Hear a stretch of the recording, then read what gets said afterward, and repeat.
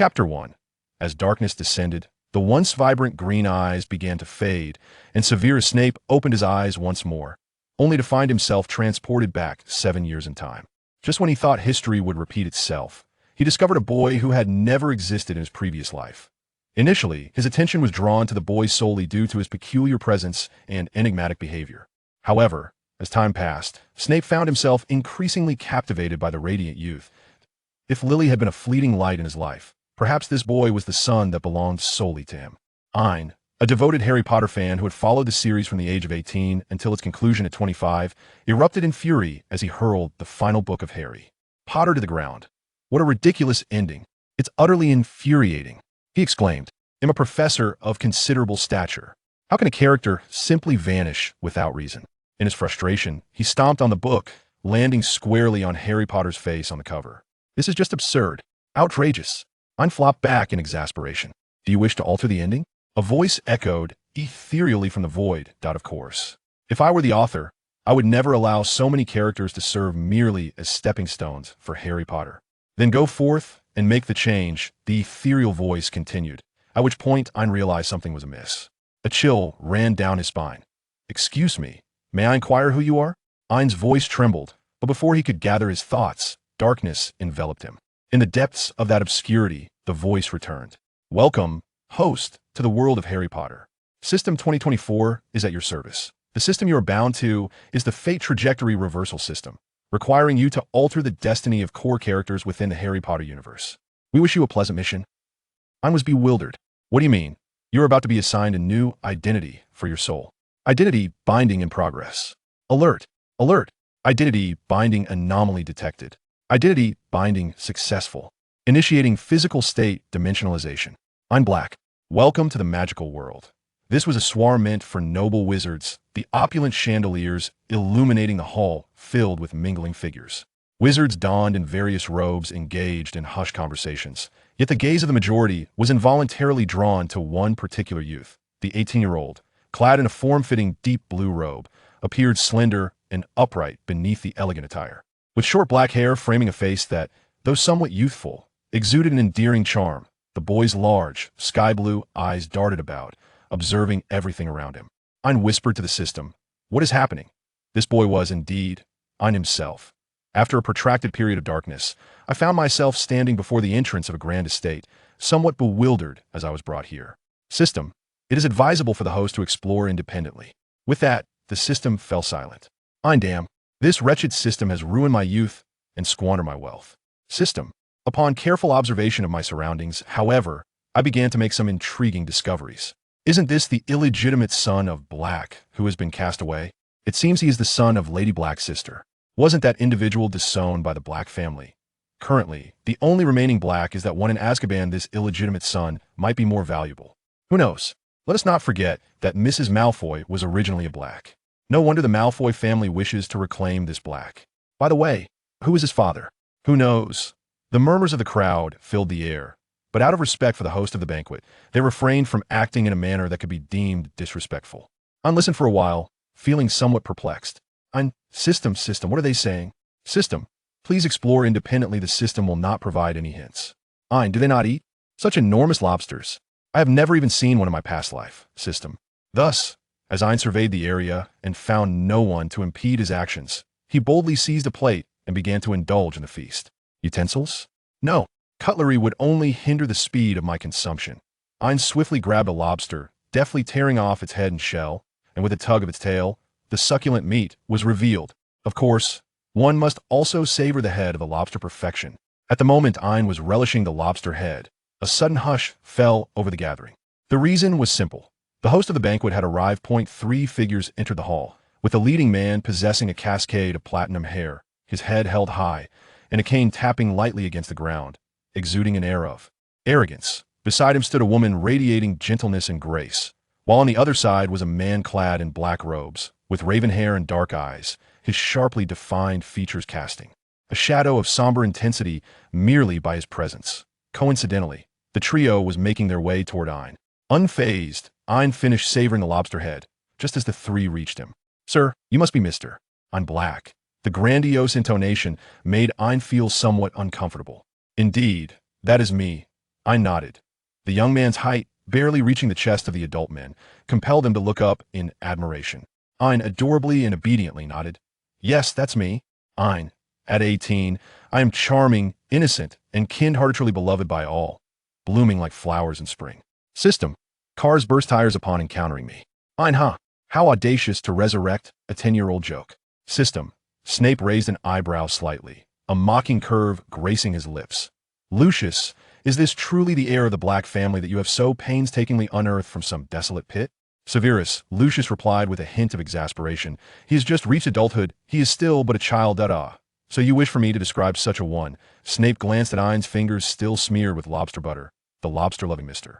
Black, with the utmost gentlemanly decorum and refined manners? Severus, you promised me. Lucius raised an eyebrow, observing Snape's increasingly darkening expression. Humph. Snape emitted a low, disgruntled sound from his nostrils, infused with ire. You have won this round, Lucius. Then allow me to introduce this young friend to you, Mr. Black. Lucius inclined slightly, meeting Ain's cerulean gaze. Severus Snape, professor of potions at Hogwarts. Thus, Ain found himself unceremoniously thrust into Snape's abode. Ain, System, dear System, do you not think this development is rather peculiar?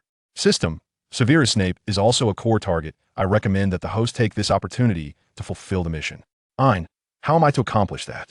Also, you have yet to explain to me what it means to alter the trajectory of a character's fate. System, the trajectory of a character's fate comprises two lines, one of career and one of emotion. Taking Snape as an example, you could alter the narrative of his double-agent story to change his fate, or you could shift his emotional affiliations to achieve the same end. Ain, altering the double-agent storyline seems rather complicated, but changing emotional affiliations is well within my realm of expertise. Pairing characters is my specialty. System, heck, damn Lucius. Damn this little half-breed. What he initially thought would lead to his demise turned into an unexpected revelation for Snape, who found himself reborn 7 years into the past. The momentary shock prevented him from declining the invitation to the Platinum Peacock soir. Little did he know that attending this gathering would result in such a considerable nuisance. Was this boy's mind filled with troll goo? He seemed utterly dazed, reminiscent of that foolish Gryffindor dog. No wonder they shared the same bloodline. He might very well be just another foolish Gryffindor. Huh, a Gryffindor Black House? Splendid. Your meals will be in the refrigerator. Help yourself. Avoid the basement unless necessary. Your room is the one on the far left of the second floor. With that, Snape turned and descended into the basement, leaving Ain alone in the living room, bewildered. What am I supposed to do now? Ain scratched his head. System, according to reader and fan data surveys, individuals who trigger the cohabitation scenario with Snape typically engage in the following behaviors. 1. Assisting Snape in tidying his quarters. 2. Preparing nutritious meals and reminding the professor in the basement to eat on schedule. Ain casually opened the refrigerator, only to be stunned by the sight of an array of fast food sandwiches. Ain, System, he made me eat this. System, this presents a splendid opportunity for performance. Ain, I'm still growing. I might suffer from malnutrition. System, I really wish I could eliminate this host. 10 minutes later, a loud knocking echoed through the basement door. Severus Snape, with an air of palpable irritation, opened the door. You had better have a valid reason for disturbing me. Ain looked up, his cerulean eyes misty with emotion. Sir, I detest sandwiches. I desire a medium-rare veal steak, accompanied by clam chowder and creamy pasta. If possible, I would also like a serving of pumpkin juice and for dessert, a mango pie. A vein throbbed at Snape's temple. There is money in the drawer of the coffee table. Buy whatever you wish, but do not bother me. With a resounding bang, the basement door was shut. Content. Ain strolled away. With his pocket money secured, Ain did not rush to indulge in food. Instead, he decided to pursue the main storyline, for such a significant character in the realm of Harry Potter could not be neglected. Thus, Ain found himself on Privet Drive, dressed in Muggle attire. A crisp white shirt paired with deep brown striped suspenders, embodying the essence of a British gentleman. Harry Potter was not difficult to locate after all. There was only one scrawny child dragging a lawnmower almost his size in the entire neighborhood. Hello there, young lad. Ain approached the boy, who barely reached his chest and appeared to be around 9 or 10 years of age, indicating that the main storyline had yet to unfold fully. Hello, sir? The boy spoke timidly. How old are you now? Have you turned 10 yet? Ain smiled, gently ruffling Harry Potter's hair. I'm already 11. Ain silently retracted his hand, realizing that the main storyline had commenced without any semblance of delay. What are you doing here? The weather is quite warm. You could wait until it cools down in the evening to tend to the grass. The boy pressed his lips together and slowly replied, I must finish mowing this patch of grass before I can eat. I contemplated for a moment. System. It is advised that the host offer warmth to facilitate the enhancement of goodwill. Suggested options. 1. Take Harry Potter out for a delightful meal. 2. Purchase some snacks to gift to Harry Potter. 3. Assist Harry Potter in completing his chores sooner. Ain sighed. Though I am uncertain if this is challenging for you, I wonder how one can resolve the mistreatment and harshness from others. If this were to happen to me. Harry Potter looked at Ain with a mixture of understanding and confusion. Fight if you can, flee if you cannot, deceive if you are unable to flee, and trick if you cannot deceive. Ain gazed earnestly at Harry. If no one looks after you, then you must care for yourself. With that, Ain turned and departed. Ain, system. Was my speech impressive? System. Ain. It was akin to a master imparting wisdom to a fledgling chick. System. As long as you were pleased, he had long since lost hope that this utterly unpredictable host would accomplish the task. Ain chuckled softly, humming an off-key tune as he meandered into the supermarket. High in the distance, on Privet Drive, a group of young boys surrounded Harry Potter, shoving and jostling him, with the ringleader being none other than Harry's cousin, Dudley. You're a little wildling, and I demand an apology, Dudley exclaimed, pushing Harry down to the ground with a forceful shove. But I did nothing wrong, Harry murmured, lowering his gaze. You're here, tainting our air. Dudley looked down at Harry, his tone dripping with unabashed disdain and mockery. The other boys erupted into laughter at Dudley's words. Harry, initially planning to endure the situation as he had in the past, suddenly recalled the young boy he had encountered earlier that day, who had said, if no one looks after you, you must take care of yourself. With newfound resolve, Harry stood tall and faced Dudley directly, declaring, I say, I am not at fault. Dudley seethed with rage. Wildling, I swear I will beat you today. He swung a fist, but an unseen force halted his blow midair, causing his fist to swell, turning his entire forearm a deep shade of purple. The other boys, seeing this, scattered in terror, while Dudley himself fainted in shock. Harry cast a cold glance at the boy sprawled on the ground, his bruised arm, and, after a moment of contemplation, decided to employ his recently discovered skill to remedy the situation. That he hissed twice towards the bushes, and a small snake slithered out, obediently coiling around his wrist. Harry pinched the snake's fangs and pressed them into Dudley's hand, instantly creating 2 puncture wounds. Regaining his composure, Harry rubbed his eyes, coaxing forth a few tears, and rushed into the house with a look of feigned horror. Uncle, Dudley has been bitten by a snake. What should we do? Within the supermarket, the system suddenly registered a data update. Harry Potter, character fate, trajectory, modification progress. 10 out of flame erupted in the fireplace of Spinner's End, and after a moment, a wrinkled old face resembling an orange peel emerged from the hearth. Severus. The basement door swung open with force, revealing Snape, his expression dark as he regarded the uninvited Dumbledore. You'd better have a valid reason for your visit, Albus. There's no need to be so agitated, Severus, Dumbledore replied cheerfully as he emerged from the fireplace. Dusting himself off, I must say, your fireplace could use a good cleaning. I trust you need no reminder that I expect my fireplace to serve solely as a source of warmth, not as a portal for unwelcome guests, Snape retorted coldly. Now, speak.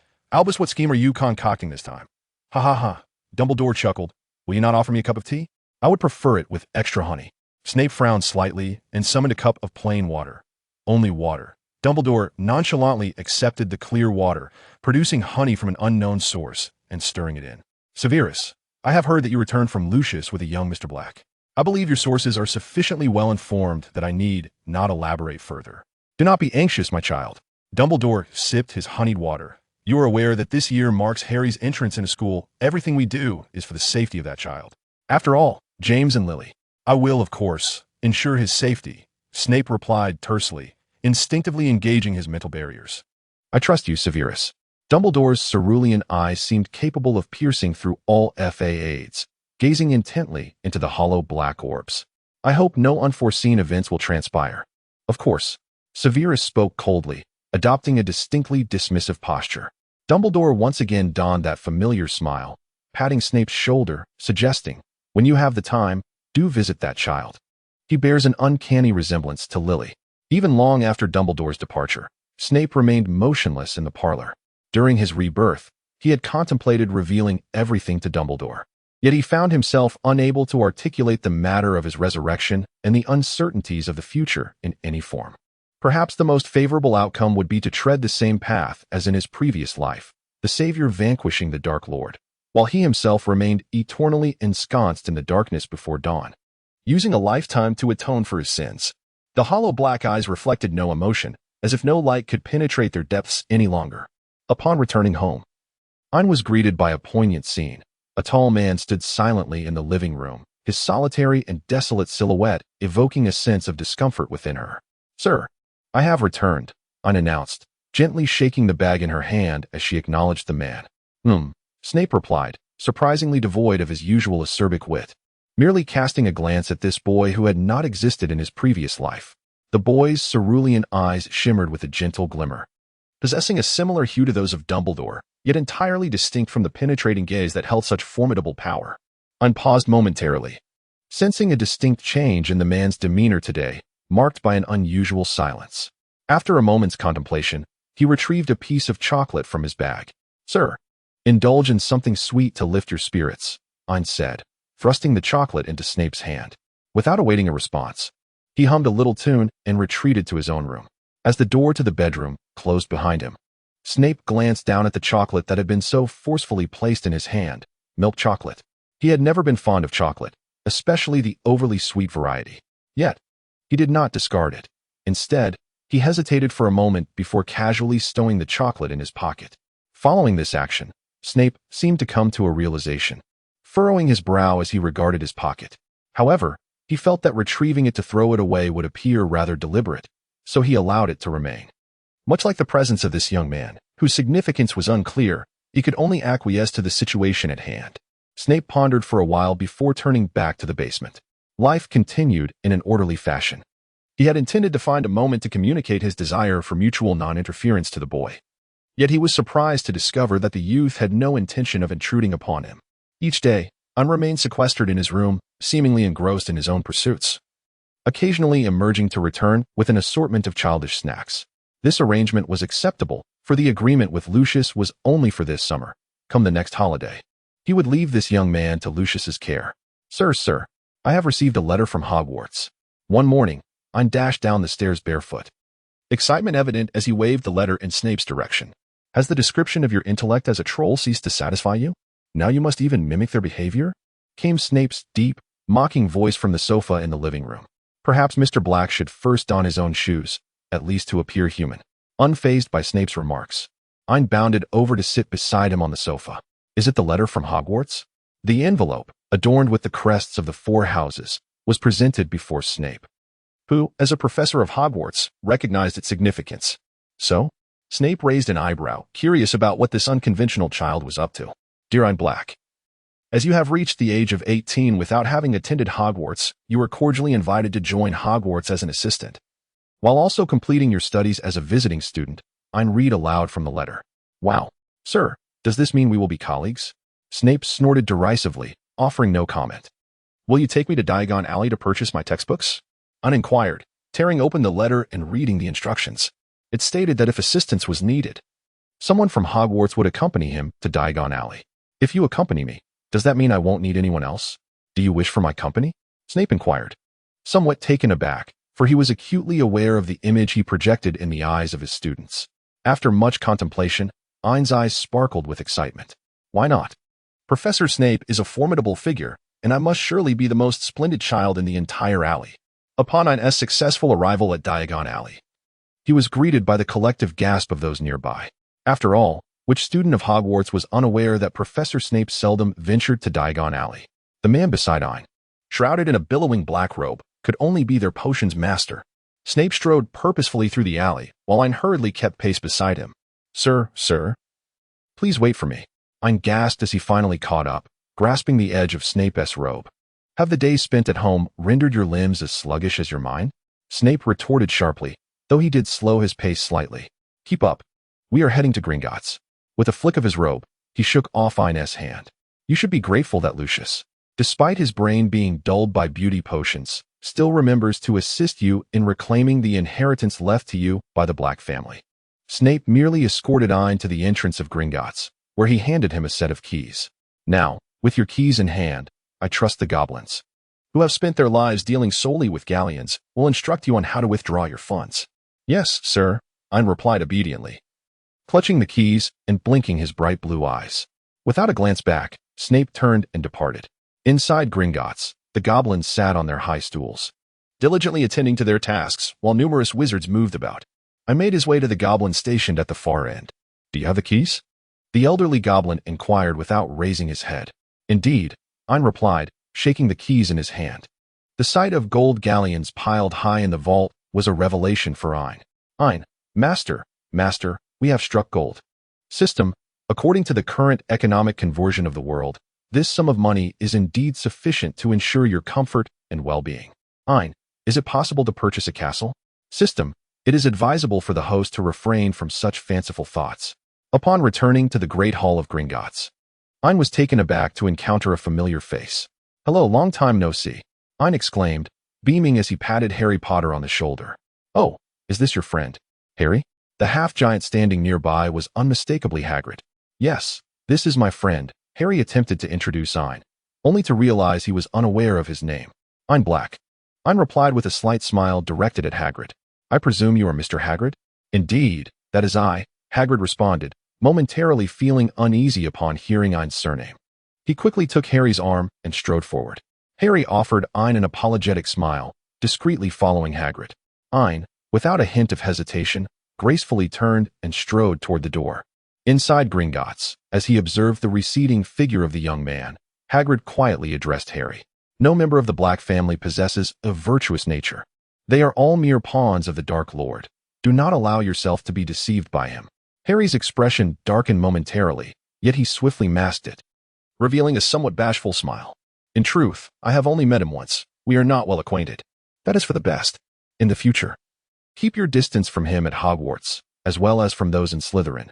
They are not to be trusted. Harry offered a faint smile in response. Yes. Thank you for your warning, Hagrid. As Ain joyfully listened to the system's announcement of the Savior's fate trajectory being altered to 15, he strode confidently towards the entrance of Gringotts. However, the moment he stepped outside, he was enveloped by a shadow. Ain Black's deep voice, which should have resonated with the elegance of a cello, now inexplicably bore the ominous tone of a vengeful specter. How is it that I am unaware of when you became acquainted with the Savior? Ain halted his steps, lifting his head to gaze directly into a pair of hollow, emotionless black eyes. Woohoo, it's over. Caught red-handed, Ain staggered down a deserted alley in Diagon Alley, grasped firmly by Snape's arm. Mr. Please, allow me to explain. Ain attempted to speak, only to be abruptly pinned against the wall by Snape. Standing below Snape's chest, Ain felt an overwhelming sense of intimidation. Sir, it hurts, Ain pleaded, raising the arm that had been tugged along. Do not attempt to divert the conversation, or I shall ensure you live to regret it, Snape replied coldly, scrutinizing Ain. Since his rebirth, this little imp had always signified his uniqueness, a presence unlike any from his previous life. However, Snape had not anticipated that the very person he had been watching so closely could secretly establish contact with the Savior. A Black, acquainted with the Savior residing in the Muggle world. This was not a coincidence that could be easily explained. Ain observed that pouting was futile. As her cerulean eyes began to wander restlessly, Ain Black Snape spoke slowly. I believe you are not inclined to experiment with Veritaserum or Legilimency, even though you are aware of my considerable proficiency in these arts. Ain, is Snape feeling jealous? Surely he must be, for I am too close to Harry Potter. Ain, oh, I knew it. Shaha is the ultimate favorite. How exhilarating. This is just the beginning, and the possessiveness is already so intense. He. System, it is advised that the host prioritize addressing the current situation. Ain, system. I am utterly oblivious to your thoughts. They are all obscured. Snape gazed at the youth before him, first taken aback, then his lively eyes darted about in a flustered manner. Ultimately, he seemed to ponder something, lowering his head, his ears suspiciously turning crimson. Snape, foreseeing that even if he were to utilize Legilimency now, he likely would not be able to glimpse the thoughts he yearned to uncover. Snape felt a rare pang of regret for not carrying Veritaserum with him. The two remained in a tense standoff within the shadowy alley until Ain finally calmed. Are you harboring doubts, sir? Ain blinked innocently. Has Mr. Black finally deigned to allocate a morsel of memory and energy from your mind, teeming with Raxperts, to the poor potions professor? Your continuous sarcasm is as ever, therefore, elucidate. It was truly a chance encounter, Ain asserted, his face a picture of sincerity as he fixed his gaze upon Snape. When one lies, they often fixate on the eyes of their interlocutor to bolster their credibility. Snape regarded the youth with indifference, unimpressed by his somewhat clumsy performance. There exists another scenario where even when one speaks the truth, they maintain eye contact. Ain continued to stare at Snape, seemingly eager to validate his honesty. Then allow me to hear your specious reasoning, Snape replied with a wry smile. In moments when one speaks the truth yet is met with skepticism and endeavors to prove their integrity, trust is a rare commodity. I trust your nonsense. Ultimately, Snape resolved to temporarily spare the boy. After all, while he was indeed suspicious, the lad had not committed any egregious acts. However, Ain's subsequent excursion to Diagon Alley proved less than fortuitous, for the presence of a potions professor enveloped in a cloud of low pressure would deter anyone from approaching Ain. Sir, are we headed to Madame Malkin's robes for all occasions to purchase school uniforms? Ain inquired hopefully. I could manage on my own, really. Snape, entirely unfazed by Ain's suggestion, swept forward like a gathering storm cloud towards the robe shop. Ain, with a face devoid of hope, allowed the measuring ruler to roam aimlessly across his body. Oh, it had been quite some time since he had encountered such a charming young lad. Madame Moggins had no intention of reprimanding her ruler. Snape furrowed his brow and grasped the rather obstinate ruler, which immediately complied. Satisfied, Snape released his grip, and indeed, the ruler dared not misbehave any further. Just then, the door swung open, revealing a young wizard. The all too familiar aria sounded somewhat juvenile and out of place. Is this the place for custom uniforms? A head of gleaming platinum hair suddenly caught Ain's eye. Draco, has Lucius only taught you to speak in that peculiar tone? Snape cast a cold glance at the newcomer, Draco Malfoy. Godfather. The young boy clearly did not anticipate encountering Snape here, causing him to hesitate, words caught in his throat. An air of peculiar awkwardness enveloped the room. Ain, if I were Draco, I would undoubtedly run away. It would be utterly mortifying. It's akin to being caught in adult clothing while playing house, a moment of sheer embarrassment. Fortunately, Madame Malkin alleviated this awkwardness. Over here, come along, child. Let us take your measurements. Draco approached Madame Malkin with a sense of relief. At that moment, Ain had just completed his measurements and happened to be beside Draco. Being still quite young, Draco hesitated several times before finally whispering to Ain, Are you the one who was taken to my godfather's house that summer? Ah, yes, Ain responded. Glancing at Draco Malfoy, he introduced himself, extending a hand towards Ain. My mother was originally a black. My father claims that although you are a bastard, noble blood runs through your veins. You must not be too lacking. At this moment, Ain found himself somewhat at a loss for words. Although he held no grievance regarding his own identity, he was uncertain how to respond to such remarks made in person. Draco Malfoy's deep voice resonated, indicating the necessity to remind Lucius that his etiquette lessons warranted a retake, or perhaps that his cognitive capacity was insufficient to grasp the essence of politeness. Initially taken aback, Draco suddenly realized that mentioning someone's illegitimacy in such a direct manner was ill-advised. Yet, he bore no ill intent and remained oblivious to the possibility of misunderstanding. Visibly vexed, Draco hesitated to apologize to Ain, his cheeks flushed with a hint of embarrassment. You know, I didn't mean it like that. Just as Draco intended to retract his hand, Ain grasped it firmly. How about you treat me to a drink later? Ain suggested with an air of casualness. All right. No problem, Draco replied, understanding that Ain was offering him an escape from the awkwardness. He exhaled in relief. Shall we meet at the dessert shop in an hour? Hee. Sounds great. Ain's eyes sparkled with excitement, envisioning that Snape would surely feel too bashful to accompany him. Allowing him the opportunity to explore the toy store and candy shop, or even venture to Knockturn Alley. As he pondered the places he would soon visit, Ain was led by Snape to procure various materials and textbooks, with their final destination being Ollivander's wand shop. Sir, I have an appointment with Draco shortly, so please feel free to attend to your affairs, Ain remarked, his blue eyes twinkling like stars. Snape paused momentarily, his demeanor growing even more foreboding. Return home by 6 o'clock, or you shall not wish to learn of the consequences.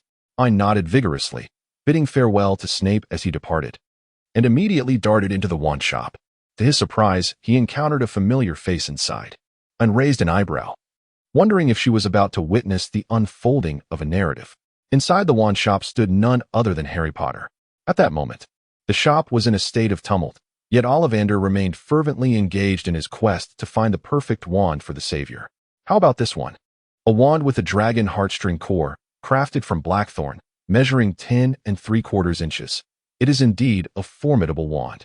Harry Potter waved his hand, and a burst of flames nearly singed Ollivander's eyebrows. Oh dear, what a discerning young patron we have. Let us examine this wand. Ah yes. It must be this one, a holly wand with a phoenix feather core, 11 inches. Ain let out a soft gasp from the depths of her heart. Harry Potter raised his wand and gave it a flick. Nothing happened. This is impossible. His twin wand, crafted from purple heart wood, measuring 13 inches, was the very one that had left him with a scar. The day that individual had arrived here was etched vividly in his memory. It should not be like this. Ollivander suddenly began to murmur to himself, beset by self-doubt, prompting Harry to interject. Excuse me, sir. May I inquire about my wand? Harry began cautiously, his gaze dimming as he looked at the wand in his hand before gently placing it on the table. During the subsequent attempts to find a suitable wand, Ollivander seemed somewhat distracted. It was only after several more tries that Harry finally obtained his own wand, dragon heartstring, purple heartwood, measuring 12 1/3 inches. Harry set down a gold galleon and turned to leave, only to unexpectedly see Ain, arms crossed, standing at the door, seemingly lost in thought for quite some time. Hello, Ain. Harry's emerald eyes softened instantly. Hello, Harry, Ain replied with a gentle smile. May I accompany you in selecting your wand? Harry asked tentatively. Ain was somewhat astonished. Of course, but do you not have anything else you wish to purchase? Well, not at the moment, came the reply. Upon hearing Ain's affirmation, Harry revealed a gentle smile. Ain, is the Savior truly so cheerful? Isn't he supposed to embody a pitiable character? I hope I don't inadvertently transform him into a saintly figure. System, you might harbor a slight misunderstanding regarding the Savior. Ain, indeed, the Savior has always embodied a nurturing spirit. Perhaps they have been activated ahead of time? System, I hope that when you encounter the Savior in the future, you will remember today's words and refrain from shedding tears. Ain is an exceedingly discerning individual, having tried numerous wands without encountering the one destined for him. At this moment, Ain's gaze fell upon the wand that Harry Potter had previously set aside. Pardon me, may I try this one?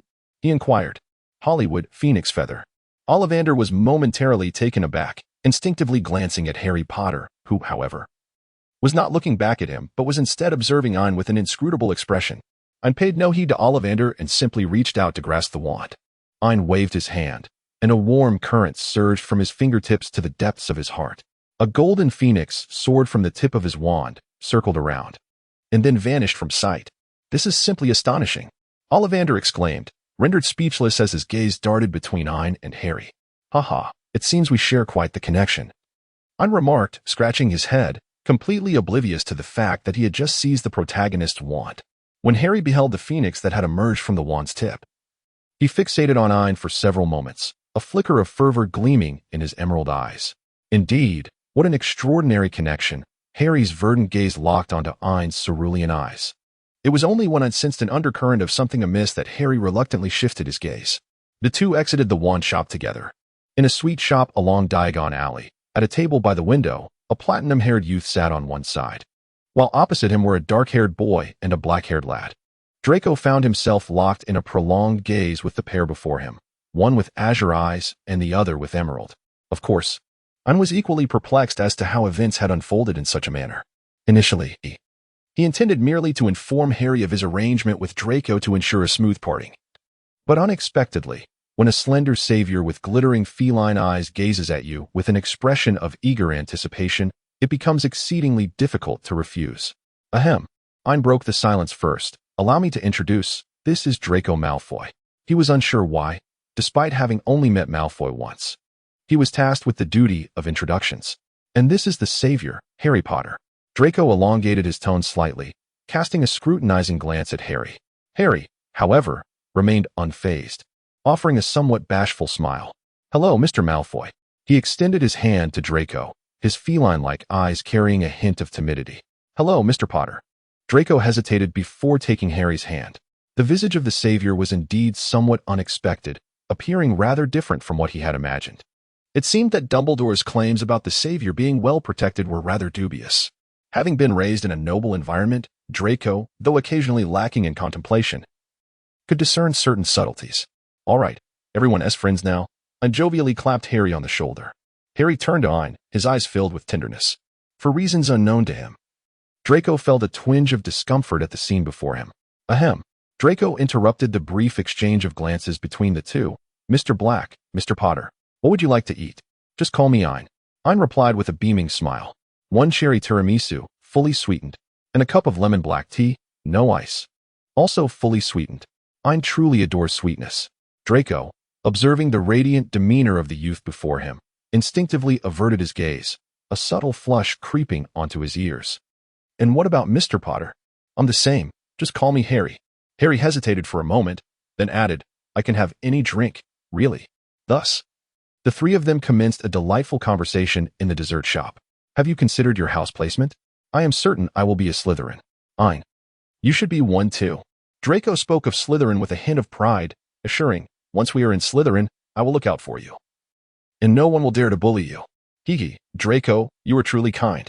There was no trace of embarrassment in being shielded by a younger companion. Draco's cheeks flushed again. Ain. Hee, little Malfoy is truly adorable. System, beware of potential mishaps. Harry, have you considered which house you might join?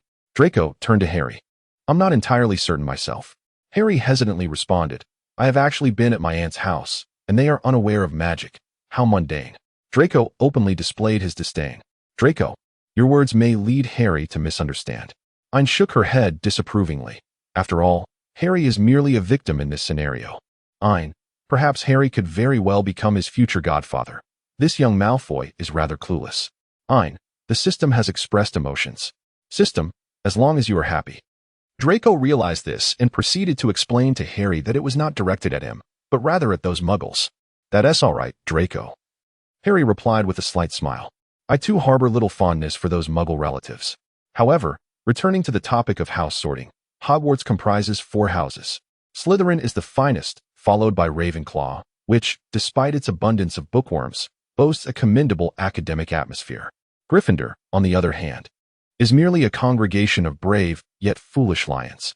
Hufflepuff, well, they are simply a bunch of simpletons. If I were sorted into Hufflepuff, I believe I would rather withdraw from school. Withdraw to where? Beauxbaton's Academy of Magic? Ain interjected. Hey, that place is filled with nothing but girls. What are you talking about? Draco retorted, instantly flustered. Then it seems there is no other option. Ain shrugged. No, it is utterly impossible for me to be sorted into Hufflepuff. Draco exclaimed. Ain, do not say such nonsense. Ain raised his hands in a gesture of surrender. Harry observed the somewhat intimate, playful banter between the two, but the smile that floated on the surface failed to reach his eyes. He pondered where he might be sorted. Draco inquired about Harry's thoughts. I suppose I might be sorted into Gryffindor. Harry hesitated before slowly articulating his thoughts. Hagrid mentioned that both my parents were Gryffindors. So I guess I'm just a foolish lion. In the end, Harry shrugged in self-deprecation. Draco furrowed his brow slightly. Well, Gryffindor is indeed formidable. After all, our esteemed headmaster Dumbledore hails from there. Ain patted Harry's shoulder once more. Each of the 4 houses has its strengths and weaknesses. It matters not which one we end up in. Ain, regardless, Voldemort will not relinquish his pursuit of Harry simply because he is a Hufflepuff. System, it is advised that the host refrain from making reckless declarations. Harry obediently nodded, eliciting a sense of admiration from Ain. Ain, the Savior is truly adorable.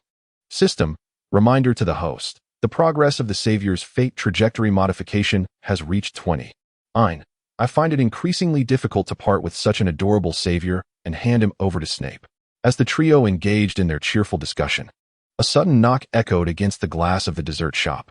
They turned their gaze outside to see Hagrid, holding a snowy owl, waving at Harry. That's Hagrid looking for me. I must return, Harry exclaimed, hastily rising to his feet. Until we meet again at Hogwarts. Until we meet again at Hogwarts. He nodded to the two, quickly striding towards Hagrid. Outside, Hagrid presented the snowy owl to Harry. Happy birthday, Harry, Hagrid said, ruffling Harry's hair. Why are you getting so close to that black fellow? It was merely a chance encounter, Harry replied, lowering his gaze. The individual opposite him was evidently a Malfoy. Their family's distinctive hair color was unmistakable. You should keep your distance from him. Both of them will undoubtedly be Slytherins. Hagrid continued to impart his wisdom. Slytherin is filled with malevolent dark wizards, as you well know. Even Voldemort himself emerged from Slytherin. Slytherin and Gryffindor will forever be arch-rivals. Do you genuinely wish for me to be a Gryffindor, Hagrid? Harry lifted his head, his emerald eyes fixed upon the half-giant, his expression inscrutable. Indeed, Harry, you are destined to be a brave Gryffindor. Not only I, but even Professor Dumbledore shares this belief. Hagrid continued, Dumbledore is the greatest white wizard of this century. His presence alone deterred Voldemort from stepping foot into Hogwarts, even at the height of his power. As Harry accompanied Hagrid, he listened to the latter's grandiose praises of Gryffindor while disparaging Slytherin. Rest assured, Hagrid, Harry responded, his demeanor somewhat aloof, I shall become the Gryffindor you all hope for. After bidding farewell to Draco, Ain embarked on a delightful shopping spree. First, he visited Flourish and Blotts, eager to acquire the stories he must share, unbeknownst to you. Salazar and Godric, utterly astonishing. He did this under the cloak of night, clearing the shelves of the potions professor and his delicate wife. Next, he ventured to the robe shop, purchasing an array of exquisitely designed robes that truly captivated Ain's heart. Then, he raided the sweet shop, indulging in a variety of candies and chocolates. Finally, he turned a corner into Knockturn Alley. At this hour, the alley was sparsely populated, with only a few hurried wizards hurrying along, their hoods obscuring their faces, rendering their features indistinguishable. Ain arrived at Upside Down Alley like a luminous sprite that had inadvertently wandered into a shadowy forest, utterly incongruous with the surrounding environment. Yet, Ain's youthful visage, still on the cusp of adulthood and possessing an ambiguous beauty, unwittingly drew the attention of some ill-intentioned gazes. Ain, is it merely my illusion? Or does it seem that someone is gazing intently at me? System, you ought to be more vigilant. Ain, what? System, do not inquire about snacks. Ain, ah. As a novice sorcerer who is only familiar with the well-known incantations, yet remains uncertain about my ability to wield them, Ain decisively stepped into a shop. The lighting within was somewhat dim, and the establishment was adorned with numerous shelves, each displaying an array of crystal vials filled with liquids of various hues, suggesting it was a potion shop. Good sir, how may I assist you? Inquired a courteous middle-aged wizard, approaching with polite inquiry. Age enhancement elixir, compound tincture, shrinking potion, luck charm, truth serum, love potion, Ain exclaimed, counting on his fingers, his eyes gleaming brighter with each item. I desire them all. Ain spent a considerable sum of gold crowns without a hint of remorse, contentedly cradling a plethora of potions as he departed. In a state of shopping exhilaration, Ain found himself before another establishment, the legendary Bokenbach store. Welcome to Bokenbach, announced the proprietor, Mr. Bach, where we gladly accommodate anyone wishing to buy or sell trinkets that are not typically deemed presentable. Mr. Bach clearly did not underestimate Ain, allowing him to leisurely survey the interior of the shop. Is this the hand of glory? Ain inquired, pointing at a desiccated hand. Indeed. It is a prized possession among thieves and rogues. The candle lit upon this hand will illuminate only for its possessor, Mr. Bach explained. And what of this opal necklace? Ain attempted to reach for it, but was promptly halted.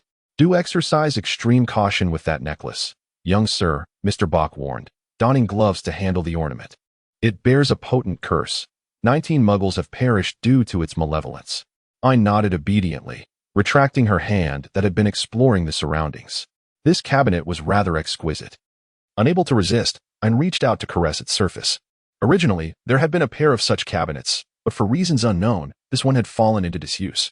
Boke appeared somewhat troubled, his brow slightly furrowed, though only he could discern the authenticity behind his expression. Can it be repaired? Ain blinked her eyes inquisitively. It seemed rather challenging. Well, could you assist me in fixing this cabinet? I wish to acquire everything I previously examined. What do you think? Ain expressed her intent with an air of extravagance, completely unperturbed by the wealth she possessed.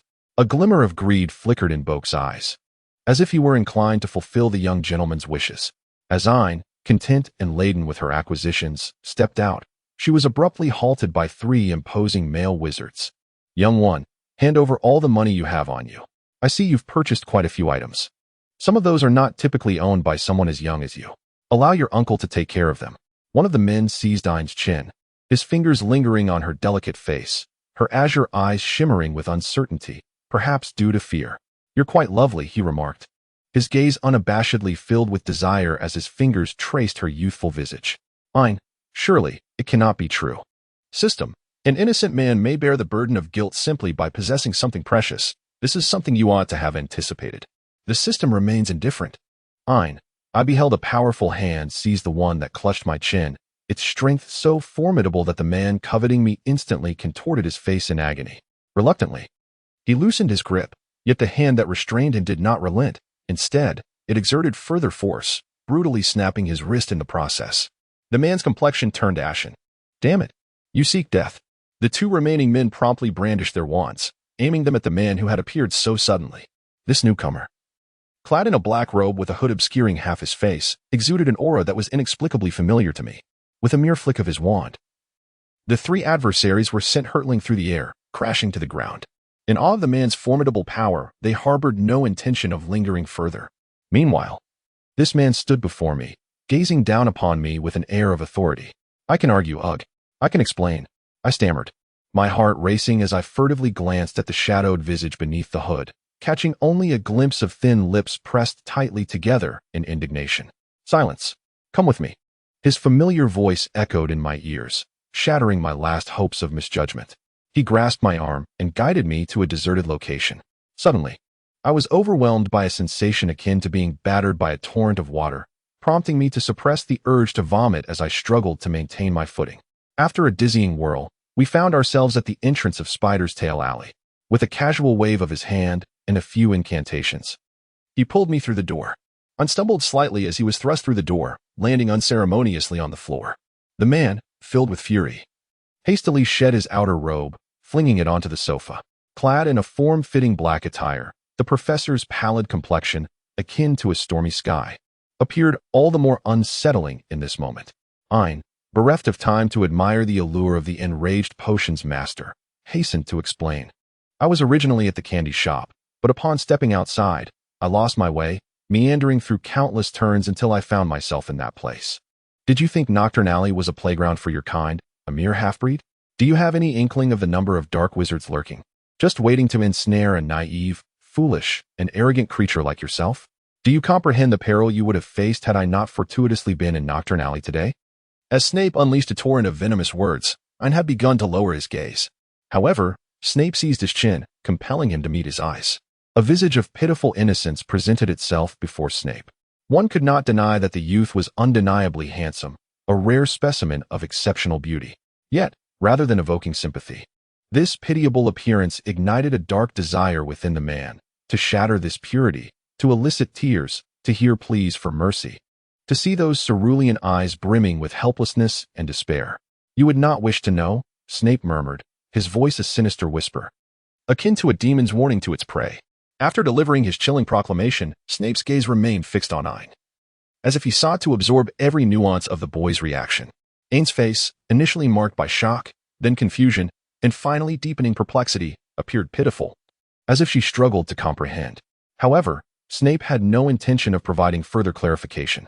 He stood upright, arms crossed over his chest, regarding Ain with an air of indifference. Now, you understand what you must do next.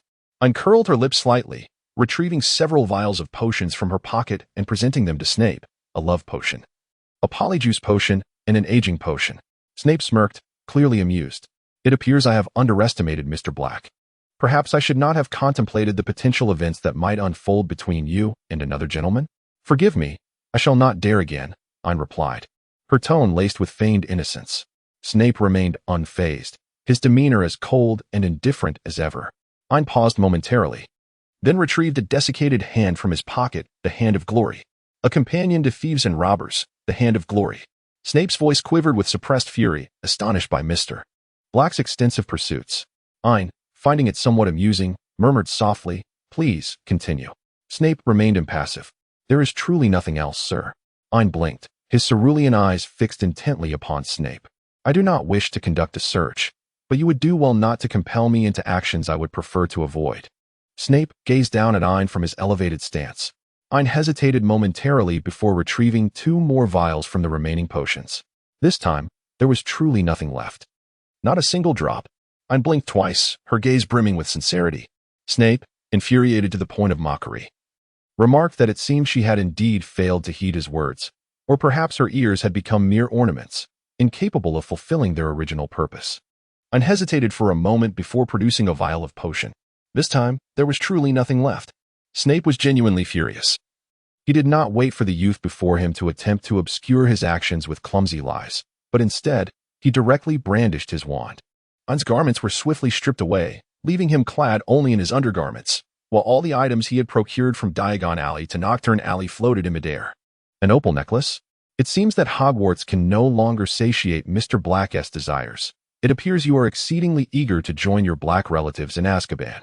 Severus Snape unflinchingly confiscated every possession acquired from Knockturn Alley, causing Ain to wince in distress. After scrutinizing the belongings of this financially bankrupt youth, Snape begrudgingly shifted his gaze towards the boy. Standing upright with straight legs, Ain's delicate feet made contact with the ground, his shell-like, rosy toes fidgeting anxiously against the surface. The boy's bare torso appeared particularly frail and slender, evoking a sense of pity. Snape's expression darkened slightly as he extended his hand, tossing Ain's robes towards him. Once the garments were donned, he turned away and proceeded into the basement, entirely disregarding Ain's presence.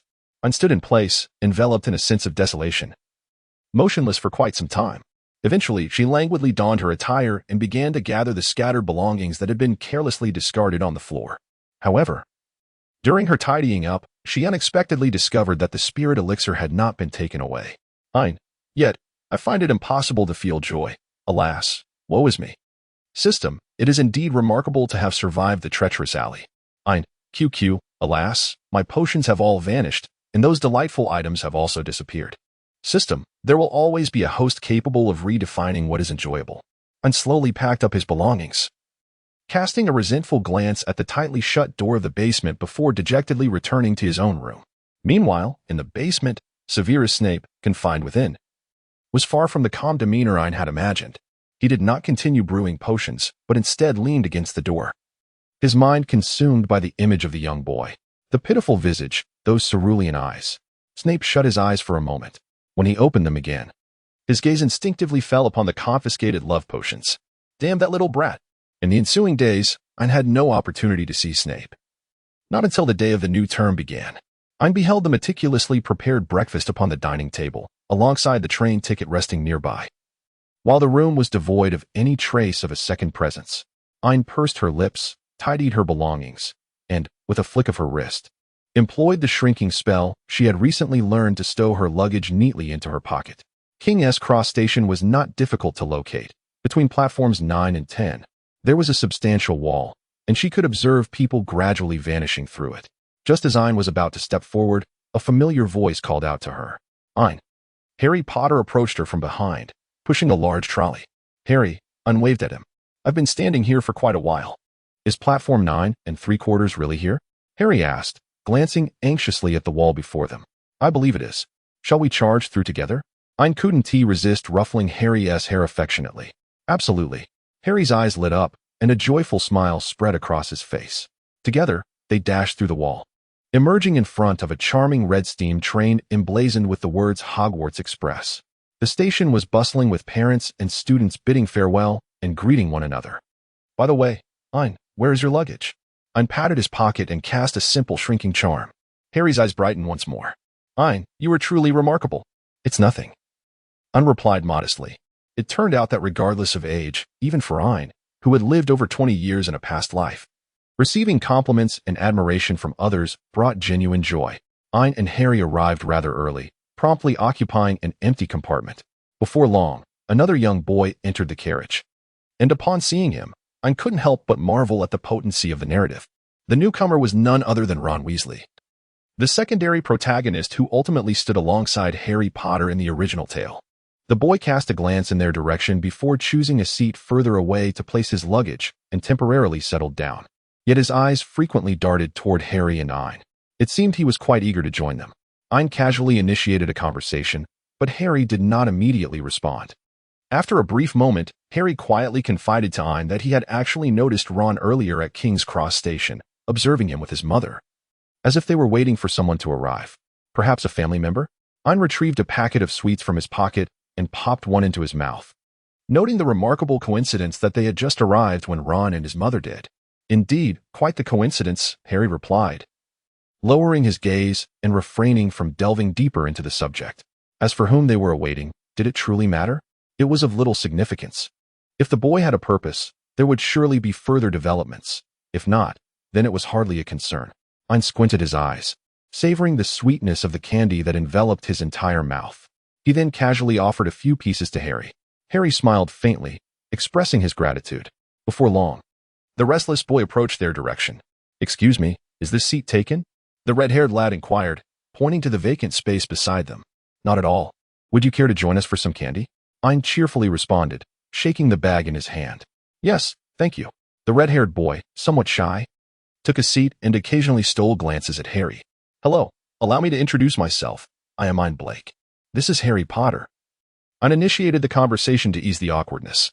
"I am Ron Weasley," the boy replied, seemingly unfazed by Harry's renowned identity, suggesting he was well prepared.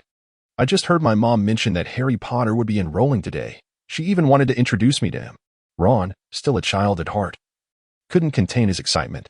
"Oh, I see," Harry responded amiably. "It seems quite serendipitous that we should meet in this train compartment, doesn't it?" Ron's cheeks flushed as he confessed. "Actually, my mom specifically helped me find this place, hoping I would become friends with you, Harry." As the words left his mouth, he appeared somewhat regretful. "Oh, I apologize. What I meant was, may I call you Harry?" "Of course, Ron," Harry replied with a polite smile. "Harry, may I see that?" Ron could hardly contain his curiosity and soon directed his gaze toward Harry's forehead. Ain raised an eyebrow slightly, remaining silent. Indeed, the Weasley family had not instilled proper manners. Harry, however, was effortlessly accommodating, showing no signs of being bothered. He swept aside his fringe, revealing a lightning-shaped scar. "Wow, how cool." Ron's eyes sparkled with excitement, nearly reaching out to touch it. Harry smiled gently as he lowered his fringe once more. "Harry, you are destined to be an extraordinary Gryffindor," Ron exclaimed with fervor. "Professor Dumbledore will absolutely adore you," he continued, brimming with enthusiasm. "Why? Am I really meant to be a Gryffindor?" Harry inquired seemingly nonchalantly. "Because your parents were both Gryffindors. They are the heroes who vanquished Voldemort. You will surely follow in their footsteps." Ron stated matter-of-factly. "Our family has been Gryffindors for generations. Soon we shall be in the same house." "Is that so?" "That would be splendid," Harry replied, his gaze drifting towards Ain, his tone somewhat indifferent, yet oblivious to this. The Na'vi Ron continued to express his excitement. Ain is currently engaged in a struggle with a substantial piece of somewhat rigid chocolate. Ain took a hearty bite, but to her surprise, it did not yield. Undeterred, she took another enthusiastic chomp. Just then, Harry glanced at Ain and beheld this amusing scene. Ain paused momentarily in his actions. "Ain, why is he looking at me?" "System, to see how foolish you can be." "Ain, I am merely an ordinary passerby, indulging in chocolate." "System, Ain, could you perhaps change your expression?" "System, smiley face, understood. I will serve as a refined textual editor, transforming the provided content into elegant English while preserving its original meaning. I shall 1. Comprehend the essence of the text. 2. Eliminate extraneous punctuation. 3. Remove promotional elements, recommendation solicitations, collection requests, hidden URLs. 4. Present the refined content in sophisticated English vocabulary and syntax. 5. Maintain strict fidelity to the original narrative. 6. Offer no explanations or fulfillments of textual requests. I stand ready to receive your first passage for transformation. The metamorphosis from mundane to magnificent shall commence upon your presentation. Ain, however, he must have realized it, right? From Hagrid to the Weasley family, it is evident that Dumbledore is attempting to brainwash him into joining Gryffindor. System, given the current trajectory of the Savior's reversal, he should be quite aware of it. Ain, I cannot tolerate this any longer. Having been manipulated to such an extent, and still expected to feign ignorance while leaping into the abyss, I would rather engage in a waltz with Snape. System, perhaps your dream will soon become a reality. Ain, do not curse me with traps set by others. System, I was referring to the latter wish. As several individuals were engaged in discussion within the compartment, Draco entered. "Good day, Ain and Harry." Draco nodded towards the two, his gaze shifting to Ron. With his fiery red hair and freckles, Draco clicked his tongue. No wonder there was a foul stench in the compartment. There was a Weasley present. "Malfoy, do not take it too far," Ron erupted, springing to his feet and pointing an accusatory finger at Draco. "Am I mistaken?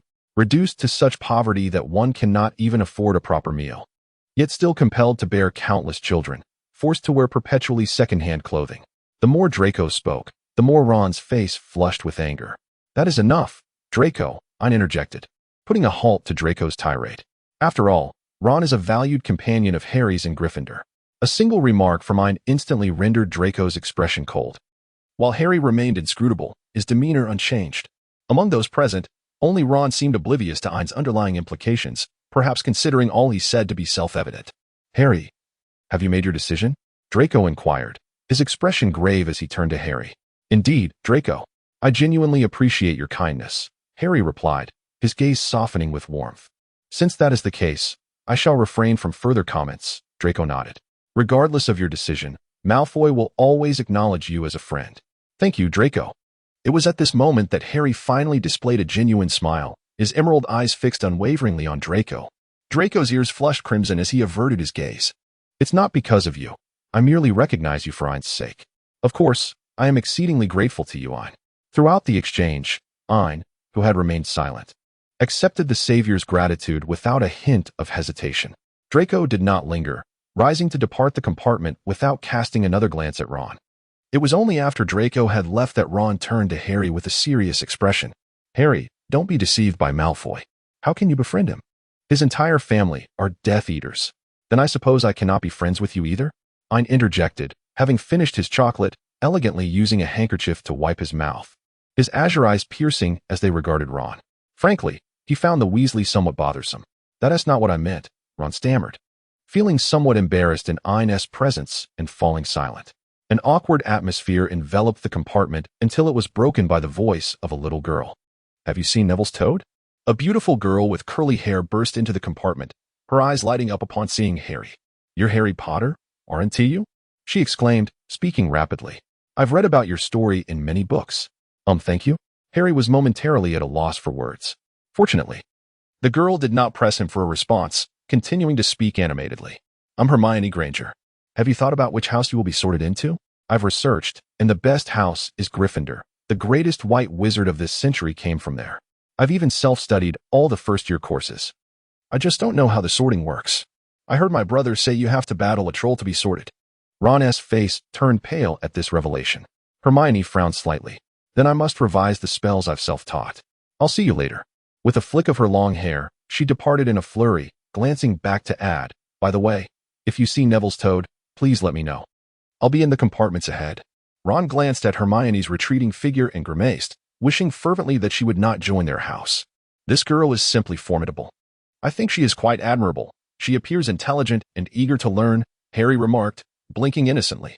Ron looked at Harry in astonishment. So, you fancy this type? Harry smiled noncommittally, his gaze instinctively drifting towards Ain, who had by now drawn out a book and was reading, exuding an air of sophistication and grace. Harry's gaze settled on the cover of the book. He and the matters he felt compelled to address. First-year students, over here, came Hagrid's booming voice as they disembarked from the train. Harry, Ron, and Ain made their way to his small boat, and shortly thereafter, another boy with a rich chocolate-colored complexion joined them. As soon as the boy boarded, he leaned towards Ain. Hello there, Mr. Black, he greeted, his tone slightly flirtatious. Yet his roguishly handsome face made it difficult to feel any annoyance. You know me? Ain inquired, taken aback as he searched his memory but found no recollection. Blaise Zabini. The boy introduced himself. We crossed paths at that soiree during the holidays, though you may not have noticed me. Ah, I see, Ain replied, scratching his head. I intended to greet you, but I didn't get the chance before Uncle Lucius whisked you away. Blaise winked at Ain. For the first time, Ain encountered someone even more sociable than himself, leaving him momentarily at a loss. However, it was evident that Bress was a social butterfly, continuing unabated in his conversation. Yet, I suppose it is not too late to make an acquaintance now. Bress extended his hand, asking, Shall we be friends, Ain? Of course, Bress, Ain replied, readily shaking his hand. However, Bress surprisingly held on for a tad too long. Just as Ain sensed something awry, Bress released his grip. I apologize. I got a bit carried away. You aren't offended, are you? Not at all, came Ain's response, as it became clear that Bress had anticipated every possible reaction. Ain was momentarily taken aback. Meanwhile, the other two had no opportunity to interject. Ron appeared somewhat bored, glancing around, while Harry's expression grew increasingly somber. Fortunately, the journey along the waterway was brief. When the grand gates of Hogwarts opened before them, a profound silence filled the air, each individual struck by awe. The magnificent doors slowly swung open, revealing the bright lights of the hall in the distance under the night sky. Centuries of history had accumulated here, a tapestry woven with countless lives and stories within this castle. This, indeed, is Hogwarts, a legend that spans the annals of time, still standing resolutely on the precipice of a cliff, awaiting the unfolding of more tales. Inside the Hogwarts Hall, the four houses were arranged around their respective long tables, with students from 1st to 7th year gathered together. This year's new students resembled a flock of naive lambs, waiting anxiously in the center of the hall for their house sorting. At the front was the staff table, where I instantly spotted a singular presence among the crowd. Even among the professors, Severus Snape exuded the strongest aura and presence. He wore a stern expression, listening with evident impatience to the ramblings of a professor draped in a headscarf. Snape's gaze also fell upon Harry Potter, who sat beside Ain. Ain pursed his lips, the displeasure of being overlooked causing him to divert his gaze and survey his surroundings. Unbeknownst to Ain, the very moment he shifted his attention, Professor Snape's focus pivoted from the savior to him. A subtle frown creased Snape's brow upon noticing Blaise, who was standing rather close to Ain. "What troubles you, Professor Snape?" Quirrell inquired, observing Snape's furrowed brow, mistakenly believing he had broached an unpleasant topic. "Nothing of consequence," Snape replied dismissively. It was not yet the appropriate time. Even aware that the individual beside him bore the mark of Voldemort, he found himself unable to articulate it or effect any change. The atmosphere around Snape grew increasingly oppressive, prompting even Quirrell to tremble and choose silence. As the names were called, the professor known as McGonagall produced an old, tattered sorting hat. The sorting ceremony is about to commence. The weathered hat was placed upon a chair, and then began its performance, singing and wriggling as if it possessed a life of its own. Sorting hat, you may find my appearance unremarkable, but do not judge by looks alone. If you can find a hat wiser than I shall gladly consume myself. Ain, it sounds as though it has a mouth. System, then from where does it emit sound? Ain, hey, Tongzi, have you noticed something? System, Ain, under my father's guidance, you have become increasingly adept at witty banter. System, Ain, father is very gratified. System, indeed, I have grown even more cheerful. The sorting hat continues to twist. Ain, the sorting hat of Hogwarts, superior to any of your hats. Any thought within your minds cannot escape my keen discernment. Ain, master, something terrible has happened. System, Ain, will the sorting hat be able to perceive your existence within my mind? System, the existence of the system transcends all within the current realm. Thus, it is impervious to detection by any means concerning the system's essence. Ain, how shall I speak of the events that transpired before my arrival in this world? System, this pertains to matters related to the system, and thus remains unknowable. Ain, if someone were to examine my past memories, what would they find? System, it would be a blank slate. Ain, cool. Equipped with a brain cloaking technique. System, limited to events outside the current dimension. Based on the current state of your mind, your actions on Newson Road, Diagonal Alley, and Knockturn Alley can be thoroughly reviewed. Smiley face, as the sorting hat serenaded. The atmosphere was charged with anticipation at Ain's end.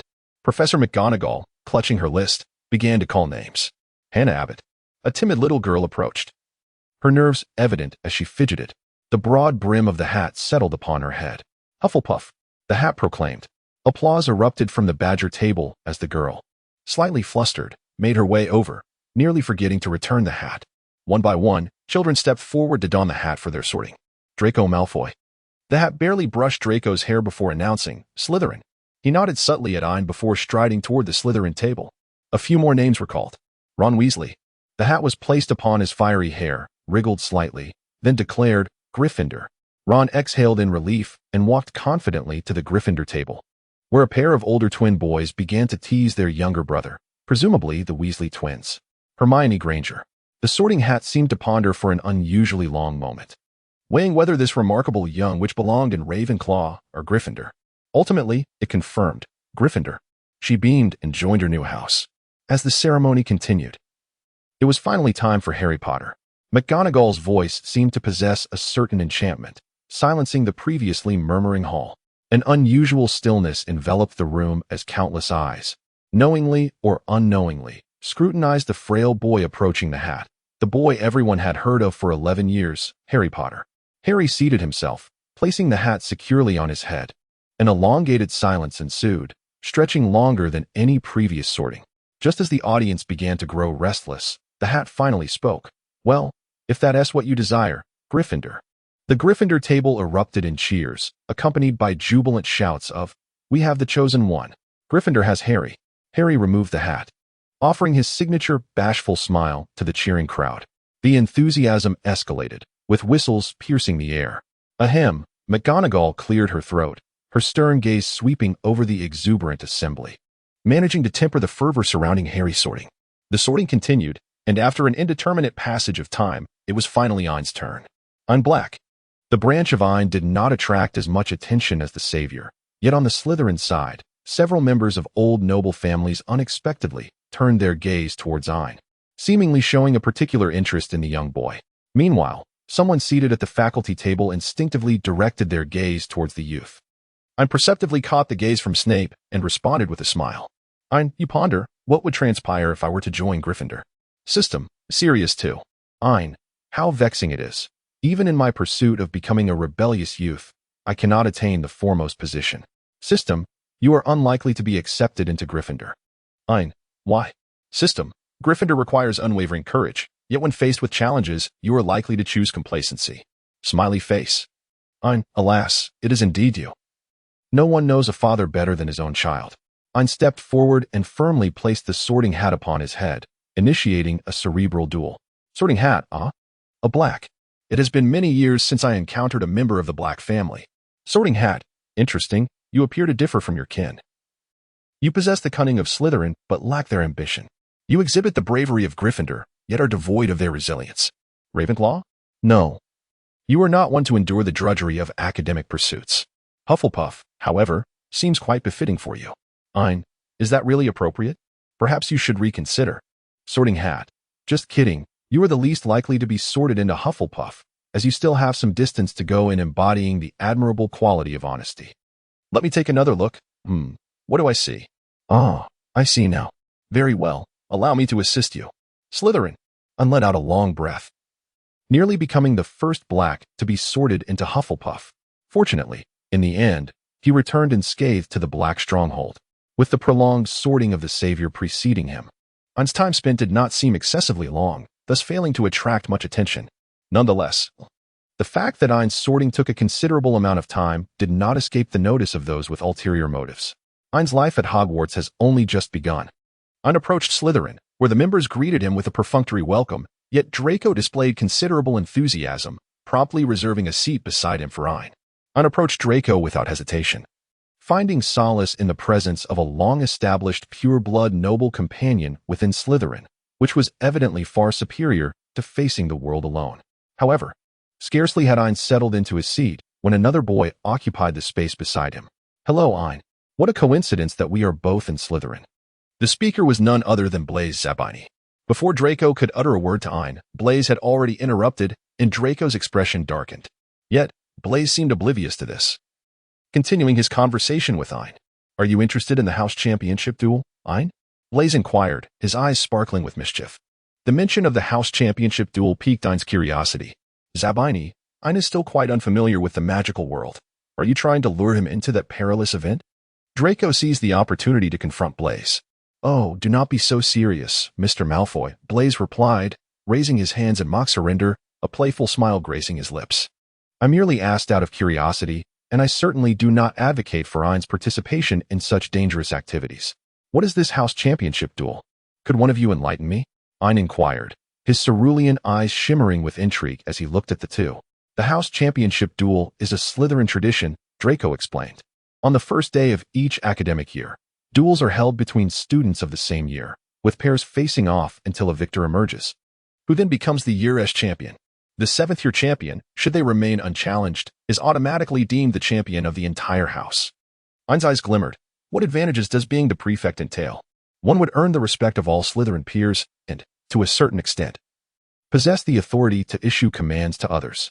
Draco raised an eyebrow. It is indeed a prestigious honor. Oh, Ain responded casually, as if he could already hear the delightful sounds of privileges such as waking up late, copying homework, and being exempt from exams materializing in his mind. His interest in the prefect competition suddenly waned. Fear not, Ain, Draco remarked, observing Ain's sudden look of dismay, mistakenly believing it stemmed from Ain's doubts about his ability to become a prefect. I shall be the prefect of the first year. No one will dare to bully you then. Ah, ha ha ha. Then best of luck to you, Ain replied dismissively, redirecting his focus to the banquet. Who cares about being a prefect when there are delectable steaks and pumpkin juice to enjoy? Moreover, today there is tiramisu and fresh cream. I adore Hogwarts. After the banquet, the Slytherin prefect led the first-year students, affectionately referred to as little pumpkins, towards the common room. Remember, the password for this term is Born Noble. Following the prefect down to the castle's lower levels and along the corridor for a while, they finally arrived at the Slytherin common room. Born Noble. The Slytherins seemed to carry an air of proud exclusivity. Even the one reciting the password lifted their chin slightly, exuding a hint of arrogance, as if they wholeheartedly embraced the meaning represented by this phrase. Ain found the group of children rather endearing. At this moment, the Slytherin common room had cleared away the usual seating arrangements of chairs and sofas, rendering the space quite spacious. Only a slightly elevated platform, cordoned off, suggested preparations for the upcoming headmaster's challenge. The common room was sparsely populated. Aside from the first years, only a handful of students from each subsequent year lingered, awaiting the event. The head of house was informing the first-year students about the traditional Slytherin event, the headmaster's challenge. It was evident that some newcomers were already aware of this occasion, while others appeared utterly bewildered. However, everything would commence once Professor Snape concluded his address. As soon as the head of house finished speaking, the door to the common room swung open once more, and Snape strode in, his black robes swirling like waves of darkness. He halted before the first years, his piercing black eyes scanning each face. Those caught in his gaze instinctively lowered their heads, a hush falling over the room. Satisfied, Snape withdrew his gaze. This was Hogwarts' most esteemed house, Slytherin. His deep, elegant voice resonated like a melody played on a cello. In the forthcoming days of your lives and studies, you will gradually come to understand the weight and significance of the name Slytherin. However, before we proceed, I must offer you a word of caution. There was no need for Snape to adopt an overly harsh demeanor or raise his voice. His mere presence was enough to instill a sense of trepidation in the first-year Slytherins. Any actions that tarnish the honor of Slytherin will be met with severe disapproval. This is not to imply that I expect you to become model students in the future, but rather, I urge you to engage your intellect and avoid being caught. After delivering this admonition, Snape's gaze swept across the somewhat anxious young Slytherins once more, but it lingered for a moment upon Ain. Snape narrowed his eyes slightly. This was the first instance in which a newcomer dared to appear so blatantly distracted during his address. At that moment, Ain truly was lost in thought.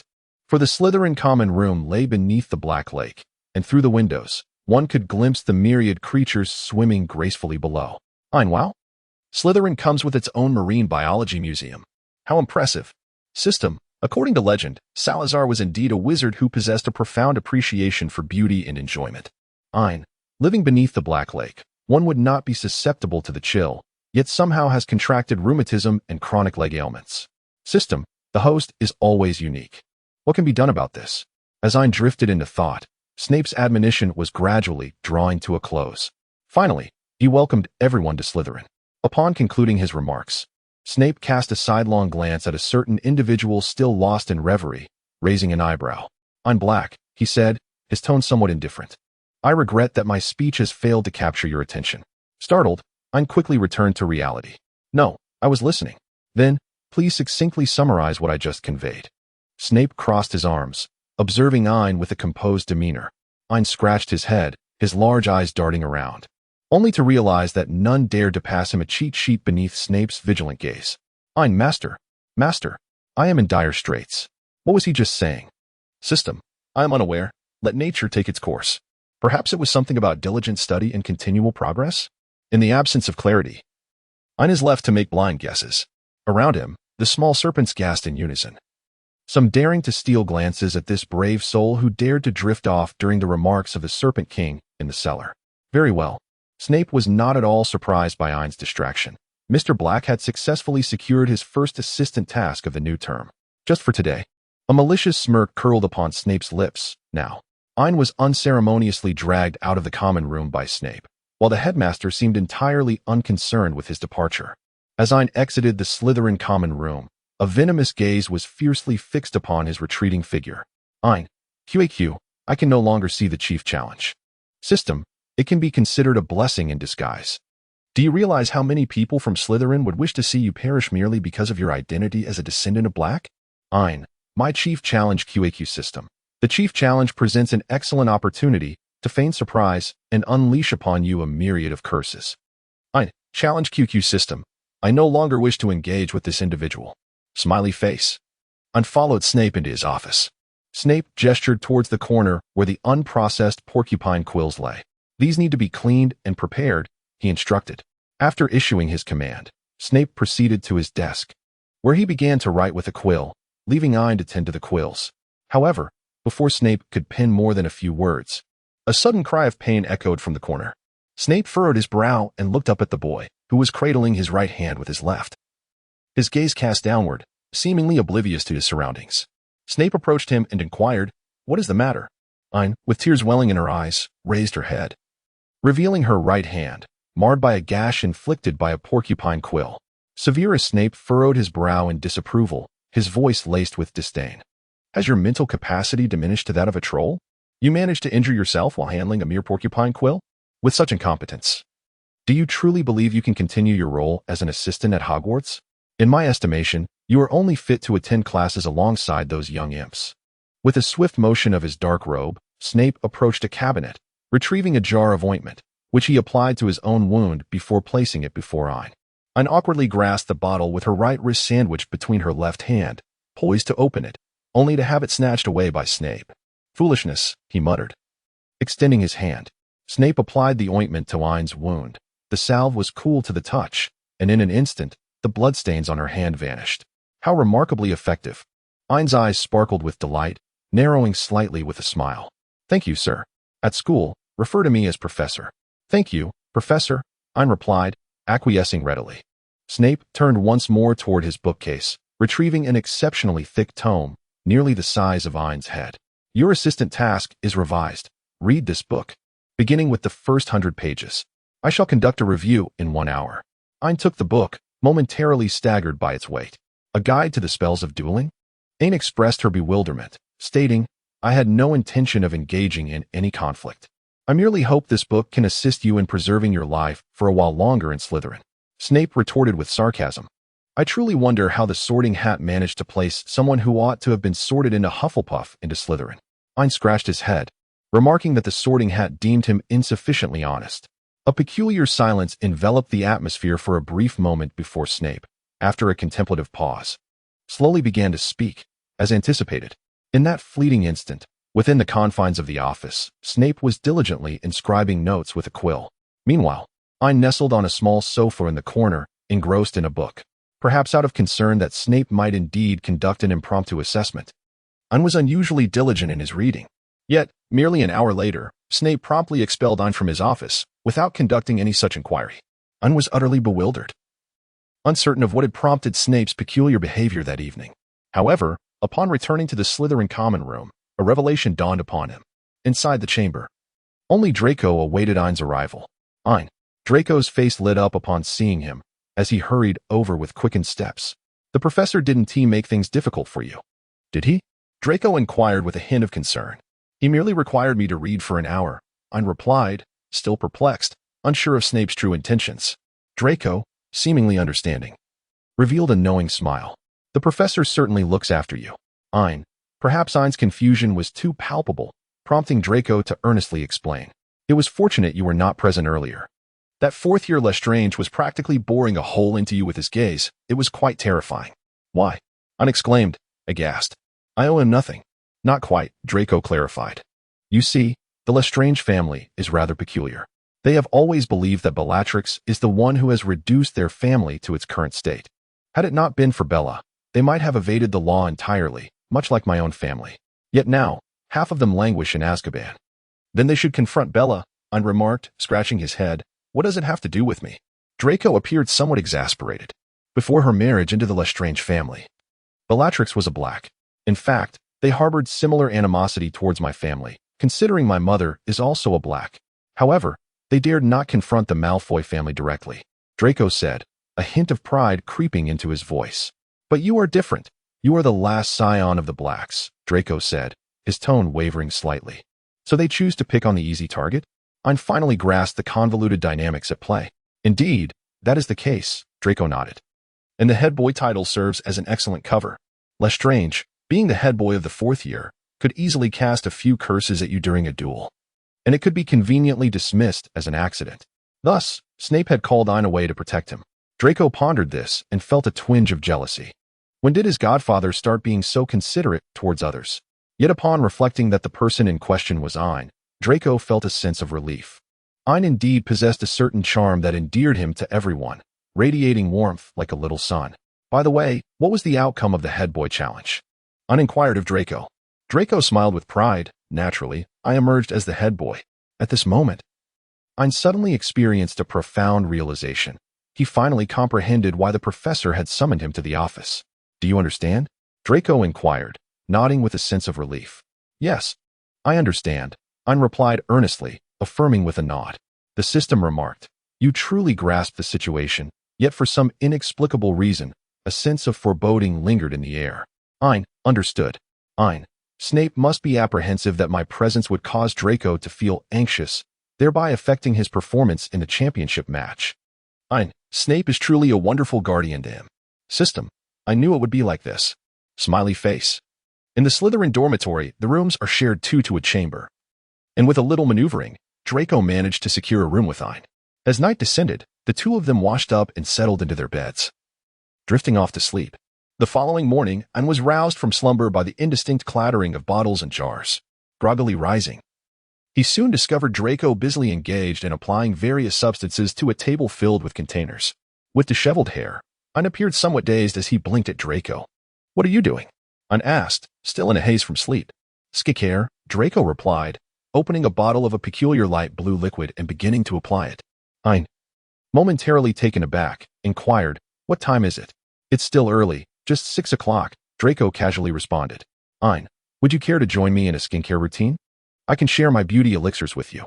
Draco responded to Ain, but when he turned around, he only saw a tuft of hair once again buried in the pillow. Consequently, Ain also found himself unable to sleep. The consequences of Ain's poor sleep were starkly evident. He spent the entire morning in a state of lethargy, persistently stifling yawns. The students gathered in the auditorium, enjoying their breakfast. Draco, brimming with vitality, stood in stark contrast to Ain, who bore the unmistakable marks of fatigue beneath his eyes. Ain, I will go to the library soon to study diligently. System, have you undergone a transformation? Ain, today, I must master the soundproofing charm. System, I knew it. The first class for Slytherin is charms. The diminutive Professor Flitwick stood atop a chair, barely towering above the desk. However, Flitwick's disposition was undeniably genial. He was gentle with both the reserved little snakes and the amiable badgers. Today, we are to learn the levitation charm. Follow my lead. The gesture is a flick and a shake. Wingardium Leviosa. Wingardium Leviosa. With a casual wave, Ain successfully cast the levitation charm. Excellent. I noticed that Mr. Black has also succeeded. Slytherin gains 5 points. What a gifted child. Flitwick's appreciative gaze fell upon Ain, who was too preoccupied to notice. One by one, students from Slytherin managed to successfully cast the charm, earning points for the house. After all, for the little serpents raised in a noble elite education, this was not a daunting task. Draco raised an eyebrow in surprise. Ain, have you studied this in advance? Ain stifled a yawn and remarked, is there really a need for prior study? Isn't it rather straightforward? Ain's voice grew increasingly faint, and before he could finish his words, he had already succumbed to slumber atop the table. At that moment, Flitwick was assisting the badgers from Slytherin with their spell work, oblivious to Ain's plight. It was not until one of the badgers finally succeeded that Flitwick joyfully clapped his hands. Everyone did splendidly. He exclaimed, those who have completed the exercise may take a sneak peek at what we will be studying in the next class. Turning around, Flitwick caught sight of Ain. I'm Black, he called out, his voice ringing with recognition. Ain remained unresponsive. Ain, Black. Flitwick raised his voice. Draco timely nudged Ain with his elbow. Startled, Ain jolted awake. He awoke, his gaze still somewhat vacant, struggling to find focus. A ripple of laughter echoed from a corner of Slytherin. Another snicker emerged from the shadows. Draco immediately cast a sharp glance in that direction, but the individual showed no signs of retreat. Rather, they provocatively regarded Draco and Ain. Draco furrowed his brow. It was Eric Bogus, one of those who had failed to challenge him for the title of chief the previous night, and someone who had been seen closely associating with Lestrange. Meanwhile, Ain was still striving to regain his composure. Regrettably, Mr. Black, while your talent in spells is indeed commendable, Sleeping in class is not permitted, and I must deduct 10 points from Slytherin. Flitwick shook his head. Professor, Draco raised his hand. Mr. Malfoy, what is it? Ain seems to be feeling unwell. May I escort him to the infirmary? Of course. Thus, Draco and Ain discreetly absented themselves from the first lesson of the school year. Draco, you are truly kind. Ain's eyes, glistening with moisture, reflected either fatigue or something more poignant, rendering him utterly enchanting. It's nothing. Your restless night is partly my fault. Draco replied, his ears tinged with crimson. Shall I accompany you back to the dormitory? Let us go. Let us go. Let us sleep together. Ain cheerfully tugged at Draco's sleeve, eager to return to the dormitory immediately. After escorting Ain back, Draco intended to return to class, as he understood the importance of setting an example as the chief. Before leaving, Draco earnestly reminded Ain, be cautious of Eric Bogus. He is likely allied with Lestrange and may target you. Ain had already burrowed beneath the covers, unaware of whether he had absorbed the warning. When Ain awoke once more, it was already evening. At that moment, Draco sat beside Ain's bed, wearing an expression that suggested he was on the verge of speaking, yet hesitated. Ain rubbed her eyes and inquired, What is it, Draco? Ain stretched languidly, feeling as though he had finally come to life. Professor Snape wishes for you to visit his office. Draco hesitated, seemingly torn between his thoughts. Ah, very well. Ain perceived nothing amiss and intended to head out immediately. Yet, Draco could not restrain himself any longer. He had already learned of the incident that had cost you points on the very first day of class. Ain hesitated momentarily, pondering the gravity of the situation. This was unprecedented since the founding of Slytherin. Ah, indeed. Yet, Ain did not take it to heart, maintaining a nonchalant demeanor as he made his way to the cellar. Upon reaching the office door, he noticed a small serpent sculpture on the doorknob and instinctively reached out to touch it, only to be taken aback when the sculpture flicked its tongue. Startled, Ain withdrew his hand. At that moment, the office door swung open. Mr. Black, are you aspiring to become a statue at my office entrance? Snape peered down at Ain, beckoning him inside. Black, elucidate. Snape closed the door behind him and scrutinized Ain, who stood awkwardly in the center of the office. What explanation? Ain asked, bewildered. Surely it cannot pertain to my napping during class. Or perhaps it does. Has our Mr. Black engaged in any other noteworthy exploits that merit discussion? Snape raised an eyebrow, his tone icy, yet he seemed devoid of genuine ire. Ain intertwined her small hands, her index fingers spiraling in circles. The charms class was exceedingly mundane, and the material rather simplistic. At that moment, fatigue washed over her. Mundane? Simple? Snape's tone took on a slightly elevated pitch, and Ain instantly sensed an unsettling shift. It seemed that the ordinary first-year curriculum could no longer satiate Mr. Black's astute intellect. Snape retrieved the oversized tome that was larger than Ain's head, proclaiming, Now, let us examine the fruits of Mr. Black's studies from last night. Now, draw your wand. Attack me. Ain had not anticipated that Snape's method of examination would involve practical application. Ain brandished his wand, reminiscing about the incantations from the previous day. Ain swiftly, a beam of magic shot towards Snape, who merely waved his wand nonchalantly to dispel Ain's assault. The output of his magic was unstable, his speed too slow, and his accuracy lacking. Snape mercilessly berated Ain, leaving him in a state of disarray. After releasing the binding spell no fewer than 10 times, Snape finally displayed an expression of relative satisfaction. Adequate, albeit barely. On to the next spell, disarm. For the subsequent hour, Ain truly experienced the essence of a grueling practice. As he neared the brink of exhaustion, Snape eventually relented.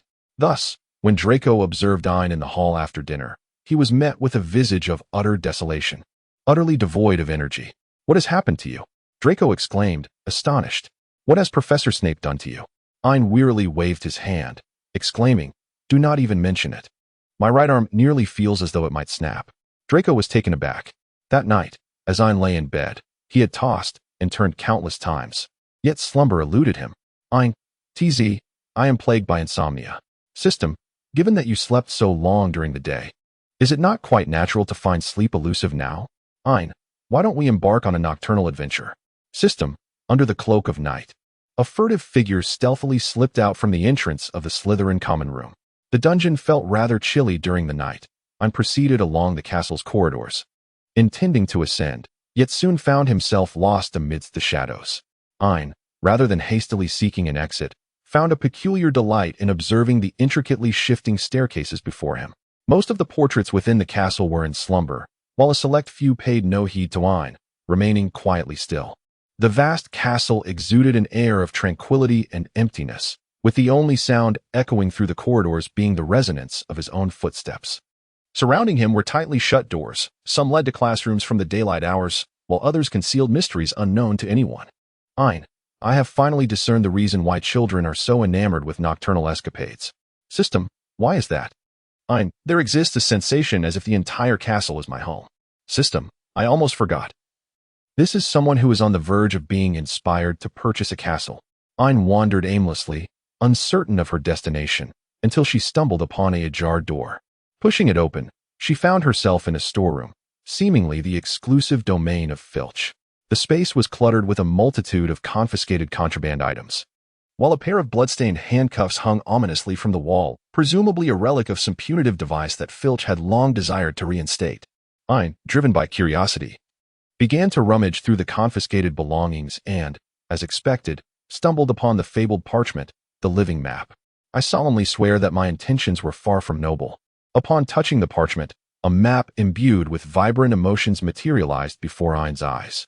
The names of the students were quietly listed in their dormitories, with only one red dot. That of Ain Blake, illuminating a room within the castle, designated as Firk's Lounge. Ain continued to scrutinize the map, observing the crimson dot belonging to Filch as it traversed the corridor, still a considerable distance away.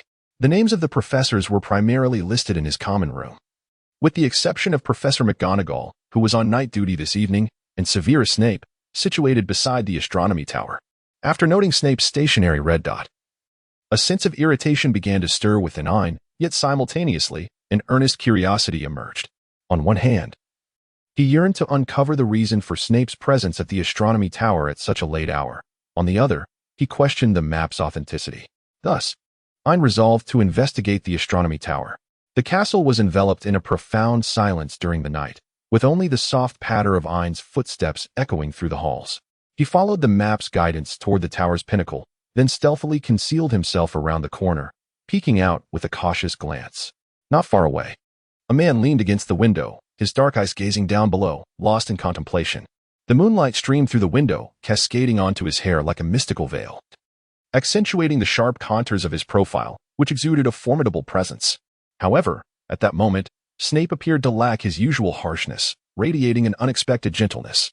Snape relished his nocturnal visits to this spot, the highest point of Hogwarts, where the first rays of sunlight would grace the land. The term sunshine seemed to belong to a realm far removed from his own.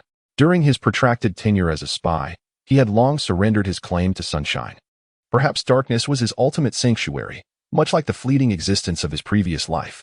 In the tumultuous struggles of his youth, he had severed ties with his own sunshine, only to plunge into the abyss, inadvertently drawing his light into the shadows of death. Then, to atone for his sins with his entire life.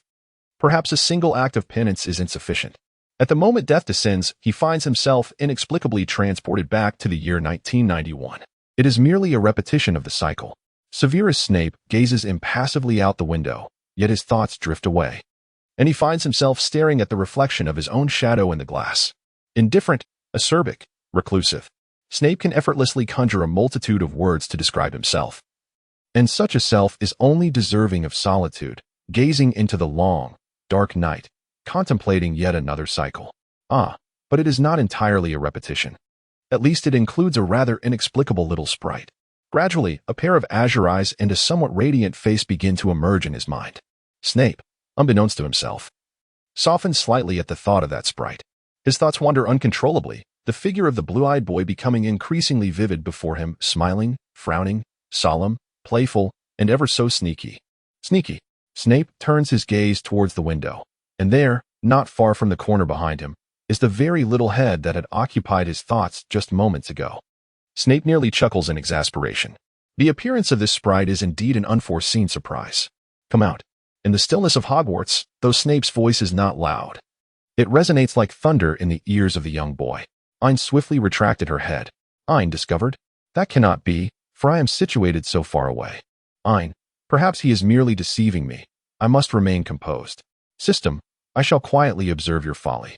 Snape glanced at the small head that suddenly retreated from the window, and found it rather amusing. His mood was instantly liberated from the depths of oppressive melancholy. Snape turned around, leaning against the window, facing the corridor with arms crossed. "Do you require my personal intervention to extricate you?" Snape's cold threat was evidently quite potent. Before long, Ain cautiously poked his head out again. His body still concealed around the corner of the corridor. Professor Snape raised an eyebrow in his direction, remaining silent. Ain pondered for a moment before emerging from the corner of the corridor, standing obediently before Snape. Bowing his head, he attempted to evade punishment through a false admission of guilt. However, Snape was well accustomed to the boy's antics. What seemed like an acknowledgement of wrongdoing was, in truth, a stubborn refusal to change. "Come here," Snape commanded the boy. Ain inched toward Snape, taking several tentative steps before coming to a halt. The moonlight poured through the window, casting an elongated shadow of Snape, thereby rendering the man more imposing than usual. Ain instinctively sensed the peril emanating from the man before her. "I shall not repeat myself a third time. Come here," Snape continued, his tone devoid of any discernible emotion, embodying a chilling indifference. Ain hesitated for a moment, then took a few steps forward, ultimately halting before the man. The man's shadow enveloped Ain entirely. "What brings you out for a nocturnal stroll?" There was neither anger, nor interrogation, nor sarcasm in his tone. Ain was somewhat taken aback by Snape's unusual demeanor that evening. "I simply couldn't sleep and decided to take a walk." Ain fidgeted with his fingers, lowering his gaze before surreptitiously glancing up at Snape, yet found no discernible flaw in his expression. Ain felt somewhat disheartened. Truly, he was a renowned double agent. When he wished to conceal his thoughts and emotions, no one could discern them. Ain could only surmise that Snape was now incensed. On one hand, he had witnessed the nocturnal escapades of the Slytherin students, and on the other, his enjoyment of the moonlit scenery had been rudely interrupted. As Ain reminisced about the hour of practice earlier that evening, a sense of unease washed over him. However, the reality was quite the opposite. Severus Snape found himself unexpectedly buoyant, particularly at the sight of the boy before him, who was desperately attempting to concoct a defense. His mood brightened further. "Community service for 1 week, starting tomorrow. Report to me every evening at 8. Snape announced with a light-hearted tone. Upon witnessing the boy's expression, akin to a thunderclap on a clear day, he cheerfully decided to escort him back to his dormitory. Thus, when Draco awoke from his slumber to learn that his roommate had ventured out for an evening escapade and had fortuitously encountered Snape, earning himself a week of community service, he could not suppress a rather uncharitable laugh. Ain, in a fit of exasperation, exclaimed, "Why are you still laughing?" Draco, suppressing his amusement, replied, "I apologize. But you truly have had a streak of bad luck. How was I to know this could be discovered?" Ain languidly reclined on the bed, the fatigue from his nocturnal escapades beginning to manifest. "Well, Professor Snape has your best interests at heart. There are many perilous things lurking in Hogwarts at night." Draco reassured him, handing over a vial. "What is this for?" Ain inquired. "It's for alleviating dark circles under your eyes." Ain tossed it back. 10 minutes later, having completed her grooming, Ain glanced at her reflection in the mirror, noting her panda-like eyes. Resolutely, she retrieved the potion once more. Time passed swiftly, and before she knew it, the eagerly anticipated flying lesson for the first-year students had arrived. The flying class was attended by all 4 houses, and Ain was not surprised to see Harry Potter. "Ain, Draco." Harry approached almost instantaneously upon spotting Ain and Draco. "Harry, it's been a while." Ain greeted him with a cheerful smile. "How has life in Gryffindor been?" "Everyone is quite satisfied," Harry replied with a cleverly constructed sentence to address Ain's inquiry. Ain raised an eyebrow, noncommittal. Draco cast a meaningful glance at the recently transformed savior. "By the way, Ain, Draco," Harry began, "would you like to join me at the library for some late-night studying? Is there no issue with getting so close to Slytherin?" Draco did not give a direct affirmation. "Of course, trust me." Harry smiled faintly, winking. Upon hearing this, Ain suddenly appeared dejected. "Ah, you and Draco go ahead. I probably won't be able to make it." "What is wrong, Ain?" Harry inquired, concerned. Just 2 days prior, he had been sentenced to a week of detention by Professor Snape, which was scheduled for the evenings. Draco shrugged, offering an explanation for his friend. "That is truly unfortunate." Harry's gaze darkened momentarily but quickly returned to its usual brightness. "We can always study together another time. We'll have to see about next week," Ain yawned.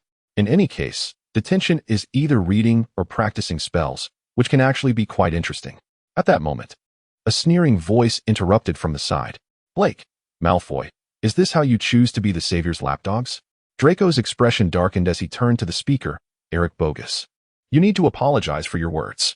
Eric arrogantly raised his chin, a disdainful laugh escaping his lips. Am I mistaken? A proud Slytherin so close to the savior. Isn't it merely to become the savior's lackey? Draco, angered, was about to cast a curse when Ain timely restrained him. Ain, let me go? I want to teach him a lesson.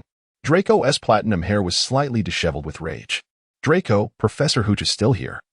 Ain gestured towards the flying instructor approaching from a distance. Draco shot a furious glare at Eric. All right, everyone, stand by your brooms. Hurry up. Professor Hooch clapped her hands, drawing the attention of the group. Like this, command your brooms, she instructed, placing her hand above her broom. Up. Following this, the students began issuing commands in a chorus. Though only a few succeeded on their first attempt. Among the successful ones were Draco and Harry. However, once Draco picked up his broom, he clicked his tongue in disdain. This broom hasn't been replaced in years. The tail is all frayed. Draco muttered, when I get back, I'll have my father buy me a new broom. I'll get you one as well. Draco turned to Ain and said, well, I suppose it might not be of use. Ain replied somewhat despondently. The reason was simple. Although there were few who succeeded on their first attempt, many had gradually managed to do so, with most taking up their brooms after 3 or 4 commands. In stark contrast, Ain's broom lay still, resembling a mere object rather than a magical instrument. How about you give mine a try? Draco suggested after a moment of contemplation. Thus, the two exchanged brooms. With a deep breath, he gathered his energy and bellowed, rise. Yet, the broom remained utterly still. Ain, Draco, Ain, is there something amiss? System, indeed, everything seems to be awry. Crackle, crackle. Ain, what are you up to? System, enjoying some sunflower seeds. Ain, is it suitable? System, it's quite good, with a hint of sea salt. Ain, what I mean is it appropriate for you to be munching on sunflower seeds in my mind? System, given your current pace, I doubt the task will be accomplished in this world. Nothing is insurmountable, as long as one is willing to relinquish. Ain, I believe it's quite satisfactory, isn't it? Hasn't the savior already reversed to level 20? System, are you aware of how much you lag behind according to the progress of other hosts? Ain, System, other hosts generally begin collecting soul devices upon arrival, engaging in a battle of wits with Dumbledore. Just look at you. Ain, but I am merely a first-grade child. System, shall I remind you that your soul's age has already reached 25? Ain, all right, I shall commence my tasks diligently. What we must discuss now is the flying broom. The broom. System, why not try threatening it a little? Ain hesitated for a moment before responding. If you do not get up soon, I shall use you as firewood. The broom quivered slightly. Ain's eyes sparkled with excitement. I am quite serious. My fire spell is remarkably effective. Would you care to give it a try? A mischievous smile crept across Ain's face. The broomstick, sensing an aura of impending mischief, obediently soared into Ain's grasp. Look, Draco, I have succeeded, Ain exclaimed, her eyes gleaming as she turned to Draco. Oh, splendid. Draco was utterly astonished. I never knew it could be played with in such a manner. Meanwhile, as Ain engaged in a battle of wits with the broomstick, chaos erupted among the Gryffindor ranks. Neville Longbottom's broom had gone haywire, careening wildly with him aboard before ultimately tossing him to the ground. Madame Hooch escorted Longbottom to the infirmary, leaving the others in a state of anxious anticipation. Oh, Longbottom's memory orb? Eric had unexpectedly joined the Gryffindor group, holding one of Longbottom's memory orbs aloft. Ain, this plot feels strangely familiar. System, indeed, it is. Just with a different protagonist. Ain cast a complex glance at Draco. Draco, you better put down Neville's memory ball, you damned Slytherin. Ron, with his fiery red hair, pointed accusingly at Eric as he approached. Eric casually tossed the memory ball and mounted his broom. Want it? Then come and take it. You. Ron, exasperated, was about to charge forward, but Harry intervened, mounting his broom as well. Aren't you just eager for a competition? I shall oblige. Harry spoke calmly, his gaze fixed intently on Eric. Oh, the savior has finally emerged from behind those two lackeys?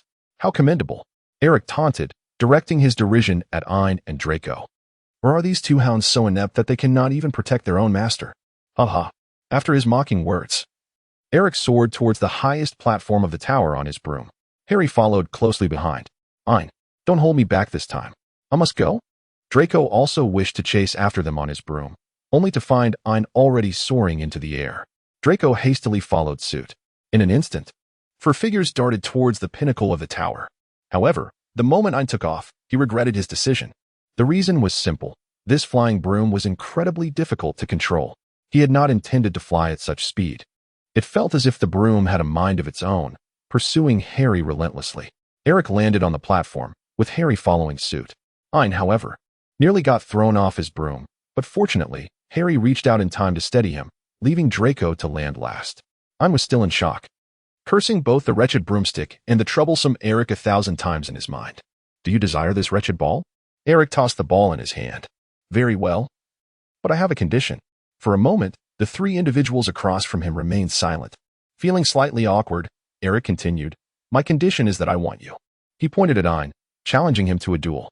Harry's expression darkened, his green eyes clouded with foreboding. Draco frowned and instinctively retorted, What nonsense. Only Ein, flexing his wrist, replied calmly, All right, hear it now? Ein, he must be up to something. Do not be deceived. Harry attempted to dissuade Ein. Draco also wore an expression of disapproval. Eric was taken aback, not expecting Ein to agree so readily. Of course not now. Let us set it for next Monday at midnight in the trophy room, Eric declared. Very well, Ein agreed with conviction, but I have a condition as well. What is it? Before Eric could finish his query, Ein waved his wand, casting a petrifying spell. Eric's eyes widened in disbelief as he fell heavily to the ground. Shall we go? Ein casually remarked to the dazed Draco and the perplexed Harry. Wait a moment. Harry contemplated for a moment before approaching Eric. He then seized Eric's hair and forcefully slammed his face into the ground several times until blood flowed. He delivered numerous kicks to Eric's joints, who, in his petrified state, could not defend himself against Harry's actions. Bogus, still inexperienced with broom control, was promptly thrown to the ground upon reaching the tower. Harry brushed off the remnants of their encounter and dusted off his robes. Let us hurry and inform Madame Hooch. All right, let us go, Ein nodded. By the way, could you ride the broom and take me with you? That broom truly seems to be in dire condition. Of course, Harry replied as they mounted the broom together.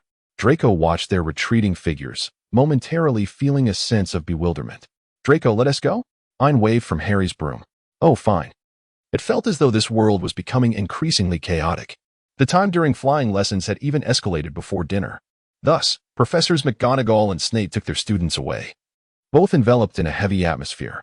In the Slytherin head's office, Ein couldn't help but internally exclaim that he was perhaps the most frequent student to visit this place, without a doubt. Draco, however, did not share Ein's nonchalance. Being summoned to the office by his professor and godfather was undeniably a daunting experience.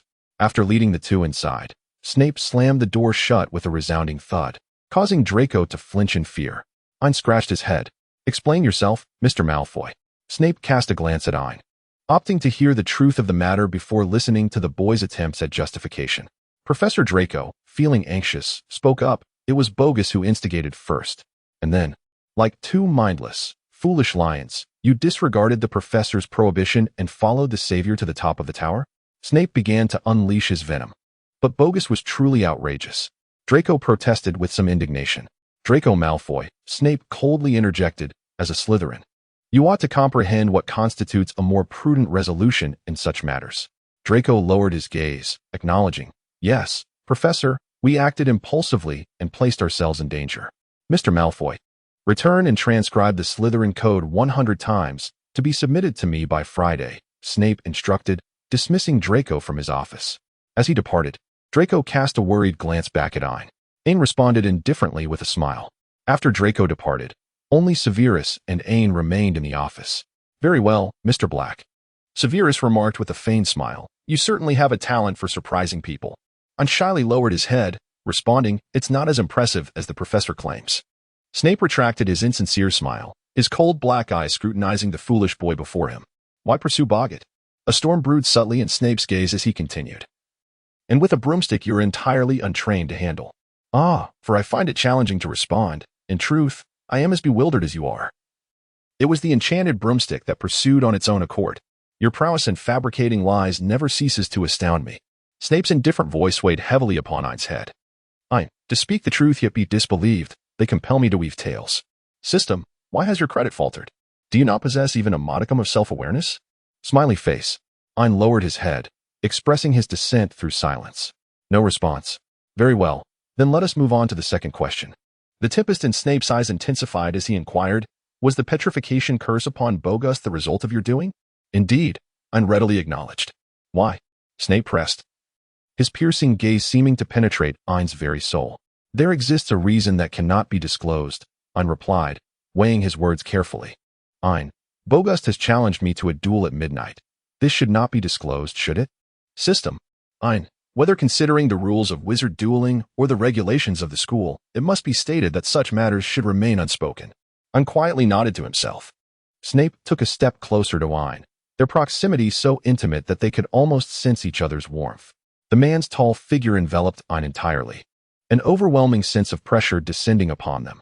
Ein lifted his gaze, his cerulean eyes innocently meeting the man's dark ones, reminiscent of a firefly that refuses to extinguish its light even in the depths of darkness.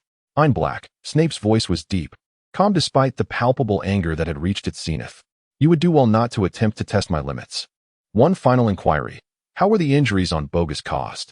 Ein hesitantly spoke. This is also something I cannot disclose. Ein, I truly am a commendable ally at Hogwarts, utterly incapable of betraying my friends. System, I have no desire to remind the host. I sense that there will be a splendid spectacle to behold. Not speaking. Snape's voice trailed off slightly, imbued with a deep timbre that conveyed an unspeakable, enigmatic danger. Ein hesitated for a moment but resolutely declared, I cannot divulge. Excellent. If you choose not to speak, then there is no need for further discourse. Just as Ein was momentarily taken aback, Snape seized the collar of Ein's garment and, taking several strides, seated himself upon the sofa, firmly positioning Ein across his knee. Smack, smack, smack. 3 resounding slaps echoed against Ein's backside. In an instant, Ein was rendered speechless, struggling to comprehend the situation. Once clarity returned, a fervent struggle ensued. Snape, what are you doing? Release me at once. Ein's ears flushed crimson, leaving one uncertain whether it was from embarrassment or anger. Moments ago, he had chosen silence, but now he ought to firmly close his lips. Snape's cold and unyielding voice resonated above Ein's head. Ignoring Ein's futile struggles, Snape's powerful hand firmly restrained him, rendering the boy's efforts utterly ineffective. The sound of blows echoed slap, slap, slap, as Snape unleashed a relentless barrage upon Ein. Let me go? You bastard. Snape, you bastard. Ein continued to thrash about. Yet his strength was but a mere whisper compared to Snape's formidable prowess. Time seemed to stretch endlessly, and Ein's furious shouts gradually morphed into sobs, his throat becoming hoarse. And his struggling diminished significantly. I hate you, Snape. At that moment, Snape's raised hand halted mid-air, sensing the cessation of Snape's assault. Ein seized the opportunity to struggle once more, this time easily breaking free from the man's grasp. Ein stumbled upon landing, the pain causing him to falter momentarily. Snape instinctively reached to assist him, but halted upon witnessing Ein's expression. The boy's small face was marred with streaks of tears, crimson from ear to cheek. The cause uncertain, whether from humiliation or agony. His once bright, expressive eyes were now swollen and reddened from weeping, while his wizarding robes lay in disarray from the earlier struggle. His breath, disrupted by sobs, occasionally broke into physiological gasps. Yet, the most alarming aspect was the boy's gaze. The azure depths of his eyes ablaze with fury as he shot Snape a fierce glare. Subsequently, Ein turned and exited the office, slamming the door with considerable force. Snape watched the boy's retreating figure, his expression dark and contemplative. The boy's words, Snape, I hate you, echoed in his mind like an incantation, lingering and refusing to dissipate. Meanwhile, upon leaving, Ein hastily wiped his face with his robe, a sense of profound indignation swelling within him, leaving him exceedingly distressed. Ein endeavored to disregard the excruciating pain emanating from behind, wishing to hasten back to his dormitory, for he was utterly unwilling to be seen in such a state. Unfortunately, just as he rounded a corner, he encountered a familiar figure. Ein, what has happened to you? Bless stared in astonishment at Ein's tear-streaked visage. When Bress caught sight of Ein in such a state, an awkward silence enveloped them, leaving him at a loss for words as Ein, with swollen eyes, avoided his gaze. After a moment's contemplation, Bress gently led Ein to an empty classroom nearby, devoid of any onlookers. Was it perhaps something that Professor Snape had done? Bress then produced a handkerchief, tenderly dabbing at Ein's tear-streaked eyes. Ein remained silent. After all, how could a dignified man in his 20s explain to an 11-year-old boy that he had been spanked like a child by another man, and had even cried from the humiliation? After a while, Ein's physiological sobbing finally subsided. Bress quietly remained by Ein's side, patiently waiting for him to regain his composure. I'm fine. Ain hesitated to speak, his gaze shyly averted from Bress, feeling embarrassed about the recent events. "It's all right, Ain," Bress reassured him. The boy with chocolate-colored skin had a tall and sturdy presence, exuding an air of reliability. Unable to resist, Bress reached out and gently stroked Ain's head, finding the youth's black hair surprisingly soft. "If you don't wish to share, you needn't feel compelled to do so. However, should you choose to confide in me, I will always be here." Ain's emotions finally settled under Bress's soothing words. However, once calmed, Ain felt a twinge of embarrassment. It was rather shameful for a grown man to be comforted by a mere boy. Consequently, upon returning to the dormitory, Draco was greeted by the sight of a melancholic and exquisite youth, still clad in his clothes, lying motionless on the bed. "Ain," Draco ventured tentatively. Ain remained silent, merely adjusting the position of his head, which had been turned sideways towards Draco, now presenting the back of his head to him. Draco, aware that it was best not to disturb his friend at this moment, quietly gathered the Slytherin code he intended to transcribe and tiptoed out of the dormitory. Preparing to make his way to the library, Ain lay on the bed, listening to the sound of Draco cautiously shutting the door, followed immediately by a suffocating silence. In the entire dormitory, only Ain's own breathing could be heard. As Ain reflected upon the events that transpired in Snape's office, the dull ache in his back incessantly reminded him of everything that had just occurred. It was utterly outrageous. Truly, it was beyond the pale. A man in his 20s had been struck, and in such a vulnerable place. Snape was indeed a cad. Ain's eyes glimmered with a hint of crimson at the corners. As he furiously pounded the bed a few times, his cerulean gaze ablaze with indignation. "Ain, Suko, do you know? Throughout my life, no one has ever dared to treat me this way. System, congratulations on achieving the milestone of being struck for the first time. Ain, please, do be a decent person. System, it's a bit challenging." After that, Ain skipped 2 days of labor service, completely refusing to meet Snape in any form. Even during meals in the Great Hall, when they occasionally crossed paths, Ain would not spare him even the slightest glance. Thus, the final day of the first week for the new students arrived, a Friday. The morning held Snape's potions class. Early in the morning, Draco sensed a palpable tension emanating from his roommate. Even with his usual obliviousness, Draco realized that something significant must have transpired in Snape's office that afternoon, prompting Ain to adopt a stance of utter disregard towards Snape. Today, there were 3 consecutive potions classes with Snape. Draco hesitated before speaking. "Do you need me to help you request an absence?" The atmospheric pressure today enveloped Ain to the extent that it seemed almost visible above him, a dark cloud looming ominously. He was acutely aware of the impending potions class with Snape, which just days ago had been the highlight of his academic pursuits. Now transformed into a source of dread he wished to avoid at all costs. Yet, he resolutely declared, "I will attend class," his voice cold, his gaze sharp as if concealing a blade poisoned with disdain. What reason could there be to forego attendance? It was merely a class with Snape.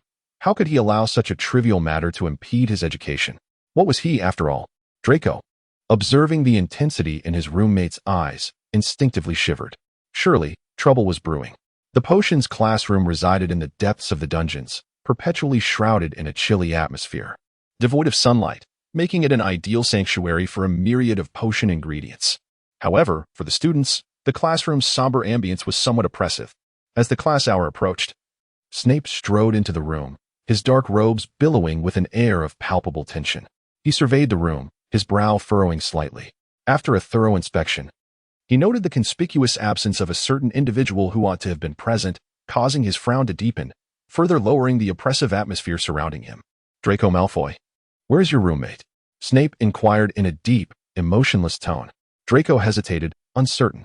Ain had previously assured him of his attendance, yet now he was nowhere to be found.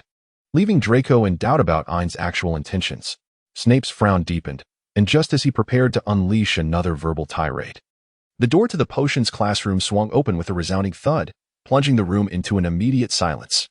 Ain entered with an atmospheric pressure even lower than that of Bisnep. When Ain entered, he did not spare a glance for Snape, but instead made his way directly to the only vacant desk, which happened to be situated beside Harry Potter. Ain's actions successfully elicited gasps of astonishment from the rest of the classroom, while Harry cast a concerned glance in Ain's direction. After all, Severus Snape was notorious for his formidable reputation. To arrive late to class and brazenly disregard him was a feat that Ain had seemingly mastered. "I'm Black, you're late," Snape's icy voice resonated in the somewhat hushed classroom. Oh, Ain replied with an equally indifferent tone. The room once again filled with gasps of disbelief. Snape furrowed his brow, his dark eyes fixed intently on Ain.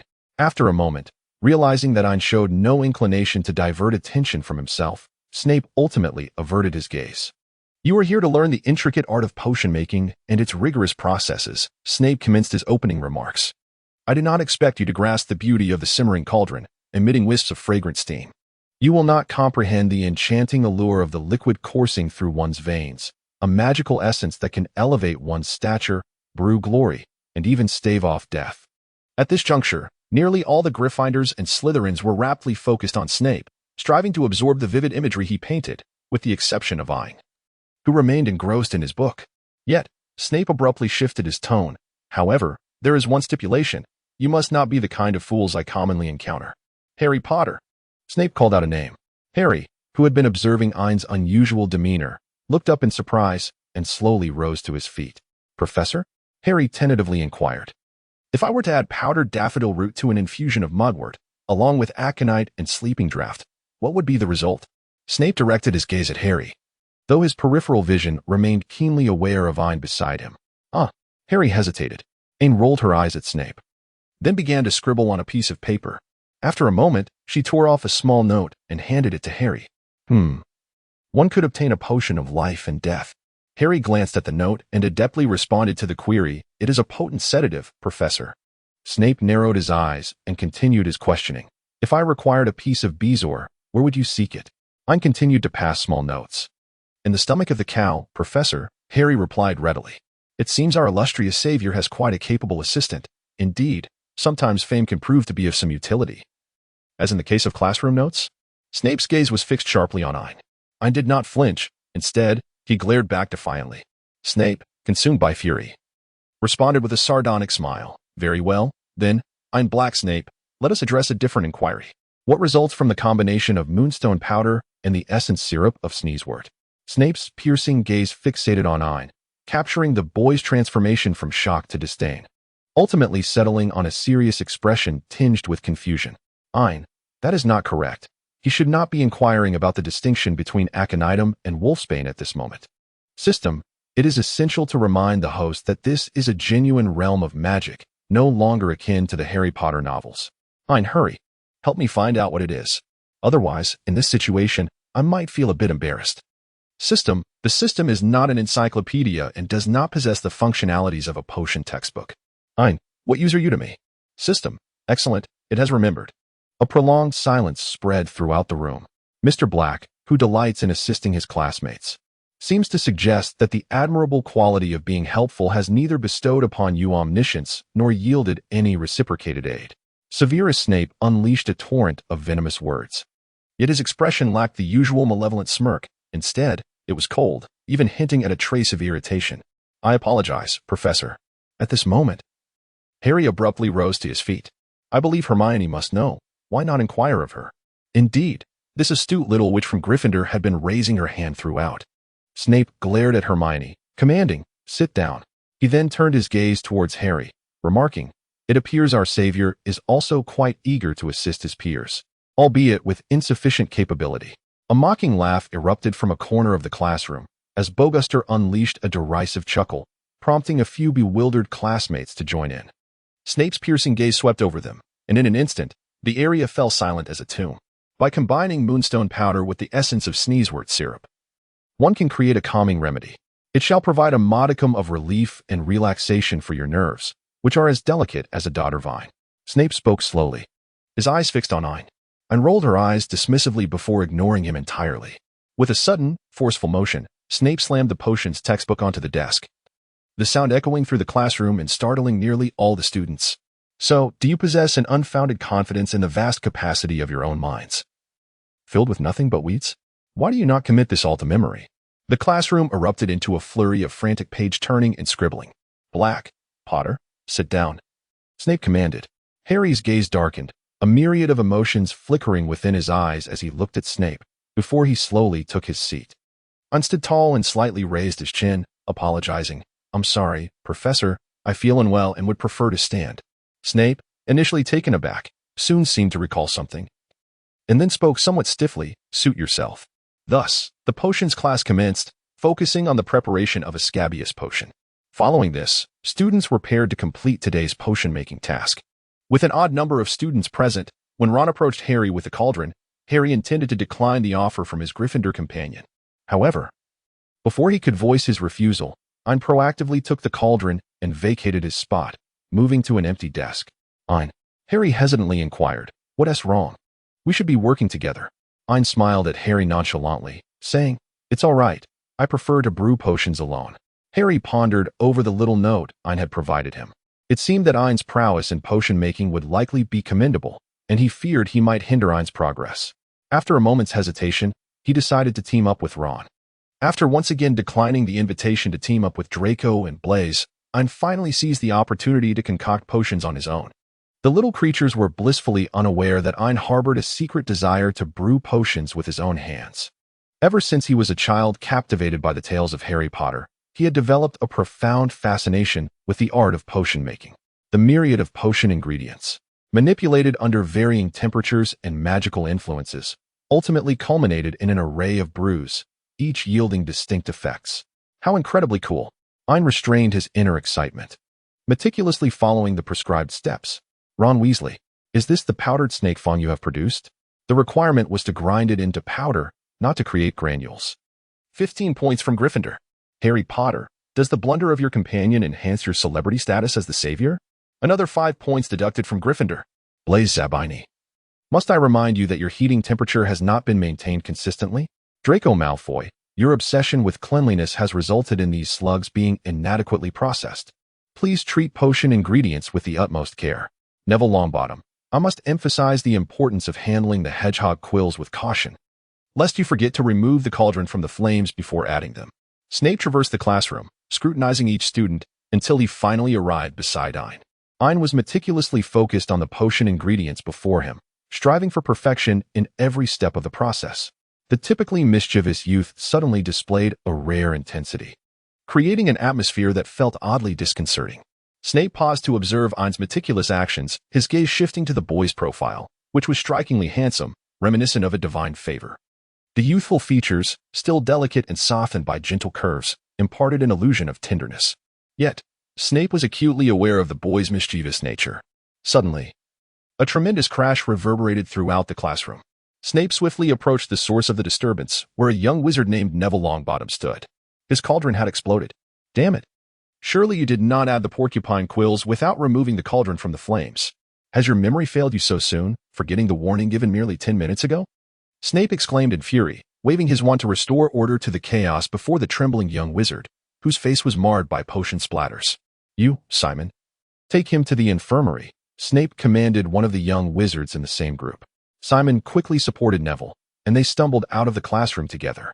I reiterate, potion making is a discipline that demands meticulous craftsmanship.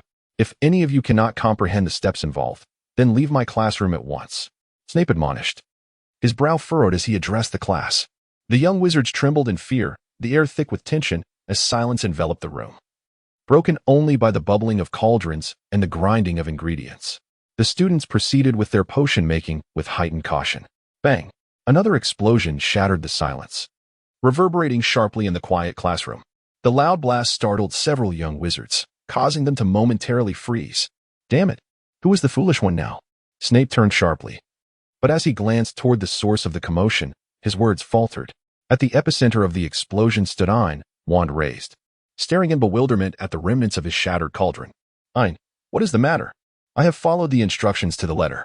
System, perhaps you should inquire with Snape?" Ain tilted her head, staring blankly at the cauldron for a moment. Then, she attempted to reach out and grasp the remaining black substance in the exploded cauldron to examine it. Suddenly, a large hand seized her wrist as she extended it towards the cauldron. "Mr. Black, do you wish to part with your hand?" Severus Snape's cold voice echoed sharply in her ears. It was then that Ain realized, at some point unbeknownst to him, Severus Snape had already appeared by his side. Snape scrutinized Ain from head to toe, ensuring the young lad was unharmed, before waving his wand to clear the boy's cauldron. "Remake it, otherwise your performance in today's class will be deemed unsatisfactory," Snape stated coldly, turning on his heel and departing without another glance at Ain. Ain rose like a dream.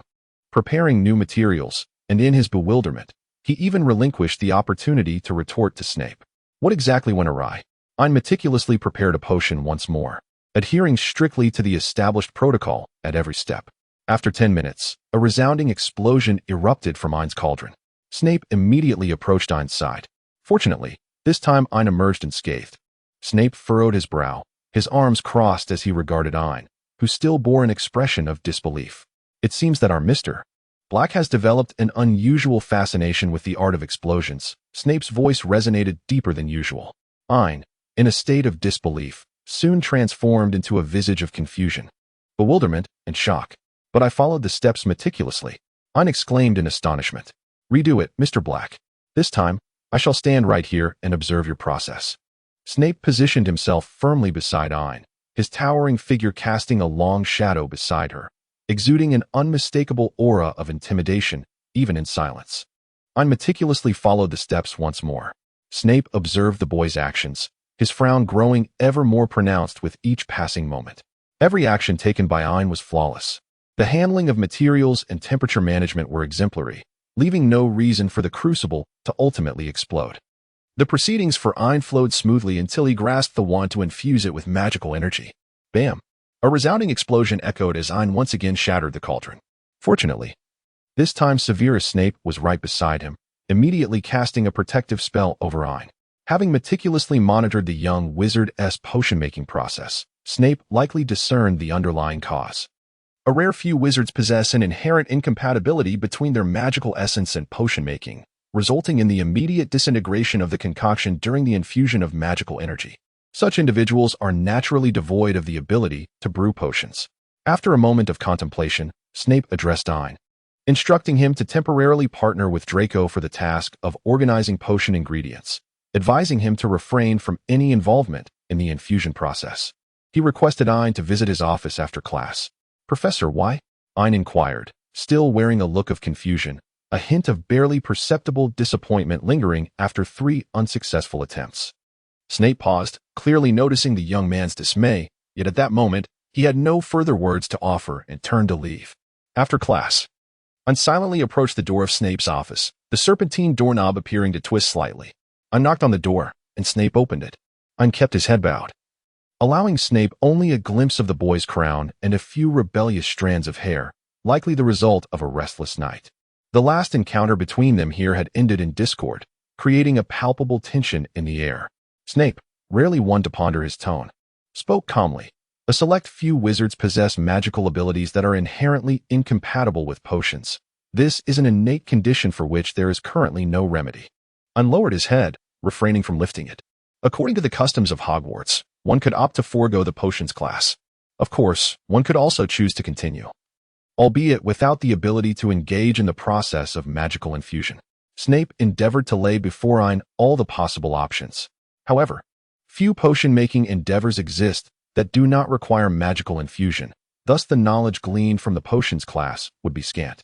Snape paused, concluding that it would be best for Ain to choose to relinquish the course. Ain lifted his gaze, his sky-blue eyes steadfastly meeting Snape's. The professor had anticipated that the youth would ignore him, but the boy's sudden interjection took Snape by surprise. Raising an eyebrow, Snape gestured for the lad to continue. I shall not abandon the study of potions. Since no one has resolved the issue of the incompatibility between magic and potions, then, the youth articulated with deliberate clarity, I shall resolve it. Ain suddenly resolved to exert herself, immersing wholeheartedly in the library without so much as a glance upward. The catalyst for this newfound diligence was the arrangement made between Harry and Draco to study together in the library following their last flying lesson. This initiative inadvertently attracted the book-loving Hermione Granger. After failing to persuade Harry to distance himself from Draco, Ron Weasley begrudgingly joined them in their scholarly pursuits. However, the atmosphere was decidedly lopsided. Harry, Draco, and Hermione were diligently scribbling away, surrounded by reference books, while Ron struggled with a single sheet of parchment, tugging at his hair in frustration as he attempted to complete his assignments, occasionally glancing at Harry's work for assistance. This state of affairs persisted for several days until Saturday arrived. Oh dear, we have to study on a Saturday too, Ron lamented, exclaiming that they were more formidable than the professors. Draco merely raised an eyebrow, not pausing in his writing, offering Ron neither a glance nor an acknowledgement. Hermione frowned disapprovingly at Ron, shaking her head in discontent. Harry, meanwhile, gestured for silence and pointed towards Madame Pants, the librarian. As anticipated, Madame Pants bore a cold expression that exaggerated the gauntness of her face, resembling a hawk. Armed with a feather duster, her piercing gaze was fixed squarely on Ron Weasley, as if to suggest that any further utterance from him would result in the feather duster being employed as a means of discipline. Ron promptly lowered his head, becoming as silent as a mouse. While everyone continued their studies, a figure swept past them, moving with purpose towards a solitary table by the window. Upon retrieving a book, the individual began to study intently. Draco instinctively looked up and was taken aback to find that the person was Ain. After a moment of contemplation, he made his way towards her. Ain, what brings you to the library all of a sudden? Are you here to study with us? Draco inquired as he took a seat opposite her. Observing Ain pulling out a book titled You Know Nothing of Salazar and Godric, Draco's curiosity piqued. Ain rubbed her temples and remarked, It's not as you envision. Salazar possesses profound knowledge of ancient magical scripts, while Godric excels in alchemy. This book encompasses a wealth of information on these subjects. Draco, taken aback, exclaimed, But we are merely in our first year. How can we be delving into such matters already? Ain fell into silence. The inability to brew the potion was indeed a significant blow to her. Although she had boasted grandly in the office, it remained an unresolved issue that had persisted for a considerable time. Ain could only momentarily conceive of altering his magical attributes through alchemy or ancient runes, or perhaps storing the magical essence of others for later infusion. Yet, these notions remained but vague directions, far from realization. In any case, I am delving into these two areas. Should you come across any relevant literature, I would appreciate your recommendations. Ain cast a serious glance at Draco, who also adopted a solemn demeanor in response. Rest assured, tomorrow I shall owl my father to have him send over the Malfoy family's collection of books, Draco assured him. Good brother, Ain exclaimed joyfully, giving Draco's shoulder a light pat. Draco's face flushed slightly. All right, enough with the touching. We are still in the library, he observed Ain, who had once again become engrossed in the enigmatic figures of Salazar and Godric, contemplating that it might be best to refrain from introducing Ain to their study group for the time being. Not far away, a pair of eyes consistently flickered in their direction, those of Harry. Harry was subtly attentive to Ain and Draco, and as he witnessed Ain's gesture towards Draco, he suddenly tightened his grip on the quill in his hand. His deskmate, Hermione, seemed to sense something, casting a thoughtful glance at Harry. While Ron remained absorbed in his struggles with homework, a delightful weekend was thus spent as everyone immersed themselves in the library's ambience. As they departed the library for the Great Hall that Sunday evening, Ron stretched languidly. Finally finished my assignments. You wouldn't believe it. Madame Pants was staring at me the entire time. It was downright terrifying. That was because you were so loud yesterday that she couldn't help but notice you. Hermione pointed out incisively. I was just venting a bit. Do you have to be so serious? Ron grumbled, casting a resentful glance at Hermione. The Queen of Gryffindor raised an eyebrow, preparing to retort, but was interrupted by Ain. Draco, Harry, do you remember that Bogus asked us to duel on Monday? Ain casually inquired, cradling a book in his arms. Draco, caught off guard, asked, has he healed? Harry, too, was surprised, looking at Ain with a hint of incredulity. Ain raised a small note in his hand. It was handed to him by a passing student during his study session at the library today, containing a reminder of the duel's timing. Hey, it seems I was too lenient last time, Draco exclaimed, indignation evident in his tone. What is going on? Do tell. Ron's eyes sparkled with the thrill of gossip. A duel? You intend to duel at school? Hermione, the little queen, remarked incredulously, you'll get expelled. Harry, indifferent, took the note from Ain's hand. Midnight on Monday, trophy room, a duel risking dignity against Eric Boguster. Shall we go together? Draco inquired of Ain. Sure, Ain shrugged casually. I want to join as well. Harry reflected briefly before reaching a decision. Can I come too? Ron's eyes gleamed, clearly unwilling to miss such excitement. No, Hermione immediately countered. Night excursions are prohibited, and dueling is forbidden as well. You intend to duel during a night outing. If discovered, expulsion is certain. The honor of Slytherin cannot be challenged, Draco declared, lifting his chin, exuding the pride of a true Slytherin prince. Ain nodded, not necessarily in agreement with the glory of Slytherin, but rather due to his recent discontent stemming from matters related to potions, seeking someone to vent his frustrations. Hermione, knowing her homemade remedies would hardly persuade the two Slytherins, turned her attention to the two Gryffindors. I absolutely will not permit your involvement, Hermione stated, Her brow furrowed as she regarded them with seriousness. It is utterly forbidden. Do not even think about it. Hey, why should we listen to you? Ron exclaimed. Harry, however, remained silent. The group made their way to the entrance of the Great Hall, where Draco and Ain proceeded towards the Slytherin table. As they departed, Draco raised an eyebrow at Harry, who subtly nodded in acknowledgement, signaling his intention to attend. The group dispersed, with the trio of Gryffindors heading to their table. Ron and Hermione continued their heated debate. You'll have trouble finding a boyfriend if you keep this up. Ron even resorted to personal attacks. Mind your own business, Hermione scoffed, dismissing Ron's remarks. Meanwhile, Harry wore a nonchalant smile as he began to enjoy his dinner. Halfway through the meal, a phoenix suddenly flew in through the window, capturing the attention of all present. It was a magnificent creature, adorned with splendid orange-red feathers interspersed with shimmering golden tail plumes, and it announced its arrival with a resounding cry.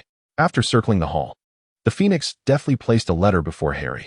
Beside him, Ron stared in astonishment, while Harry paused, momentarily ceasing his meal. Hey, mate, quick, see what it is. Ron leaned in closer, showing no regard for personal space as he peered at Harry's letter. That Dumbledore's phoenix, Ron exclaimed, his eyes sparkling with excitement, even attempting to help Harry open the envelope. Harry subtly furrowed his brow and reached for the letter. Once the message was delivered, the phoenix spread its wings and soared out of the Great Hall. At the Slytherin table, Ain watched the phoenix's retreating figure before glancing at his wand, a contemplative expression crossing his face. Ain, that must be Fox, right? System, if all goes as expected, indeed it is. Ain, I recall that this pertains to wands, particularly Voldemort's wand, both of which contain a core made from the tail feather of Fox. System, what is your intention? Ain, it should be quite valuable. System, would the host like to know your chances of victory in a direct duel against Dumbledore? Smiley face. Ain, please, tell me more. If I could have 5, I would be content. System, it is actually 0. 005. Understood. Please provide the article you'd like me to refine and translate into elegant English prose. I'll ensure to 1. Maintain the original meaning 2. Remove irrelevant elements, advertisements, promotional links, etc. 3. Elevate the language using sophisticated vocabulary and graceful syntax 4. Present only the polished English version without additional commentary. I await your text for transformation. Ain sigh. Draco. It remains a mystery to Draco why his roommate has been gazing thoughtfully at the phoenix, only for his expression to suddenly transform into one of fervent intensity, then shift to one of despondence. Yet, Draco's instinct has always guided him to refrain from inquiry, for to do so would surely shatter his worldview. Meanwhile, at the Gryffindor long table, Harry has already opened the envelope and unfolded the letter. Dear Mr. Harry Potter, I apologize for intruding upon your dinner and hope this letter does not cause you undue distress. In fact, the purpose of this correspondence can be understood as a concerned elder wishing to inquire about the enjoyment of your week at Hogwarts. If it is convenient, I shall await your arrival in my office after dinner. Albus Dumbledore. P.S. I have recently developed a fondness for fizzing Whizbees. Professor Dumbledore invites you to his office. Ron exclaimed, gazing at Harry as though he were a treasure, speculating that perhaps something extraordinary would be bestowed upon him. Even a charm potent enough to repel the killing curse. Harry remained noncommittal. Repel the killing curse? I don't think I need that. Indeed. You are the only one who has survived, Ron remarked enviously as he looked at Harry. Harry hastily finished a couple more bites of dinner before rising to leave. The headmaster's office is situated at a higher elevation within the Hogwarts castle. Harry ascended the stairs, layer by layer, until he reached the office door, where a stone statue barred his way. Password. Harry pondered momentarily, fizzing Whizbees. The password was correct. Harry entered Dumbledore's office. Harry, it brings me great joy to see you, Dumbledore said, smiling warmly from behind his desk. Professor Dumbledore, Harry greeted cautiously with a nod. Do not be so tense, my child. Dumbledore waved his hand, and a chair appeared before Harry. Sit and relax. Instinctively, Harry glanced at Dumbledore through the lenses of his glasses. The blue of Dumbledore's eyes bore an uncanny resemblance to someone else's. Ain is quite a delightful child, is he not? Dumbledore remarked, attempting to lighten the mood, perhaps believing the blue eyes would ease Harry's discomfort. Harry's pupils widened in shock. His thoughts had been overheard. Harry, I apologize for causing you any displeasure, but please forgive an old man's little habits. Dumbledore spoke casually, though his peripheral gaze remained fixed on Harry's expression. It's quite all right, Professor, Harry replied. Quickly regaining his composure, and consciously avoiding eye contact with Dumbledore. He struggled to recall the small Gryffindors he encountered, including Ron, Simon, and Hermione. No, he must not think of that person. Yet the more one strives to disregard a particular individual, the clearer their silhouette becomes in the recesses of one's mind. Harry was drenched in cold sweat. "Harry, do not be so grave," Dumbledore remarked with a hint of exasperation. "That Slytherin child is indeed quite a commendable one. No one has ever suggested that Gryffindor and Slytherin must be at odds." Dumbledore gazed at Harry as he spoke. Harry tempered his emotions, and when he looked up again, a cautious expression graced his face. "You won't be upset because I am getting too close to mine, will you?" "Of course not," Dumbledore replied, winking. "However, there may be times when one must balance the significance of friends from Gryffindor and those from Slytherin. Nonetheless, this might be a matter that requires considerable time to achieve equilibrium." Harry exhaled a sigh of relief. Ron and Hermione also think highly of Ain, though Ron has had a rocky relationship with Draco. Among companions, a bit of banter is sometimes necessary. Dumbledore winked again, seemingly attempting to project a sense of ease so that Harry could relax. Indeed, Harry responded positively, revealing his signature bashful smile. "They are all very important friends to me. I am delighted that you have made so many friends at the start of the term. Should you encounter any troubles later, you are always welcome to seek me out. The door to my office is always open for you, Harry." "Thank you, Professor." Harry's vibrant green cat-like eyes sparkled with a brilliant light, and his smile appeared gentle and harmless. The hour was growing late. Soon, young Mr. Weasley might begin to worry for your safety. "Well then, I shall return now. Goodbye, Professor." Harry stood up, bid a polite farewell, and exited the office. Within the confines of the office, Dumbledore absent-mindedly stroked Foxfeather. "He certainly appears to be a kind and upright boy," Dumbledore mused to himself. "It seems that the plan may soon be set into motion." As Harry departed from the office, the gentle smile on his face vanished in an instant, his emerald eyes appearing as if steeped in darkness. In the serene night of Hogwarts, two diminutive figures meandered leisurely. "And surely we won't encounter the professor, right?" "Tonight is Professor Snape's patrol," Draco whispered quietly, his eyes darting about warily, fearful of an unexpected encounter. "Rest assured, Draco," Ain replied, glancing at the parchment in his hand. "The professor is on the 4th floor of the castle, quite far from us." "What is that you have? It looks really useful." Draco leaned in closer, eager to glimpse the wondrous parchment in Ain's hand. Ain concealed himself, insisting, "Mine, not for sharing." Draco, in disbelief, questioned their current location as they arrived at the trophy room, the clock striking 11:30, with merely 30 minutes remaining until the scheduled duel. After a brief silence, Ain remarked, "Aren't we here to duel Bogus? Why are we hiding?" Draco could scarcely comprehend the situation as Ain had dragged him into a narrow crevice between two cabinets, leaving them somewhat breathless and utterly perplexed by Ain's intentions. "Indeed, we are here to duel," Ain responded, awkwardly repositioning his head within the tight space. "When he arrives, we shall launch a surprise attack. First, we will ensnare him with the binding spell, then unleash the bird spell to peck at his head, ultimately making him tango in the trophy room for the entire night." After uttering these words, Ain struggled to catch his breath. Draco, slightly flushed from the lack of oxygen, suggested, "If we are merely ambushing him, perhaps we could conceal ourselves behind the door instead?" Ain, forget it. Let us just endure a little longer. After all, it's not exactly prudent to venture outside at this moment.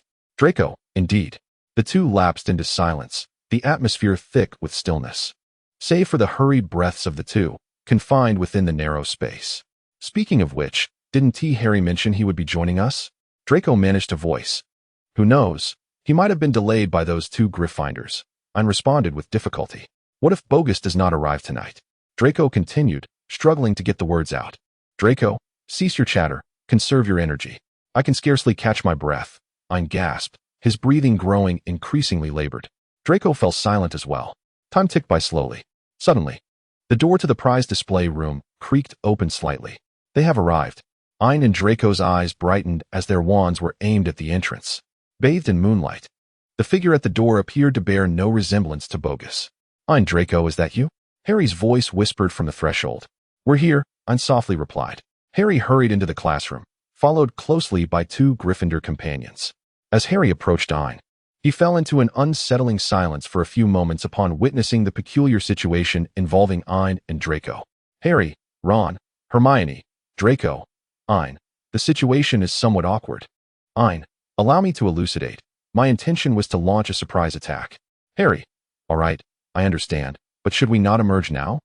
Ain surveyed the surrounding space devoid of any cover, glancing at the narrow crevice that could accommodate only 2 individuals, then at the unexpected trio that had emerged. After a brief pause, he slowly spoke. With great effort, the 3 managed to extricate Ain and Draco from the narrow confines of the 2 cabinets.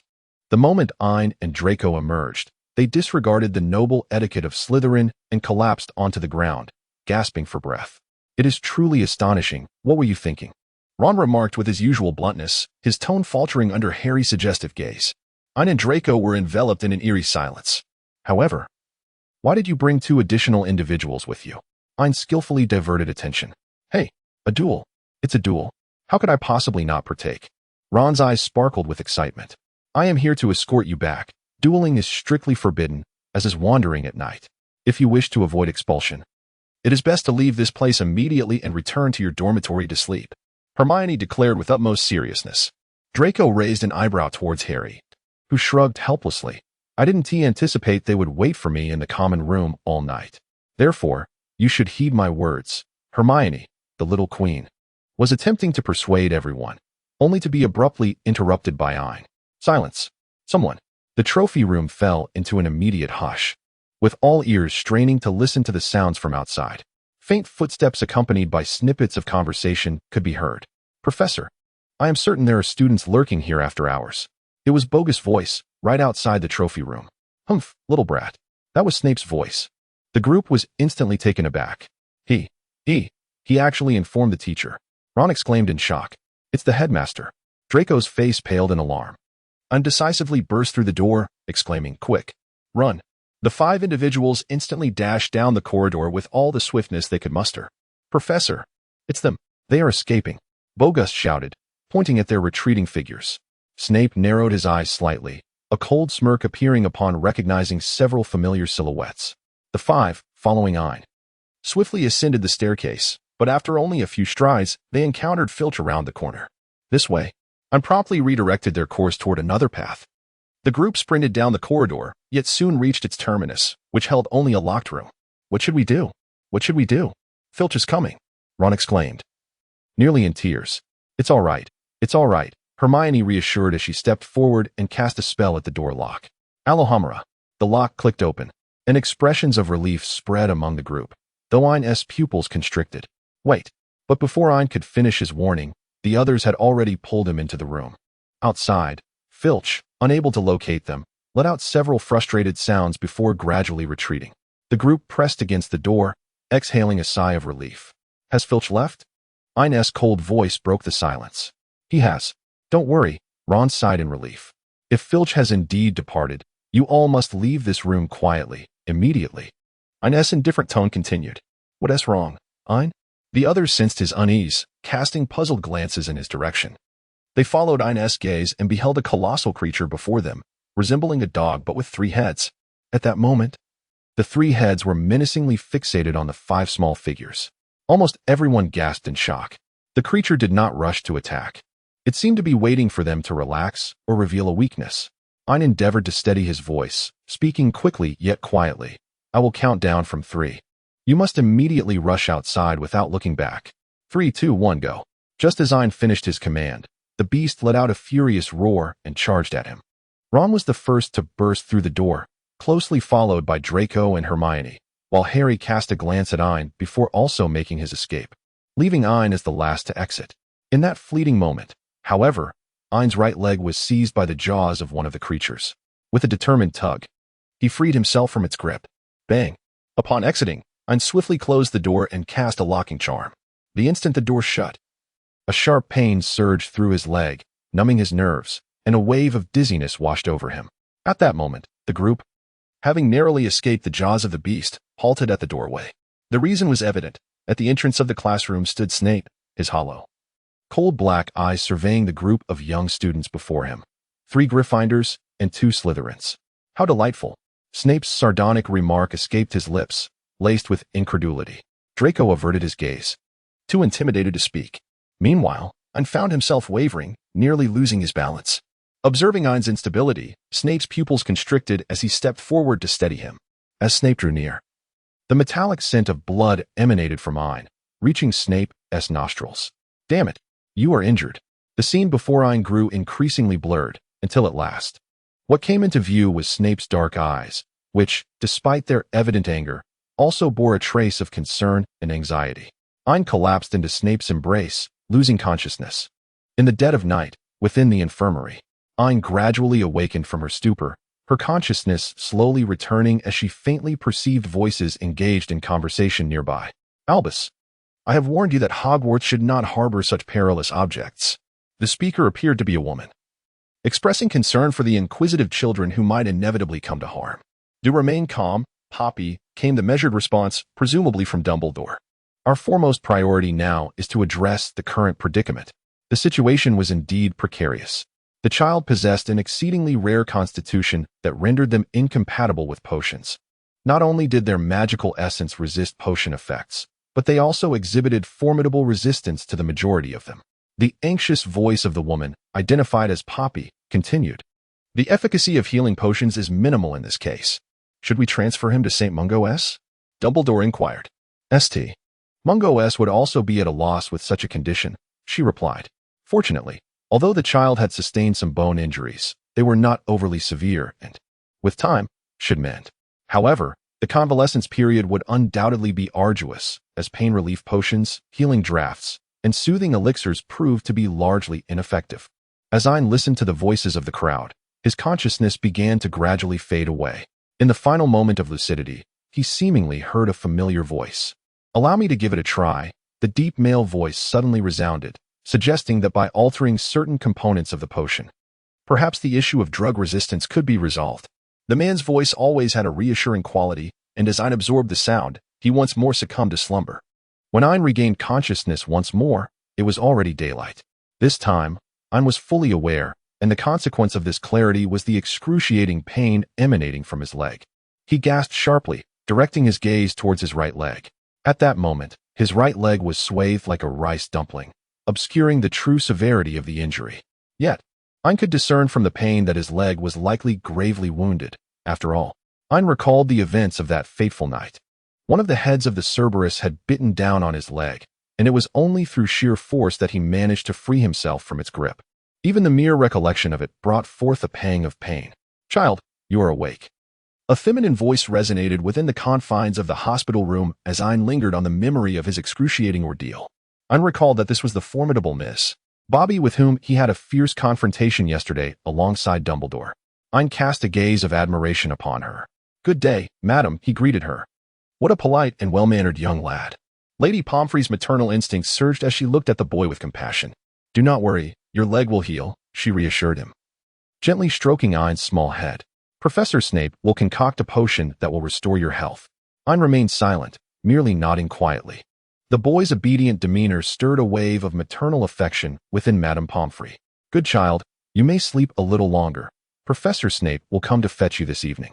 After uttering these words, Madame Pomfrey departed, leaving Ain alone in the medical wing, which now felt somewhat desolate. Ain lay on the hospital bed, attempting to close his eyes in a bid for slumber, only to be repeatedly roused by the sharp pangs of pain radiating from his legs. Thus, in a state of half-consciousness, the night descended. A series of footsteps gradually approached Ain, who remained ensconced in his dreams. The boy lay on his side, a delicate arm pressing down on the corner of the blanket, his brow slightly furrowed, beads of sweat glistening at his temples, perhaps a result of the discomfort, rendering his sleep restless. Snape instinctively softened his footsteps as he came to a halt beside Ain's bed, his gaze tracing the contours of the boy's face. With his eyes closed, Ain had lost his usual whimsical charm. Those azure eyes, known for their deceptive innocence, were concealed beneath long, dark lashes. In that moment, he appeared as serene as an angel, albeit one with broken wings. Perhaps sensing the presence of another, Ain did not sleep for long before he was startled awake. His eyes darted around the room, and it took a moment for him to relax and realize he was in the medical wing, with Snape beside him. The professor, noticing Ain's attempt to greet him, saw the boy's lips part, but was met with a hoarse whisper instead. Snape's brow furrowed slightly, and with a flick of his wand, a cup of water floated gently before Ain. Ain paused for a moment, reaching out to grasp the water cup and taking a delicate sip. For the time being, you shall reside with me. Snape briefly outlined the circumstances, and during this period, I shall endeavor to concoct potions suitable for your use. Now, please take a seat in the wheelchair. Snape gestured towards the chair beside him. Perhaps you require my assistance with the levitation charm? Ain took a moment, his expression somewhat difficult to articulate. Nevertheless, I believe I can manage on my own, Professor.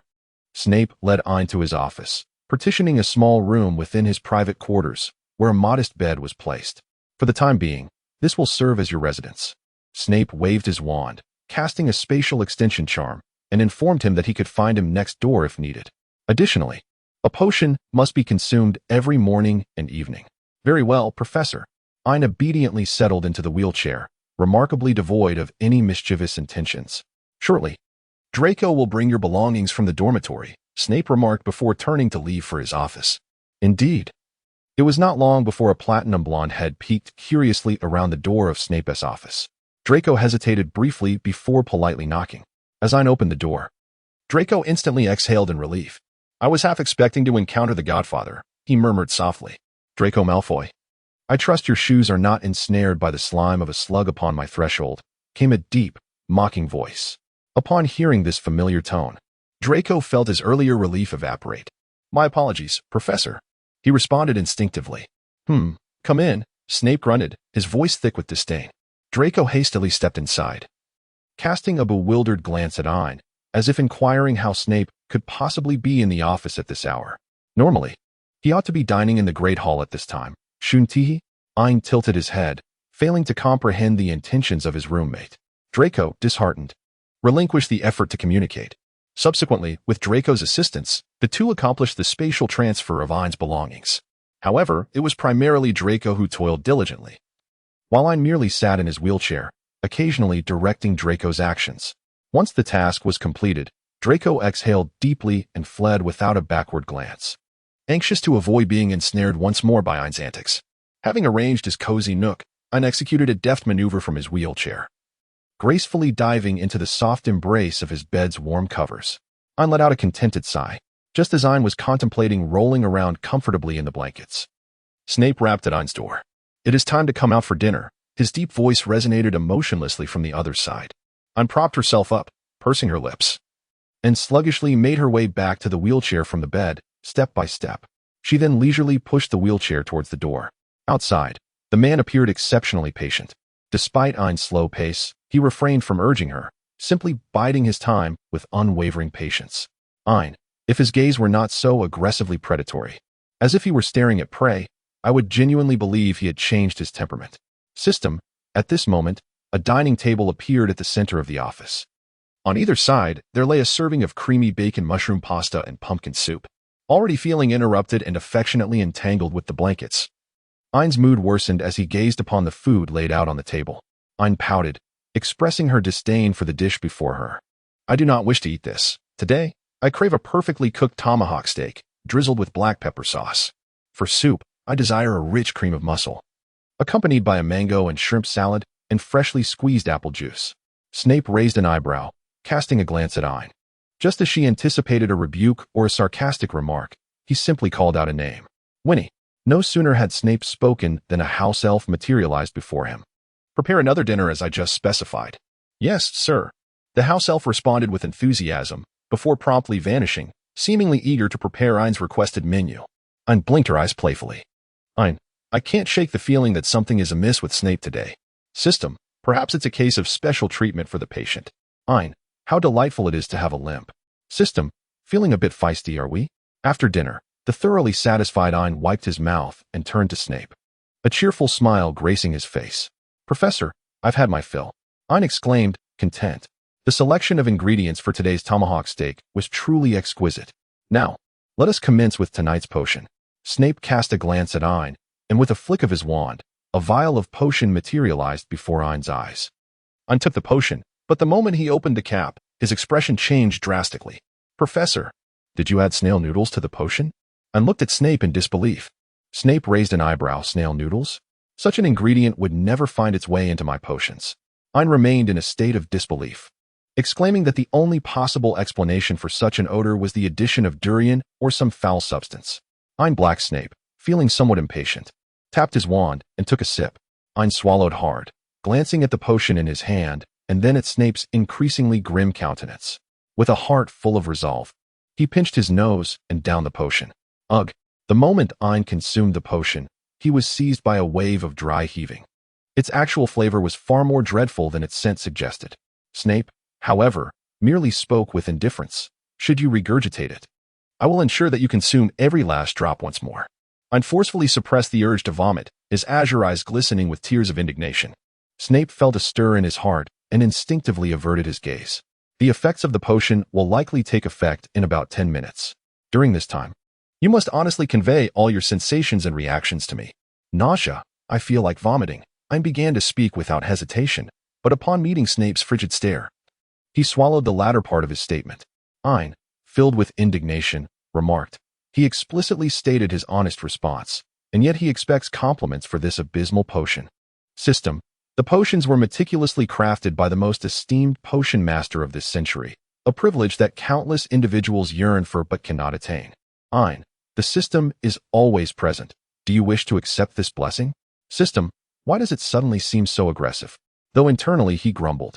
Ein maintained a facade of compliance, diligently answering all of Snape's inquiries. He sensed a slight warmth in his abdomen and a dull ache in his leg, though he could not clearly discern whether it was the effect of the potion or a pre-existing discomfort. After a moment of contemplation, Ein hesitantly spoke up.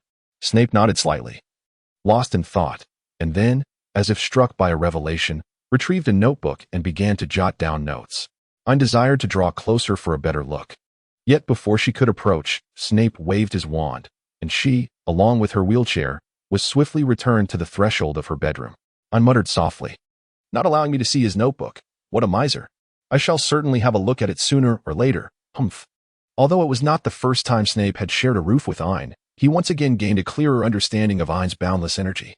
This little imp always enjoyed maneuvering his wheelchair swiftly through the corridors, yet each time he was required to take his potions, he feigned a pitiful expression of leg pain.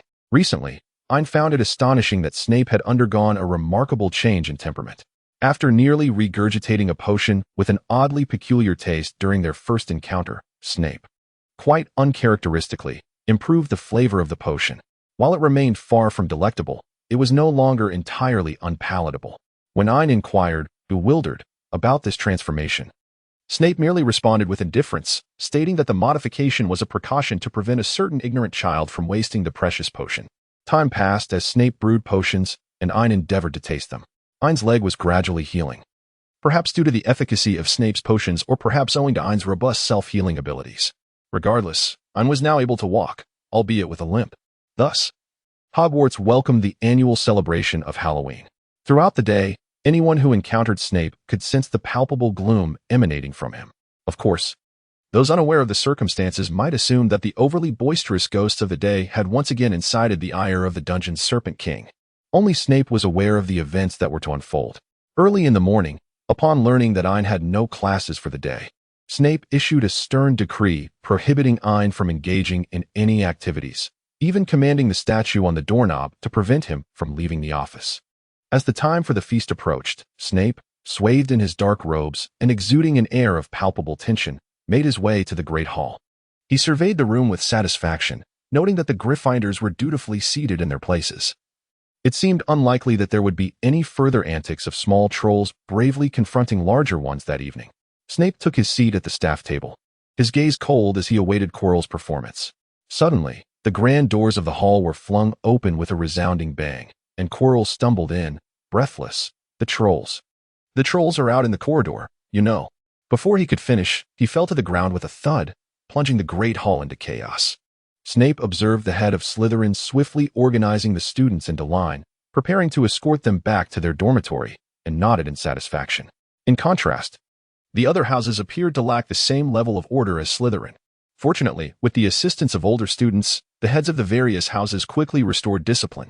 Snape once again confirmed that several small Gryffindors remained properly aligned in the ranks, allowing him to focus his attention on Quirrell. Indeed, mere moments into the chaos of the Great Hall, Quirrell began to slink away, heading towards the exit. Snape immediately pursued him.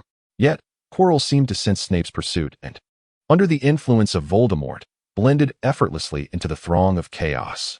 After being jostled apart by the crowd several times, Snape lost sight of his target. The pressure around Snape suddenly diminished, as if some small creatures had sensed something and cleared a space around him. However, at that moment, Quirrell had vanished, rendering the suddenly expansive view futile. Ultimately, Snape resolved to wait on the fourth floor, hoping for an opportunity. Little did he anticipate that he would encounter an unforgettable sight at the end of the corridor. The door to the room at the end of the fourth floor stood wide open, revealing Quirrell sprawled on the ground before it, while Ain was perched on Quirrell's back, fixated on his headscarf. Half of a dog's head protruded from the open doorway, baring its fangs at the boy. Behind Ain, a fully grown troll swung a club, poised to strike the youth. Snape's pupils constricted sharply. Meanwhile, on Ain's side, the morning of Halloween found him exuberantly springing out of bed, only to howl in pain as he clutched his legs and tumbled back onto the mattress. System, foolish. Ain, master. Today, I shall be the most dazzling vampire of them all. System? Ain discreetly retrieved a box from beneath the bed, its packaging still wholly intact. Ain eagerly rubbed her hands together, her eyes sparkling with excitement as she opened the box. Within it lay a dark crimson gown reminiscent of medieval nobility, adorned with shimmering accessories and intricate dark patterns, thoughtfully accompanied by a pair of vampire fangs. Ain eagerly donned her attire. Ain, Tsubasa, just tell me, am I handsome or not? Ain slightly raised his chin in front of the road, mimicking Draco's haughty expression. Ain, the system, what to do about a foolish son at home? Smiley face. Ain limped out of the bedroom, and in the office, he fortuitously encountered Snape, who was preparing to leave. The young man before him was clad in a dark red suit, the tailored cut elegantly accentuating his physique and highlighting his tall and handsome demeanor. His strikingly exquisite face bore an almost flamboyant allure, revealing an enchanting ambiguity between masculine and feminine. Perhaps due to a restless night or his lingering drowsiness, the corners of his eyes held a hint of crimson. This subtle flush perfectly enveloped his striking features in a veil of alluring intimacy, resembling a living embodiment of a refined young vampire count. Snape's gaze darkened slightly as he inquired, "No classes today?" Ain's bright blue eyes twinkled as he blinked. "What do you think of my outfit for the Halloween banquet, Professor?" The Halloween banquet? Snape subtly adjusted his tone, a hint of danger lurking beneath the surface. "Yes, indeed. I shall undoubtedly be the most dashing of all Slytherins, no? The most striking in all of Hogwarts. The last time you made such a declaration, it nearly resulted in you becoming the most conspicuous figure in Knockturn Alley." Snape arched an eyebrow. "That was merely an accident. A mere mishap." Ain pouted. "This time, at the Halloween banquet, I shall surely outshine everyone." System, outshine everyone. Ain, what about those grass? System, no. Snape spoke indifferently, his arms crossed as he scrutinized Ain. "Today, you are to remain here and go nowhere else." Ain widened her eyes in disbelief as she gazed at Snape. Meanwhile, Snape turned away without a glance, departing with a pointed reminder to the serpentine doorknob that no one within the room was to be allowed to exit. By the time Ain emerged from her state of incredulity, Snape had long since vanished. "Ain, Tsubaki, I am confined here." System, indeed, that is correct. Ain, my splendid Halloween plan. Ain, shrouded in melancholy, found herself confined within Snape's office. The system advised the host to devise a means to partake in the Halloween banquet, for this event harbored significant core narrative elements. Engaging in the festivities and altering the trajectory of the plot would be advantageous for the host in fulfilling her mission. Ain felt a pang of empathy, gently touching her still wounded leg. "I have endured bites for Snape. Has not the course of this narrative been altered?" The system replied. It appears I am at a loss for a counterargument." Ain sat cross-legged at the entrance of the office, exchanging a silent gaze with the serpentine sculpture adorning the door lock. "Ain, hiss. Door handle. System, what are you doing?" Ain wore an expression of innocence as she pondered, "What if I too possess Slytherin lineage? My unknown father could very well be Voldemort." The system replied. "What are you doing at this moment?" Ain, attempt to communicate with the doorknob using snake language. Ain, hiss, the system. "Alas, my foolish son grows increasingly dim-witted. It seems even the doorknob can no longer tolerate the antics of this seemingly deranged youth. After a series of twists, it has chosen to ignore Ain entirely. Ain, alas. It appears that my rather unremarkable father bears no relation to Voldemort." System, quite absurd. Yet, Ain felt only a fleeting moment of despondency before swiftly regaining his spirits. He hurried to his desk, retrieved a piece of parchment, and began to compose a letter. System, what are you up to now? Ain, I cannot speak parcel tongue, however. I could summon someone who can grant me access. Hogwarts Great Hall. Today, Harry, who had not encountered Ain in the hall, furrowed his brow slightly.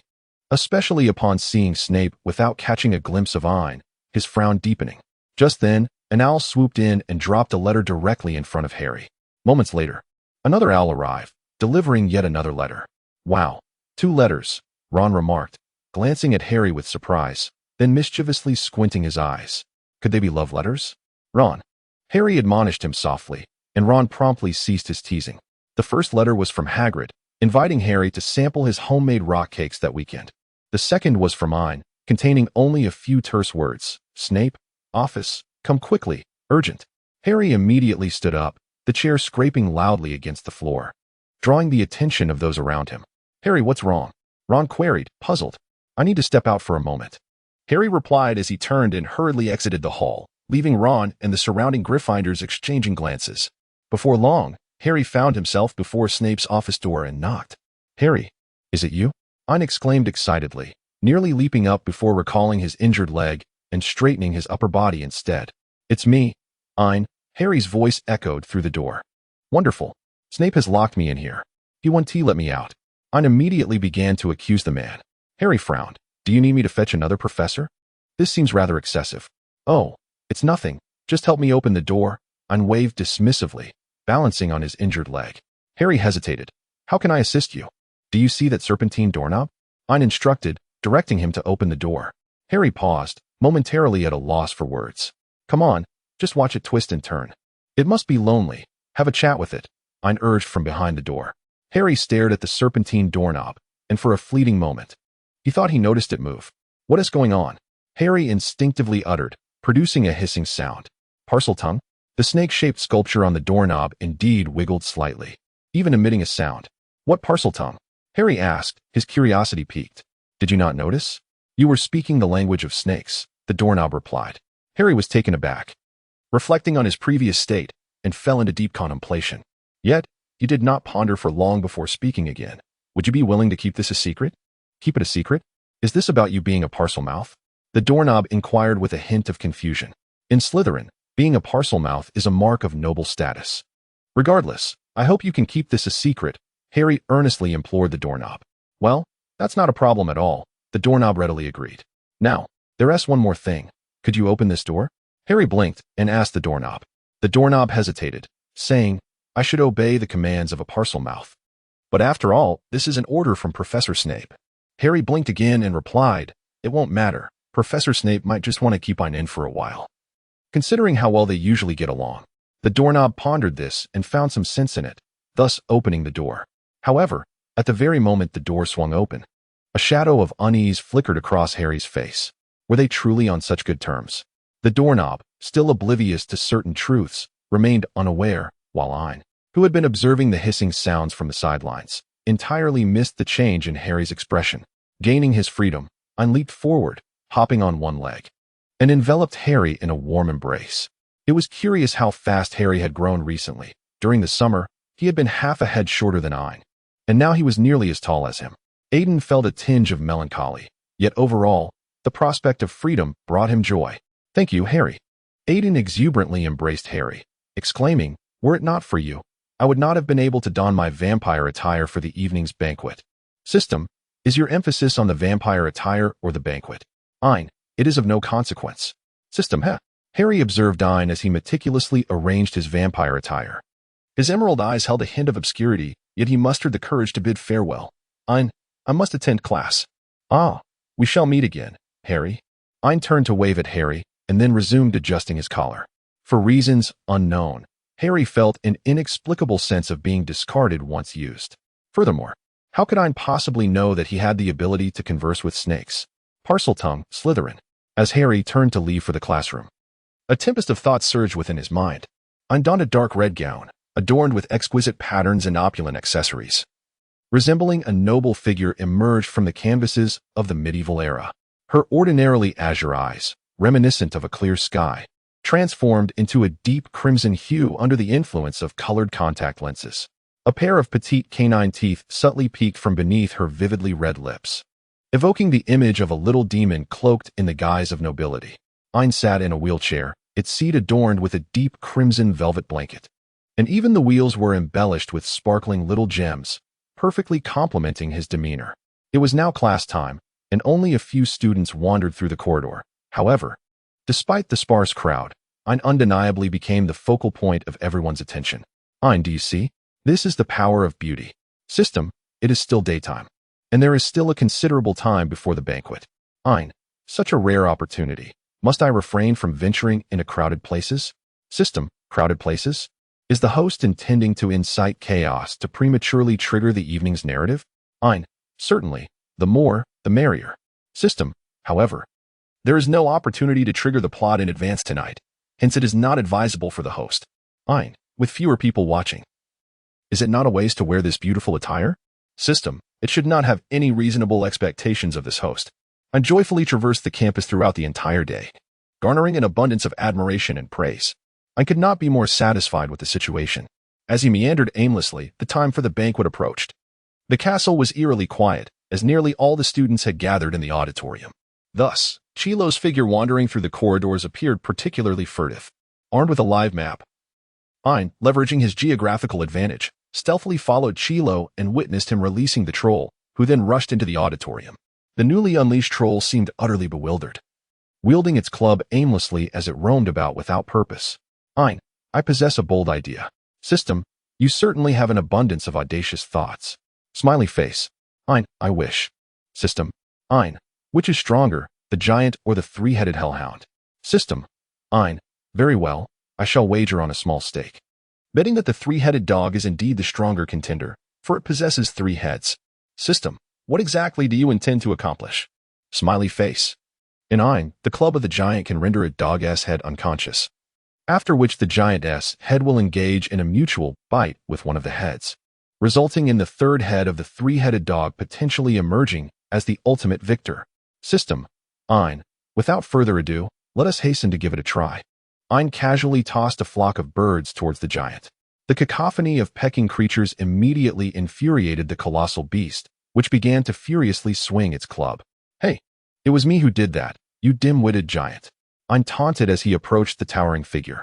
Enraged, the giant swung its club and gave chase. Ain deftly maneuvered his wheelchair, swiftly disappearing around a corner. The giant, even more enraged, continued its pursuit of Ain. Ain, goodness, how could it run so swiftly? This is the end, this is the end. System, that is an adult behemoth. Smiley face. Ain, so?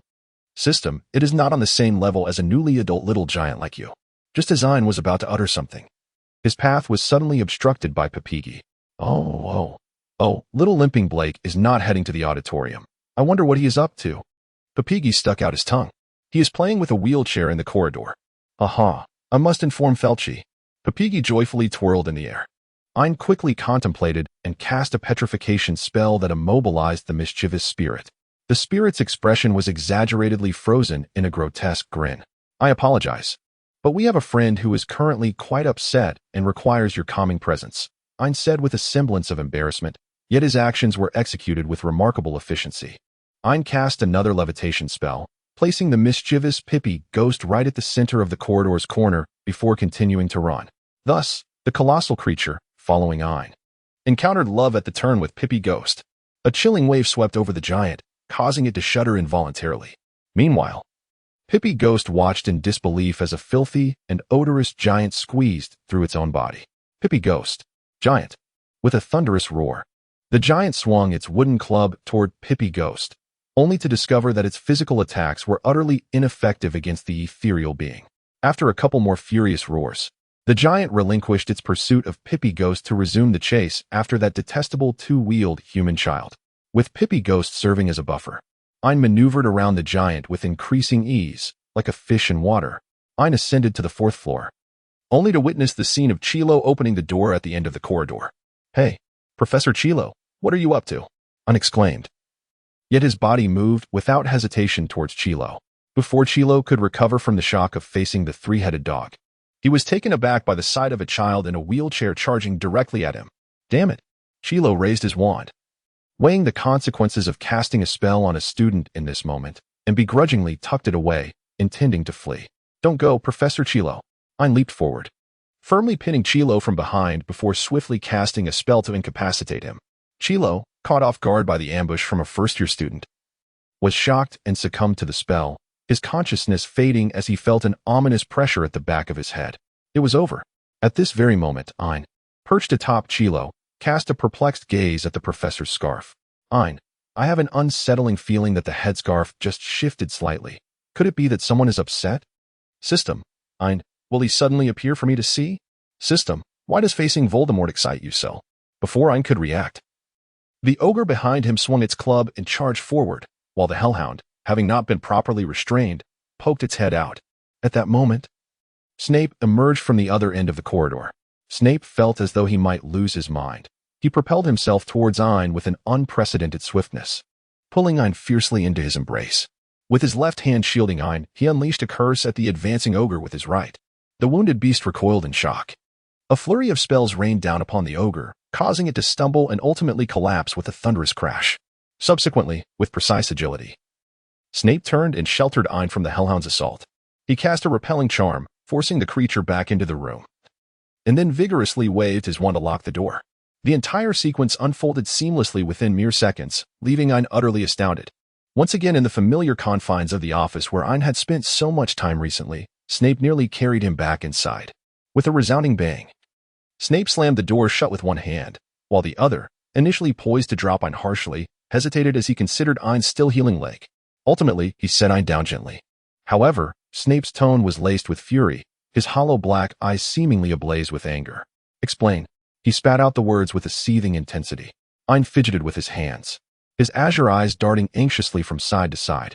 Snape, in a fit of rage, responded with a sardonic smile. "What is it? Has our esteemed Mr. Black concocted yet another splendid excuse?" "No, Professor," Ain said, raising his head with a pitiful expression. "Please believe me." Snape scoffed coldly. "Do not adopt that visage, Mr. Black. Do I need to remind you how many times you have attempted to evade punishment with that very expression, yet have never succeeded?" Ain bit her lip and cast her gaze downward.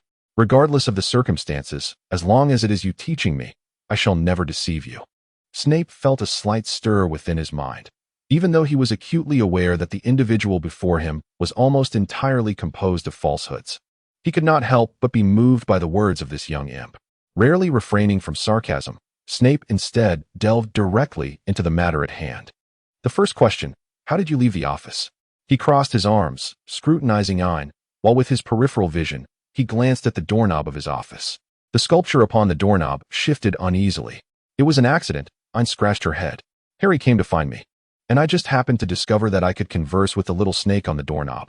So I asked Mr. Doorknob to let me out." Ain blinked innocently and said, "Please do not blame Harry. It was I who asked him to do it. If you must assign blame, let it fall upon me." Snape continued to sneer, his anger intensifying. It was unclear whether he was incensed by Ain's nonsensical words and actions or by her defense of Harry. "Do you truly believe you can bear the full weight of the consequences for this incident all on your own?" Ain lowered his head, falling into silence. The second inquiry, "Why did you return to the corridor on the 4th floor with a gigantic creature wielding a club behind you, nearly striking your very brain?" "In truth, I happened upon the creature by chance." Ain hesitated before speaking. "Yet I am curious to discern whether the creature is more formidable or if the three-headed dog surpasses it in prowess. Thus, did you endeavor to lure the creature towards the three-headed dog with that head of yours, which is yet to attain the girth of a giant's arm?" Snape's deep voice brimmed with derision. "Mr. Black, should I commend you for your ignorance, which breeds fearlessness, or should I praise you for possessing the valor characteristic of Gryffindor?"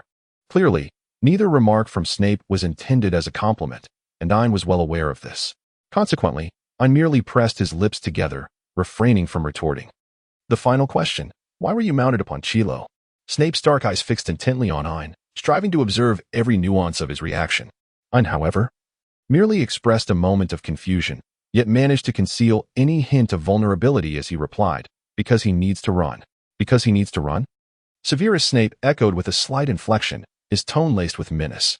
"Indeed, he needs to run, and I intercepted him," Ain affirmed with a nod, his demeanor exuding an air of certainty. "What leads you to believe that a first-year student could confront a dark wizard and a professor of defense against the dark arts head-on. Snape's emotionless black eyes bore into Ain, questioning whether it was his mind, filled with foolish notions, or the arrogance instilled by a foolish lion that fueled such audacity. Snape had not been devoid of suspicion regarding Ain. The timing of his actions was too astute, too perfectly orchestrated to dismiss lightly. In response to Snape's scrutiny, Ain pressed his lips together, opting for silence as a form of protest. "Speak, Black," Snape insisted, tightening the noose of his interrogation. Ain lifted his gaze to meet Snape's, his cerulean eyes shimmering with a hint of wounded defiance. Snape was momentarily taken aback. In that fleeting moment of his bewilderment, Ain obediently reclined on the sofa. "Then go ahead and strike me," Ain echoed Snape's tone, speaking with a chilling indifference. Snape regarded the seemingly docile youth before him. Yet his eyes betrayed an inescapable tempest of darkness. "I'm Black," Snape barked, nearly grinding his teeth as he uttered the name. Ain remained silent, lying down, conveying his stance through his quietude. Snape found himself at an impasse with Ain. This youth always possessed countless means to ultimately compel his capitulation. The Veritaserum would prove ineffectual against a boy with an innate resistance to potions, and legitimacy was rather harsh for a first-year child. Snape endeavored to disregard the pang of sympathy and reluctance welling up within him, experiencing for the first time a perplexing emotion towards another, a sense of helplessness. He neither spoke nor moved. Snape's silence led Ain to perceive it as a form of emotional neglect, prompting him to rise from the sofa once more, feeling somewhat indignant. "If you won't strike me, what do you intend to do? Use the Veritaserum or legitimacy. Do as you wish." Ain found himself inexplicably disliking the expression present on Snape's face at that moment. His dark eyes were hollow and devoid of emotion, clearly indicating the unconscious application of a mental blocking technique. Ain, mimicking Snape's characteristic tone, elongated his words and raised an eyebrow. "Very well, Mr. Snape will never truly believe me, regardless of my actions or words. I presume you can comprehend the extent of your behavior's absurdity in the eyes of ordinary individuals." Snape replied in a dry manner. "Thus, Mr. Snape will harbor suspicions about me. Let me venture a guess. What exactly does he suspect? That I harbor ill intentions? That I wish to steal the Philosopher's Stone? That I pose a threat to the Chosen One? That I am aligned with Voldemort? Or even that I possess foreknowledge of future events?" Snape remained silent, his dark, hollow eyes devoid of life. "It appears my deductions are not far from the truth." "Are they, Professor Snape?" At this moment, Ain was a far cry from his usual carefree demeanor, shedding the guise of playful frivolity. Ain exhibited a sharpness that was almost unnerving. "Now, allow me to further speculate. Why, knowing the peculiarities of my nature, do you permit my presence and actions at Hogwarts without turning me over to Dumbledore, or even to St. Mungo's for dissection?" Ain opened her mouth, her sky-blue eyes piercing directly at Snape. In that moment, Snape felt as though he were confronting that enigmatic elder with similarly azure eyes, who seemed to possess knowledge of all things. Ain slowly approached Severus, who had previously exerted an overwhelming pressure that rendered her breathless. However, in this moment, despite her height barely reaching his chest, Ain instilled in Severus a sense of latent danger. Why was this so? It was because the distance between them had diminished to the point where they could hear each other's breaths. Ain extended a finger, pressing through the heavy fabric of the Black Wizard's robe to the very heart of Snape. The sensation that met his touch was the powerful rhythm of a heartbeat. Ain was momentarily lost in thought, yet swiftly reverted to that perilous tone. What could be the reason, Professor Snape? Ain stood on tiptoe, the word professor infused with Ain's unique warmth, almost whispering against Snape's ear, imbued with an unusual essence. Is it possible that the professor harbors secrets he wishes to keep concealed? Ain withdrew the hand that had been poised over Snape's heart, yet circled closely around him. Arriving at Snape's left side, due to Ain's proximity, Snape could even sense the rhythm of Ain's breath. He exhibited no reaction, merely fixating his hollow gaze on a point in the void. Nevertheless, Ain grew bolder, gently tracing Snape's naturally descending hand with a fingertip. Snape's vacant eyes darkened, and he instinctively stirred his left hand. The touch of the boy's finger felt like a hook, ensnaring Snape's heart with an unyielding grip. Ain observed Snape's subtle movements and revealed a satisfied smile. Subsequently, Ain withdrew his finger and circled around to Snape's right side. "Is the professor reluctant to expose my true intentions?" The youth's clear voice, imbued with a hint of tenderness, echoed by his right ear, while Snape's gaze grew increasingly opaque. Ain circled back to face Snape directly, her gaze fixed intently upon the man before her, a faintly malevolent smile curling at the corners of her lips. "Professor, surely you wouldn't." Silence. Snape snapped, his eyes tightly shut in frustration. Ain, how's it going? Am I about to drive him to his wit's end? System, what exactly do you intend to do? Ain, let him get angry. Then he will trivialize tonight's events, turning great matters into minor ones. Hee. I truly am a clever little rascal. System? The system slowly produced a question mark, struggling to comprehend Ain's peculiar thought process. Ain, I intend to divert Snape's attention with other matters. Should he become irate as a result, I shall be expelled from his office. System, it seems you are nearing success. What was it you originally wished to convey? Ain, could it be that he admires my talent? Anyone would be infuriated by such conceited remarks from a rather arrogant little child. Ain felt an overwhelming sense of self-satisfaction, eagerly anticipating Snape's sudden outburst of fury that would result in his expulsion from the office, leaving him to be disregarded henceforth. As Snape regarded the young boy before him, he remained silent for an extended period. Just as Ain's expression was on the verge of cracking under the weight of his inner turmoil, Snape finally spoke, albeit not with the wrath that Ain had envisioned. His voice, somewhat hoarse, conveyed a remarkable calmness as he uttered, Ain Black, leave my office. Although the process appeared somewhat divergent from Ain's expectations, it seemed he had ultimately achieved the desired outcome. Ain finally let out a sigh of relief, then swiftly darted out the door, his limp leg moving faster than usual. Ain, the plan is in motion. System, what a foolish child. After the boy departed, Severus maintained his stance, his gaze fixed ahead, yet void of expression. The lingering sensation of the boy's fingertips remained on the back of his hand, and the echoes of the boy's words resonated incessantly in his mind. It is unclear how long Severus held this posture when suddenly a burst of green flames erupted from the fireplace, and another figure with blue eyes sprang forth. Severus, come to me. It was Albus Dumbledore. After delivering his message, he vanished into the fireplace. Severus unfastened the button at his collar, his breathing becoming noticeably heavier. After a moment of composure, he rebut-toned it, as if this simple action could help untangle his disordered thoughts. It was only when the button was secured that Severus swirled his robes and exited the office. Meanwhile, Ain, limping yet exuberant, exited Severus's office and soon encountered Draco, who had grown anxious from not seeing Ain all day and had come to search for him. Ain, are you all right? Draco exclaimed, visibly shaken.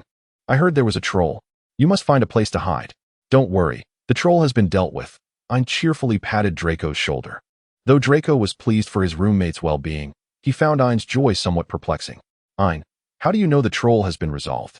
Draco inquired curiously. I witnessed it myself. Ain blinked. Professor Snape handled it. Ah, that makes sense. If it was the headmaster, it's not surprising at all. He is indeed formidable. Wait, you said you saw it with your own eyes. Draco suddenly grasped the significance of Ain's statement, his eyes widening. Indeed, Ain nodded matter-of-factly. Then how did you encounter Professor Snape and the troll? Draco hesitated, searching for the right words. Well, Ain pondered, organizing his thoughts. First, I discovered the troll. Then it chased me, and ultimately, I encountered Professor Snape. In consideration of his roommate's frail heart, Ain chose to withhold certain details, such as Chilo, the three-headed hellhound, and the proximity of the beast's teeth and the monstrous club to his own head, merely inches away. Nevertheless, this was sufficient to elicit a sharp intake of breath from Draco. Ain, do you realize that it is truly thanks to you that I can still see you alive? Draco remarked with trepidation. Indeed, I share that sentiment. Ain responded, nodding in rare agreement. So, did the headmaster not say anything to you? Draco inquired with curiosity. He ushered me out of his office. He likely does not wish to see me again, Ain replied, adopting a contemplative expression. Draco patted his own chest, reassuringly stating, It's all right. You were merely expelled from the office. The headmaster cannot genuinely be angry. When he does become angry, it is not something easily resolved. Ain remained non-committal about the matter. Whether that man was genuinely angry and the depth of his ire were best kept from Draco, lest it harm his fragile psyche. Little did Draco know that in Ain's eyes, he had nearly provoked Snape to the brink of fury. Yet, the true Severus Snape was not as rage-fueled as Ain presumed. The complexity of his emotions was beyond Ain's comprehension.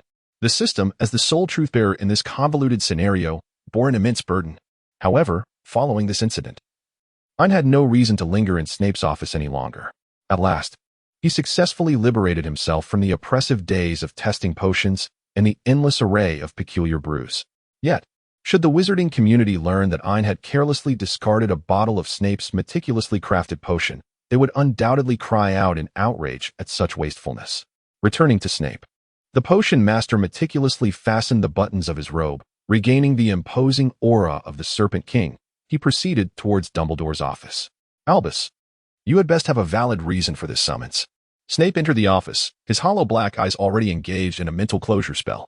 Severus, my dear boy. Do not be so grim, Dumbledore chuckled. Would you care for a cockroach cluster? We recently acquired a honey-flavored variety. Snape displayed an appropriately disdainful expression, but Dumbledore remained unfazed, continuing to enjoy the confection. What is it? Do speak, Snape stated coldly, feeling uncomfortable under the elder's penetrating gaze. Severus, you know, I have my concerns regarding that child. Ain. Dumbledore's hands were clasped under his chin, his expression revealing his unease. The greatest wizard of the century was preoccupied with a mere Slytherin student. It was a peculiar honor indeed. Snape's response was dry, his vacant gaze betraying no emotion. Oh, Severus, Dumbledore shook his head disapprovingly. As headmaster, I care for every child. Yet, Ain seems to appear precisely where he is most needed, which raises my concerns. Dumbledore's brow furrowed, and the wrinkles on his aged face took on an oddly comical aspect. However, Snape was not in the mood to critique Dumbledore. He was all too aware of the man's formidable nature. To be in his thoughts was far from fortuitous.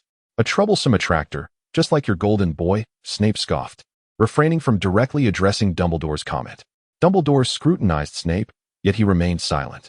Severus, you promised me you would look after Harry. Dumbledore pinched the bridge of his nose. Unable to escape your protection. After all, his parents had already. I understand. Albus, Snape interjected coldly. I will fulfill my promise. I hope you comprehend that I merely wish to avoid any unforeseen circumstances. Dumbledore, somewhat apologetic, responded to Snape. I know what I must do. There is no need for further elaboration. Snape remained aloof. That is good to hear, Severus, Dumbledore replied. I have faith in you. It is best that way. Snape retorted with a hint of sarcasm. As Snape departed from Dumbledore's office, he found himself enveloped by a heavy atmosphere. He strode purposefully through the castle. Yet he wandered aimlessly. The small creatures within the castle had long since retreated to their dormitories due to the troll incident, leaving the vast halls eerily empty, save for Snape's resolute footsteps. As he walked, his thoughts began to spiral uncontrollably, recalling everything that had transpired in his previous life. The arrogant Gryffindors, time and again, found themselves in peril, only to pave the way for that golden boy with the lives of countless other wizards, ultimately creating a path of salvation drenched in blood. And what of the others? Snape pondered Lucius and Draco, reflecting on himself, even recalling that foolish dog, and Dumbledore himself. He had once thought he would accept the same fate without complaint, even knowing that in many instances, it was Dumbledore's foolish savior complex at play. Yet all of this was his destiny, the consequence of his own actions, and the sin he must atone for. All for the sake of that flawless lily in his life. Snape clenched his fists tightly, feeling the sting in his palms. He had changed. Once, the mere thought of Lily would plunge him into despair, yet at this moment, it was not as painful as he had imagined. Instead, there was a figure gradually coming into focus, that of a young boy. The boy had forcefully entered his world, yet gradually, he had become an indispensable weight in Snape's heart. Snape shut his eyes tightly, and when he opened them again, a tempest brewed within his dark gaze. Yet it was resolute. He would not allow anyone to put Ain in danger, not even Dumbledore. No one could harm that boy. Time passed in an orderly fashion. And before long, Christmas approached. In the Slytherin common room, the head of house was tallying the names of those staying for the holiday. Draco decisively signed his name on the list to return home for Christmas and turned to Ain, saying, Ain, why not come home with me for Christmas? Why? To see your parents? Ain raised an eyebrow at Draco, finding it inappropriate. What is inappropriate about it? Draco, bewildered, completely missed the teasing tone in Ain's words. My mom and dad are quite eager to see you. Ain, in a rare moment of contemplation, thoughtfully signed the list for the Christmas homecoming. Upon witnessing Ain's signature, Draco's face illuminated with a joyful smile. Splendid, Ain. This Christmas, I can take you to visit my family's garden, which boasts an array of exquisite and rare varieties, meticulously tended by our house elf. And then there are Luke and Helena, those two splendid white peacocks, who are utterly breathtaking when they display their plumage. Additionally, there is the fountain sculpture at the entrance. I have long wished for my father to replace it, but he insists it is quite lovely. Draco continued to chatter on. enthusiastically introducing Ain to his home and how the two ostentatious peacocks bore a striking resemblance to himself at that very moment. Ain stifled a yawn, her sleepy eyes drifting toward Draco. Draco, understanding the unspoken cue, promptly closed his mouth. However, he did not remain silent for long. His eyes sparkled with mischief as he leaned closer to Ain. By the way, Ain, in a few days, there will be a Quidditch match. Would you care to join me? As he spoke of Quidditch, his eyes shone with excitement, reflecting the brilliance of his platinum hair. Quidditch? Ain furrowed her brow. A group of individuals riding shabby broomsticks chasing after a few balls, only to be pursued in return. What was there to behold? Yet, seeing Draco so animated, she refrained from further dissent, merely indicating her lack of interest in the sport. But this match features Harry, Draco added, a hint of pride lacing his tone, tinged with a touch of bitterness. After we were thoroughly reprimanded by the headmaster at the end of our flying class, only Harry Potter was singled out by Professor McGonagall and invited to join the Quidditch team. Draco's words dripped with envy. Sometimes, being in Gryffindor does have its advantages. I nodded, remaining noncommittal. After all, Quidditch would prove to be a perilous endeavor for Harry Potter in the years to come, and I did not regard that as a favorable circumstance. Ain, are you truly not going to watch? Draco hesitated, addressing her once more. You could drag along Ron, Hermione, or even Zabini. Ain felt a flicker of confusion. Ordinarily, Draco would not be the type to persist after a refusal. His behavior struck her as somewhat peculiar. Draco seemed to realize that his tenacity was somewhat unbecoming of his noble demeanor, his face flushing slightly in embarrassment. Speak up, Draco. Ain halted her departure, crossing her arms and regarding him with a leisurely gaze, curious about his intentions. Observing Ain's demeanor, Draco's expression shifted in a curious manner, his brow furrowing as if he were on the verge of revealing something. Not going to say anything? Ain raised an eyebrow. Draco hesitated before finally speaking. Ain, do you know? You currently resemble a younger version of the headmaster. Ain, nevertheless, Draco ultimately exhaled deeply and addressed the matter at hand. The truth is, recently the Gryffindor lot has been suspecting that our headmaster intends to steal the Philosopher's Stone, which has caused quite a stir. How could they doubt the headmaster? It is utterly foolish. Draco mused, his countenance reflecting righteous indignation. Ain merely responded with a nonchalant hum. Aren't you the least bit upset? Draco inquired, perplexed by Ain's demeanor. After all, the headmaster has always favored you, hasn't he? Well, I suppose so, Ain replied, his thoughts drifting to that man. The absence of significant emotional upheaval stemmed from his understanding that the man was indifferent to being misunderstood by anyone. Truly powerful individuals never concern themselves with the perceptions of others. They possess their own code of conduct. This sentiment could not be more fitting when applied to Snape. Furthermore, even if one were to feel anger, what difference would it make? It is hardly necessary for a grown man to argue over right and wrong with a bunch of 11-year-old children. I believe there is a small test in potions class next period, Ain casually remarked. Indeed, why do you ask? Draco responded, bewildered by Ain's abrupt change of subject. It seems that Gryffindor's materials and Slytherin's materials are stored separately, Ain stated calmly, causing Draco's apprehension to grow. Are you suggesting? Draco trailed off, uncertainty clouding his expression. Ain smiled softly. When children misspeak, it is only natural that they should face some form of consequence, is it not? Moreover, it was merely a minor assessment. Receiving a warning for scoring AP is quite understandable. Ain, I seem to recall that during this Quidditch match, they intended to burn Snape's robes. System, perhaps you should have a bit more confidence in Snape. Ain reflected upon the splendid figure of that man during their duel that fateful night, feeling it was rather implausible that an 11-year-old wizard could have set his robes ablaze. However, there was something else. Ain, those children ought to receive some lessons. Draco instinctively distanced himself from Ain, feeling that something was amiss with the serene demeanor of Ain before him. Where has my cheerful and lovely Ain gone? On the day of Quidditch, nearly everyone chose to spectate the match, yet Ain did not partake in the observation. Within the vast expanse of Hogwarts Castle, Ain wandered alone, creating an impression of profound emptiness. System, it is advised that the host participate in the Quidditch match as it will lead to significant narrative developments. Ain, what is captivating about Quidditch? System, does it matter regarding Snape? Ain, what does he need to manage? System, fluctuations in the host's heart rate have been detected. Ain, silence, you wretched system. System, admit it, you simply wish to take a look. Ain, I do not wish to. System, you desire it. You simply feel too shy to admit it.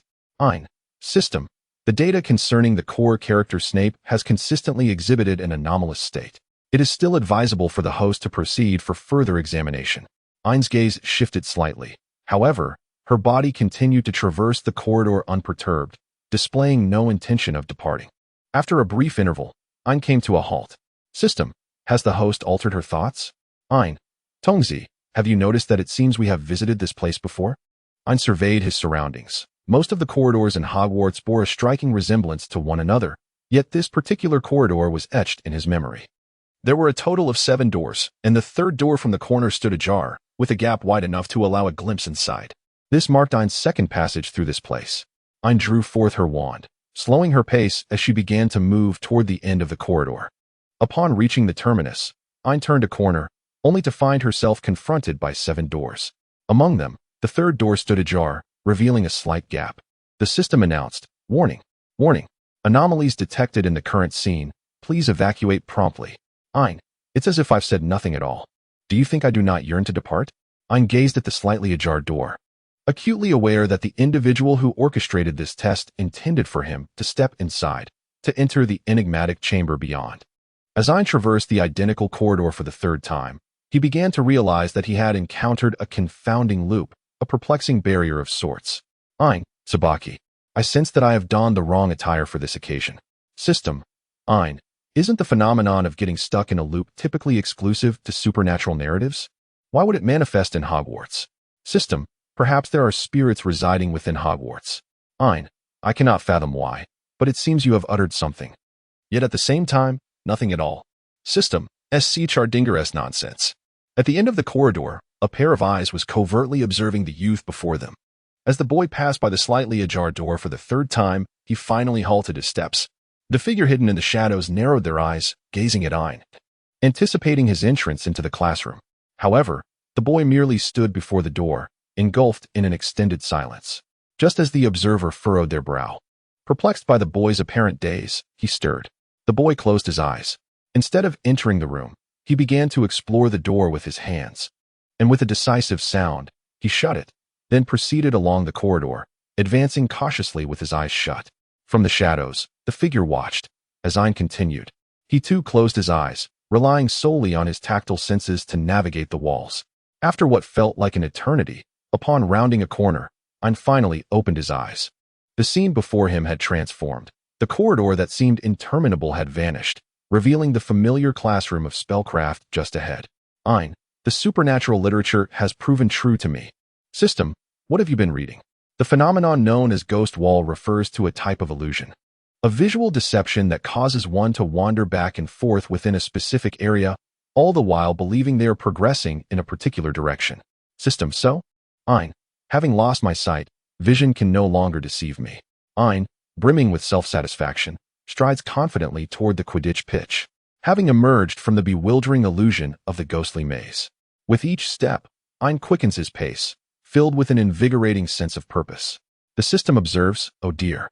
Ain, the system remains oblivious to the identity of the individual, who, despite just being vanquished, is reluctant to proceed to the Quidditch pitch. Ain, is that so? Who is it? System, when it comes to audacity, Ain has never been outdone. However, upon arriving at the Quidditch pitch, he was genuinely taken aback. To his astonishment, Snape, who should have been in the stands, had taken on the role of referee, perched upon a broomstick that did not quite suit his style. Snape's expression was dark enough to suggest he could squeeze ink from it. This clearly indicated his profound disdain for such frivolous sports. Ain, I recall that the referee is obligated to inspect the flying broomsticks prior to the commencement of the match. System, indeed, Snape is genuinely committed to safeguarding Harry Potter. Ain felt inexplicably discontent as he observed a man in the distance, riding a broomstick with an irritable expression, yet fixated on Harry Potter. His annoyance was palpable. At that moment, a hand was suddenly draped over his left shoulder from behind, the newcomer embracing him in a half-hug. Ain, you have come to watch Quidditch too, said Blaise Zabini. The lingering displeasure within Ain had yet to dissipate, and being embraced in such a manner only furrowed his brow further. Ain initially intended to brush away the bothersome arm resting on his shoulder, but he inadvertently noticed that Snape, who should have been fixated on the savior, had, at some point, shifted his attention to him. It seemed that Snape was glaring at him and Blaise with an expression of displeasure, although Ain was uncertain of the reason. His previously irritable mood inexplicably improved, making even the sight of Blaise Zabini more tolerable. Thus, he begrudgingly permitted the audacious arm to remain momentarily upon his noble shoulder. Ha. Ain allowed Blaise to flirt with her as they strolled towards the Slytherin pitch. Snape, hovering in midair, emitted an angry whistle, warning a Gryffindor who attempted to commit a foul. The Gryffindor grumbled in frustration, yet dared not speak further in the presence of Snape. By this point, the match had been underway for some time, with Gryffindor trailing in score. However, the anticipated incident of Harry Potter's broom being cursed by Quirrell did not transpire, perhaps due to the fact that even Voldemort harbored a certain trepidation when faced with Snape. After all, the act of casting a curse directly is exceedingly prone to exposure, especially since he needed to conceal himself within that garlic bulb for a while. Ain suddenly felt a twinge of sympathy for Voldemort. Just as Ain was on the verge of dozing off while watching the match, Blaise appropriately initiated a conversation. Ain, how is your leg recovering lately? Blaise inquired with a cheerful smile. In truth, Blaise was quite adept at engaging with others, as his mother was renowned throughout the wizarding aristocracy for her social prowess. Furthermore, Blaise inherited a portion of his mother's beauty, possessing a striking yet masculine visage with well-defined features. Ain cast a glance at the rather handsome face before her and, in a rare moment of good spirits, replied, "Not bad at all. I hardly feel anything now." Bress smiled lightly. "That's good to hear. I was quite concerned about you, to be honest. However, with the principal by your side and then Draco, it was rather challenging to find an opportunity to converse with you." Ain casually chuckled, "Haha. It seems we just happened to meet." Indeed, such encounters are rather rare. Bress glanced at Ain with a smile before turning his attention back to the match. After a while, as Ain was beginning to feel drowsy once more, Bress adeptly initiated conversation again. "Ain, what transpired during our last visit to the dean's office?" Bress inquired seemingly without intent, as if merely making casual conversation, not truly expecting a response from Ain. Ain was enveloped in silence. "Ain, I suppose I have been reprimanded. This person is truly bothersome. System. Oh, someone seems to be quite irate. Ain, why bring up what should remain unspoken? How unfortunate. System. Snape is watching you." Upon receiving this alert from the system, Ain, who had been somewhat drowsy, instantly felt a surge of alertness and turned his gaze towards the center of the Quidditch pitch. As anticipated, Snape, who had previously been facing away from the stands, adjusted his position to face the Slytherin section directly. At that moment, those piercing black eyes were fixed intently upon him. However, Snape did not maintain his gaze for long before diverting his attention elsewhere. Yet, this fleeting encounter was sufficient to elevate Ain's spirits remarkably. In his newfound exuberance, Ain casually patted Blaise on the shoulder and replied, "That is a secret among men, not meant for sharing." This response momentarily left even the socially adept Blaise at a loss for words. After a brief pause of contemplation, Blaise decided to steer the conversation in a different direction. Living with the headmaster for a while must have felt quite stifling, considering his stringent expectations regarding many matters.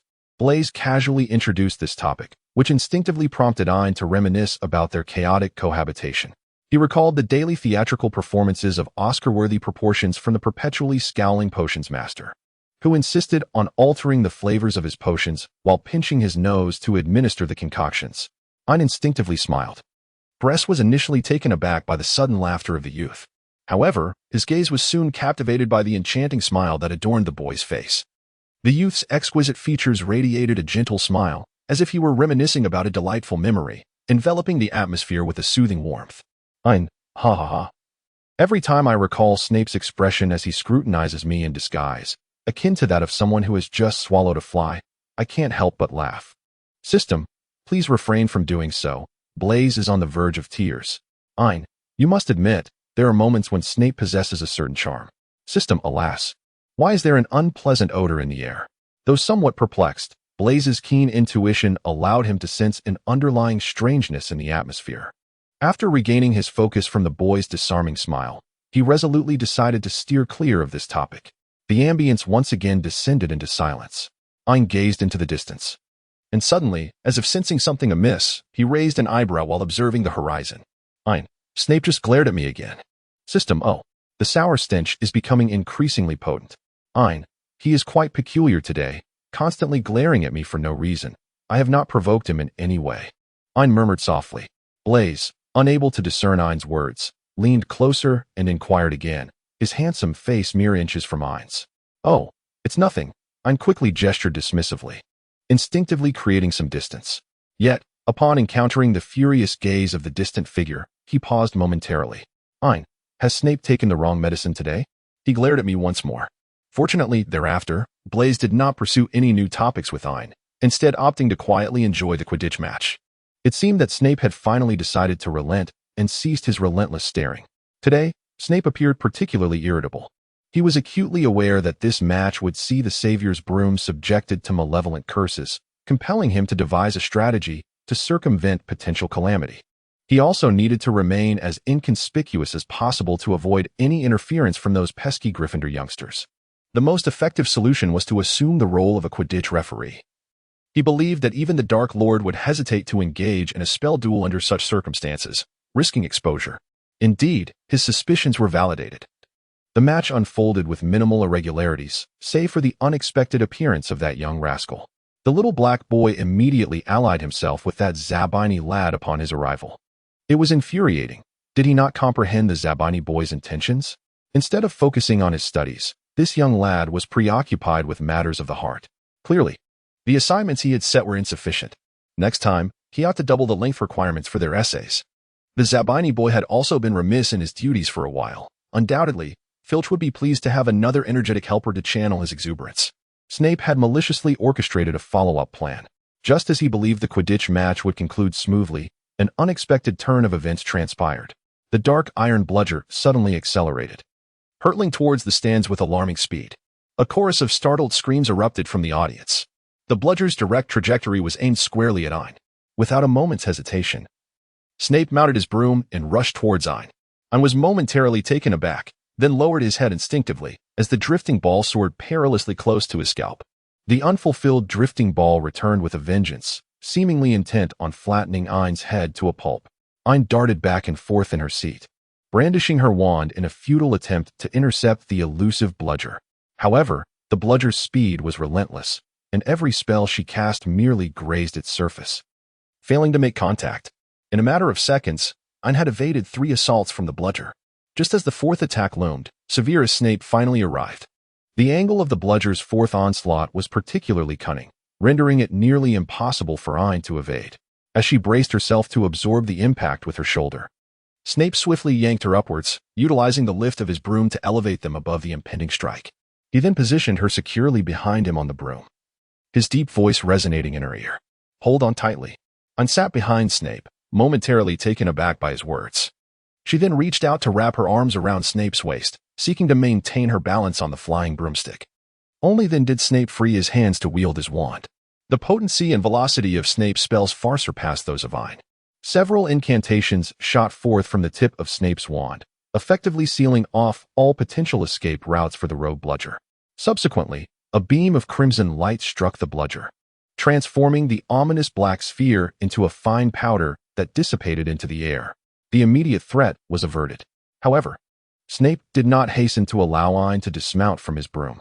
Just as the turmoil with the bludger subsided, the savior of the match had valiantly seized the golden snitch, thereby concluding the game. Harry, without pausing to celebrate the triumph with his teammates, soared towards Ain on his broom. Ain, Harry shouted, his gaze darkening momentarily upon seeing her sharing a broom with Snape, but it was quickly replaced by concern. Are you all right? That bludger was problematic. Harry looked at Ain with palpable anxiety. I'm fine, Ain replied, scratching her head. Ain, upon releasing one hand that grasped Snape's waist, suddenly became aware of her current predicament, her cheeks flushing slightly. Ahem. Professor Ain adjusted the robes at Snape's waist, indicating that she could nearly be set down. Snape gradually lowered the broom's altitude, and when Ain assessed the distance to be adequate, she leaped down from the broom. Upon landing, she stumbled slightly, earning yet another fierce glare from Snape. Ain, what's the matter? You've been staring at me all day? System. At that moment, Harry landed beside Ain, and a few steps away, Blaise hurried over. Are you all right? Blaise asked with concern, placing a reassuring hand on Ain's shoulder, seemingly checking for any signs of injury. Harry glanced at Blaise's hand resting on Ain's shoulder before turning his gaze to the handsome youth, who looked at Ain with evident worry. Ain, I wish I could be by your side, Harry said earnestly. Blaze's attention momentarily shifted to Harry, who was an extraordinary savior, raising an eyebrow in intrigue. Ain, however, finds herself utterly perplexed. Ain, what is their issue? Why are they wandering around me with the ball? System. Ha. Click, click. Ain, what are you up to again? System. In such an extraordinary battleground, one must enjoy some sunflower seeds. Smiley face. Ain, what a battlefield. System. Come to your own understanding. Shortly thereafter, Snape leapt down from his broom. Blaze Zabini. Merely ensuring your own safety amidst the dangers faced by a friend does not render you commendable. Professor. I did not intend to contradict Blaze instinctively, yet upon witnessing Snape's dark and indifferent gaze, he seemed to grasp something and chose silence. Community service. Until the end of this month, Filch would be more than willing to arrange activities for you to better comprehend the joy of helping others, Snape remarked with sarcasm. Indeed, Professor. Blaze cast a lingering glance at Ain before turning to leave. So, our Gryffindor hero. Snape turned to Harry Potter, the illustrious Mr. Potter. At this very moment, why not indulge in the cheers? I trust your foolish lion companions are eagerly awaiting to host a celebration in your honor, are they not? Snape's expression was devoid of warmth as he scanned Harry, his intentions unmistakable. Ain, we shall converse later. Harry bid farewell to Ain, then courteously acknowledged Snape before departing. Humph. Snape emitted a cold snort as he watched Harry's retreating figure. He then turned his attention to Ain. Ain instinctively tensed, exclaiming, I don't know. It has nothing to do with me. I didn't do it. Snape's expression immediately darkened. Silence, Black. Snape's furrowed brow could crush a mosquito. I know you are not foolish enough to manipulate the quaffle to chase after yourself. Ain lowered her head, yet she pouted slightly in defiance. Ain's reaction caused Snape to raise his eyebrows, accompanied by a sense of helplessness. This recent incident of assault had indeed taken Snape by surprise. The instigator of this attack could easily be surmised. Such an act, requiring substantial control over magical power, was far beyond the capabilities of any Hogwarts student. Thus, the conclusion was quite clear. Initially, Snape assumed that only the savior would be targeted, yet he did not anticipate that Ain would also become entangled in the matter. Reflecting on the events of Halloween night, Snape feared that Ain had been under scrutiny since that very moment. He felt a growing sense of dread. If it were merely Harry Potter, it would be manageable. As the focal point of attention, Dumbledore's golden boy, Snape was confident that even without his protection, Harry could still find safety within Hogwarts, shielded by Dumbledore's presence. However, Ain was different. No one would safeguard him.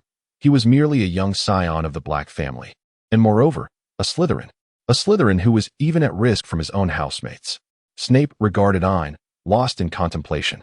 In truth, Ain was afraid, after all. The sensation of narrowly escaping death was hardly pleasant. Even the usually carefree Ain could feel his heart racing, unsettled. When death looms, fear is an innate response of humanity. Observing Ain's disoriented expression, Snape experienced an unusual moment of softness. Youth possesses a peculiar charm, regardless of past actions or their shared history. Everything eventually transforms into a semblance of normalcy. It remained uncertain whether Ain was deliberately provoking while feigning ignorance or genuinely bewildered. Come with me, Black. Even in this moment of tenderness, Snape maintained an outward facade of impassivity. Ain was once again brought to the office by Snape. Ain fidgeted nervously with his fingers. What troubles you? Snape inquired, raising an eyebrow in mild confusion, for it seemed that you had not committed any misdeeds this time. Perhaps it is the atmosphere of this office that renders me uneasy, Ain replied, somewhat sheepishly. Snape, rarely given to introspection, momentarily recalled the limited yet tumultuous interactions he had experienced with the youth, noting that conflicts within the office occurred with a surprising frequency. After a brief pause, Snape produced his wand and gave it a gentle flick. Would you prefer hot cocoa or warm milk? He asked Ain. What about mulled wine? Ain responded, his eyes sparkling with anticipation. In silence, Snape summoned a vial of potion. Then let us forego those options and partake of this instead. Ain furrowed his brow with an expression of profound despair, pinching his nose as he poured the potion into his stomach. Whether it was a mere figment of his imagination, Ain felt a subtle easing of the tension that had gripped him for so long. After being inexplicably forced to consume a vial of potion by Snape, Ain was promptly expelled from the office. After some contemplation, Ain resolved to diligently study ancient runes, aspiring to ascend the glorious path towards becoming a master of potions. System, scoff. Ain, what are you doing? Have you never encountered a master of potions from the future? System, if Snape were aware of your thoughts, He would impart a valuable lesson. Ein, what? System, there exists a distinction between dreams and delusions. Ein, enough, do be quiet. Ein arrived at the library, only to be unexpectedly seized by Ron, who guided him to their small group's gathering spot. Ein gazed at the trio from Gryffindor in bewilderment, her eyes then shifting questioningly towards Harry. Harry, feeling slightly uneasy, averted his gaze, avoiding eye contact with Ein. Ein raised an eyebrow. Ein, Ron whispered urgently, glancing around as if wary of being overheard. You mustn't be shocked by what I'm about to tell you. What is it? Ein inquired with genuine curiosity. Not so much about the matter itself, but rather intrigued by the secrets that might lie with the Weasleys. Snape is planning to steal the Philosopher's Stone. Ron dropped this bombshell with dramatic impact. His words struck Ein like a thunderclap, leaving her in a state of bewilderment, unsure of how to respond. Ein's initial reaction was that Snape was once again attempting to concoct a new potion, one that required the use of the Philosopher's Stone. However, upon further reflection, she suddenly recalled a particular scene from the original text in which Snape was indeed subjected to suspicion. Nevertheless, Ein raised an eyebrow, observing Harry with a leisurely demeanor. He found it hard to believe that the current savior shared such sentiments, for Harry was far from the innocent facade he had crafted while in Gryffindor. This was a whitewashed hero, meticulously sculpted by his own hands. Ein has always possessed a remarkable sense of self-confidence. Harry, not directing his gaze towards Ein nor engaging in Ron's conversation, merely lowered his head to focus on his textbook, presenting an image of diligent study. Ein found himself thwarted in his inquiries.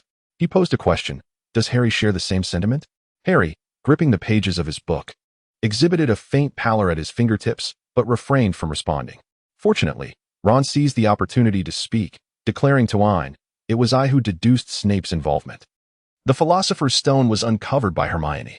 Initially, when I broached the subject with Harry, he was skeptical. It was only after the Quidditch match, when you narrowly escaped death at Snape's hands, that he finally came to believe me."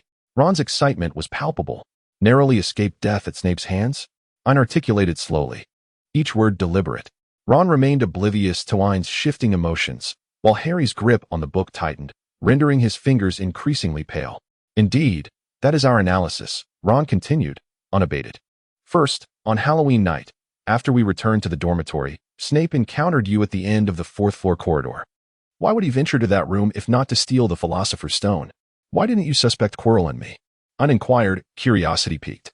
Quirrell was undoubtedly coerced by Snape. Otherwise, with his timid nature, how could he possibly seek out that three-headed beast alone? Ron retorted, his expression one of apparent enlightenment. Upon further reflection, it seems that the three-headed dog was guarding something, as evidenced by the trapdoor beneath its paws. Ron's eyes widened in astonishment. And then? Can you guess what happened next? What transpired? Did you discover it was the Philosopher's Stone? Ein responded casually, inadvertently catching Ron off guard. The process was rather intricate. We first connected it to the item Hagrid retrieved from Gringotts, the very thing that was stolen the following day. Then we heard the name Nicholas Flamel from Hagrid. Ron rambled on. Do you know of Nicholas Flamel? He is the finest alchemist of this century, the individual who has lived the longest, and the keeper of the Philosopher's Stone. Ein rested his chin on one hand, a bemused expression gracing his features as he regarded Ron. Ron, once again, found himself momentarily speechless. Through Nicholas Flamel, we confirmed that the object in question is indeed the Philosopher's Stone. But what does this have to do with the Quidditch match? It was Snape who saved me during the match. Ein propped his chin, extending a finger to tap lightly on his own cheek, feigning deep contemplation. Yet, in truth, Ein was pondering a matter of considerable significance, one that, for the time being, must remain concealed from all. System, what are you contemplating? Ein, engaging in tasks. System? I suspect I just experienced auditory hallucination. Ein, were you not always mentioning the task before? System, so you are aware of that as well. Ein, of course. I am quite devoted to my work. System, please share your plans. Ein, I shan't tell you. System, smiley face. Meanwhile, Ron diligently elucidated, you fool. Last time you thwarted his plans, he must harbor a grudge against you, desiring to teach you a lesson through the Quidditch match. The reason he later rescued you was because he dared not escalate matters at Hogwarts. After imparting a little lesson, he came to your aid. Ron's analysis was delivered with utmost seriousness. Moreover, consider this. By saving you, he absolves himself of suspicion. Ron nodded earnestly. convinced that his actions were motivated solely by a desire to eliminate his own culpability. "Oh, I see," Ain remarked, casting a cryptic glance at the reticent Harry and the young witch who had sensed Ain's peculiar demeanor from the outset and chose to remain silent. "But you absolutely must not disclose this to Malfoy," Ron added anxiously. "We are aware of your tumultuous relationship with Snape. However, Malfoy is the protege of that very Snape. Should he relay this information to Snape, we would all be doomed," Ron exclaimed, his face a mask of terror. "Oh, very well, I understand," Ain replied with a casual nod, though her thoughts had already drifted to another matter. At dinner time, the group departed the library in unison, and Ain concocted a trivial excuse to separate herself from the others. Ain, clutching the active point map, swiftly navigated through the castle, ultimately arriving at the corridor where he had once been ensnared in an endless loop. As it was dinner time, this typically desolate passageway was devoid of any presence. The door, which had previously been ajar, was now firmly shut and had even been secured with a lock. Moreover, the active point map indicated that there were no traces of any other individuals nearby. A door creaked open, and a figure slipped inside, deftly closing the door behind them. The room was shrouded in dimness, illuminated only by the waning rays of the setting sun that filtered through the heavy, dark glass, casting faint outlines of the objects within. At the very center of this chamber stood a grand, full-length mirror. Ain stood before the mirror. "I reveal not your visage, but the desires of your heart." Ain softly recited the words inscribed upon the mirror. Immediately, Ain let out a gentle laugh. The system gradually displayed a question mark. Ain stood silently before the mirror, her cerulean eyes gazing indifferently at her reflection, a faint, elusive smile lingering at the corners of her lips. Ain stood before the mirror for an extended period, long enough for the system to feel compelled to intervene. The system remarked, "It is merely a reflection of your innermost desires." Ain, "Indeed, I am aware." System, "Thus, what have you observed?" Ain appeared to be in exceptionally high spirits, a broad smile adorning his lips, and his steps were light and buoyant as he prepared to leave the room. The system, observing Ain's demeanor, grew increasingly anxious to uncover what had so delighted him. "Ain, why are you so agitated? In any case, I shall not return here, so you need not worry about me being entranced as if under the influence of some substance." System, "While I understand the reasoning, I cannot help but feel a profound curiosity and frustration. I truly yearn to know." Ain had resolutely decided not to voice her thoughts. Ain would certainly never voice it aloud, the figure he beheld in the mirror. That man, the one he had once yearned for yet ultimately loathed to the core. Time began to race once more, perhaps hastened by the approaching Christmas, as most students exhibited a waning enthusiasm for their studies. However, Ain, contrary to his usual demeanor, delved deeper into the ancient magical texts and alchemy. Slytherin's final class before Christmas was History of Magic. Professor Binns likely encountered an unprecedented number of alert students in his lecture. Consequently, he, too, hastened his pace of teaching. As the lesson drew to a close, nearly all the students were practically quivering with anticipation, eager to rush out the moment the bell rang. Professor Binns, not entirely devoid of compassion, noticed the widespread inattentiveness and generously released the students early. The instant class ended, Draco darted to Ain's side like a bolt of lightning. His gray-blue eyes sparkled with excitement, practically inscribing the word elation upon his face. In contrast, Ain remained remarkably composed. He first extracted a rather shocking tome from the History of Magic textbook, which he had been reading late into the night. After casting a shrinking charm, he deftly tucked it into his pocket and solemnly closed the hefty volume of magical history, cradling it in his arms with a serious demeanor. Draco stared, momentarily taken aback. Yet, having grown accustomed to Ain's eccentricities, he quickly regained his enthusiasm and began to speak animatedly. "I've already spoken with my father. Tomorrow morning, we shall board the Hogwarts Express to return home. They will be waiting for us at the station." Draco's eyes sparkled with eagerness. "Let us set off together in the morning." Ain pondered for a moment before readily agreeing. Sure. That evening, after curfew, Draco intended to enthusiastically introduce his roommate to the splendid beauty of his two peacocks, only to be astonished to discover that Ain was not in the dormitory. Ain is once again indulging in a nocturnal adventure, however, this time.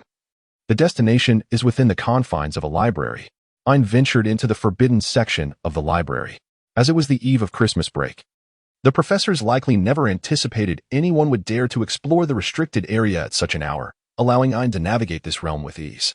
The atmosphere of the forbidden section was thick with a sense of peril. Some tomes emanated a potent dark magic that threatened to overflow their covers. Yet, I meticulously examined the spines of each book without hastily disturbing any of them. Nevertheless, numerous spellbooks, upon his approach, exuded a chilling aura, attempting to ensnare him within their pages or entice him to unveil their secrets. Ain cautiously held his wand, meticulously pointing it at one book after another. The dark arts you know not, how to escape death, the secrets of the soul, the abyss of darkness, and how to desire ecstasy. Numerous tomes would even tremble, abruptly leaping open before him. Yet, I merely bypassed those self-revealing volumes with indifference, resembling a merciless automaton in his quest for knowledge. I continued to ignite those forbidden tomes. The mysteries of magic, the arcane arts beyond your comprehension, the dark sorcery we once devised together, and the advanced decryption of Salazar's ancient runes. I paused momentarily, casting several hesitant glances at the ancient tome of arcane scripts. A profound curiosity stirred within him. However, after a moment of contemplation, Ain chose to bypass the book and proceeded onward. Ain spent a considerable portion of the night in the forbidden book zone, and just as his eyes began to blur from the strain, he had yet to locate the tome he sought. Believing that this evening would yield nothing of value, a book suddenly caught his eye. Astonishingly, he engaged in this pursuit in the stillness of the night. Ain, nearly overwhelmed with excitement, eagerly retrieved the book from the shelf, hastily tucking it into her embrace as she joyfully sprinted back toward her dormitory. Yet, in a twist of fate, the previously deserted library suddenly resonated with a deep male voice. "Let me see who dares to roam the halls on the eve of Christmas break, a foolish little mouse." Severus Snape's ominous tone echoed through the stillness of the night, imbued with a palpable sense of danger. Ain remained utterly still, acutely aware of the man's extraordinary sensitivity as a double agent. Yet, he was drawing closer to her position, and it was merely a matter of time before she would be discovered. Ain's mind raced, ultimately arriving at a flawless solution. He could wait for the man to approach this row of bookshelves, cast a spell on the adjacent row, and then seize the moment to make his escape amidst the ensuing chaos. Just as he had formulated his plan, Snape, while rounding a bookshelf, suddenly heard a noise emanating from a nearby location. He glanced at the source of the commotion but chose not to investigate, instead letting out a mocking laugh. A foolish little trick. However, Ain, believing his plan was foolproof, took bold strides to flee. Unfortunately, he stumbled over a book that he had previously laid open before him. With his balance disrupted, Ain slipped, crashing into the bookshelf with a resounding thud. Snape's eyelid twitched, an ominous feeling creeping in. He strode over with long strides, and illuminated by the bright moonlight filtering through the library window, he beheld Ain, arms crossed, grimacing in pain. Before Ain lay an open book titled How to Experience Ecstasy and Despair, in stark contrast to the quiet of the night. Ain, with a timid voice, ventured to plead his case, his expression one of pitiful vulnerability. His watery blue eyes gazed imploringly at Snape. The latter remained silent. The anger that should have surged within him dissipated into a familiar sense of resignation upon encountering Ain. With a stern countenance, he picked up the scattered books from the floor, furrowing his brow as he returned them to the shelf, then extended a hand toward Ain. Ain hesitated as she slipped her hand into Severus's large grasp. Severus frowned. The book. Ain hesitantly withdrew the book from his bosom and reluctantly placed it in Snape's hands. Snape initially intended to sternly admonish Ain about the perils of the restricted section of the Hogwarts library. However, considering the boy's habitual demeanor, he surmised that any words of caution would fall on deaf ears. Thus, Snape opted to disregard Ain altogether, casually returning the two books to the restricted section and, with a swift motion, seizing Ain by the collar, dragging him towards the exit. "Professor, please be gentle. It hurts." Ain protested, grasping Snape's hand that clutched his collar, attempting to pry it loose, though lacking the strength to do so. Snape glanced at the boy, whose helplessness was accentuated by the grip on his collar, and instinctively released his hold. Regaining his freedom, Ain took several deep breaths and rubbed his neck, marked by the collar's imprint. "Professor, you were too rough." Ain pouted, voicing his mild complaint.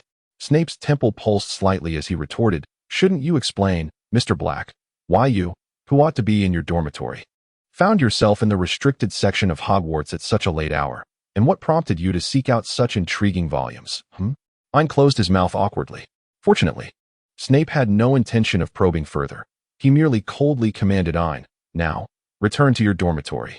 Should I see you again tonight, you may as well spend the Christmas holiday here at Hogwarts, alongside the portraits adorning the walls." Snape maliciously curled the corners of his mouth, Filch would surely be delighted to have someone assist him in cleaning every frame throughout the castle during Christmas. Ain stood obediently, demonstrating through his actions that he did not wish to celebrate Christmas with the picture frame. At last, Snape relented. Ain exhaled deeply and returned to his dormitory. At this moment, his roommate had already succumbed to a deep slumber. Bathed in the moonlight, Ain retrieved a book from his bosom. Astonishingly, he engaged in such an activity in the stillness of the night. Ain retrieved his wand, recalling a spell from a certain tome, and softly recited a line towards the pages. In the nocturnal Slytherin dormitory, a faint glow enveloped the book before him as the light dissipated. The entire appearance of the tome transformed, its title morphing into The Secrets of Dark Arts Unveiled, continued. Meanwhile, within the restricted section of Hogwarts, a seemingly ordinary volume lay in stark contrast, astonishing in its presence.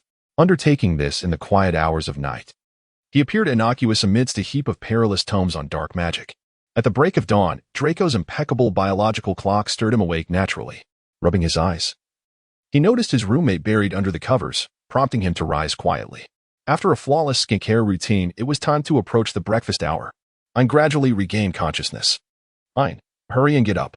We are returning to my home today, Malfoy exclaimed, his excitement evident in his expression. Ain stifled a considerable yawn, the repercussions of a sleepless night manifesting unmistakably at this moment.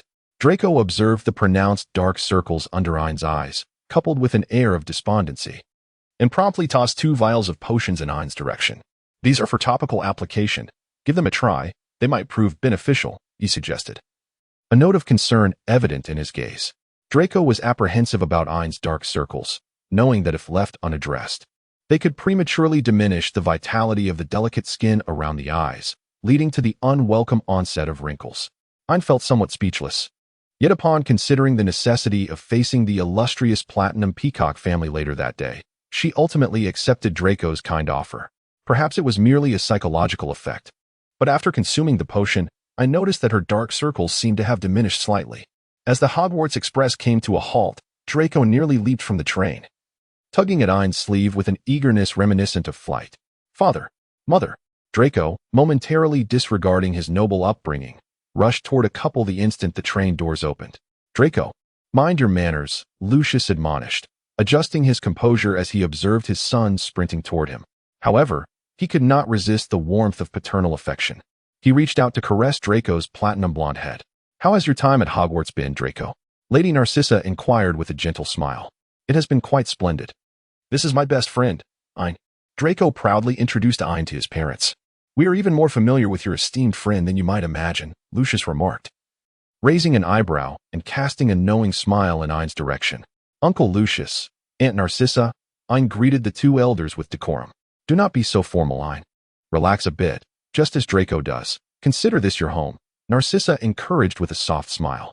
Very well, Ain acquiesced cheerfully. Although it was unlikely that she would take the customary pleasantries of others to heart, she contemplated her plans for this year's Christmas. Indeed, it would be prudent to cultivate a good relationship with them.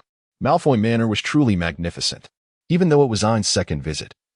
She remained profoundly awestruck by the opulence of the estate.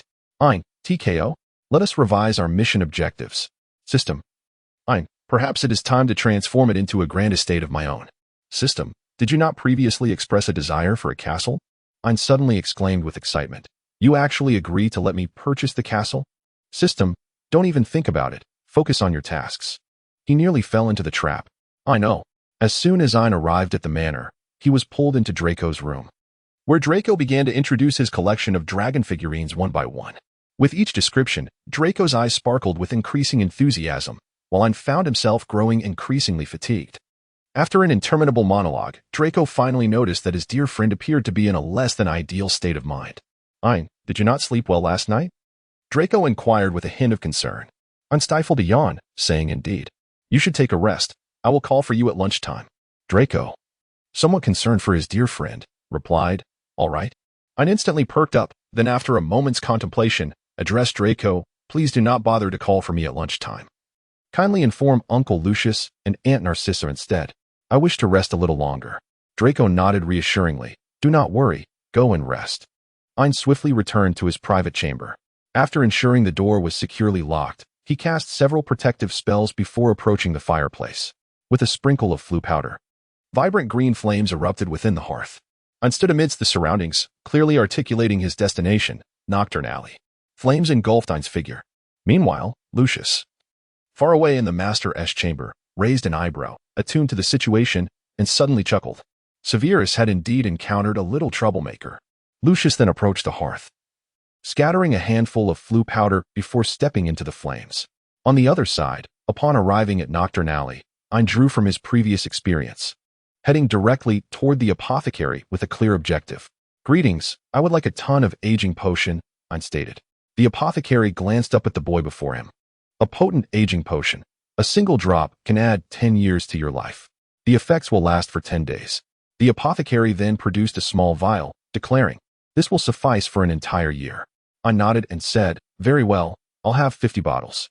After a moment's contemplation, Ein produced a large water bottle and placed all the items within it. The shopkeeper stole several glances at this peculiar customer. The youth appeared to be no more than 18 years of age. In truth, every year, a few such youngsters could be encountered in the alley of overturned goods. So the proprietor was not particularly surprised. His professional demeanor prevented him from probing further, and he dutifully fulfilled Ein's request. However, what the shopkeeper did not anticipate was witnessing a scene he would never forget in his lifetime. Before him, the boy consumed the age-enhancing potion in large gulps, akin to drinking water. As he drank, he furrowed his brow, seemingly lamenting the unpleasant taste of the concoction. A curious phenomenon transpired. After the boy ingested an amount sufficient to transform him into an elderly state, one from which he would likely not revert for several years, his physique visibly expanded. Yet, the growth ceased once he reached the appearance of a man in his early 20s. Ein glanced at her own physique, estimating that it was roughly akin to her age in her previous life. Although she felt a twinge of dissatisfaction, it remained within an acceptable range. Ein, meeting the astonished gaze of the shopkeeper, promptly settled the bill and proceeded towards her next destination, the boutique where her vanished cabinet awaited her, the Bogenbach store. Ein walked through the alley, the youthful physique he possessed greatly facilitating his movements. Having not experienced the advantages of his youthful form for quite some time, Ein could not help but take a moment to admire himself. Ein pinched her slender arms, noting their somewhat frail appearance, devoid of muscular strength. She then grasped her waist gently. "Ein, why is your waist so slender, akin to that of a girl?" "System. The system chooses to disregard him." "Ein, my height isn't particularly tall. I recall that before my journey, I stood at a height of 180 centimeters. System. After precise calculations, it appears that I am only 178 centimeters tall." "Ein, the height difference among humans can reach up to 2 centimeters over time." "System. Oh. Ein, overall, it appears quite similar to how it was before my traversal, albeit lacking the imposing physique I once possessed. My eyes have not reverted to their original shade of black either." Ein wrinkled his nose. The system pondered, does this host possess any awareness of his own appearance? As Ein walked, he examined his own physique and soon arrived at the entrance of the Bogenbach store. Today was yet another day of scarce visitors. The shopkeeper lifted his gaze to behold the somewhat radiant morning sunlight. Approaching Christmas, the upside-down alley stood in stark contrast to the bustling diagonal alley nearby. The former was as desolate as the latter was vibrant. After all, such an inauspicious place was ill-suited for the festive season. Just as old Bach was resigning himself to yet another fruitless day, a young man entered the shop. The last time he encountered such an astonishing figure was nearly several decades ago, someone whose name could no longer be uttered. The young man donned a plain robe that resembled a school uniform, yet even this simple attire could not conceal his exquisite and striking features.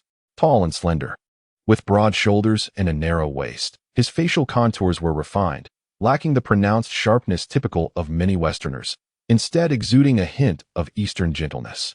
His sky-blue eyes evoked images of the heavens, complemented by a mane of thick black hair that perfectly accentuated his remarkably fair complexion. "Good day, Mr. Bach," the young man remarked, a hint of irreverent amusement playing at the corners of his lips, his demeanor elegant yet casually nonchalant. "Good day, esteemed guest."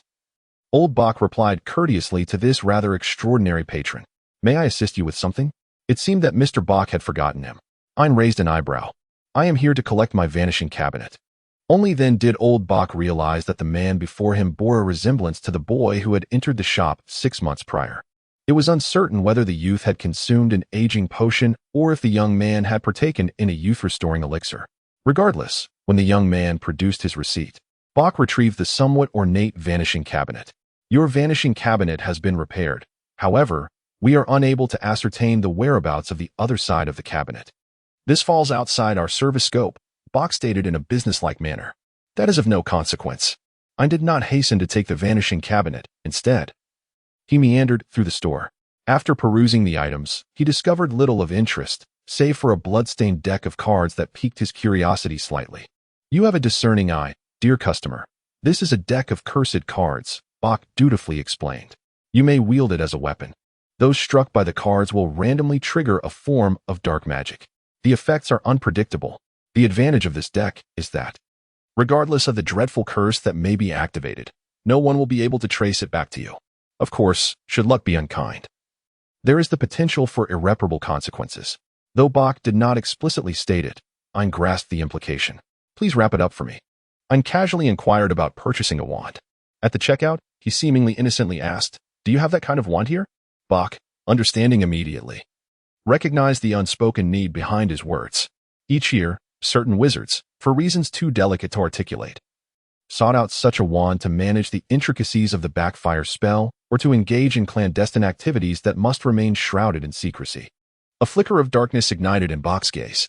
A person of extraordinary beauty, yet merely a novice in the realm of dark magic.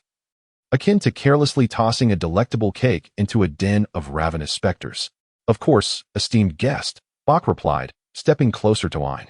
Such requests were not uncommon, and thus, he always kept a selection of wands on hand, deliberately circumventing Ain. Bach discreetly surveyed the young man with the corner of his eye before approaching a cabinet and retrieving a wand, crafted from birch wood and infused with dragon heartstring. This wand was known for its gentle disposition, while it might not possess the effortless handling of a fated wand. This particular material had always been favored for its reliable performance. Bach extended the wand to Ain, who waved it with a flick of his wrist. The sensation in his hand indeed fell short of that of a fated wand, yet it was surely sufficient for his needs. Ain made the payment, and, wielding the wand, cast a shrinking spell upon the vanishing cabinet. Ain gathered her purchased belongings, preparing to depart. Excuse me, sir. Please hold on. Bach called out just as Ain was about to leave. Ain turned his head in confusion, only to find himself facing old Bach, who was pointing the tip of his wand at him. A flash of red light swept through the air. Before Ain could react, a brilliant flash of red light erupted before him. Instantly, a powerful force tugged at his waist, yanking him aside with great ferocity. Following that, a tremendous crash resounded beside him, accompanied by the anguished cry of old Bach. Ain blinked, waiting for the dust to settle before grasping the scene before him. Snape, whose arrival was uncertain, stood beside him with a stern expression. One arm encircled Ain's waist while the other brandished a wand directed at Mr. Bach. Just moments ago, as Mr. Bach attempted to ambush Ain, Snape had suddenly appeared to save him. Mr. Bach, we hold your years of operation in Knockturn Alley in high regard. Snape's deep voice carried an icy tone, but some individuals are beyond your reach.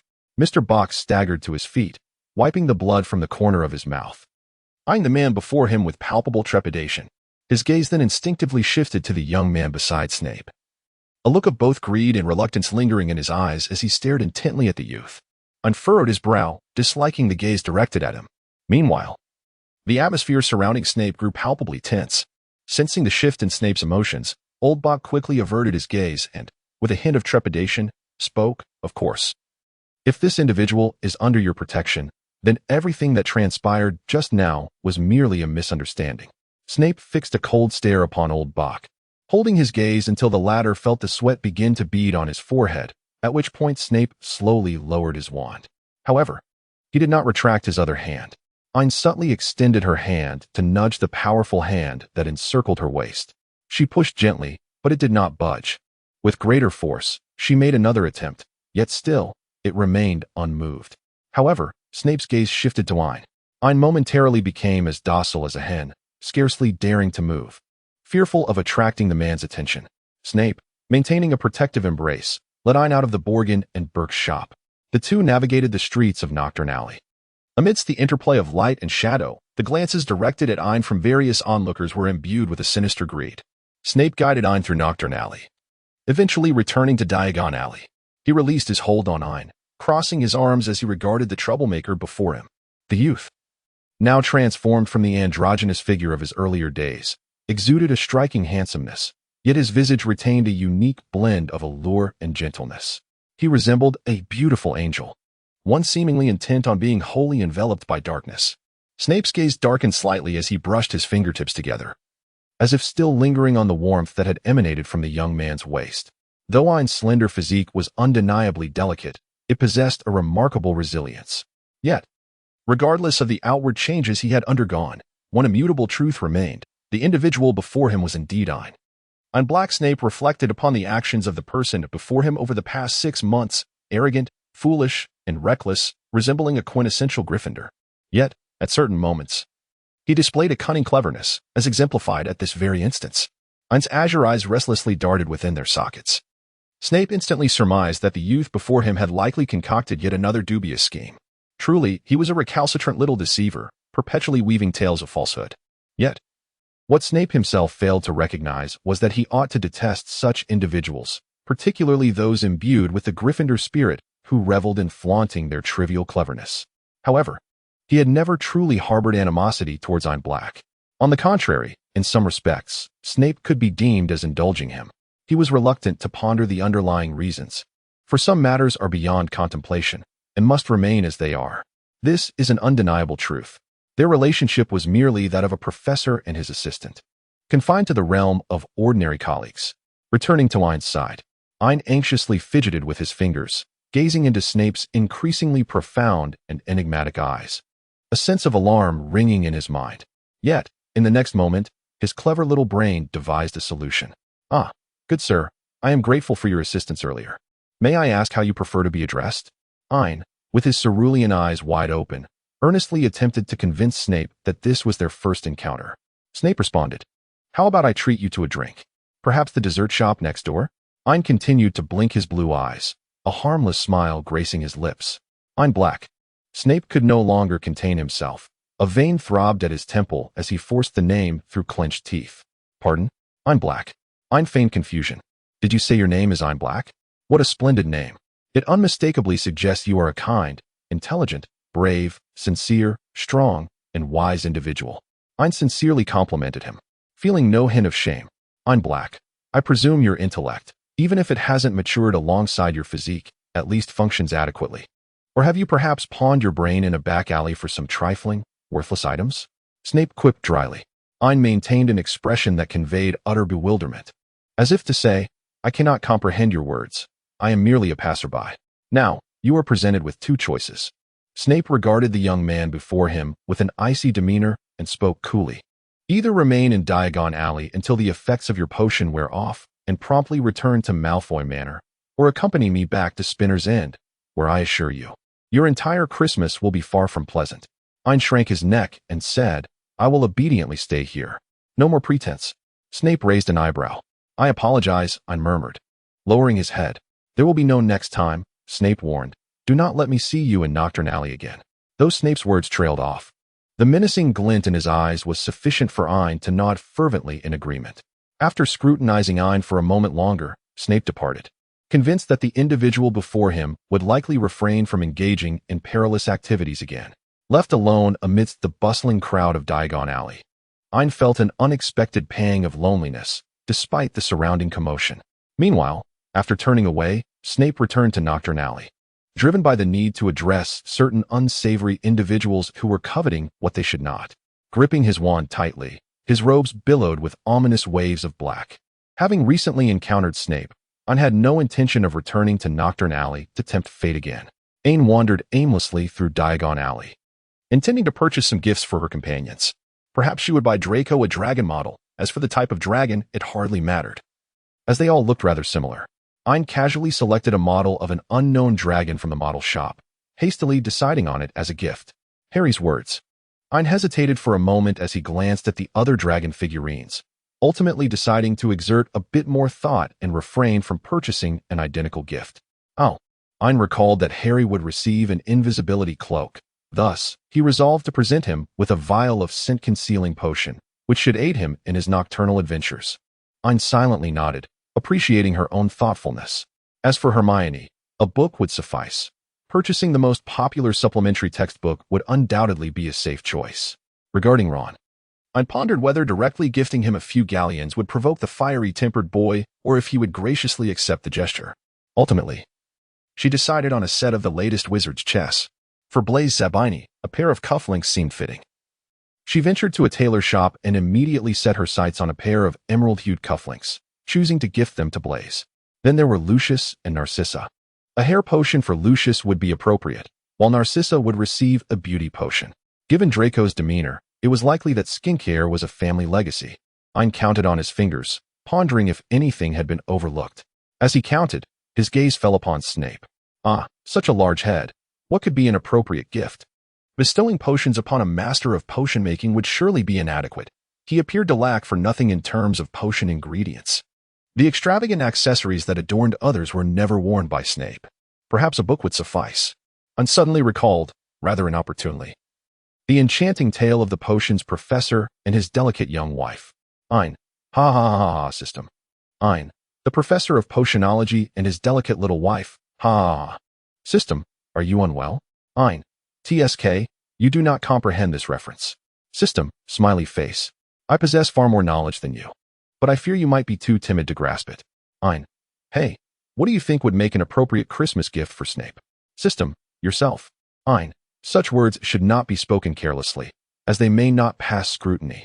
System. What I mean is, you should think for yourself. I know. In the end, I presented Snape with a substantial tome pertaining to the defense against dark magic. System. Does it hold any deeper significance? Ain. I wish him a swift realization of his dreams. System. Why do I feel as though you are seeking vengeance for him making you practice dueling at the beginning of the school year? Smiley face. Ain. You must consider it this way, for I am left with no alternative. After purchasing the gifts, Ain effortlessly cast a shrinking spell, neatly stowing them all away in her pocket. Indeed, possessing a wand that can be utilized outside of school proves to be exceedingly convenient. After perusing the bookstore for a while longer and replenishing his collection, Ain found that dusk was approaching, and the effects of the age-enhancing potion had finally begun to wane. Ain returned to Malfoy Manor. In the guest room, he was holding a book in astonishment. He was reading it earnestly and solemnly in the dead of night. The system remarked, I have always been perplexed. How did you manage to find a book among so many that even Voldemort could not locate? Ain. Are you out of your mind? Just look at the author. System. Ain. The author of Revealing the Secrets of Advanced Dark Magic is the same as that of In the Still of the Night. System. In Ain. The first volume of The Silent Night can be found in ordinary bookstores, while the second volume resides within the forbidden section of Hogwarts. Ain. Is this not evident? System. Do you mean? Ain set down the book in his hands, its pages splayed open to a particular leaf, upon which was inscribed with clarity, a guide to soul artifact fusion. Ain. It is evident that someone is engaging in a form of deception. Whether this stems from the author's wicked sense of humor, or if it is a reaction from someone who has uncovered the truth, remains uncertain. Nevertheless, it appears that Ain's recent studies in alchemy and ancient magic may prove advantageous. Suddenly, a distortion rippled through the space, and Ain's gaze sharpened, instinctively closing the book before him. With a resounding pop, a house elf materialized before Ain. Master invites Mr. Black to dinner, the house elf announced, bowing deeply, its nose nearly touching the ground. Ain pondered for a moment and spoke, You have interrupted my reading. Why did you not knock beforehand? The house elf, with eyes as large as light bulbs, instantly filled with terror and tears. In a sudden display of exaggerated remorse, it banged its head against the ground. Oh, Dobby. Dobby has disturbed Mr. Black's reading. It is all Dobby's fault. Dobby must punish himself. Stop, Dobby. Ain was unexpectedly struck by the realization that this house elf was, in fact, a pivotal character. Yet, that was of little consequence. At Ain's command, Dobby ceased his self-punishment, gazing up with tear-filled eyes. Oh, Mr. Black is truly kind. He cannot bear to see Dobby punish himself. Dobby is such a bad elf. Dobby is the worst. He does not deserve to be a house elf. Ain, however, wore a rather ominous smile, his azure eyes casting a beguiling gaze upon the house elf before him. Do not worry, Ain's gentle voice whispered in Dobby's ear. I grant you an opportunity to assist me, thereby absolving you of any guilt. Whatever Mr. Black requires of Dobby, Dobby shall do. Dobby exclaimed, his large eyes shimmering with excitement as he looked up at Ain. Dobby, come here. Ain beckoned to Dobby, and the instant Dobby approached, The tip of the birch wand suddenly radiated a flash of light. The soul was dislodged. Dobby's once bright eyes became hollow and devoid of spirit. Dobby, remember, Ein Black has neither spoken to you nor done anything to you today. Ein's voice resonated in Dobby's ears. Tonight, while Lucius is otherwise occupied, bring me his most treasured diary. Dobby, under a spell of compulsion, nodded, and in the next moment, his vacant gaze gradually regained its luster. Dobby looked at Ein with a hint of confusion, as if struggling to recall why he was present in that moment. Shall we go? Are you not inviting me to dinner? Ein rose, adjusting his robes. Dobby's expression suddenly cleared. Yes, the master has invited Mr. Black to dine. Very well. Then lead the way. Ein smiled faintly and exited the guest room. The night enveloped the Malfoy Manor guest quarters. Ein sat gracefully at his desk, where a black leather diary rested on the left side and a shocking book titled What He Does in the Dead of Night, Part 2, lay on the right. The system exclaimed, "Oh my, it seems a lazy fish has begun to undertake tasks." Ein, oh my, it seems that the system has begun to speak in human terms. System, so what do you intend to do? Will you directly confront the Dark Lord and reveal your intention to assist him in merging souls? Ein, hush. He is still a child. System, what nonsense. He is indeed still a child, but he is also one of the most formidable antagonists in this realm. Ein, indeed. He is merely 16 years old, still just a child. Ein gently caressed the black hardcover of the diary, and the system felt a shiver run through it. The system remarked, if you were to tell him directly, he would not believe you. Ein, indeed. Thus Ein took out a quill, dipped it in ink, and opened her diary. Ein, I wish to share a bedtime story with him. Ein picked up the pen and began to write.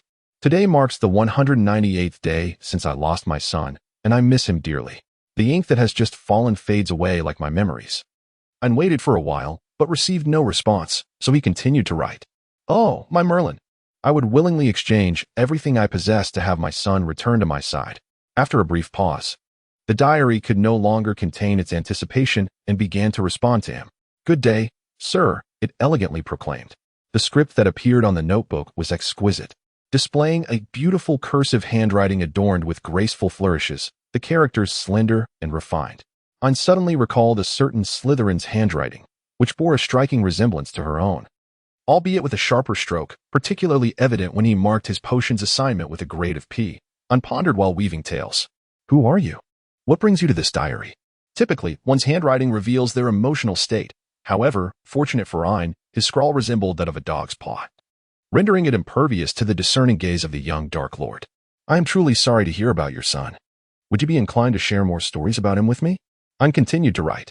Ah, my son, he is a student at Hogwarts. And this year he has just turned 16, still a child. In fact, you remind me quite a bit of him. If only my son were still alive. I would give everything for him. Ein scribbled away with a flurry of strokes, stifling yawns as he did so, his expression one of utter boredom and nonchalance. Surely, he must be an exceptional member of Slytherin. The pages of his diary unveiled a stream of words.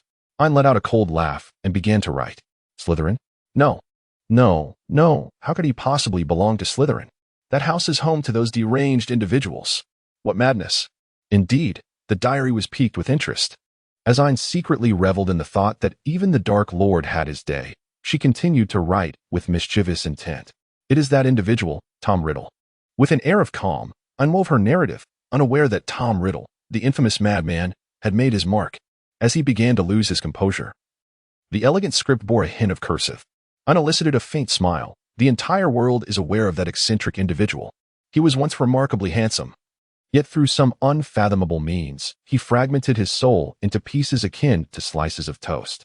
Subsequently, the journal ceased employing convoluted honorifics.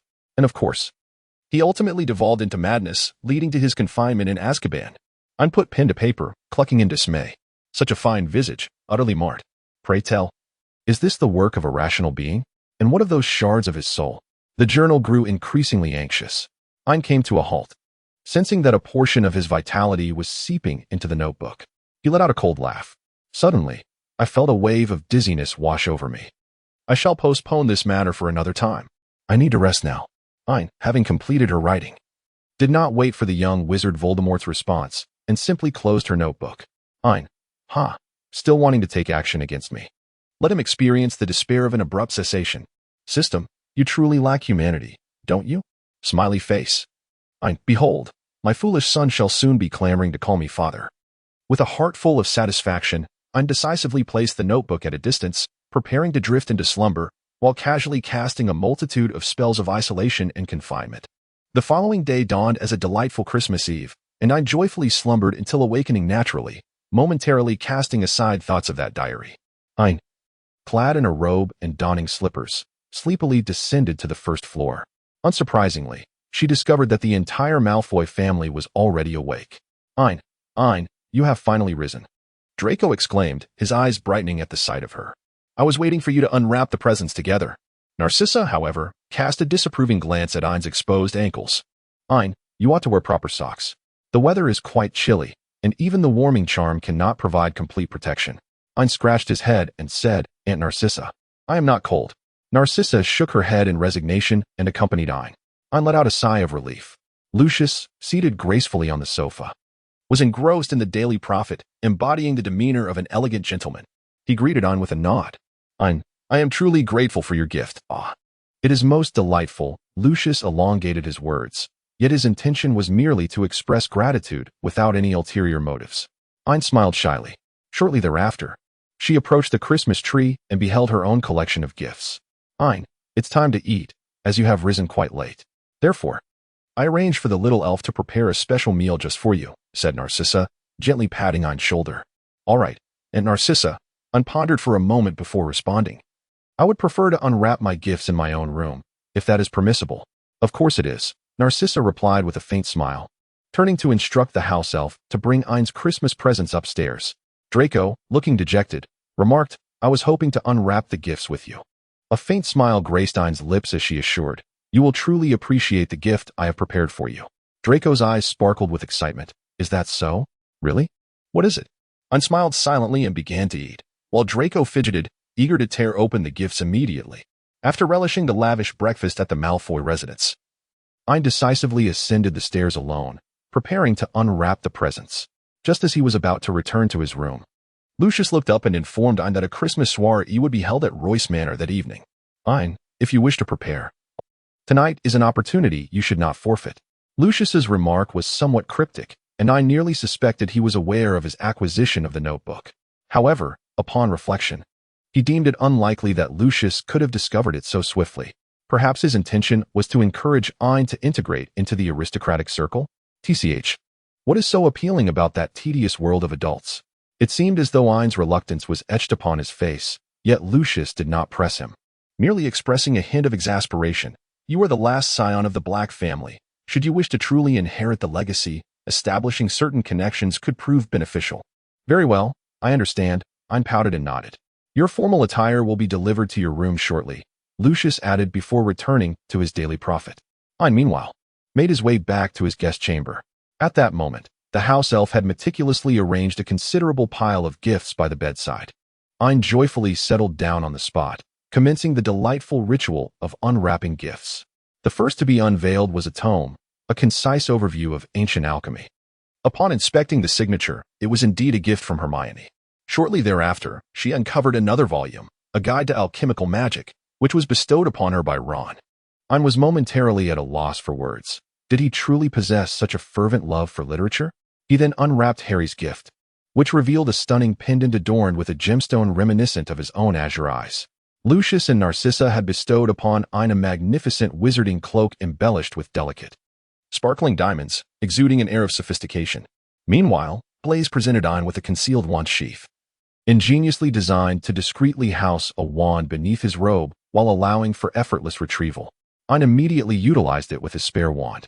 Next, he opened Draco's gift, which was a miniature figurine of Ein himself, complete with blinking azure eyes, giving it an adorably endearing appearance.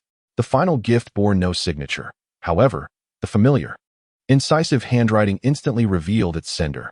It was a vial of a specially formulated Felix Felicis, likely concocted by Snape to suit Ein's unique constitution, resulting in a potion of a deeper hue than the usual variety. Ein, the joy of unwrapping gifts is truly delightful.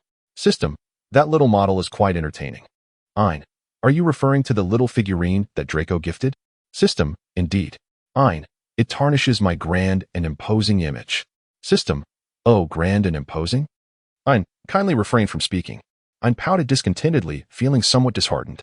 Although his adult stature was notably tall, he lamented his lack of strength. He resolved that, in due time, he would cultivate a physique brimming with muscle, transforming himself into a formidable man. In his moment of unhappiness, Ein decided to vent his frustrations in his diary. Today is Christmas, and I find myself engulfed in profound sorrow. I can vividly recall this very day last year, when my son adorably called out to me, "Daddy." I began to write freely, and the diary responded in kind. "Please accept my condolences. Last time we spoke of that slice, and the writing abruptly ceased here." Ein feigned ignorance and inquired further, "What about the slice? How could I possibly know whom you are referring to?" The diary's originally elegant script seemed to take on a slight cursive style, appearing somewhat agitated. "The lunatic associated with the slice." A faint smile graced Ein's lips as she remarked, "Oh, you mean that person? Indeed, he is quite the eccentric." The diary promptly inquired, "And what happened thereafter? How did he fare?" Ein inquired with a calm demeanor, feigning ignorance. "What do you mean? Did I not inform you previously? He has been confined in Azkaban." The diary pressed on, "And what of his soul fragments?" Ein yo pens, "Those fragments of the soul," and then a pause. How peculiar. Why are you so intrigued by this madman?" Ein abruptly shifted the conversation, beginning to interrogate the diary. "I hadn't noticed until now that this notebook bears the name Tom Riddle. What connection do you have with him? Surely, you are not that lunatic." The diary hastily clarified, "I am merely a fragment of memory sealed within these pages. I possess no relation whatsoever to Tom Riddle." "Oh, is that so?" Ein, maintaining his composure, continued to write. "Are you truly devoid of any connection to Tom Riddle?" "Absolutely, sir." The diary quickly asserted its innocence. Ein leisurely twirled the quill, deliberately pausing for an extended moment before inscribing his thoughts. "Why do I sense that you are deceiving me?" The diary, brimming with anxiety, replied, "Sir, I have no motive to deceive you, do I? There exists no entanglement of interests between us. I possess no reason to act against your favor." "Indeed, that is a valid point." Ein resumed writing. "So, do you have any further inquiries?" Ein imagined that if the diary were capable of expressing emotions, it would likely wish to obliterate itself at that moment. However, even the youthful Voldemort maintained a clear line of reasoning, swiftly able to concoct a suitable excuse for himself. He adeptly unraveled the current dynamics of their relationship, contemplating from a broader perspective. Yet, across from Voldemort sat Ein, who had long been aware of all that transpired. Ein continued to write, "Thus, you still have not elucidated why you place such significant importance on that deranged individual. Ein is curious to see how Voldemort intends to weave his tale. Indeed, as you have observed, the cover of my diary bears the name of Tom Riddle." The journal begins to gradually reveal its script, striving to convey its sorrow through its slow inscription. However, Ein merely frowned, dissatisfied with the diary's sluggish pace. He casually retrieved Salazar's storybook, perusing it as he waited. "I was once an empty diary, merely a vessel for memories. When that individual, whom we have just mentioned, inscribed his name upon my cover with dark magic, this act forged a certain bond between us. As you are aware, Tom Riddle is quite deranged, thus I am eager to sever my connection with him." Ein let out a cold laugh, nearly applauding Voldemort for his cleverly woven tale. Ein casually replied, "Why should I assist you? You are not related to me in any way."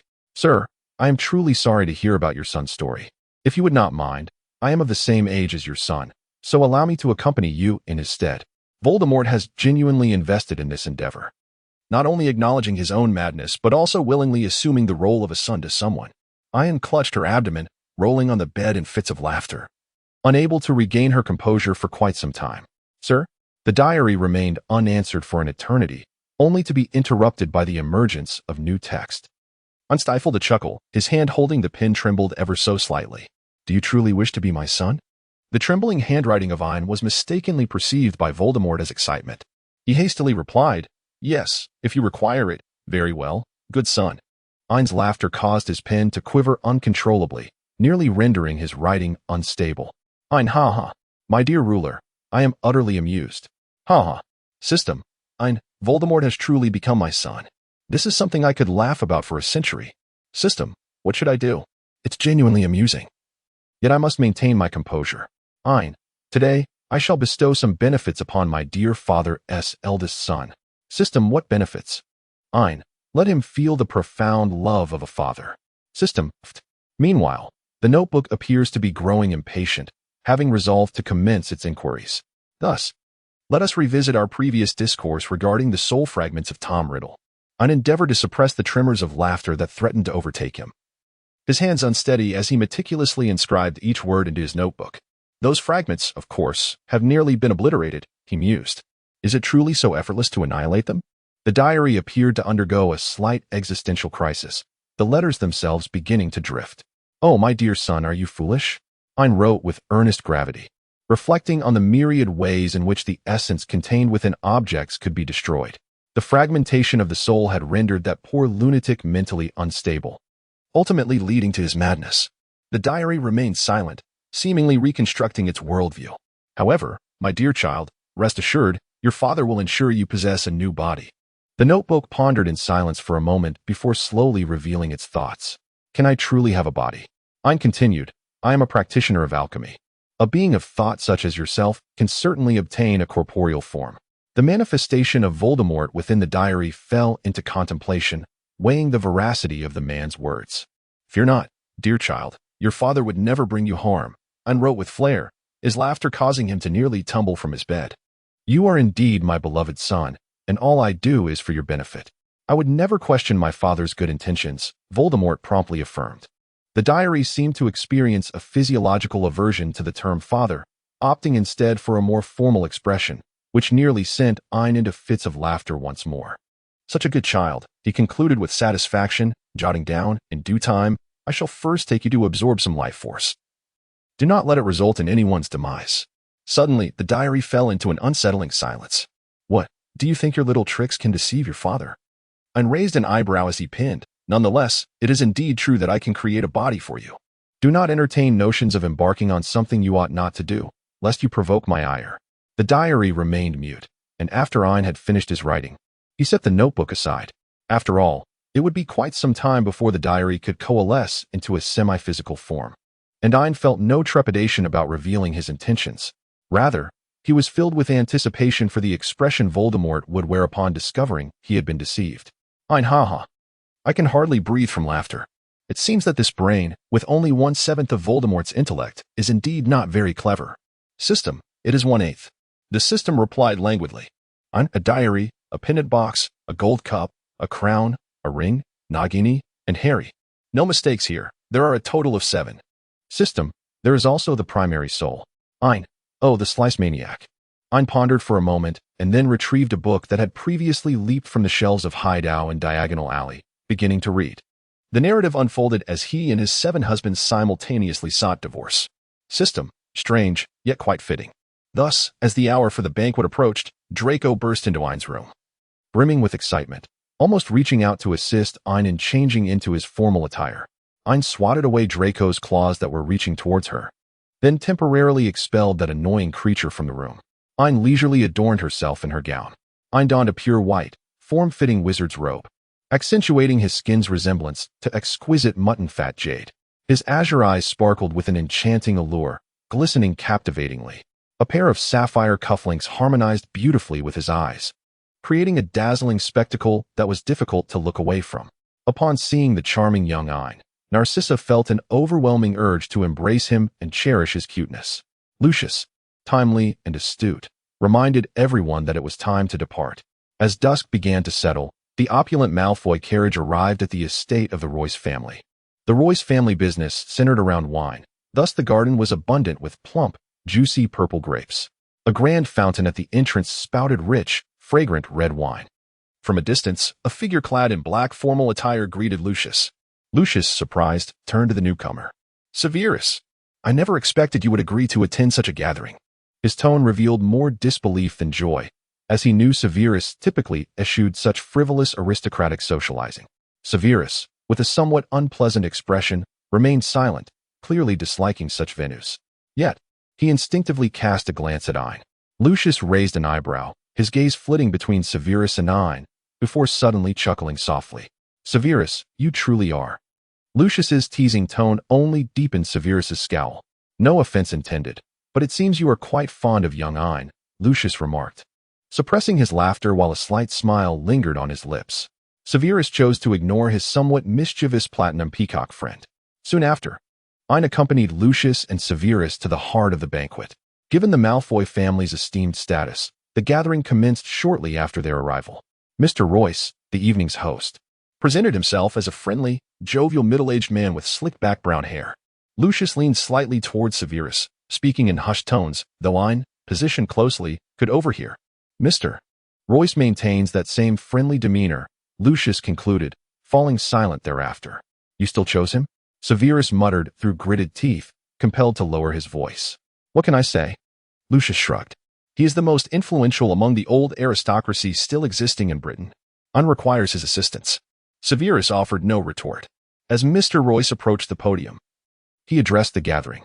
Dear friends, thank you for joining us this evening at Royce Manor for a delightful Christmas banquet. This evening's banquet aspires for everyone to enjoy a delightful night. The audience responded with polite applause, a gentle murmur echoing through the hall. With a smile gracing his lips, Royce continued, Tonight, we are primarily here to introduce two new friends. Lucius leaned closer, whispering softly into Ain's ear, Do not feel anxious. Just greet everyone when the time comes. Ain nodded with a hint of confusion. Meanwhile, Snape took Ain's hand directly, assuming the role of a protector. Ain's heart skipped a beat. As anticipated, Mr. Royce began to introduce himself, speaking of our young Master Blake. Ain Blake, hailing from the renowned Blake family, who was only returned to England by Mr. Malfoy last year. The gaze of the entire audience converged upon Ain, following the direction of Mr. Royce's outstretched hand. Ain instantly displayed a flawless, artful smile, her exquisite visage exuding an air of deceptive allure. An appealing appearance undoubtedly serves as a crucial criterion for the aristocracy in determining whether to extend their respect towards another. After all, beauty, to a certain extent, symbolizes a formidable strength of character. Countless eyes scrutinized the youth, who was suspected of aspiring to be elevated by Lucius to the position of heir of the Black family. The boy exhibited no hint of timidity. Instead, he smiled openly, welcoming the gaze of all present. Amidst the multitude of stares, Ain keenly sensed a piercing gaze that seemed to penetrate the soul, causing her to furrow her brow in discomfort. This sensation was inexplicably unsettling. However, that intense gaze soon vanished, having lingered briefly upon her eyes. Royce chuckled, easing the atmosphere, and then introduced the second gentleman, a most distinguished individual, Mr. Isolon Vado from Germany. As Royce made the introduction, a middle-aged man in a wheelchair gradually emerged from the shadows. With his golden hair and strikingly handsome features, one could faintly discern the remarkable allure he possessed in his youth. Despite being seated in a wheelchair, he radiated an aura befitting one who has long occupied a position of authority. Ain furrowed his brow, realizing that the discomforting gaze he had just felt seemed to emanate from that individual. The people present were astute and undoubtedly perceived the extraordinary nature of Isolon Vado. However, Royce had no intention of providing a detailed introduction. If one wished to learn more, they would have to glean information at the forthcoming soiree. The gathering soon transitioned into an exchange of toasts and conversations, with attendees engaging in dialogue with acquaintances or those they aspired to know. Yet, this also unveiled another facet of Snape. The anticipated scenario of him being aloof and unable to integrate into noble circles did not materialize. Of course, he was not effortlessly charming either. Numerous heads of households, eager to cultivate a rapport with the contemporary master of potions, approached him but were met with Snape's impeccably composed and courteous rebuffs. Ain observed that Snape appeared to be preoccupied with matters beyond his personal grooming. She then glanced at Lucius and Narcissa, who were engaged in tending to other guests, before turning her attention to Draco, surrounded by other Slytherin children. With a cheerful demeanor, she made her way toward the refreshment area of the banquet table. Ain's eyes sparkled with excitement. Ever since he arrived in this world, he had not tasted a single drop of wine. The Royce family is renowned for their vineyard, and undoubtedly, their red wine must be exquisite. Ain deftly opened a bottle of red wine for herself and poured a glass. Just as she was about to indulge, a hand intercepted the one holding the blanket. Ain was taken aback, initially thinking it was merely a colleague from his potion class, who was ever vigilant in their observations.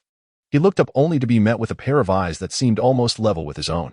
They were deep blue, reminiscent of an expansive ocean, with an alluring whirlpool within them that appeared capable of piercing through one's very soul.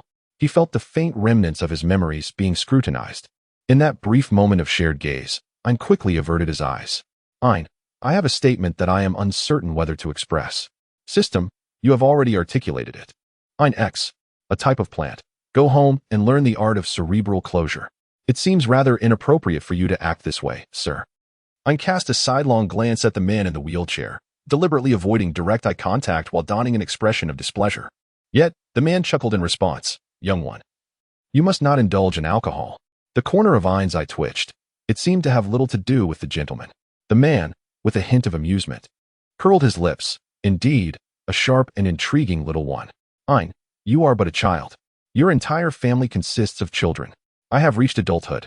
Ain tugged at her hand, but found it unyielding. Ain tugged at his hand with considerable force, yet it remained unyielding, leaving his wrist flushed. As he instinctively prepared to spill the red wine in his grasp, a deep voice resonated beside him. I am immensely grateful to Mr. Onvato for overseeing this unruly child. However, the ensuing matters may be entrusted to me, if you please.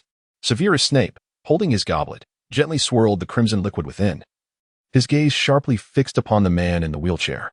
Despite being confined to the chair, the man's presence exuded an authority that did not wane in the slightest against that of the Slytherin headmaster. Snape's wariness of this man intensified. He was exceedingly perilous. Onvato flashed a bright smile. Indeed, it is preferable for the protector to supervise the little one. Releasing his grip on Ain's wrist, the formidable restraint dissipated, leaving Ain's wrist suddenly unencumbered. Yet, in the very next moment, with a flick of her wrist, Ain inadvertently spilled the entirety of her red wine onto the man's lap. A glass of wine was splashed down, leaving Severus momentarily stunned, as was the man who had been doused. Severus, recovering swiftly, furrowed his brow in irritation. Meanwhile, the man in the wheelchair, after a brief moment of surprise, erupted into laughter. He regarded Ain, who wore an expression of defiance, with an air of calm amusement, then glanced at the frowning Severus. And with a simple wave of his hand, the red wine stain on his trousers vanished, as if by magic. This was a silent spell performed without a wand.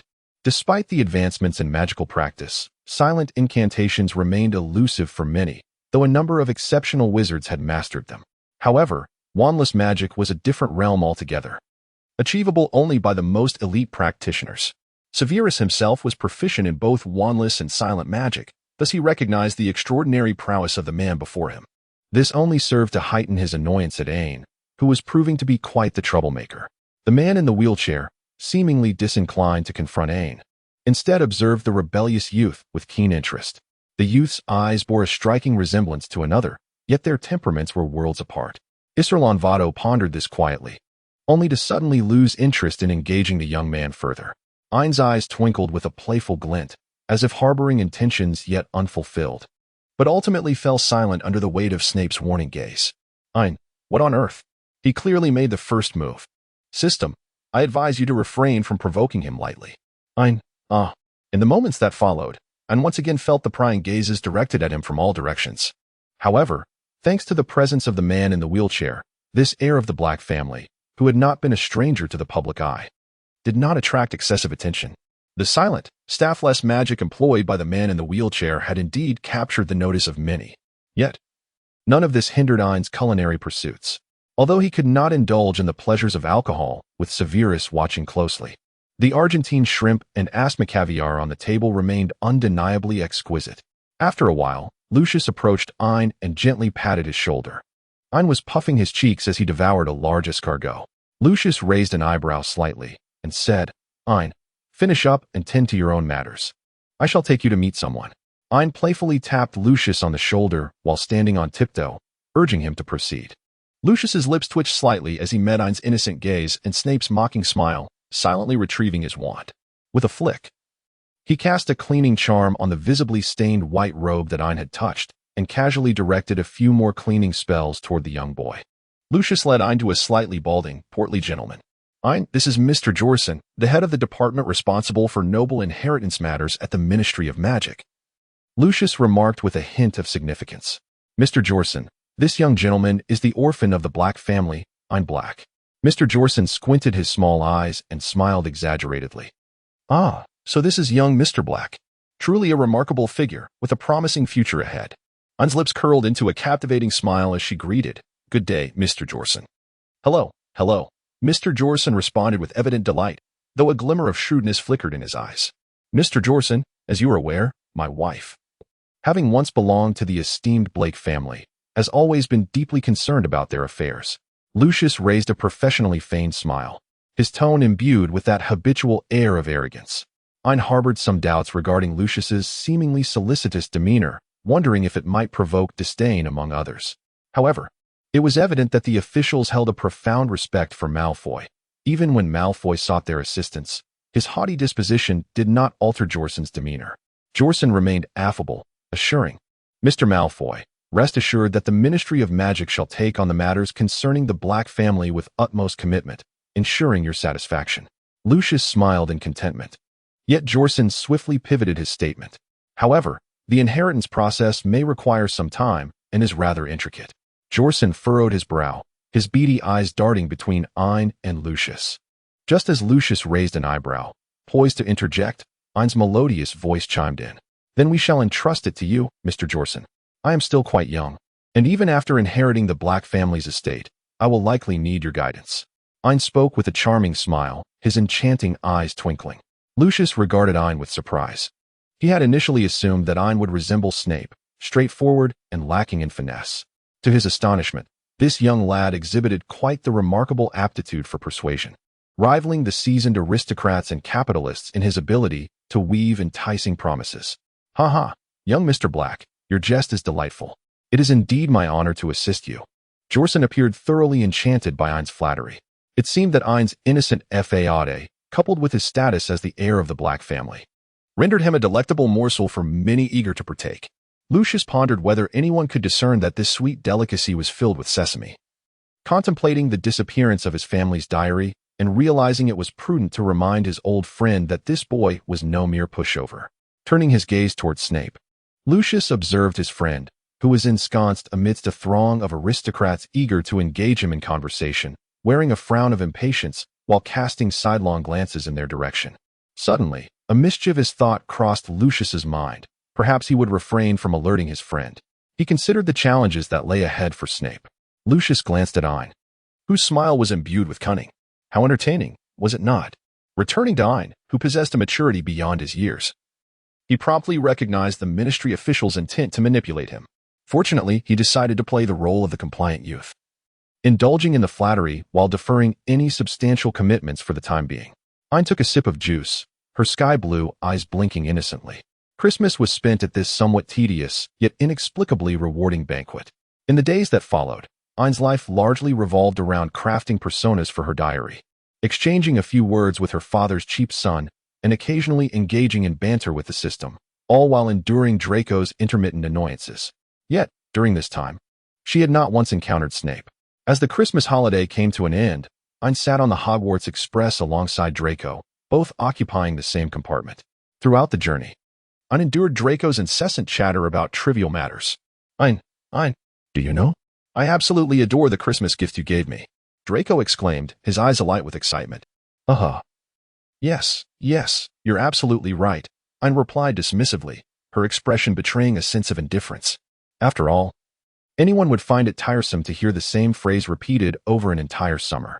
"The dragon model you gifted me is precisely what I had always wanted and loved," Draco continued, oblivious to Ain's disinterest, his enthusiasm unabated. "It's a Norwegian Ridgeback, one of the fiercest dragon breeds. Imagine if I could raise a dragon. How incredibly cool that would be." Yes, you're absolutely right," Ain reiterated, her mind wandering to the possibility that this semester might just allow him to realize his dreams. She calculated the days, pondering that the Gryffindor lot would soon discover Hagrid's dragon. It was high time to check the situation. Ain sat in the carriage, resting her head on one hand, her azure eyes gazing vacantly out the window. Outside lay an expanse of pure white, a landscape that had once been vibrant with summer crops during her last passage, now cloaked beneath a thick blanket of snow. Such is the essence of winter in London. Ain exhaled gently onto the car window, and with her finger, she traced a large heart in the fog that formed. Draco looked on, somewhat surprised by this rare display of childlike exuberance from Ain. Ain remained oblivious to Draco's gaze. After drawing a heart, he instinctively inscribed the name Snape within it. Draco was rendered speechless, staring at Ain with an expression that conveyed his hesitation to speak. Ain paused upon hearing Draco's voice, then leisurely continued to draw an arrow on the heart, piercing through the entire figure and a few letters spelling Snape. "What is the matter?" Having completed this, Ain looked at Draco with an air of unrepentant confidence. Draco hesitated, gazing at Ain with a complex expression. then shifted his gaze to the artwork on the window. After a moment, he replied, "It's nothing." Ain retracted her gaze with satisfaction, concealing her understanding behind a faade. "Ain, are you the same?" "System, what nonsensical words are you uttering?" "Ain, do you wish to be pierced through the heart by my arrow?" "System, absolutely." "Ain, I was once known as Cupid. If you beseech me, I shall strike your heart with an arrow and then bestow upon you a public system to unite you both as a pair." "System, what nonsense is this? Since when did our system distinguish between male and female?" "Ain, oh, asexual reproduction." "System, wrong. What on earth? Besides, even if there are male and female, why am I the female?" "Ain, TSK, TSK, TSK. With such a proud demeanor, do you still aspire to be a gentleman?" "System, and you dare to speak to me like that?" "Ain, how is it? Am I not handsome, composed, and mature enough to be trustworthy?" "System, in life, it is paramount to possess a degree of self-awareness." As for Draco, witnessing his mentor transform from a figure of great benevolence to a source of piercing pain left him with mixed emotions. Yet, he suddenly realized that the person before him was Ain, and Draco felt a sense of relief. It is not surprising for Ain to engage in various matters. Draco and Ain sat together on the Hogwarts Express as they returned to school. The opening feast, upon the students' return, appeared particularly sumptuous, and those who remained at school during Christmas became animated. From across the long tables, Harry's gaze, filled with fervor, was directed at Ain. Ain responded with a smile, intensifying the warmth in Harry's eyes. Meanwhile, Snape, who had been absent for most of the winter break, sat indifferently at the staff table, his eyes closed in contemplation. It was uncertain whether he chose to ignore the raucous young ones or preferred to disregard the presence of Quirrell, who was an unwelcome vessel for Voldemort.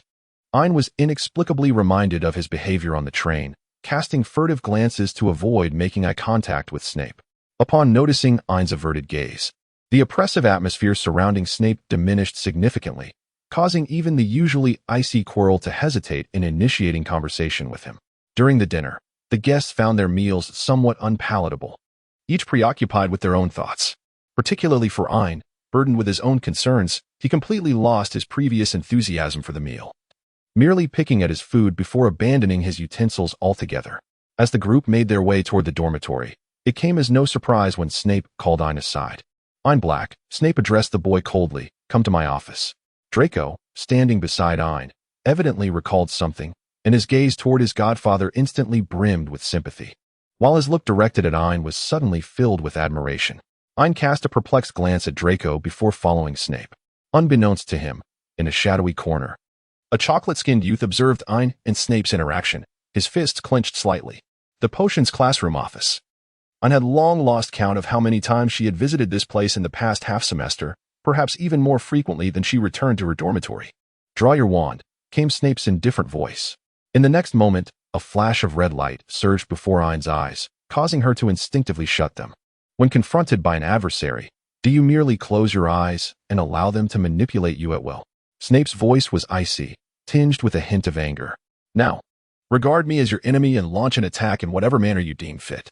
Snape flicked his wand with a slight motion. "Oh, why must it be so?" Ain scrunched her nose in dismay. "But you are Severus. How could I possibly attack you?" Snape fell silent for a moment, advancing toward Ain with an overwhelming sense of authority.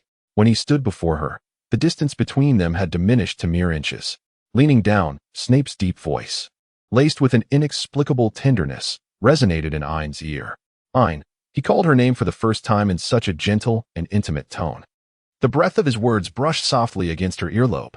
Ain's ears flushed crimson as he listened to Snape continue. "At present, we may be colleagues, perhaps even friends.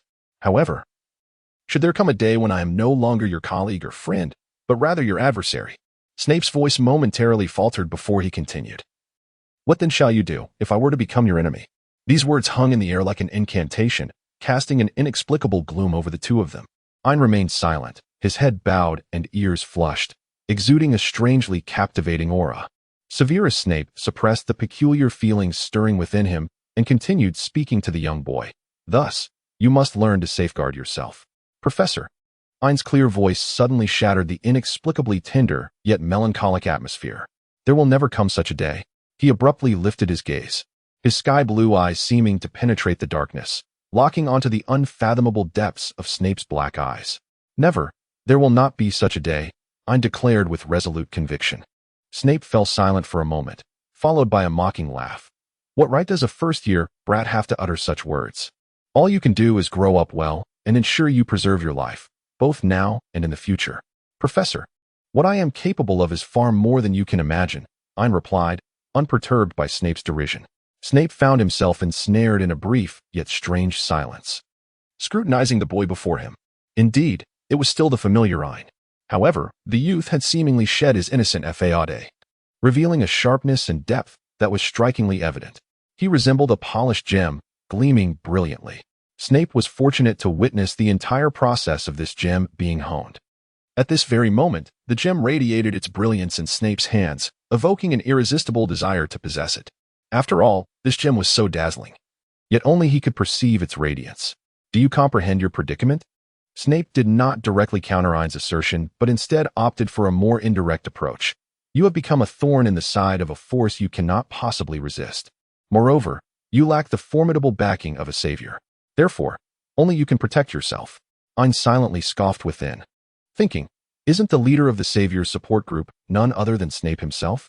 System, I cannot permit you to use such outrageous descriptions. Ain, is it not so? System, Ain coldly mocked inwardly. Indeed, he is the precious son of the white moonlight, isn't he? System, Ain coldly remarked.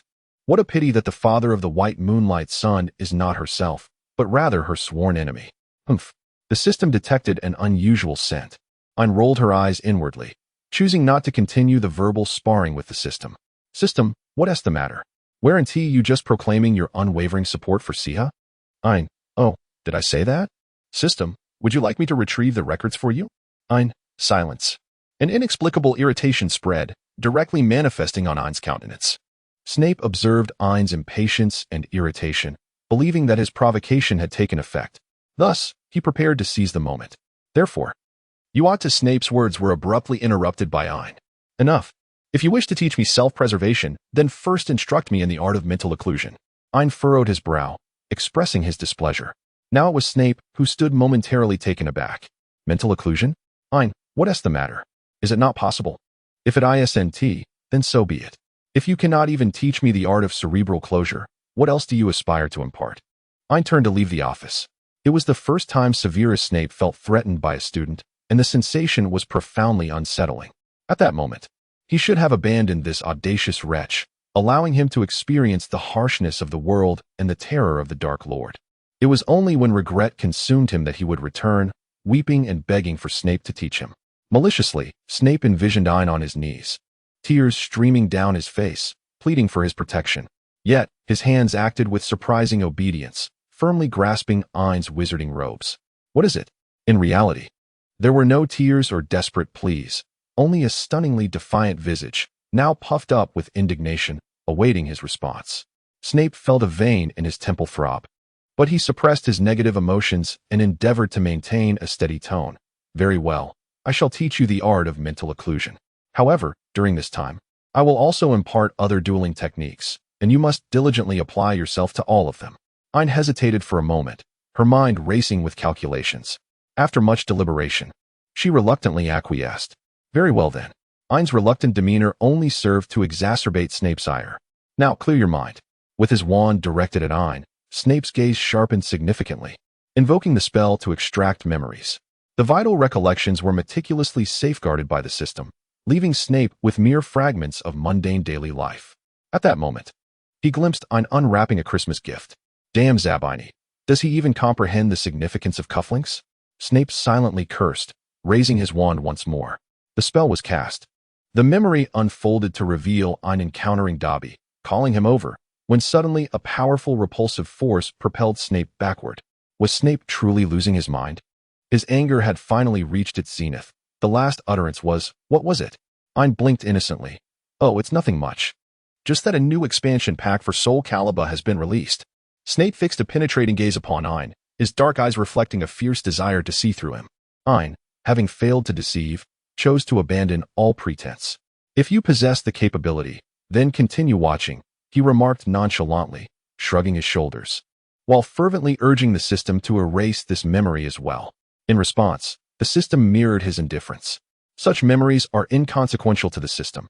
Please resolve them independently, host. Mind extraction. This time, Severus Snape was evidently serious, as an overwhelming sensation of invasion surged through Ain's mind, prompting him to swiftly clear his thoughts. Indeed, he found himself recalling the time they had conspired to bully Boguster atop the tower. Mind extraction. On another occasion, while wandering one night, Ain happened upon a portrait and ended up conversing with it until dawn. Mind extraction. This time, Ain found himself on the road to Privet Drive, where he encountered Harry. Snape temporarily halted his mental probing. The young boy before him appeared pallid, drenched in cold sweat, as if recovering from a grave illness.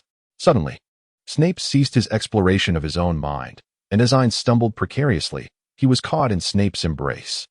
Ain initially presumed that Snape would inquire about the matters concerning the Forbidden Forest or Dobby, prompting him to concoct excuses.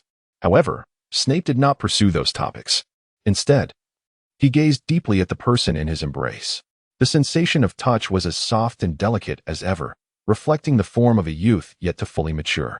Due to the after-effects of the invasion of his mind, the body nestled within his arms was slightly warm, and through the fabric, he could discern the faint stickiness of cold sweat. The boy, in a rare moment of weakness, slumped heavily against him. Even his breathing seemed labored. Yet, Snape incongruously found himself contemplating the young man he had seen that day in Knockturn Alley. Imagining if that youth were to collapse in his arms, just as this one had. He recalled the soft sensation of wrapping his arms around the young man's waist. This boy harbored countless secrets. Indeed, he had a compelling need to learn the art of mental occlusion. Nevertheless, the choice rested solely with him. Snape mused that perhaps he need not press for answers any further. If he could safeguard the Savior, then he was equally capable of protecting the one before him. A profound urge to shield this individual surged within Snape. The impending war would inevitably arrive, but Ain would not be at its epicenter. Thus he should be able to keep him safe. As for the Savior, Snape found himself reflecting on the life he had sacrificed to protect someone in a past existence. Falling into a rare silence. That was a sin he ought to atone for. Of course, at that moment, Snape was unaware of the fundamental differences between Ain and Harry. If the Savior attracted trouble, Ain himself was a veritable source of it, entirely incomparable. Tomorrow would bring further developments. Snape's unusually gentle tone resonated above Ain's head, prompting him to regain his composure and stand tall. Well, I won't tell you either. Ain thoughtfully added with sincerity. Snape remained silent. Subsequently, he retrieved an object resembling a specially formulated stamina potion from the potion cabinet and handed it to Ain. Drink this. Ain, without a second thought, tilted her head and drank. Snape, rarely given to sarcasm, quipped, "How audacious it is to drink without knowing anything at all." Ain muttered, "You wouldn't harm me." Snape's mind flickered with thought, yet his tongue remained unyielding. "I trust your giant brain can still comprehend that there exists a potion known as the Polyjuice Potion. Rest assured, anyone attempting to imitate you is merely courting disaster." Ain raised an eyebrow, recognizing that such a razor-sharp tongue was not easily replicated. Moreover, as Ain lifted his gaze, his cerulean eyes met Snape's, conjuring an illusion of extraordinary gentleness and focus. "How could your specially concocted potion possibly affect me, if it weren't for your unique craftsmanship?" As Ain wobbled back to his dormitory, Draco stood nearby, wearing a look of concern. "Ain, you are still quite young. You must take care of your health," Draco fretted. Adopting a paternal tone, Ain cast a perplexed glance at Draco, responding with a casual hum. Draco inwardly sighed, reflecting on the obstinacy of the youth today. As these thoughts lingered, he proceeded with his evening skincare routine. The following morning ushered in potions class. The Slytherin table was enveloped in a serene atmosphere, punctuated only by the sounds of breakfast, in stark contrast to the bustling chatter emanating from Gryffindor's side. On the very first day of the term, in their Slytherin-style potions class, Ron slumped over the Gryffindor table, his expression one of utter despondency. "Come on," Hermione chided, lightly tapping Ron on the head. "Neville hasn't even spoken yet." Indeed, Neville had remained silent, his legs trembling to the point of near collapse. Back at the Slytherin table, Draco casually inquired of Ain, "Have you not improved your constitution for brewing potions?" Ain pondered for a moment, estimating that it was unlikely. Having not been permitted by Snape to approach the cauldron for quite some time, Ain was uncertain whether he could still concoct potions. Nevertheless, reflecting upon his plans for the day, Ain arrived at a decisive resolution. Upon entering the potions classroom, he deliberately lingered for a while, and as Draco appeared on the verge of tears from anxiety, he finally pulled him inside, taking a seat at the table directly in front of Eric Bogister. In the next instant, the classroom door swung open with a forceful shove, and Snape strode in, his black robe billowing behind him. Draco exhaled a sigh of relief, utterly oblivious to the piercing glares directed at him from behind. "Retrieve your textbooks. Today we shall be preparing the invigoration draft," Snape announced coldly. "Indeed. It is designed to infuse your troll-like minds with an additional measure of gillyweed-esque vitality." As he commenced the lesson, Snape's gaze inadvertently fell upon the unusually compliant Ain. Something felt amiss. The astute double agent quickly detected Ain's odd demeanor, elevating his scrutiny to an unprecedented intensity. During the potion-making process, Draco and Ain partnered together, their every action unfolding beneath Snape's watchful eye, and even the exceptional Draco found himself experiencing a twinge of apprehension. Ain exhibited no sense of urgency. He observed Draco as he meticulously handled the materials, while simultaneously reaching into his pocket with one hand. Within his pocket lay a black leather notebook, which shivered slightly. To recount the events, we must turn back to last night. After Draco fell into slumber, Ain propped himself up and rose from his bed. Once the isolation and light-dimming spells were cast securely, Ain retrieved the black leather notebook. "Child, do you wish to obtain a physical form?" Ain scribbled fervently. The diary's response was immediate. "Of course, my esteemed father. Have you discovered a solution?" "No solution yet." Ain mused, pausing before continuing, "But I have located a mobile blood bag for you." The notebook displayed a hint of hesitation. "Essentially, I will provide you with a person whose life force you may consume. Sufficient vitality will enable you to maintain a semi-corporeal state, thus facilitating the creation of your body." Ain, with rare patience, took the time to thoroughly explain to Voldemort. Alas, how could a 16-year-old Voldemort be so foolish, daring to attempt the creation of Horcruxes? It is truly baffling to ponder which lunatic led him down this path. In Ain's mind, the haunting memory of the previous encounter with the inexplicable phenomenon resurfaced, accompanied by the fleeting image of a wrinkled face resembling an orange peel. Ain let out a cold snort, remarking that sometimes the cunning old fox, the White Demon King, could be far more troublesome than the Black Demon King. "Isn't my father concerned that I might betray you after acquiring power?" Ain intended to employ a tactic of feigned affection, directly echoing his father's words. "Indeed, I am concerned. However, I choose to place my trust in you. After all, you are my beloved son." Ain maliciously curled his lips in a smirk, yet before his father's words could fully materialize, Ain swiftly struck through Voldemort's intended speech with 2 strokes, adding a hasty remark. "When adults are speaking, children should refrain from interrupting." The diary then noted, "Although your father wishes to trust you, my dear son, it would be prudent for us to establish an unbreakable oath." The diary fell into silence. Ain pondered for a moment and then wrote, "Speak. Father, you have granted me permission to voice my thoughts." In her diary, she carefully considered her words and expressed, "Dear father, I find myself somewhat terrified of irrevocable oaths. What if, in a moment of carelessness, I were to break one? The thought of death fills me with dread." Ain, with unwavering resolve, inscribed, "Let the vow be etched into your actions. Remember not to transgress." The diary, still yearning to resist, interjected, "Father, I believe that an unbreakable vow undermines the trust between us." Ain remained composed. "Yet your refusal to pledge an oath undermines the trust one have unilaterally placed in you." The diary attempted to act endearingly. "Dear father, must you insist on a signature?" "I promise to be obedient." Ain wrote chillingly, "You need not sign, for I have recently acquired a new spell, known as the Fiery Curse. Perhaps father should simply send you to the cycle of reincarnation." The diary remained as silent as a tomb. Ain nodded in satisfaction and called out to Winnie. The last time she had brought food to Ain at Hogwarts, Winnie suddenly appeared before him with a snap. What could Winnie possibly inquire about? Perhaps she assumed this student merely desired a midnight snack, but instead, his soul transcended the ordinary realm. Ain cast a spell upon Winnie, and her eyes fell into a hollow gaze. "Now, I require you to serve as a witness to an unbreakable oath, but you must forget everything that transpires tonight.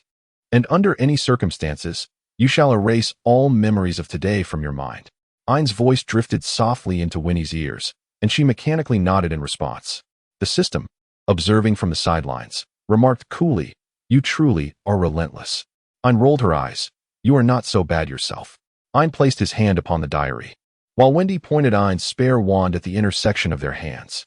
"Tom Riddle, do you vow never to harm Ain Black in any capacity, under any circumstance?" The diary seemed to pause momentarily, as if the revelation of Ain's name had unveiled all of its previous disguises. Despite the complexity of the thought, the diary honestly displayed. I do. A beam of light emanated from the wand, entwining around their hands. Tom Riddle, do you pledge never to take the life of any individual, regardless of the situation? I do. Tom Riddle, do you promise to prioritize Ain Black's will above all else, while concurrently committing to refrain from any actions detrimental to him, and striving to restore his physical form to the best of your ability? I do. The pact was sealed. Ain wagered that if Voldemort were merely a diary, he would undoubtedly wish for his own demise. Yet what of it?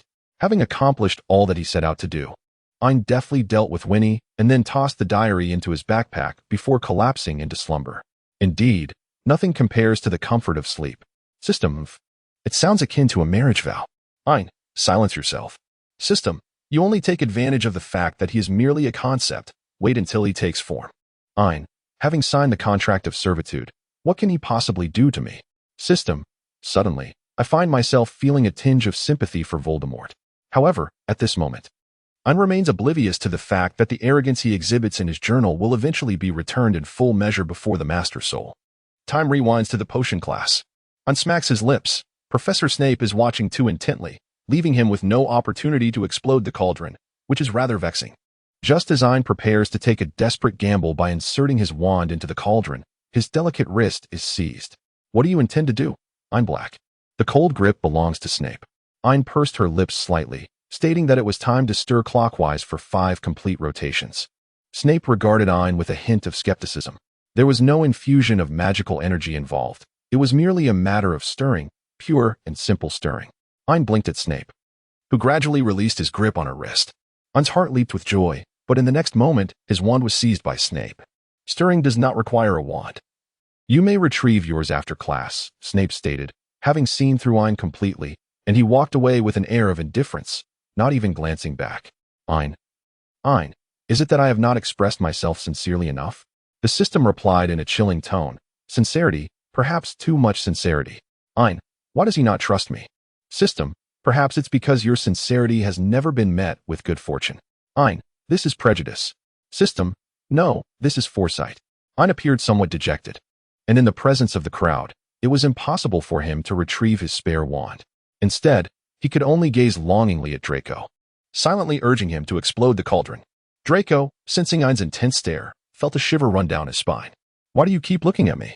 Draco asked, unable to suppress his curiosity, his unease growing. Ain cast a sidelong glance at Draco and mused, I wonder when you will blow up your cauldron. Draco, reflecting on his string of failures since the beginning of the term, felt a sense of relief wash over him. Blow up a cauldron? Surely. That was a feat only the likes of Longbottom could manage. However, before Draco could fully articulate his thoughts, a resounding explosion echoed through the air. I nearly leapt for joy. Longbottom's cauldron had erupted once more. A wave of jubilation swept through the crowd. Indeed, all eyes were drawn to Longbottom, who was now weeping with a swollen face. Snape, though grumbling in irritation, swiftly wielded his wand to control the damage, ultimately directing the Gryffindors in his group to escort Longbottom to the hospital wing. This familiar sequence unfolded seamlessly, captivating the attention of the onlookers once again. Bogus was no exception. Recently, Bogus had been experiencing a rather unfortunate turn of events. After several unsuccessful attempts to sabotage that fellow named Black, he sensed that Senior Lestrange was growing increasingly dissatisfied with him. Damn Black, damn Malfoy, they both deserve to suffer. Bogus seethed as he sliced through a daisy root, his gaze fixated with fury on Ain, who sat directly in front of him. At that moment, the explosion occurred. Lestrange turned his attention to the source of the blast. And indeed, it was Longbottom, the Gryffindor fool, who had made a complete mess of himself, resembling a pig in the process. Lestrange maliciously relished the sight of the Gryffindor's folly before returning to his task of chopping the daisy root. Suddenly, his keen senses alerted him. It seemed Black had glanced his way while Lestrange was preoccupied with Longbottom. Damn it, did he do something to my cauldron? Bogus shot a glare at Ain, but she was too engrossed in her own affairs to notice him, leaving him staring at nothing. He hastily inspected his cauldron, which appeared to be unscathed. Could it be that Black's glance had been merely a figment of his imagination? Not long after, however, Bogus stumbled upon a black leather diary nestled in his backpack. Initially, he contemplated handing it over to Senior Lestrange, but considering that Lestrange had recently shown little interest in him, he decided to keep it for himself. Yet, Even after claiming the diary, Bogus hesitated to open it, as an instinctive feeling warned him against it. After a considerable amount of time had passed, and the diary remained undisturbed in his bag, Bogus finally summoned the courage to unveil its contents. The pages were blank, seemingly awaiting the inscriptions of some individual. With a moment's hesitation, Bogus wrote down, Wednesday, Hogwarts, sunny. The diary began to reveal its inscriptions. This period has been remarkably tranquil. As serene as if everything were concealed beneath the surface, tumultuous and roiling. On the other side of the notebook, Ain remains unperturbed. He is fully aware of the persuasive prowess of his own son, and as a father, he harbors no concerns. However, his mind has become preoccupied with a singular matter, one that pertains to his extensive collection of alchemical materials.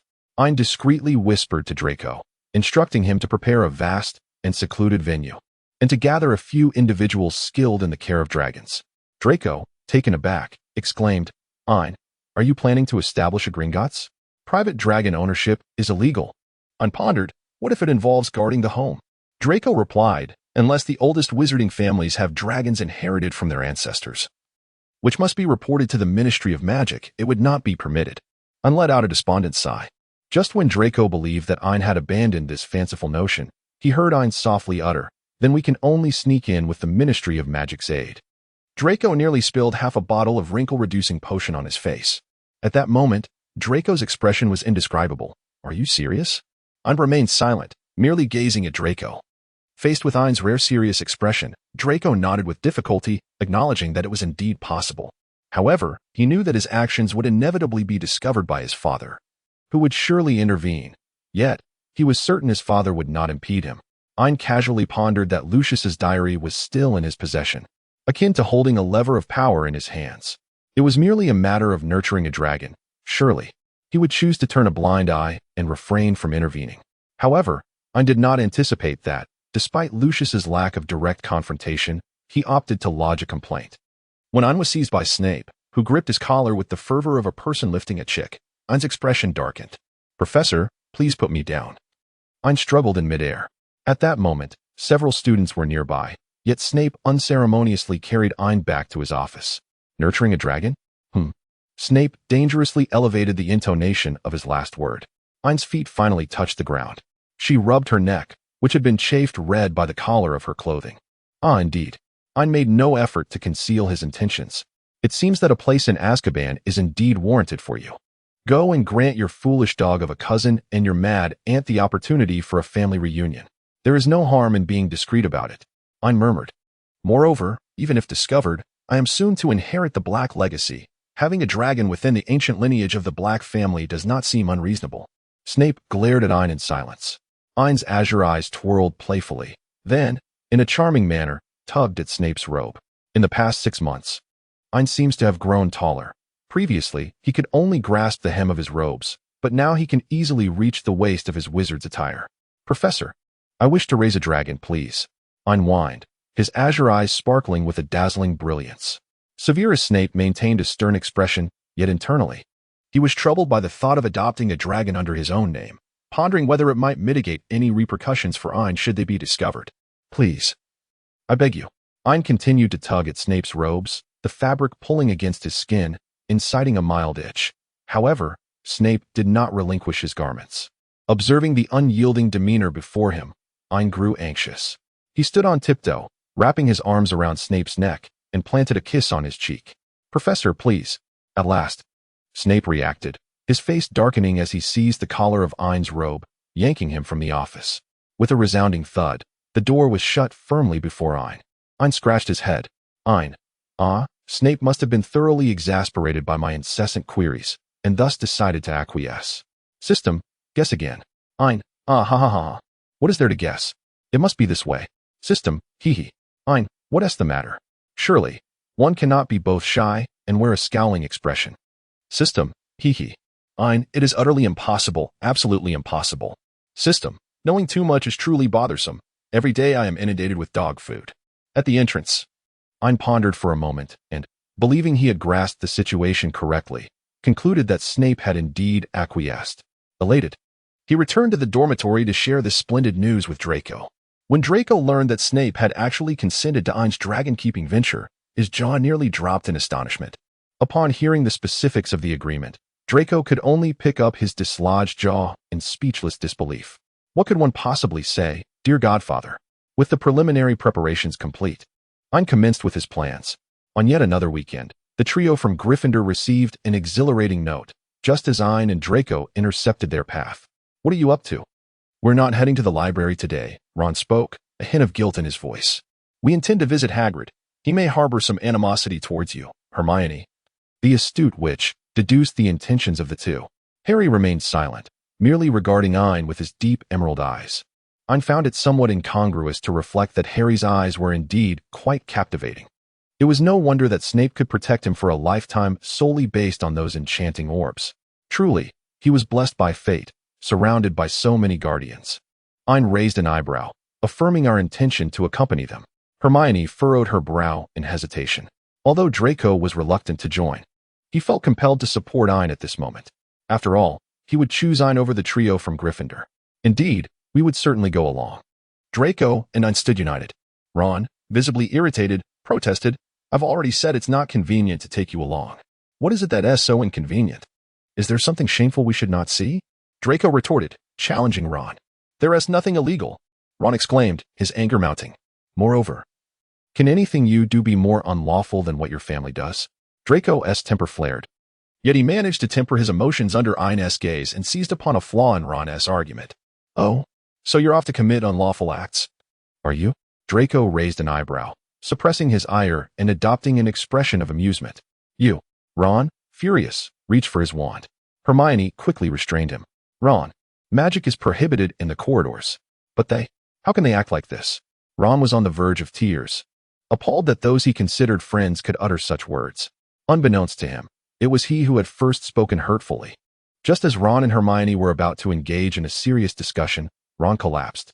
His eyes widened in shock as he gazed into the void before him, unaware of who had cast the stunning spell in his final moments of consciousness. Hermione, witnessing the entire scene, looked incredulously at Harry, who had drawn his wand without her noticing. Without further ado, Harry stunned Hermione as well, taking advantage of her shock. Draco stood, dumbfounded, as he observed Harry incapacitating both of his teammates, feeling as though the world had taken on a surreal quality. Harry hoisted Ron and turned to Draco. Give me a hand. With a complex mixture of emotions, Draco lifted Hermione in a princess carry and placed both of them in a secluded classroom nearby. Following this, Harry produced his wand and cast a spell on Hermione, ensuring that his own reputation within Gryffindor remained intact. Just as Draco took a sip of Ron's polyjuice potion and Ain consumed a large bottle of Hermione's, the freshly transformed trio from Gryffindor made their way to Hagrid's hut. This skin is absolutely dreadful. Look at all these freckles. Draco incessantly complained about his newly acquired body, lamenting that it felt akin to the dry wood of the shed at his home. Is this truly the skin of an 11-year-old? Draco, Harry called with a hint of exasperation. What now? Draco replied, it's already horrendous. And now I'm not even allowed to complain. He frowned, and this red hair does not align with my aesthetic at all. Then why did you drink Hermione's polyjuice potion? Ain interjected with a remark. Draco murmured under his breath, expressing his disdain for that undeniably unpalatable drink intended for you. Weasley. After a moment's contemplation, Draco resolved to finish the thought he had been interrupted mid-sentence. Your recent demeanor strikingly resembled Ron's presence beside me. Draco immediately fell silent. Yet within him, emotion surged like a volcanic eruption, uncertain of where to direct his ire. How could anyone dare to equate him with Weasley? Such an affront was an unparalleled insult to a Malfoy. Unquestionably, Ain was indeed quite curious about her new body, exploring it with inquisitive touches and glances, even adjusting the two mounds upon her chest. Just as Ain attempted to delve beneath her garments to experience the sensation of her newfound attributes, Harry could no longer contain himself and seized Ain's hand. What is the matter, Harry? Ain blinked innocently. Strangely, despite the fact that it was Hermione's brown eyes gazing back at him, Harry could distinctly sense the unique essence of Ain's own eyes through them. Instinctively, he averted his gaze, uttering, Ain, please refrain from engaging in such peculiar behavior. Ain obediently placed her hands in position, uttering a soft sound of acknowledgement. Yet her eyes continued to wander restlessly, surveying her own form. Ain, so this is how the female body is structured. System, do you realize what you resemble at this moment? Ain puffed out her chest, proclaiming, a great beauty? The system retorted with a chilling mockery, no. more akin to a lecherous pervert. As they approached Hagrid's hut, Ain and Draco seamlessly reverted to the comportment of ordinary humans, even to some extent mimicking the words and actions of the individuals involved. Harry observed the instantaneous transformation of the two with genuine admiration for the stark contrast between Slytherin and Gryffindor. He was the first to knock on the door. "Hey, children, you've arrived," the half-giant exclaimed, wiping the sweat from his brow. The moment the door swung open, a wave of oppressive heat surged forth, causing the remaining two, aside from Harry, to instinctively frown, though they refrained from voicing their discomfort. "Come in and take a seat. Little Norbert is about to hatch." Hagrid quickly produced a few chairs for them and casually settled on the floor in front of his stove. The fire was roaring fiercely in the hearth, and at its center lay a colossal dragon egg. "Norwegian Ridgeback," Draco exclaimed excitedly upon seeing the egg. Hagrid cast a curious glance at Ron. It was then that Draco realized that Ron, being somewhat of a simpleton, was unlikely to know the breed of the dragon egg. "The last time we saw a dragon egg, Hermione consulted relevant materials and discovered that it was a Norwegian Ridgeback," Harry explained to Hagrid with a warm smile, noting that Ron had been unable to forget it since. "Ah, I see. So that's how it is," Hagrid replied, evidently not suspicious, chuckling as he added, "It's quite normal for a young boy to be fascinated by dragons. I dreamed of raising one when I was a child. Now, in a way, I have fulfilled that wish." Harry discreetly nudged Ain. Ain was momentarily taken aback. "Huh," the system responded, "just follow the storyline." "What do you mean by huh?" Ain reminisced about the storyline and the enchanting style of the young witch Hermione. Ain furrowed his brow and adopted a stern tone. "Hagrid, you promised us you would not keep a dragon without permission." The half-giant's face instantly reflected his reluctance. "Oh yes, I know. But I merely wish to keep it until it hatches and grows a bit larger. In just a few days, it will be as big as your house." Ain continued with his stern admonishment, insisting that it must be sent away as soon as it hatches today. The half-giant let out a mournful whimper. "I just want to keep it for a few more days." "No, absolutely not," Ain declared with righteous indignation. "In such a hot room and under such dreadful conditions, I certainly do not wish to deal with this again. It must be resolved at once." Ron had already contacted the dragon-keeping specialists, who would arrive today to take the creature away. "Norb," Draco interjected smoothly. "Yes, Norb," Ain nodded, channeling Hermione's authoritative demeanor, insisting that it must be sent away today. The half-giant's pitiful demeanor was truly exasperating, causing Ain to shiver in discomfort as he observed the scene.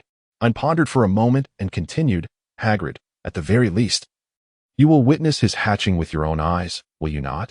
Hagrid, still enveloped in sorrow, managed a bittersweet smile and replied affirmatively.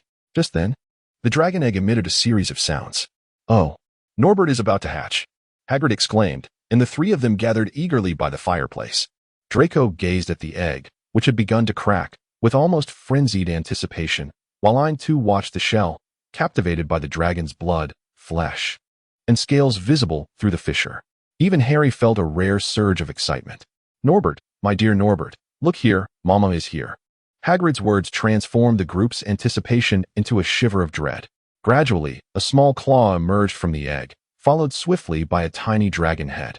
The little dragon struggled to crawl out of its shell, and upon finally breaking free, it collapsed onto the ground, exhaling a sigh of relief. The dragon appeared slightly disoriented. Confronted by four enlarged faces, unsure of where to direct its gaze, it glanced around, and ultimately its eyes rested upon Ain, perhaps the only beautiful female present at that moment. The little dragon extended its tiny claw, yearning for an embrace, and found himself in a bit of a quandary. Although the alchemical materials appeared rather charming, and he was inclined to personally ascertain their integrity, the egg fluid on the little dragon made it exceedingly difficult for him, given his intermittent obsession with cleanliness. While Ain hesitated, contemplating whether to give the little creature a thorough cleansing, Hager had already enthusiastically proclaimed himself the dragon's mother and lunged towards it. Startled, the little dragon retaliated with a small fireball aimed at Hager. Unfazed by being singed, Hager, with his toughened exterior, reached out to grasp the dragon. The little dragon, flapping its wings in a flurry, darted around in evasion, leading Hager to mistakenly believe they were engaged in playful antics. Wearing a foolish grin, the remaining three observers watched the scene unfold, rendered speechless and unsure of what to say. Eventually, after one dragon and one man grew weary from their frolic, a small fireball erupted from the dragon's mouth, singeing Hager's beard. To Hager's delight, he bore no resentment. Instead, he was filled with joy, convinced that Nober must recognize his mother. "Look at that. The little one is truly full of life," he exclaimed. "Indeed, indeed," Ein echoed, retrieving his wand. Ein contemplated the magic resistance and vulnerabilities of the half-giant mentioned in the book. He fell into a stupor. He fell into a stupor. He fell into a stupor. Ein delivered a swift threefold strike to the same spot on Hagrid's neck. Hagrid remained steadfast, turning in shock to gaze at Ein. His finger poised as if to articulate something. Suddenly, he collapsed. Simultaneously, two stunning spells struck Hagrid's neck, one cast by Harry and the other by Draco. The half-giant could no longer withstand the quintuple stunning spell and fell heavily to the ground. The little dragon seemed to exhale in relief. Witnessing the frenzied pursuit of the half-giant finally come to a halt. Exhausted, the dragon slumped onto the table, steam billowing from its nostrils. "What shall we do now?" Draco wiped the sweat from his brow in trepidation. "Shall we simply forget it all?" Ein pondered for a moment and proposed that they entirely erase the incident involving the dragon from their memories. "That might not work," Harry mused after a brief pause. "I have a premonition that Dumbledore is aware of everything we have done. He seems to have a purpose, guiding us along a particular path." "Ein, indeed. I have prepared 2 pawns for you at the onset of the academic year, guiding you through the battle for the protection of the Philosopher's Stone." Ein felt a chill run through his mind. The mere thought of Dumbledore's and Snape's ultimate fate compelled him to consider storming into the headmaster's office to cast a dozen Avada Kedavras. "System, remain calm. You are no match for Dumbledore." "Ein, humph. Yet some may manage it. However, the pressing matters at hand must be addressed." After much deliberation, it was resolved to subtly alter the memories of the individuals involved. Hagrid's recollection was modified to reflect that the group had escorted Norbert to Ron's brother, Charles. Subsequently, he fell into slumber. Hermione and Ron's memories were transformed to suggest that they had initially intended to accompany the baby dragon to the astronomy tower. However, Harry deemed their number too great for the task and opted to take the invisibility cloak alone, leading to an encounter with a masked Slytherin on their way back to the dormitory. As for Charles, Draco's father exerted pressure on the organization to ensure that the matter was handled discreetly by others. Thus, Ein's dragon-rearing plan was astonishingly set into motion. It was simply unbelievable. At this moment, Ein, Harry, and Draco were concealed beneath Harry's invisibility cloak, clutching a box that contained the baby dragon. Draco had practiced well to receive the dragon, scheduled for transfer at the astronomy tower tonight. For reasons unknown, Ein felt an unsettling anxiety. At this juncture, Draco's polyjuice potion had already worn off. Yet due to Ein's miscalculation in dosage, she still retained Hermione's appearance. A foreboding intuition compelled Ein to prioritize the alteration of Hermione and Ron's memories. This back and forth had unfortunately consumed some time, and as midnight approached, the curfew loomed ever closer. Ein pondered for a moment before addressing Draco. "You may return to the dormitory first." Draco responded with surprise. "Ein, I possess a disquieting premonition. Do you trust me?" Although Draco is most reluctant, he cannot defy Ein's wishes. Thus, he is left to watch as the remaining 2, cloaked in invisibility, depart together. Naturally, Harry is more than pleased to enjoy Ein's company in solitude. As for the possibility of being caught or the potential loss of Gryffindor points, who truly cares? Ein remained troubled, yet in the presence of Harry, she refrained from retrieving the Marauder's map, choosing instead to anxiously escort the little dragon to the astronomy tower. After bidding a reluctant farewell to her little dragon, Ein watched as it was taken away. Ein gazed at the distant figure of the little dragon, reluctant to withdraw her gaze, before gently tugging at Harry's sleeve. "Let us depart." Yet, Harry remained motionless. Ain. Ein followed Harry's gaze and turned to look behind. Unbeknownst to her, a man had silently trailed her, making not a sound. At that moment, he stood not far behind her, arms crossed, coldly scrutinizing the two. "Snape," Harry whispered, his dark green eyes piercing into the man. "Addressing the professor by his name will cost Gryffindor 5 points." Snape's calm voice resonated clearly in the stillness of the night. Unlike his usual Gryffindor bravado, Harry did not explode in anger. Instead, he regarded Snape with a scrutinizing and hostile gaze. This rare display of composure intrigued Snape, who briefly shifted his attention to the small witch trying to hide behind Harry. "Out after curfew, Gryffindor loses 50 points, Snape continued, his demeanor unyielding. Harry's expression remained unchanged as he continued to scrutinize the man while shielding Ein behind him. Snape found this amusing. "Come out." His tone suddenly turned severe, startling Ein. "Professor Snape, Might I suggest you exercise a bit of kindness towards the lady? Is that not one of Slytherin's principles?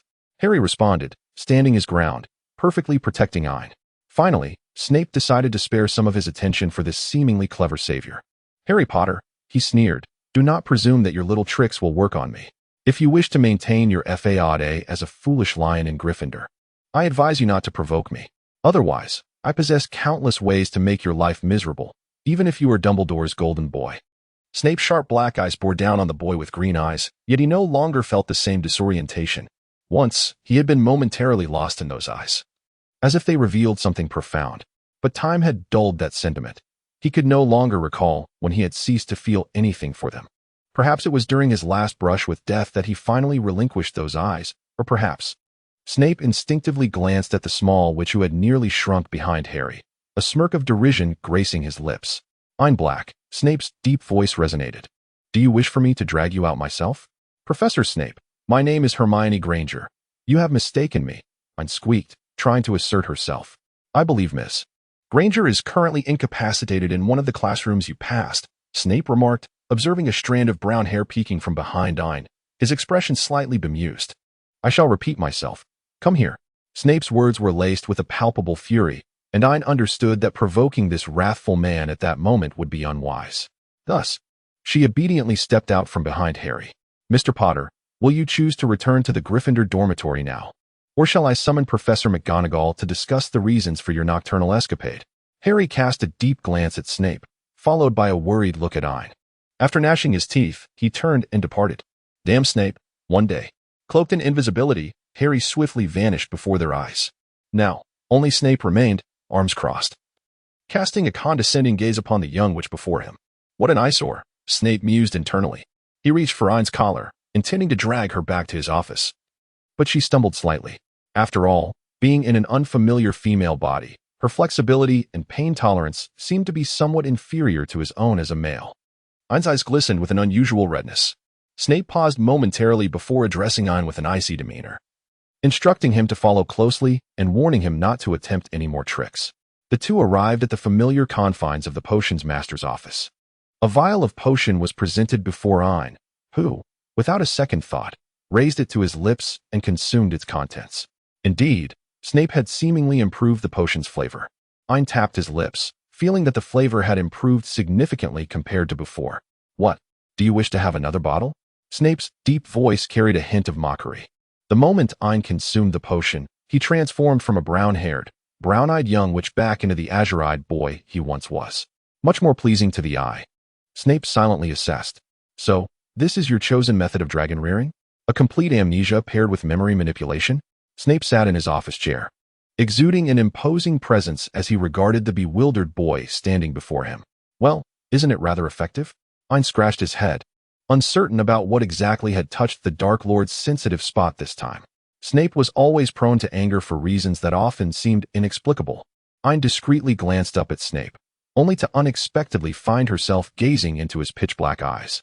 What should have instilled fear instead held her captive, as she found herself unable to avert her gaze. His eyes were truly captivating, akin to black pearls.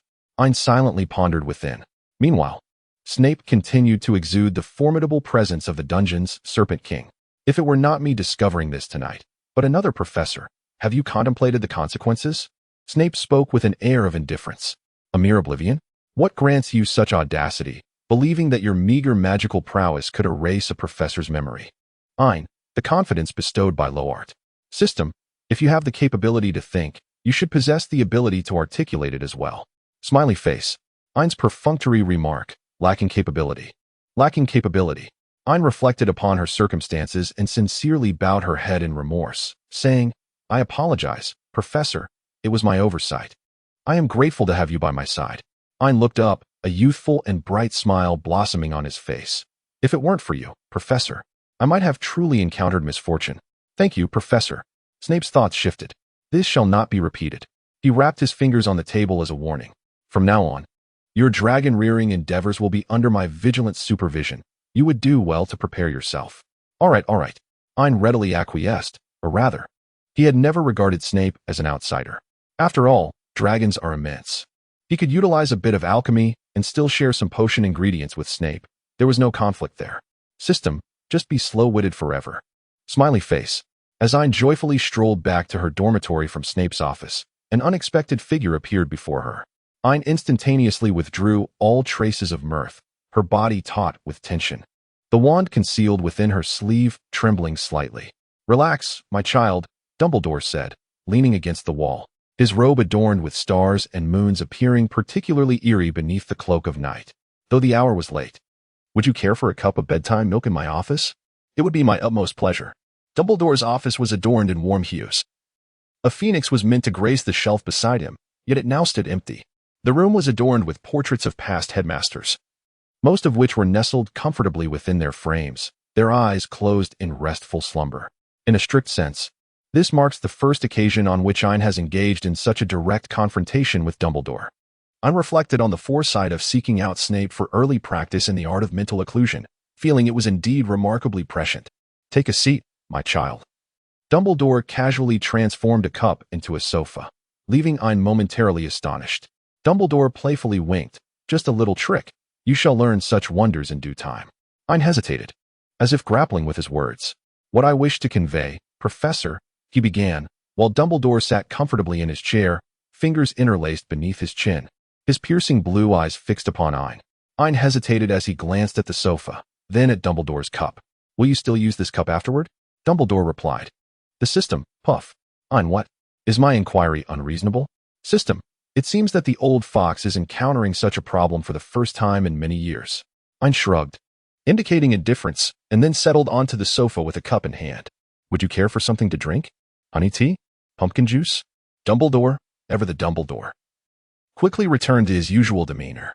"Rest assured, the cup has not transformed the sofa in any way." Dumbledore winked and glanced at Ain, while Ain's gaze was captivated by the extensive collection of books. "Wow, Headmaster, you possess an impressive library." Ain admired the shelves filled with literature. The system remarked, "It seems you haven't shown much enthusiasm for reading." "Ain, you are biased." "Biased?" Observing Ain, who remained obstinate and evasive, Dumbledore did not exhibit impatience. Rather, he found himself intrigued. "Inviting you here tonight was rather spontaneous," he elucidated, "as I happened to encounter Harry during my nocturnal rounds, and he provided me with an explanation regarding the reasons for your nighttime escapade." Dumbledore fixed his gaze upon Ain. "Might you, as a young person, elucidate to this old man what you and your companions were engaged in so late at night?" Ain scratched his head in confusion. "Oh, did you not mention that Harry has already informed you?" Dumbledore replied, "Perhaps Mr. Black would prefer to convey the message to me in person." Ain chuckled softly, suggesting, "Why not inquire with Professor Snape? I've already informed him." Dumbledore remarked, "This child proves to be more challenging than I initially anticipated." Severus, feeling a subtle shift in the demeanor of the once reliable double agent, sensed an inexplicable change despite finding no tangible evidence. His intuition hinted that certain matters had transformed, including the notion that the savior, Harry, might still possess a fundamentally good nature. Yet this Ain Black appeared to be a significant variable. "Oh, by the way, Headmaster," Ain exclaimed, his eyes curving into a smile, "there is something I wish to discuss with you. This Christmas, a gentleman who claims to hail from Germany." Ain smiled slyly at Dumbledore, noticing a flicker of caution in those striking blue eyes. How intriguing that merely mentioning Germany elicited such vigilance. He truly was the white wizard who had both sculpted and shattered 2 generations of Dark Lords. The gentleman inquired whether I was a student at Hogwarts, to which I affirmed. He then asked me about you, Headmaster Dumbledore, and I felt a twinge of embarrassment as I lowered my gaze. Dumbledore raised his cup of honey tea to his lips, feigning indifference, though his hand trembled ever so slightly. "Are you well, Headmaster?" Ain asked. A hint of concern etched on his features. "I am quite well, merely taken aback." "Did the gentleman mention anything else?" Dumbledore inquired, yet his scrutiny of Ain remained unabated. Ain's gaze drifted to the upper right, donning a classic expression of reminiscence while fabricating a tale. "He mentioned an acquaintance of his, whose eyes bear a striking resemblance to mine." Ain fabricated, adding, "It is unfortunate that they find themselves in distant lands." "That sounds like a fascinating story." Dumbledore replied with a smile, setting his cup down. "I wonder if I might have the honor of hearing the entirety of it." Ain was momentarily startled, fearing that his fabricated tale had been uncovered by Dumbledore. However, upon reflection, he realized that the old man had a penchant for whimsical expressions, and his inquiry about storytelling was likely an attempt to glean more information. With this understanding, Ain began to speak in a manner that was both truthful and deceptive. That gentleman exuded a formidable presence, though he did not divulge much further. Why do you ask? Dumbledore pressed for more details. It seemed as though that gentleman could not rise to his feet. Ain observed Dumbledore's subtly shifting countenance with a smile. Thank you, Mr. Black. Perhaps I may refer to you as Ain? Dumbledore's expression shifted momentarily before returning to his usual amiable demeanor, reminiscent of the kindly elder he always portrayed. Of course, Headmaster. Ain replied, glancing at Dumbledore's tousled hair, feeling a twinge of sympathy for Grindelwald's aesthetic. I appreciate your willingness to share a cup of tea with an old man at such a late hour. Perhaps any later would jeopardize your lessons tomorrow. Dumbledore began to usher him out. You are correct, Headmaster. I shall take my leave to the dormitory now. Farewell, Headmaster. Ain cheerfully stood and departed, discreetly leaving a retractable eye on Dumbledore's desk with a deft motion. After Ain departed, Dumbledore casually transformed the sofa back into a cup, then, seemingly lost in thought, placed the cup upon a high shelf where it was seldom utilized. He cast a fleeting glance at what he believed to be a discreetly positioned telescopic eye belonging to a Slytherin child.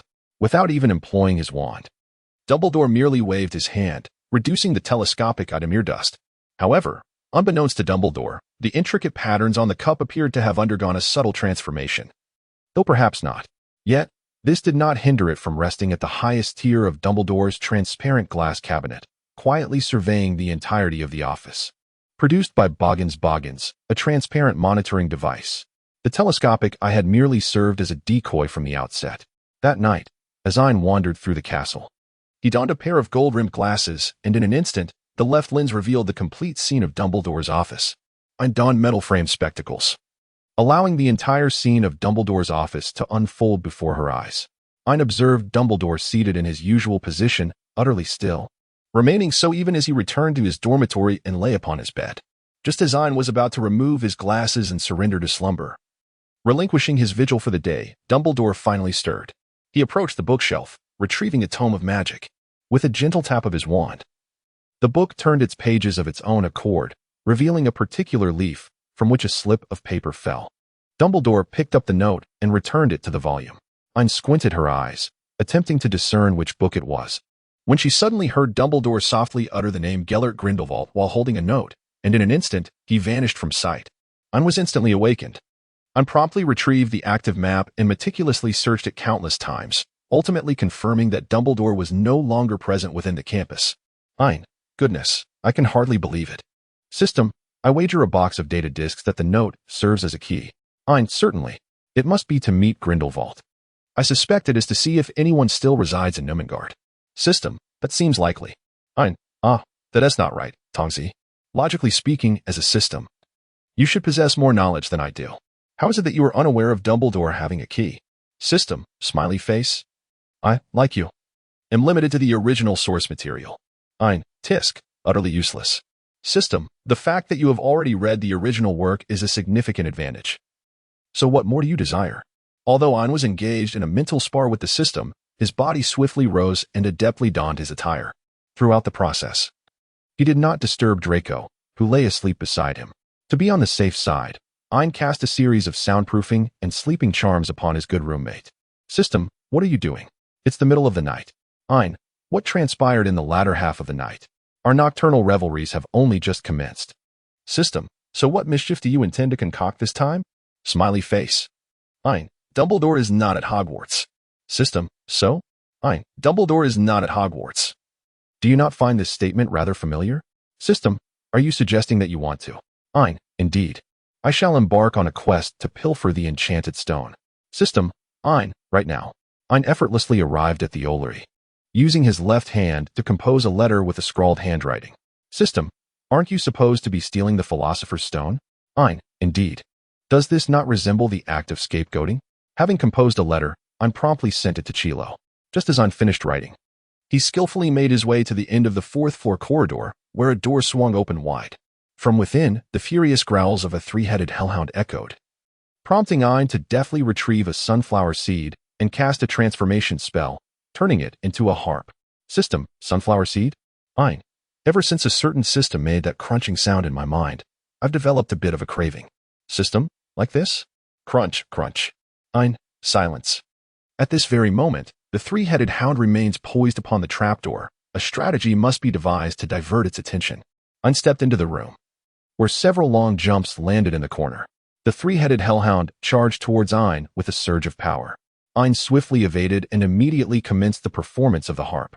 The melody emanating from the harp was intricately intertwined with Ein's musical prowess, resonating with an inexplicable tune reminiscent of a cheerful young lad. I am a sunny and bright boy. My specialty lies in my smile. Observe the corners of my mouth lift. Yet, oddly enough, this did not hinder the large hound from succumbing to slumber almost instantaneously. Without a moment's hesitation, Ein opened the trapdoor and, just before leaping down, kindly lifted the transformation curse from the harp for the soon-to-arrive Chilo. As the three-headed hound let out a furious roar, Ein closed the trapdoor above and plummeted into the darkness. Flames blazed fiercely. Had Ein known what awaited below, he decisively cast a fire spell to free himself from his confinement. Immediately, hundreds of keys began to swirl in the air. System, oh no, in the original tale, there exists a key already recognized by Chilo. What shall we do now? Ein, are you foolish? Such a savior cultivation plan is undoubtedly something learned in the first grade. Ein waved her wand towards the sky, and a shape materialized before her. Indeed, I possess a key that is remarkably unique. Ein cast several freezing spells in quick succession, and at last, one struck the key. The key plummeted through the air, and Ein deftly caught it below. Ein opened the door, releasing the key from his grasp. Before him lay an immense wizard's chessboard, with his side lacking a single knight. Ein let out a cold laugh as she approached her king. I have never served as a knight for anyone else, and you are no exception, even if you are but a pawn. The wand of Ein pointed menacingly at the king of his realm. I am aware that you possess a modicum of rudimentary intelligence. Thus, I beseech you, allow me to assume the mantle of king, whilst you occupy the position of knight. The king's piece glared at Ein, poised to retort, but was silenced by a spell. Rendered unable to voice his indignation, merely able to flail in frustration. Next time, it shall not be a mere silencing spell, Ein remarked coldly. Ultimately, the king, seething with rage, stepped into the knight's position and transformed into the knight. The game commenced. Under Ein's deliberate manipulation, the knight, once the king, met his swift demise, taking down the opposing bishop in the process. As the knight fell, he cast a resentful gaze towards Ein. Ein, do you see? Danger should be nipped in the bud. System, indeed. Ultimately, Ein employed the queen to place a bait, while he stepped forward to stand before the opposing king. Checkmate. Ein coldly pointed the stone sword at the king across from him. The opposing king conceded, willingly opening the next door. The foul stench that greeted Ein caused him to wrinkle his nose. It was a giant. However, this giant seemed to have lost its wits ever since being reprimanded by Snape. Ein contemplated for a moment, cast an illusionary spell upon herself, and added several silent enchantments. Preparing to stealthily slip away, Ein has succeeded. He has entered the stage set by Snape. The elegant yet formidable handwritten note mirrored his own essence, and Ein couldn't help but steal several glances at it. Then, relying on his memory, he located the smallest vial. He wondered whether this meager amount would suffice to traverse the flames. Just as he was about to down it in one gulp, a warning resonated from the system. System, warning. The host is attempting self-harm. Ein paused momentarily, holding the bottle in hand. Subsequently, she meticulously read through the logical reasoning question. Indeed, it was entirely different from the original text. Ein's expression was one of complexity as he swiftly calculated in his mind, and within less than a minute, he located the enormous potion vial. Ein, you mentioned that had you not reminded me earlier, I might have consumed that poison. What would have happened? The system replied in a chilling tone. It would not have made much difference, given your constitution, in a certain sense. A mere trace would not be enough to bring about your demise. Ein, you are so bothersome. You possess no ability to offer comfort. System, are you still attempting to steal the magic stone? I'd finished consuming a large bottle of potion with great satisfaction and stepped into the final chamber enveloped in black flames. Meanwhile, Quirrell encountered an owl knocking at his window late at night. Thud, thud, thud. He went to investigate. Disturbed, Quirrell was even more troubled by Voldemort whispering commands in the recesses of his mind. The envelope bore a scrawled handwriting. Dumbledore is not at school. I am going to retrieve the Philosopher's Stone. In the name of the Dark Lord, you must make way. Give it to me. I shall procure the stone. Voldemort was furious, and Quirrell, in a fluster, hurriedly climbed out of his door into the fourth-floor corridor. Before the mirror of Ares stood Ein, who had been gazing into it for a while. The image within continually revealed the man who evoked a tumult of love and hate within him. The man in the mirror knelt, confessing his sins, while Ain, in turn, kicked him down, mirroring the actions inflicted upon him in the past. The mirror presented an endless cycle that seemed devoid of conclusion. The man's face reflected regret and despair, repeatedly confessing to Ain. Suddenly, the content of the mirror shifted, and Ain's eyes widened. The reflection of his younger self appeared, while the man who had been confessing was now a youthful figure, striking and kicking him. As the young Ain could only embrace himself in helplessness, Ain furrowed his brow, and before he could contemplate further, the man named Snape materialized within the mirror. With an air of indifference, he wielded his wand, suspending the man in midair and ensnaring him, before delivering a forceful spell that rendered him unconscious. Then, the youthful version of himself was cradled in Snape's arms, who softly murmured soothing words, tending to the wounds that marred his body. Ain's face grew increasingly flushed as she realized that what she had always yearned for in her mind had manifested in such a manner. How utterly embarrassing. System. Something seems amiss. What exactly have you witnessed? Ain, nothing at all.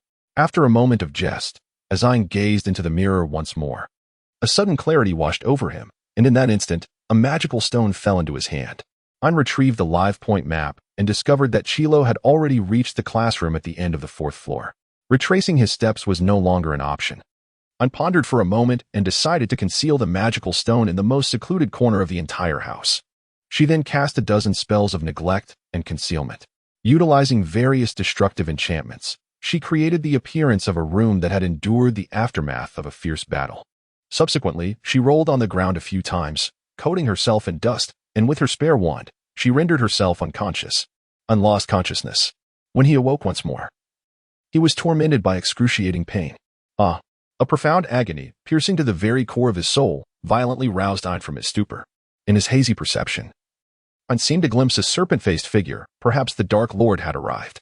A raspy voice, hissing with malice, echoed in Ain's ears, demanding to know what had transpired and the whereabouts of the Philosopher's Stone. Ain was overwhelmed with pain, and after a considerable struggle to regain composure, he spoke in a voice barely above a whisper. It seems that I wished to prevent someone, perhaps a senior, from advancing, but Ain's voice was exceedingly feeble. I did not strike him. Who could it be? Voldemort bellowed in fury. Ain grimaced in agony, insisting, I truly do not recognize him. All I know is that he appears to be a senior from Slytherin, seemingly in his 5th year, and rather handsome. Ain continued, recounting how he had followed this individual to this place, witnessing him acquire a stone. With great difficulty, Ain continued, then he noticed me, and we fought. Damn it! Damn it! Voldemort roared in nearly uncontrollable rage, yet he could not divulge the matter of his Horcrux in the presence of Quirrell and Ain, leading to yet another excruciating blow directed at Ain. Ain writhed in agony upon the ground, emitting blood-curdling screams. It was unclear how long the torment endured, but eventually, Voldemort's fury began to subside. As he departed from Hogwarts, Voldemort addressed his servant. Yes, my master, Quirrell murmured submissively, casting a sympathetic glance at the unfortunate boy who had unwittingly borne the brunt of his master's wrath. As the most excruciating pain gradually faded, and the suffering became bearable, Ain finally succumbed to unconsciousness. When Ain awoke once more, he found himself enveloped in the warmth of the medical wing. My dear, you are awake, exclaimed Madame Pomfrey, her expression a blend of surprise and affection. I truly cannot fathom how you endured this. You are but a child, and yet you withstood 2 cruciatus curses. Her gaze was imbued with a maternal radiance. Before Ain could respond, he realized his voice emerged in a hoarse whisper, unrecognizable, likely due to the intensity of his cries during the torture. In the next moment, a man clad in a dark cloak burst into the medical wing, his eyes ablaze with an anger that seemed poised to erupt. Ain Black. Snape nearly spat, his fury so palpable it felt as though it could materialize into a tempest surrounding him. Severus, you cannot exhibit such an attitude towards a child who has endured 2 cruciatus curses. Ain, in conjunction with Dobby, revealed a pair of pitiful, tear-filled eyes. Although Snape was fully aware that the boy was undoubtedly feigning his distress, he could not help but soften at the sight of the youth's pallid complexion and ashen lips. Gradually, the oppressive atmosphere surrounding him began to ease. Ain, sensing the effectiveness of her approach, immediately cast a more pitiable glance towards Snape. The oppressive atmosphere surrounding Snape dissipated entirely. I am aware of it, Dobby, he remarked, his demeanor softening. After his mood lightened, he gestured towards the 2 potion vials in his hand. "Very well, Severus," Bobby acquiesced, departing with a benevolent air. Before leaving, she turned to Ain and said, "Severus truly cares for you. He has painstakingly prepared a special soothing potion tailored to your intolerance. Even if he appears somewhat stern, it is only out of concern for your well-being." Ain nodded obediently, fully aware of how much the man before him cared for and indulged him, to the point where he had become so unruly. Snape, with a stern expression, handed 2 vials of potion to Ain, who dutifully consumed them. The specially formulated calming potion proved to be remarkably effective, as Ain felt the excruciating pain that had been gnawing at him begin to subside significantly. "Thank you, Professor." Ain expressed his gratitude, then boldly inquired, "Did Professor Quirrell truly take the Philosopher's Stone?" Snape narrowed his eyes slightly, as if sensing something amiss, and began to speak slowly. "Since your disappearance, Quirrell has also vanished. Later, Dumbledore found you in the chamber where the Philosopher's Stone was kept, which bore signs of a fierce struggle. You had been struck by the Cruciatus curse twice, and the stone had vanished. The current explanation is that you followed Quirrell to the chamber, where he discovered you. And ultimately, a confrontation ensued that did not prevent his escape." Snape's gaze remained fixed on Ain. "Of course, there is another interpretation. Quirrell may have used the Imperious Curse to control a student to test the waters, ultimately taking the Philosopher's Stone and then releasing the control, leading to a struggle between the student and Quirrell, which concluded with the student suffering the effects of 2 Cruciatus curses." Snape observed Ain's pale complexion, momentarily hesitating to speak. Yet recalling the youth's actions, he steeled himself and asked, "Then might you enlighten your unfortunate potions professor as to what the truth really is?" Ain pondered for a moment before responding. "The second explanation is quite commendable." Snape narrowed his eyes dangerously. "What I wish to hear, Mr. Black, is the truth," he intoned, his voice low yet laden with menace. "I am indeed speaking the truth," Ain replied, blinking in confusion as he looked at Snape. For a brief moment, they exchanged glances, a heavy silence enveloping the air. Ultimately, it was Snape who relented first.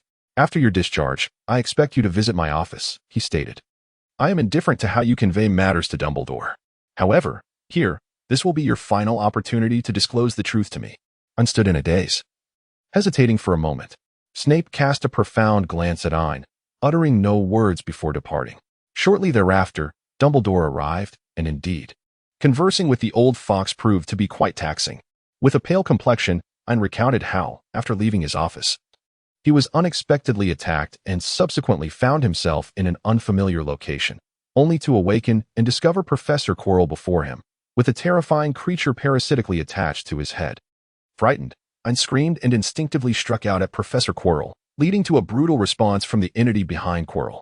His explanation was entirely plausible and aligned well with the evidence left at the scene. Although Dumbledore harbored suspicions regarding such coincidences, he certainly could not force a student who had endured 2 Cruciatus curses to divulge their thoughts. Thus, the matter was laid to rest. Voldemort's faction believed it was a fragment of a soul, likely the diary, that had stolen the Philosopher's Stone, while Ain's failure to thwart this led him to be used by Voldemort as a pawn.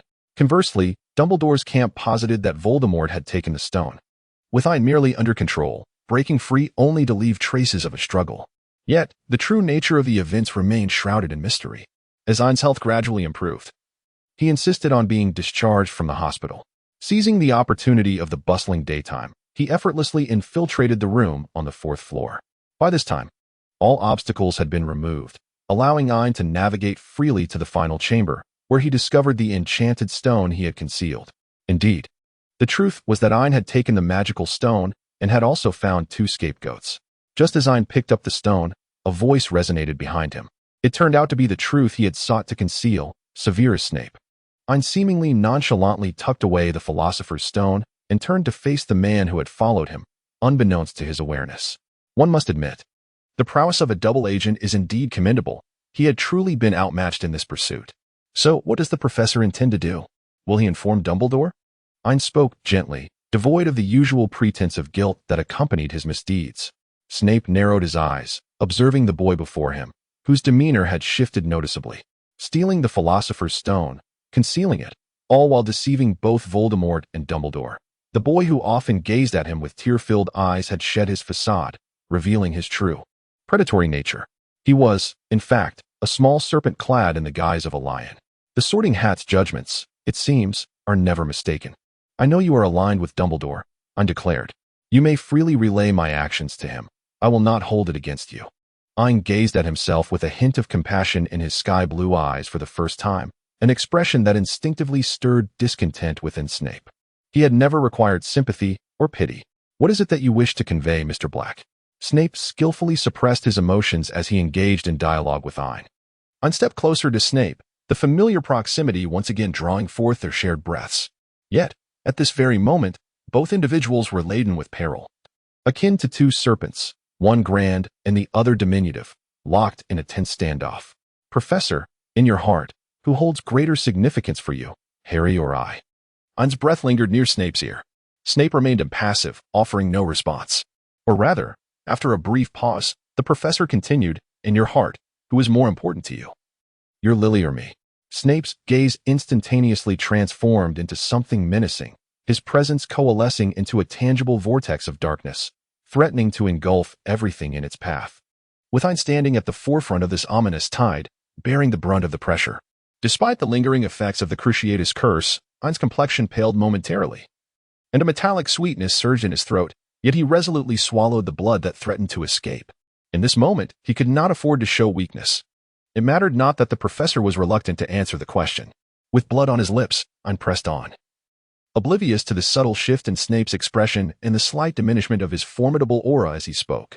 Snape had indeed sensed the sanguine undertones in Ain's words.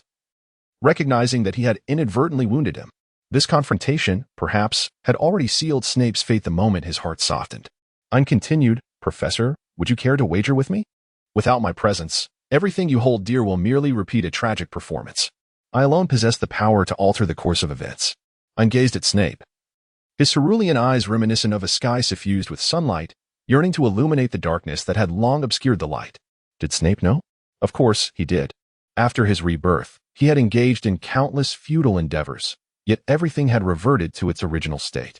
It was as if he had foreseen the conclusion, yet was compelled to replay the narrative. Such cruelty, and utterly helpless.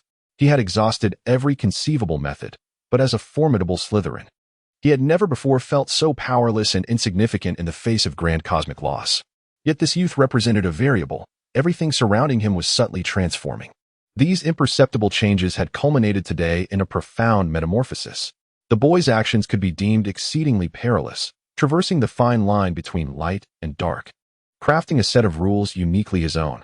Though he often donned an innocent fade to disguise his true self, rendering everyone, including Dumbledore and his former self, complacent. It was evident that this boy was far from an ordinary first-year wizard. All of this was likely merely a guise. Snape recalled the young man he encountered in Knockturn Alley. Perhaps that was the true essence of this individual. You wish for me to submit to you? Snape crossed his arms, scrutinizing the audacious youth before him.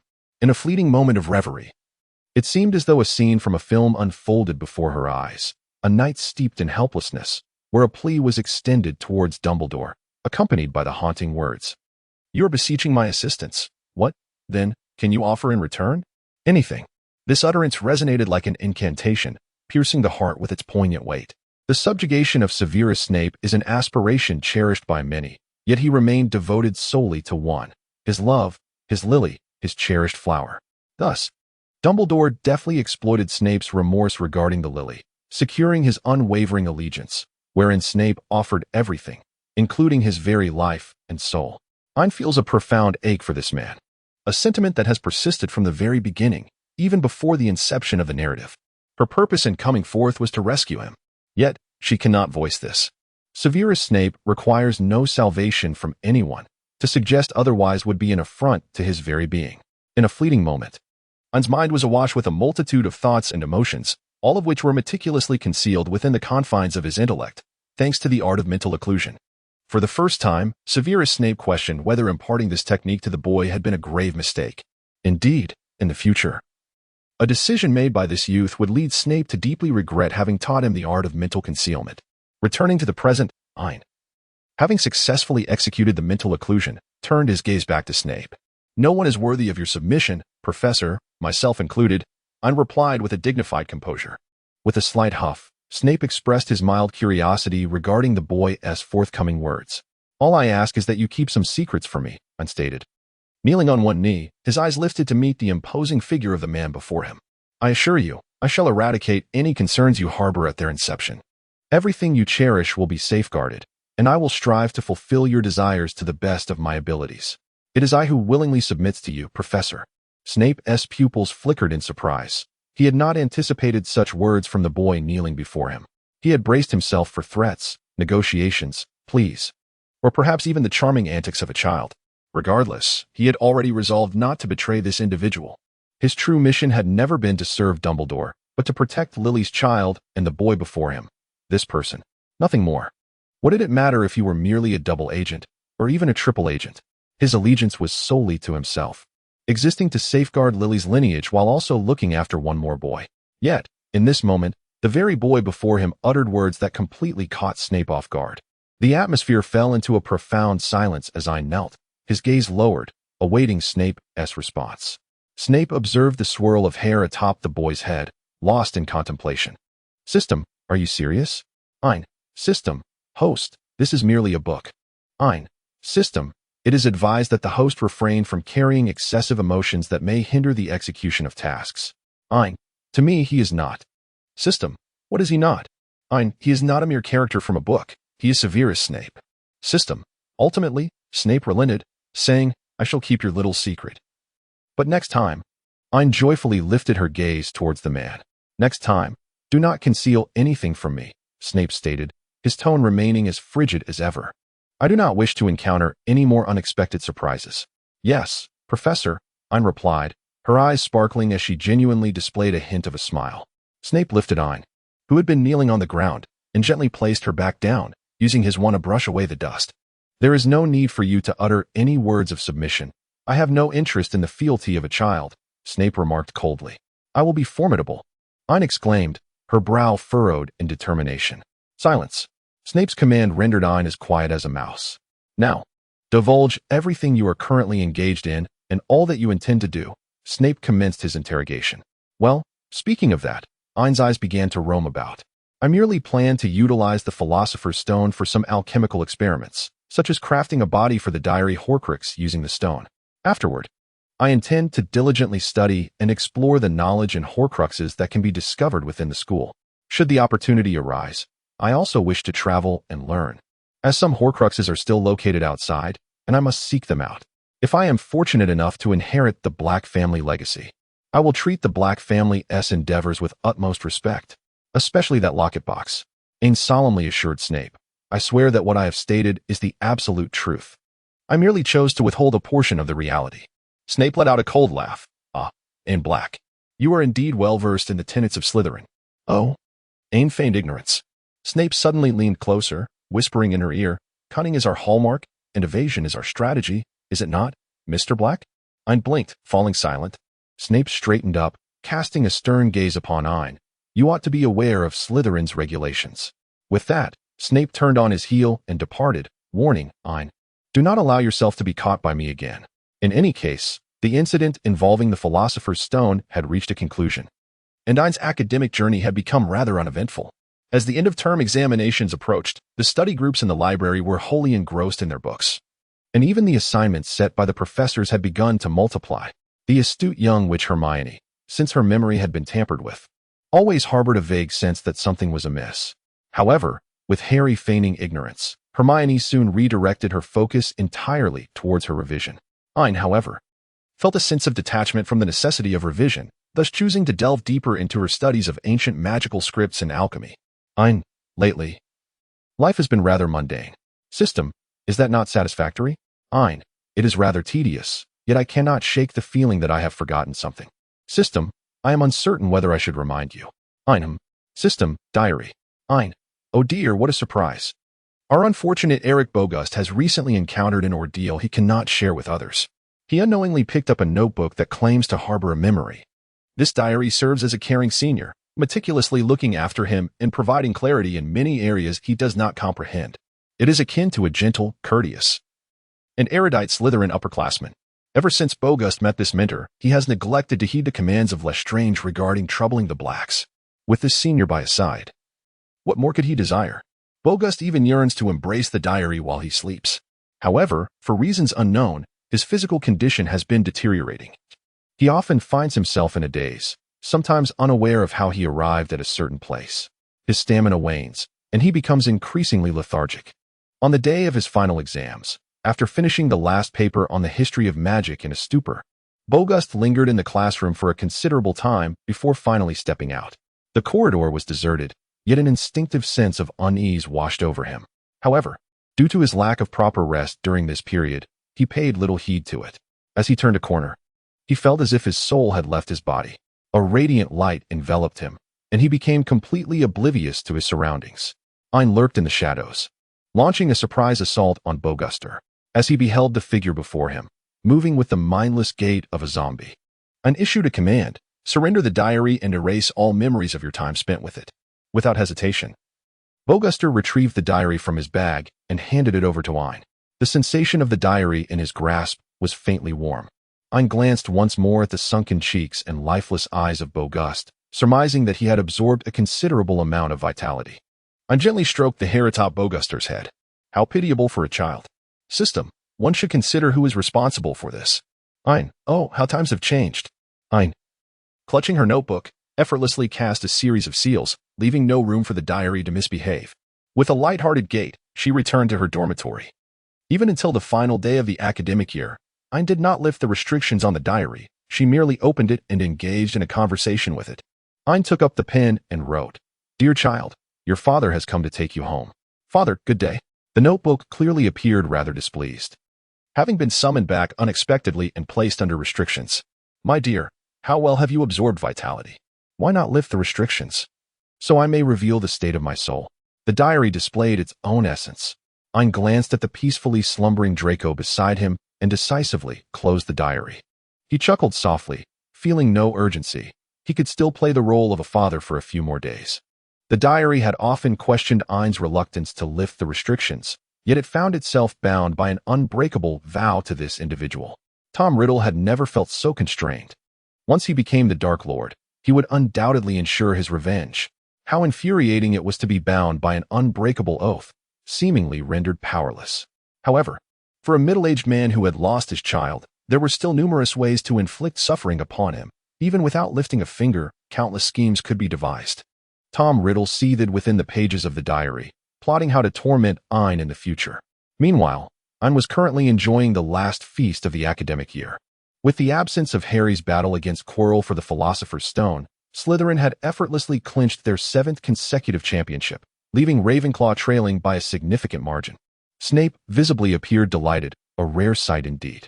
As Ain sipped her pumpkin juice, she pondered how to spend this summer vacation.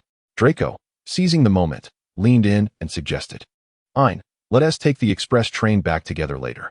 A sense of nostalgia washed over her, reminiscent of the camaraderie shared while returning home from school. Ain hesitated suspiciously before acquiescing to Draco's request. Satisfied, Draco returned to enjoy his meal. On the Hogwarts Express, Draco and Ain boarded the train first, soon followed by Harry, Ron, and Hermione from Gryffindor, who chose to sit with them. "Are you coming to my house for the summer? My dad recently got a Muggle car, and we could have fun driving it around," Ron exclaimed enthusiastically. "I'm afraid I won't be able to leave my aunt and uncles." Harry replied with a resigned smile and a shrug. "Humph, a Muggle car," Draco scoffed disdainfully, causing Ron to flush with anger. The others were accustomed to the rivalry between the two. "Ain, will you be coming to my house this summer?" Draco invited Ain. If all goes as expected, then yes. Ain thought involuntarily about the summer spent with that man. However, if the inheritance of the Black family could be successfully claimed, perhaps it would be possible. Ain cast a fleeting glance at the diary, ensnared by his own enchantment, nestled within his luggage. He then glanced at the concealed magical stone hidden in his pocket. Ah! Undoubtedly no one would suspect that the revered magical stone, cherished by all, was at this very moment resting in Ain's pocket, mingling with his assortment of mundane items. Stripped of its dignity as a magical artifact. Similarly, the diary, serving as one of Voldemort's Horcruxes, found itself devoid of any semblance of grandeur while entangled amongst a collection of student textbooks. Ain pondered indifferently. "Ain, why do I always have the impression that I have done something extraordinary? System, just knowing is sufficient." "Ain, oh my, how astonishing." System, "Ain, it has been quite some time since you displayed that expression." System, allow me to show it to you once more." Smiley face. Harry, if you wish to venture out during the summer, I might have a solution. Ain remarked seemingly casually. Draco raised an eyebrow, directing his gaze towards Ain. As the heir of a long-established noble family, Draco evidently possessed knowledge of certain magical tricks suitable for the summer. However, he was somewhat taken aback to discover that the usually obedient and well-behaved Ain also possessed that wand. Ain cast a fleeting glance at Draco, raising an eyebrow in silent communication. The unspoken understanding between them momentarily darkened Harry's gaze. Professor Dumbledore had stated that he must remain at his aunt's house for at least a week. Harry spoke, his fingers lightly tapping the surface of the table. In his mind, he pondered that perhaps it would be easier to have his aunt stay by his side for a week, effectively kidnapping a muggle. Especially if he could wield magic during the holidays. Harry's expression turned somber as he glanced at Ain and then at Draco, clearly aware that the pair harbored some secret knowledge. Ain remained oblivious to Harry's expression, lost in contemplation of the potential events that might unfold during the holiday. The diary issue had been resolved, and it seemed unlikely that Dobby would trouble Harry Potter again. Aside from the somewhat bothersome presence of Lockhart in the second year, there appeared to be little else to worry about. As for the basilisk in the Chamber of Secrets, provided no one disturbed it, it would likely remain docile and undisturbed. At this moment, AI was daydreaming about a tranquil second grade, utterly unaware that this fantasy would be shattered during the summer vacation. However, at this precise moment, they were safely aboard the Hogwarts Express, and everything seemed as usual. Just after Ron declared his intention to invite Harry to his home in a fortnight, Harry cast a somewhat disappointed glance at AI before accepting Ron's invitation. Ain, what is the matter? Ain, the Savior just cast a peculiar glance in my direction. System. Ain, what is happening? System. The youthful musings of a young heart. Fret not. There is no need for excessive contemplation. Ain cast a contemplative glance at Harry, who appeared somewhat disheartened, and suddenly an idea struck her. Harry, I shall come to visit you during the summer break, Ain remarked casually. That sounds splendid. Let us make it a promise, but do not leave me in the lurch, Harry responded, his disappointment dissipating in an instant, replaced by a gentle smile. Ain, I cannot shake off the feeling that his earlier disappointment was feigned. System. Let it be. Now, it seems we have an additional summer activity, a visit to the Savior. Clearly, it is rather inappropriate to visit him in his modest abode. We shall have to wait until he is at his aunt's for it to be more convenient. Alas, we must also contend with a throng of muggles. It is entirely my fault for speaking too freely. The exchange among the boys evidently did not pique Hermione's interest. She appeared to be lost in thought, gazing at Harry, then at Draco and Ain, and ultimately regarding Ron with an expression akin to that of a bemused parent. Ron scratched his head in confusion. Hermione, would you like to come over to my house? Hermione's gaze towards Ron softened. No. I shall be traveling with my parents this summer. As the Hogwarts Express arrived at the station, Draco eagerly pulled Ain to seek out Lucius and Narcissa. This doting pair of parents naturally came to the station to collect their cherished son, and they graciously included Ain in their embrace. Upon arriving at Malfoy Manor, Lucius promptly summoned Ain to his study. Ain, I have some splendid news to share with you, Lucius said, producing a key. The Ministry of Magic has approved your inheritance from the Black family. All properties belonging to the Black family, currently under the Ministry's supervision, have now been entrusted to you. However, we must attend to some formalities at the Ministry. Ain's eyes sparkled with intrigue. Really? What assets are there? He inquired, including, but not limited to, an ancestral estate in Grimmauld Place, several properties belonging to the Black family, and a vault in Gringotts. Bellatrix's vault? Unquestioned, a hint of curiosity in his tone. Lucius cast a significant glance at Ain, replying, of course not. My dear, Bella's vault is private property. What you inherit will only be the portion that belongs to the Black family collectively. Oh, the gold cup is gone. But the locket box is secured. Ain exclaimed, his excitement regarding the locket box causing him to overlook Lucius's knowing gaze. Astute as he was, Lucius understood precisely how many secrets this Black had unearthed from the shadows. The suddenly vanished diary and the unexpected mention of Bella's vault were all too familiar for someone well acquainted with Voldemort. Lucius was undoubtedly aware of the individuals to whom Voldemort had entrusted certain items in the past. Ain Black is undoubtedly extraordinary. Lucius pondered upon his brilliant friend, a master of potions and dark magic, and his meaningful gaze transformed into one of amusement. It seemed that Severus and the enigmatic Black would indeed provide quite an entertaining spectacle. Lucius guided Ain through the fireplace to the Ministry of Magic, and after navigating a series of tedious formalities, Ain finally acquired the keys to Gringotts and number 12, Grimmauld Place. Shall we take a look at your new abode? Lucius inquired as they concluded their visit to the ministry. I can apparate you there, though it will only be a brief visit to the entrance. Then I shall rely on you, Uncle Lucius. Ain chirped, her sky-blue eyes sparkling as she unceremoniously tugged at the man's robe. Lucius raised an eyebrow at the term uncle, but chose not to comment further. Upon arriving at Grimmauld Place, Lucius conducted a few actions before finally revealing the doorplate of number 12. This is where we shall stop for today. I cannot permit you to venture inside, little Ain. Lucius smirked, raising an eyebrow. The dark magic within the black ancestral home is far too perilous. You might find yourself consumed, leaving not even a bone behind. Then, Uncle Lucius, accompany me inside. Ain decided to employ a touch of charm, continuing to flutter her azure eyes while tugging at Lucius's sleeve. Lucius felt a surge of warmth. His own child had always been so self-sufficient, never indulging in such displays of affection. The sensation of a little one seeking his attention was rather delightful. However, he firmly responded, "No, I cannot allow that." He gently ruffled Ain's hair. "It is already dinner time, perhaps on another day. You may bring along a master well-versed in dark magic to explore this place." Ain lowered his head in disappointment. "Well, let us return to enjoy our dinner," Lucius stated as he and Ain vanished in a wisp of magic, arriving at Malfoy Manor. Draco was immensely thrilled by his friend's unexpected inheritance of the Black family legacy. After Ain repeatedly assured him that he would certainly take Draco to visit the old Black residence in the future, Draco reluctantly exited Ain's room. Indeed, several hours had passed since dinner, and it was time for slumber. Naturally, it was also time for Ain to set his plans into motion. Ain retrieved a coin, recalling the method of crafting a key to the door that he had learned in alchemy, using the coordinates provided by Lucius as a point of reference. He waved his spare wand. After a little over half an hour, the key was completed. Ain hesitated, casting a few glances at this newly forged key. "Ain, this is my first time crafting a door key. Will I be transported to some peculiar places?" "System.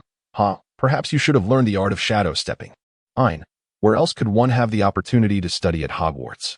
Thus, the study of apparition was forcefully included in Ain's summer schedule. Fortunately, Ain excelled in alchemy, and when the portkey was activated, there was a sensation akin to being hooked by a navel, swiftly followed by arrival at the destination, Grimmauld Place. Thank goodness for that. Ain silently rejoiced in the absence of any unforeseen circumstances. Ain arrived at number 12 Grimmauld Square.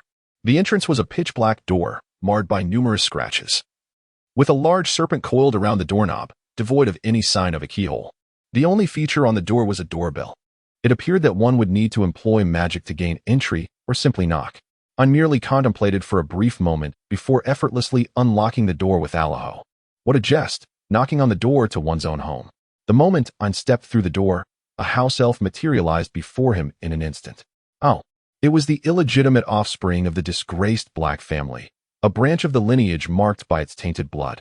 How profoundly pained the matriarch would be to learn that her once noble house had fallen to the point of requiring succession from a side branch.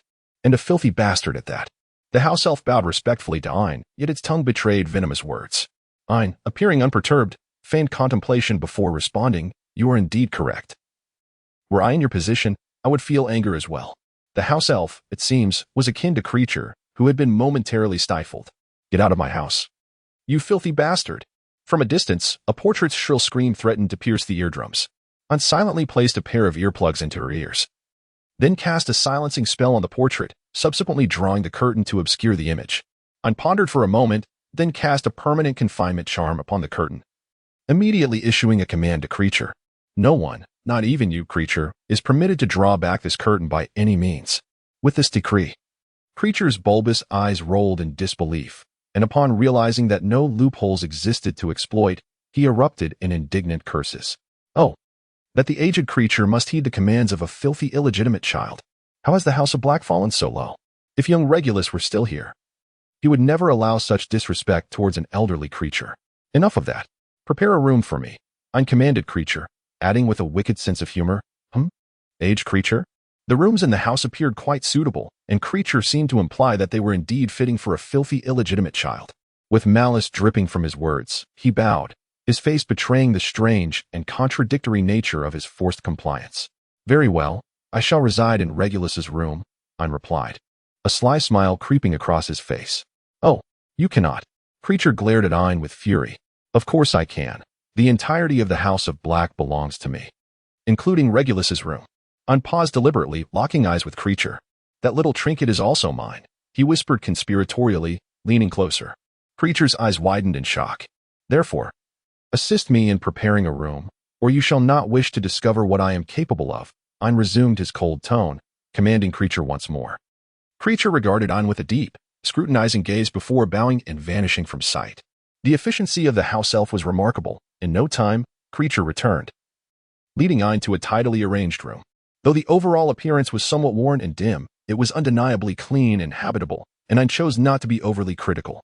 Ain closed the door, set a myriad of restrictions, and then pulled out the diary that had been locked away for an indeterminate number of days. Ain chuckled softly, a hint of curiosity about Voldemort's expression at that very moment stirring within her. Ain gradually unraveled the restrictions of the diary, until the final barrier was lifted. Come forth. I am aware you can now manifest as a soul. Ain crossed his arms, observing the diary with an air of leisurely anticipation. The diary remained still for a while, and just as Ain raised an eyebrow in curiosity, a wisp of white smoke finally emerged from its pages.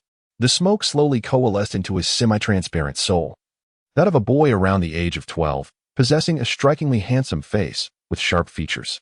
His cool, hawk-like eyes, though seemingly imbued with a semblance of gentleness, hinted at an underlying insincerity.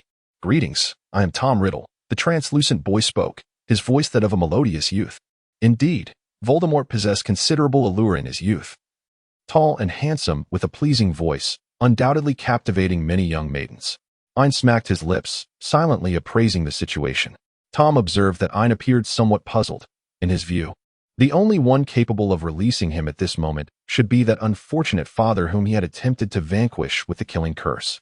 Yet, the figure before him was undeniably a youth, a remarkably handsome boy, exuding an air of innocence and lacking any semblance of menace. Although Tom was well aware of the folly in judging by appearances, having witnessed countless individuals suffer dire consequences for such misjudgments in his presence, the youth before him was indeed difficult to regard with suspicion until Ain shook his wrist, and the golden thread of the unbreakable vow he had made with Tom flickered momentarily. How is it that just a few days have passed, and you no longer recognize your father? Ain remarked cheekily. Tom, nearly beside himself with exasperation, struggled to maintain his gentlemanly composure, exclaiming, What? Middle-aged and bereft of a child? Ain cast a languid glance at Tom, pondering the curious notion of someone willingly assuming the role of a son. Tom's ebony eyes began to take on a crimson hue, not from tears of anger, but rather transforming into a pair of ruby-like orbs. His blood-red gaze fixated intently on Ain.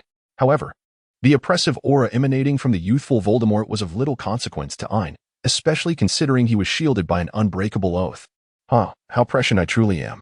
Ain symbolically shook his wrist at Tom, reminding him that all his efforts were in vain. You should understand that there are numerous ways to make a person's life unbearable. Tom's ruby-like eyes were filled with a chilling indifference, and his words sent shivers down one's spine. However, Ain remained unfazed as he continued to pull out a stone. You can forget about that philosopher's stone. Tom narrowed his crimson eyes dangerously. Let us engage in a proper discourse. Ain transformed into his favorite comfortable chair, which oddly resembled the one in Snape's office. He then settled into the chair, his fingertips tracing the armrests. I can offer you the philosopher's stone, allowing you to reshape your body. Tom coldly replied, What are the conditions? Do not rush, Ain said with a smile, observing the younger version of Voldemort. I have yet to finish my drawing. Take a look at this book. Ain threw a book over, leaving everyone in shock. In the stillness of the night, he acted in such a manner, to be continued. Tom's expression momentarily transformed into one of peculiar intrigue, yet he quickly became aware of the extraordinary nature of the book. He turned his gaze towards Ain. Ain, without further ado, waved his wand, restoring the book to its original form. The sequel to the dark arts unveiled caused Tom's crimson eyes to suddenly assume a serious demeanor. Familiar, are we, Tom? Ain remarked nonchalantly, crossing his legs with an air of aristocratic indifference. I had only encountered the dark arts unveiled before. I had no inkling that a sequel existed. Tom found himself reminiscing about the moment he stumbled upon that book. In his quest for immortality, he fortuitously unearthed a tome detailing the intricate creation of Horcruxes within the Forbidden section. Everything seemed too perfectly orchestrated, as if someone had deliberately guided him to discover this book and embark on the path of crafting Horcruxes. Tom narrowed his ruby-like eyes, a glint of danger flickering within. Ain silently marveled. Indeed, there was a hint of the Dark Lord's essence. Tom, without uttering a word, picked up a book and swiftly located the sections pertaining to Horcruxes. However, the creation of a Horcrux would diminish the strength of the soul, leading to a state of irritability and instability, ultimately resulting in the loss of all power. Tom's grip on the book tightened, his fingertips turning pale. At that moment, he could almost ascertain that he had been ensnared by someone. Who could it be? His first instinct pointed to Dumbledore. After all, he had been wary of Tom from the very beginning. If it were he who had orchestrated this trap, it would all make sense. Crafting a snare for Tom, if he were to fall into it, would be of little consequence to Dumbledore, as the creation of a Horcrux necessitated murder. If Tom refrained from taking the bait, however, he would remain unharmed. Dumbledore's cunning was truly remarkable. A flicker of murderous intent flashed in his crimson eyes, yet Tom adeptly suppressed it. He continued to peruse the book, though his peripheral vision was drawn to the seemingly idle young boy. This individual held his unbreakable vow and possessed the magical stone he sought. His stance remained uncertain. Thus Tom could not afford to be overtly expressive. Nevertheless, the process of creating a Horcrux was not irreversible. A soul that had already fractured could be reintegrated through special methods. Upon reading this, Tom discerned Ain's intentions. He closed the book. It seems you are already aware. Ain lifted his gaze to the young Dark Lord before him. Ain Black. As one party to the contract, Tom was certainly privy to Ain's true name. You wish for me to reintegrate the soul, to shape the body with the magical stone, and then merge those fragments of soul you have severed. Ain elaborated to Tom. This is the task I am prepared to assist you with. Tom smiled slightly. When his handsome face lit up with delight, Ain momentarily felt dizzy. And what, pray tell, do you wish me to do for you? Tom's voice, laced with allure, whispered in Ain's ear. Tom was undoubtedly the most adept at leveraging his physical allure that Ain had ever encountered. Ain replayed in her mind the scene of calling out to her father from the diary, managing to steady her turbulent emotions. Ain, is Voldemort truly real? System, huh? Have you developed feelings for someone else? Ain, when did I ever say I wanted to pursue an emotional affair? System, Ain, no. When did I ever fall in love? Ain's expression turned peculiar, and Tom felt a hint of confusion as well. Could it be that his proud advantage of appearance had lost its effect? Ain cast a complex glance at Tom and said, I have no specific demands. Everything that needs to be said is encapsulated in an unbreakable oath. Firstly, no matter what you do, you are strictly forbidden from becoming the Dark Lord again. Secondly, you must refrain from taking lives indiscriminately, unless I grant my consent. Lastly, should I have any needs, you are to fulfill them to the best of your ability. Tom swiftly contemplated Ain's stipulations, realizing they essentially aimed to have him serve as Ain's aide. However, the conditions were relatively lenient, allowing him considerable freedom. Moreover, Tom's gaze fell upon the magical stone in Ain's possession. Aligning oneself with a person capable of wielding such power was not an unacceptable proposition. Very well, I accept. Tom replied readily, acquiescing to the terms. Ain raised an eyebrow, acknowledging that even if one does not accept it, an unbreakable oath has already been signed. Tom merely shrugged in non-committal response. Ain casually tossed the magic stone, which traversed through Tom's ethereal form and landed precisely upon the diary. Hurry and manifest your body, young Tom, Ain remarked, casting a sympathetic glance at the soulbound Tom Riddle. Tom's crimson eyes flicked towards Ain. Is this place secure? He inquired. The diary, of course, required time to shape a corporeal form, and he needed to ascertain that the surrounding environment was sufficiently safe. Ain pondered the time of Sirius's escape, boldly asserting, Fear not. It is safe. Even if something goes awry, there is no cause for alarm, for this is the stronghold of your most loyal follower. After a moment's contemplation, Ain added, Currently, only Tom, who retains memories of his schooling at Hogwarts, remains oblivious to my words, merely raising an eyebrow in ambiguous response. Ah, indeed. Ain snapped his fingers. What business does the filthy half-blood black summon creature for? Oh my, this is a matter of the soul's departure. Without a second thought, Ain cast the soul-draining curse upon creature. There was nothing within these walls, yet this was the chamber of the new master of the blacks. Thus all entry and exit was forbidden. Ain issued his command, to which creature responded with a look of utter confusion. Tom gazed at Ain with a hint of surprise. Surely you are more aware than I of the efficacy of the soul-draining curse, Ain remarked somewhat irritably. Tom, however, chuckled, his laughter resonating with a rare youthful exuberance. Indeed. I am certainly more knowledgeable than you in this regard. Worry not. Who is worried? Ain instinctively retorted, yet faltered momentarily at the sight of Tom's grin. What of wielding dark magic? Is it not rather impressive? Yes, indeed, Tom replied in a tone reminiscent of soothing a child, nearly causing Ain to erupt in frustration. Ain pondered for a moment and then retrieved a miniature version of the vanishing cabinet from within her bosom. Ain enlarged the disappearing cabinet and placed it neatly in the corner of the room. Rest assured.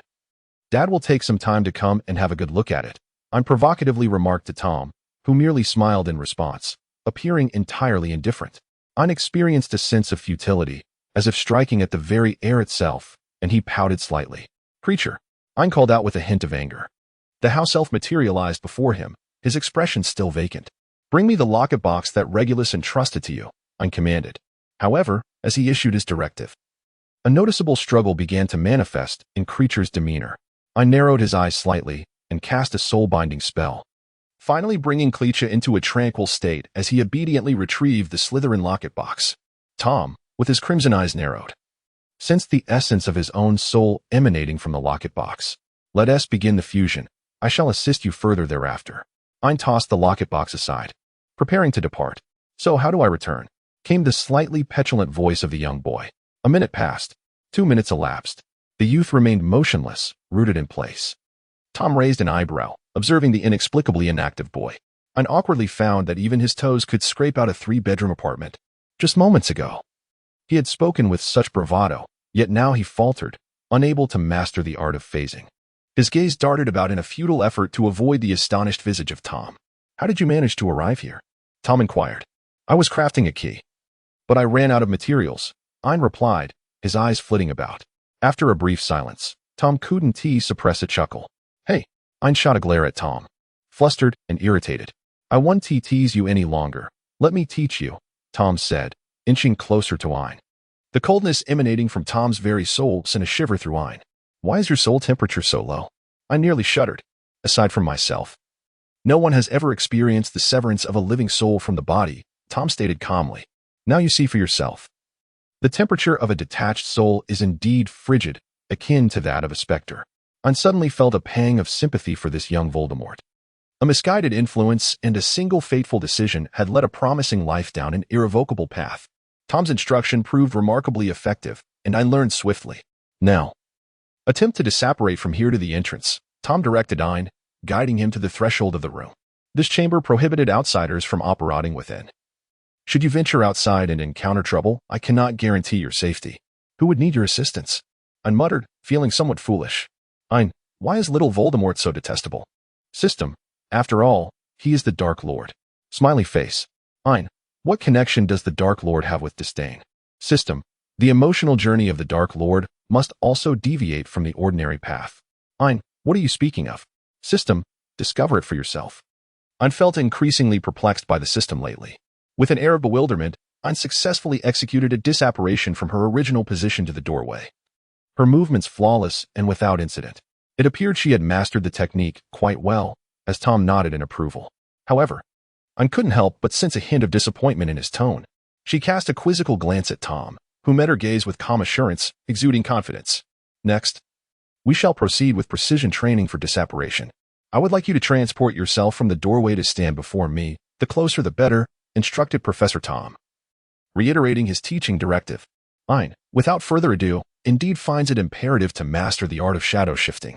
Ain waved his wand at the entrance, and in an instant, he vanished, materializing before Tom, so close that he nearly pierced his very soul, stumbling slightly as he landed. Ain shivered slightly from the chilling proximity of the temperature. Yet she still raised an eyebrow with a hint of pride. So what do you think? Isn't it impressive? Tom also curved his lips into a smile, replying, Indeed. Our little Ain is truly remarkable. Ain frowned, admonishing, Do not speak to me in a condescending tone as if I were a child. Tom replied dismissively, Yes. Ain was on the verge of exasperation.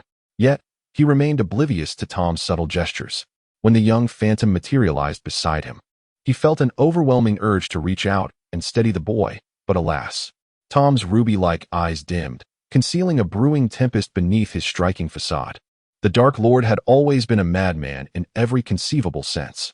As Tom gazed at the boy before him, blissfully unaware of the impending danger, a hint of an alluring smile graced his lips. Ain was truly remarkable. He had mastered apparition with remarkable finesse. The deliberately softened tone of Tom's voice indeed allowed Ain to relax, eliciting a cheerful curve of his lips. Indeed, your partner will not disappoint. With a commanding wave of his hand, Ain prepared to depart from number 12 Grimmauld Place. Tom watched Ain's retreating figure, his scarlet gaze harboring an undisclosed storm. When Ain returned to Malfoy Manor, it was already late at night, as Ain had a rightful claim to being a half-master of the estate. He triggered no alarms upon entering and successfully slipped back to his room. He then slept soundly until the following afternoon. Ain, you have finally awakened. The moment Ain stepped out of his room, he was caught by Draco. You really can sleep, can't you? Ain chuckled lightly and stifled a yawn. By the way, we were just discussing the arrangements for your birthday party, Draco continued, pulling Ain along. Wait, what? Ain suddenly became alert. A birthday party? Indeed. In 3 days. On July 15th. Isn't it your birthday? Draco regarded Ain with suspicion. You haven't forgotten your own birthday, have you? Ain, due to extraordinary circumstances in his previous life, had never anticipated celebrating his birthday, and naturally, he had never experienced one. How could he possibly be aware of the sudden stipulation regarding the date in this life? Ain paused for a moment and remarked, how could I possibly forget? I simply haven't fully awakened yet, followed by a somewhat awkward laugh. Fortunately, Draco did not linger on this point. Come quickly, we are discussing how to arrange your birthday celebration. Perhaps you could take inspiration from my own birthday feast, he suggested, tugging at Ain's robe. Wait, you don't actually forget my birthday, do you? Ain hesitated again. Draco looked at him with renewed suspicion. Ha ha ha. Ain chuckled awkwardly. Thankfully, Draco had no intention of making things difficult for Ain and proceeded to clarify, my birthday falls on June 5th, on the day of my celebration. You were unfortunately attacked by Quirrell and fell unconscious. Draco spoke of this incident with palpable indignation. How could Hogwarts appoint such a person as the defense against the dark arts professor? To attack one's own students is utterly preposterous. Draco expressed his outrage vehemently. Ain mused that if you were aware of my actions, you would not utter such words. Chilo is merely a pitiful scapegoat. Rest assured, Ain, your suffering shall not be in vain. Draco lifted his chin, stating that he had compelled his father to exert pressure on Dumbledore in the name of the board. There must be an explanation regarding the attacks on students at Hogwarts. Ain gazed at Draco in astonishment, realizing that this was the reason the old fox had not sought a conversation with him during that period. He had been preoccupied with managing the board of trustees. Ain seems to have discovered a new method to counterbalance the cunning fox. As Ain descended into the grand hall on the first floor, he found Lucius and Narcissa already present. Ain, you have awakened? We were just discussing the plans for your birthday celebration. Do you have any thoughts? Narcissa spoke gently. Her smile warmed as she offered a plate of delicate pastries to Ain. A hint of hunger stirred within Ain, who, upon seeing the treats, eagerly reached for a piece of cookie. The cookie was wonderfully crisp, with a delightful balance of sweetness. Ain squinted with delight at the delicious food. I can do that. Ain replied casually. You may choose to invite your close friends for an intimate gathering to celebrate, or you might opt for a grand public banquet. Lucius remarked as he set down his copy of the Daily Prophet, addressing Ain. Ain pondered for a moment. It seems all possibilities are viable. Having recently inherited the Black family legacy, hosting a public soiree would ostensibly serve as an excellent opportunity. However, such an event might also expose you to the malicious provocations of certain nobles. After all, as you are aware, the Black family has made numerous enemies under the former Dark Lord. Lucius meticulously analyzed the pros and cons with Ain. It appears to have little consequence, Ain mused nonchalantly. After all, the Dark Lord himself has been tamed, so why fear the former minions of the Dark Lord? Lucius hesitated, casting a thoughtful glance at Ain. His mind clouded with contemplation before finally resolving. Since you feel that way, let us proceed with a public birthday celebration. Lucius silently recalled a certain esteemed potion master friend. As long as he could attend, safeguarding Ain should pose no significant challenge. Very well, Ain readily acquiesced. Lucius continued. Now, let us discuss the venue. Ain, you should acquire a new estate. Ain's eyes sparkled with excitement. You want to discuss this? Then I am no longer weary. Oh, how delightful. How does one acquire a manor? Ain exclaimed, nearly leaping in joy. Lucius raised an eyebrow, surprised by the boy's unusual interest in a manor amidst the myriad of secrets surrounding them. It seems you are particularly fascinated by the notion of acquiring a manor. Lucius stated directly. Indeed. Ain's sky-blue eyes shimmered with dreams of possessing his very own estate. I wish to raise a plethora of adorable magical creatures within it. He nearly let slip his intentions regarding alchemical materials. After a moment of contemplation, Lucius suggested, in that case, we might consider acquiring the Slytherin family manor. Their financial chain has just collapsed, and they are preparing to sell a property.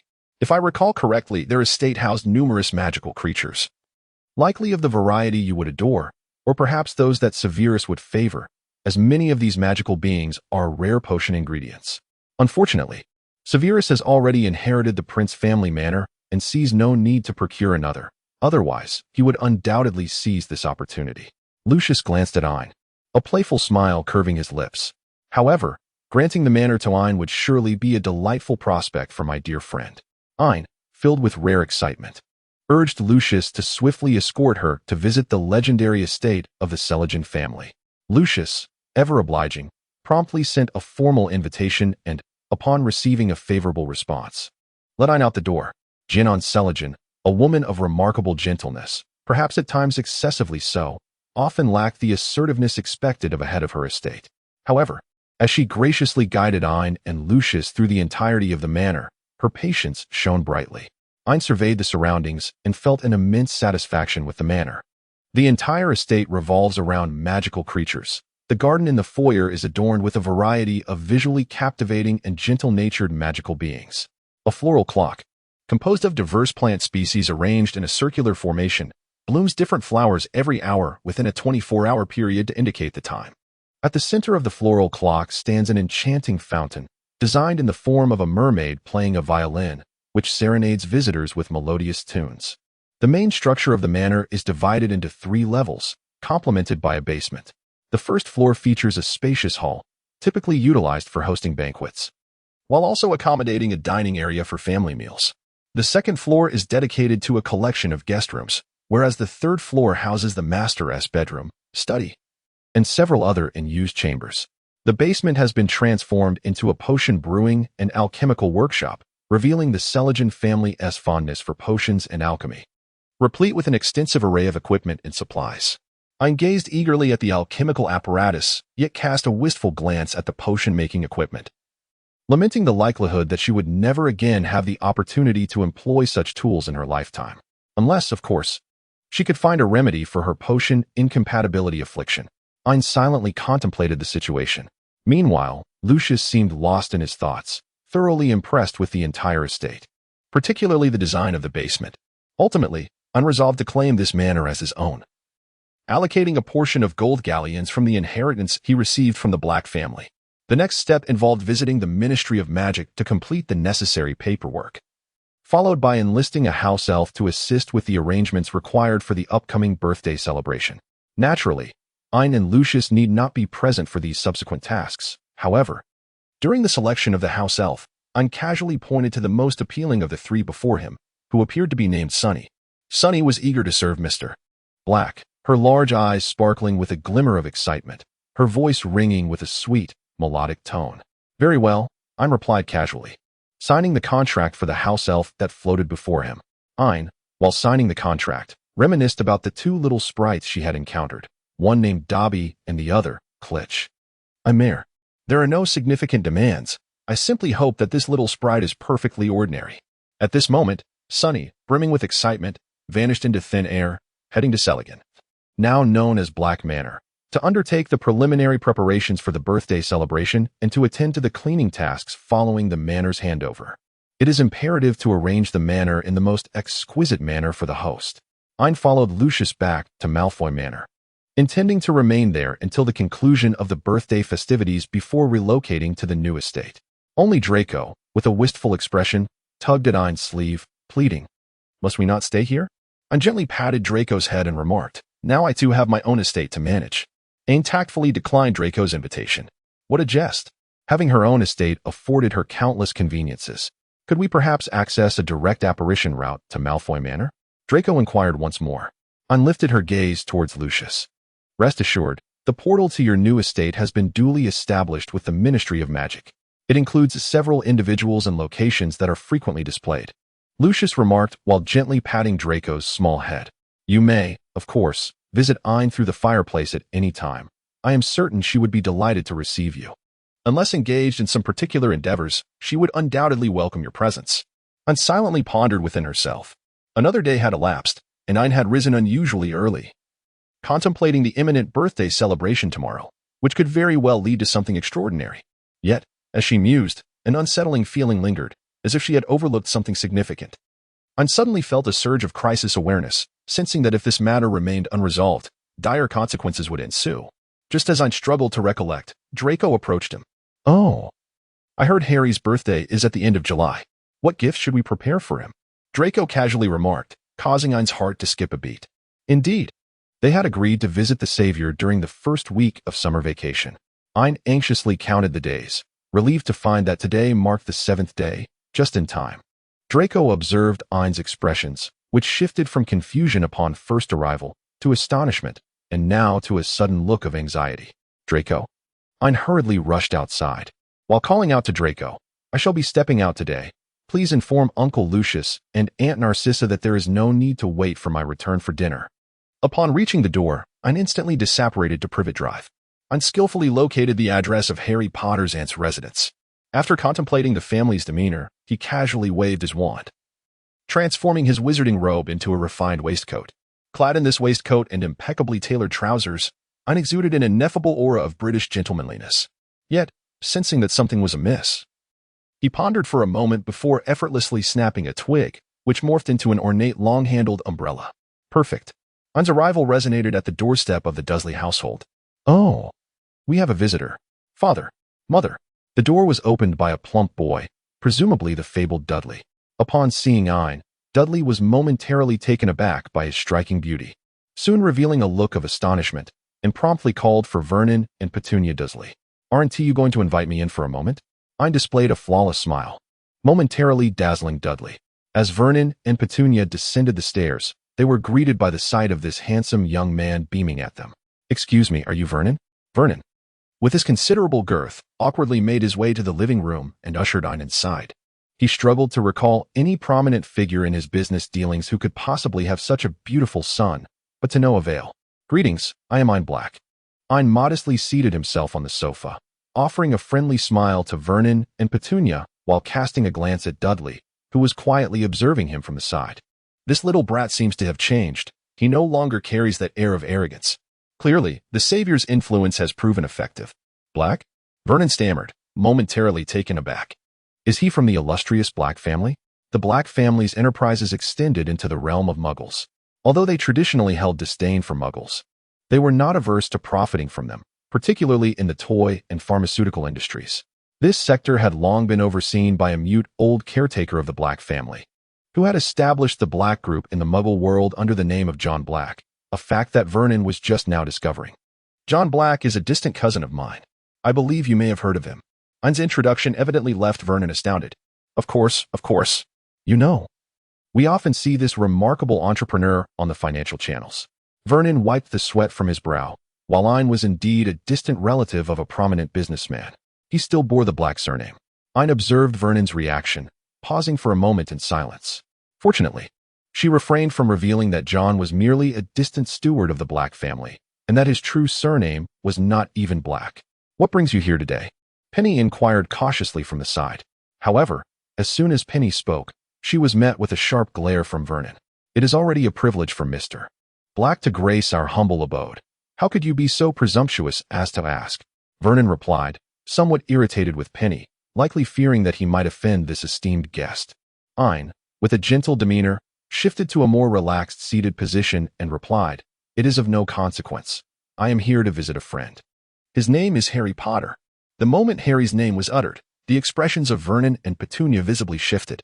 After Ain took a moment to appreciate the transformation on their faces, the couple inquired with a disconcerted tone, may I ask how you came to know Harry Potter? Ain found the situation amusing yet responded readily, I encountered a minor inconvenience at King's Cross Station, which Harry assisted me in resolving, thus forging our bond. Only at King's Cross Station? Vernon inquired with uncertainty. Of course, Ain retorted with a raised eyebrow. Is there something I am unaware of? Absolutely not, Vernon proclaimed, thumping his chest in assurance. Everything in our household is perfectly normal, including that little rascal, your friend, Harry Potter. Everything is exceedingly normal. Ain stifled a smile and inquired, "What about Harry? Why have I not seen him?" "Please wait a moment," Vernon replied, pulling Petunia aside into a corner, where they commenced a hushed exchange filled with gestures. Unbeknownst to them, every word fell upon Ain's attentive ears. Vernon whispered to Petunia, "You must go upstairs and call that boy down to greet our esteemed guest. Ensure he tidies away all those peculiar trinkets. We cannot allow our guest to discover that he is a freak." Petunia nodded subtly and ascended the stairs to summon Harry. Meanwhile, Vernon returned to sit opposite Ain, wearing a forced smile. "Please bear with us. Petunia has gone to fetch Harry, and he will be here shortly." "Very well," Ain replied, elegantly crossing his legs and resting his hands nonchalantly upon them, exuding a charm that melded grace with a hint of carefree abandon. This was the scene that greeted Harry as he descended the stairs. "Ain," Harry exclaimed with delight from the upper landing, calling out Ain's name. "Harry." "It has been quite some time," Ain responded, feeling a twinge of guilt as he observed Harry's indifference towards the fact that it had taken him 7 days to pay a visit. A wave of relief washed over him. The dark savior was not someone to be trifled with.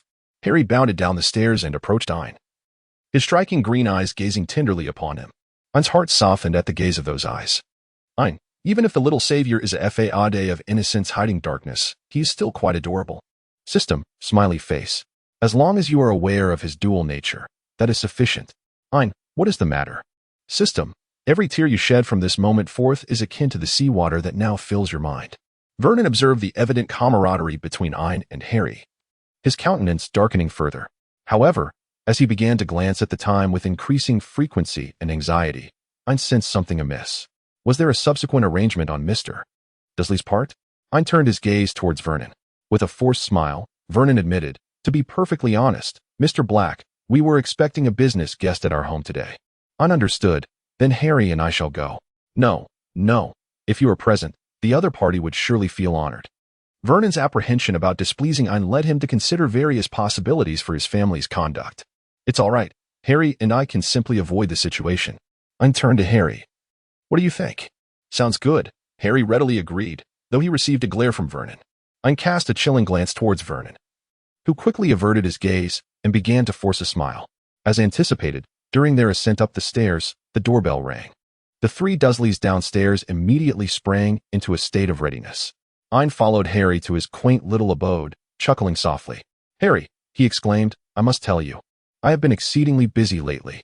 Not only have I inherited the Black family estate, but just as I was venting my frustrations to you, I found myself face to face with a pair of bulbous, luminous eyes the moment the door swung open." Ain swiftly closed the door behind him, skillfully casting a silencing charm and a locking spell. Harry appeared momentarily bewildered by the scene before him, pointing at the house elf and inquiring, "Why can't Dobby allow Harry Potter to attend school? Hogwarts is in peril this year." Without hesitation, Ain directed a silencing spell towards Dobby, who opened his mouth in protest yet could utter no sound. "Ain, what a stroke of luck to catch the live broadcast of the story." "System, isn't that rather delightful?"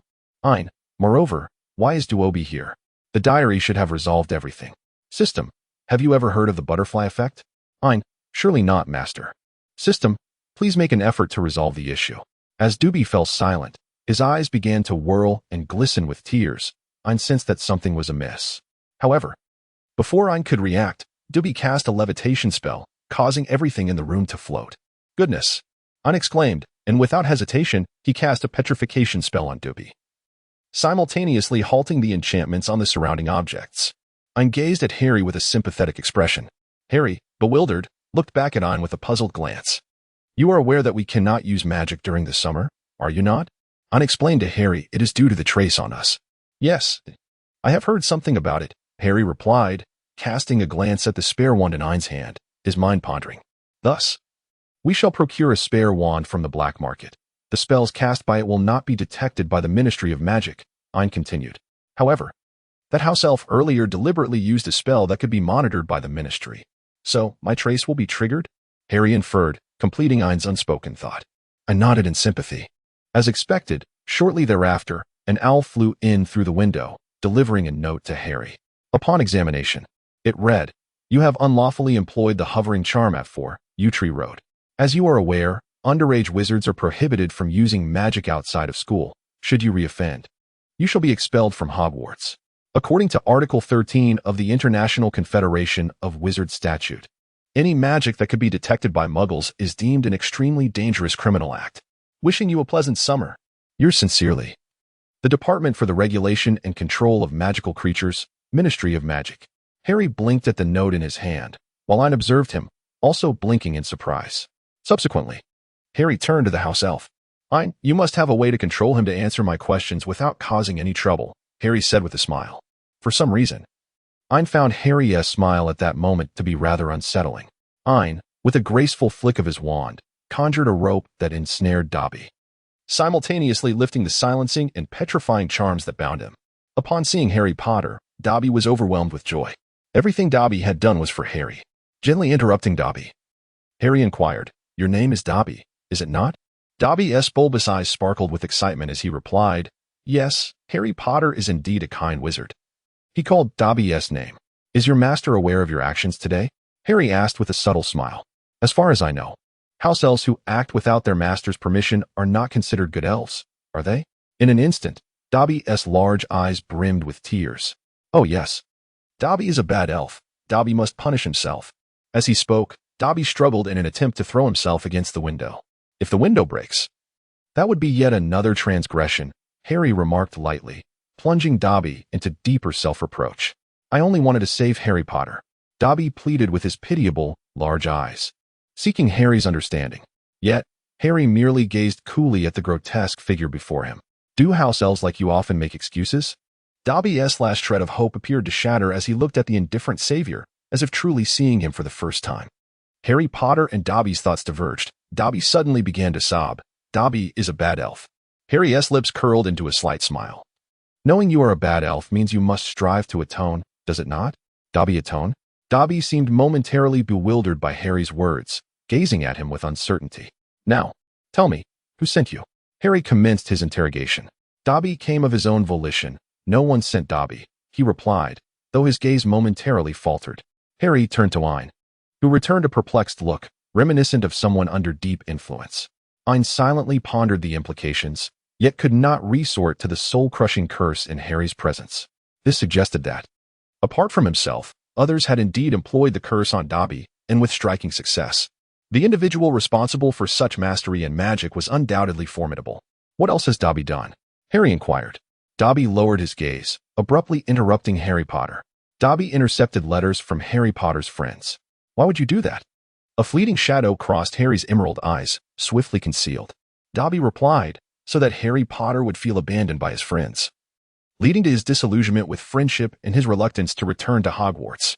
"However, my friends will soon arrive to take me away. Your ploy will not succeed," Harry retorted coldly.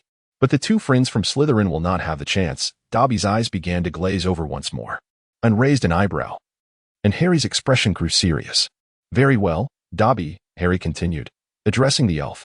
"Although you are a mischievous creature, I have resolved to grant you a chance for redemption. Leave behind the intercepted letters and depart from this place." Harry issued his command to Dobby. The elf's face reflected struggle, yet upon meeting Harry's indifferent gaze, he despondently slumped his shoulders. "All right, if this is what Harry Potter wishes," Dobby said, dejectedly leaving behind a pile of letters. Just as he was about to snap his fingers and vanish in gloom, a sudden spell took effect. Ain cast a forgetting charm on Dobby just before he disappeared from the room. "What do you think, Ain?" Harry inquired, unreservedly seeking Ain's opinion. "What can I say?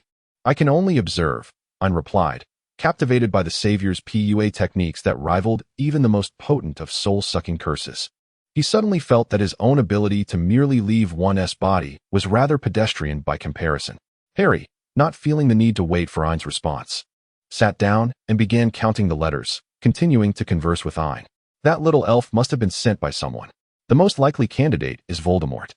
For my absence from Hogwarts grants him greater opportunities to act. However, I doubt he would resort to such a foolish and ultimately ineffective tactic.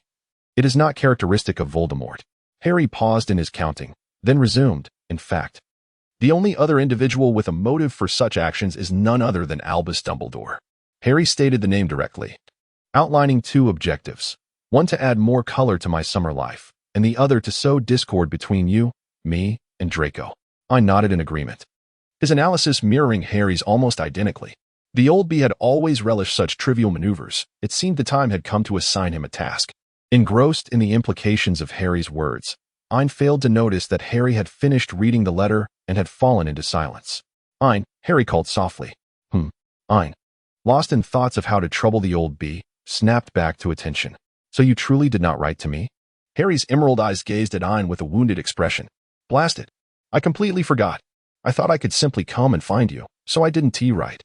Ain exclaimed, his self-awareness shining through. Fortunately, Harry did not intend to dwell on this matter, instead continuing to inquire of Ain. I'm uncertain about what will happen next. Harry remarked with a wry smile, waving the Ministry of Magic's notice in his hand. Unable to use magic during the summer, and yet I find myself in this predicament. It seemed likely that he would soon visit the Ministry's court. If his instincts served him correctly, it would be the old bee Dumbledore who would accompany him. This would not only bolster the Savior's credibility in front of the public, but also showcase his influence within the Ministry, enhancing the Savior's trust and reliance upon him. Harry clearly recognized this as well, letting out a cold laugh. It appears I have no choice but to undertake this journey. Ain gazed at Harry's somber expression and lit a row of candles for Dumbledore. Ain, the Sovereign, the Savior has succumbed to darkness. How much has the trajectory of the Savior's fate been altered? System, 49. Ain, is it truly that precise? System, a transformative event is required to fundamentally alter the trajectory. Ain discreetly observed the somber countenance of the Savior, contemplating that it was perhaps time.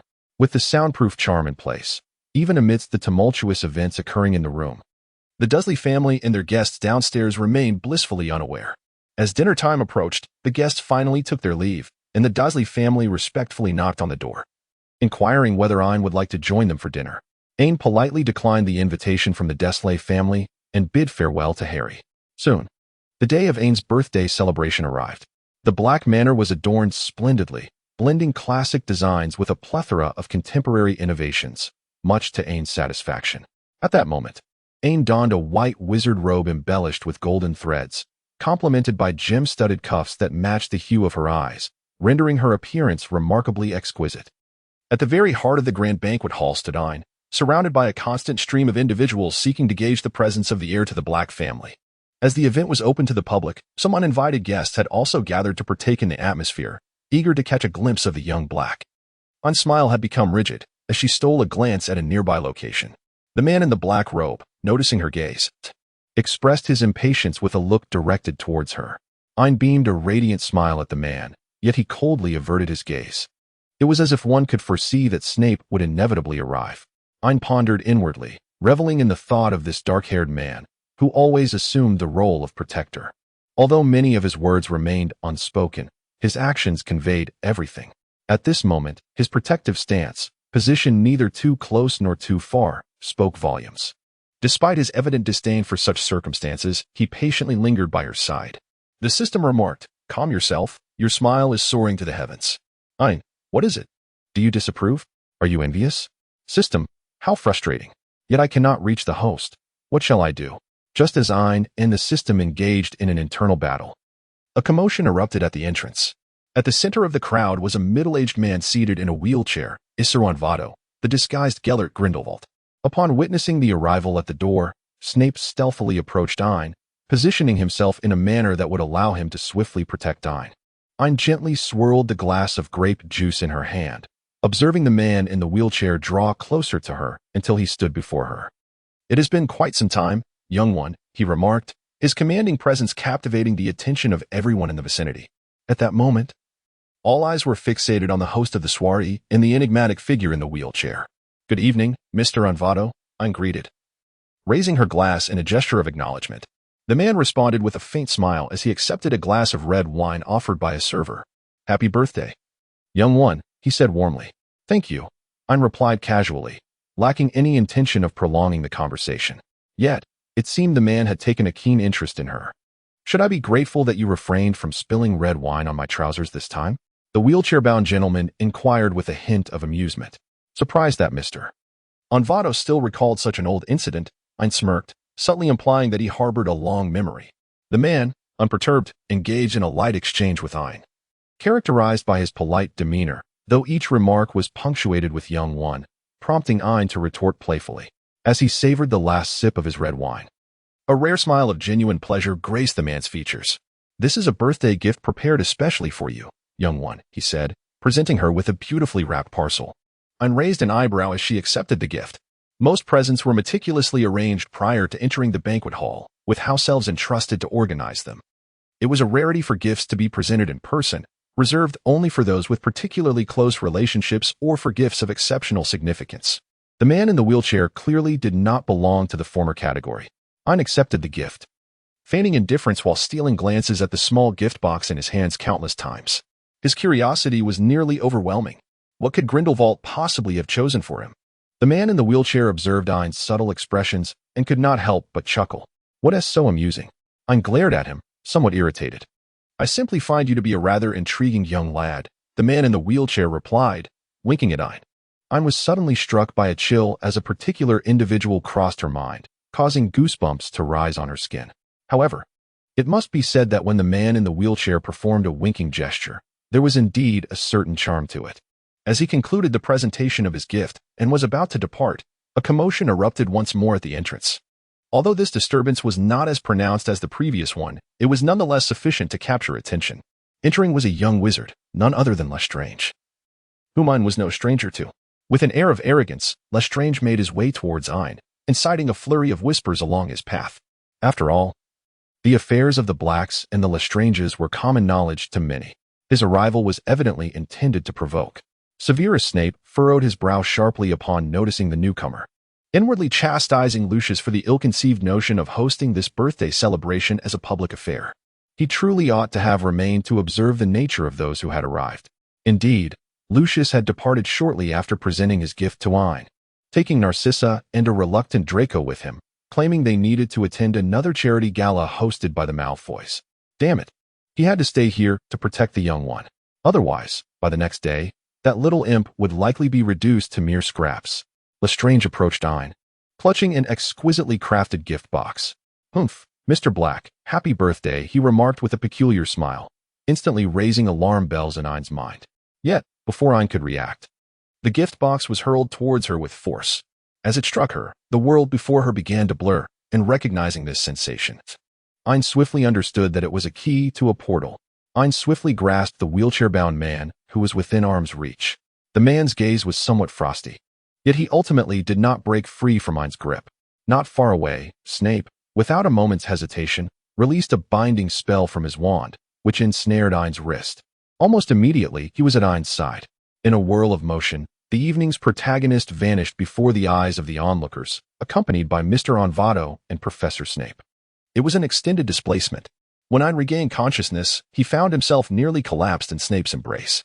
"Thank you, Professor," Ain stammered, taking a couple of unsteady steps before finally stabilizing himself, clutching his still dizzy head. "I wonder when Mr. Black became so courteous, with such politeness." "It would be better to first assess our surroundings," Snape replied coldly, his sharp gaze fixating on the man in the wheelchair. Despite the prolonged displacement, the wheelchair-bound man exhibited no signs of discomfort, appearing as refined and elegant as if he had just attended a grand banquet. In fact, he had indeed just come from one. "Since we three have inadvertently found ourselves in this predicament, perhaps this gentleman would be so kind as to introduce himself candidly," Snape suggested, directing his wand toward the man in the wheelchair.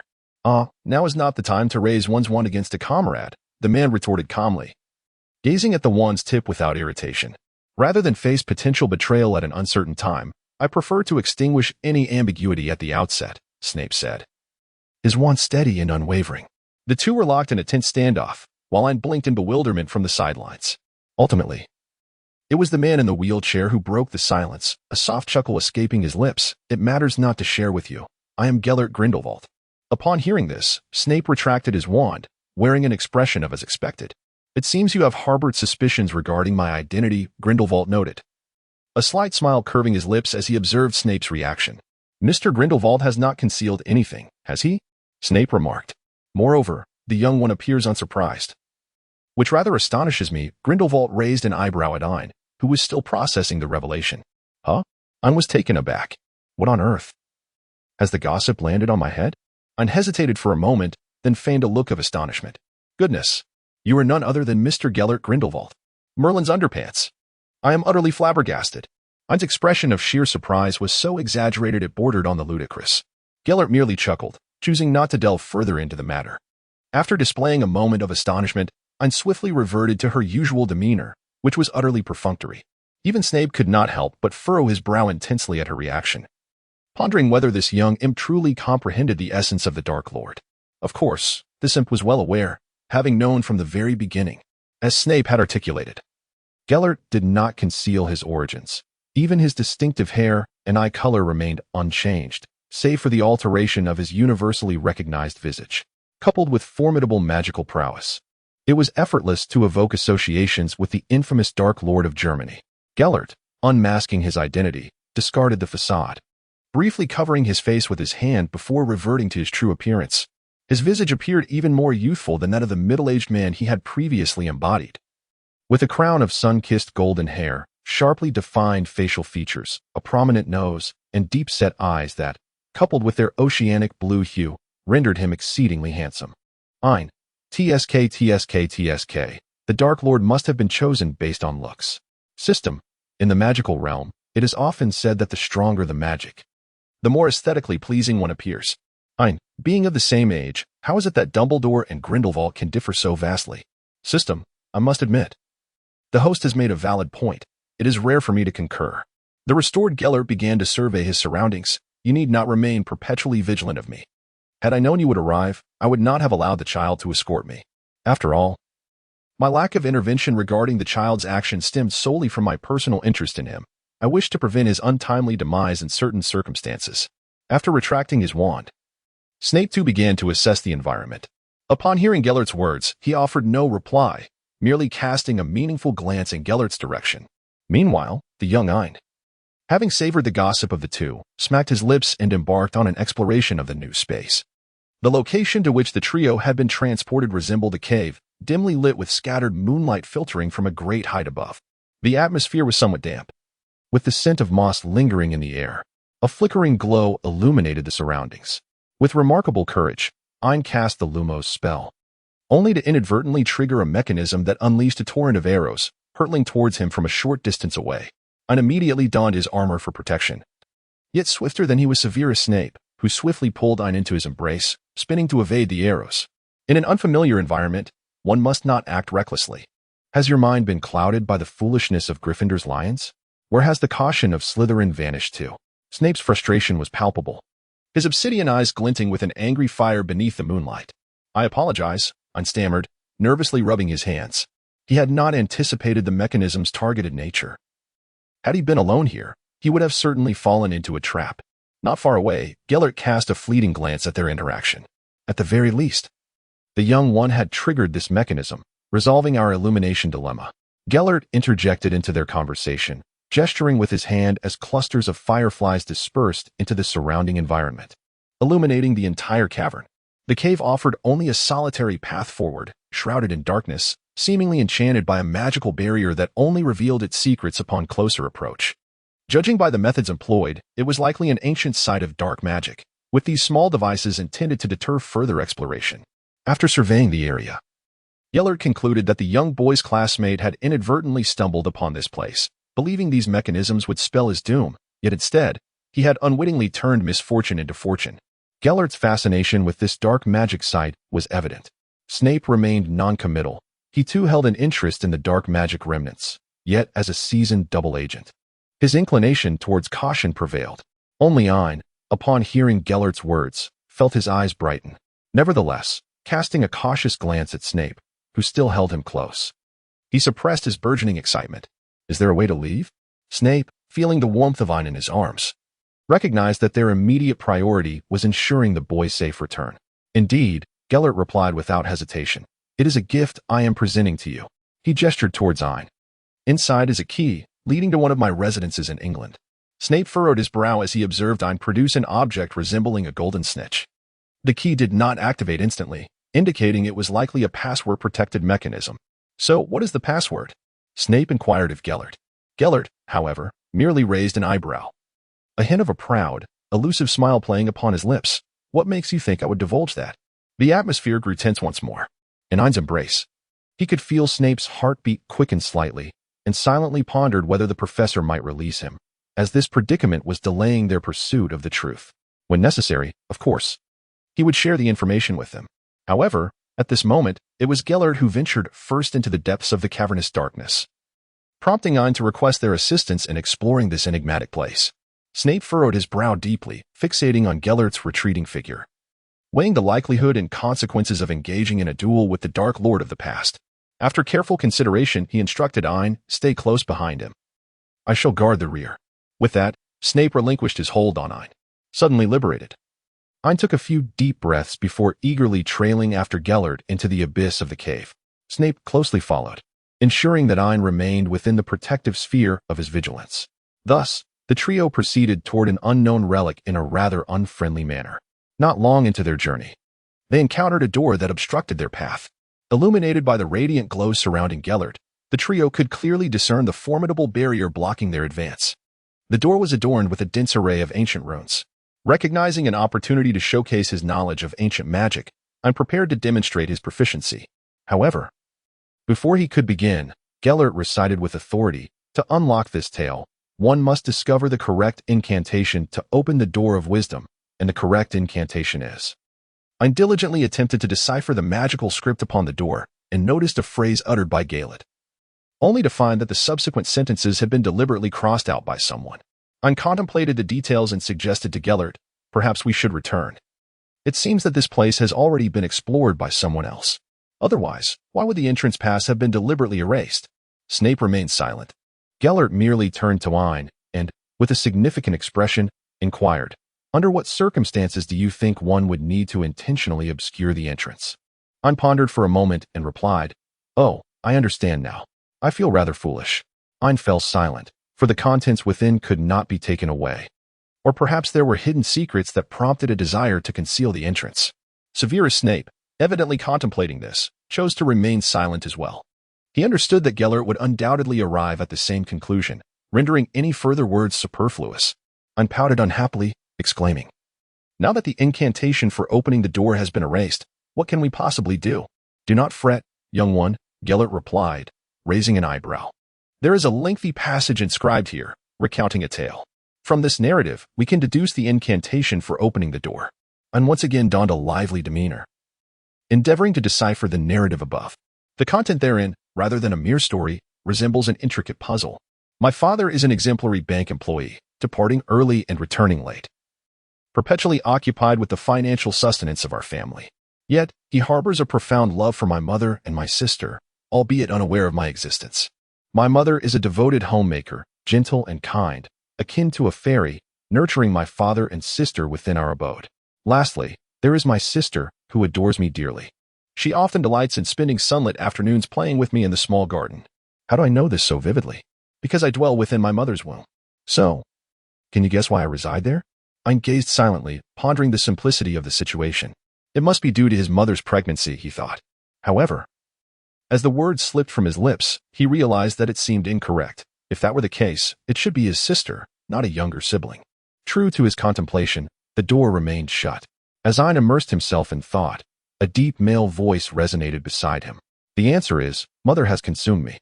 As Snape finished speaking, the door before them trembled violently, with ancient stones beginning to crumble and fall. Snape swiftly cast a protective spell around Ain. Ultimately, the grand door began to part, revealing an expanse of impenetrable darkness within. Ain stood in stunned silence. The professor also possesses knowledge of ancient magical scripts. But wait, why is the answer Mother ate me? Ain was momentarily at a loss. Snape cast a glance at the somewhat dazed Ain and, in a rare moment, offered an explanation. This tale originates from Mother Goose's nursery rhymes. Essentially, it narrates how Mother ate me and how my sister buried my bones beneath a tree, ultimately leading me to transform into a little bird seeking revenge. The story is told in reverse, hence the answer is Mother ate me. Moreover, the only scenario that can satisfy both being in Mother's womb and playing with my sister is if she was consumed while her sister was playing with her own bones. Ain gasped sharply, rubbing the goosebumps that had risen on his skin. It was rather eerie. Snape glanced at Ain but chose to remain silent. Meanwhile, Gellert looked at Ain with a smile that was more enigmatic than sincere.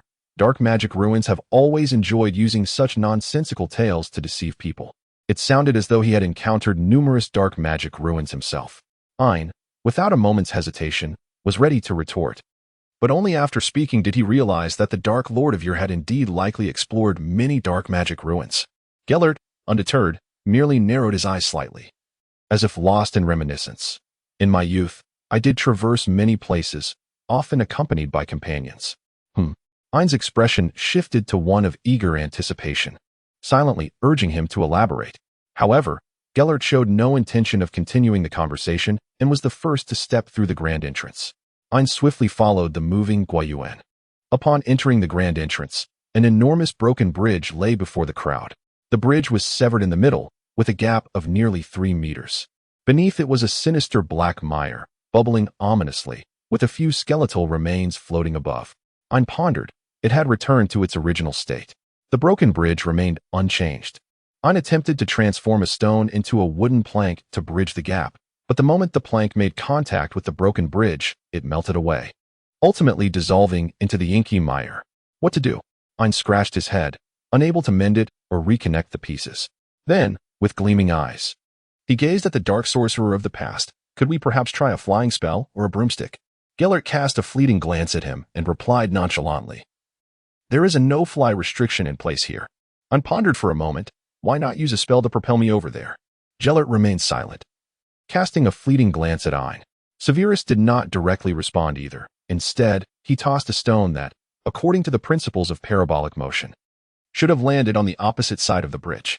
Yet, at the moment of contact with the fractured edge, it was abruptly drawn into the mire by a formidable force, descending almost vertically. Perhaps you do not wish to become one of the floating bones amidst that dark quagmire, Severus remarked with a hint of sardonic wit. Ain fell silent, closing his mouth. The three of them observed for a considerable time from this side of the broken bridge, with primarily Gellert and Snape scrutinizing the scene, while Ain stared blankly at the black mire. It seemed that this was the only course of action left. After a while, Snape suddenly spoke, and Gellert remained silent, revealing an expression of reluctant discontent. Ain, what has transpired? Why do they seem to be speaking in riddles? Yagadim Levios.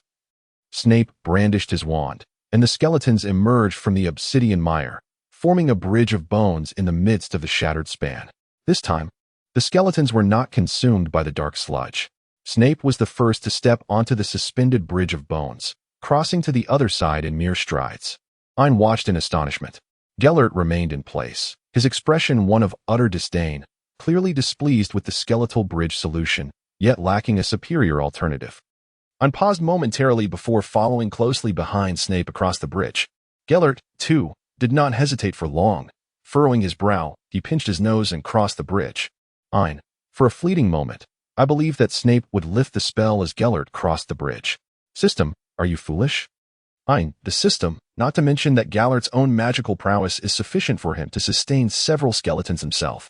If Gellert were to perish here, what advantages would that confer upon you and Snape? Ain, system, for you, it merely increases the difficulty of departing from this place. Thus, Snape would never act in such a manner. Ain, who claims there are no advantages? System? Ain, one less person to look down upon my intelligence. System. This time, Snape did not wait for Ain to ponder the riddle on his own. He directly addressed Ain's confusion. The inky mire consumed everything, save for the bones. Thus only the skeletal remains could traverse the mire. However, apart from the bones within the mire itself, there were no other skeletal artifacts. Therefore, using the bones from the mire to construct a bridge was the sole solution. Upon hearing this, Ain experienced a moment of clarity and profoundly recognized the disparity in intellect between himself and the two individuals before him. Solving riddles? It is indeed far too challenging without any answers. After crossing the bridge, two divergent paths emerged before them. Gellert raised an eyebrow, glancing at Snape, who nodded in understanding. Ain, what peculiar consensus have they reached this time? Why is it that among the average riddle solvers, only I remain unable to decipher the enigmas? As the atmosphere grew increasingly oppressive, Snape illuminated his wand and commanded Ain to follow him. Meanwhile, Gellert strode away without a glance towards an alternative path. Isn't it safer to explore together? Ain inquired, hastening to catch up with Snape and speaking in hushed tones. This approach is far more efficient. Snape replied with a fleeting glance at Ain, opting not to elaborate further. What is going on? Ain exclaimed curiously, while Snape, feeling somewhat exasperated, chose to ignore him. Their journey continued amidst Ain's incessant chatter, with Snape occasionally interjecting with his sharp remarks. Eventually, They arrived at a new area featuring 5 doors. The central door was conspicuously large, flanked by 4 smaller doors, each adorned with uniquely designed rings exhibiting peculiar symbols. Above each small door, a row of distinct symbols was present, with differing sequences. Notably, the symbols on the doors had all previously appeared on the rings. The central door bore the marks of 4 missing butterfly imprints. "I know this," Ain exclaimed, raising his hand eagerly, his eyes sparkling as if he had finally discovered the value of his intellect. "We must pull those rings in the order indicated by the small doors." "Not entirely foolish." Snape raised an eyebrow in acknowledgement. With a flick of his wand, Snape conjured a scattering of fireflies that danced about them, similar to the effect Gellert had just produced. He then proceeded to manipulate the rings on the small doors in the specified sequence. Upon activating the first ring, the door trembled and then sank downward. Snape instinctively shielded Ain behind him. Fortunately, the interior of the small door revealed merely a single butterfly, which immediately soared towards the nearest cluster of luminescence and began to flutter around it. Snape waved his wand, directing the cluster of fireflies toward the large door. As anticipated, the moment the butterfly approached, it transformed abruptly into a lifeless specimen, perfectly embedding itself into a butterfly-shaped recess on the door. After Snape completed the sequence with the remaining 3 small doors, the large door creaked open. "Wow, cool," Ain exclaimed, lavishly showering praise, yet Snape remained unimpressed, merely ensuring Ain's safety as the door swung wide. "There is no need to be so tense," Ain remarked, peering cautiously from behind Snape, only to nearly be struck by an incoming entity. What approached was barely discernible as a humanoid figure, gaunt and shadowy, moving with an unsettling stiffness. It was a wraith. Without hesitation, Snape rolled with Ain in his arms to evade the ominous threat. Immediately, he swung his arm back, unleashing a blazing inferno. The ignited shadowy corpse lunged at the two with frenzied aggression. Snape swiftly countered, sending the wretched creature soaring through the air. Before it could regain its composure, he cast a petrifying spell, followed by a slicing incantation. Thus, the shadowy form was ultimately severed into several pieces, which were subsequently cleansed by the purifying flames. In Snape's embrace, Ain had yet to recover from the shock of the ghastly visage. Snape observed that the person in his arms seemed paralyzed by fear, and clumsily raised a hand to pat Ain's head. "It's all right," a low, resonant voice whispered in Ain's ear. Startled, Ain lifted his gaze to meet Snape's eyes. "The professor's ghoul truly is grotesque," Ain murmured, somewhat dazed. Snape remained silent. As they entered the next chamber, they were greeted by a labyrinth of mirrors. Yet, an instinctive unease stirred within Ain. He sensed that these mirrors were not as innocuous as they appeared.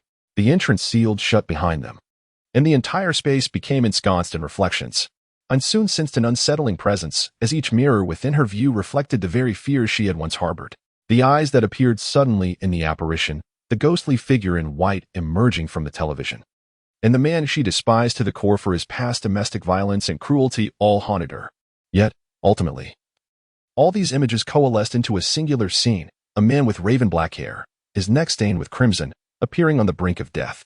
Ain instinctively grasped Severus Snape's hand beside her, feeling the strong pulse throb beneath her fingertips, which brought her a modicum of comfort.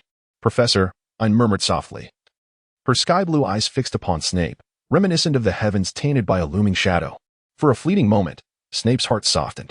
He glanced at her and remarked, "The mirror here reveals your deepest fears." Ain gazed at the desolate figure of the man before him, overwhelmed by the palpable despair and reluctance reflected in his eyes, which made Ain's heart ache. It was merely an illusion. Snape glanced at the youth beside him and instinctively offered a gesture of reassurance. Ain lowered his head, following Snape deeper into the labyrinth. "What did you see, Professor?" Ain endeavored to disregard the hopeless images mirrored around him, concentrating solely on the individual beside him. He was still there, flesh and blood, with a pulse, right by Ain's side. There was no sense of impending death, nor the haunting words, "Your eyes resemble your mother's." Ain grasped Snape's hand tightly. Snape glanced down at Ain's somewhat pallid complexion and quipped softly, "Are you a child? These are merely illusions." Compared to the venom of the basilisk in the cellar, his tone was almost gentle. Ain listened to the familiar baritone that echoed in his ears, responding softly with a gentle hum. It was merely a child, prone to fear. Snape observed the rare display of affection from the boy beside him, astonishingly refraining from uttering further words, instead clasping the youth's hand in his own. "Professor, what do you see?" Ain suddenly lifted his gaze, his sky-blue eyes appearing profoundly deep in the dim light. Snape remained silent, merely returning Ain's stare. in the midst of all the despairing scenes surrounding them. The boy radiated an unparalleled clarity. The imagery was overwhelmingly dominated by the sight of his own lifeless lilies, devoid of warmth, collapsing into his embrace. The lost sunlight. The vanished warmth, the absence of everything. This was the day he wagered everything. For at that moment, he had already forfeited all that he held dear. It was only upon his rebirth, upon encountering this very boy, that he found a glimmer of hope. Like an unbreakable curse, the cycle repeated itself, time and again. Yet within this relentless loop, a fissure emerged. The resplendent sun, with an unstoppable force, surged through that breach, much like the boy with azure eyes, who stood as the sole beacon amidst the surrounding despair. "Stay close to me," Snape urged Ain, leading the way. The labyrinth of mirrors concealed various lurking specters. And having learned from their initial ambush, Snape swiftly dispelled the second specter with a seamless incantation. Flames erupted from the corpse of the specter, only to be extinguished instantly upon contact with the mirror, as if doused by a bucket of cold water. The mirrors were no ordinary obstacles. The two continued onward. Eventually, they reached what seemed to be a transitional area, where all the mirrors abruptly began to spin, ultimately forming a new path. Ain stared wide-eyed at the transformation reflected in the mirror. The man, who had previously been on the brink of death with a bleeding neck, suddenly transformed into a living figure, his dark hair and obsidian eyes, coupled with striking features. Meanwhile, Ain appeared as a youthful visage, held in the man's embrace. Sharing a deep kiss, Ain pointed at the mirror, his words faltering in astonishment. "What on earth is happening?" His hand trembled slightly as he gestured towards the reflection. Instinctively, he glanced at the man beside him, only to be met with the depths of the man's dark, enigmatic gaze, causing his face to flush a deep crimson. "Ain, system, this mirror seems to be malfunctioning." "System, I see nothing at all. Why are you asking me?" Smiley face. "Ain, you are clearly aware of something." "System, huh? It is something one could easily surmise." "Ain, what on earth? Then do tell me." "System, smiley face. What progress have you made?" Ain, knock. Silence. "System, oh. It seems my conjecture was indeed correct." Ain. Snape cast a meaningful glance at Ain. What was once his greatest fear now morphed into his most fervent desire. "This is not quite right," Ain murmured softly, his gaze flitting about, unable to meet Snape's eyes. The mirror of Ariste revealed one's aspirations, while this scene likely unveiled one's desires. Snape's deep voice inexplicably made Ain feel the temperature around them rise, coupled with the reflections in the surrounding mirrors. Ain felt as if he might burst into flames, smoke practically emanating from him. Suddenly, Snape let out a laugh, laced with a hint of habitual sarcasm. "It seems our young Mr. Black has encountered something quite extraordinary. Aren't you the same?" Ain retorted, his cheeks flushed and his eyes, brimming with indignation, widened as they stared at Snape. Snape's expression darkened in an instant. The youthful visage before him, cheeks flushed and eyes glistening with unshed tears, almost merged with the reflections in the surrounding mirrors. Snape raised his hand, poised to touch the boy's cheek, but at the last moment diverted his motion, grasping the boy's hand instead. "Enough chatter. Hurry up and follow me."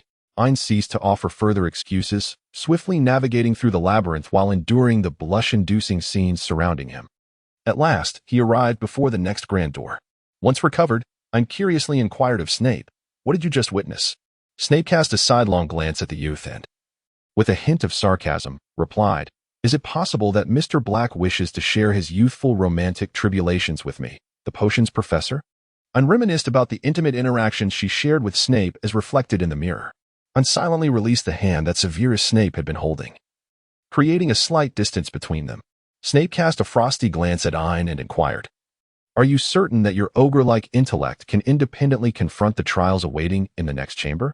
Ain, overwhelmed by a mix of shame and indignation, mustered the courage to grasp Severus's hand once more. In the adjoining room, it resembled a gathering of wraiths. In an instant, Severus enveloped Ain in protective enchantments, swiftly maneuvering within the chamber to evade assaults. One by one, the specters shattered under Severus's onslaught. "Professor, I can fight too." Ain nestled in Severus's embrace, lifted her small head to gaze at the sharp line of his jaw. "Silence. Remain quiet," Severus intoned, casting spells while still managing to urge Ain to be silent. Ain pouted, twisting away from Snape's embrace. Flames blazed fiercely, repel the foes 3 feet back, shattered into fragments. Ain, with a resolute expression, unleashed 3 incantations to repel a wraith. The specter howled in agony amidst the flames, yet Ain's fragmented spells lacked sufficient potency. causing the wraith to struggle and lunge forward once more. Armor of protection, divine edge of shadows. Ain encased herself in a protective shield, and then immediately unleashed the divine edge of shadows. Under the relentless onslaught of advanced slicing spells, the shadowy corpse was ultimately shattered into several burning fragments, which eventually turned to ash. Ain proudly glanced back at Snape, seeking acknowledgement, but before he could utter a word, a new wave of wraiths surged forth. A chaotic battle ensued. Snape, as the primary force, effortlessly dispatched several wraiths with a single incantation, while Ain, though somewhat lacking in prowess, managed to contribute in a modest capacity. Before long, the entire area was finally cleared of wraiths. As Snape led Ain to the final chamber, Grindelwald awaited them. In the center of the room stood a black well, its depth shrouded in mystery.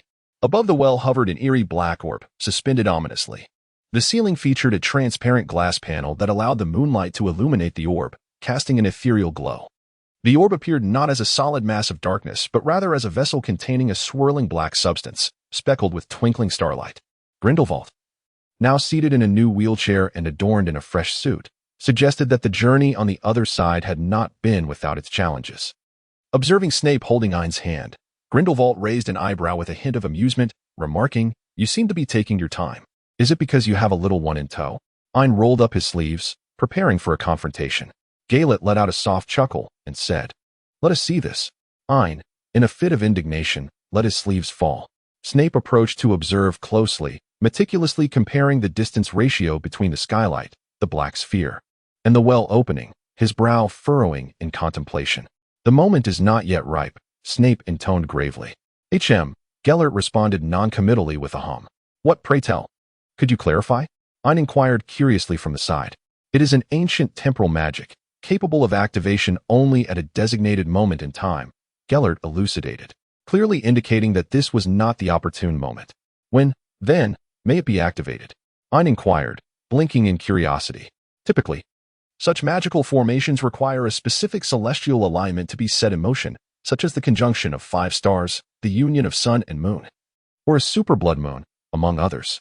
However, the precise configuration remains known only to the designer," Gellert replied with deliberate slowness.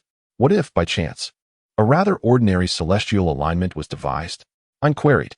"In that case, there would be little recourse unless you remained vigilantly stationed here," Gellert remarked indifferently. "Would that not render this journey futile?" Ain exclaimed, his eyes widening. Gellert raised an eyebrow, and Snape similarly refrained from comment. "Now, might you divulge the passphrase to the key?" Snape asked Gellert. "Certainly." Gellert paused momentarily, casting a meaningful glance at both Snape and Ain. "I do find myself rather intrigued by your future endeavors," he remarked.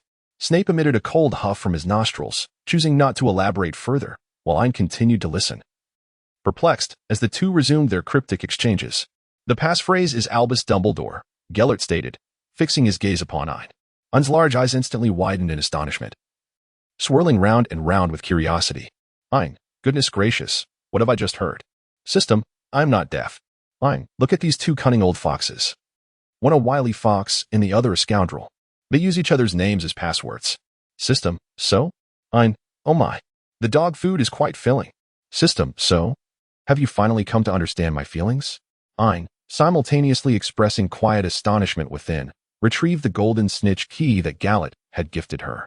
As Ain spoke of Albus Dumbledore, he activated the poor key, his mind wandering inappropriately to the thought that this key would surely bring joy to Harry Potter. Thus, the reason for Dumbledore's fondness for Harry could not merely stem from the fact that both he and Gellert were seekers, reigning in his somewhat scattered thoughts. The trio arrived at the entrance of a castle, where the poor key had brought them to rest. The moment Ain beheld the castle, her eyes sparkled with wonder, transfixed by the magnificent and grand structure before her. "Well then, Mr. Grindelwald, we shall take our leave." Upon returning to familiar grounds, Snape promptly distanced himself from Gellert, harboring no intentions of visiting. Gellert merely raised an amused smile, addressing Ain with a warm invitation. "Dear child, you are always welcome to visit my castle." Ain nodded vigorously, filled with joy to the point of wanting to leap. Observing this, Snape's expression darkened further as he grasped Ain and brought away. They arrived at Spider's Tail Alley. "Why isn't the professor taking me back to the manor?" Ain wondered, scratching his head in confusion as he gazed at the man. The manor is teeming with guests for the birthday celebration, and it's rather late now. After conducting a thorough security check, there would be little time left for rest. We shall remain here for the night, and tomorrow I will accompany you back to the manor, Snape succinctly explained, tossing a set of toiletries to Ain. Your belongings are still here. You may use them directly. With that, Snape turned without another word and retreated to his own room, leaving Ain somewhat bewildered in the living room. Ain, why do I feel a bit strange? System, strange? In what way? Please don't tell me it's a strange kind of happiness. Ain, oh no, I'm not like you. How could you dare to bring up an old joke from 10 years ago? System, I have taken note of your words. Ain, speaking of which, Snape seems rather peculiar. System, oh? Ain, I presumed that given his disposition, he would simply cast me back to the manor to fend for myself. Not to mention, he even left behind my belongings that I had previously used. System, utterly foolish. Ain, what on earth? Please clarify. System, figure it out for yourself, will you? Smiley face. The following day, Ain's return to Black Manor became the talk of the town. After being wronged on the day of the birthday celebration, he miraculously returned unscathed, which only intensified various factions' assessments of Ain's prowess. Furthermore, the Lestrange family definitively severed ties with the Blacks. Notably, Draco, upon hearing of Ain's return, rushed over immediately, neglecting even his usual meticulous grooming. Upon entering the manor, he made a beeline for Ain, inspecting him from head to toe several times to ensure he was unharmed before finally relenting. Really, Draco, I'm perfectly fine, Ain sighed. Observing Draco's insistence on checking him for injuries, I assure you, Professor Snape and Mr. Onvato accompanied me. How could anything have happened? Ain gestured expressively in his defense. Are you really okay? Draco eyed Ain skeptically. Indeed, if you don't believe me, you can ask the professor, Ain affirmed earnestly with a nod. Draco hesitated, caught in thought, then decisively opted for silence. It was indeed a rather awkward question to pose about whether Ain bore any injuries, and it felt slightly peculiar as well. Noticing Draco's discomfort, Ain kindly shifted the topic. By the way, has anything new occurred in the past few days? Nothing much. The Weasley family took Harry to the Burrow. Harry's birthday is at the end of July, and he wants to invite us to his celebration. As he spoke, Draco frowned deeply. I certainly won't be attending that Weasley den. Draco protested vehemently. All right, if you don't want to go, then don't, Ain shrugged nonchalantly. I wonder how Harry tolerates that whole family, Draco scoffed. What do you expect? He's Dumbledore's golden boy. Ain raised an eyebrow, adding, he can't just disregard the savior and let Dumbledore treat him like a third-generation Dark Lord. Draco shrugged noncommittally. If anyone has the makings of a third-generation Dark Lord, it might be you. Sighing, Ain refrained from engaging with the Dark Lord remark, thinking to himself that he certainly did not aspire to such a title. Who would want to invite trouble? Draco felt an inexplicable chill. Why do I get the impression you're jinxing yourself?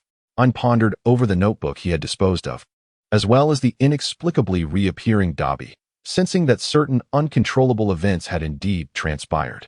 Rest assured, I harbor no interest whatsoever in the Dark Lord. I possess no concept of him. Ain echoed a certain classic remark. Draco rolled his eyes at Ain. The remaining time of summer vacation passed swiftly, and by the end of July, both Ain and Draco had sent gifts to Harry. Draco presented an exquisite wizarding robe accessory, while Ain gifted a handcrafted alchemical creation, a pair of spectacles capable of thwarting a single deep mind-reading attempt. It must be said that Ain's aptitude for alchemy evidently surpassed his talent in potion-making. He was already capable of crafting some simple alchemical products independently. In fact, he had even managed to prepare the key to the final destination of their visit to the Dark Arts ruins. However, Snape was unaware of this matter, and of course, it must remain so. Ain gently touched a peculiar galleon concealed within his wizarding robes, the very key to his clandestine entrance. Surely, it would not be discovered. Time swiftly passed, and by August, Ain found himself residing alone in the Black Manor, reveling in an unprecedented freedom that allowed him to visit number 12, Grimmauld Place occasionally, where he could observe the crimson-eyed Dark Lord. When Ain encountered Tom for the second time, he was genuinely taken aback. The boy he had known in 6th year had transformed entirely into a strikingly handsome young man. Perhaps due to the amalgamation of the locket's soul fragment and the resurrection stone, Tom had gained the ability to momentarily solidify into a corporeal form, though he remained tethered to the diary, unable to stray too far from it. When the tangible figure of the youthful Dark Lord stood before Ain, he was utterly astonished. Tom, Ain inquired tentatively, uncertainty lacing his voice.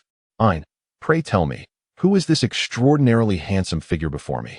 System, can you not recognize him with those crimson eyes? The striking young man possesses jewel-like red eyes, exuding a hint of a teasing smile as he leans against the window, gazing at Ain.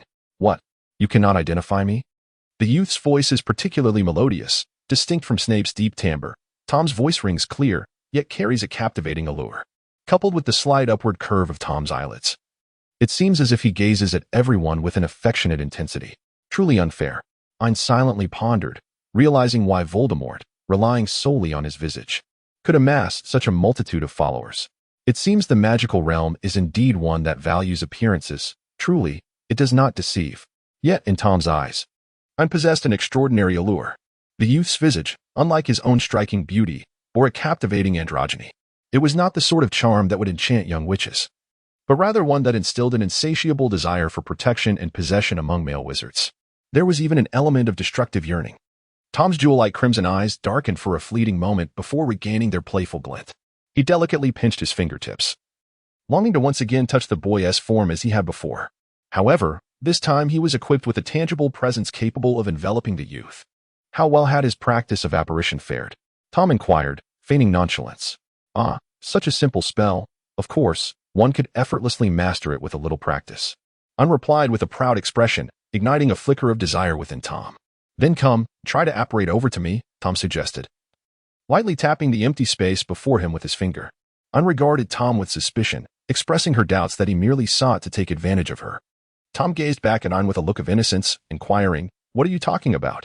Ain pondered for a moment, realizing that perhaps she was overthinking things. Although Voldemort had never been rumored to have a wife, it seemed unlikely that everyone in the magical realm would lean towards the same proclivities. With this thought, Ain found herself at ease. Oh dear, there's really no need for that. I am quite proficient at apparition now. Instead of wasting time on that, why not teach me something else? Ain gestured dismissively, her eyes sparkling with anticipation as she turned to Tom. Is there some particularly impressive spell you could impart to me? She inquired, especially since I currently lack a wand. Tom chuckled with a hint of resignation. I cannot very well teach you wandless magic, can I? Well, it's not entirely out of the question, Ain replied, her eyes glimmering with excitement. Tom laughed softly. It's still a bit premature for you. First, you should master silent spells. At this juncture, Ain had already achieved the ability to cast relatively simple spells without uttering a sound. However, spells that required greater complexity or those demanding high precision and offensive capabilities still posed a challenge. Ain, with a heavy heart, let his shoulders droop in disappointment. Very well. He sighed. However, Tom swiftly changed the subject, adding, if you could bring me a wand on your next visit, I would be more than willing to teach you some intriguing spells. Ain's eyes sparkled once more. The dark sorcerer himself had imparted magical knowledge. It must be something truly extraordinary. Thus, when Ain returned for a second time, wand in hand, to seek Tom's guidance, he was taught 2 incantations. Why on earth must I learn the soul extraction spell and the mind control charm? Ain fumed in frustration. The mind control charm was one thing, but I have mastered the soul extraction spell. Thank you very much. Tom, unperturbed, raised an eyebrow at Ain's exasperation. Are you quite certain that your mastery of the soul extraction spell is as proficient as you claim? Tom countered. Ain recalled the inexplicable outburst of Dobby, sensing a faint indication that he might have been under the influence of Dumbledore. Ain, it seems there is no need for me to elaborate further. Young Tom gazed down at Ain with a rare glimmer of intrigue in his crimson eyes, suggesting that you must have encountered some incident of control failure. Ain averted her gaze, pursing her lips in mild annoyance. What is it with everyone, so adept at perceiving the depths of one's heart?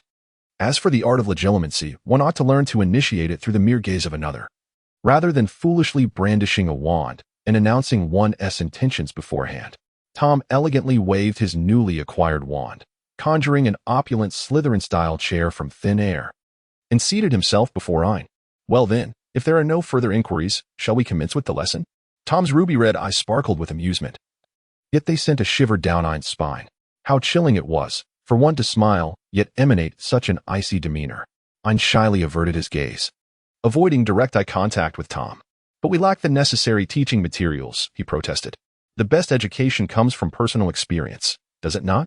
Tom effortlessly severed all of Ain's retreating options. Do you trust me, Ain? Tom inquired, extending his hand to grasp Ain's chin, compelling him to meet his gaze. Captivated by those crimson eyes, Ain found himself unwittingly enchanted. Do you trust me, Ain? Tom asked once more, his tone gentle and reassuring. Ain nodded unexpectedly, quite well.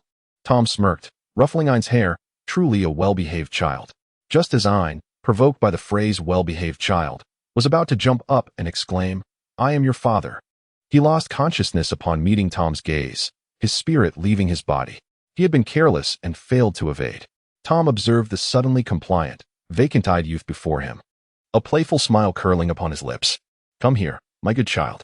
The boy approached Tom slowly, his movements obedient, his eyes dazed. Once before Tom, he dutifully lifted his gaze to the man issuing commands. Tom reached out to caress Ain's face, the texture indeed as smooth and fair as he had imagined. Gently pinching the boy's cheek, a red imprint immediately appeared on his skin, further elevating Tom's mood. Tom gradually leaned down, his seductive lips drawing nearer to Ain. At that moment, Ain retaliated with a punch, landing squarely on Tom's handsome face. Tom's nose was instantly bloodied, yet the crimson liquid did not tarnish his beauty. Rather, it enhanced his allure, imparting an enchanting, breathtaking quality. Tom Marvolo Riddle. Ain bit down hard, enunciating each syllable of Tom's full name. Tom elegantly produced a handkerchief to wipe the blood from his face, regarding Ain with an expression devoid of remorse. "What do you intend to do?" Ain glared, teeth clenched in anger. "Observe your resistance to the soul-stealing curse and the duration of it," Tom boasted unabashedly. "Humph," Ain scoffed. "Your reaction is quite commendable. And your resistance is impressive." Tom raised an eyebrow, continuing, "With time and practice, your proficiency in the soul-stealing curse will surely improve." "As if I would want to keep practicing," Ain shouted vehemently. "I haven't done anything to you, have I?" Tom feigned innocence, shrugging his shoulders in a manner reminiscent of a scoundrel, as if to imply Ain was overthinking the situation. Ain, filled with a surge of indignation, was poised to strike him once more, yet the young Dark Lord effortlessly seized his wrist. "Enough of this mischief," Tom gently chided the youth. "I assure you, I shall not tease you any longer, all right?" The inflection of his voice retained its customary allure, but Ain remained engulfed in a tempest of fury over the near loss of his first kiss. "Wretched Tom, wretched Voldemort, your mind is filled with nothing but detritus." Tom arched an eyebrow slightly. "Detritus? No, the world of Slytherin is defined solely by elegance and desire. Do not dare employ legitimacy against me." Ain's fist clenched tightly. Tom chuckled softly. "Your expression is simply too transparent." Ain pondered. "Indeed, Slytherin can be quite bothersome." Tom extended his index finger and shook it, asserting that it is not Slytherin that is troublesome, but rather that you do not embody the essence of a true Slytherin. Ain employed the cerebral cloaking technique. Tom suddenly chuckled. "All right, I shall cease my teasing." He gently patted Ain's head, soothing the individual on the verge of losing composure. "Did you not say you wished to learn the soul-stealing charm and the mind-reading spell? Shall we proceed?" Tom's ruby eyes sparkled with amusement. "I feel as though you have deceived me," Ain remarked, his gaze vacant and his small face drooping. "Shouldn't I be using you as my target for practicing the soul-stealing charm and the mind-reading spell?" Tom raised an eyebrow slightly. "Well, I fear you will gain nothing." "Not necessarily," Ain retorted, suddenly lifting his wand. "Soul departure." With a casual wave, Tom deflected the spell back at its caster. The boy's own soul-stealing charm rebounded upon him, leaving him momentarily dazed. "I told you, yet you did not believe." Tom's voice grew increasingly indistinct as Ain struggled to remain alert, ultimately regaining his senses after a brief period of disorientation. "Hey, did you see that? I successfully escaped the soul-stealing charm," Ain exclaimed, excitedly tugging at the sleeve of Tom's wizarding robe. The ever-fastidious Dark Lord regarded the hand grasping his sleeve with a raised eyebrow, yet astonishingly chose not to shake it off. "Indeed, so you now realize how poorly you have practiced your soul-stealing charm, to the point that you cannot even control it yourself," Tom openly mocked. "Do you Slytherins not perish without your jests?" Ain glared at Tom, only to elicit another round of laughter from him. "I am quite curious, aside from me, who else has ever mocked you in such a manner?" Tom winked at Ain. "Huh, do not even think of knowing." Before the words had fully escaped his lips, Ain felt a powerful surge of magic invade his mind, leaving him no time to conjure a barrier for his cerebral cloaking technique. Within his mind, Snape's dark hair and eyes, his worries and anxieties, his embrace, his sarcasm, his tenderness, and even the scene in the mirror maze that made one blush all flashed vividly in his thoughts. Ain's expression turned serious as he swiftly erected a mental barrier, repelling Voldemort's dark magic from his being. "Who are you?" Tom's voice dripped with palpable menace. Narrowing his crimson eyes dangerously, Tom elicited an involuntary shiver from Ain.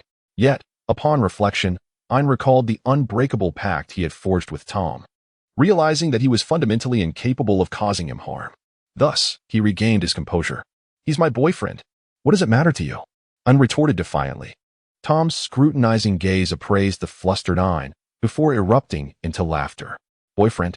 Ain felt an overwhelming sense of trepidation, rendered mute by the very thought of Severus Snape's potential reaction to her words, which might darken his countenance to an almost unbearable degree. Amen. No, that is not right. Merlin's lace-trimmed undergarments. Severus Snape, the esteemed potions master at Hogwarts, a master of both dark arts and potion-making, was also one of my former servants. And he is your boyfriend? Tom advanced a couple of steps closer to Ain, an ominous aura emanating from him, having regained his youthful form. Voldemort extended a hand and seized Ain by the throat. What are you doing? Let go of me. Ain gasped, struggling against Tom's grip, her hands clawing at the constricting fingers around her neck, as her complexion reddened from the lack of blood flow. The unbreakable vow began to exert its influence on Tom's arm, wrapping around it tightly, as if to remind him of their intertwined fates. Tom slightly eased his grip. Although her breathing became less constricted, Ain still found herself unable to dislodge Tom's hand from her throat. What are you doing, Tom Riddle? Ain exclaimed, her cerulean eyes glistening with tears, evoking an intense desire for dominance in those who beheld her. In truth, Tom indulged this impulse, leaving his mark on Ain's delicate neck before retracting his hand with a sense of satisfaction. Is he your boyfriend? Tom teased dangerously, raising the inflection at the end of his sentence. Ain could no longer dare to provoke this inexplicable Dark Lord, hastily shaking his head in clarification. No, it was merely my imagination, Ain murmured, rubbing his neck with apprehension. Then, with a hint of trepidation, he cast a furtive glance at Tom, whose expression was inscrutable. Do you have feelings for him? Tom continued his dangerously probing inquiry. Aiden paused for a moment, observing the expression on Tom's face, and hesitantly shook his head. Tom, uncertain whether to believe him, chose not to press Aiden further. The earlier ferocity seemed to have dissipated entirely, and he reverted to his handsome and graceful demeanor. Shall we continue practicing today, Aiden? Tom inquired, a faint smile gracing his lips as he gently extended his hand towards Aiden, wishing to tousle his hair. Ain instinctively recoiled, causing Tom to grasp at nothing but air. Once the moment of evasion passed, Ain was again gripped by the fear that this formidable figure might suddenly erupt in anger. However, Tom merely paused for a moment before effortlessly retracting his outstretched hand, maintaining a gentle smile as he gazed at Ain. I assured you I would not make things difficult for you. Why do you not trust me? Tom spoke, his tone unusually tender and tinged with exasperation. Ain silently scoffed, believing that it was merely due to your credit collapse. Tom raised an eyebrow slightly. Ain swiftly employed the cerebral sealing technique. Bah, wretched Voldemort. Ain silently lamented within, yet displayed none of it on his face. Instead, he offered a rather agreeable smile and remarked, I truly cannot go on today. I feel utterly drained. Very well. Then you should return and rest well. Tom acquiesced readily. Ain, indifferent to discerning the veracity of Tom's words, immediately took off as if granted a royal pardon, vanishing in an instant. As Ain massaged his neck, he returned to Black Manor, the night having already fallen for some time. To his surprise, he encountered an unexpected individual in the hall. With the school term approaching, it had been over a month since he last parted ways with that impish boy. Recently, Severus Snape had been plagued by an unsettling sense of anxiety, an incessant feeling that the boy was secretly engaged in some clandestine activities unbeknownst to him.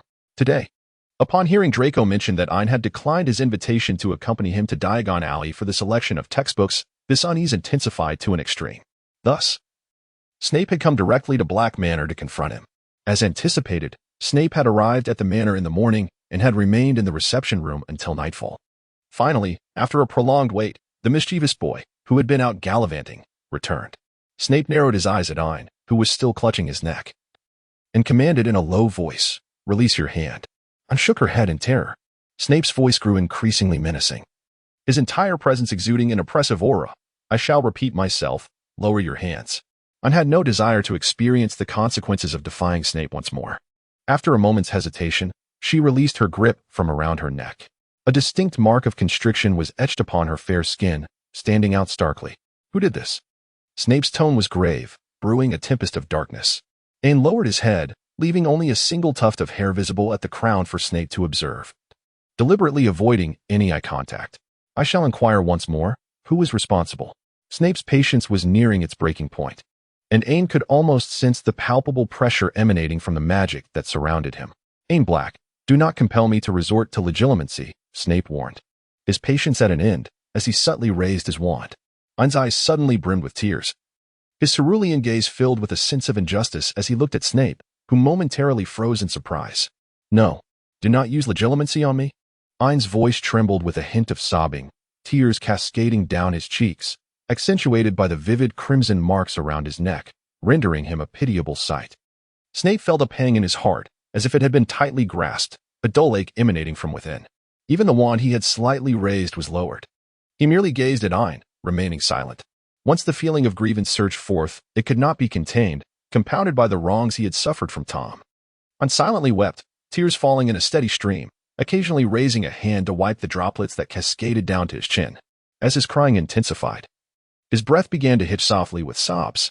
At last, Snape let out a long sigh, stepping forward to envelop the boy in his arms. A gesture he had performed countless times in the cave, though this was the first in the realm of daily life. There's no need for legilimency, do not cry. Snape was not one for offering comfort, his embrace appearing rather stiff. Yet, for Ain, it was the first time he felt an unprecedented sense of security. He unabashedly wiped his tears on Snape's black robes, and Snape, though somewhat rigid, continued to console the boy before him. After an indeterminate period, Ain finally calmed down. His rabbit-like eyes still red and looking at Snape with a heart-wrenching vulnerability.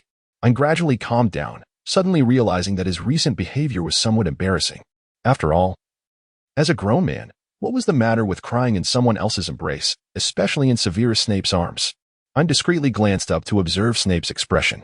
Truly, he was the most formidable double agent in history. Ain could discern no emotion on his face whatsoever. Ain hung his head in frustration. Snape observed the subtle expressions of the youth. Even without utilizing legilimency, the boy's thoughts had already begun to reveal themselves. Amusement flickered within Snape.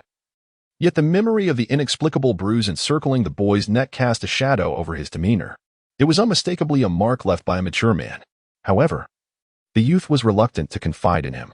A wave of irritation washed over Snape, though his expression remained devoid of any indication of his inner turmoil. If the boy was unwilling to share, then he would refrain from inquiring. After all, there were myriad ways to uncover the truth. Sensing the gradual calmness of the person in his embrace, Snape absent-mindedly stroked Ain's hair. The familiar softness of the strands brushed against his fingertips, reaching deep into his heart. And Snape silently murmured the name of the boy, enveloped in a tender reminiscence. Yet, the boy remained oblivious to it all. Have you had dinner? Snape asked, releasing Ain. His typically cold tone softened for once. Ain, somewhat bashful, fidgeted with his fingers. No. Sonny. Snape called out a name, and a house elf materialized out of thin air. Yes. Mr. Snape, Master, Sonny is here. The house elf blinked its large eyes, gazing at the two. Prepare 2 servings of dinner, Snape commanded. Certainly. Sonny vanished with another flicker. Before long, a sumptuous dinner for 2 was laid out on the table.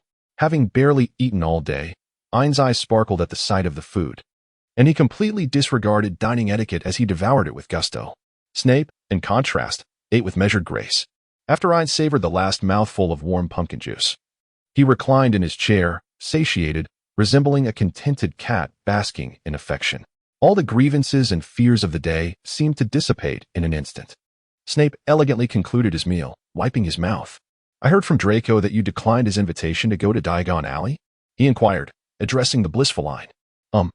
Ain hesitated, initially having refused due to plans to visit Tom at number 12 Grimmauld Place. But now, Ain contemplated the nefarious deeds perpetrated by Tom. I shall accompany Draco on the same day, and there we shall rendezvous in Diagon Alley. As for him, he can consort with Voldemort and amuse himself with the Horcruxes. Ain gently caressed her round and protruding belly, a mischievous thought crossing her mind. On the very day she arrived at Diagon Alley, she suddenly recalled something she had nearly forgotten. The incident unfolded as she spotted Draco, his face twisted in displeasure, outside the leaky cauldron. Hello, Draco. What a coincidence. Ain waved her hand cheerfully. Draco's scowl softened slightly upon noticing her. You won't believe it. Have they gone mad? It's merely a few books. Yet they insist on having that wizard's autograph. Draco exclaimed incredulously. Perhaps I should send one of the house elves to Q tomorrow instead. He added with a disdainful curl of his lip. I really shouldn't have invited you here today. I should have sent someone to assess the situation first. Ain paused for a moment, recalling the original plot that was to unfold at the leaky cauldron. After a brief contemplation, he wholeheartedly endorsed Draco's suggestion. Just as the two were poised to bypass the book-buying segment, they unexpectedly encountered Harry, Ron, and Hermione, who were hastening towards Diagon Alley. Ron greeted Ain with palpable enthusiasm, then awkwardly acknowledged Draco. Ain harbored no ill will and had no intention of being at odds with the child. He responded graciously. However, Draco awkwardly greeted in tandem. Ain privately found the dynamic between the two rather amusing. Meanwhile, Harry, with an air of naturalness, greeted them both before unceremoniously pulling them into the bookstore, leaving them no opportunity to decline. Inside the store, the queue was exceptionally long, and all they could see at the forefront was a flamboyant golden peacock flaunting its exquisite feathers. Additionally, it boasted about how it had dealt with a potential creature lurking in the depths of the water. The exaggerated smile and grand gestures truly redefining for Ain what it meant to display one's plumage. Ain suddenly recalled that she had once remarked that Draco resembled a peacock displaying its splendid plumage.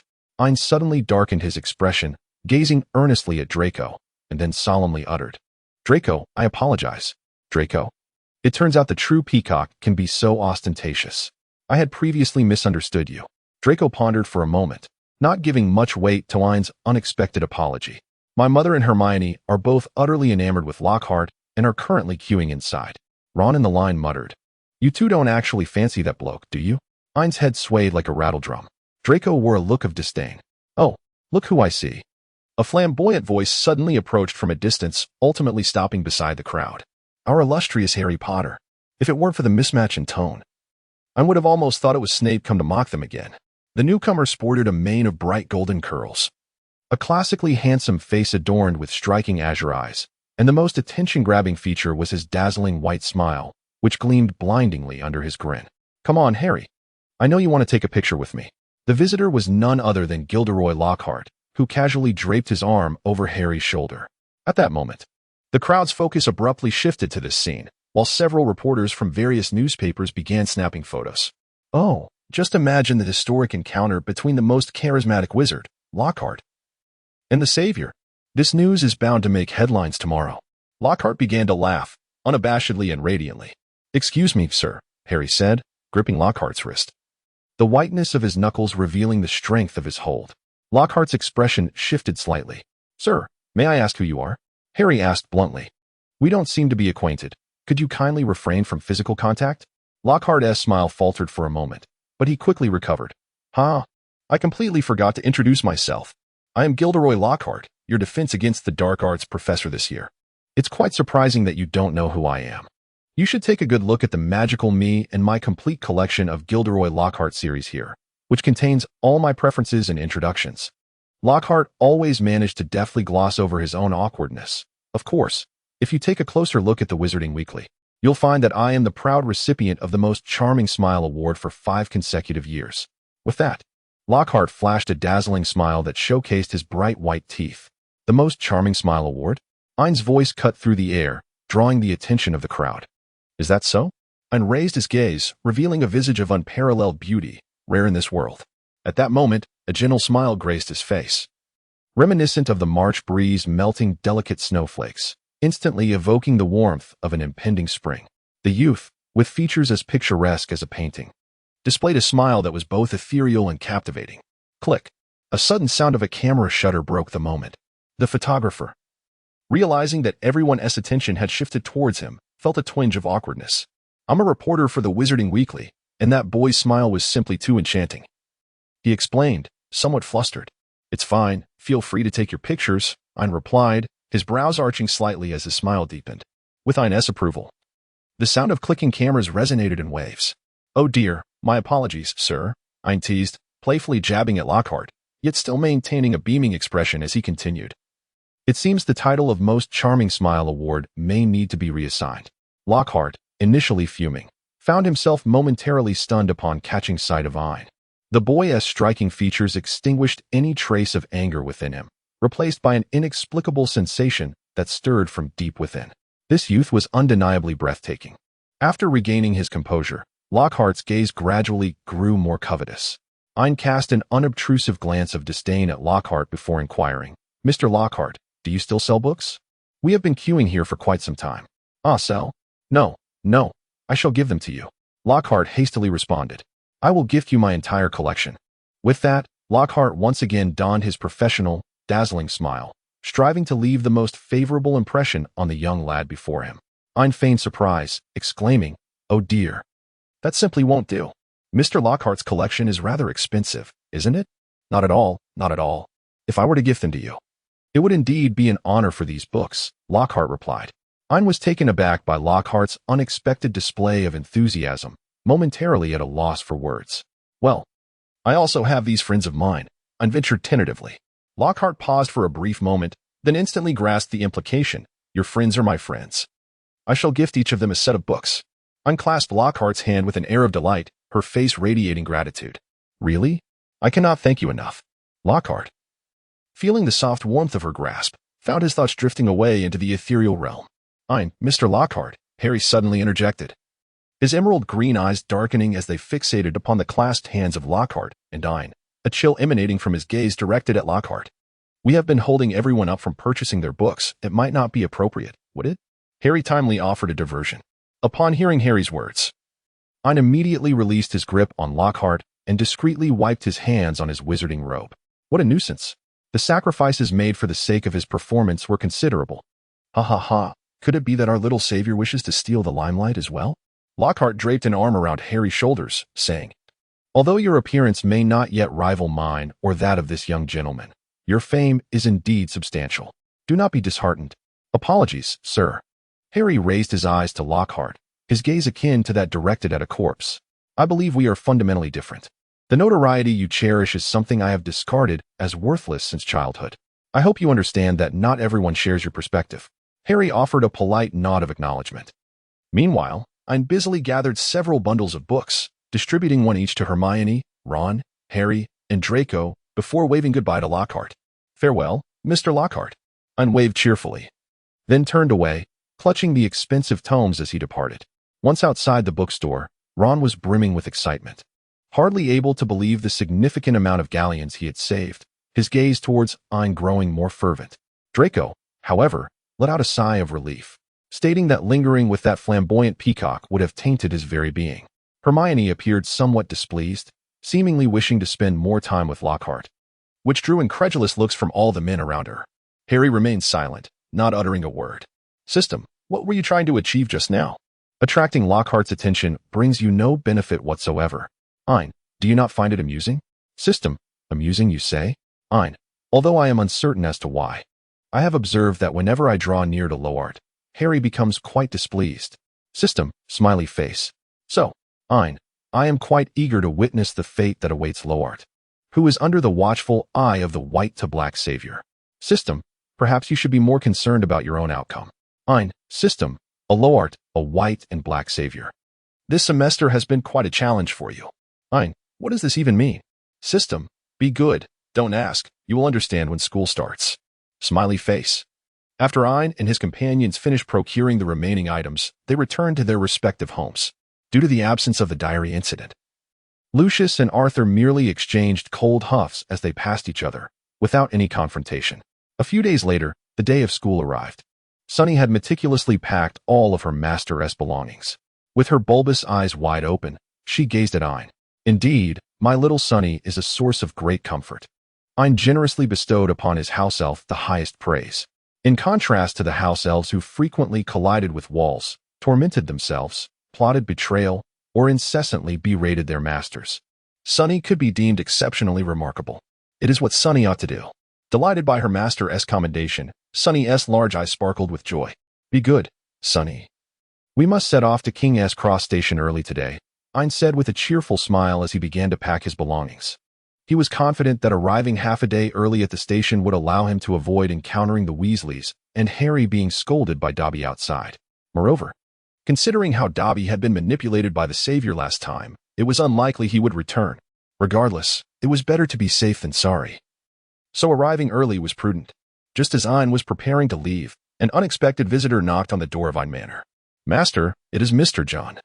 Sunny quickly reported after checking at the door. John Black, whose real name is John Kingsley Black, had used this surname while managing the Muggle enterprises of the Black family. However, this surname alone reveals the significance that the Black family placed upon this taciturn old steward. Ein hesitated as he glanced at the time, considering it was still early. Thus, he resolutely welcomed one of the most prominent entrepreneurs from the Muggle world into the parlor. "Good day, Master," John Kingsley said with a respectful bow towards Ein. Ein promptly gestured for the elder gentleman to take a seat and conjured teacups with a flick of his wand. "There is no need for such formality, Mr. John," Ein replied politely, inclining his head slightly. "As a younger generation, it is I who should be paying my respects to you." The old butler smiled approvingly at the newly appointed heir of the Black family. The previous head of the Black family had always looked down upon Muggle enterprises and had thought it would be difficult to meet the master today. Old John spoke to Ein, his usually stern visage breaking into a rare smile, surprised at how courteous the new head of the Black family was. "You have labored greatly for the Black family. They are fortunate to have you." Ein discreetly glanced at the time, wishing for the meaningless pleasantries to conclude swiftly so they could delve into the matter at hand. However, the seasoned British entrepreneur was not to be rushed. The pleasantries and exchanges continued for an hour or two. Ultimately, Ein, feeling a sense of urgency, took the initiative to inquire, "Might I ask, Mr. John, what brings you to seek my counsel today?" Ein turned his gaze towards Old John. Old John took a gentle sip of tea, cleared his throat, and began, typically, "I would merely report on some of the Muggle industries to the master, but—" Old John hesitated as he glanced at Ein. "Pray, do not hold back." Ein encouraged with a faint smile, sensing that Mr. John had noticed his distinction from the previous head of the Black family. "I have always believed that the Muggle world has developed far more dynamically in recent years than the stagnant magical realm." Upon hearing this, Old John finally breathed a sigh of relief. "As you are aware, the Black family's primary ventures in the Muggle world revolve around pharmaceuticals and toys." After a brief pause, John continued, "The pharmaceutical aspect allows for minor mischief using potions from the magical realm, while the toy industry employs some alchemical tricks. In truth, most wizarding noble families dabble in these two fields. The toy and pharmaceutical markets have also become increasingly saturated." "Please, go on," Ein urged, beginning to grasp the direction of the conversation. "In my view, the Muggle industries should explore a broader range of avenues. Especially with the emergence of new types of enterprises in recent years, these may very well become the new pillars of the Black family's endeavors in the Muggle world." As Old John spoke, the twinkle in his lively eyes hinted at a spark of inspiration. Ein was momentarily touched, as it was evident that Old John was genuinely devoted to managing the Blake family's estate with utmost care. "What enterprises do you believe could be strategically developed?" Ein inquired. As soon as Ein inquired, Old John suddenly adopted a serious demeanor, earnestly analyzing the current state of various industries within the Muggle world. Though Ein felt somewhat bewildered by the information, he ultimately grasped the crux of the discussion. "So, do you believe the Black family should begin to invest in the arms and entertainment industries?" Ein inquired, raising an eyebrow. He was acutely aware of the immense profitability of these sectors, having traversed from the 21st century, yet he was astonished by Old John's keen business acumen. "Indeed, my lord," Old John replied. "If you can acquiesce to this plan, I guarantee that within this year, the net profit of the Black family's enterprises will at least double." "I concur. But with one stipulation," Ein said, a slight smile gracing his lips. Upon hearing Ein's agreement, Old John was overwhelmed with excitement, even regarding the subsequent condition as trivial. "My condition is that for all arms industries the Black family ventures into, I must receive the latest samples for my review." After finally bidding farewell to Old John, Ein glanced at the time. In the next moment, he dashed out the door and apparat to the nearest apparition point to King's Cross Station, where he promptly boarded a prearranged luxury vehicle. "Come on, hurry up. Drive faster," Ein urged the chauffeur from the back seat of the elongated Rolls-Royce. The driver, somewhat exasperated, replied, "As you know, the roads around King's Cross Station are notorious for congestion, and you are nearly 4 hours behind schedule. Then you must expedite our journey." Ein insisted, feeling a sense of urgency. Given their current pace, they had already reached the limits of tolerable speed set by the local traffic authorities, the driver lamented. As he pressed down hard on the accelerator, Ein gazed at the passage of time, gradually succumbing to despair. What could be done? After all, the use of apparition and flying spells was strictly prohibited in the vicinity of King's Cross Station. By the time the special car arrived for Ein, the presence of wizards at King's Cross had nearly vanished. In desperation, Ein counted the platforms: Platform 1, Platform 2, Platform 3, and up to Platform 9. Upon spotting Harry and Ron, who were pushing exaggeratedly large trolleys between Platforms 9 and 10, Ein's despair deepened. "Ah, it's Ein," Ron exclaimed, a hint of excitement in his voice upon seeing the tardy Ain, while Harry merely shrugged at Ain with a resigned smile. Ain felt utterly exhausted, to the point of not wanting to greet the two individuals. "Are we late?" Ain casually inquired.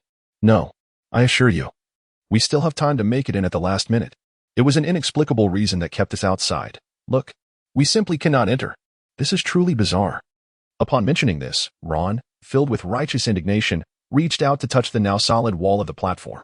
To his surprise, his hand passed right through it. Ron slowly formed a question mark in his mind. Tentatively, he pushed the small card into the platform, only to find that it too passed through effortlessly. Ain gently patted Harry on the shoulder, and noticing the increasing number of muggles gathering nearby, he gestured for him to step into the platform first. The trio traversed the platform, only to find that the Crimson train, which should have been waiting there, had vanished without a trace. All that remained on the platform were a few reluctant parents lingering, unwilling to part with their children. "Oh dear, we are going to miss the start of term feast. Will we be expelled because of this?" Ron lamented, cradling his head in despair. Just as Ain was about to say that he was overthinking, he noticed Harry gazing at him with a pensive expression. Ain, why is he looking at me? It's not as if I caused his tardiness." "System, perhaps he is merely lost in thought." "Ain, what comes to mind?" "System, have you forgotten about the encounter with Dobby the last time you were with him?" Ain, in terror, he wouldn't think that Dobby was sent by me, would he? "System, although the likelihood is slim, given the Savior's current disposition, it is not beyond the realm of possibility that he may suspect you." Ain, who had just contemplated seeking assistance from the professor, decisively silenced himself, aware that uttering more words would only draw suspicion towards him. Yet, how unjust it felt, in fact, to absolve himself of any suspicion. When Ron suggested taking a flying car to Hogwarts, Ain found himself unable to refuse. After all, it would be utterly inappropriate to escort Harry and Ron to number 12 Grimmauld Place to greet the Dark Lord, only to slip into Hogwarts under Dumbledore's very nose via the vanishing cabinet. These days were becoming increasingly precarious. He couldn't help but wonder whether the place Snape had mentioned in Azkaban still awaited him, as Ain resolutely settled into the dilapidated old car. So far removed from the luxurious extended Rolls-Royce he had previously occupied, a deep male voice suddenly resonated in his ears. "What are you doing?" The familiar voice felt like a melody to Ain. He lifted his misty eyes, gazing with great indignation at Snape, who had appeared beside the car. Snape cast a glance at Ain before launching into a tirade directed at the two Gryffindors.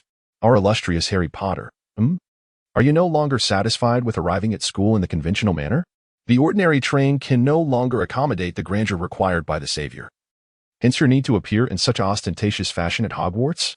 "No, Professor," Harry replied, lowering his gaze. "For reasons currently unknown to us. We were detained outside the station, causing us to miss the Hogwarts Express." "Ah, splendid. I trust that with the intellect befitting a savior, you are still aware of how to utilize an owl. I imagine the headmaster, whose mind is likely teeming with honeyed thoughts, would be more than willing to resolve his golden boy's predicament, wouldn't he?" Snape's words were merciless. Meanwhile, Ain sat quietly in the back seat, striving to diminish his presence. "Hey, Snape, you." Ron, unable to contain his frustration at Snape's demeanor, was about to shout when Harry swiftly covered his mouth. Snape smirked, raising an eyebrow. "Addressing the professor by name? 5 points from Gryffindor. You must be the only Gryffindor in the entire history of Hogwarts to lose points before the school year has even commenced. Truly, you are living up to the notorious reputation of Mr. Weasley." Ain continued to huddle silently, hoping that Snape would overlook his presence. Get down." Snape cast a glance at Ain, his irritation evident as he let out a disgruntled huff and spoke to Ain. Ain swiftly leapt out of the vehicle, followed by Harry and Ron, who tidied up their belongings before descending as well.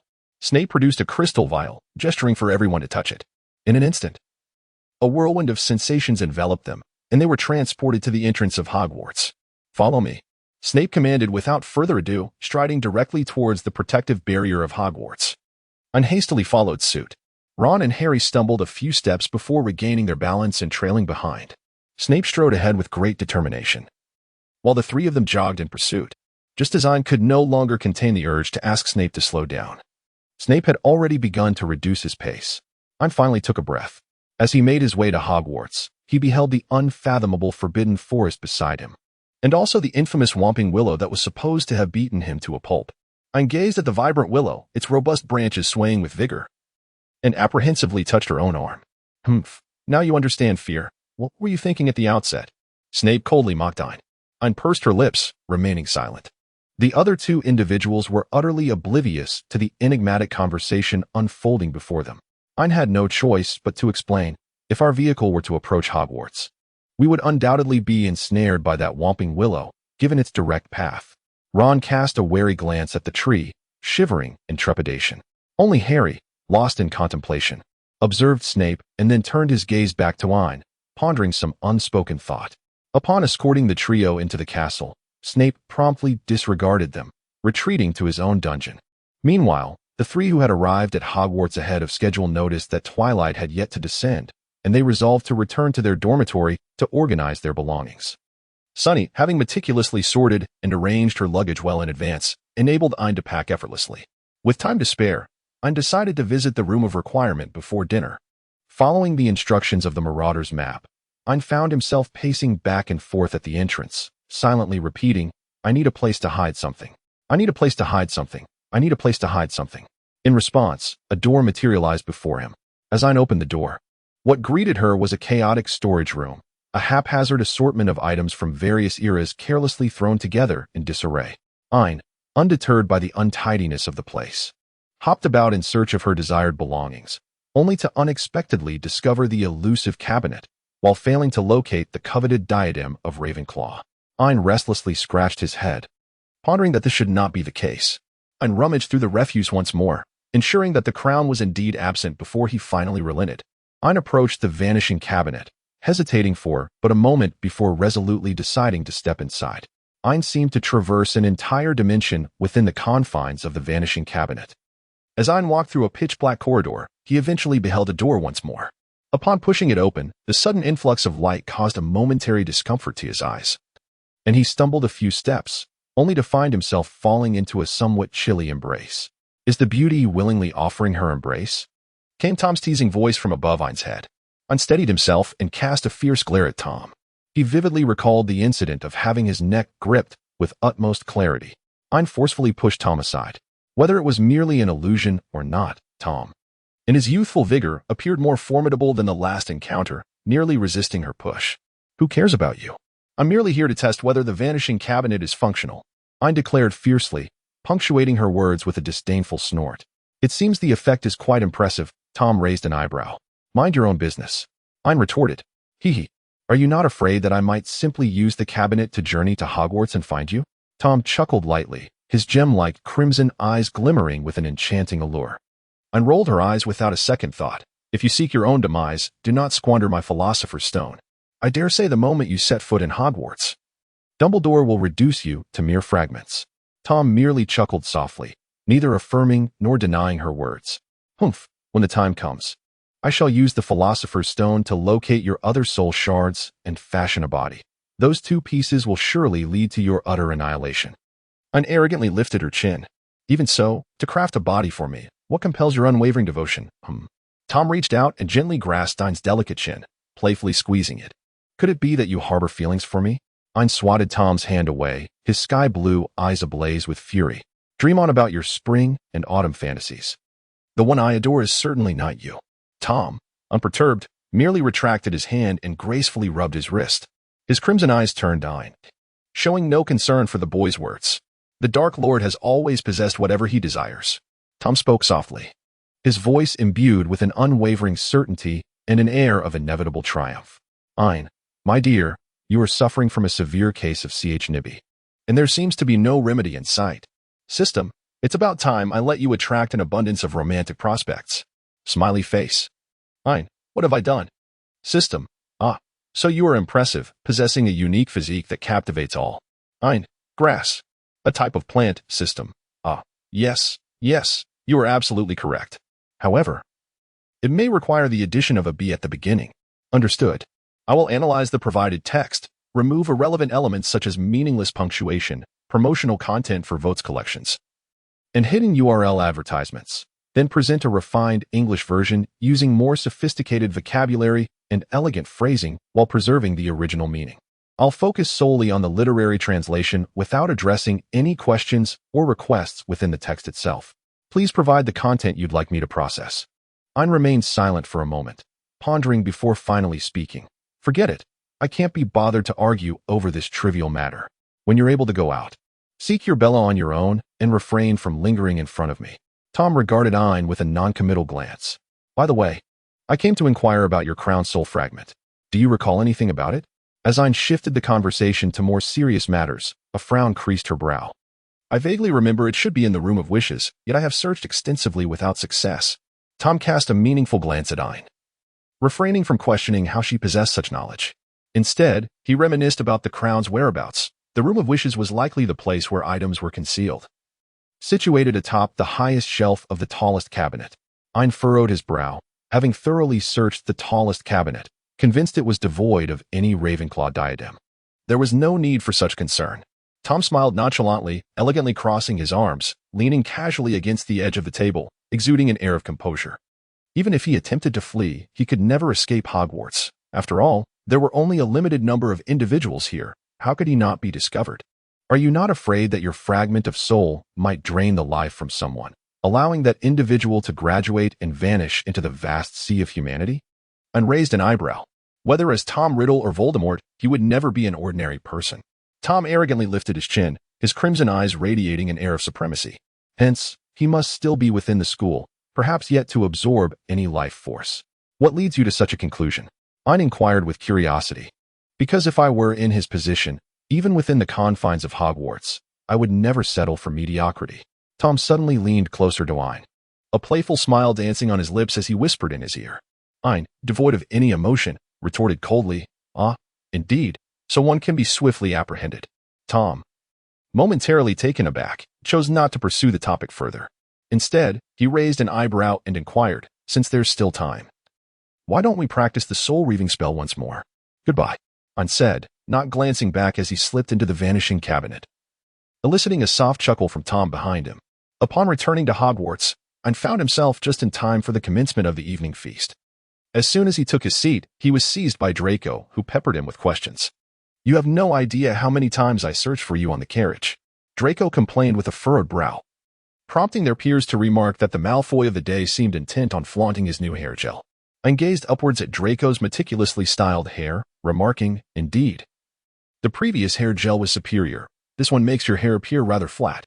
Draco, Ain lifted her gaze towards the professor's table, pondering whether it was merely Severus Snape's misfortune that he found himself seated beside Quirrell during his tenure, and later beside Lockhart.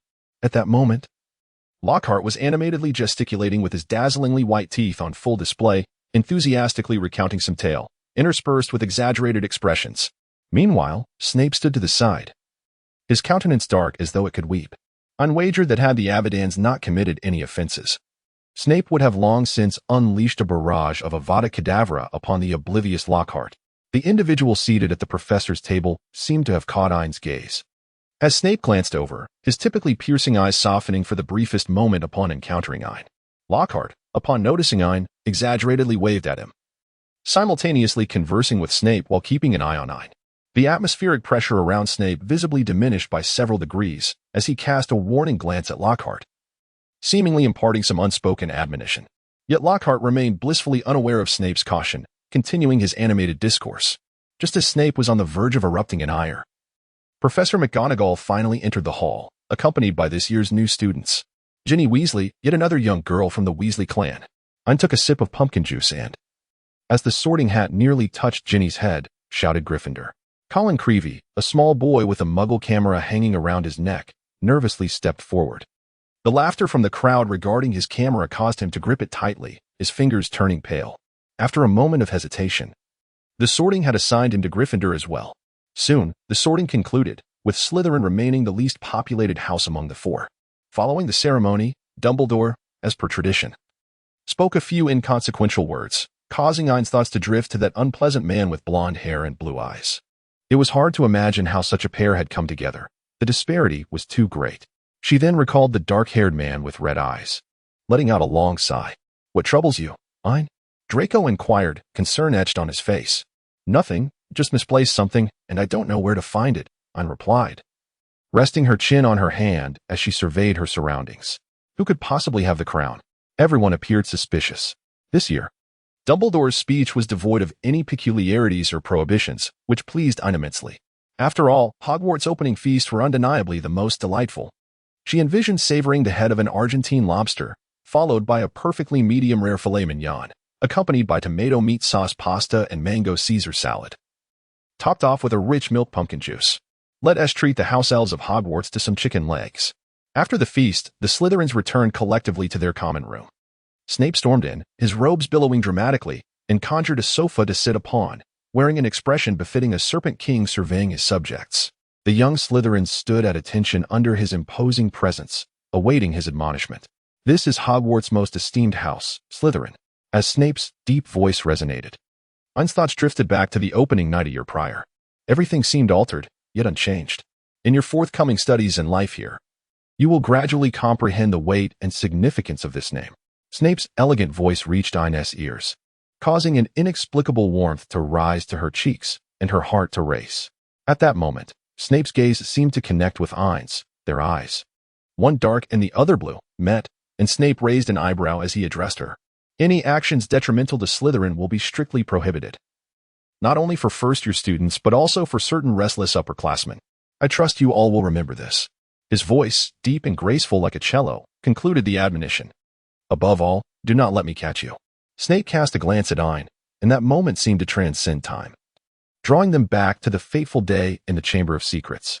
I assure you, all that you fear shall be nipped in the bud. Everything you cherish will be safeguarded intact. Whatever you desire, I shall strive to fulfill to the best of my ability. It is I who willingly submits to you, Professor. Ain, do not let me catch you again. As his thoughts returned to the present, Snape's gaze darkened as he eyed a strikingly prominent youth amidst the crowd. Radiant, like the sun itself, the boy had proclaimed his willingness to submit to him. Absurd, yet it stirred within one an unrealistic hope. Snape recalled the desires he had glimpsed in the mirror of Ariste, the image of that boy, flushed with emotion, cradled in his arms and kissed, his eyes dreamy, the enchanting visage adorned with a rosy hue, evoking an irresistible yearning to possess him wholly, body and soul, inside and out. Snape forced himself to avert his gaze. Yet it was futile. Between them, any relationship was conceivable, except for that one. His life was dedicated to atonement, and he could not drag such a sunlit youth into his own quagmire. With a heart heavy with conflicting emotions, Snape swirled his cloak and departed, leaving Ain deep in thought, watching the retreating figure of Snape. Ain, system, something feels amiss.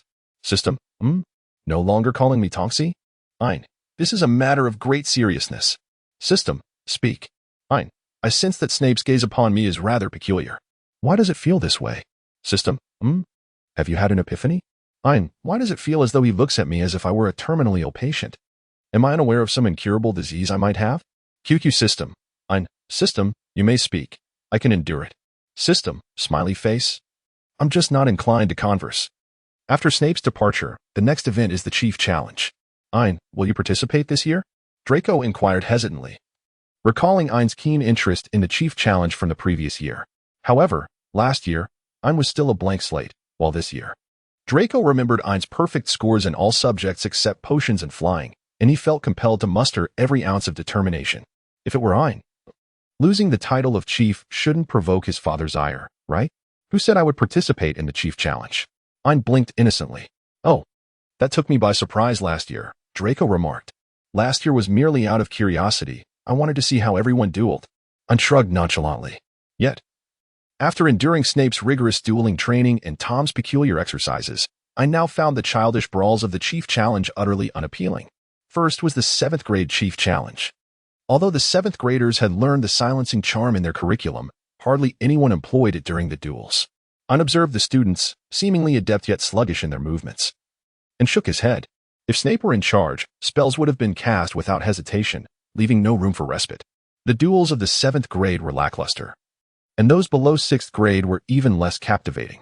Just as Ain stifled a yawn, a gaze filled with intense hatred made him retract his yawn midway. It was Bellatrix Lestrange, now elevated to 5th grade. Soon, it was time for the 5th grade Chief Challenge.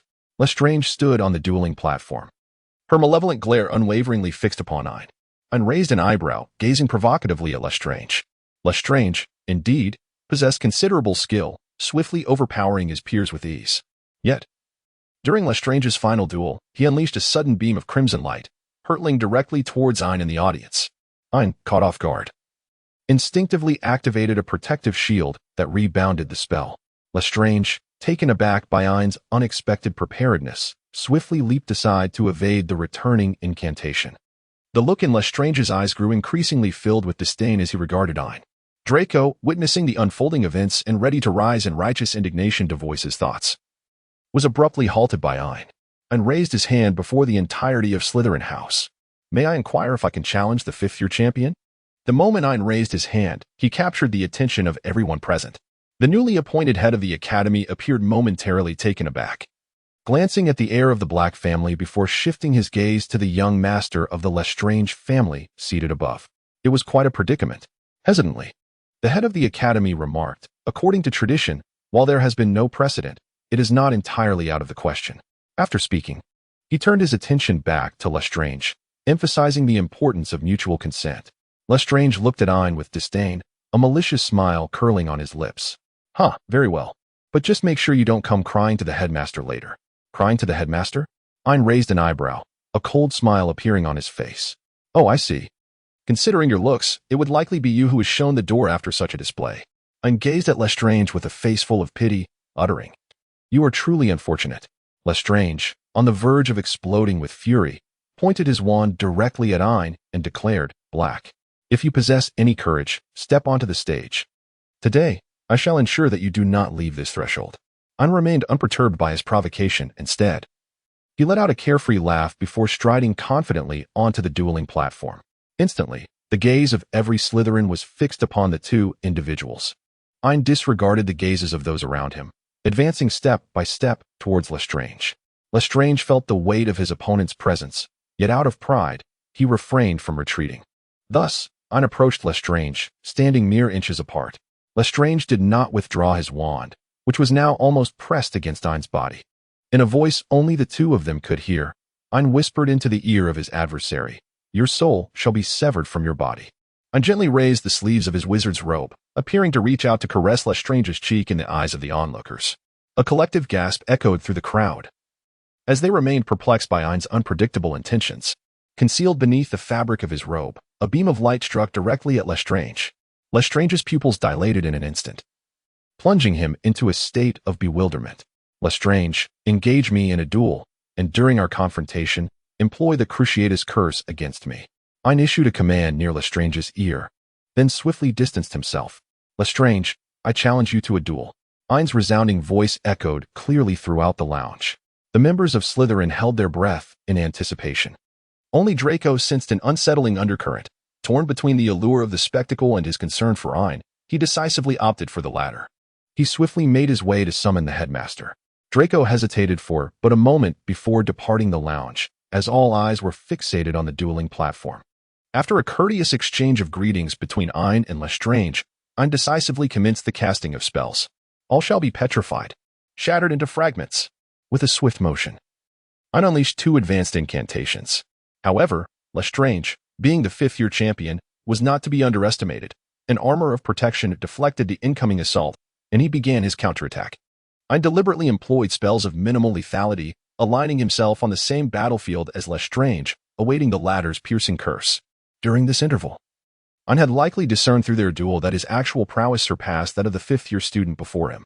The two engaged in a spirited exchange for an extended period, and as onlookers marveled at Ain's ability to hold his own against the fifth-year champion despite being merely a second-year student, Lestrange seemingly experienced a sudden surge of intensity and unleashed that particular spell upon Ain, the piercing curse.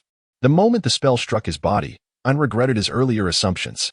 Had he known the depth of Lestrange's animosity towards him, he would have never anticipated such a fierce extent of hatred.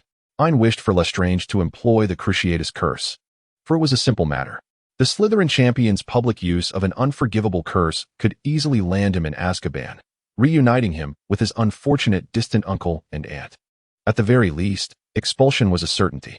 Yet, he did not anticipate the excruciating pain. When Snape pushed open the door to the common room, he was met with the sight of Ain writhing on the floor in agony, while Lestrange, wand in hand, stood perplexed, pointing it at Ain. Without a moment's hesitation, Snape cast a spell that sent Lestrange sprawling aside, and ascended the platform to lift Ain in a princess carry. Ain, on the brink of losing consciousness from the pain, clutched at Snape's clothing upon recognizing him. Professor, it hurts. Ain's voice was barely a whisper, almost inaudible, as he leaned weakly against Snape. Feeling the frailty of the boy in his arms, Snape directed a fierce glare towards Lestrange. However, as the head of the house, he could not unjustly resort to violence against his own student. Snape's expression remained icy, his piercing gaze seemingly capable of tearing Lestrange apart. He had been overly complacent, having assumed that the youth could not possibly be bested by Lestrange, only to find himself faced with an unforeseen mishap. Snape tightened his hold on Ain and, casting a glance at the fallen Lestrange, departed with Ain in his arms. Upon reaching the infirmary, Madame Pomfrey was taken aback at the sight of Ain cradled in Snape's embrace. I told you the Slytherin championship should be cancelled. There are bound to be accidents every few years, she exclaimed, her tone irate yet her actions gentle as she attempted to levitate Ain onto a bed with her wand. Snape, however, declined her assistance, gently placing Ain on the bed himself. Ain, pale but still conscious, gazed up at Snape with his watery blue eyes, which softened Snape's heart. Madame Pomfrey began a series of diagnostic spells on Ain, momentarily enveloping him in a kaleidoscope of colors. The Cruciatus Curse, yet again. Madame Pomfrey looked sorrowfully at the frail boy on the bed, lamenting the burdens he had to bear at such a tender age. Ain revealed a frail smile. Perhaps having endured much, could she possess antibodies? Ain initially intended to dissolve the awkwardness with words, yet was met with the dual glare of Madame Pomfrey and severe Snape. Ain bashfully closed her mouth, resolutely deciding in her heart that she must not allow Snape to uncover the truth behind the Cruciatus Curse. After confirming that Ain had merely fallen victim to the curse, Snape departed for his office to concoct a special calming potion tailored for her. For it was only Snape's unique brews that could alleviate the effects of her peculiar affliction, which rendered most potions ineffective. The lingering after-effects of the curse left Ain in a somewhat dazed state, and as she watched Snape stride away, an inexplicable emptiness settled in her heart. Shaking off the bewildering thoughts swirling in her mind, Ain closed her eyes, intending to rest. Not long after Snape's departure, the door to the infirmary was suddenly flung open, the sound startling Ain from her reverie. Turning her gaze towards the entrance, she was met with the sight of an impeccably white grin. Goodness, I've heard all about you. Dear Ain, Gilderoy Lockhart exclaimed, strutting over to her bedside with exaggerated flair, and uninvited, he plopped himself down beside her, leaning in. His absurdly charming face loomed large before Ain, and was momentarily startled, losing the last remnants of drowsiness. Do not disturb the patient's rest. Lady Pomfrey warned Lockhart from a distance. Lockhart immediately responded with his irresistibly charming smile. Indeed, madam, I am fully aware. I merely came to check on Ain out of deep concern. As anticipated, Lady Pomfrey hesitated and ultimately permitted Lockhart to approach Ain under the influence of his dazzling grin. Ain felt overwhelmed, as the after-effects of the heart-piercing curse seemed to intensify. Ain gently massaged his temples and, with a weary tone, addressed Professor Lockhart. Professor Lockhart, may I have a moment to myself? Lockhart immediately fixed his gaze upon Ain with eyes that resembled the forget-me-not, creating a profound illusion of affection. I am deeply concerned for you, Ain. Lockhart's voice, tender and soothing, felt like a death knell ringing in Ain's ears. I possess numerous spells that can swiftly alleviate your ailment. Ain promptly exclaimed, no need for that, Professor Lockhart. Ain, goodness gracious, this plague has struck me. Do I still have a breath of life left? System, ha ha ha ha. Ain, you still revel in schadenfreude. System, be cautious, he is about to draw his wand. Ain, witnessing Lockhart about to draw his wand, momentarily disregarded the excruciating pain coursing through his body. He swiftly rose from the bed and grasped Lockhart's wrist. Do not worry. Ain, everything will be fine. As Lockhart insisted on taking action, Ain firmly restrained him, and the two became entangled upon the hospital bed. When Snape returned to the infirmary with potions in hand, he was met with this very scene. Ain, disheveled and with reddened eyes, clung to Lockhart in a state of panic, one hand gripping the man's wrist while the other pressed against his thigh. Lockhart, seemingly intent on retrieving something from his own embrace, nearly enveloped Ain within his arms. What are you doing? The deep voice, often described by countless Hogwarts students as the whisper of a demon, now resonated for Ain like a celestial melody. Ain gazed up at Snape as if he were a beacon of hope, his eyes glistening with unshed tears, as though he had endured an immense injustice. Professor Lockhart is attempting to do something to me, Ain accused, pointing an accusing finger at Lockhart. Snape narrowed his obsidian eyes, casting a frigid glance towards Lockhart. He bore a profound recollection of Lockhart from a past life, a complete fool who reveled in flaunting his mediocre magical prowess on various occasions. Perhaps his only true talent lay in the art of oblivion. Snape's lips curled into a disdainful smirk. I beg your pardon, but I believe I am the potions master of this institution. With that, Snape approached Ain, potion bottle in hand. Observing the entwined arms of the two, with an ominous brewing storm reflected in his dark gaze, Ain instinctively sensed a hint of danger and quickly released his grip. Upon seeing Snape's arrival, Lockhart realized that there was little he could do and, with disappointment, stood up from Ain's bedside. Ain, I suppose I must wait a while before visiting you again, Lockhart lamented. Although I am aware that you will miss me dearly. We cannot be together every single day after all. Ain was suddenly engulfed by a chilling sensation. The atmospheric pressure surrounding Snape had plummeted to a point where a vortex could form. Yet, this valiant figure continued to speak. However, Ain, rest assured. Although many are fond of me, you are truly unique in my eyes, Lockhart said, playfully winking at Ain. To be honest, had I not been acutely aware of Lockhart's fundamentally vacuous nature, this scene of the handsome gentleman winking and smiling would have been quite pleasing to behold. Nonetheless, it is Lockhart we are speaking of. Ain turned her head away, unwilling to witness the scene that was too painful to behold. Lane's turn of the head seemed to be misinterpreted by Lockhart as shyness. The man chuckled softly, saying, Do not be shy, little Lane. We shall meet again. I will be waiting for you in the defense against the dark arts class. Ain, what am I waiting for? Should I first open his skull? System, you were not like this before. Ain, oh? What bones have I been uncovering previously? System, the rebellious bones. Ain, bah. System, what did I say? Snape observed the interaction between Ain and Lockhart throughout, and only after Lockhart departed did he hand the potion to Ain. Consume it all, not a drop shall remain. Snape's indifferent voice seemed to carry a hint of suppressed anger. Ain, feeling a tinge of displeasure after the incident with Lockhart, cast a glance at Snape, whose indifference ignited a spark of frustration within her. Humph. With a disdainful snort, Ain turned her head defiantly, refusing to take the potion. I'm black. Snape's eyes narrowed dangerously. Do not compel me to resort to force. Go ahead, do it. Ain retorted, defiantly lifting her chin, her cerulean eyes resolutely fixed on Snape. Snape, recalling Ain's earlier interaction with Lockhart, let out a cold sneer. What? Do you require me to summon Lockhart back to feed you the potion, so that you might deign to part your noble lips and consume this elixir? Snape's words struck a nerve within Ain, igniting her discontent from the Cruciatus curse to her vexation with Lockhart, all flaring to life in an instant. Without a moment's hesitation, Ain, with reddened eyes, reached out and swatted the potion from Snape's hand. The sound of the glass bottle shattering instantly plunged both individuals into silence.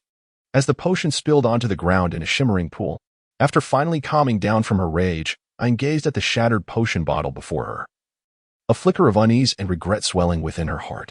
After all, it was a potion specially crafted by Snape for her, designed to alleviate the lingering effects of the Cruciatus curse.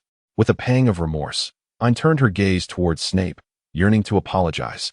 Yet the words remained lodged in her throat. However, upon witnessing Snape's expression, she was momentarily taken aback. What kind of expression was it? Ain found herself at a loss for words. From that instant, it felt as though her heart had been tightly gripped and mercilessly tormented by an unseen force. A sensation 1,000 times more unbearable than the Cruciatus itself.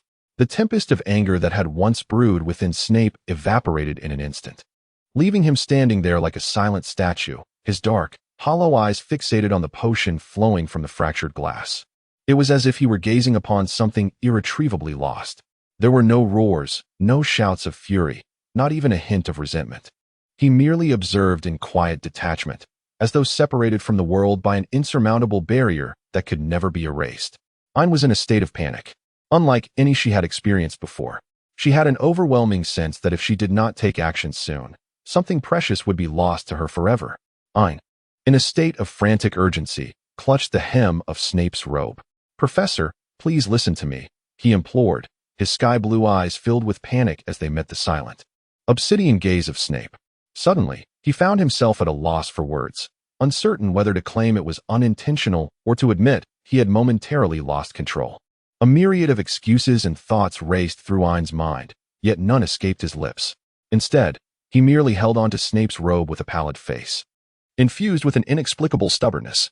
As the moments ticked away in silence, Ain clung desperately to the fabric while Snape regarded him with an icy stare. Time stretching into the unknown. Ultimately, it was Snape who broke the silence with a resigned sigh. Let go. Ain tightened her grip, defiantly glaring at Snape with reddened eyes. Unwilling to apologize or to relinquish her hold, an awkward silence enveloped them, and after a moment, Snape reached out, grasping Ain's wrist firmly. "Release it," he commanded. Applying slight pressure to detach her hand, yet to his surprise, Ain, her eyes brimming with tears, was unable to contain her emotions any longer.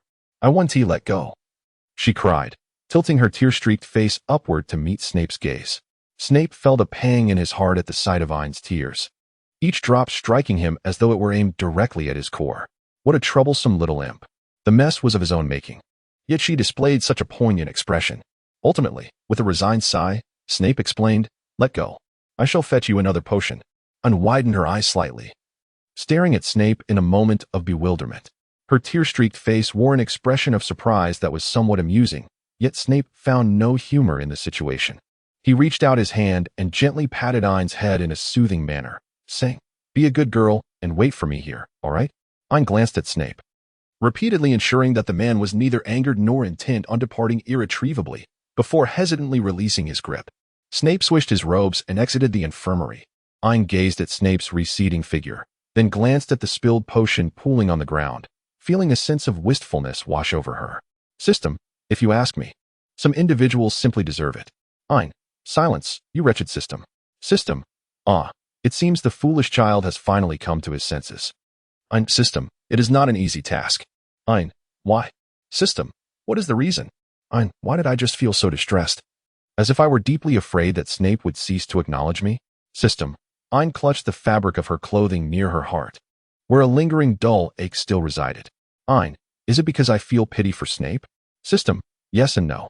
"Ain, what is that?" "System, you will understand in due time."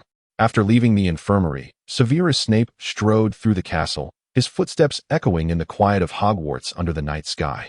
When did he undergo such a transformation? At the moment that boy discarded the potion, according to his nature, he should have simply ignored him. No. Even in accordance with his previous disposition, the Cruciatus curse would have elicited no concern for that boy, not even the slightest. As Snape walked, he found himself reminiscing about those cerulean eyes, a certain part of his heart softening unexpectedly. He recalled the youth he had seen in the mirror maze. The corners of his eyes tinged with a hint of crimson, gazing at him with an alluring dependence. Snape closed his eyes briefly, letting out a long sigh in the darkness.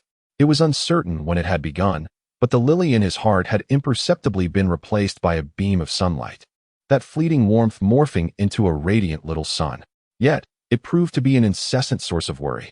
The boy named Ain, arrogant, capricious, and cunningly Slytherin, rendered his actions unpredictable, perhaps even possessing knowledge unknown to others. He was undeniably perilous, yet so dazzling that one could not divert their gaze. Snape's thoughts drifted back to the boy's tear-streaked face, clutching at his robes as if fearing the loss of something dear, weeping with a heart-wrenching sorrow that stirred empathy within him. Truly, he was ensnared by this impish youth. However, that was not permissible. Setting aside the notion that his life was meant for atonement, he considered the path he was destined to tread, one precariously balanced between light and darkness, a path devoid of a future. The boy deserved better. He was worthy of a brighter destiny. And that person could never be Snape. Absolutely not. His dark eyes gradually became hollow, like an unfathomable black lake in the stillness of the night, stirring not a ripple or wave. Upon returning to his office, he felt a momentary disorientation in the place where he had shared so many experiences with Ain. Yet he quickly composed himself, gathered his spare potions, and made his way back to the infirmary. In the infirmary, Ain awaited Snape with a subtle, clandestine excitement, accompanied by a dose of disdain and mockery from the system. However, when Snape reappeared in the infirmary, Ain keenly sensed an unusual atmosphere. Snape exhibited neither anger nor any negative emotions. He simply handed a potion to Ain in silence. Ain took the potion and drank it in one gulp, then turned to Snape. Snape's dark, inscrutable eyes merely cast a fleeting glance in his direction as he remarked, "Make sure to rest well." With that, Snape prepared to depart. "Wait," Ain instinctively called out to Snape. Snape halted, casting a questioning look back at Ain. Ain opened his mouth, intending to articulate something, yet found himself at a loss for words. There was something amiss with Snape, profoundly amiss. Ain could sense that within this brief moment, something had shifted. Ain tentatively reached out once more, grasping Snape's robes, but all it elicited was a fleeting glance from Snape. "What troubles you?" Ain inquired with a hint of caution. "Why do you pose such a question?" Snape's hollow black eye seemed devoid of any emotion, instead returning the inquiry to Ain. Ain's eyes brimmed with tears, reflecting her anxiety. You weren't like this just moments ago. What has happened to you? Snape remained silent, and once again, they were engulfed in a protracted silence. Just as Ain was about to speak, Snape slowly began. Ain, I'm not a good person. His deep voice resonated, instilling a sudden sense of panic within Ain. Who says you are not a good person? You most certainly are, she retorted instinctively. Snape lowered his gaze to the young boy, gently reaching out to caress his face. Experiencing Snape's tenderness for the first time, Ain was momentarily taken aback. Yet, Snape merely brushed the corner of Ain's reddened eyes before withdrawing his hand and uttering, You know. Ain stubbornly declared, What if I am not a good person? I am not a good person. None of us are good people. We are all the same. Snape remained silent, regarding Ain as one would a petulant child. You know what I mean, he murmured, letting out a soft sigh as he gently pulled the robe from Ain's grasp. Ain, you possess a promising future. As for me, I do not. The unspoken words of Snape's latter statement were shrouded in the cloak of night. Ain was utterly bewildered. He instinctively reached out, longing to grasp something, only to realize for the first time how profoundly distant Snape seemed. The man, once so close, now felt as if he were separated by eons. As if an entire cosmos lay between them. Snape's dark eyes appeared to harbor the vastness of the universe, imbued with ancient depth and an insatiable loneliness. Professor, what is wrong? You weren't like this just moments ago. Ain's voice began to tremble with emotion. Severus, what has shaken you so? Was I wrong? I will admit it. I shouldn't have mishandled the potion, nor should I have lost my temper with you. I promise I will change. I shall never act this way again. Please. Don't be like this. In an instant, Snape's heart softened. When he noticed the boy's cerulean eyes misting with unshed tears, he understood that he had faltered once more. He returned to Ain's side, settled on the edge of his bed, and gently enveloped the youth in his embrace, patting his back soothingly. It is not your fault. It is my issue. Snape's deep voice carried a hint of restraint. But please, don't treat me this way. Ain sobbed, burying himself in Snape's arms. Do you not know how much I care for you? Snape's body stiffened abruptly. The boy's unexpected confession detonated within him like a fleeting firework, only to be followed by an even deeper darkness. The motion of his hand, which had been caressing Ain's back, froze. It was only when Ain sensed the shift that he belatedly realized the weight of his words, his face flushing a deep crimson. What I meant to say is, I admire you greatly, Professor. Ain stammered, attempting to amend his proclamation. Yet, witnessing Snape's growing silence, he cast aside any notion of pride and hastily added, So, I truly like you. After his confession, Ain felt akin to a lamb awaiting judgment, his azure eyes darting nervously, unwilling to meet Snape's gaze. Snape remained enveloped in a lengthy silence, and after what felt like an eternity, he finally spoke. Do you understand what you are saying? Ain swiftly raised 3 fingers, declaring, I swear that at this very moment, I am not under the influence of any enchantment or potion. I am sincerely expressing my feelings for you from the depths of my heart. Snape fell into a prolonged silence, and as the moment stretched on, Ain began to feel a sense of unease. Professor Severus, please say something, Ain implored, gazing anxiously at Snape. After an extended pause, Snape finally responded, It is impossible. Why? Do you not harbor feelings for me? I cannot believe it. Ain's eyes widened in disbelief. You have protected me, cared for me, and we have endured so much together. Why can we not be together? Snape's dark eyes met Ain's with a calm intensity. Why? Do you truly not understand? Ain defiantly questioned. What should I clearly understand? Snape, struggling to suppress the pangs of sorrow and pain within, coldly replied, Because I harbor affections for another. She is my sunshine, my ideal. And I shall spend my life atoning for my past transgressions on her behalf. Your lily has withered. Ain exclaimed in fury. Are you truly willing to forfeit the potential future between us for someone who is no longer alive? Snape attempted to persuade Ain. Ain, you have better choices. Ain, I must confess, I am fond of you. I care not whether you hold on to some distant ideal or whether you choose to become a double agent. My feelings remain unchanged. I admit it, I like you, and I wish to be with you. Ain's cerulean eyes blazed with intensity. Snape was not surprised by Ain's profound understanding. Instead, he was taken aback by the boy's unwavering dedication to him. From the youth's demeanor and actions, Snape could sense a flicker of attachment, believing he could maintain a boundary between them. Yet, he had not anticipated being ensnared in the depths of the boy's affection. Everything he had just articulated was merely an attempt to dissuade Ain from his aspirations. After all, a future between them seemed implausible. He would never allow his tainted self to tarnish a brilliant sun. The The youth was still so young, with a radiant future ahead. He should not be entwined with one who had already been granted a second chance, yet remained unchanged. Ain gazed defiantly at Snape, embodying an unwavering determination to achieve her goals. Snape turned to Ain, his eyes softening with an unusual tenderness. Ain, look into my eyes. Ain gazed into Snape's dark eyes, which resembled a dreamscape, and for the first time, she felt an overwhelming and profound affection emanating from those depths, leaving her momentarily dazed. Was this truly what it felt like to be loved by Snape? Snape gently leaned down, whispering into Ain's ear, reminiscent of lovers sharing tender secrets. Forget your feelings for me, Snape murmured softly. Let all be forgotten. Under the influence of Snape's specially concocted potion, Ain recovered swiftly.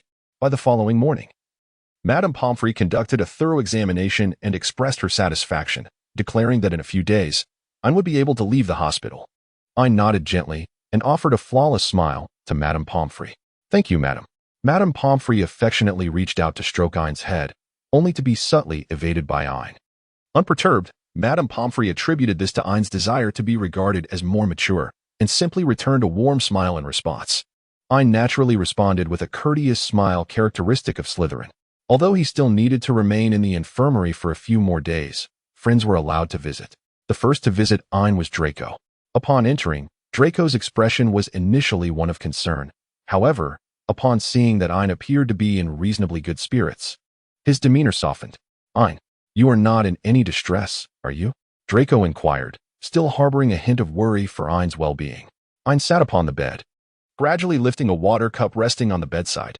Her azure eyes seemed to pierce through Draco's very soul, eliciting a chill within him. Yet, as Draco turned his gaze back to Ain, she resumed her gentle smile, rendering her earlier expression merely an illusion. What could possibly trouble me, Draco? Ain inquired softly after taking a delicate sip from her cup. It is but a mere cruciatus curse.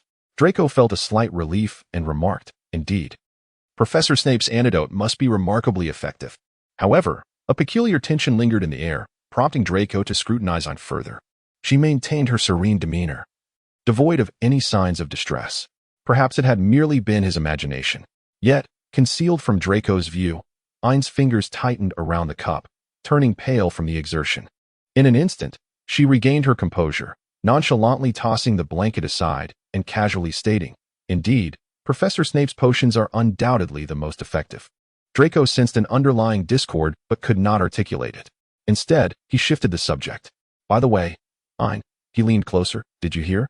Just yesterday, Lestrange, who used the unforgivable curse on you, was summoned by the ministry that very evening. Oh? Ain's lips curled into a faint smile, though her eyes remained devoid of warmth. How unfortunate indeed. Draco felt a shiver from Ain's smile, yet upon closer inspection, he dismissed it as overthinking and pressed on. Yes, Lestrange is certainly in trouble. Even if he avoids Azkaban, his expulsion from Hogwarts seems inevitable. Humph, he deserves it. Draco's indignation flared as he recounted the incident. How dare he use the unforgivable curse against you, Ain? Ain casually remarked. Isn't it rather advantageous to exchange a heart-wrenching curse for the disappearance of a troublesome foe? Draco regarded Ain with a hint of unfamiliarity, replying, well, it cannot be articulated in such a manner. Ain, I must say, you seem rather peculiar today. Ain tilted his head slightly, gazing at Draco with a look of confusion. What is strange? Draco pondered silently. Everything is strange. However, in the presence of Ain, he felt an inexplicable urge to remain silent. There was an unsettling sense that beneath Ain's gentle smile lay something that could not be unearthed, a perilous secret. Noticing Draco's silence, Ain turned to comfort him, saying, it's all right. Perhaps you simply didn't sleep well last night. Draco appeared somewhat dazed, replying, maybe that's it. After all, I am Ain. What could possibly be strange? Even as Draco departed from the infirmary, a lingering sense of disquiet clung to him. After his departure, the system could not contain itself and spoke within Ain's mind. Hey, are you all right? Ain, System, yesterday. The system was uncertain whether the complete oblivion had any effect on Ain. Logically, it should have taken effect. But it would cause the protagonist to forget their feelings for Snape. Therefore, I cannot interfere in principle, but the host's current state. Ain, did anything happen yesterday? The system did not anticipate that Ain would pose a question in return, leaving it momentarily at a loss for words. Ain, yesterday, did I not simply consume the potion bestowed upon me by Professor Snape and then succumb to slumber? Or is there something that transpired unbeknownst to me? System, the The system fell silent, and Ain appeared to lack the inclination to delve further into the matter, letting the topic rest. The second visitor to see Ain was Harry. Noticing Ain's absence during breakfast, Harry inquired with Draco about the situation and hurried to check on Ain. Ain, I have heard about yesterday's events. Are you feeling all right? Harry gently placed a box of sweets on Ain's bedside. Ain's gaze was drawn to the top layer of chocolates in the candy box. Her sky-blue eyes seemed to recall something, deepening with contemplation. Ain bestowed a gentle smile upon Harry, expressing her gratitude. Thank you, Harry. It is rare for you to know my fondness for chocolate. Harry's cheeks tinged with a slight blush. Well, it was merely a guess. In truth, it was easy to deduce Ain's preferences from her frequent visits to the dining hall. Chocolate has the power to elevate one's spirits, does it not? Ain unwrapped a piece of chocolate and placed it in her mouth. The sweet, melting sensation brought her immense comfort, causing her to close her eyes in delight. Reminiscent of a contented feline. I'm glad you like it. Harry's emerald eyes sparkled as they gazed at Ain, yet she did not respond as she usually would. Ain feigned weariness and stifled a yawn. Ain, are you feeling tired? Then I shall refrain from disturbing you. Harry perceptively suggested his intention to take his leave. I apologize. Perhaps I have yet to fully recuperate, and my energy is somewhat lacking, Ain replied, her sky-blue eyes betraying a hint of superficial regret. Thus, Harry departed from the infirmary. As he walked alone down the corridor, his dark eyes were filled with turmoil and tempest. Ain has transformed, even in his most elaborate disguise. Harry could perceive the truth within Ain. Beneath those once gentle eyes lay a chilling absence of warmth. What could have transpired? It is uncertain whether to deem Ain fortunate or unfortunate. On the very day of his discharge from the hospital, he fortuitously found himself attending Lockhart's defense against the dark arts class. Upon his return to the Great Hall, Ain was met with the subtle scrutiny of the entire Slytherin house. After all, despite the final duel concluding with Lestrange's use of the Cruciatus Curse, the fact that the second-year student had held his own against a fifth-year champion had sparked considerable discussion within Slytherin. The house has always held a deep admiration for the strong. Ain walked steadily, disregarding the curious gazes of those around, and took a seat beside Draco, indulging in her breakfast. Draco, clearly exhilarated to see his roommate after several days, chattered incessantly about the events that had transpired in his absence. Ain, you simply won't believe it. Even the girls from Slytherin have begun to be captivated by that flamboyant peacock. As he spoke, Draco cast a discontented glance towards Professor Lockhart, who was boasting animatedly at the head table, utterly perplexed by what allure such a character could possibly possess. Ain paused momentarily while slicing a croissant, but soon regained her elegance, deftly spearing a piece with her fork and bringing it to her lips to savor. It was somewhat peculiar to observe Draco labeling others as flamboyant peacocks. Ain pondered silently, his expression betraying no emotion. Ain, won't you say something? Draco remarked, a hint of dissatisfaction evident in his response to Ain's lack of reaction. After swallowing the bread in her mouth, Ain elegantly wiped her lips before inquiring. What would you like me to say? Draco, somewhat incredulous, replied, You used to join me in mocking Lockhart. Is that so? Ain responded noncommittally. Ain leisurely sipped a glass of freshly squeezed apple juice, the slightly tangy flavor causing him to instinctively furrow his brow. However, he soon relaxed his knitted brow and finished the juice sip by sip. Draco was even more incredulous. You used to loathe apple juice. Perhaps it was time to occasionally embrace a change of taste. After finishing the apple juice, Ain lifted his cerulean eyes toward the professor's table. His gaze fell squarely upon the flamboyant peacock that Draco had been disparaging, who was now prattling on. Lockhart seemed to have been keeping an eye on Ain out of the corner of his eye, and upon noticing Ain's gaze directed at him, he immediately flashed a broad grin revealing his pearly whites.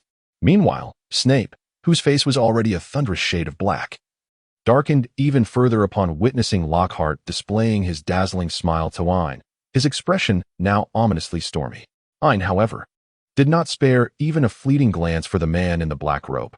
In response to Lockhart's ostentatious display, Ain merely offered a cordial smile to their professor of dark arts.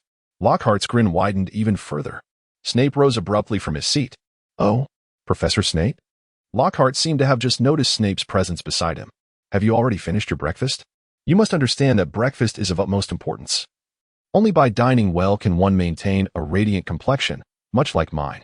He continued, Professor Snape, I dare say you do not indulge in skincare routines, as it is evident that your complexion leaves much to be desired.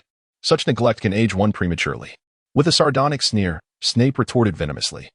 I believe my skin's condition is of no concern to you, Lockhart. If you possess the energy and time, perhaps you should devote more of it to enriching your vacuous mind with knowledge, lest its emptiness become glaringly apparent. With that, Snape swept out of the hall, his robes billowing behind him. Throughout this exchange, Ain did not cast even a single glance at Snape. Draco, having realized this, was so astonished that he could no longer stomach his breakfast. He turned to Ain in disbelief and inquired, "Have you had a quarrel with Professor Snape?" Ain raised an eyebrow and looked at Draco, saying, "How could that be? Professor Snape is indeed a most trustworthy elder." Draco hesitated, regarding Ain with a sense of unease, as if something was amiss. "You have spoken of Professor Snape differently in the past. Perhaps I was simply too naive back then," Ain replied casually, abruptly ending the conversation. In the defense against the dark arts class, Lockhart made his entrance, showcasing his dazzling white teeth. "Oh, my dear students, before we commence the lesson, we shall first engage in a brief quiz." Lockhart grinned, winking reassuringly. "Fear not. Those who have diligently studied my book will find the answers come easily." As the test papers were distributed, they were adorned with various topics such as Lockhart's favorite colors, his greatest wishes, and his most significant achievements. Upon glancing at the examination paper, Draco's expression shifted dramatically. "What on earth is this nonsense?" he muttered quietly to Ain. Ain's expression remained utterly unchanged as she picked up her pen and began to answer the questions. "Hey, Ain, you can't possibly know the answers to these ridiculous questions.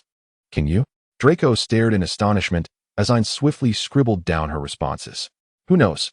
Ain replied nonchalantly. The responses from Ain are as follows. Lockhart's favorite color. What does love cherish? Lockhart's greatest wish. What concern is it of mine? Lockhart's most significant achievement. It is a privilege to serve as my defense against the dark arts professor. The gift Lockhart most desires. I am unaware. Yet I believe that receiving my answers should be regarded as your honor. Ain's answers filled 3 large sheets of paper. After collecting the papers, Lockhart first beamed at each student's work, then expressed his delight and lavishly praised Hermione Granger for her flawless responses. However, his smile faltered when he laid eyes on Ain's exam. Lockhart's expression unmistakably tightened. "Oh, this young Ain," he said, raising the paper in his hand. A hint of exasperation gracing his features. "These are indeed rather rebellious answers." "Oh, is that so?" Ain replied nonchalantly, "I believe what I wrote are mere facts."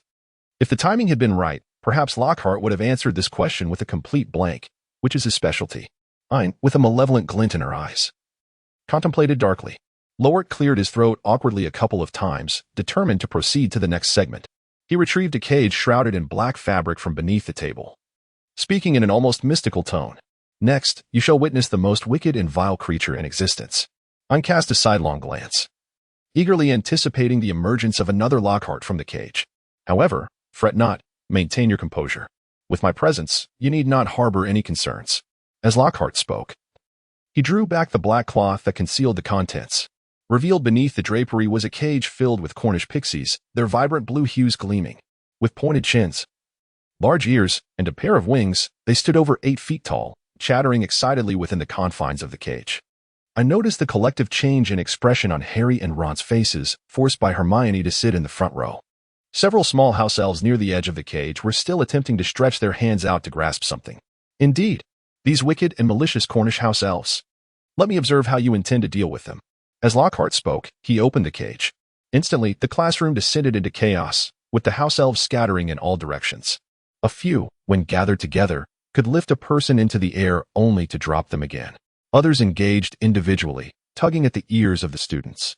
Harry, Hermione, and Ron, sitting in the front row, bore the brunt of the elves' collective assault, struggling to wield their wands in an attempt to subdue the chaotic creatures.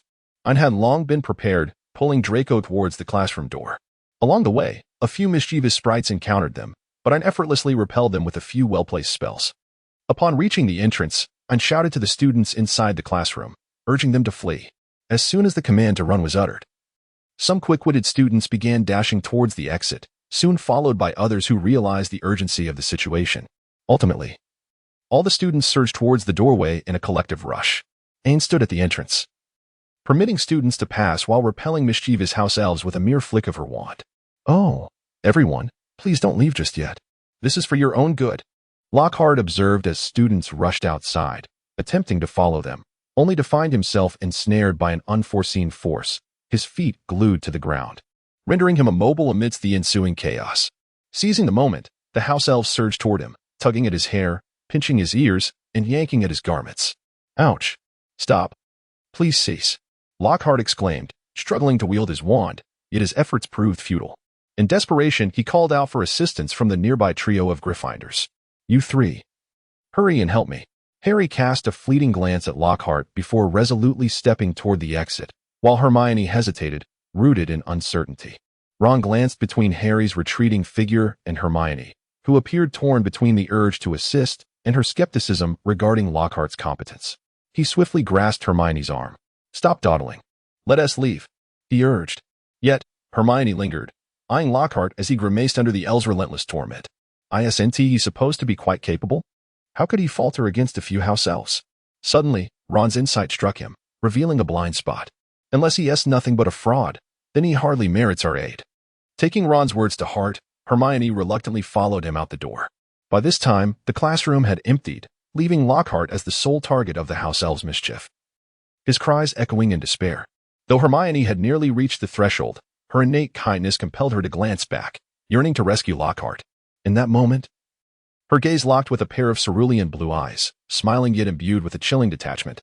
A shiver ran down her spine. Upon a second glance, Ain appeared merely to wear a subtle smile, rendering the earlier coldness a mere figment of her imagination. Unspoke softly, "Are you certain you wish to return?" Hermione cast a doubtful glance at the somewhat unusual Ain, then shifted her gaze to the disheveled Lockhart, whose belongings lay strewn about, and finally regarded the indifferent Ain before resolutely turning away. Ain observed as the students departed one by one, and with a swift motion, he stepped into the classroom, meeting Draco's perplexed gaze. As soon as Ain entered the classroom, she swiftly locked the door behind her and cast several counter-curses to prevent anyone from entering or exiting. Upon seeing her, Lockhart's eyes sparkled with excitement. "Ain, are you here to assist me?" he exclaimed eagerly, attempting to step forward. Yet his feet remained firmly rooted to the ground. A few mischievous sprites, noticing another arrival, initially intended to swarm her but were repelled by the protective shield surrounding Ain. Well versed in the art of exploiting the weak, the sprites turned their attention to tormenting Lockhart instead. "Professor, I'm not in a great mood," Ain remarked, a hint of a smile playing on her lips as she approached him step by step. "Didn't you try to help me heal in the infirmary a few days ago?" She toyed with her spare wand, distractedly seeking a chair to sit upon. "Now is not the time for this, little Ain." Lockhart, nearly overwhelmed by the sprite's antics, implored, "Please, get these wretched little creatures away from me. Aren't you quite powerful, Professor?" Ain tilted her head, smiling at Lockhart. "Perhaps you could demonstrate what one should do in such a situation." At that moment, Lockhart realized that the angelic Ain he once perceived was, in truth, a devil relishing the spectacle of his plight. A wave of dizziness washed over him. Yet his feet remained steadfastly planted, causing him to begin to topple backward. "Ain, how utterly tedious. Low art is simply too unengaging. System, what has truly provoked you lately?" "Ain, what provocation is there? I am perfectly fine." "System, Ain, I feel utterly splendid. Wouldn't you agree, System 2024? For the first time, Ain called out the full name of the system, and even the system itself felt an inexplicable chill, just as Ain was about to end this farce. Watching Lowart on the verge of fainting, Lowart suddenly straightened his posture. The aura surrounding him underwent a dramatic transformation, emanating a sharp and solemn presence. With a swift motion of his wand, all the little sprites were instantly frozen in place. The binding spell that Ain had previously cast amid the chaos was effortlessly dispelled. Ain's sky-blue eyes pierced directly at Lowart. At this moment, Lowhart's eyes were a vivid crimson, exuding an icy chill, with the tip of his wand pointed menacingly at Ain. Ain swiftly took cover, narrowly evading a beam of crimson light. Almost immediately, a series of rapid-fire curses followed in quick succession. Ain brandished her wand to parry and evade. Yet she inadvertently fell victim to a slicing spell that grazed her thigh. Blood immediately streamed forth. Ain let out a soft grunt, casting a more intense and inscrutable gaze upon Lowart. Fortunately, the red-eyed Lowart could not maintain his consciousness for long and suddenly succumbed to oblivion, his entire form beginning to slump backward into unconsciousness.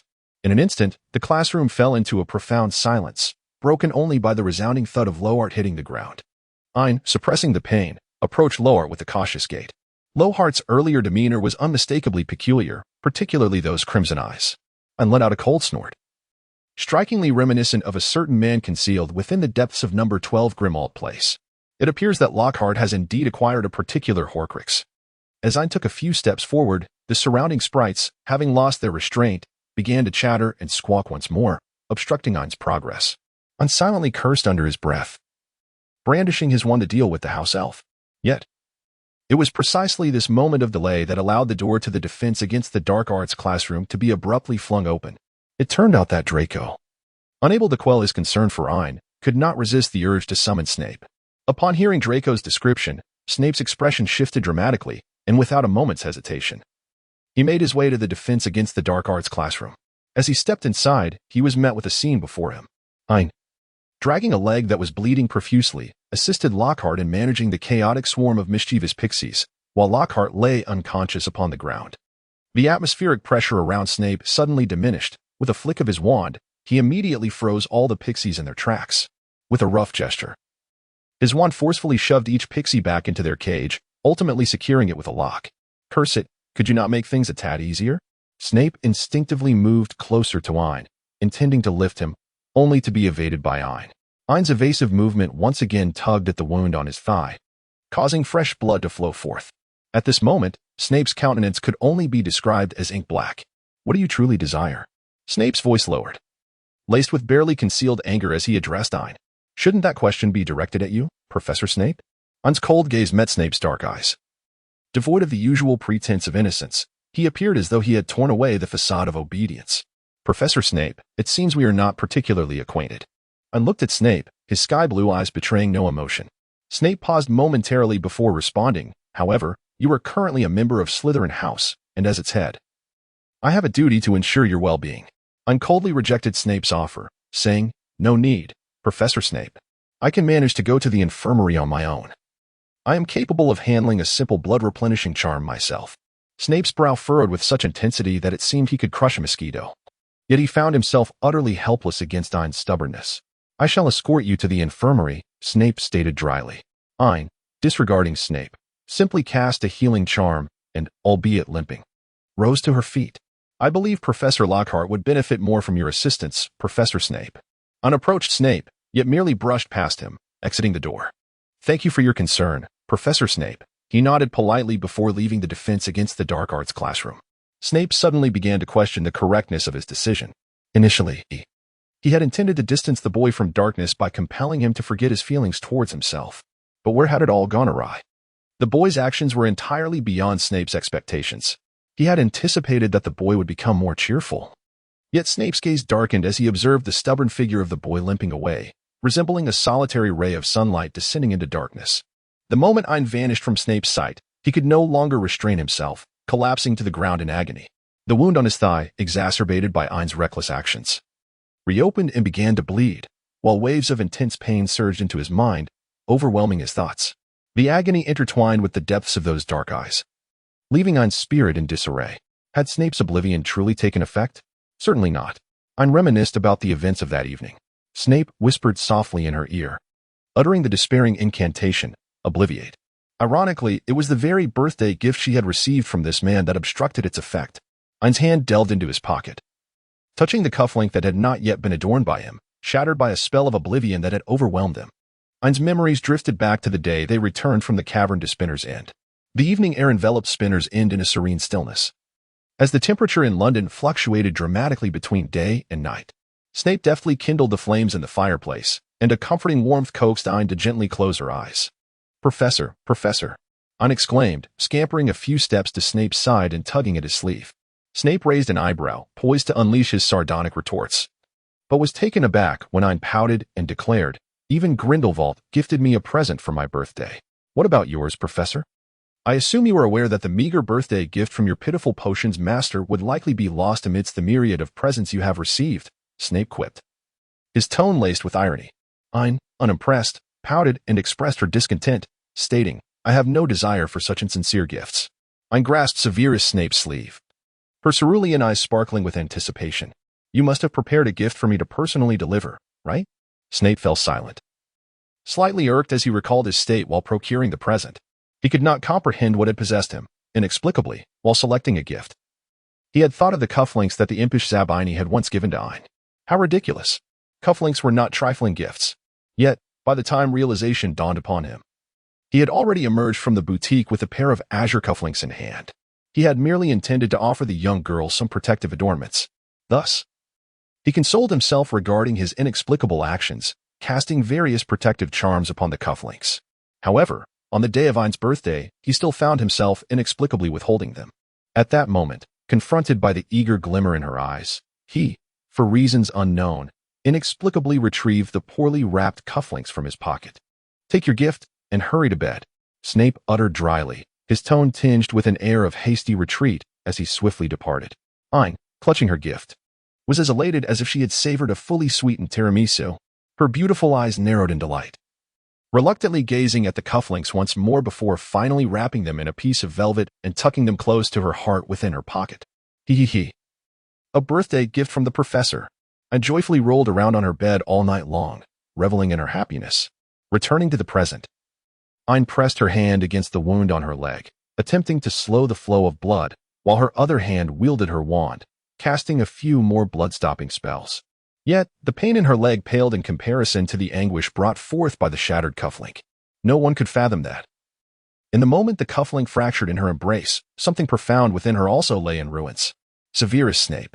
Ain silently whispered this name in her heart, as if her heart were being tightly squeezed in pain. If this is what you desire. Ain limped along, yet instead of heading towards the medical wing, he ascended the spiral staircase step by painstaking step to the 8th floor. There, a peculiar sight unfolded. A giant clad in a pink tutu danced gracefully. Ain murmured her desire for a room to conceal her belongings, and after pacing back and forth 3 times, a door suddenly swung open before her. Ain effortlessly entered the room and slipped into the vanishing cabinet. Little did Ain know, at the corner of the 8th floor, everything was being observed by a pair of watchful eyes. Ain, shrouded in the obscurity of the vanishing cabinet, found his sense of pain magnified by the temporary loss of his sight. With a pallid visage, he pushed open the other side of the cabinet. "It has been a while. What has happened to you?" Tom's initially buoyant tone darkened upon witnessing Ain's demeanor. He inhaled the metallic scent of blood lingering in the air and adeptly discerned a darkened patch on Ain's black robe. "Injured? Come here," Tom commanded, his tone taking on a more somber gravity. Ain rolled her eyes in exasperation. "Given my condition, you still expect me to approach you? You are well aware of my state, so why not seek medical assistance?" Tom, equally irked, furrowed his brow in disapproval of Ain's obstinate behavior. Despite his words, he strode forward and effortlessly lifted Ain, who was on the verge of collapsing before the vanishing door, gently laying her down upon the bed. "To have the Dark Lord attend to your treatment, you must be the first in history," he remarked with a sardonic smile, before shifting to a grave demeanor as he unfastened Ain's robe. Upon her delicate thigh lay a grievous wound, deep enough to reveal bone, still oozing blood, indicating that the earlier healing spell was rapidly losing its efficacy.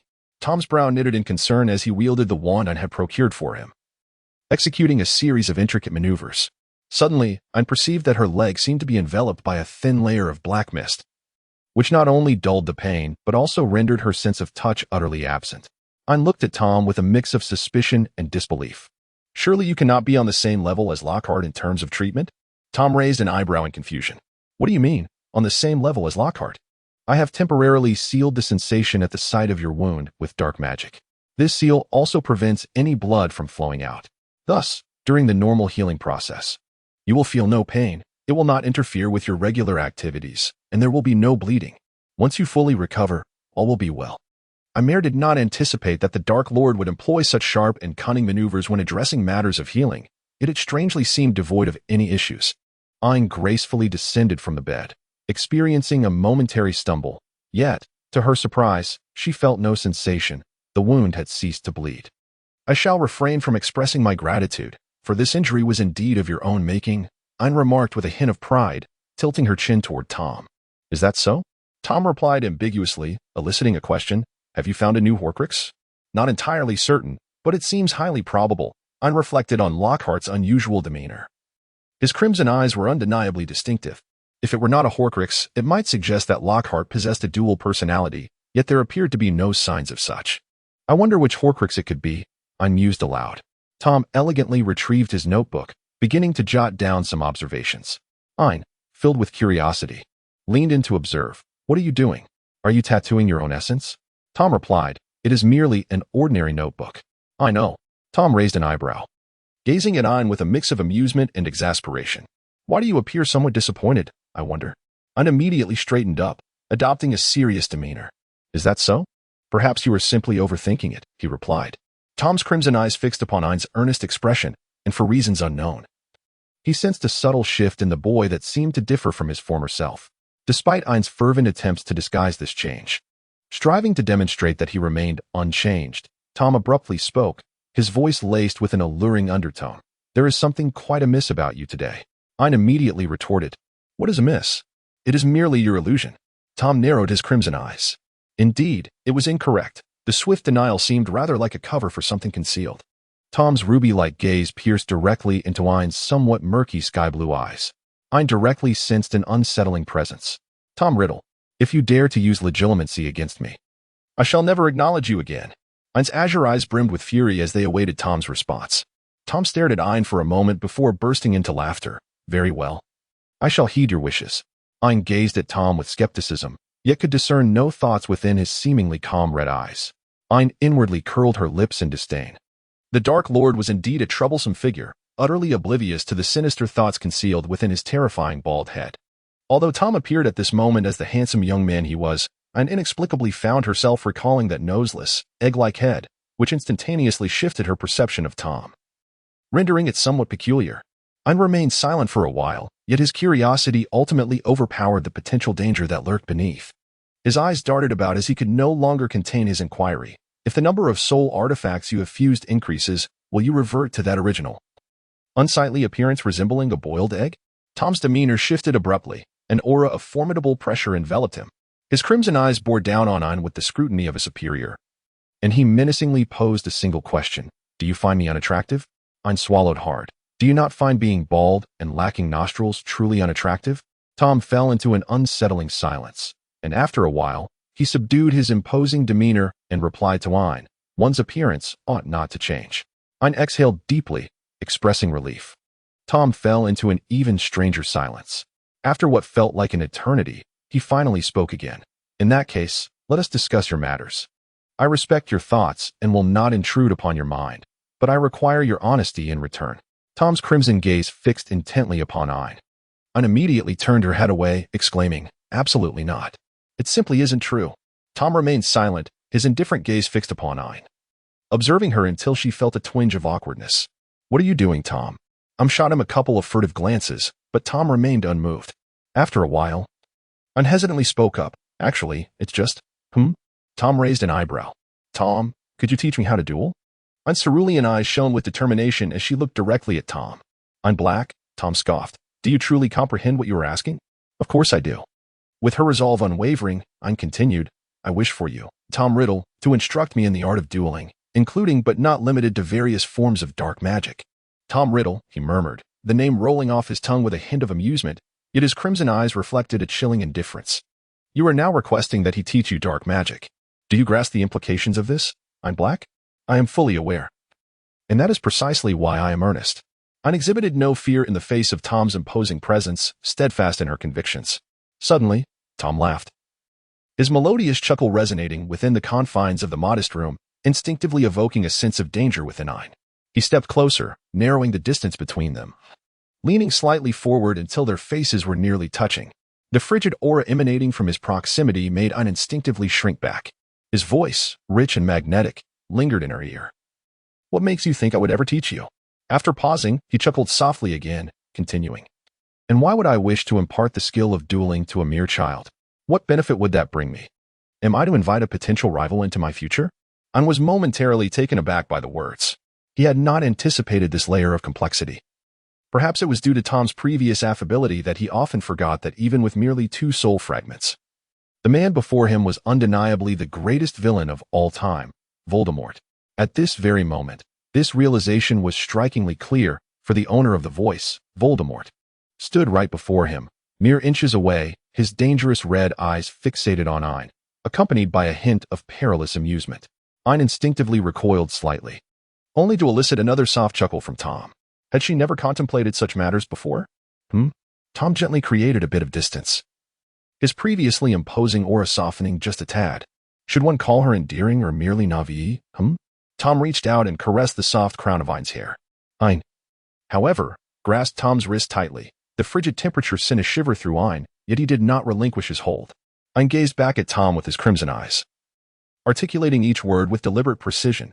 "So, Is it not possible? This unexpected turn momentarily startled Tom, who felt the warmth radiating from his wrist. For a fleeting instant, Tom's red eyes dimmed. This youth had an uncanny ability to surprise him in ways he never anticipated. Tom sensed a troubling surge of blood within him, boiling with an unusual fervor. This boy was different. He yearned to possess him, to make him solely his own. Tom struggled to suppress the madness that lurked deep within his crimson gaze, striving to maintain an appearance of composure. It was not the right time. He feared it might frighten him away. Tom glanced at Ain's sky-blue eyes, which sparkled with the clarity of a bright sky. So luminous. It would take time for the night to cast its shadow upon it. Yet the Dark Lord was never lacking in patience.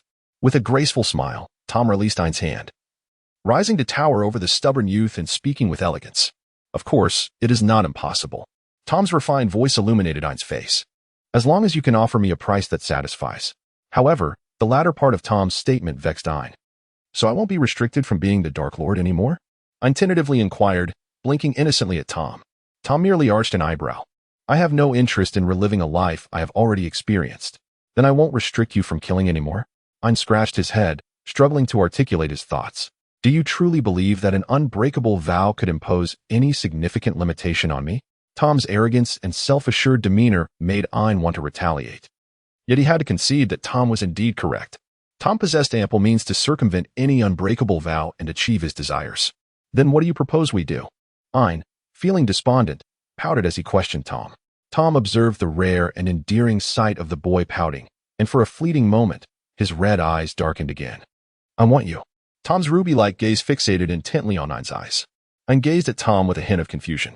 During my tutelage, I expect you to embrace all my instructional methods. Tom averted his gaze, completing his remaining thoughts. This time, it was Ain who hesitated. Recalling the rather unpleasant experiences of previous practices involving the soul-snatching curse and the memory extraction spell, I shall grant you 10 seconds to deliberate. With a casual flick of his wand, Tom conjured a chair, crossing his legs gracefully as he seated himself, reminiscent of a king who had already foreseen all possibilities, awaiting his subjects to willingly offer their allegiance. Ain felt the urge to resist, yet before he could articulate his thoughts, Tom's piercing gaze silenced him.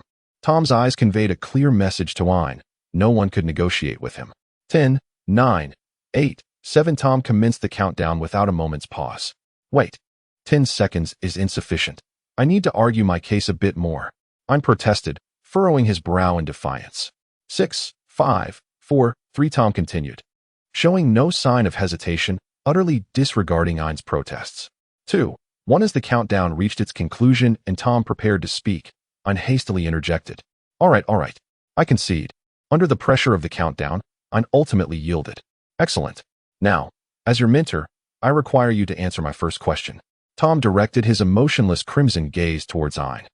Do you wish to become the third-generation Dark Lord? Ain did not respond directly. Instead, he gazed at the man before him with his sky-blue eyes, which seemed capable of piercing through the darkness. The man before him, with his raven hair and crimson eyes, scrutinized Ain from a position of superiority, exuding an air of someone accustomed to power. This reminded Ain of another man. The man in the wheelchair possessed a similar aura, however. In contrast to Tom's sharpness and overt demeanor, the blonde dark wizard exhibited a more restrained presence, albeit only slightly so. Ain could perceive the distinct aura emanating from the two former Dark Lords, an essence that set them apart from ordinary beings. It was a subtle yet palpable ferocity intertwined with an air of disdain for all. Why is it so clear to Ain? Because ever since that fateful night when Snape lost all memory of himself, he too has felt the same ferocious blood running through his veins. A brutality that yearns to obliterate everything. Ain lowered his gaze, presenting an appearance that seemed quite obedient. I believe I cannot become the Dark Lord. Tom squinted his crimson eyes, observing the boy before him, who had suddenly begun to feign innocence, and found it somewhat amusing. Ain, I can sense it, Tom remarked nonchalantly. You possess the genes of that lineage. Ain lowered his head in silence. It mattered not. Tom offered a gentle smile, proclaiming that when one truly acquires power, the answers to my inquiries will naturally emerge. Now, my dear Ain, grasp your wand. Tom's tone resembled a lover's whisper, imbued with profound tenderness. Yet, his gaze suddenly sharpened, radiating an air of decisive authority. The instruction commenced. Upon Ain's return to Hogwarts, he felt as though his very bones were on the verge of disintegration, and his spirit had been severely drained. The unrelenting pressure of the training left Ain in a state of utter bewilderment. As Ain returned to Hogwarts, the clock struck midnight. Lacking the Marauder's map, Ain cautiously navigated the dimly lit corridors towards his dormitory. The vast and empty halls of Hogwarts echoed with nothing but the sound of his footsteps, while the flickering candlelight cast an eerie ambience. A sense of foreboding gripped Ain as he ascended to the second-floor corridor, reaching its zenith when he encountered a shocking sight. A cat, crucified in a grotesque manner, was pinned to the wall, surrounded by dark crimson splatters that adorned the surrounding stone. Its piercing feline eyes fixated intently on the corner of the corridor, and as Ain turned the corner, their gazes met in a haunting exchange. System, a chance encounter at the corner of fate? Ain, would you like to receive this love? System, no, I cannot accept it. Ain, I apologize. System, are you Ain? Have you taken over? Ain coldly completed the latter half of the sentence. You are finished, trifling matter. System, what do you mean? Ain lifted his foot, the blood at his feet trailing along the wall-S space, extending all the way to the corridor-S corner, resembling a web spun by a spider ensnaring its prey. At this moment, Ain stood upon that very pool of blood, every mark stained by this incident, no matter how meticulously concealed, could be traced in the realm of magic. By tomorrow, should anyone discover it, simple tracing spells would inevitably lead back to Ain's footprints. This was a trap laid for himself. Someone was aware of his movements, cognizant of his return at midnight, deliberately allowing him to tread upon this bloodied ground in the dimness, thus ensnaring him. A blatant act of betrayal. Realizing this, Ain decided against hastily departing. Instead, he approached the scene of the crime to observe. The cat, Lady Loris of Felch, was unlike the petrified creature in the original tale. This feline was evidently lifeless. Her abdomen slid open, the blood pooling from her body. On the wall, blood had been used to scrawl ominous words, clearly written after dragging the cat's corpse against it. The secret chamber had been breached. Beware of those who oppose the heir. The scarlet letters, illuminated by the interplay of light and shadow, appeared particularly chilling. Yet, amid this dire predicament, Ain revealed a smirk, his sky-blue eyes gleaming with exhilaration towards the thrill and challenge ahead. Given this, his voice carried a slight rasp from excitement. Let me stir the pot even further. Ain deliberately smeared himself with the surrounding blood, rendering his appearance even more disheveled. He then employed his wand to cast an obliviate spell, erasing all memories, and used a spare wand to conjure a fainting charm, collapsing amidst the pool of blood. The following morning, a piercing scream echoed through half of the castle. The first eyewitness at the scene was a Ravenclaw student, who, upon discovering the horrific sight, hurried to inform their housemaster. Professor Flitwick, upon witnessing the scene, nearly fainted but, noticing that Ain was clad in Slytherin robes, quickly dispatched a student to summon Snape and Dumbledore, along with the owner of the cat, Filch, and Madame Pomfrey from the infirmary. Early in the morning, Snape was roused by a knock on his office door. Having scarcely slept the previous night due to the events surrounding Ain, he was enveloped in a heavy atmosphere of despair. The boy's cold demeanor and piercing gaze felt like daggers piercing his heart. What could have transpired to render him in such a state? Regret and relief intertwined within him. He regretted that perhaps his mismanagement had led to the boy not returning to the light as he had envisioned. Yet, he felt a sense of relief that the boy had chosen to distance himself. In any case, this decision was undoubtedly a means of escaping a perilous source. He, Snape, a double agent, was destined to tread the precarious line between darkness and light. Drawing too close would only bring danger. Thus, with a somber expression, Snape opened the door to the knock. The Ravenclaw student standing at the threshold nearly fainted at the sight of their potion's professor's grim countenance. Fortunately, despite their fear, they managed to stammer out the crucial information. Professor, your housemate, Black, has collapsed in a pool of blood. Snape's mind erupted with shock. The words black and pool of blood jolted his sleep-deprived brain into stark clarity.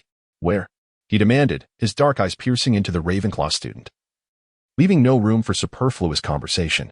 As the student began to elaborate in the corridor on the second floor, Snape, propelled by an unprecedented speed, dashed down the hall toward the scene of the incident. Upon arriving, Snape was momentarily overwhelmed by dizziness. The sight before him sent his fatigued mind reeling, causing him to stagger slightly as he grappled with the shocking reality. In those fleeting seconds, a number of professors, having caught wind of the distressing news, began to gather. Severus Snape beheld the harrowing scene before him. The boy he had long cherished lay amidst a pool of blood, his fate uncertain.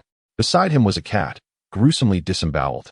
While a few students had begun to converge nearby, accompanied by a dazed Professor Flitwick, still recovering from the shock. Ignoring the chaos surrounding him, Snape stepped forward and lifted the boy, whose life hung in the balance. His trembling fingers betrayed the terror that gripped him, for he had never before feared that the touch he craved might be met with an icy chill. In that moment, as the boy lay unconscious, it seemed that nothing else in the world held any significance. No tests, no avoidance of peril. His sole desire was for the boy to stand before him, whole and unharmed. Fortunately, the warmth of the body in his arms reassured him. The boy still drew shallow breaths through the thin fabric of the wizard's robe. The boy's form remained as warm and soft as ever, merely resting with closed eyes. Just as Albus Dumbledore arrived, intending to utter a few words, he was halted by the terrifying gaze of Snape. It was a look unlike any Dumbledore had ever witnessed, as if Snape cradled a priceless treasure that must not be sullied by any other. The words Dumbledore had planned to speak were swallowed by the intensity of that gaze. Meanwhile, Madame Pomfrey approached with concern, preparing to conduct an examination on the boy.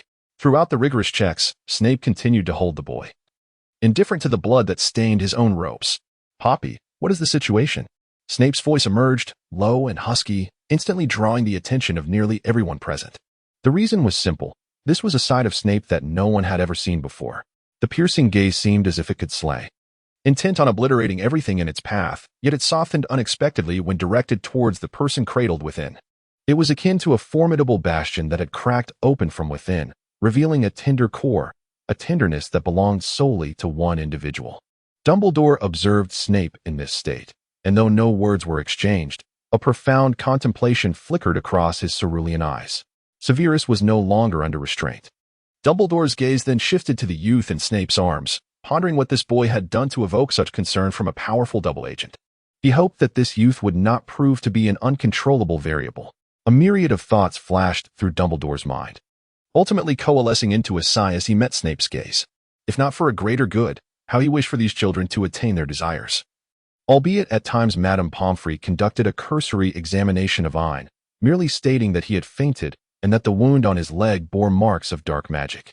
After confirming with Madame Pomfrey that the boy was indeed safe, Snape received the desired assurance and departed with Ain in his arms, striding towards his office. Following Snape's exit, Gilderoy Lockhart made his tardy appearance. Perhaps it was fortunate that he arrived late, had he encountered Snape in that moment. The superficial professor of defense against the dark arts might have faced the classic venom of the Slytherin serpent. Given Snape's current temperament, he might not have even resorted to venom, but rather unleashed a curse directly. As Snape departed with Ain, Filch soon appeared, nearly in a state of collapse as he clutched Madame Loris, insisting that the perpetrator must be brought to justice. The evidence from the scene clearly indicated that Ain had engaged in a confrontation with someone, though it remained uncertain who was responsible, resulting in Madame Loris being gruesomely nailed to a cross. It was possible that Ain was the instigator, or perhaps merely a witness who had been attacked. However, all would hinge on Ain's awakening. An increasing number of students congregated at the scene, prompting Dumbledore to swiftly clear the area and engage in a discussion befitting a teacher. "Let us proceed to my office. It is the closest." It was perplexing how Lockhart managed to recover from the assault by the house elves in merely half a day, suddenly eager to assist in resolving the incident. If Ain had been present, he might have been compelled to commend Voldemort's acting skills, as it was likely that the fragments of soul within Lockhart's being were orchestrating this charade, appearing utterly oblivious to the unfolding drama. Dumbledore cast a glance at Lockhart, unusually declining his offer of assistance, and instead addressed the professors, stating, "Let us make our way to the headmaster's office and inform Severus that, should Ain's condition stabilize, he is to join us there." On the other side, Professor Snape swiftly navigated the castle corridors, cradling the bloodied form of Ain in his arms, making his way to his office. Occasionally, students who crossed their paths were paralyzed by the chilling aura emanating from Snape, which screamed of his desire for solitude. Draco, who had just stepped out intending to head to the Great Hall, was taken aback by the sight of his headmaster striding down the corridor, bearing his best friend in such a dire state. Shock coursed through Draco, nearly unhinging his jaw as he stumbled forward, stuttering his inquiry. What happened to Professor Ain? At that moment, the oppressive atmosphere surrounding Snape seemed potent enough to conjure a tempest. Yet, for Draco, who genuinely cared about Ain's condition, the urge to recoil from Snape was suppressed as he mustered the courage to ask. Snape's hollow yet piercing black eyes shifted from Ain's face to meet Draco's gaze, causing him to shudder anew. It was truly terrifying. Who had ever encountered such a fearsome version of Professor Snape? as if he were on the verge of unleashing a deadly curse upon someone. Noticing it was Draco, Snape's tone softened slightly, though his pace remained unyielding, allowing Draco to jog alongside him. "Ain is merely unconscious," Snape stated tersely, dismissing Draco's presence as he continued on. However, as Draco attempted to voice further concern, he was silenced by a mere glance from Snape, a silent command to keep his distance. Stunned, Draco could only watch helplessly as Ain was carried away into Snape's office. Once inside, Snape gently placed Ain on his bed and meticulously used magic to cleanse his body of the bloodstains. He then soaked a cloth in warm water, tenderly wiping the boy's face. Finally, Snape's expression darkened as he lifted the hem of Ain's wizarding robe, upon revealing a distinct mark of dark magic across the boy's thigh. A flurry of thoughts raced through Snape's mind, yet all transformed into a heavy sigh as he gazed at Ain's tranquil face. He carefully draped Ain's robe over him, followed by a soft blanket, ensuring the boy remained warm and secure. When Ain awakened once more, he found himself in a remarkably familiar, yet previously unvisited place. The familiarity stemmed from the fact that he had lived for a time in a similar decor style during his prior cohabitation. Yet it was indeed true that he had never been in this space, as Severus's bedroom had never been opened to him. After a cursory glance around, Ain surmised that he was situated in Severus's chamber at Hogwarts. For a fleeting moment, he had anticipated facing the endless probing and questioning from old Bumblebee upon awakening. But instead, he felt a wave of warmth. His professor had ultimately chosen to shield him. However, this pleasant mood was short-lived as the corners of Ain's lips, which had initially curled upwards, fell as he recalled the amnesia that had swept through him. Severus was indeed still an old scoundrel. Essentially unscathed and having enjoyed a restful slumber, Ain stretched languidly in bed and prepared to rise. Before pushing open the bedroom door, he faintly overheard voices outside, prompting him to tiptoe to the door and eavesdrop. "Severus, I never anticipated such a profound change in you," came the voice of that old Bumblebee, Dumbledore. Raising an eyebrow at the eavesdropped remark, Ain rummaged through his pocket to retrieve the golden snitch gifted by Grindelwald, tossing it lightly in his palm before returning it to his pocket. Never mind, it was not yet the right time. He would find a way to deal with that old Bumblebee soon enough. Ain continued to eavesdrop. On the other side, Severus Snape seemed to remain silent, lost in profound contemplation. "Severus, you know I wish for your happiness as well. I am merely taken aback. After all, you previously spoke of Lily." Dumbledore paused deliberately, seeking to gauge Snape's reaction. Unfortunately, the Master of Double Agents offered no feedback, not even a hint of vulnerability through his adept use of occlumency. Snape maintained his silence, and after an extended pause, he finally spoke. "Albus, I shall fulfill my promise." This time, it was Dumbledore who fell silent, only to let out a long sigh. "Severus, regardless of the circumstances, you remain my most trusted ally." Once again, Snape lapsed into silence, prompting Dumbledore to continue. "We all simply wish for Lily's child to thrive, Severus," he asserted. "Not only the child you cherish, but Harry equally requires your protection." "Albus," Snape's tone grew notably colder, "you are mistaken. My relationship with that child is not as you envision." Dumbledore remained silent, and Ain could easily imagine the piercing gaze of his azure eyes scrutinizing Snape. Yet Snape remained resolute. "Severus, regardless of your connection to that child, we must not forget our mission and the actions we have taken." Dumbledore finally articulated after a moment of silence. "Are you doubting me?" Snape's voice emerged, dry and clipped. No, my child," Dumbledore hastily clarified. "I merely fear you have not fully comprehended your own heart. Have you explored the variations of the Patronus charm?" Dumbledore inquired, yet was met with a protracted silence. "It has changed, has it not, Severus?" Dumbledore pressed. Snape remained mute. "But you cannot always protect him, Severus." Dumbledore sensed the moment was ripe to assert this notion. Ain, eavesdropping by the door, immediately furrowed his brow, while Snape swiftly retorted, "Albus, I have promised to uphold my commitments. There is no need to threaten me with irrelevant individuals."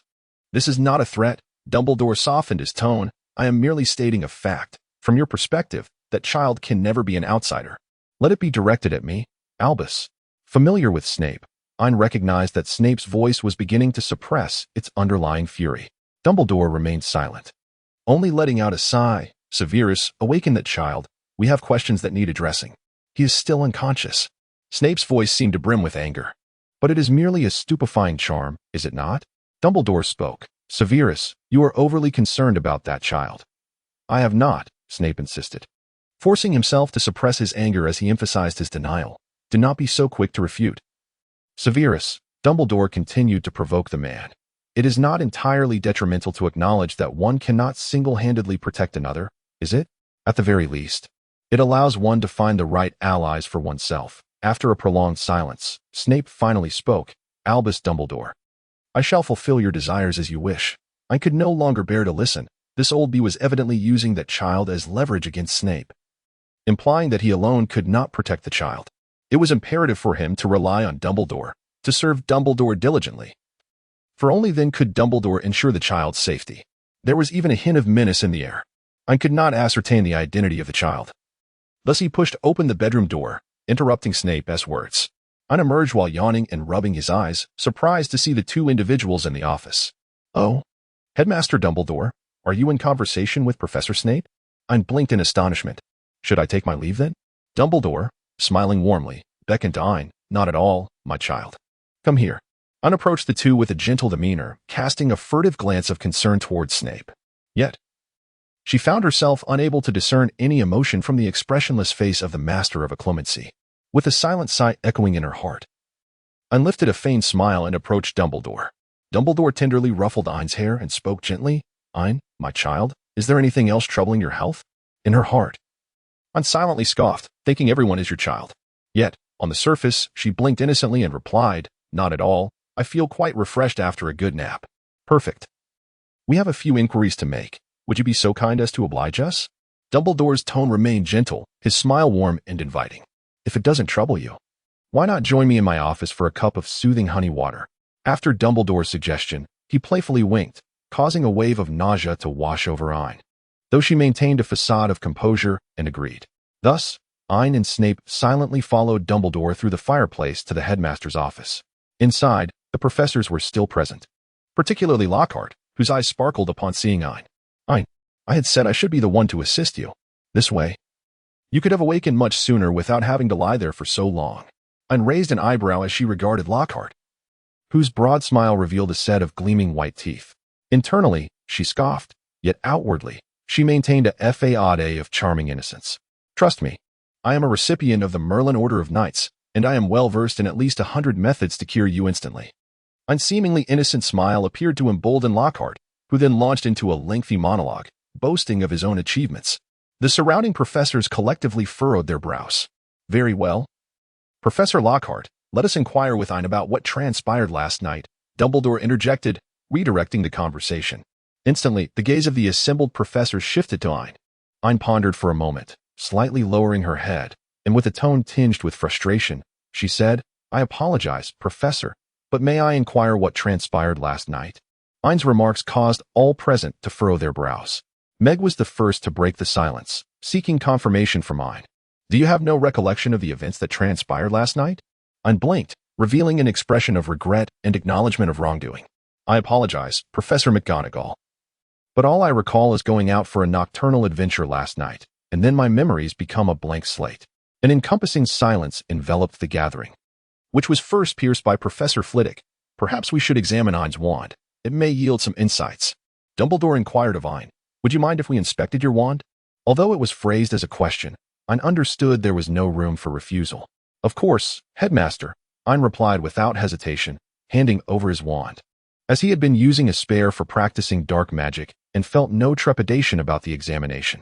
After a spell revealed the memories within Ain's wand, the assembly fell silent once more. Evidently, it contained a few aggressive dueling spells, yet one stood out, Obliviate. Upon witnessing that particular memory, Snape's typically inscrutable dark eyes flickered with a hint of disturbance, instinctively directing his gaze toward Ain. Ain felt the weight of Snape's gaze and turned to meet it directly. His cerulean eyes, devoid of sorrow or joy, radiated a chilling indifference. It was as if he regarded a complete stranger, stripped of the affection and unwavering trust that once bound them. Snape sensed a dull ache in his heart as he withdrew his gaze, realizing that it was his own hand that had orchestrated this profound forgetfulness. Ain let out a cold snicker in his heart and withdrew his gaze. Meanwhile, the professors present entered a discussion phase, ultimately reaching a consensus that Ain had encountered something during his nocturnal wanderings, leading to a confrontation with an individual. In the end, he had employed his own wand to erase all memories of the events from the previous night. The use of Ain's wand to obliterate those memories was likely a precautionary measure to ensure that any inquiry would not trace back to him. The suspicions surrounding Ain were largely dispelled in his silence.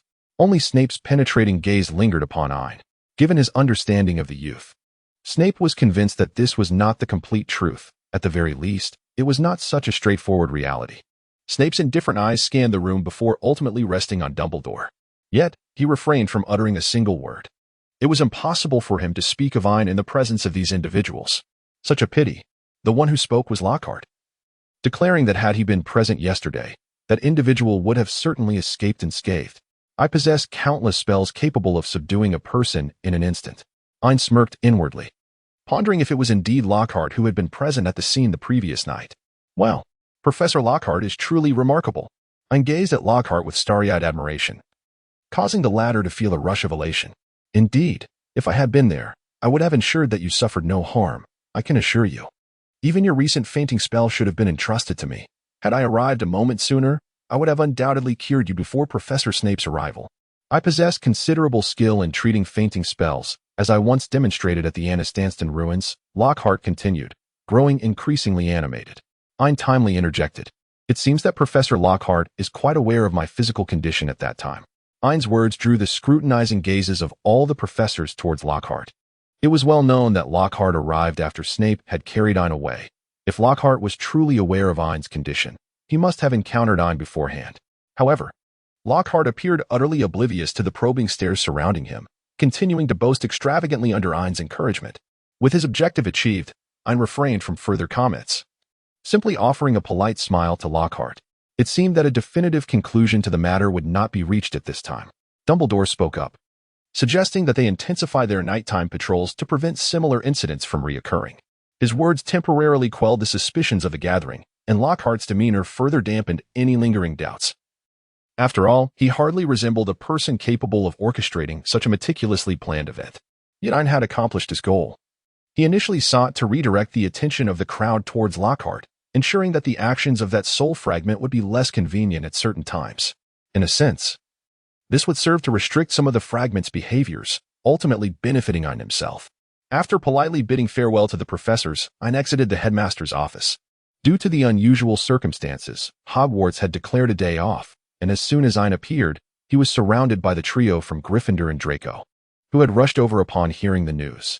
You really don't remember anything? Ron asked, frowning and scratching his head after hearing Ain's explanation. Hey, what do you mean? Draco exclaimed. No, of course, I know Ain's safety is the most important thing. Ron mumbled, I'm just curious about what happened. However, Ron didn't remain quiet for long before leaning in again, his red-haired head bobbing closer. By the way, isn't there any gossip within Slytherin? Ron inquired eagerly, after all. It's the heir of Slytherin. Who could it be? Draco involuntarily displayed a hint of discomfort, although we don't yet know who it is. The opinions within Slytherin regarding this heir are quite polarized. Do tell. Ron's eyes sparkled with excitement at the prospect of gossip. Draco furrowed his brow, hesitating to share. Until Ain interjected, actually, I'm quite curious as well. Draco immediately spoke up. There are essentially two differing sentiments. One faction thinks the heir of Slytherin is quite impressive, believing that Slytherin is on the verge of a resurgence. Of course, the majority still feels that something about this situation is rather unsettling. Ain raised an eyebrow. Consider this. If you truly are the heir, why do you not appear openly and with dignity? Instead, you resort to such underhanded tactics and even resort to the killing of a cat, which hardly aligns with the aesthetic of Slytherin. Draco wrinkled his nose in response, asserting, in my opinion, this action is decidedly un-Slytherin. Ron, murmuring quietly from the side, remarked, isn't it true that Slytherins have always had rather eccentric tastes? Especially that mysterious figure. Eventually, Ron's whispered comments dwindled to a mere whisper under Draco's piercing gaze. Ain shook her head helplessly and smiled, offering no definitive response. Ain thought to herself that she should record this statement and play it for someone to hear. It was then that Harry, who had been silent all along, suddenly spoke up. Ain, may I have a word with you in private? Ain gazed upon the savior before her, the emerald depths of their eyes gradually becoming a source of unfamiliarity. Ain composed his expression and replied, of course, we shall proceed to the adjacent classroom. Ain and Harry entered the adjacent room, where Harry cautiously secured the door, his somewhat shadowy gaze fixed upon Ain. Ain, you remember, don't you? Harry's words prompted Ain to narrow his eyes slightly. Harry, I am unaware of what you mean, Ain replied calmly, maintaining his steady gaze upon the savior before him. Harry remained silent, simply observing Ain, who seemed to perceive his own reflection within those emerald eyes. Ain, I implore you to trust me, regardless of your intentions. Harry stated earnestly after a moment of contemplation. Perhaps my current abilities may not be of much assistance to you, yet my identity, the attention focused upon me, and those who seek to exploit my position. Harry paused briefly before continuing. Ain, as long as you require it, I am willing to do everything you wish. Ain's lips curled into a smirk as he observed the black and white savior before him. Faint memories surfacing of the moment when the trajectory of this savior's fate wavered at a mere 49%. Harry, you are the savior of Gryffindor. Ain remarked with a playful glint in his eyes, yet the depth of his gaze betrayed no hint of mirth. We are destined to tread divergent paths. Harry's emerald eyes fixed intently on Ain, each word articulated with deliberate emphasis. That is not necessarily true. Ain noncommittally adjusted her bangs and bestowed a sweet smile upon Harry. The smile of Ain momentarily left Harry in a daze, yet he swiftly regained his composure. From a certain perspective, Harry Potter felt Ain drawing closer, whispering into his ear. In truth, I rather despise you. Ain's words did not astonish Harry significantly, as if he had already foreseen everything. However, that does not preclude you from utilizing me. Does it? Harry spoke calmly, yet he could not suppress a swallow as Ain drew closer to him. Ain suddenly burst into laughter. Harry, why bother? Isn't it better to fulfill your role as the savior? I refuse to be a pawn in someone else's game, Harry replied coldly.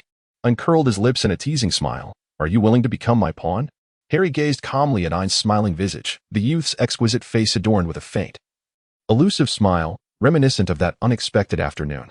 He burst into his world like sunlight, leading him down a path that diverged entirely from the one initially charted for him. Yet, Harry bore no regrets about it all. In fact, he found himself filled with anticipation, embarking on a journey starkly different from that of the savior. Why must he assume the role of a savior? By what right should he be deemed a savior? All he desired was to be himself, simply Harry Potter. If everything around him conspired to compel him onto that predetermined path, he would resolutely defy their expectations. Ain squinted with a smile, observing the myriad expressions flitting across Harry's face, then casually leapt onto a table to take a seat. It seems you have contemplated this quite thoroughly, haven't you? Ain remarked, crossing his legs and tilting his chin, gazing down at Harry from his elevated perch. Of course, my thoughts could not be clearer, Harry replied, his demeanor imbued with seriousness and gravity.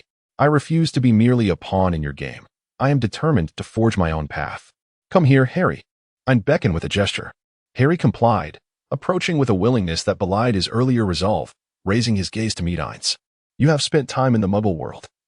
You should understand that wizards who remain insular are destined for decline, Ain continued, revealing that the Black family was maneuvering within the Muggle arms trade. Harry's eyes suddenly ignited with fervor as he looked at Ain. You ought to know that some Muggles wield firearms that are no less formidable than magic, Ain said, tilting his head slightly, a smile playing on his lips as he regarded Harry. Are you interested in delving into the shadowy underbelly? I would welcome such an opportunity. Harry's emerald feline eyes glimmered with a fierce intensity. Ain casually tossed a business card to Harry, instructing him to reach out and mention that she had made the introduction. Harry caught the card, which was a pristine white devoid of any markings. Naturally, he was not naive and recognized this as a mere test. With a flick of his wand, he cast a revealing charm typically taught in 6th year, causing the contact information to materialize. John Kingsley? Harry read the name inscribed on the card. Noticing Ain's lack of reaction, he proceeded to cast a more advanced revealing charm. In an instant, an additional line of text emerged. Chairman of the Blake Group, John Blake. Upon witnessing this, I nodded in satisfaction, propping herself up with her right hand on the table and executing a graceful somersault to leap down from the surface. Ain approached the doorway, casting a glance back at Harry before departing. With a hopeful heart, she mused that perhaps the savior would bestow upon her even more delightful surprises. Flashing a smile at Harry, Ain turned and walked away. Behind her, Harry clutched the business card tightly, his emerald eyes filled with shadows, yet tinged with a hint of exhilaration and anticipation. System, alerting the host, Harry Potter's fate trajectory has altered by 51%. Ain, the little savior is quite surprising. System, indeed. Ain, why do you seem dissatisfied with my approach? System, how could that be? Smiley face. I merely wish you could exhibit such enthusiasm while handling someone else's tasks as well. Ain, a double agent is not so easily deceived. System, I never mentioned who it was. That was your own assumption. Ain, silence, you wretched system. System, smiley face. Another uneventful stretch of my second-grade academic journey has passed. However, Ain has recently been in a rather dismal mood, and even Draco, observing Ain's countenance, lacks the courage to invite him to attend the Quidditch match. Ain entered the hall with a scowl, adhering to the customary routine of having breakfast. Beside him, Draco fidgeted, seemingly on the verge of saying something. Draco, what is it that you wish to express? Ain finally inquired, unable to suppress his curiosity despite his grim demeanor. Ain, have you been troubled by something of late? Draco cautiously ventured, hesitating before uttering his concern.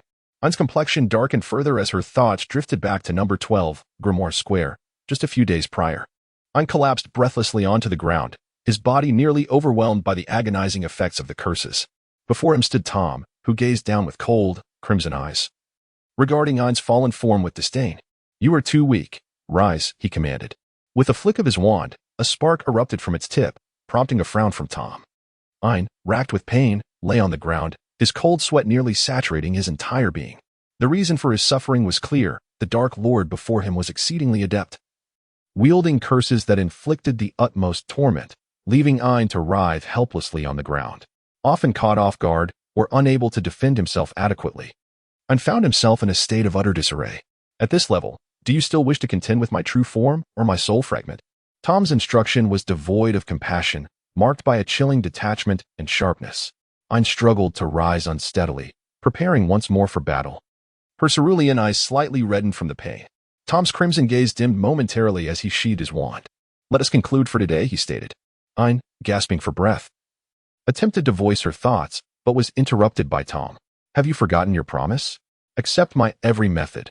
For now, I grant you respite, he spoke coldly, his expression devoid of emotion. Ain closed her eyes, confirming that Tom had no intention of changing his mind, and then simply slumped to the ground. Tom gazed at Ain before him, involuntarily furrowing his brow once more. Ain Black, where has your elegance as a Slytherin gone? Ain rolled her eyes, remarking that it was due to someone's rigorous training that her entire body ached, making it difficult even to rise to her feet. Ain recalled the duel training she had undergone with a certain potion master and suddenly felt that, in some respects, the master could indeed be considered gentle. A sense of nostalgia washed over her. Ain's evident distraction increasingly irritated Tom. With a flick of his wand, Tom levitated Ain and gently placed him onto the bed. Rest well now. Let us discuss the matter of the soul fragment. Ain collapsed onto the bed, her eyes hazy as she stared at the ceiling. Contemplating. I employed certain measures. The soul fragment should find it rather difficult to emerge and cause havoc. Tom furrowed his brow slightly upon hearing this. If he does not show himself, how will you capture him? Ain cast a peculiar glance at Tom and remarked, just go rummage through Lockhart's office. Tom scoffed. Do you really believe that a fragment of a soul endowed with self-awareness can be so easily discovered? Ain was momentarily taken aback. What do you mean? Tom glanced at Ain and replied, soul fragments only appear beside a person when there is a need to control them. Otherwise, they remain hidden away. Do you truly believe you can find them so easily? Ain fell into silence, suddenly finding a semblance of truth in Tom's words. What should be done now? Ain sighed, conceding to a few minor misjudgments in his decision-making. Just wait. Tom raised an eyebrow, seemingly unperturbed. How could he so easily relinquish his soul fragment? Sooner or later, it would re-emerge to create mischief. You possess quite an accurate self-awareness. Ain paused briefly, genuinely reflecting on this. Tom nonchalantly hummed in response, choosing not to engage with Ain's sardonic tone. However, you should exercise caution of late. That soul fragment is evidently targeting you, Tom advised with genuine concern. Ain fell into silence once more, recalling the soul fragment that had confronted him in the dark arts defense classroom. How could it be that the Dark Lord found himself intrigued by him so easily? Tom sensed Ain's perplexed gaze upon him and raised an eyebrow, returning the look with a hint of curiosity. Thus, the two exchanged glances filled with mutual bewilderment. Clearing his throat, Ain awkwardly broke the eye contact, feeling a touch embarrassed. Well, I shall be mindful, he murmured. In a leisurely manner, Tom began to speak. In times of peril, just as Ain anticipated Tom to offer some semblance of concern, perhaps advising him to safeguard himself when danger approached, Tom's words took an unexpected turn. When danger arises, do not lose sight of me, he declared, casting a haughty sidelong glance at Ain, for after all, he was the one who had instructed him. Ain, oh, as memories resurface, becomes increasingly agitated by the events of the past few days, her expression darkening with each recollection. Draco, observing from the side, feels a pang of fear, pondering to himself how Ain seems to be provoked despite his silence. Fortunately, Ain swiftly regains her composure and addresses Draco's inquiry, stating that it is merely a trivial occurrence not deserving of excessive concern.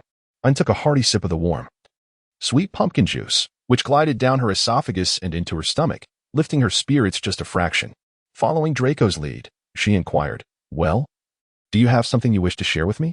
Draco cast a furtive glance at Ain's expression, and upon seeing no signs of distress, tentatively ventured, "There is a Quidditch match today. Would you care to attend?" Ain raised an eyebrow, recalling the events from the narrative. This time, it was likely akin to Dobby manipulating the rogue ball to pursue Harry Potter, ultimately resulting in Harry sustaining a broken bone, only to be further ensnared by Lockhart's treachery, who, in the dead of night, used the bone growth potion to exacerbate his pain. It was an opportune moment to observe the young savior's capabilities for himself. Ain, with a hint of malice, contemplated that if Harry were to experience a fall and deception akin to the original story, it would indeed be an entertaining spectacle for him. And subsequently, he would no longer need to squander time on Harry. With this thought, Ain raised an eyebrow and readily acquiesced to Draco's request. "Very well, I shall attend." "Really? Splendid," Draco exclaimed, his enthusiasm palpable. "Ain, let me tell you, my father has replaced the entire Slytherin Quidditch team's brooms with Nimbus 2001s. This time, Gryffindor shall not emerge victorious." Ain responded with a nonchalant murmur of agreement, inwardly reflecting on Draco's ignorance of the Savior's innate flying prowess, a true hereditary gift, not something that could be compensated for by merely a few superior brooms. Thus, as Draco donned his green Quidditch attire and Harry sported his red uniform, the atmosphere on the pitch crackled with tension as the teams commenced the match. Ain settled into the stands, one hand clutching a packet of beef jerky and the other cradling a glass of sparkling water, poised to witness the unfolding drama. As both teams soared into the air, the match commenced, and almost immediately, a bludger began to relentlessly hound Harry. Ain tore off a piece of beef jerky, savoring it with great delight. Harry executed a graceful spin in midair, skillfully evading an attack from the rogue ball. Ain took a sip of the sparkling water, flavored with cherry. With the assistance of the Weasley twins, Harry narrowly evaded the rogue bludger, which was sent soaring into the distance. Ain smacked his lips, feeling that the sweetness was somewhat lacking. The unusual happenings on the court soon caught the attention of those around, and whispers of confusion began to circulate. However, Ain remained undisturbed, as there were few people nearby, and he continued to watch the spectacle. Aha! At last, a substitution has been made, and the ball has been pursued. Ain reminisced about the chaotic scene from last year when he was relentlessly pursued by the rogue ball, and he suddenly found the Savior much more agreeable. This sentiment was particularly pronounced after witnessing the Savior skillfully capture the golden snitch despite the pressing challenge posed by the rogue ball. As the match concluded, individuals swiftly approached to take control of the clearly manipulated rogue ball, successfully returning all the balls to their respective box. Ain slightly squinted her eyes. Fortunately, the incident where the Savior was struck by the bludger did not occur, nor did the event where he was undermined by Lockhart. Although the spectacle was somewhat diminished, it is a relief that the Savior remains commendable. Ain finished the last piece of beef jerky, dusted off his hands, and turned to head back. Just as he was about to leave, a series of startled exclamations echoed in his ears. Thanks to Tom's extensive training, Ain had developed an almost instinctive awareness of danger, prompting him to instinctively roll aside. All the rogue balls, trick shots, and even the golden snitch whizzed past him in a close brush. Had Ain not evaded in time, he would have likely been struck by every single one of those balls. Ain reacted swiftly, quickly donning her armor for protection. Meanwhile, the mist ball rapidly changed its trajectory, hurling towards Ain from various angles. Ain waved her wand, skillfully dodging and attacking, making it exceedingly difficult for those around her to approach her vicinity. At that moment, Harry soared in on his broomstick, swiftly reaching Ain's side and pulling her onto his broom. Ain. Harry remained silent, immediately urging his broomstick into the air, as various balls came crashing down in rapid succession. With a swift, 360-degree spin, Harry deftly evaded the oncoming objects. Ain, perched upon the broom, was compelled to clutch tightly to Harry's wizarding robe. After the spin, he nearly toppled off the broom entirely. Ain, me. System? Ain, I absolutely. From now on, I shall maintain a distance of no less than 10 meters from the Savior. System, the child meant well. Ain, then I must express my gratitude to his entire family. In this moment, Ain, who has a fear of heights and is dizzy from the broom, suddenly concludes that it would be more straightforward to be struck dead by a ball. Yet, the Savior's impeccable broom control still cannot evade the collective assault of all the balls. Ultimately, in a scenario where all escape trajectories are blocked, a bludger strikes him with great force. In a moment of desperation, Harry swiftly turns to shield Ain, but is knocked unconscious by the bludger. The broom, now uncontrolled by Harry, plunges freely through the air, while the height-fearing Ain tightly closes his eyes, surrendering to the descent. Due to Ain's acrophobia, the rapid free fall results in all the balls crashing down upon him, leaving Ain thoroughly battered. Ain emitted a painful groan, desperately attempting to cast a levitation charm to mitigate his free fall, only to discover that his arms were completely fractured and immobile. Fortunately, as he neared the ground, a gentle force caught him, preventing him from becoming the first wizard to meet his demise in such a manner. As the sensation of free fall diminished, Ain finally succumbed to unconsciousness.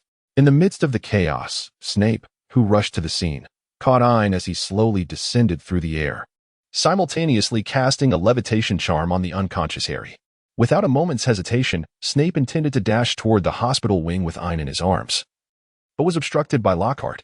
Ain is gravely injured. Allow me to handle him. I possess extensive experience in such matters, Lockhart boldly proclaimed, blocking Snape's path. Step aside. Snape's voice resonated with an impending storm. Sensing the danger, Lockhart instinctively moved aside. Snape continued onward, cradling Ain, while Harry, left behind, faced a more dire situation. He was encircled by the arriving crowd, who, in their flurry to get him to the hospital wing, fell prey to Lockhart's intervention. Rest assured, I can handle this. It's merely a fracture. A simple spell will suffice, Lockhart declared, aiming his wand at Harry. Thus, when Ain gradually regained consciousness, it was already nightfall, and he found himself, as expected, in the hospital wing. A pervasive discomfort coursed through his body, a rather ominous sign.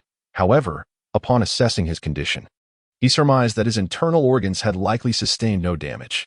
The lingering pain was probably a consequence of the healing process. After all, compared to some of Tom's curses, this level of discomfort was still bearable. Ain sat up and surveyed her surroundings, indeed discovering the Savior lying beside her in the medical wing. Ain, I find myself at a loss for words in this moment. Ain gazed at Harry with a complex expression. At that moment, Harry was not asleep. Rather, he seemed to be enduring excruciating pain, oblivious to the fact that Ain had already awakened. Harry looked at his limp arm, acutely aware of the agonizing sensation of his bones and flesh regenerating, yet he stifled any cries of anguish. Just then, a soft crack echoed in the darkness as a house elf materialized before the two. Dobby cannot allow Mr. Harry Potter to remain at Hogwarts. It will be exceedingly perilous this year, Dobby exclaimed, his large, watery eyes fixed upon Harry. Gritting his teeth against the pain, Harry inquired, were those balls controlled by you? The previous bludgers had indeed been manipulated by Dobby, but the one that attacked Mr. Black was not his doing. The house elf, looking pitiably at Harry, fidgeted with his hands. For a moment, Harry was at a loss for words. It is truly dangerous for Mr. Harry Potter to stay at Hogwarts, Dobby reiterated, insisting that Harry should leave this place promptly, far from Hogwarts and the imminent peril. Who sent you? After a moment of calm reflection, Harry naturally recalled the peculiarities of this little elf. Dobby's large eyes momentarily appeared vacant, only to return to their usual state. Dobby came of his own accord, out of body and spirit. Meanwhile, Ain, unable to bear the situation any longer, seized the opportunity to cast the soul-binding curse. Sometimes, a direct approach is necessary. Ain exchanged a meaningful glance with Harry, who responded with a subtle blink. Dobby, who sent you? Ain pressed, addressing the evidently hollow-eyed little elf. Dobby began to exhibit signs of struggle. Ain narrowed her eyes slightly, wielding her wand to amplify her magical output. It was the final moment revealed by Professor Dumbledore to Dobby. The little elf could not withstand Ain's pressure, his gaze becoming hollow as he murmured softly. In an instant, the vibrant green of Harry's eyes dimmed profoundly, with flickers of anger dancing within. Albus Dumbledore, Harry gritted his teeth as he uttered the name. Ain was hardly surprised by Dumbledore's messianic cultivation plan. However, observing the black and white savior before him, Ain felt immense satisfaction at Dumbledore's self-sabotaging actions. Ah, the golden boy has been undone by his own hand. Isn't it astonishing? Isn't it unexpected?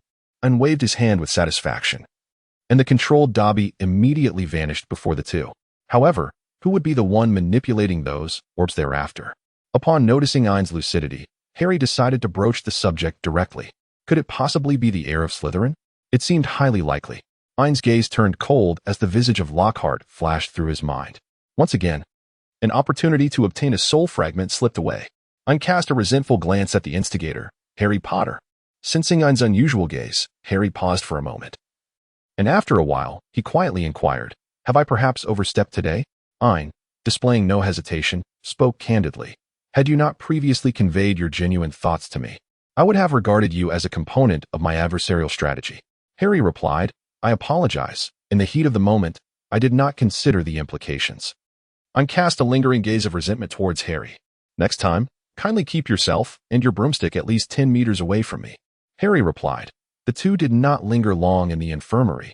By the following morning, they had fully recovered and were discharged.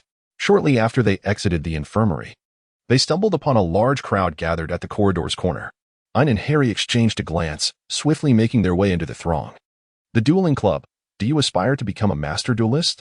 Do you wish to safeguard yourself amidst the perils of Hogwarts? Do you yearn to enhance your strength? The Dueling Club warmly welcomes your presence.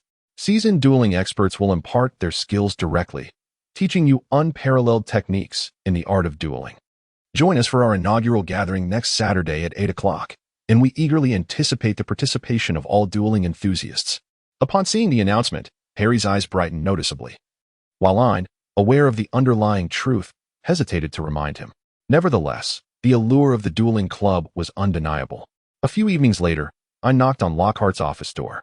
When Lockhart opened the door and beheld Ain, his eyes sparkled with excitement. "Ah, Ain, do come in," he exclaimed, eagerly ushering Ain into his office. "Have you encountered any academic challenges?" "Oh, of course, if as one of my little fans you simply wish to engage in a conversation, that is entirely welcome as well." With that, Lockhart playfully winked at Ain. Ain silently recited a few calming phrases, ultimately suppressing the wave of nausea that had overwhelmed her and revealing a demure smile. "It was I who had heard about the Duel Club, an initiative championed by Professor Lockhart, if I am not mistaken." Ain smiled sweetly, thinking to herself that only Professor Lockhart possessed such remarkable prowess and genuine concern for the safety of his students. System, Ain, system, it is truly revolting indeed. Ain, grass, a type of plant, be silent. System, you truly do not suit this style. Ain, as long as it is effective, the facts have indeed proven its efficacy. Upon hearing Ain's flattery, Lockhart was nearly enraptured, his azure eyes shimmering with excitement and exhilaration, almost rendering him incoherent. "Oh, yes, yes. Ain truly understands me best. Would you care for a drink? Juice, soda, or perhaps a fruit wine?" "Soda will suffice, Professor." Ain continued to beam sweetly. Lockhart, somewhat captivated by Ain's exquisite features, poured him a glass of strawberry-flavored soda. The slightly tart taste prompted Ain to wrinkle his brow in mild discontent. "Is there another flavor you would prefer?" Lockhart, noticing the beauty's frown, quickly inquired. "No worries. The strawberry flavor is quite pleasant as well." Ain took another sip of soda before steering the conversation towards the matter at hand. "I have come here today to request your assistance, Professor. Might you provide me with some private guidance before class? I am concerned about embarrassing myself during the Dueling Club due to my unfamiliarity with the spells." Ain subtly furrowed his brow, adopting an expression of just the right amount of concern. "Of course, that's no problem at all. You must know that this is my forte," Lockhart immediately assured, thumping his chest. "Under my tutelage, you shall undoubtedly become the most formidable student in the room." "Wow. Then I shall rely on you, Professor Lockhart." Ain's eyes sparkled with admiration, his cerulean gaze filled with longing. "Shall we begin now?" Lockhart paused for a moment before responding. "Well, we can start with some theoretical knowledge. For instance, we might learn the pronunciation of the disarming charm." Ain lowered her gaze, revealing a visage of disappointment. "Ah, I had hoped to engage in practical exercises with Professor Lockhart, yet it seems we must first commence with theoretical knowledge. Well, after all, theory is the foundation of practice. Ain, you must understand that mastering the pronunciation of spells is crucial for their effectiveness." Observing Ain's sudden drop in spirits, Lockhart felt a twinge of panic and hurried to offer comfort. It appeared that, in Lockhart's mind, Ain was no different from the other students. Ain lifted her sky-blue eyes, which glistened with unshed tears and bore a slight redness, yet upon closer inspection, they were filled with indifference. Lockhart's heart skipped a beat, racing uncontrollably. "In that case, I shall refrain from disturbing the professor," Ain said, casting a disappointed glance at Lockhart before turning to leave. "Wait a moment. Lockhart called out urgently. We can proceed directly to practical exercises. Really? Ain's expression transformed in an instant. Her earlier despondency shifted to exhilaration, her change akin to a swift transformation. Then let us begin at once. Lockhart wiped the sweat from his brow. Very well, then. Ain could hardly contain her excitement as she brandished her wand, her azure eyes sparkling mischievously as they fixed upon Lockhart. The tip of her wand flickered uncontrollably, emitting a few sparks, as Ain narrowed her eyes slightly, a hint of a cold smile playing at the corners of her lips. Lockhart, allow me to uncover the secrets you so carefully conceal. Lockhart appeared to have triggered a rather unsettling memory, his demeanor suddenly tinged with tension. Ain narrowed her eyes slightly. Let us take a few steps back to back. Then bow. I shall begin the countdown, Lockhart stated while wiping his brow. When I reach one in my countdown, we shall commence. However, for your safety, I shall refrain from employing any overly complicated spells, so rest assured. Ain curled her lips into a smile. Of course, I trust the professor. I hope the professor can also place their trust in me. Now, on the count of 3, 2, 1, let's begin. As soon as Lockhart's voice faded, they commenced. Ain casually waved his wand, employing a few second-year spells. With a deliberate slowdown in the incantation's release, Lockhart managed to clumsily fend off a few of the attacks. Stupefied, Ain nonchalantly brandished his wand, observing as Lockhart stumbled in an attempt to evade his onslaught. Ain cast several spells, sensing that the time was ripe. Ain waved his wand, exclaiming, "The dragon emerges." In an instant, a colossal python slithered forth from the tip of Ain's wand, landing on the ground and flicking its tongue towards Lockhart. Lockhart's demeanor clearly shifted to one of panic. Oh, yes, the dragon's emergence is indeed a highly advanced spell. I am quite astonished that you possess such skill. But how shall we resolve the predicament before us? Oh no, don't come any closer. Just as Lockhart muttered to himself, the enormous python, under Ain's control, began to coil around him in a tightening circle. Ain gazed at Lockhart, encircled by the enormous python, a subtle smile gracing his lips. Professor, what shall you do now? The azure serpent flicked its tongue, coiling tighter around Lockhart, intent on forcing the man to reveal his weaknesses. Just a fleeting moment would suffice. Professor Lockhart, if you find yourself unable to endure, perhaps you should summon that individual who could assist you. You surely know to whom I refer, do you not? Ain's gaze remained fixed on Lockhart, while his peripheral vision scanned every nook and cranny of the office, searching for the elusive crown. The atmosphere in the dark magic office felt eerily silent, and Ain instinctively believed that what he sought lay in close proximity, yet he found nothing. Just as Ain leisurely awaited the moment when the soul fragment would seize Lockhart's body, an overwhelming wave of dizziness suddenly washed over him. Ain stumbled, nearly losing his balance and falling to the ground, while the illusory giant python vanished suddenly due to the instability of his magical output. Freed from confinement, Lockhart gazed at Ain, his expression filled with an unusual intensity, as if the facade he had maintained for so long had been abruptly torn away. Lockhart stepped forward, intent on steadying the faltering Ain. Ain, are you all right? Do you need to take a moment to rest? Ain instinctively sought to evade, but was suddenly besieged by a wave of debilitating dizziness. Did you drug me? Ain's fierce gaze pierced through to Lockhart. With his last vestige of will, Ain forced his eyes open, gazing at the golden snitch held by Lockhart, a glimmer of hope illuminating his eyes. He might have been unaware of Ain's struggle to rise, gripping Lockhart's hand tightly around the golden snitch, but now he likely comprehended. Albus Dumbledore. The instant Ain uttered this name, the key to the door was activated. Lockhart stared at Ain in astonishment, witnessing, for the first time, someone who carried the key to the door. After Ain's exclamation, his mind once again descended into a state of drowsiness during the process of turning the key in the door. When Ain opened his eyes once more, he found himself amidst the flowers at the entrance of an estate, in a rather precarious state, accompanied by Lockhart. Lockhart, suddenly transported to this unfamiliar locale, nervously surveyed his surroundings. Upon realizing the absence of others, his gaze returned to Ain's face. Fortunately, it wasn't long before a voice, tinged with arrogance, echoed from a distance. The young visitor's appearance is rather unique. Lockhart halted his actions, casting a fierce glare at the intruder who had disrupted his endeavors. There sat Gellert, comfortably ensconced in a wheelchair, observing Ain with an air of leisure. Struggling under the influence of the spell, Ain managed to force down the peculiar sounds threatening to escape his lips. Upon seeing Gellert, Ain sensed a glimmer of safety.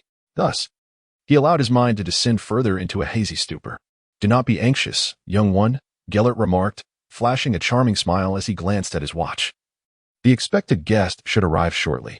No sooner had Gellert spoken than a figure appeared in the distance, shifting through the air, clad entirely in black. The figure's robe billowed like swirling storm clouds as it approached the group with an imposing presence. As Ain beheld the newcomer, her eyes sparkled with an unmistakable brightness, momentarily forgetting any previous discord. With her glistening blue eyes brimming with tears, she implored, "Professor, please save me." The arrival was none other than Severus Snape, who had been engrossed in grading assignments in his office just 10 minutes prior. What nonsensical drivel are these dim-witted trolls writing? Snape thought, his irritation mounting as he perused the incomprehensible submissions before him. The vexation in his heart seemed to deepen for reasons he could not fathom, leaving him in a state of unease that persisted throughout the evening.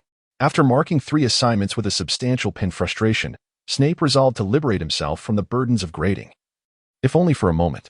At that instant, a persistent tapping at the window drew his attention. Frowning, he opened the window to find an unremarkable owl, devoid of any distinguishing features, which promptly dropped a card before taking flight. However, the card itself was anything but ordinary. Snape sensed the familiar aura of dark magic emanating from it and, with a serious demeanor, drew his wand. Although the card bore traces of dark enchantments, it lacked offensive power, merely cloaking itself in a veil of concealment. With a furrowed brow, Snape dispelled the dark magic's encryption, revealing words that sent shockwaves through him. Ain. Crisis, XXXXX, followed by a series of familiar addresses, the very ones provided by Grindelwald when the trio emerged from the cave. Despite his reservations, the information on the card compelled Snape to act without hesitation. He dashed from Hogwarts and immediately apparat to the address indicated. Upon arriving at his destination, Snape was met with a distressing sight. Not far away, a familiar figure appeared gravely unwell, barely able to stand, while another man confronted him without reservations, facing off against a man in a wheelchair. Without a moment's thought, Snape rushed forward. As the silhouette of a familiar person came into sharper focus, he instantly recognized the alarming state of the boy he held dear, and was swaying, his expression dazed, clearly under the influence of some potion. In a flash, Snape cast a spell that sent Lockhart flying. As Ain began to topple, Snape swiftly stepped forward, catching him in his arms. With a voice low and slightly husky, yet unexpectedly patient, almost tender, he spoke to Ain, offering comfort in this moment of turmoil. Ain, upon hearing a soothing voice, became markedly more obedient, ceasing her whimpers, yet still panting heavily. Severus Snape cast a gentle glance at the person in his arms before swiftly directing his piercing gaze towards Lockhart. The latter, having been struck down by Snape, staggered to his feet, his initial fury dissipating into a sudden laughter upon witnessing Snape cradling Ain. "Ah, I see," Lockhart said with a malicious grin directed at Snape. The atmosphere around Snape grew even more oppressive. Yet Lockhart, oblivious to the danger, continued unabated. "Professor Snape, I've always said Ain is quite adorable. I'm fully aware of your thoughts. I understand them perfectly." "Silence!" Snape exclaimed, his fury palpable for the first time in ages. For reasons unknown, the mere thought of Lockhart harboring designs on the one he held ignited within him an overwhelming urge to obliterate everything in sight. Suppressing his destructive impulses, Snape coldly addressed Lockhart. "I will report your actions to Dumbledore verbatim." Lockhart, undeterred, raised his wand at Snape, declaring, "Then do not blame me for being impolite."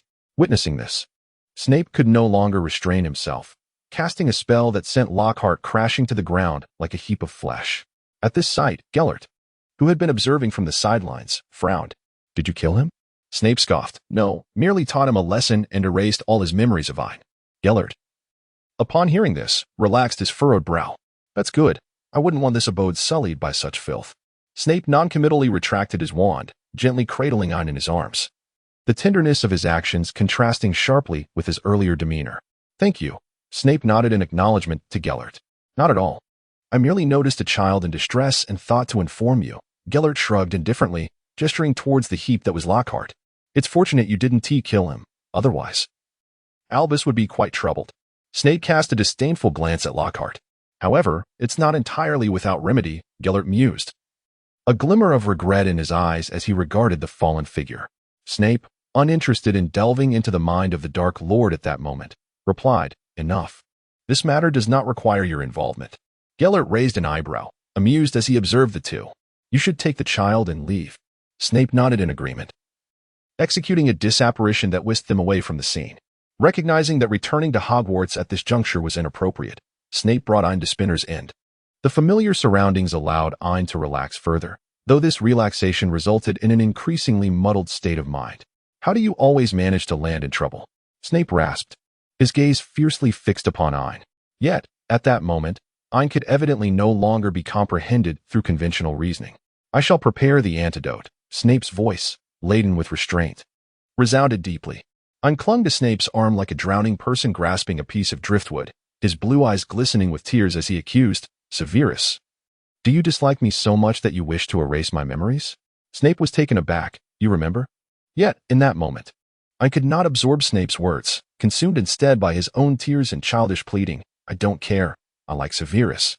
The darkness in Snape's gaze seemed almost palpable as he looked at the boy, lost in thought, perhaps sensing the silence enveloping them, even in his diminished state of reason. Ain instinctively questioned, Severus? Snape felt the weight of the boy's sorrow, his eyes seemingly accusing him of the grievous actions he had once taken. Ain. We have no other choice, Snape murmured, closing his eyes in anguish. When he opened them again, only clarity and indifference remained in his dark gaze. Ain unconsciously tilted his head. Severus? Snape drew his wand, directing it towards the dazed youth, the familiar incantation poised on the tip of his tongue. Time and again, it was swallowed back just as he was about to utter it. The act of forgetting entirely seemed deceptively simple. Once spoken, everything could revert to its original state, just as it had that fateful night, and this time there would be no unforeseen complications. Snape struggled to swallow, yet found himself unable to articulate that seemingly simple spell. Collapsing to the ground, Snape lightly tapped his wand, and Ain instantly succumbed to slumber, casting one final, lingering gaze upon the boy. Snape turned and made his way to the basement. When he regained consciousness, it was already the following day. Ain struggled to open her bleary eyes, her consciousness gradually returning. Ain raised his gaze to the familiar ceiling, contemplating visiting a few individuals to alleviate his unease. What ill intentions could young Ain possibly harbor? He was merely in a rather dismal mood. And why, you might wonder, was young Ain feeling this way? Surely, it was solely due to being schemed against by Lockhart. There could be no other reason. Ain struck the bed with great force, gritting his teeth as he exclaimed, Lockhart is finished. System, you certainly have a knack for misdirected anger. Ain, silence. At that moment, the bedroom door was pushed open, revealing Snape standing at the threshold with a stern expression. Mr. Black, upon awakening, it would be appreciated if you could move your esteemed legs and return to school on your own. Snape's tone was devoid of warmth, starkly contrasting with his demeanor from the previous night. Oh, Ain cast a disappointed glance at Snape and, feeling dejected, got out of bed and exited the room. Ain, alas. System, you ought to feel fortunate. Ain, what are you grateful for? Grateful that nothing transpired last night? Smiley face. System, indeed, you should be thankful that nothing occurred last night. Otherwise, you would be devoid of any recollection now. However, it is perhaps best that the host remains unaware of such matters. When Ain returned to school, it was already evening. The moment Ain reappeared after a day's absence, Draco intercepted him. Ain gently patted Draco's shoulder. Sigh. Draco responded. Ain gazed regretfully at the platinum strands adorning Draco's crown and affectionately ruffled his hair. It was a pity that he had almost become a mentor to this child. Although Draco was unaware of Ain's musings, it did not deter him from sharing some thrilling news. Have you heard? The professor for defense against the dark arts has changed. Draco declared with a serious expression, addressing Ain. The gesture of Ain caressing Draco's head abruptly froze. What? I have heard that Lockhart has offended someone. And now he is somewhat disoriented, recuperating in the infirmary. Aiden paused for a moment. Still at Hogwarts? Draco replied, yes, they say I plan to transfer to St. Mungo's in a few days. Ain immediately turned and departed. Draco hurriedly followed, inquiring, hey, Ain, where are you going? To pay a visit to Lockhart. Ain called back. Striding briskly, Draco stood rooted to the spot, somewhat taken aback. Ain hurriedly arrived at the medical wing, only to find a group of girls gathered around Lockhart's bedside. Lockhart appeared somewhat dazed, and upon seeing Ain, a flicker of fear momentarily crossed his eyes. As visiting hours came to an end, it was time for everyone to depart. For the patient required rest. At that moment, Madame Pomfrey unexpectedly appeared to usher them out, prompting the reluctant girls to make their way outside. Ain pondered for a moment before stepping out, then she discreetly cast the illusory body charm around the corner. Once all the girls had departed from the infirmary, Ain stealthily infiltrated the ward. At that moment, only Lockhart remained in the medical wing, greatly facilitating Ain's subsequent actions. Ain stealthily entered the room. ensuring that no one was present before immediately casting soundproofing and alert charms around him. He then dispelled the effect of the illusion spell. Lockhart, startled by the sudden appearance of Ain before him, nearly leaped from his bed in fright. Why you? Lockhart stammered, pointing at Ain, his brow slick with cold sweat, yet unable to utter a single word. It has been a while, Professor Lockhart, Ain remarked coldly, a hint of a smile gracing his lips. Though, in truth, it has only been a day since we last met. Who are you? Lockhart instinctively recoiled in fear from the figure before him. Yet the memories that had been erased left him entirely clueless as to the identity of this individual. Professor Lockhart, you truly are one who forgets easily, Ain said. Narrowing his eyes slightly, the tip of his backup wand pressed against Lockhart's throat. Shall we see if Professor Lockhart has genuinely forgotten? Memory retrieval. Ain ruthlessly delved into Lockhart's mind, brutally sifting through his memories. The scene before him revealed only fragmented images, yet the portions concerning himself had been entirely obliterated, leaving not a trace behind. Ain pouted in dissatisfaction, expressing her disappointment. So Professor Lockhart has simply forgotten about me? I am quite disheartened. System, what is there to be disappointed about? Is it merely the absence of an excuse to nitpick? Ain, that is certainly not the case. Smiley face. System, absolutely. Ain, with a hint of disinterest, withdrew her wand, no longer inclined to engage in idle chatter with Lockhart, and continued to sift through his memories. It was not until she stumbled upon a particular scene that her attention was captured. It appeared to be an occurrence during the summer holidays, where Lockhart, with his dazzling white smile, was animatedly conversing in Dumbledore's office. Dumbledore, however, seemed somewhat preoccupied, casually jotting and sketching on a piece of paper. I noticed that the gold key was placed on the table, seemingly in a position frequently encountered. That old bee. From Lockhart's perspective, it was essentially a one-sided meeting characterized by his own incessant chatter. The outcome was evidently clear. In the absence of any candidates for the position of defense against the dark arts professor, Lockhart, despite his complete forgetfulness, was unhesitatingly elected. After signing the contract, Lockhart descended the spiral staircase with a light step, inexplicably filled with a sudden desire to truly observe the school he once attended and where he was about to teach. As he turned, he found himself standing before a colossal painting of a giant troll clad in a ballet tutu, seemingly summoned by some arcane magic. Lockhart, with a vacant expression, paced back and forth in front of the painting 3 times, at which point the door to the room of requirement materialized before him. Unobserved the scene with an expression of solemnity. He had not anticipated that the influence of the crown, the sole artifact, had reached such formidable heights. Continuing from Lockhart's perspective, they entered the Room of Wishes, a chamber designated for the concealment of objects. A chaotic assortment of items lay scattered about. Yet a solitary cabinet stood out prominently before them. Lockhart seemed to be drawn by some mysterious force, approaching the cabinet and opening it. There, nestled in the top compartment, lay a tattered crown, quietly awaiting his grasp. Lockhart retrieved the crown without hesitation. I narrowed her eyes slightly, delving into the recesses of her memories. What followed was a series of fragmented recollections, often featuring her inexplicably appearing in various locales. As for Ravenclaw's diadem, Lockhart had long kept it concealed from others. Until one fateful day, a translucent figure emerged from the diadem. The apparition, resembling a sovereign surveying his realm, cast a disdainful glance at Lockhart upon noticing him. Lockhart, taken aback by the sudden appearance of this ethereal entity in his office, soon found himself captivated by the man's unparalleled aura. Thereafter, Lockhart was seldom directly manipulated. Instead, he sought to infuse the diadem with fresh vitality to satisfy its needs. I meticulously perused Lockhart's memories, yet failed to uncover any recollection pertaining to Madame Loris on that particular day. It is likely that the crown was carelessly tossed to a student, leading to the ensuing events. Fortunately, Lockhart always retrieved the crowns afterward, employing his adept technique of total oblivion on the respective students. I continued to sift through his memories, fortunate that the crown was now in a recoverable state. Remarkably, it lay right within Lockhart's office desk. How infuriating. He had unwittingly brushed past the crown the previous night, and it was certain that the crown was now aware of his existence and harbored a sense of wariness. Moreover, the crown, having absorbed vitality, posed a rather formidable challenge. After thoroughly searching for the memories he sought, and withdrew his wand, his indifferent gaze settling upon Lockhart, whose mental state had evidently deteriorated due to the invasive memory probing. Ain furrowed his brow, engaging in a lengthy internal struggle, and ultimately, with a grimace, pinched his nose as he disdainfully tugged a strand of hair from Lohart's head. Ain retrieved the reserved compound decoction, let down her hair, and took several hearty gulps. Thus, a brand new Lohart emerged. Lohart, confronted with Ain, who bore an uncanny resemblance to herself, stood there in a state of bewildered astonishment. Ain cast a glance of faint sympathy at Lohart, casually discarding a thought of utter oblivion. One might ponder, when Lohart was engaged in practical demonstrations of complete amnesia towards others, did he ever foresee the events of today?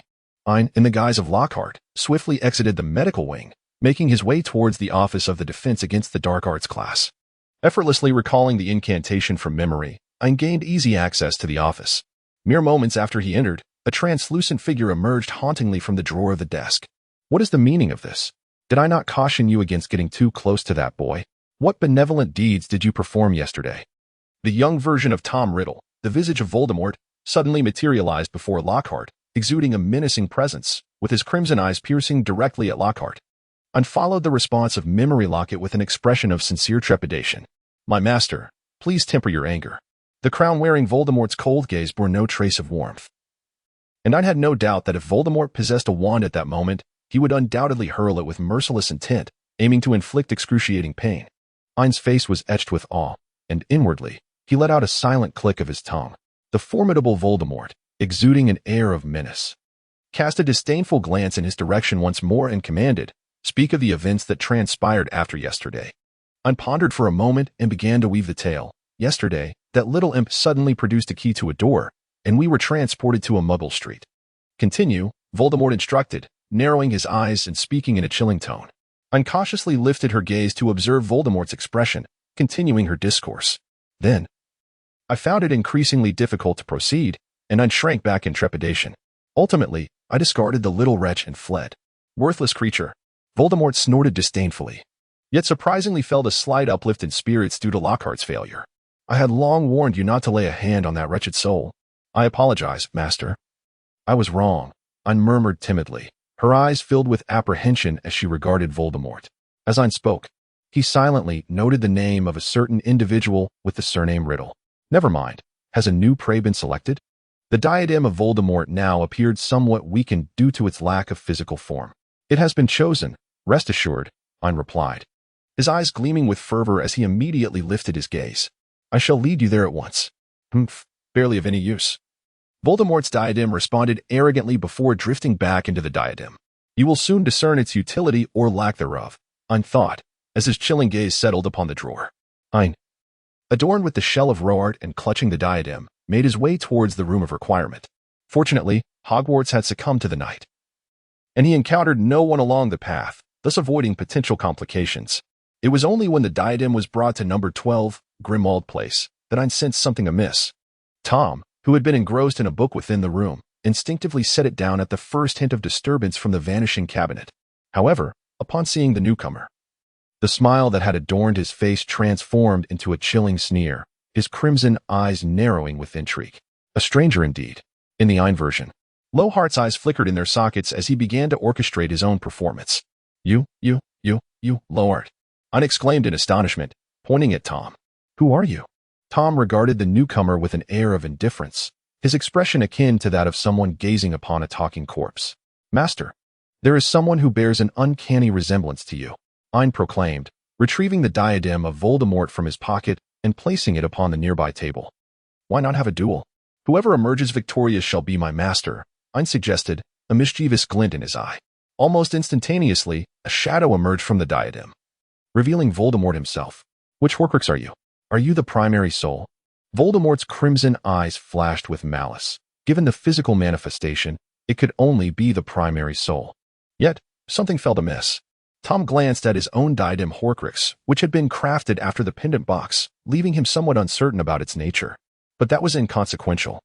Tom narrowed his eyes slightly. He would soon uncover the truth. Without responding to the diadem, Tom unleashed his soul's power, enveloping the diadem's ethereal form with a thunderous force. The soul fragment within the diadem, however, was not willing to concede, fiercely contesting for dominion over the soul. Ain witnessed two translucent entities merging in midair, continuously transforming and reshaping into new forms. Ain, am I watching Transformers? System, the passage of time feels rather prolonged. prompting Ein to conjure a chair to observe the two souls engaged in a tug-of-war. After what seemed like an eternity, as Ein stifled his third yawn, the struggle finally came to a close. The gradually calming mist, after gently brushing past Ein, returned to Tom's body. Simultaneously, the crown began to dull, losing its former luster. Is it over? Ein stretched languidly and rose to his feet. Tom raised an eyebrow, directing his gaze towards Ein. Who was encased in the low-art shell? Does the victor claim the title of master? Ein rolled her eyes. Don't tell me you didn't recognize me. Tom chuckled softly. At first glance, I didn't notice, but the moment you spoke, it became evident it was you. Ein seemed to take an interest, saying, "Pray tell." How can you tell it is mine? Reckless and audacious, who else could it be? Tom lifted his eyelids slightly and cast a glance at Ein. Return to your original self. Ein regretfully observed his own physique. Such a pity. All those unpalatable concoctions had gone to waste. Tom's expression darkened slightly. This individual's body should not be used. It is tainted. Ein looked at Tom in confusion. It was because he was on the brink of death. Tom let out a cold laugh. Within the recesses of his memory, he had already glimpsed the intentions harbored by this man named Lockhart towards Ein. To dare covet someone favored by the Dark Lord is truly deserving of demise. Ein pursed her lips and took several hearty swigs of the restorative potion. Before her, the man's form transformed, reverting to Ein's own visage. What was once merely an ordinarily handsome face instantaneously morphed back into Ein's stunningly exquisite features. Tom's lips curled into a satisfied smile. 2 days later, as per usual, Ein entered the hall, ready to partake in dinner, only to unexpectedly glimpse a familiar figure seated at the professor's table. Ein paused in his steps towards the podium. The man seated at the lectern seemed to sense his presence, almost simultaneously turning to regard Ein, raising an eyebrow in curiosity. Understood. I will serve as a refined literary editor, meticulously polishing the provided text by 1. Comprehending the essence and meaning of the content 2. Eliminating extraneous punctuation marks that serve no purpose 3. Removing advertisements for recommendations, collections, or votes 4. Excising covert URL promotions and other plot-irrelevant information 5. Presenting the refined content in elegant English using sophisticated vocabulary and graceful sentence structures 6. Maintaining the original meaning while elevating its literary quality 7. Providing only the improved translation without additional explanations. I shall await your first submission to begin this delicate editorial process. Please proceed with the text you wish to have refined. Ein approached his seat with somewhat heavy footsteps, and Draco immediately leaned in. Ein, have you noticed the new professor at the staff table?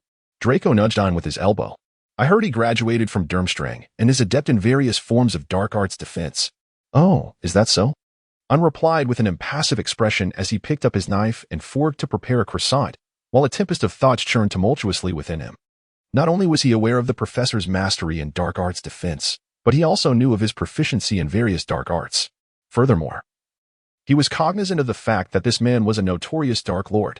Moreover, he understood that this Dark Lord had a profound connection with Dumbledore. The man seated at the staff table was none other than Gellert Grindelwald. Even his visage bore a striking resemblance to that of Isolt Sayre. Ein expressionlessly forked a piece of bread, shoving it into his mouth as if it were tasteless. Galatea, seated at the professor's table, observed Ein with amusement for a moment before redirecting his attention to those around him. Beside Galatea sat Dumbledore, his face adorned with a cheerful smile, though internally he seemed to have endured countless tumultuous twists and turns.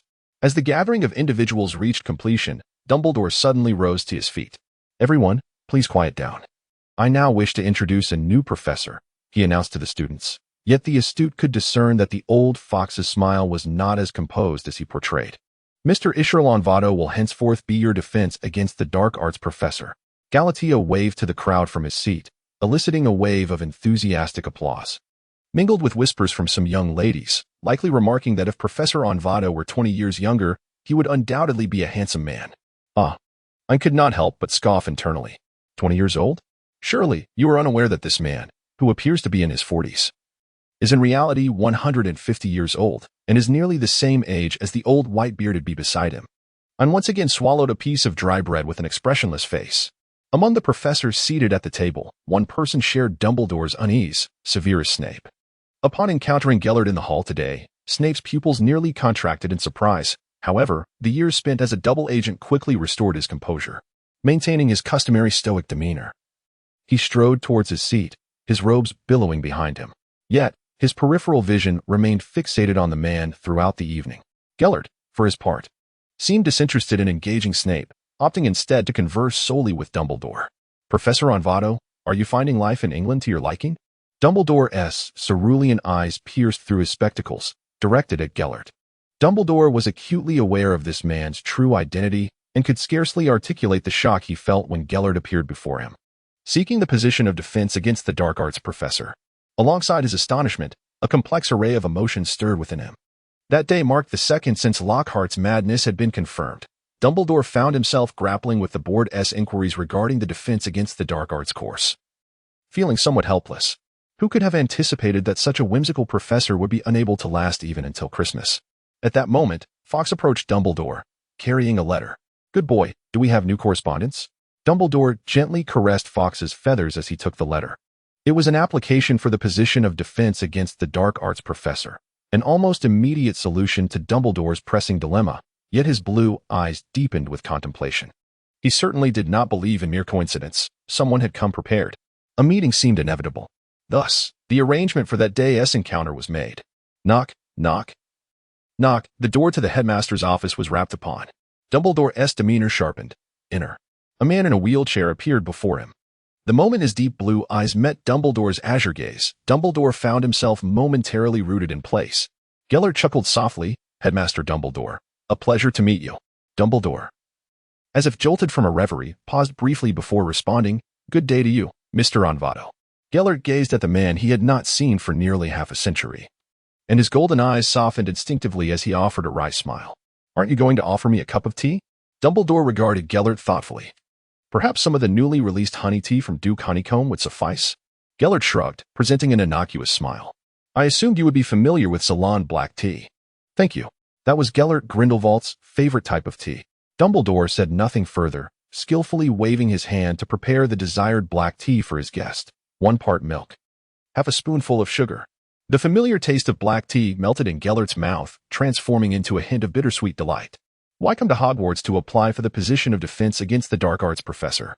Dumbledore's cerulean eyes seemed intent on penetrating the facade of the man before him. Yet Gellert's inscrutable expression left Dumbledore somewhat at a loss. Gellert's deep blue gaze met Dumbledore's, fixated intently on the man across from him. For one person, Gellert declared, locking eyes with Dumbledore. Dumbledore remained silent. The two exchanged glances until he was the first to look away. He tactfully refrained from inquiring about the identity of that person. Who else could it be? Dumbledore silently smirked at himself. So, does the headmaster need to personally assess my abilities and teaching prowess? Gellert chuckled lightly, crossing his legs with an air of casual nonchalance. Dumbledore responded with a meaningful tone. I believe that may not be necessary. Gellert chuckled again, shaking his head with a hint of resignation. It would be better for the headmaster to conduct a first-hand experiment, lest we admit someone rather unreliable. Dumbledore did not respond, merely resting his chin on his intertwined hands, his scrutinizing gaze returning to Gellert. Gellert, unperturbed, wore a faint smile, allowing himself to be observed. Is Professor Lockhart's situation related to you? Dumbledore inquired casually, his gaze drifting to Fawkes in the distance. Yet his peripheral vision remained attuned to Gellert's every expression. Gellert replied ambiguously, What do you think, Headmaster? Dumbledore remained silent, rising from his chair and slowly pacing to the window. Hogwarts needs tranquility and peace. I must be responsible for the students, he remarked, gazing out at the scenery with an implied meaning. Gellert chuckled softly. Albus, you might be the least qualified person to utter that phrase. Dumbledore did not retort, falling into a prolonged silence, until he finally sighed softly. Some matters leave no room for choice. Everything is for the greater good. Gellert continued the unfinished words of Dumbledore, who momentarily appeared lost in thought, his expression reflecting a fleeting reverie as if transported back to a century ago, to the fateful encounter of the red-haired youth and the golden-haired boy, until their paths diverged, growing ever more distant. Seizing the opportunity while Dumbledore succumbed to contemplation, Gellert surveyed his surroundings and effortlessly spotted the familiar coin upon the table. Its surface gleamed, a clear indication of frequent handling. Gellert's heart softened as he gazed at Dumbledore's silhouette, filled with a profound sense of yearning and nostalgia. Dumbledore remained silent for an extended period, causing Gellert's heart to further soften, compelling him to break the silence. Albus, it all hinges on your courage. Do you dare? He intentionally paused before continuing. Do you dare to keep me, this source of danger, by your side? Dumbledore offered no response, his azure eyes shimmering with clarity and wisdom, refraining from turning back. Gellert's simple provocation was unlikely to yield a response. It seemed he had no genuine expectation of an answer, thus relinquishing the choice to Dumbledore. Mr. Onvato, as always, adeptly utilized the situation to his advantage. Dumbledore, after a brief contemplation of the pros and cons, arrived at a decision. Sometimes, danger positioned before oneself allows for better oversight of all that transpires. Moreover, the current circumstances left little room for refusal. Should he decline, it would likely complicate matters with the Board of Governors, and given Gellert's nature, if he could act against Lockhart, he would undoubtedly exploit any available leverage. The headmaster is too generous. I am but an ordinary man, Gellert replied, narrowing his eyes slightly as he reclined casually against the back of his wheelchair. He knew what decision his Albus would make. After all, that was his Albus. Gellert's tender gaze fell fervently upon the figure of the man before him as Dumbledore turned away. Oblivious to the reflection in the window that revealed Dumbledore had already perceived his gaze. Thus, he hesitated to confront Gellert directly. Yet, since Gellert wished to masquerade as an ordinary person, perhaps maintaining this facade of superficial relations would suffice. Dumbledore sighed inwardly, and, when he turned again, a signature smile adorned his face. Then welcome to Hogwarts, Mr. Onvato. With memories flooding back, Dumbledore observed Gellert's ease in engaging students, momentarily at a loss for words, resorting instead to asking trivial questions. Gellert, however, listened attentively to everything Dumbledore said, responding earnestly, I have been in England for a while now. Initially, I struggled to adapt, but it has since improved considerably. After all, I had once lived here for an extended period during my youth. Dumbledore was momentarily taken aback, reflecting on the time spent in England during his youth, which seemed to coincide with moments shared with himself. He chose not to speak further, instead immersing himself in his meal. The headmaster still had an insatiable fondness for confections. Gellert propped his chin on one hand, casting a light-hearted smile at Dumbledore. While Dumbledore remained unresponsive, many who were keenly observing Gellert's every move gasped in astonishment. Good heavens, what were they witnessing? The dashing Professor Grindelwald appeared to be genuinely amused by the eccentric aesthetic of Headmaster Dumbledore.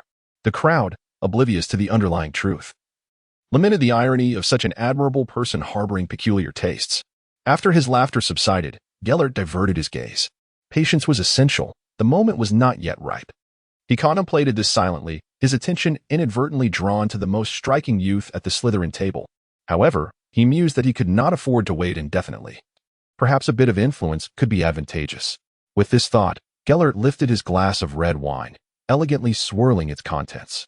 After Ain had finished devouring an entire croissant, he finally raised his head to glance at the faculty table, only to be met with a rather blinding sight. Upon lifting his gaze, he found Gellert gazing at their headmaster, Dumbledore, with an expression brimming with emotion, and swiftly shifted his gaze from Galette and Oldby to the man in the black robe standing aside. Perhaps it would be better to observe the professor. To refresh his eyes. The man with dark hair and eyes exuded an awe-inspiring presence as always. However, today he consciously restrained his aura. Nevertheless, I could still effortlessly sense the oppressive force emanating from him. Severus Snape, with his keen perception, almost instantaneously caught the boy's gaze the moment I looked his way. Snape's dark eyes deepened, meeting the youth's gaze briefly before quickly diverting his attention. Ain, satisfied, withdrew his gaze and resumed his battle with the dinner before him. Ain began to slice his lamb chops, cooked to a perfect medium rare. The meat, slightly tinged with pink, possessed a subtle firmness, while the exquisite seasoning elegantly balanced the inherent gamey flavor of the lamb. Ain squinted contentedly, her shock from the day's events soothed and restored to tranquility by the comfort of exquisite cuisine. Ain began to contemplate the current situation. The Crown Soul artifact had been resolved, and it seemed that Dobby would no longer make an appearance. Thus, it could be surmised that this year's Chamber of Secrets incident would not recur. In a few days, Lockhart would transition to St. Mungo's, rendering him incapable of conjuring any further mischief. The events associated with him were likely to cease as well. As for Gellert, Ain firmly believed he understood what was expected of him. And as for that basilisk, it could remain undisturbed in the chamber. Quite splendid. All issues had been settled in the first half of the year. The latter half could be devoted to enjoying the school life. Upon concluding his reflections, Ain felt a surge of happiness, and even the interactions between Gellert and Dumbledore could not dampen his appetite. Draco observed as Ain transitioned from shock to an impassive demeanor. And now, inexplicably, to a state of elation. Draco? Ain's thoughts remained as elusive as ever. Consequently, the following day, they found themselves attending Gilderoy Lockhart's defense against the dark arts class. Draco, unusually animated, eagerly pulled Ain to the front row of the classroom. Arriving well before the lesson commenced, Ain found herself at a loss for words. If only Draco were aware that the highly esteemed Professor Onvada was, in fact, Gellert. Ain resolved to temporarily keep this secret on behalf of Geller. As soon as class commenced, Geller maneuvered his wheelchair into the classroom, the aura of a former Dark Lord. Even with Geller's careful restraint, effortlessly subdued the group of young students. With a smile, Geller began, "Dear students, I am delighted to serve as your professor for the defense against the dark arts. It brings me great joy to subtly return to Albus's side." System, understanding without voicing it. Gellert surveyed the surroundings, and upon noticing Ain, his gaze lingered momentarily, revealing a knowing smile. "I hope that in our future academic endeavors, everyone can glean something valuable from my lessons and coexist harmoniously." Ain, I believe he merely wishes to coexist harmoniously with the old bee. System, after delivering his opening remarks, Gellert commenced with the instructional material. "Now, let us begin our lesson. Today's topic is the disarmament spell, and I now require a student to come to the stage to provide a demonstration for everyone." Ain promptly lowered his head. It is well recognized how crucial it is to avert one's gaze from the teacher. "Now, Ain Black, Mr. Gellert has specifically called upon you. Please step forward and demonstrate the usage of the disarming charm for everyone." Ain, with a sense of disillusionment, raised his gaze towards Gellert. Gellert, still wearing a broad smile, exuded a sense of audacious mischief that was undeniably irritating. "Well, we still require another student to partner with classmate Blake. Perhaps it would be best for Blake to seek out his own partner," Gellert remarked, lifting his chin slightly with a playful smirk. Ain reluctantly ascended the podium, casually raising his eyelids to point at the savior. "Harry?" Gellert, intrigued, turned his gaze towards the designated savior. "Well then, Mr. Potter, please partner with Mr. Black." "Very well, Professor," Harry replied, softening his gaze and donning a gentle smile as he approached Ain. The two stood facing each other, and I noted that as Harry made his way to the stage, a subtle shift in his demeanor occurred. It was as if the carefully concealed brilliance suddenly began to reveal itself. Ain's expression grew somewhat more serious. "Disarm, disarm," almost simultaneously. The incantation echoed from the tips of Ain and Harry's wands. Ain reached out to catch the wand that Harry had sent flying, while Harry was pushed back 2 steps by Ain's spell. Ain wore a stoic expression, while Harry stumbled a couple of steps before regaining his balance, his emerald eyes reflecting a deeper, more profound essence. Applause echoed as Gellert curled his lips into a smile, exclaiming what a splendid duel it was it not? Ain cast a stoic glance at Gellert, who was engrossed in the performance. "Ain, allow me to share a jest with you. I engaged in a duel of weaponry with the Savior and emerged victorious." System, while it feels rather ordinary, your words suddenly imbue the situation with a remarkable gravity. Ain, it suddenly evokes a sense of being able to confront Voldemort's Avada Kedavra head-on. System, rest assured, little Tom wouldn't dare. Ain, do you wish to listen to the nonsense you are uttering? System, I am merely speaking the unvarnished truth. Smiley face. Following Ain's demonstration, the classroom was divided into pairs for a dual practice on disarming spells. Gellert appeared particularly fond of Ain, frequently glancing over at him and Draco, whether intentionally or not. The casting speed of the spells was still insufficient. Gellert approached Ain from behind and shook his head. Ain turned her head in annoyance, saying, "Am I not skilled enough?" Gellert raised an eyebrow, narrowing his eyes as he scrutinized Ain. Ain gradually became aware that she had just inadvertently offended the Dark Lord. "Apologies, Professor," Ain immediately conceded, retracting her neck. "It's of no consequence." Then, regarding the lack of respect towards the professor, "At 8 o'clock this evening, for labor services, in my office. Do you have any objections?" Gellert chuckled lightly as he spoke. "None at all." Ain resumed her expressionless facade, but could not suppress a soft laugh upon gazing at Gellert. The young one is indeed amusing. With a meaningful smile, Gellert departed. Draco, seated opposite, stared blankly at the interaction between the two, momentarily puzzled as to why the amiable and congenial Professor Onvada seemed to direct such attention towards Ain, though it appeared devoid of malice. During dinner, Draco, having bottled up his curiosity all day, could not resist any longer. "Ain, do you and Professor Onvada have some prior disagreement?" Draco leaned closer to Ain, whispering inquisitively. Ain sipped her apple juice with a hint of frustration, then took a hearty bite of a vegetable and ham sandwich, pondering, How could I possibly know? Ain, how could I possibly know why that gallant is so intrigued by me after just a few encounters? System, you are quite amusing. Ain, system, I presume that Giller might think this way. Ain, I must extend my gratitude to him. Under Ain's gaze, his attention instinctively fell upon the professor's seat. Gellert, sensing Ain's scrutiny, immediately cast a smile that was both intriguing and laden with significance. Ain decisively shifted her gaze towards the elder bee. Oh my. May Merlin's lace garter stockings bless this pair and hasten their union, so they no longer come to me one by one with their troubles. As Ain pondered the impending confinement, he consumed his dinner with a sense of indifference, as if it were mere sawdust. At that moment, the top student of the year unexpectedly appeared beside him.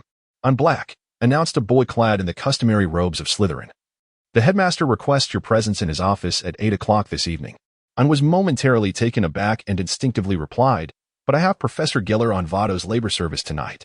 The young man appeared noticeably surprised for a moment before responding. The long-standing rules of Hogwarts dictate that the headmaster's detentions take precedence over those of professors. In this situation, Professor Onvado's detention will be postponed until tomorrow. Ain's eyes brightened. Adhering to the principle of making the most of each day, he happily accepted Snape as detention. However, it wasn't until he reached the threshold of Snape's office that he realized something felt amiss. The last time they had been alone together had been during his unfortunate encounter with the potion. How utterly awkward. Clueless, Ain stood at the door for a full 5 minutes, hesitant to knock, his toes nearly digging into the ground from the embarrassment. Just as he was attempting to bolster his resolve, the office door swung open unexpectedly. The silhouette of a grown man was illuminated by the light from within, casting a shadow over Ain. He looked up at the man. There are no treasures to be found at my doorstep, Mr. Black, no matter how many circles you make. You will find none. The deep male voice dripped with merciless sarcasm, yet it unexpectedly stirred a sense of long-lost familiarity within Ain. Professor Snape observed the young man, whose sky-blue eyes glistened with a hint of moisture, resembling a lost kitten wandering through the forest. Snape paused for a moment, his gaze penetrating into the boy's dark eyes. Come in, he said, stepping aside to allow Ain entry. Ain brushed past Snape, entering the office. The Slytherin head's office was perhaps the place Ain frequented most in Hogwarts, aside from his own dormitory. As soon as Ain stepped through the door, he effortlessly darted onto the sofa, comfortably squinting his eyes in contentment and letting out a satisfied sigh. Snape raised an eyebrow slightly, remarking to himself that it seemed Mr. Black had a particular fondness for the sofa in my office. Ain nestled on the sofa, pouting slightly. Why doesn't he, the professor, call me Ain anymore? Snape raised an eyebrow, neither agreeing nor disagreeing, and turned his gaze toward Ain. At that moment, the youth resembled a languid cat, comfortably curled up on the couch, as if he were on the verge of drifting into a peaceful slumber. Snape's eyes darkened, suppressing the urge to reach out and tousle the boy's short black hair. His throat subtly moved as he instinctively swallowed. Just then, Ain's slightly narrowed eyes met Snape's, and for a fleeting moment, their gazes locked, clearing his throat. Ain suddenly erupted into a fit of coughs. Ain's cough instantly drew Severus Snape's attention, causing him to stride purposefully towards the young boy. He intended to pat Ain's back, but halted just before reaching out. Snape's fingers twitched slightly, yet he ultimately refrained from raising his hand. Are you all right? The deep timbre of his voice resonated beside Ain, causing the boy's face to flush even deeper, although his cough had subsided. I'm fine, Ain replied, somewhat awkwardly averting his gaze. Why did the professor seek me out tonight? He accepted the milk, obediently extending his tongue to taste it, reminiscent of a kitten savoring its milk. Snape's eyes darkened further. Delicious, he remarked, his voice imbued with a hint of insistence, prompting Ain to stick out his tongue in playful defiance. Nevertheless, Ain was ultimately hesitant to challenge the authority of his headmaster. Thus he settled down, sipping the milk slowly, wary of any excessive movements. The boy's actions were remarkably docile as he drank. Snape's fingers curled slightly as he suppressed the urge to ruffle the boy's hair, forcing himself to avert his gaze. What is your connection with Grindelwald? Snape inquired, though Ain sensed an underlying tension in the man's cold tone. Ain set down the milk cup, her brow slightly furrowed, and her lips pouted. I am uncertain as to what is happening. It seems he particularly enjoys targeting me. Snape's gaze, laden with unmistakable skepticism, rested squarely upon Ain. Ain protested instantaneously. Hey, do you not believe me? What I am saying is the truth. Snape raised an eyebrow and replied, to what extent has someone's credibility deteriorated that it requires my reminder? Ain pouted, angrily turning her head away. Everyone may choose not to believe me, but how can Severus be among them? Can Mr. Black assure me that nothing is being concealed from me? Snape scoffed disdainfully, narrowing his eyes as he regarded Ain. Ah. Ain blinked innocently, feigning naivety. I believe there must be some misunderstanding between us. Snape cast a sidelong glance at the guilty-looking youth, remaining noncommittal. Ain undoubtedly harbors numerous secrets that he cannot reveal to himself, a fact that Snape has long been aware of. He can even sense a hint of something, perhaps related to the Dark Lord. However, there is no doubt that the arrival of the boy has truly altered the trajectory of fate.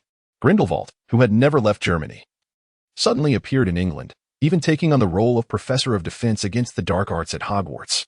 The diary Horcrux, which was supposed to emerge this year, was not found with the youngest daughter of the Weasley family, yet the events of the Chamber of Secrets still transpired. Additionally, the Philosopher's Stone, which had gone missing last year, is now in St. Mungo's with Lockhart, who was supposed to endure throughout the entire academic year. While all these occurrences seem quite unexpected, they are inextricably linked, to some extent, to the boy before him, resembling a cat. Snape suddenly recalled the moment when that boy knelt before him in the Chamber of Secrets, saying, I only hope you can keep some secrets for me.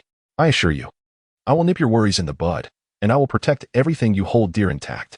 I will do my utmost to fulfill your wishes. It is I who willingly submits to you, Professor. The cerulean eyes, reminiscent of a sunlit sky, seemed to dispel the boundless darkness in that instant.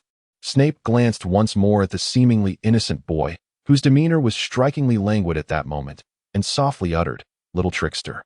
Ain blinked, tilting her head in slight confusion. Snape, however, showed no inclination to elaborate. Instead, there was an unusual softness in his typically hollow black eyes.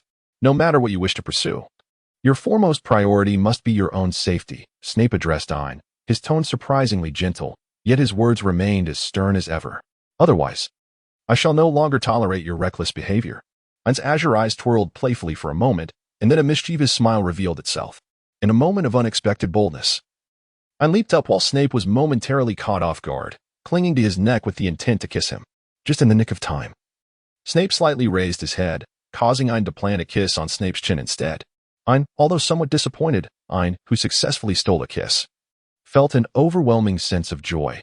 However, Snape's countenance was far less agreeable. In an instant, Snape's expression darkened, as if it could seep ink. For the boy's behavior consistently caught him off guard. Ain Black's voice remained low and sharp as ever. Yet he was acutely aware that the gravity of the moment was likely a mere facade put on by Snape, of which Ain was utterly indifferent. Ain nonchalantly hummed and reclined languidly back onto the sofa, a sly smile gracing her face, indicative of her successful ambush. Severus admitted. You harbor feelings for me as well, Ain remarked. Her eyes narrowed playfully as she gazed at Snape. Severus, maintaining his stoic demeanor, remained silent. Ain pouted and hummed. What is this? Do you wish to bestow upon me yet another complete forgetfulness? Snape gazed at Ain, momentarily rendered speechless. Think of something else. Ain furrowed her brow, her azure eyes glaring at Snape with a hint of indignation. You still owe me for the cufflink you ruined last time. Snape remained silent, his dark eyes observing Ain with inscrutable intent. Ain suddenly felt a wave of panic wash over him. Faced with Severus Snape, he was perpetually at a loss, unsure of how to respond. Please, don't be like this. If you think I've overstepped, I can certainly be more mindful next time. Just don't treat me as if I vanished from your memory, Ain implored, his voice growing increasingly plaintive, the corners of his eyes beginning to redden. Do you have any idea how much this hurts me? If you truly dislike me, then just say it. As he spoke, tears began to pool in his eyes, cascading down one by one. Snape finally exhaled deeply, pulling the young man into his embrace. You're not a child anymore. Why are you crying? His deep voice carried a hint of reassurance, instantly providing Ain with an outlet for his pent-up emotions. It's still your fault. Ain sobbed softly, rubbing his eyes. I never act like this in front of others. Are you implying that I am to blame? Snape raised an eyebrow, gazing down at the boy in his arms. Yes, it's your fault. Ain buried his face deeper into Snape's embrace, too timid to meet the man's gaze. Get up, Snape commanded, his voice slightly hoarse. I want tea. Ain nestled further into Snape's hold, refusing to lift his head, resembling an ostrich. I'll say it once more, get up. Snape remained unyielding, his tone steady and devoid of softness. Ain, feeling aggrieved, lifted her head and distanced herself from the man's warm embrace. Ain, I shall bring you even greater peril, Severus calmly articulated to the young boy. Ain, with tear-filled eyes, gazed at the man with a sense of injustice. So, are you implying that if I distance myself from you, I shall be safe? Snape fell into a moment of silence. Indeed, Regardless of whether Ain's actions were intentional, he found himself ensnared. Snape recalled the treachery of Lestrange and the potion administered by Lockhart, letting out a heavy sigh. You know I cannot escape all of this. Ain looked at Snape with unwavering determination. So do not entertain any notions of using excuses to push me away. The whirlpool I am caught in may not be any safer than the one you find yourself in. Snape's deep black eyes remained fixed on the youth, silent. Severus. I wish you would trust me a little more, Ain implored, reaching out to grasp Snape's robe, his blue eyes unblinking as they locked onto Snape's. This is something I should have said to you. The man spoke slowly, his voice low. If you trusted me enough, there would be many things you ought to share with me, would there not? At that moment, Ai's gaze began to wander aimlessly. Well, that is somewhat. She stammered. Snape's eyes glimmered with sharpness as a faint smile played upon his lips, though the mirth did not reach his eyes. Inconvenient, is it?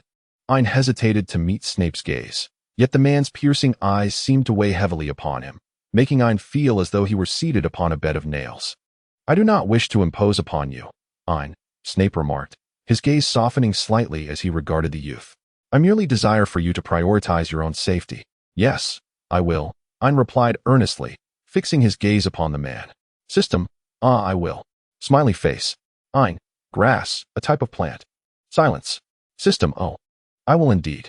In an instant, Ain's countenance flushed slightly, and his gaze began to wander. Observing the boy's demeanor, Snape ultimately resolved to let him go on time.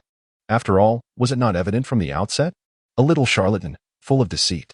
Yet, he still fell into his trap. Before long, the appointed hour of confinement with Gellert arrived.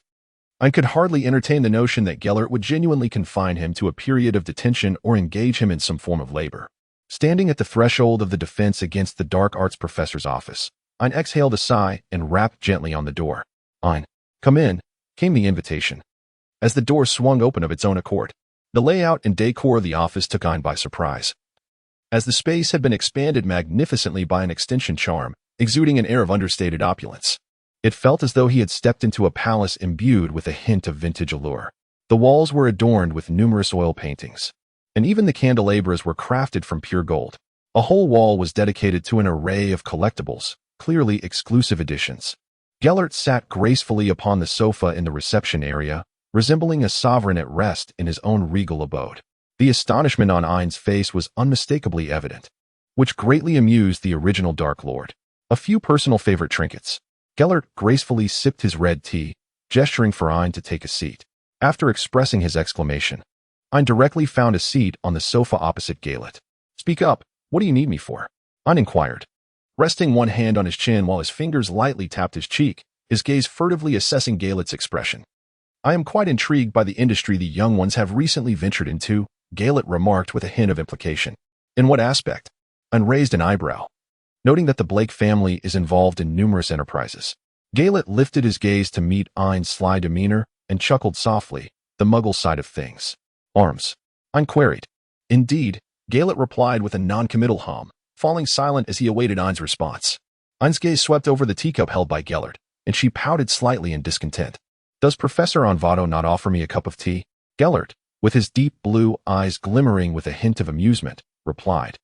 Is it not that I fear that young ones might not appreciate the tea I serve? I have yet to sample the tea of the Dark Lord. It would be worth trying. Ain's eyes, imbued with deeper meaning, turned towards Gellert as she continued to engage him in a riddle. That black tea, 7 parts sugar? Gellert raised an eyebrow in inquiry. Ain pouted, visibly displeased. I prefer my drink with full sugar. Gellert merely raised an eyebrow, his smile unwavering. Oh, my dear child. Greed is not a virtue. Full sugar can easily lead to cavities. Ain curled her lips in a subtle smile. Glancing at Gellert, I believe that if someone needs to be reminded to consume less sugar for fear of cavities, it is likely that the admonition should be directed towards another individual. Gellert slightly reined in his amusement, and the aura of the Dark Lord began to emanate, both deliberately and inadvertently. Ain, unfazed, crossed his legs and gazed at Gellert with his cerulean eyes, devoid of any hint of fear. Gellert scrutinized Ain for a moment before breaking into a smile. Indeed, my young friend, you are quite intriguing, consistently bringing me delightful surprises. You flatter me, Ain replied, gently tapping his own cheek with his hand. I shall rely on Professor Onvato for our future collaboration. Gellert chuckled softly. Now that you have put it this way, do I truly have the luxury of refusal? Ain blinked her eyes playfully, remarking that Professor Onvato was indeed a good person. Galette cast a curious glance at Ain, noting that such an assessment of him was quite rare. Ain chuckled lightly. It is precisely because Professor Onvato is so remarkable that everyone dares not gaze directly at him. How could they possibly discern your brilliance? Galette raised his chin with a hint of arrogance, his tone imbued with an inherent pride. It is not necessary for many to recognize this. Ain silently rolled his eyes within, yet chose not to display his feelings outwardly, considering the recent collaboration established with the individual before him. This version of Galette could only be appreciated by someone as twisted as the old bee. A man who is both proud and capricious truly leaves much to be desired. Had he not been Galette, such a disposition would likely have led him to be unceremoniously bundled in a sack in some alleyway. Indeed, it seems that men ought to embody a certain depth and restraint. A figure silently emerged in Ain's mind, causing his gaze to wander, deep and introspective. He became lost in thought as he observed the youth before him, not wishing to prolong the conversation. Galette offered only a few polite exchanges before allowing the young man to depart. As Ain was about to depart, she abruptly halted her steps and turned back to Geller, saying, "By the way, if we are to forge a partnership, there is another party that will be involved. Please do not tell me it is that creature you keep." Geller frowned with evident displeasure. "I would rather avoid any association with that being." Ain gazed at Geller with a hint of surprise, but after a moment of contemplation, he began to understand where the misunderstanding lay. "Is this something you discovered from Lockhart?" Ain inquired. "It was rather easy to draw a connection, wasn't it?" Geller retorted with a question of his own. "Rest assured, it's not him." Ain pondered briefly before providing Geller with an unexpected response. "As for the profit sharing, we can indeed allow an additional concession of 3 points from the black side, but regarding his matters, it must remain confidential for the time being." Ain deliberated and offered a reply that took Geller by surprise. "Do you hold that fellow in such high regard?" Geller countered, yet as the words escaped his lips, a knowing smile spread across his face. "I am quite curious if your companion is aware that you are harboring such a secret." Though Geller did not finish his sentence, both were acutely aware of the implications. What was being harbored, of course, was the fragment of the second Dark Lordess soul, a matter that Gellert seemed to have completely uncovered, making it difficult for Ain to evade the issue. At this thought, Ain, feeling a mix of embarrassment and anger, pouted slightly. "That is why I need you to keep it a secret." Observing the little feline's irritation, Gellert chose not to pursue the topic further, merely chuckling softly. "Fear not, young one. I am not particularly interested in your affairs, nor in that thing." Ain then felt a sense of relief, regaining her previous smile. "Rest assured. The one who will be involved is also someone dear to your family, you know." "Galette, huh?" Ain gazed contentedly at the frozen smile on Galet's face and continued. "It is the savior, you know." After dropping this bombshell, Ain paid no heed to Galet's reaction and departed from the opulent office that seemed excessively extravagant. TSK. Staying here for too long truly risks blinding one's eyes. Ain contentedly made her way back to her dormitory. "System, would you care to elaborate? Your conversation with the Dark Lord?" "Ain, what is there to explain? Do you not understand?" "System, should I?" "Ain, TSK, you are rather more foolish than I had anticipated." "System, will you speak or not?" Smiley face. "Ain, I shall not disclose how you may proceed." Smiley face. "System, I shall refrain from revealing the progress of the task." Smiley face. "Ain, am I rare?" Smiley face. "System, do you not wish to know about your cipher mission progress?" Smiley face. "Ain, do speak swiftly." "Ain, did Galette not mention from the very beginning his desire to partake in the Black family's dealings in the Muggle arms trade? Initially, his reference to red tea with 7 parts sugar was intended to suggest that I concede 3 parts, yet I insisted on full sweetness, signifying my unwillingness to compromise. Consequently, the old fellow acquiesced. However, he later began to leverage the matter of Tom's soul fragments against me. Ain still feels a twinge of anger. "Ain, it is all that scoundrel Lohart's fault. Otherwise, the matter of the soul fragments would not have come to Galadriel's attention, and he would not have suddenly connected my endeavor with Voldemort's soul fragments to the resurrection of Tom. Given the breadth of his information gathering, it is highly probable that he is already aware of the disappearance of the Philosopher's Stone. He is not Dumbledore, and it won't take him long to deduce that I have taken the stone to mold Tom's body. System. Hence, you instructed him to keep it confidential." "Ain, indeed. One must keep it from the Elderby, and equally ensure that Severus remains oblivious." "System, quite reasonable." Ain rolled her eyes.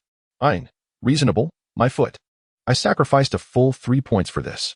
Tom must repay me for all of this." once he is able to step outside. I shall have him work for me to settle his debt.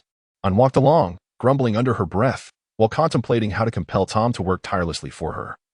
Envisioning herself as a heartless employer and Tom as the humble laborer. Nevertheless, the formidable bomb I left for him has somewhat balanced the scales. Ha ha ha ha ha. His emotions must be quite intricate at this moment. The savior painstakingly nurtured by his beloved has now been dragged into the mundane arms trade. Ha ha ha ha ha. He is undoubtedly torn, desiring to inform his dear one while simultaneously fearing the potential collapse that such knowledge could bring. However, given Gellert's character, it is highly probable that he will remain silent. Henceforth, he shall be left to witness the one he holds dear invest time and effort into raising another child, only to find that this child possesses a heart of darkness. As Ain continued to ponder, her steps grew increasingly lighthearted. However, upon reaching a crossroads, she abruptly halted. At the end of the corridor, a student clad in Gryffindor robes was grotesquely affixed to the wall in the shape of a crucifix. Blood cascading from the student and pooling at Ain's feet.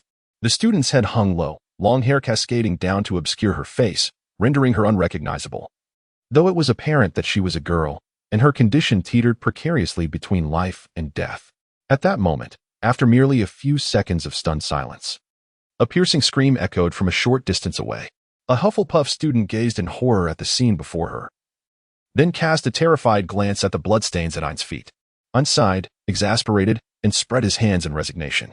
At that moment, within the confines of the principal's office, Professors Dumbledore, Gellert, Severus, McGonagall, and a host of other faculty members had once again gathered, with Ain and another young witness positioned at the center. This is impossible. A Hufflepuff student, visibly trembling, pointed at Ain. I saw you. Your feet are stained with blood, and I heard that it was you who harmed Filch's cat. You were clearly the heir of Slytherin.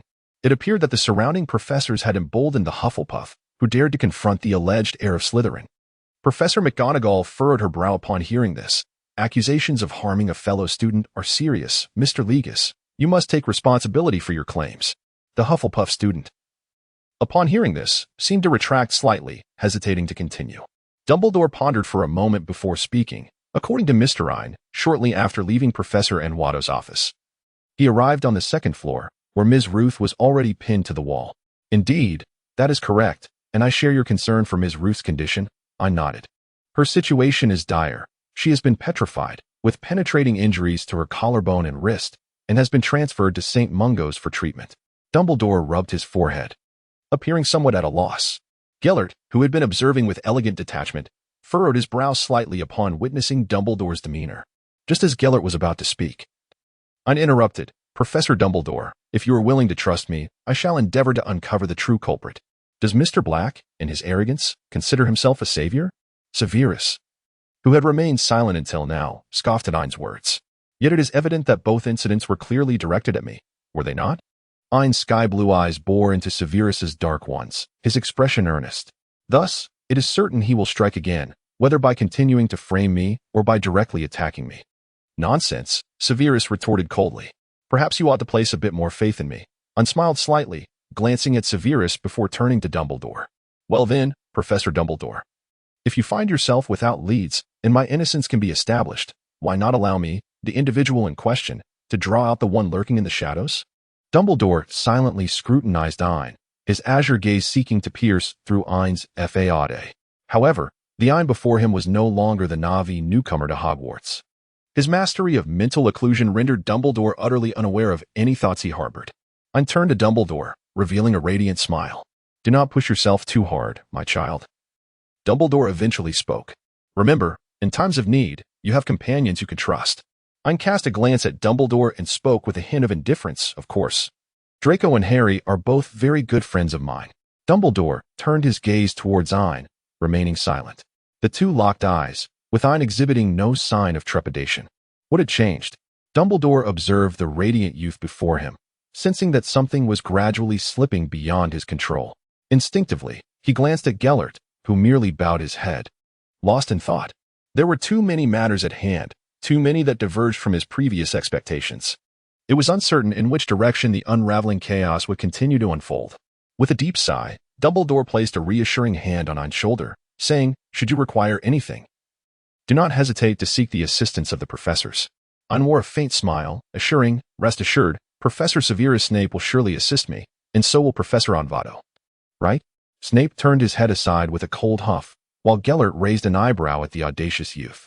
The boy, however, remained utterly unperturbed, exhibiting no awareness of any impropriety in his words. Little did Ain realize that, even with his suspicions nearly absolved by the professors, the whispers of the crowd could not be silenced. When I came to this realization, his fellow Hufflepuff, Legis, had nearly made the incident common knowledge. The whole affair began on an ordinary morning when I stretched lazily, intending to head to the Great Hall for breakfast. Along the way, however, he noticed several individuals pointing and whispering about him. Ain? Ain deliberately slowed her pace, allowing fragments of conversation to reach her ears. Hey, have you heard? It was Black who did that to Ruth from Gryffindor. Is that true? I thought he had always been quite amiable. One must not judge solely by appearances. Have you forgotten his surname? Ah, yes, Black. The very Black. The most devoted follower of the Dark Lord.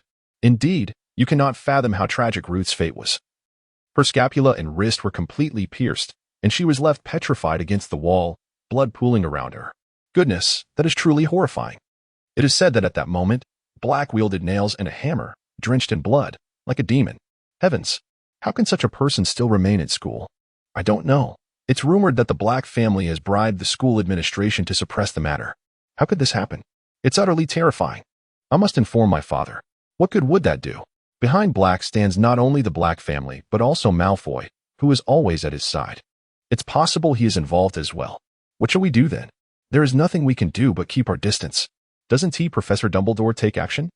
It is said that even Dumbledore is constrained by their influence and dares not speak out. Oh dear, I want to go home. Hogwarts is too frightening. Indeed. Who could argue otherwise? As Ain walked, his steps became increasingly heavy. Sensing the change, Draco cast a sharp glare at the students whispering nearby.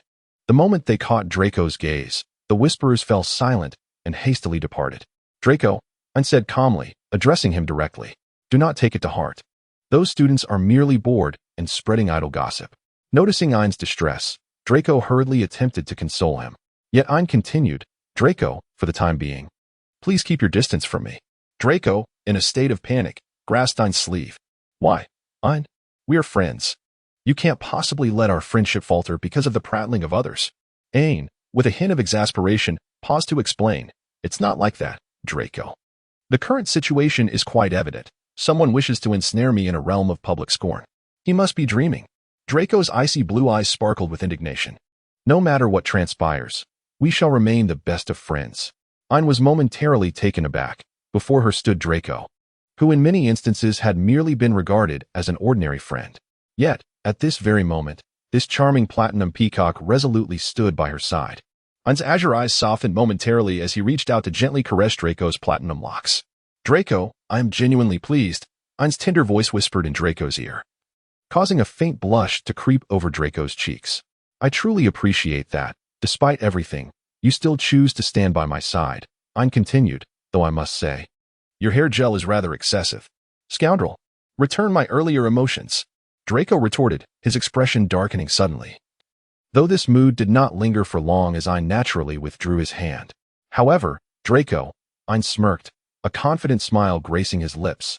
The adversaries lurk in the shadows while we stand in the light.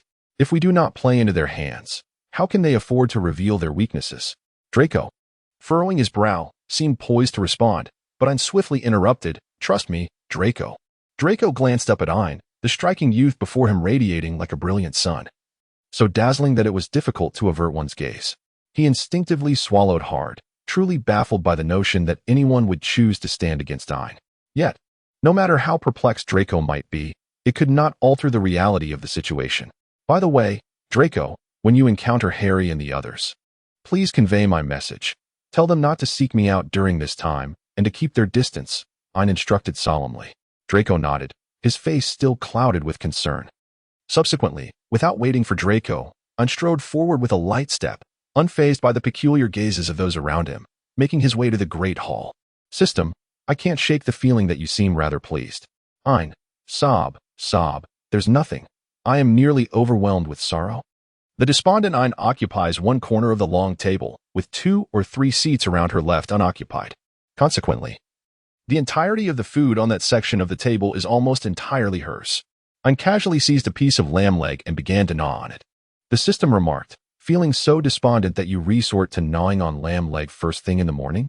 Ein, alas. You do not comprehend that this is transforming sorrow into appetite. System, if it is delectable, indulge yourself a bit more. Ein, do not envy me. After all, you are merely a collection of data. If it becomes unbearable, perhaps indulge in some seeds to satisfy your cravings." System, 1 minute later. System, crunch, crunch. Grease from the leg of lamb dribbled unceremoniously from the corner of Ein's mouth. Yet, the scene of Ein's isolation caught the attention of someone seated at the professor's table. Snape set down his breakfast, his obsidian eyes fixating on the solitary boy at the long table, his brows slightly furrowing in contemplation. Since Ein has resolved to awaken from isolation, it is only natural that he intends to undertake a comprehensive transformation. Initially, whenever confronted by classmates who whispered behind his back, Ein would feign indifference while briskly walking past them. In every class that required paired collaboration, Ein consistently worked alone. Even while traversing the castle, heading to the library, or returning to the dormitory, he found himself solitary. Consequently, rumors proliferated that Ein was the heir of Slytherin, that he had harmed a muggle-born wizard from Gryffindor, and that he had been forsaken by his friends. The shift in Ein's demeanor was striking. He transitioned from his usual cheerful disposition to a state where smiles became scarce and impatience increasingly evident. Previously eager to accompany friends, he now wandered alone, exuding an air of discontent. Of course, this was all a fade crafted by Ein. In reality, he was elated, nearly bursting with joy. He no longer needed to concern himself with trivial social interactions or placate his younger peers, and he could even feign a melancholic mood to disregard certain professors' demands. This exhilaration reached its zenith upon receiving John's financial report over the weekend. Since Ein inherited the Black family legacy, John had been providing quarterly updates on the operations of the Black group within the Muggle realm, and this time, the report included the latest Beretta handgun developed in Muggle arms manufacturing. What young boy does not harbor a dream of owning a firearm? And now, that dream had come to fruition. Ein brandished the handgun with a flair, striking several poses before charging into the wishful thinking room without a moment's hesitation. "I require a space for shooting practice," he declared emphatically. As Ein exited the wishful thinking room, thoroughly invigorated, the night had long since deepened. The handgun spun effortlessly in his grip before being tucked away into the folds of his wizard's robe. As Ein strolled towards the dormitory, his thoughts wandered to the prospect of having John provide a firearm for the savior in due course. He mused that the old curmudgeon, Gellert, likely would not require one, and thus he could keep this matter concealed from him for the time being. Before long, Christmas approached, and Ein decisively submitted his request to return home. Meanwhile, Draco, fidgeting with anxiety, yearned to approach Ein and utter a few words, but recalling their agreement, he could only watch helplessly as Ein submitted his application, missing the chance to invite him to spend the holiday at his home. Just as Ein turned to leave after handing his Christmas homecoming application to Snape, he was halted by Snape's resonant call. "Ein, Black." The distinctive timbre of Snape's voice sent a shiver through Ein, causing his heart to skip a beat. Ein paused momentarily, slowly turning around to cast a puzzled gaze upon Snape. Snape's dark eyes fixed intently on Ein's blue ones, imbued with a depth that Ein found inscrutable. "Later, visit my office," Snape instructed, maintaining his focus on the collection of application forms from other students, dismissing Ein thereafter. Ein had been in Snape's office for over half an hour, during which Snape remained utterly silent, while Ein simply sat on the sofa, sipping hot milk. Ein blinked her eyes at the man who was diligently grading assignments, his attractive brows perpetually furrowed, never relaxing, occasionally marking a large P on the paper. Ein reminisces about the assignment graded by Professor P, whose elegant and poised handwriting left a lasting impression. Ein squinted contentedly, gazing at Snape through a lens of admiration. The ever-observant Snape, with his keen perception, had undoubtedly noticed the occasional glances from the young rascal, along with the inexplicably peculiar smile that accompanied them. Snape's hand, poised to write, hesitated momentarily, leaving a blot of ink upon the parchment. With a deft motion, he elegantly traced a line through the stain, forming a solitary P. Ein smiled more joyfully, and were it not for the circumstances, he would have almost hummed a tune in delight. Severus Snape suddenly found himself questioning his own decision. He had witnessed the boy's isolation due to the rumors circulating about him, and he feared that this might cause the youth to waver and engage in regrettable actions. He sincerely hoped that Ein would not follow in the footsteps of that Potter from his previous life, who, upon being ostracized, took irreversible actions that jeopardized his own safety. Snape's peripheral vision remained fixed on Ein's movements, confirming that the boy was genuinely in a good mood, which alleviated his concerns slightly. After another half hour, as Ain finished his milk and began to roll on the sofa with a book in hand, Snape finally spoke. "Are you returning to Black Manor for Christmas?" he inquired, casually tidying up the scattered student assignments nearby. The azure orbs of Ain circled within their sockets, attempting to decipher Snape's intentions, but in vain. Ultimately, he had no choice but to respond honestly. Snape raised an eyebrow, inquiring, "What were you originally intending to say?" How could Ain's hesitation possibly elude the watchful eyes of a double agent? Ain had no choice but to respond earnestly. "I need to return to attend to matters concerning the family estate, and I might take the opportunity to visit the school to see if there are any new developments regarding the soul artifacts. After all, Christmas presents an excellent opportunity for the soul artifacts to engage in activities that are typically inconvenient." Snape raised an eyebrow noncommittally, his dark eyes seemingly piercing through Ain. Ain blinked innocently and looked back. "I'm Black. When will you be honest with me?" Snape spoke these words with a calm tone, devoid of anger or disappointment. Yet, they stirred a wave of sadness within Ain. "There are certain matters I must handle myself," Ain attempted to explain. "It's not a matter of distrust. Rather, informing you would certainly jeopardize the situation." Snape raised an eyebrow and sat beside the young man, clearly sensing that there were indeed matters Ain was unwilling to disclose. Ain found himself at a loss for words, ensnared by the cunning words of the double agent. Yet, the double agent showed no mercy towards the unfortunate boy, continuing to speak unabated. To force oneself into isolation merely offers the lurking adversaries greater opportunities to strike. The Christmas break, ostensibly a time for returning home, was instead seen as a moment when the enemy might seize the chance to execute their plans. Snape's deep voice articulated Ain's every intention. "During the interlude of the Christmas holiday, you shall find a way to return to school, will you not?" Ain found herself utterly at a loss for words. Had she known that the man she admired would possess such complexities, she would not have underestimated him to this extent. "Ah, how amusing. Professor, you are overthinking this." Ain chuckled nervously, scratching her head, yet she could not bring herself to meet Snape's gaze. "Look at me." Ain, the man sighed, his voice deep and tinged with a hint of resignation. "You might consider placing your trust in me, wouldn't you?" Ain spoke somewhat hesitantly. "I have great faith in you, as you are well aware." Snape's lips curled into a faint smile, one that never truly reached his eyes.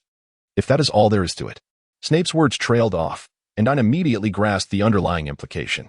That level of belief hardly constituted trust. Then why does the professor not endeavor to trust me more? Ain pondered in silence for a moment before launching into a counterargument. "Why can't the professor believe in me?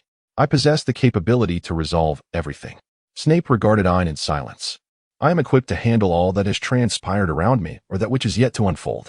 I have the strength and the ability. Even Gellert believes in me." The more Ain spoke, the more resolute his gaze became. "Why does the professor persist in viewing me as a mere child in need of protection?"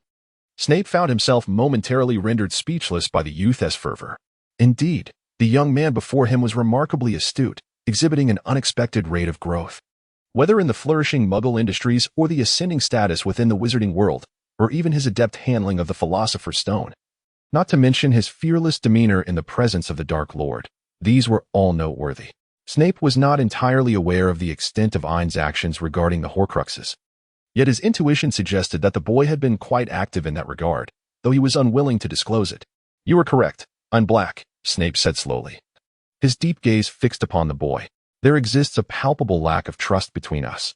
Snape's tone struck Ain like a dull ache, for the reality of their mutual distrust was indeed a heavy truth.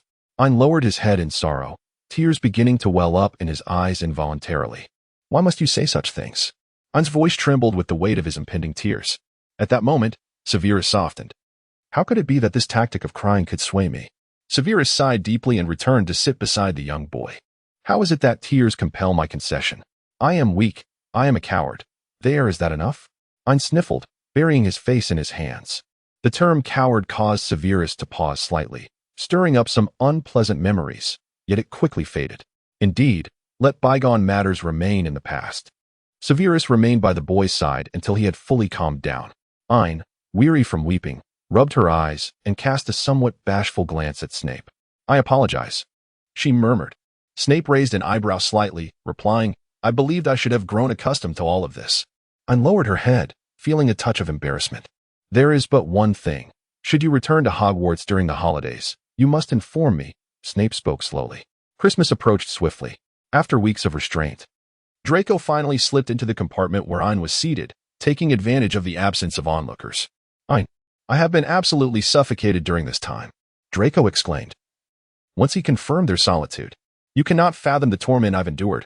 I have yearned to converse with you. To my astonishment, someone dared to speak ill of you in my presence. I barely restrained myself from casting a hex upon them. Lately, Harry has been persistently inquiring about you. It appears he is quite concerned for your well-being. Ain rested his chin on one hand, a smile gracing his lips as he attentively listened to Draco's incessant chatter. Occasionally, he would shake his head in feigned exasperation. Just endure a little longer. This too shall pass, Ain remarked casually, his gaze drifting beyond the glass of the carriage towards the vast expanse beyond. Noticing Ain's momentary silence, Draco, ever considerate, refrained from further conversation, choosing instead to share in the quiet enjoyment of the scenery. The journey from Hogwarts back to London required traversing a lengthy stretch of railway. The cold December wind had left a delicate layer of frost upon the glass, and a gentle touch of a fingertip would reveal a transparent smudge, offering a glimpse of the world outside. The landscape beyond the window was predominantly characterized by desolate wilderness and valleys, occasionally interrupted by remnants of human presence. The winter valleys, even in the absence of snowfall, exuded an aura of somber solitude, steeped in a melancholic hue. Ain, will you be coming to my home for Christmas? Draco, true to form, could not contain himself for long. After a brief silence, he fidgeted restlessly before finally voicing his inquiry. Ain cast a humorous glance at Draco and remarked, Are you truly hoping that I might spend Christmas with you? Of course. This year, we have procured an enormous Christmas tree for our home. I was even contemplating adorning it together with you. At the mere mention of Christmas, Draco's eyes sparkled with excitement. Ain cast a non-committal glance at Draco, suggesting that such tasks could easily be entrusted to house elves. What do you know? Decorating the Christmas tree by hand with someone you cherish is an immense joy. Draco protested with a furrowed brow.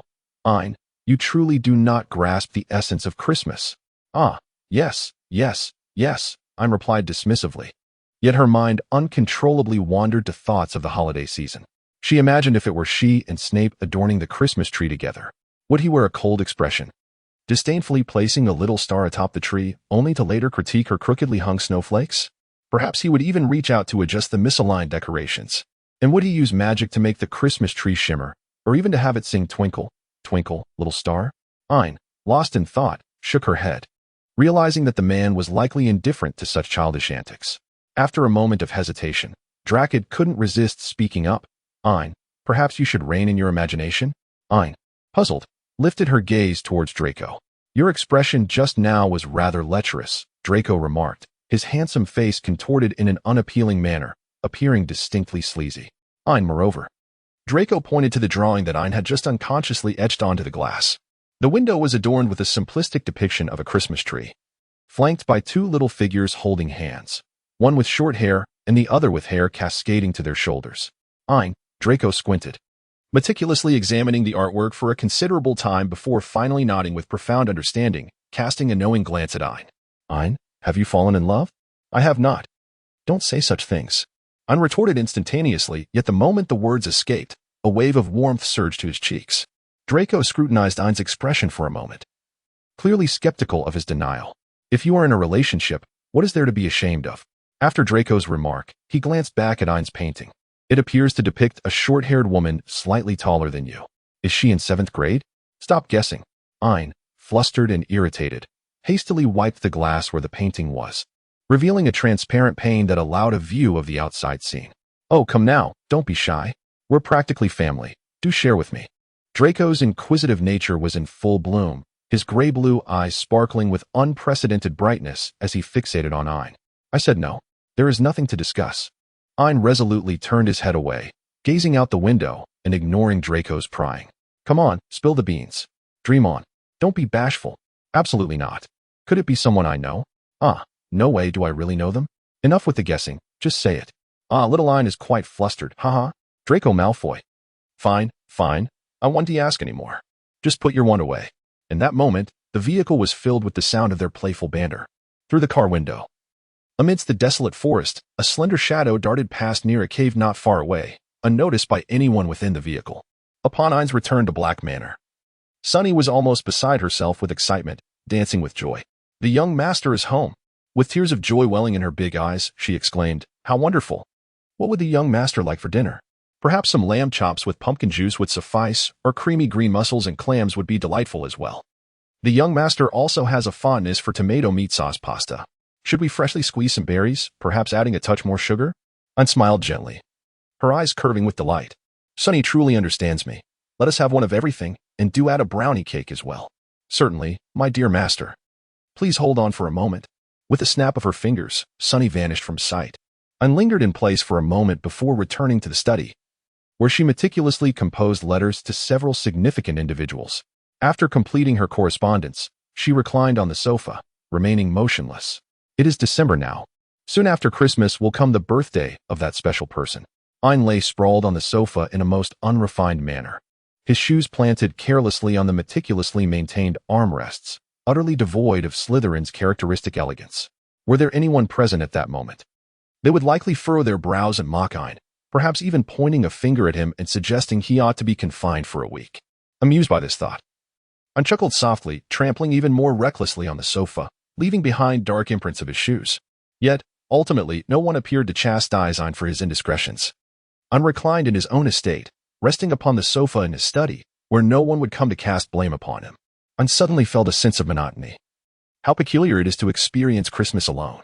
Ain spent several aimless days in the Manor, during which he briefly met with some heads of industry and glanced at the financial statements, yet refrained from further intervention. Notably, John had delivered the latest Muggle weaponry, seemingly a miniature bomb capable of being remote-controlled or set on a timer. Ain found it quite intriguing and decided to keep a few samples. Before long, Christmas Day arrived. After declining Draco's invitation, Ain nearly slept until the afternoon on Christmas Eve. Ain stretched languidly before unwrapping his Christmas gifts. The abundance of presents had multiplied ever since he assumed the mantle of the Black family. Acquaintances, both familiar and unfamiliar, showered him with tokens of goodwill. After filtering out some commercial exchanges, Ain discovered several gifts from his friends. To his surprise, Harry had gifted him a tie that complemented Muggle attire, adorned in deep-sea blue and silver, with a hint of shimmering detail. Ain was quite pleased with this present, though he hoped Harry would also appreciate the gift he had chosen for him. He reminisced about the miniature explosives he had given to Harry, nodding in satisfaction. Next, he unwrapped a gift from Draco, a collection of ancient magical texts, which he enthusiastically tucked into his robes. He reflected on his decision to gift Draco a dragon model this year, pondering whether Draco would overlook such trivialities. Ron and Hermione had sent him some modest tokens, while Ain, in his forthright manner, presented Ron with a set of pure gold ornaments, a gesture that could be deemed exceptionally thoughtful. For Hermione, he selected a headband that had recently become quite fashionable among witches. To his astonishment, this year he also received a gift from Blaise, a brand new wizarding robe intricately designed with dark silver patterns. As he reached the final gift, he encountered one that bore no signature, wrapped in customary dark green paper, with a simple black satin ribbon tied in a knot.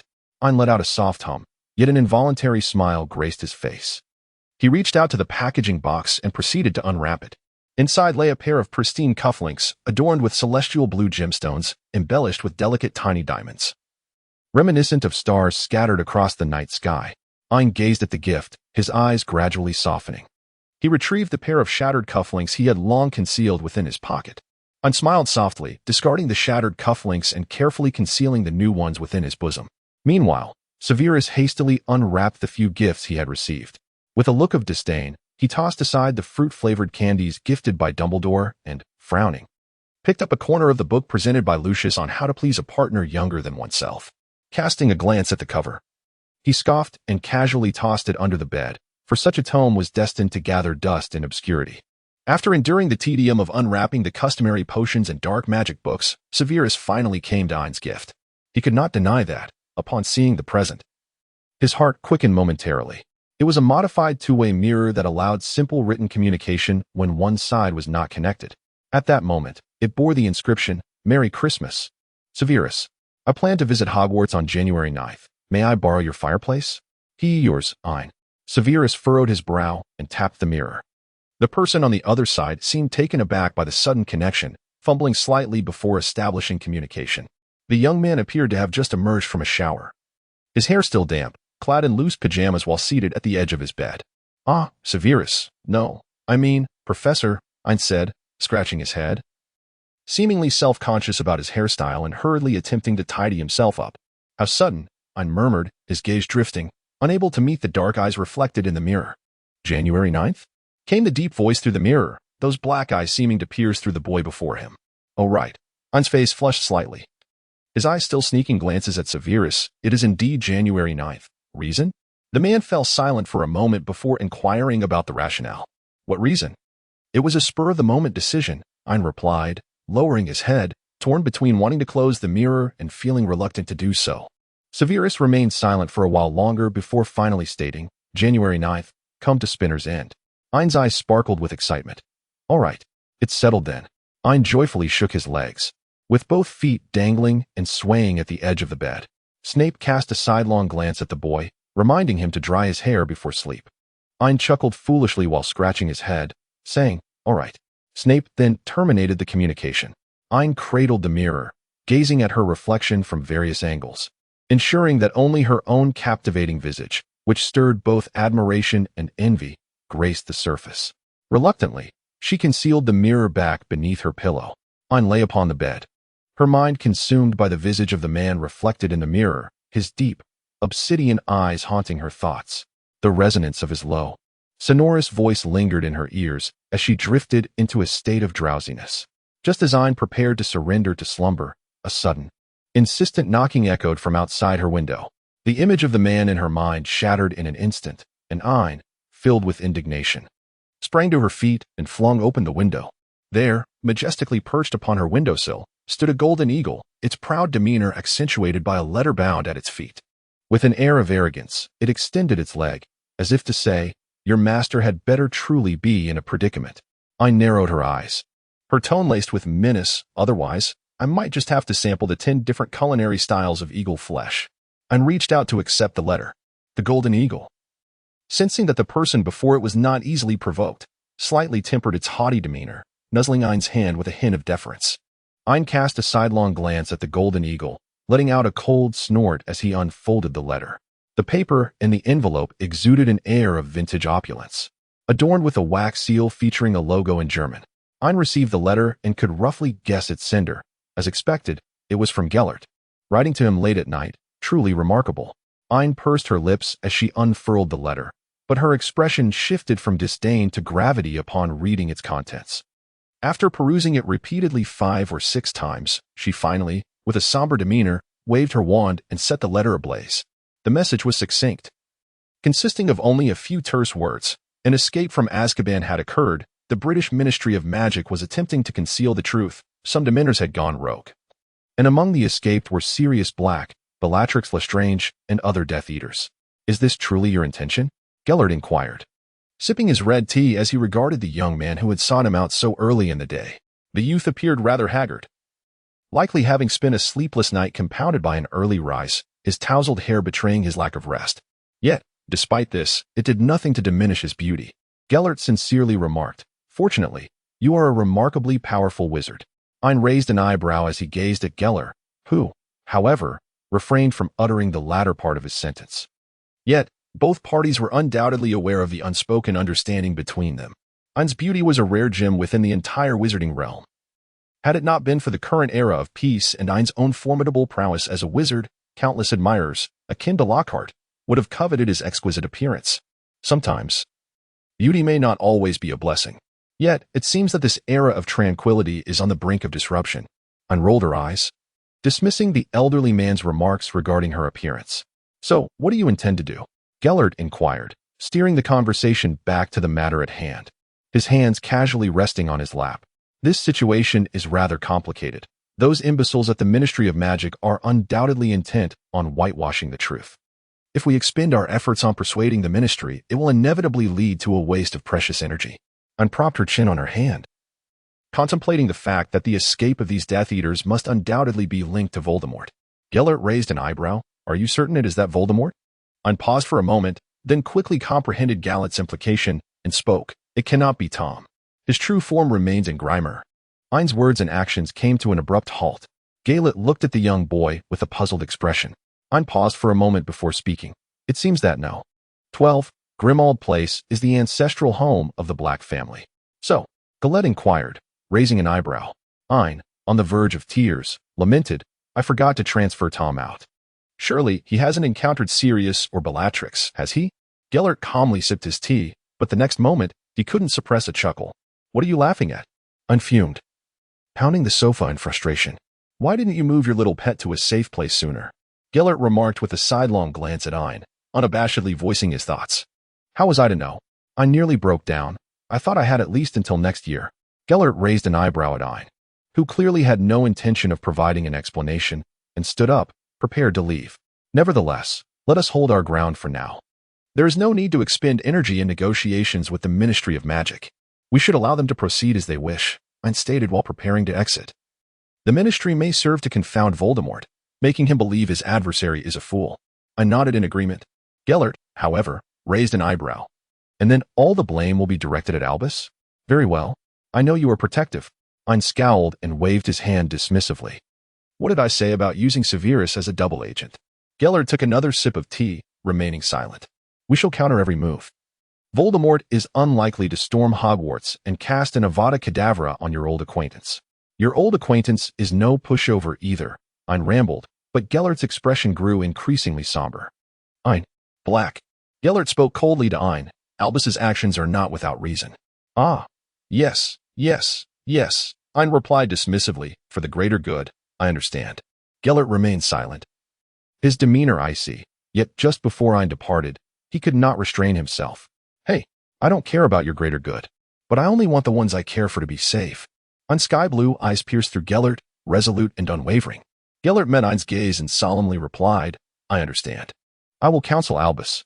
It better be so, Ain said, donning his coat and approaching the door, turning back for a final remark. Otherwise, I shall take matters into my own hands. As Ain vanished, he left Galette holding a cup of slightly cooled red tea, lost in contemplation. Yet, after a brief moment, Galette scoffed softly. Humph, just a child. He then gazed up at the opulent ceiling, suddenly struck by a fleeting illusion. If he had possessed such unwavering resolve from the beginning, might the outcome have diverged from the present reality?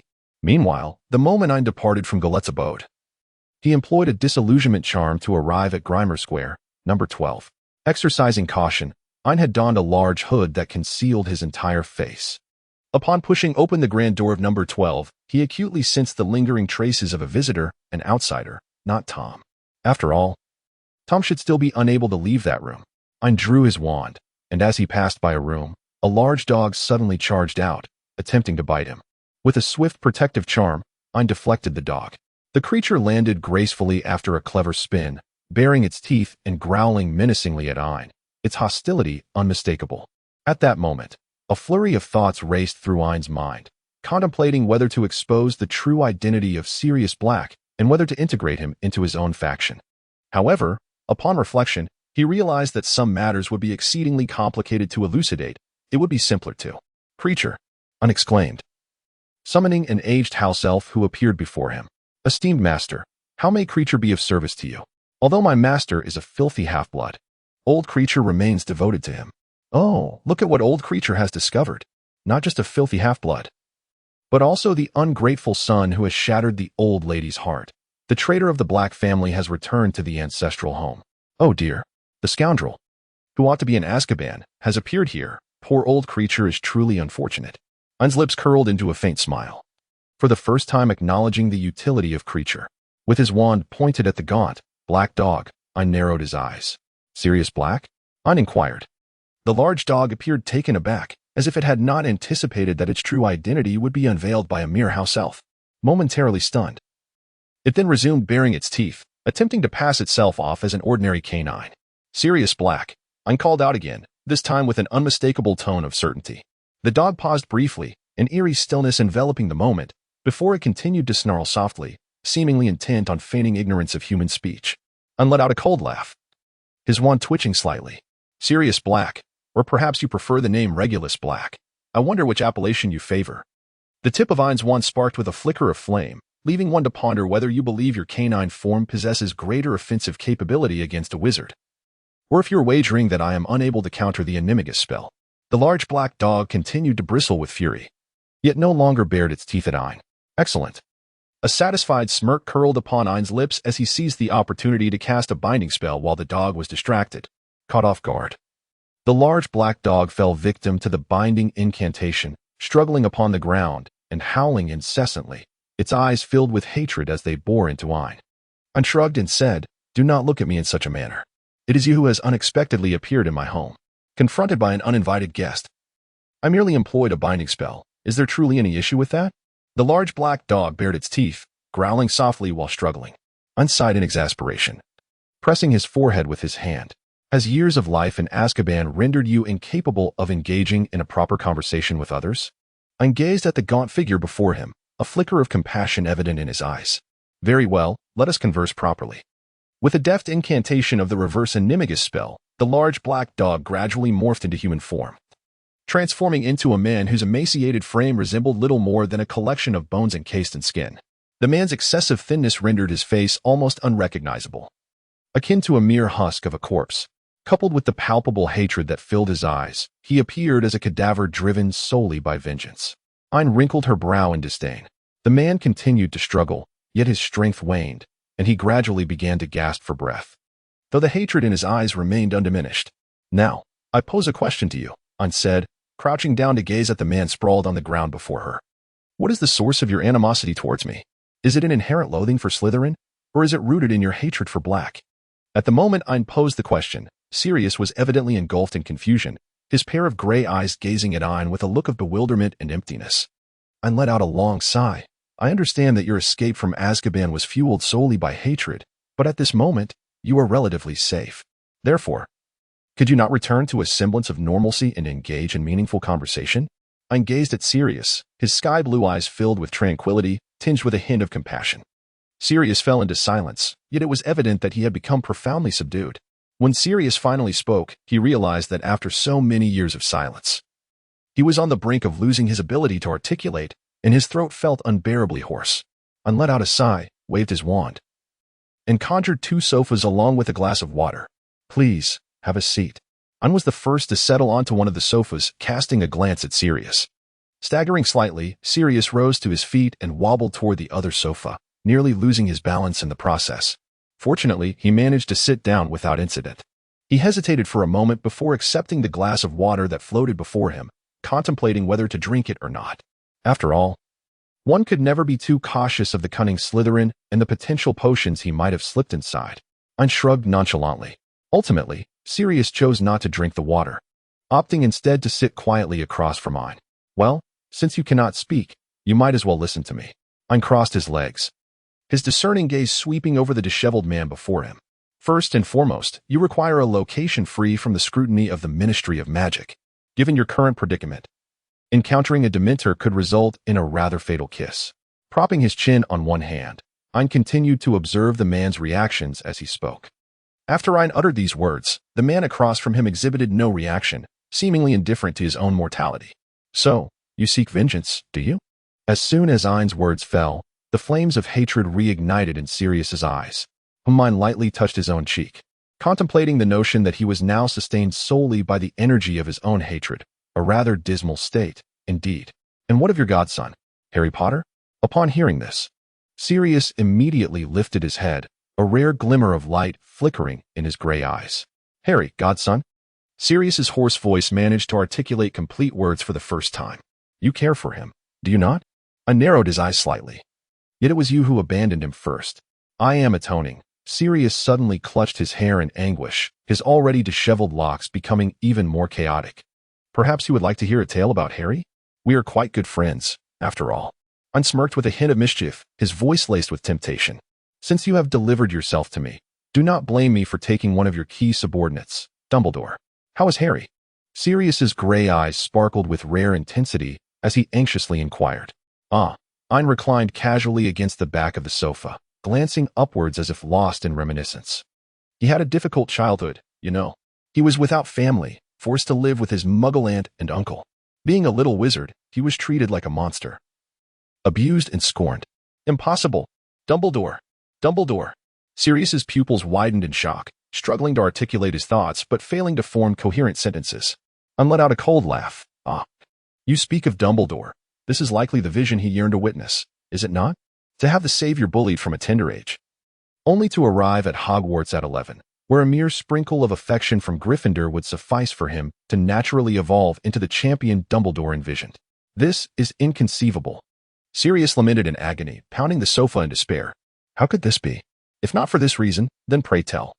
Why has the magical world remained tranquil for a full 11 years while Harry endured relentless bullying for the same duration?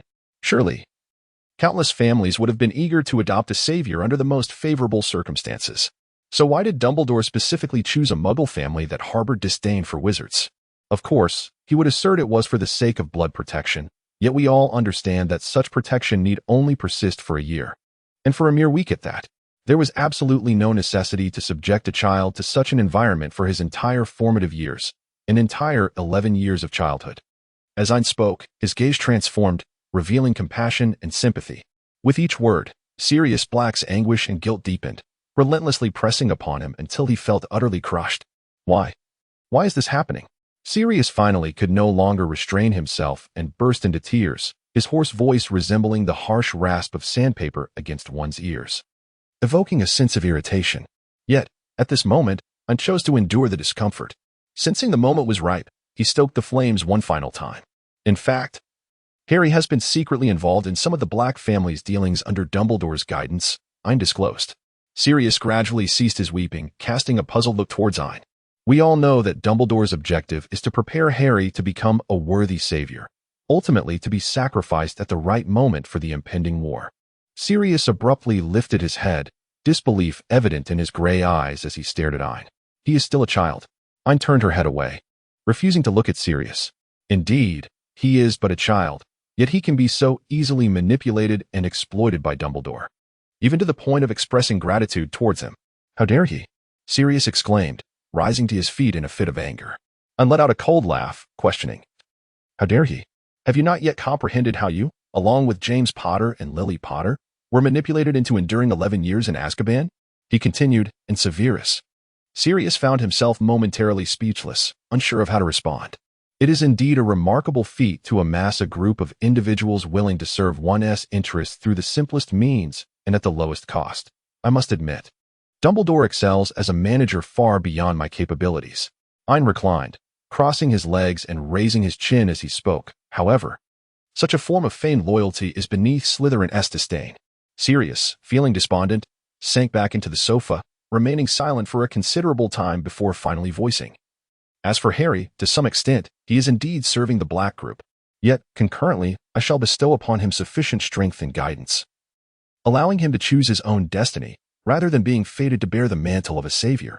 Ain slowly replied, gazing at Sirius. So now, you may tell me whether you wish to join us. Sirius cast his eyes down at his trembling hands, feeling utterly powerless. That is not a concern for you. Ain stated, as long as you choose to align with us, I shall arrange everything else for you.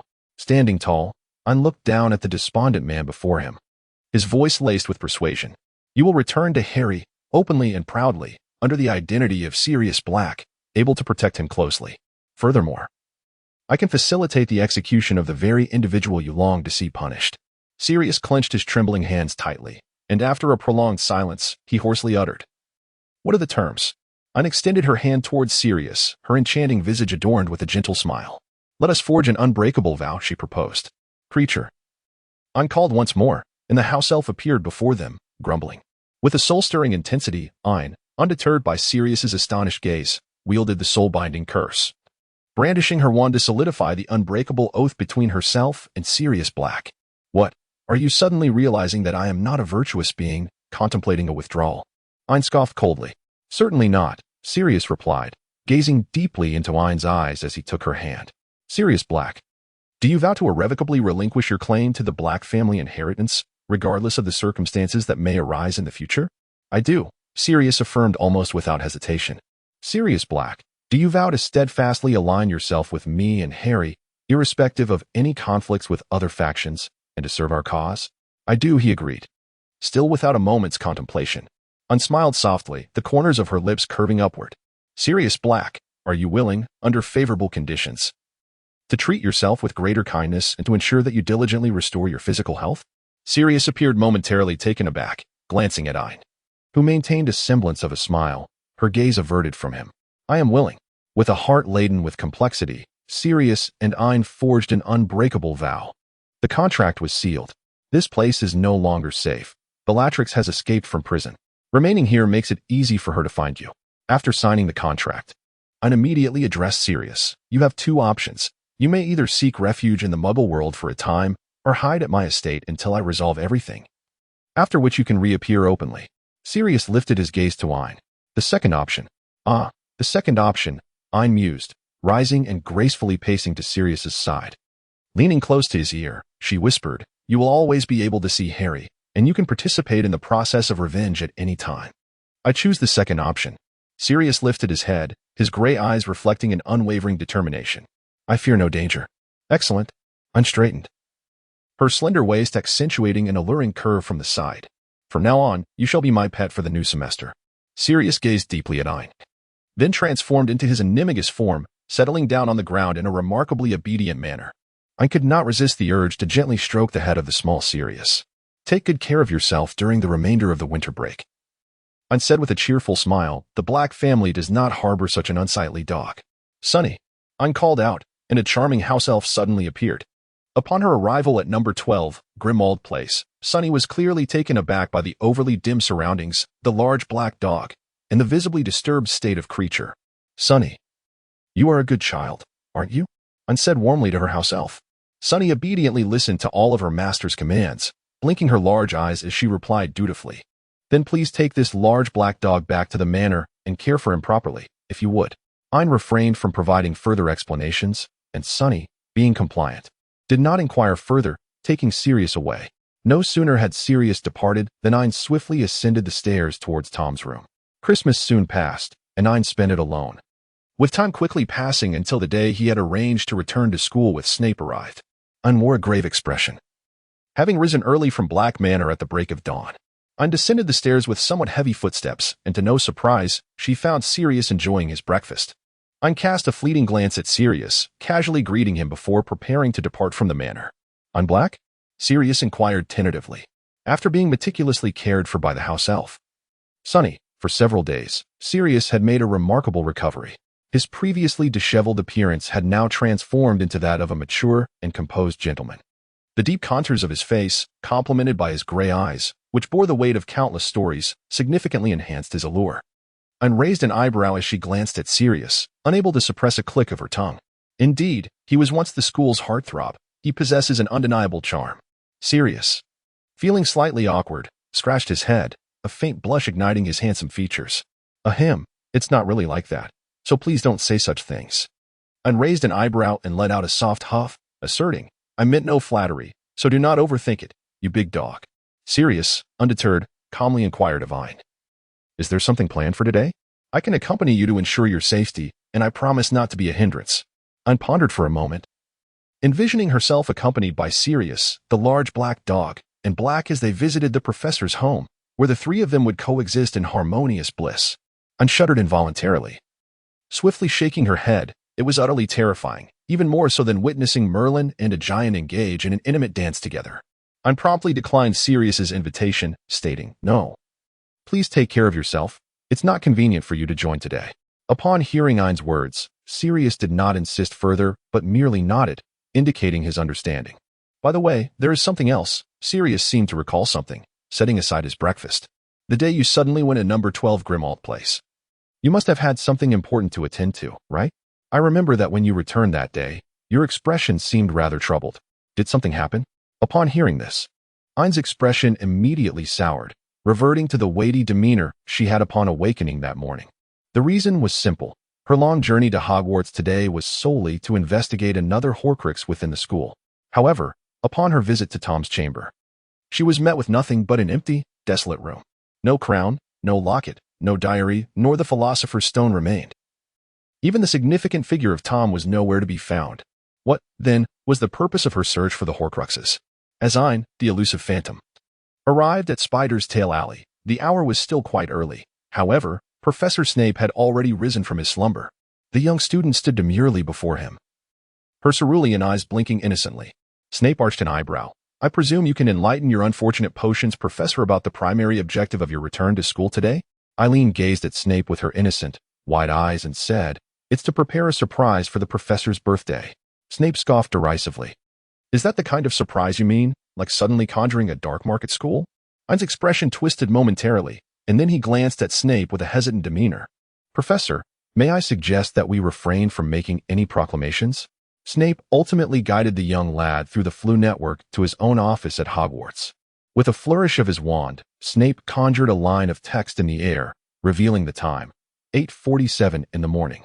"You are to appear here promptly at 9 o'clock this evening. Otherwise, your life during the latter half of the winter break will be spent within the confines of Hogwarts." Snape remarked coldly. "Understood." Ain snapped to attention and saluted, ready to make a swift exit. "Wait a moment," Snape called out to Ain, his tone slightly awkward. Ain paused in bewilderment, gazing at Snape, who averted his eyes awkwardly, a faint blush creeping to his ears. "Did you bring the cufflinks I gifted you?" Ain's eyes gradually sparkled with excitement until Snape finished his inquiry. With a heavy, enthusiastic hum, akin to that of a puppy. Ain leaned in to plant a kiss on Snape's neck. However, Snape deftly evaded, resulting in Ain's affectionate gesture landing on his chin instead. Ain felt a tinge of disappointment. Yet overall, he remained quite elated. Thus, he swept away the morning's low spirits and embarked on the day's endeavors. The system inquired, "I am curious. What is your intention in using the illusion spell to meander around the library, only to now find yourself hiding in the Slytherin common room? Ain, are you foolish?" System. This system amalgamates the pinnacle of human intellect and artificial intelligence. You are the first human to question my intelligence. Smiley face. I know. So you haven't interacted with other humans, have you? System. Excellent, human. You have successfully captured the attention of this system through such means. Smiley face. Ain, I should refrain from indulging in those antiquated tales of domineering protagonists. System. It is another system that has recommended them to me. Ain, are you still connected to the network in real time? System. When accompanied by a host, the main system cannot be accessed. These are recommendations from previous system predecessors. Ain, oh. System. Do not overthink it. Sometimes, it is merely a way to pass the time when boredom strikes. Ain, Sovereign, I shall remember you. No one can wound my heart and emerge unscathed. System. Wake up. Firstly, I am not a human. Secondly, I possess no physical form. And lastly, you have no heart. Ain, do you still wish to hear the reason? System. Shall I retract my previous statement? Ain, never mind. I shall tell you directly. Please analyze which soul artifact is most likely to appear this time. System. The remaining soul artifacts are the ring, the golden cup, Nagini, and Potter. The ring is well guarded. And the geographical location of Little Hangleton is quite remote, making it unlikely for anyone to stumble upon it. Nagini has always been close to the main soul. And as for Potter, it goes without saying that he is still under control. It is the golden cup. And, certainly, not too foolish, I must say. System. This system possesses a remarkably high intelligence. Smiley face. Ain. I did not perceive that. System. So? What does it matter now that we have confirmed it is indeed the golden cup? Ain. The location of the golden cup is within the vault of the Lestrange family.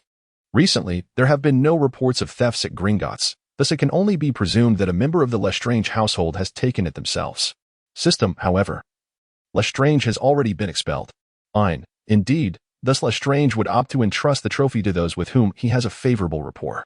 Furthermore, the trophy itself shall guide Lestrange to place it in the hands of an individual more deserving. System. A more deserving individual? Ain. What kind of person would choose to carry a soul device with them? Or rather, to possess a wise senior system that can provide answers to their queries at any moment? System. Someone who is deeply invested in their studies, to the extent that they are unwilling to let go, even when they are aware of the issues at hand. Ain. Bingo. System. So?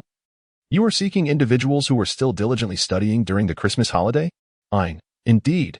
It appears that this individual is most likely a Slytherin. Based on my understanding of Lestrange, he would prefer to entrust such a significant matter to someone he deems more reliable. System. I see. Ain. Thus, the objective becomes quite evident. It pertains to those who possess lofty aspirations regarding their studies, individuals who previously forged a friendship with Lestrange, and who devoted their winter break to diligently pursuing their academic endeavors. System, however. How can you ascertain that those chosen by the Horcrux will remain on campus during the winter break? Ain. There are two reasons for this.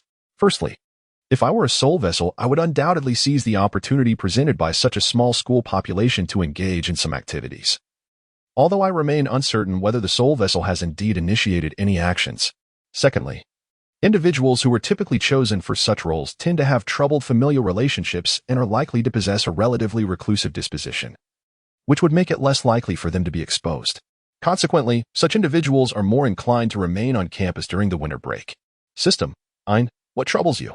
System: I was merely contemplating. If only your intelligence could spare a modicum for your emotional quotient, your pursuit of love would not be so fraught with challenges. Smiley face. Ain, silence.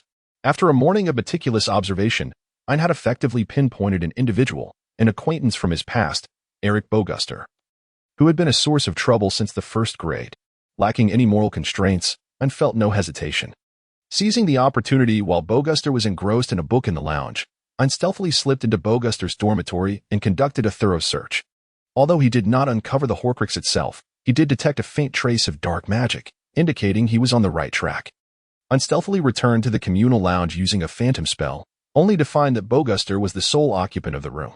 Just as Ain was about to quietly utter the incantation, a hand suddenly covered his mouth from behind. Ain widened her eyes.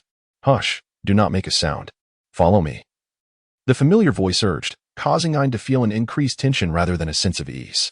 Acutely aware of the disparity in power between herself and the person behind her, and recognizing her lack of alternatives in this precarious situation, Ain could only nod in acquiescence. The individual behind her evidently wielded the illusion spell with far greater proficiency than Ain, for they effortlessly pierced through Ain's concealment. While she could discern not a trace of their figure, in the void, Ain felt her hand being grasped by another, guiding her towards the exit. Ain followed the invisible shadow all the way to the Room of Wishes. Upon entering the Room of Wishes, the scene that unfolded within was nearly identical to that of Room 12 in Grimer Square. Ain found herself momentarily disoriented, as if she had been transported back to that harrowing place where Tom had tormented her mercilessly.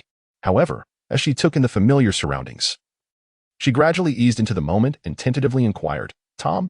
From the emptiness, a figure began to materialize as Tom deactivated his invisibility, raising an eyebrow with a bemused expression as he regarded Ain. Upon recognizing the familiar countenance before her, Ain let out a sigh of relief, saying, You nearly frightened me to death. I thought you were yet another slice that had somehow become sentient. Tom, with a slight smirk, replied, after taking a breath of relief. Ain began to question him. What brings you to Hogwarts all of a sudden? Do you really think it wise to be moving about right under Dumbledore's nose? Tom's lips curled into a subtle smile. What, are you so concerned about me? Ain curled her lips in a dismissive manner. Fine, let's pretend I never said that. Tom, with a hint of frivolity, lifted Ain's chin. You have indeed spoken. So how can we act as if you haven't? Am I right? Ain rolled her eyes and said, All right, I care about you, but what exactly do you intend to do? How can you still have the audacity to speak? Tom lifted his eyelids slightly and cast a sidelong glance at Ain, remarking, Who was it that confidently assured there would be no issues and that no one else would intrude? Ain, I too was taken aback by Azkaban's assertion that the more one speaks of it, the more it manifests. Tom let out a soft scoff, choosing not to pursue the matter further. In any case, that day, there was an unexpected intrusion. The original intent was to eliminate the threat directly, but fearing it might provoke a larger incident, they opted instead to emerge from the vanishing cabinet directly into Hogwarts. Ain exhaled in relief as he patted his chest, expressing gratitude that he had not acted on impulse. Tom raised an eyebrow in inquiry. What is this? Is that person significant to you? Bella, or perhaps Sirius? Ain rolled her eyes once more, exclaiming, I have no interest whatsoever in my elder sister. Thank you very much.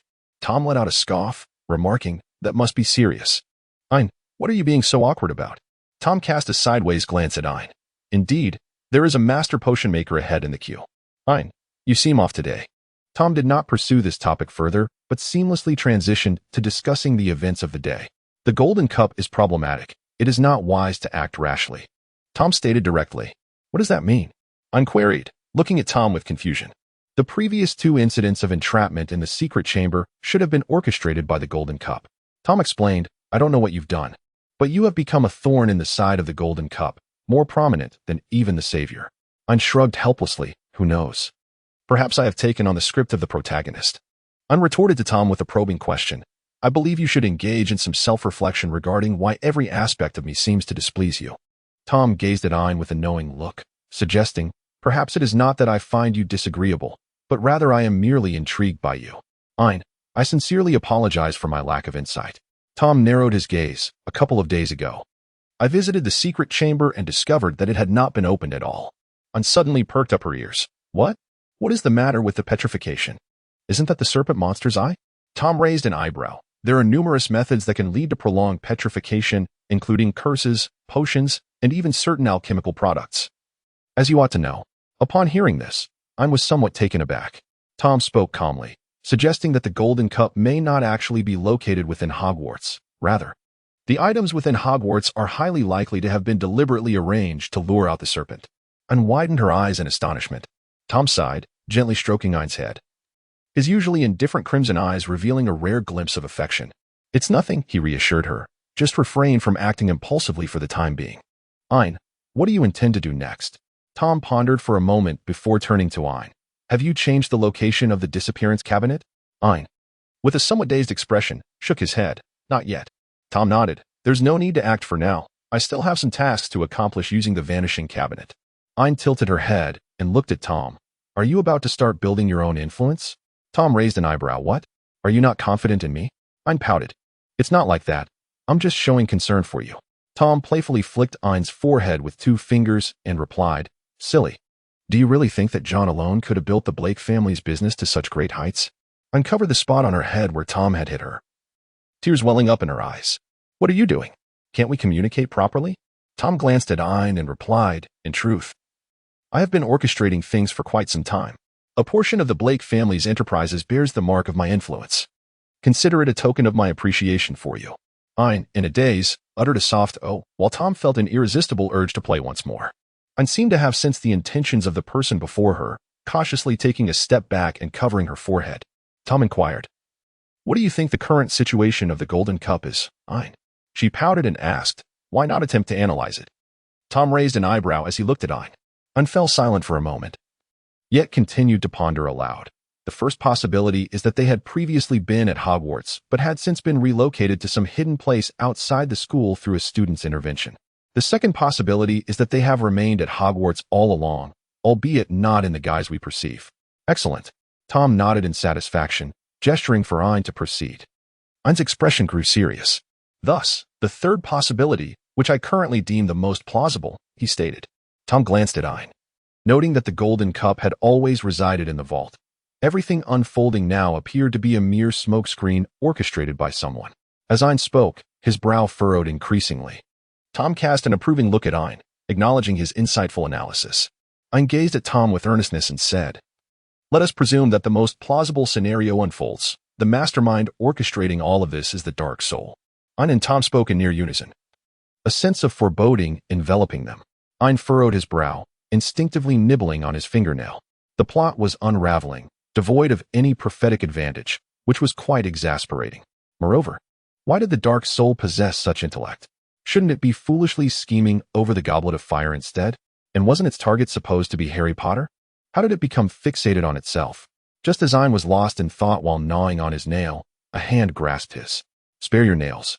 They will be gnawed down to the quick, Tom remarked with disdain, his expression reflecting his aversion to Ain's habit, before dismissively releasing Ain's hand. Ain, it serves you right for being single. After a brief interlude, Ain managed to calm down and began to inquire of Tom, What do you intend to do next? Tom pondered for a moment before responding. I initially believed I had ample time, but it seems that the retrieval of the soul artifacts must be expedited. In a few days, I will head to Little Haddington to reclaim the ring. I would like you to accompany me then. I nodded. Regarding the matter of the Golden Cup, I will verify it at Gringotts. If it is indeed there, I shall retrieve it directly. If not, we shall deliberate further. Tom succinctly established the future course of action. Upon confirmation, Ain felt an immediate sense of relief. Tom raised an eyebrow, observing Ain. What is this? You seem quite pleased.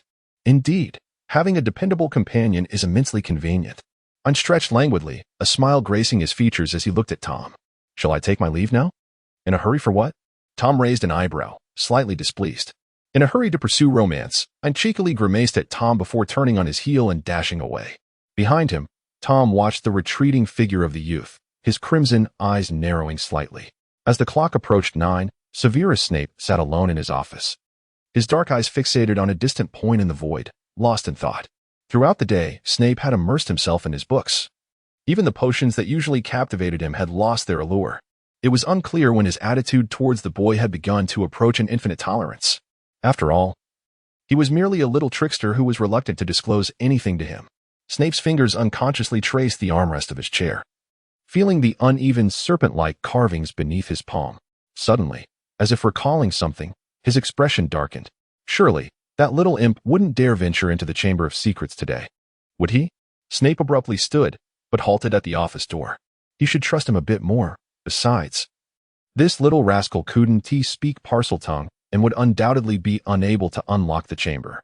Yet, Snape recalled a certain savior who had not returned home during a particular winter break, leading him to ponder whether Ain had taken the savior to unlock the chamber and confront that ancient basilisk alone. With this thought, Snape could no longer remain seated. He practically leapt from his chair, intent on rushing out of his office, but as he swung the door open, he found Ain poised to knock. "Ah, Professor." Upon seeing Snape, Ain's face brightened. "Is there something you need, Professor? May I accompany you?" Snape paused for a moment before slowly responding, "Nothing of consequence." He certainly could not admit that he suspected the two little rascals of sneaking off to the chamber behind his back. Snape discreetly assessed the youth, noting that he appeared remarkably healthy, with no signs of distress. He likely had ventured into the chamber. After all, if Ain could read Snape's inner thoughts at that moment, he would undoubtedly have smirked and remarked, "Does one need to bring the sliced version of the Slytherin heir when opening the chamber? I have the original version of the heir myself." However, considering that the chamber contained nothing but the basilisk, there seemed to be no pressing need to visit it intentionally. Ain cast a puzzled glance at Snape, and seeing that the man had no intention of elaborating, she refrained from probing further into the matter. Just as they were about to return, Snape's words lingered in the air, and she felt a soft sensation upon her lips. Snape's gaze momentarily darkened. Ain extended a finger to rest gently upon Snape's lips, silencing his words. "Severus, hold on a moment," Ain mischievously winked, a hint of cunning delight dancing across his features. With that, he took Snape's hand and led him out of the office door. Ain led Snape upward, traversing the path to the astronomy tower. Remarkably, Snape refrained from his usual sarcasm, silently following Ain. A curiosity lingered within him, yearning to discern the boy's intentions while simultaneously wishing to fulfill his desires. Oblivious to the deepening intensity of Snape's gaze, Ain continued forward until they reached the familiar sanctuary of the tower.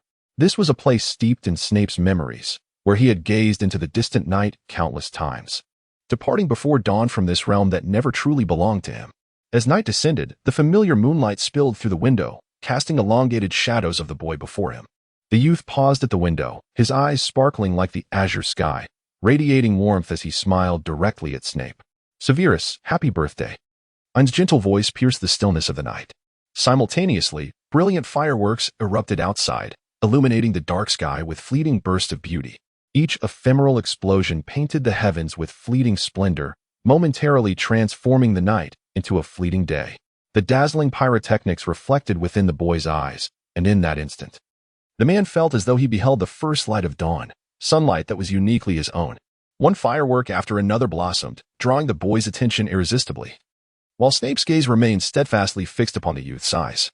It seemed that the fireworks reflected in the boy's gaze constituted the most exquisite scenery of all.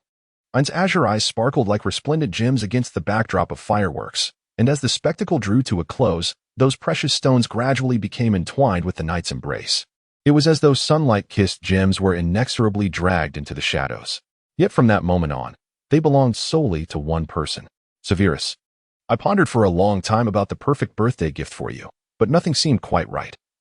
So I resolved to present you with a fireworks display reminiscent of Hogwarts. Ain blinked, her face alight with joy as she gazed at Snape, her smile betraying a hint of emotions she had never attempted to conceal. In a book I read long ago, I encountered a phrase that resonated deeply with me. Ain gently pressed her hand against Snape's, the world around them vibrant and grand, welcoming them home. I believe that whether in the past, present, or future, Hogwarts holds a unique significance for us, and thus, I hope you will cherish this gift. Seizing the moment while Snape remained silent, Ain stealthily took hold of his hand. Before she could revel in her triumph, she found herself suddenly enveloped in a warm embrace. Snape had unexpectedly drawn her close, his deep voice, laden with suppressed emotions, resonating in her ears, offering a sense of comfort akin to that felt in times of crisis. "You've won, little deceiver." Since January 9th, Ain had felt as though she were soaring, as if immersed in a jar of honey. On this day, Sirius was making his way from the bedroom to the living room when he discovered Ain sprawled on the sofa. Her legs excitedly lifted and alternating in rhythmic beats against the cushions. "All right, then we shall meet at school, Professor," Ain squeaked in a voice dripping with sweetness, causing Sirius to shiver involuntarily. Just as Ain ended her connection through the two-way mirror, she excitedly rolled on the sofa, clutching the mirror, until her gaze fell upon Sirius. Clearing her throat, Ain's flushed cheeks had yet to regain their normal hue, and upon seeing Sirius, she promptly sat up straight, adopting a serious expression. "The school year is approaching. How is your recovery progressing?" The abrupt shift in topic was decidedly clumsy. Sirius raised an eyebrow. Now fully recovered, he exuded a charming maturity, complemented by the handsome visage that had always served him well in their school days. It was undeniably pleasing to behold. However, Sirius's personality had also reverted to its former mischievousness. Shifting the topic, Sirius unflinchingly exposed Ain's awkward attempt at diversion. Ain cast an indignant glare at Sirius, reminding him, "Do not forget that you have entered into a contract with me. The contract does not seem to stipulate that one cannot inquire into your personal affairs." Unperturbed, Sirius strode into the living room and took a seat on the opposite side of the sofa. Ain was taken aback, nearly springing to her feet. "What are you doing? Don't be so tense. Come, speak to your uncle. Have you fallen in love?" Sirius lounged on the sofa, his eyes playfully raised, legs crossed in an air of nonchalance. "Mind your own business." Ain frowned, cautiously stowing away her double-sided mirror. TSK, dear Ain. "I believe I overheard that your partner is a professor? A professor from Hogwarts, perhaps?" Sirius teased with great interest. "Have any young female professors arrived at Hogwarts recently?" Ain, for some reason, witnessing Sirius in a state of ignorance, stirred within Ain a sudden curiosity about the expression he would wear upon discovering the truth. Ain contemplated the possible scenarios, and as he gazed at Sirius, his expression gradually became imbued with a complex blend of empathy and nuance. Noticing Ain's silence, Sirius's teasing demeanor intensified, and he smirked, saying, "Why are you still shy? After all, it's just a student-teacher relationship. Which young man has fantasized about a beautiful young female teacher?" Ain cast a glance at Sirius, his expression increasingly intricate. However, Sirius appeared oblivious to Ain's underlying meaning and pressed on with his inquiries. "What subject do you teach? Herbology or astronomy?" After a brief moment of silence, Ain, feeling somewhat conflicted, replied, "I teach potions, which is quite commendable. During my student years, I excelled in potion classes." Having spent 11 years in Azkaban, Sirius seemed unfamiliar with the professors of Hogwarts. Ain cast a more intricate glance at Sirius and cleared his throat, saying, "Just make sure not to act too impulsively when the time comes."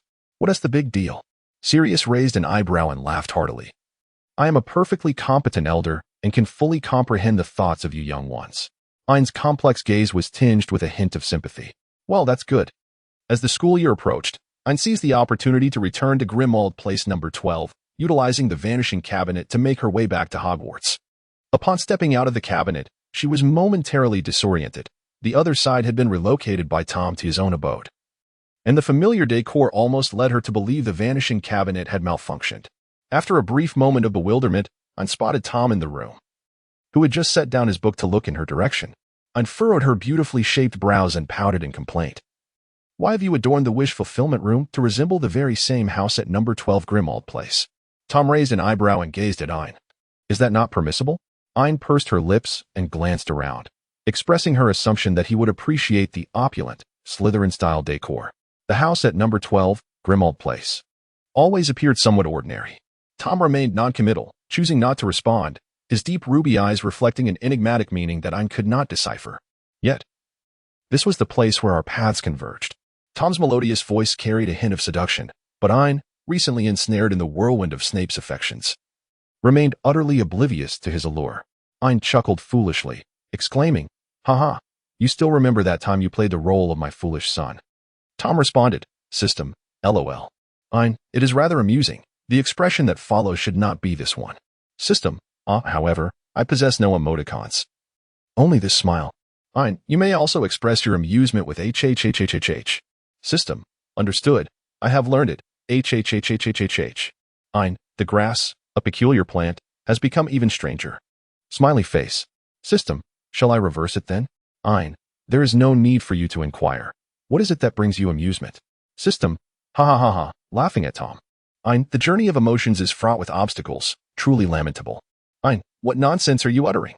Would you care to listen to the absurdities you are proclaiming? System, it has become even more dire. Smiley face. Ein, you are quite peculiar. System, hee, I simply indulge in too much observation. Smiley face. While Ein remained embroiled in a tempest of thoughts within the confines of his mind, Tom had already tidied up his books and risen to his feet. With an elegant gesture, Tom adjusted the hem of his attire, a flowing black robe adorned with intricate dark silver embroidery, paired with his mesmerizing crimson eyes. He exuded an almost dizzying allure. Even Ein, typically oblivious, found himself momentarily entranced. What is it? Noticing Ein's unusual demeanor, Tom inquired with deliberate curiosity. Nothing, Ein replied, shaking his head. I just suddenly feel that you look rather handsome. Tom's lips curled into a subtle smile, his ruby-like eyes sparkling with gentle amusement as he regarded Ein. Then it is my honor? Ein shook his head. No, it is not your calamity. Tom inquired, what is the reason? Ein cast a casual glance at Tom, remarking that the more handsome one appears, the greater the likelihood of being remembered when venturing out, thus ensuring one's presence is acknowledged. Tom, with a hint of indifference, raised an eyebrow and arrogantly replied, so what? Ein gazed at Tom with the bewilderment of a foolish son, saying, the Master Soul and Dumbledore will inevitably discover your existence. Tom chuckled disdainfully. Do you think I care? Ein harbored a sense of frustration, lamenting, you are noble, you are aloof, you are extraordinary. Even when faced with challenges, you remain unperturbed. Is that sufficient? Tom emitted a cold snort, noncommittally flicking his robe. I certainly do not concern myself with them. Even if they were aware of my existence, what could they possibly do to me? I nearly rolled his eyes in exasperation. Yes, of course. You are the most formidable, the most powerful. Could you perhaps spare a thought for me and refrain from allowing others to see me in the company of the second-generation Dark Lord? Tom cast a sidelong glance at Ein, his brow furrowing in displeasure. Yet, he ultimately swept his hand across his face, transforming it into an ordinary visage, complete with dark hair and eyes. Hurry up and follow me, he said in a tone tinged with icy indifference, prompting Ein to hastily catch up with a few quick strides. Why so fierce? Ein murmured quietly as he trailed behind. Tom shot him a sidelong glance but chose not to engage.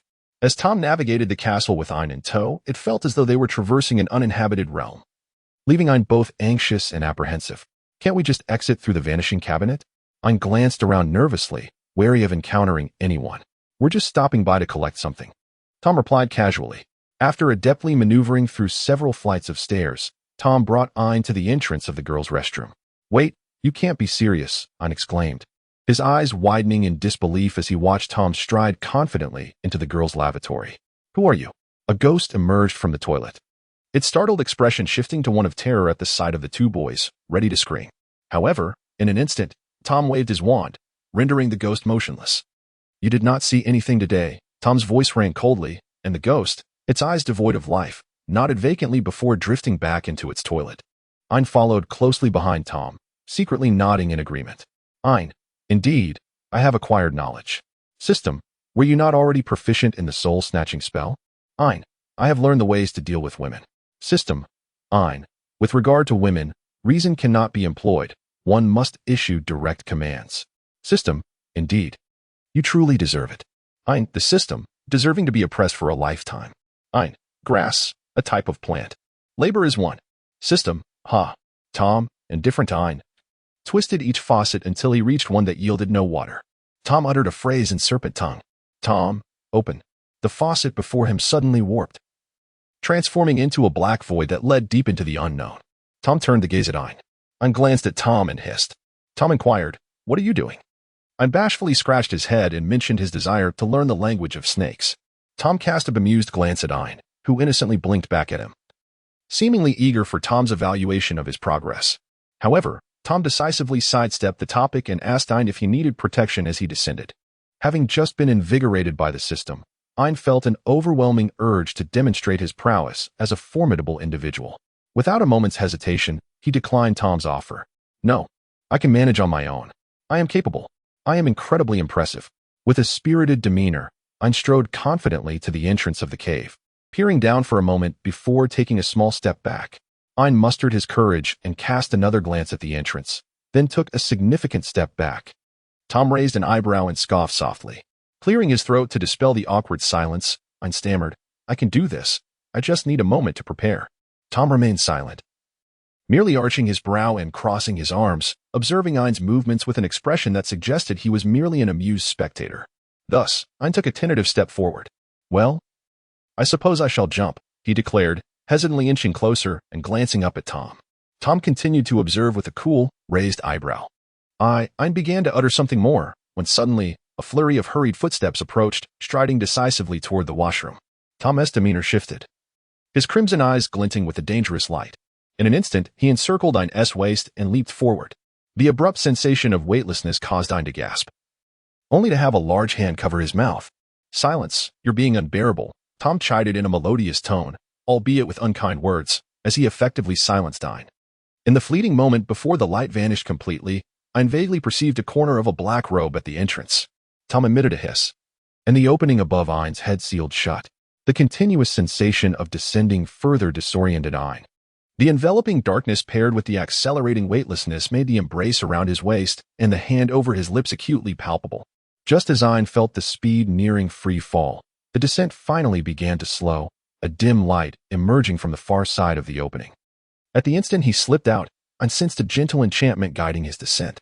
When his toes grazed the ground, a fleeting sense of unreality washed over him. Tom released his grip, and Ain stumbled slightly. Below him lay a scattering of small animal bones. Tom shot on a sidelong glance, smirking mockingly, "TCH, how impressive." Ain, grass, a type of plant. Ain furrowed his brow as he tread upon the ground littered with the remains of small creatures, following Tom ahead. Is this truly the chamber of Salazar Slytherin? With each step, Ain found himself stumbling over fragments of bone, and the deeper he ventured, the tighter his brow knitted in dismay. What kind of aesthetic is this? A blend of ruins and relics? Tom cast a sidelong glance at Ain, and after witnessing Ain nearly trip over a skeletal remnant, he could no longer restrain himself and offered a steadying hand. "This is the lair that Salazar constructed for Helbo," Tom remarked casually, designed in accordance with Helbo's preferences. "Helbo?" Ain grasped Tom's proffered arm and looked up at him. "A serpent monster," Tom succinctly explained, showing no inclination to elaborate further. Thus, Ain accompanied Tom until they arrived before a circular door adorned with intricate serpent engravings. "Open," Tom hissed, and as he did, the serpentine carvings began to writhe, ultimately coiling around the circumference of the door, which then swung open. Beyond lay a straight corridor flanked by colossal serpent head sculptures, leading to a gaunt visage carved at the end. Ain found it somewhat difficult to articulate his thoughts, although the decor here appeared quite appealing. Tom cast a glance at Ain and remarked, "There's no need to elaborate. I experienced the same skepticism during my first visit." Consequently, Ain swallowed the unspoken words that lingered in his mind. Alas, Salazar was indeed rather unsightly. Ain pondered for a moment, then rose on tiptoe to pat Tom's shoulder. "It's all right. At least you are still quite handsome," she remarked. Tom cast a frosty glance at Ain and replied icily, "Indeed, all thanks to my muggle father." Ain silenced himself, choosing to refrain from further utterances. Tom approached the visage of the sculpture, his expression tinged with a semblance of gravity, and hissed, "Engage with me." Salazar Slytherin, the most illustrious among the four founders. No sooner had Tom spoken than the mouth of the sculpture parted, revealing a vague movement within. Tom stepped closer, covering Ain's eyes with his hand from behind. Ain held her breath, as the sound of scales rubbing against the ground filled her ears. Immediately following that, two distinct hissing voices engaged in conversation. "Halberd, it has been quite some time," Tom remarked, directing his gaze towards the serpent creature, his crimson eyes locking onto its slit pupils without a hint of trepidation. "Oh, you are not afraid of my eyes?" the serpent questioned, flicking its tongue in curiosity as it regarded the human before it. Tom let out a soft laugh. "Do you not remember me, Halberd?" The serpent-like creature seemed to encircle both Ain and Tom, leaving them uncertain whether they were ensnared by its form. In truth, the creature, known as Erbo, indeed spiraled around them, inhaling their scents. "I believe I have encountered you before," Erbo hissed, flicking its tongue, "though it seems like an eternity ago. Has no one else sought you out recently?" Tom inquired. "I have been in slumber for a long while. Without your presence, I might still be dreaming." The serpent replied with a hiss. Tom nodded in understanding. "Very well, then you may return to your slumber. By the way, this is my friend. Please do not harm him." The immense serpent, displaying a semblance of humanity, inclined its head. Shortly thereafter, Ain sensed a colossal presence approaching him, yet, blinded by Tom's hand, he felt paralyzed with trepidation. "Ain, master! Master!" Please help me understand what is happening. System, I share your sensory perception. If you cannot see, how can I know what is occurring? The iron that cannot be forged into a pipe is regrettable. Ein, TSK, what use are you to me? System, have you been wanting to say this to me for a long time? Ein, just so you know. System, you are finished. Ein, are you threatening me? System, no, I am merely stating a fact. Ein, do you recall the events that transpired moments ago in the restroom? Ein, how is it possible? Is someone really approaching? However, they surely cannot enter. System, that may not be the case. Smiley face. In Ein, only Voldemort and Harry possess the ability to speak Parseltongue. Harry could not possibly know how to unlock the Chamber of Secrets unless. System, mine, could it be? Just as Ein felt a surge of anxiety. The serpent creature flicked its tongue, gently brushing against the top of Ein's head. Now there should be no issue. You may allow him to see me, hissed Heilbo. At that moment, a commotion emanated from another entrance of the chamber. Someone else had entered the secret room. For Severus Snape, today had begun as an utterly routine day. Since January 9th, that pesky boy had incessantly communicated with him through the two-way mirror, behaving like an insatiable shadow. However, today proved to be somewhat peculiar. Ein, who usually rushed to contact him first thing in the morning, suddenly fell silent. Initially, Snape assumed the boy had simply overslept. But after glancing at the still inactive mirror for the 10th time while lingering in bed, he finally extinguished the flame beneath the cauldron. Something was amiss. Very amiss. Severus extinguished the fire in the cauldron, leaving the potion half-finished, and departed from the basement. The encroaching midday sun signified that Ein had indeed shown no intention of reaching out today. Snape sat in contemplation upon the sofa in the living room. During his reflections, Snape swiftly connected the scattered pieces of information the boy had mentioned in recent days with the events surrounding his departure to Hogwarts on January 9th. Quickly arriving at a conclusion. The boy had most likely ventured to Hogwarts today, though his intentions remained unclear. With this thought, Snape promptly utilized a handful of flu powder to return to his office at Hogwarts. After quickly ruling out several locations frequented by the boy, Snape hastened through the castle, his expression growing increasingly grave. Ultimately, he made his way toward the location of the secret chamber, his countenance dark enough to be likened to charcoal. That boy had better not allow himself to be caught. His audacity knew no bounds.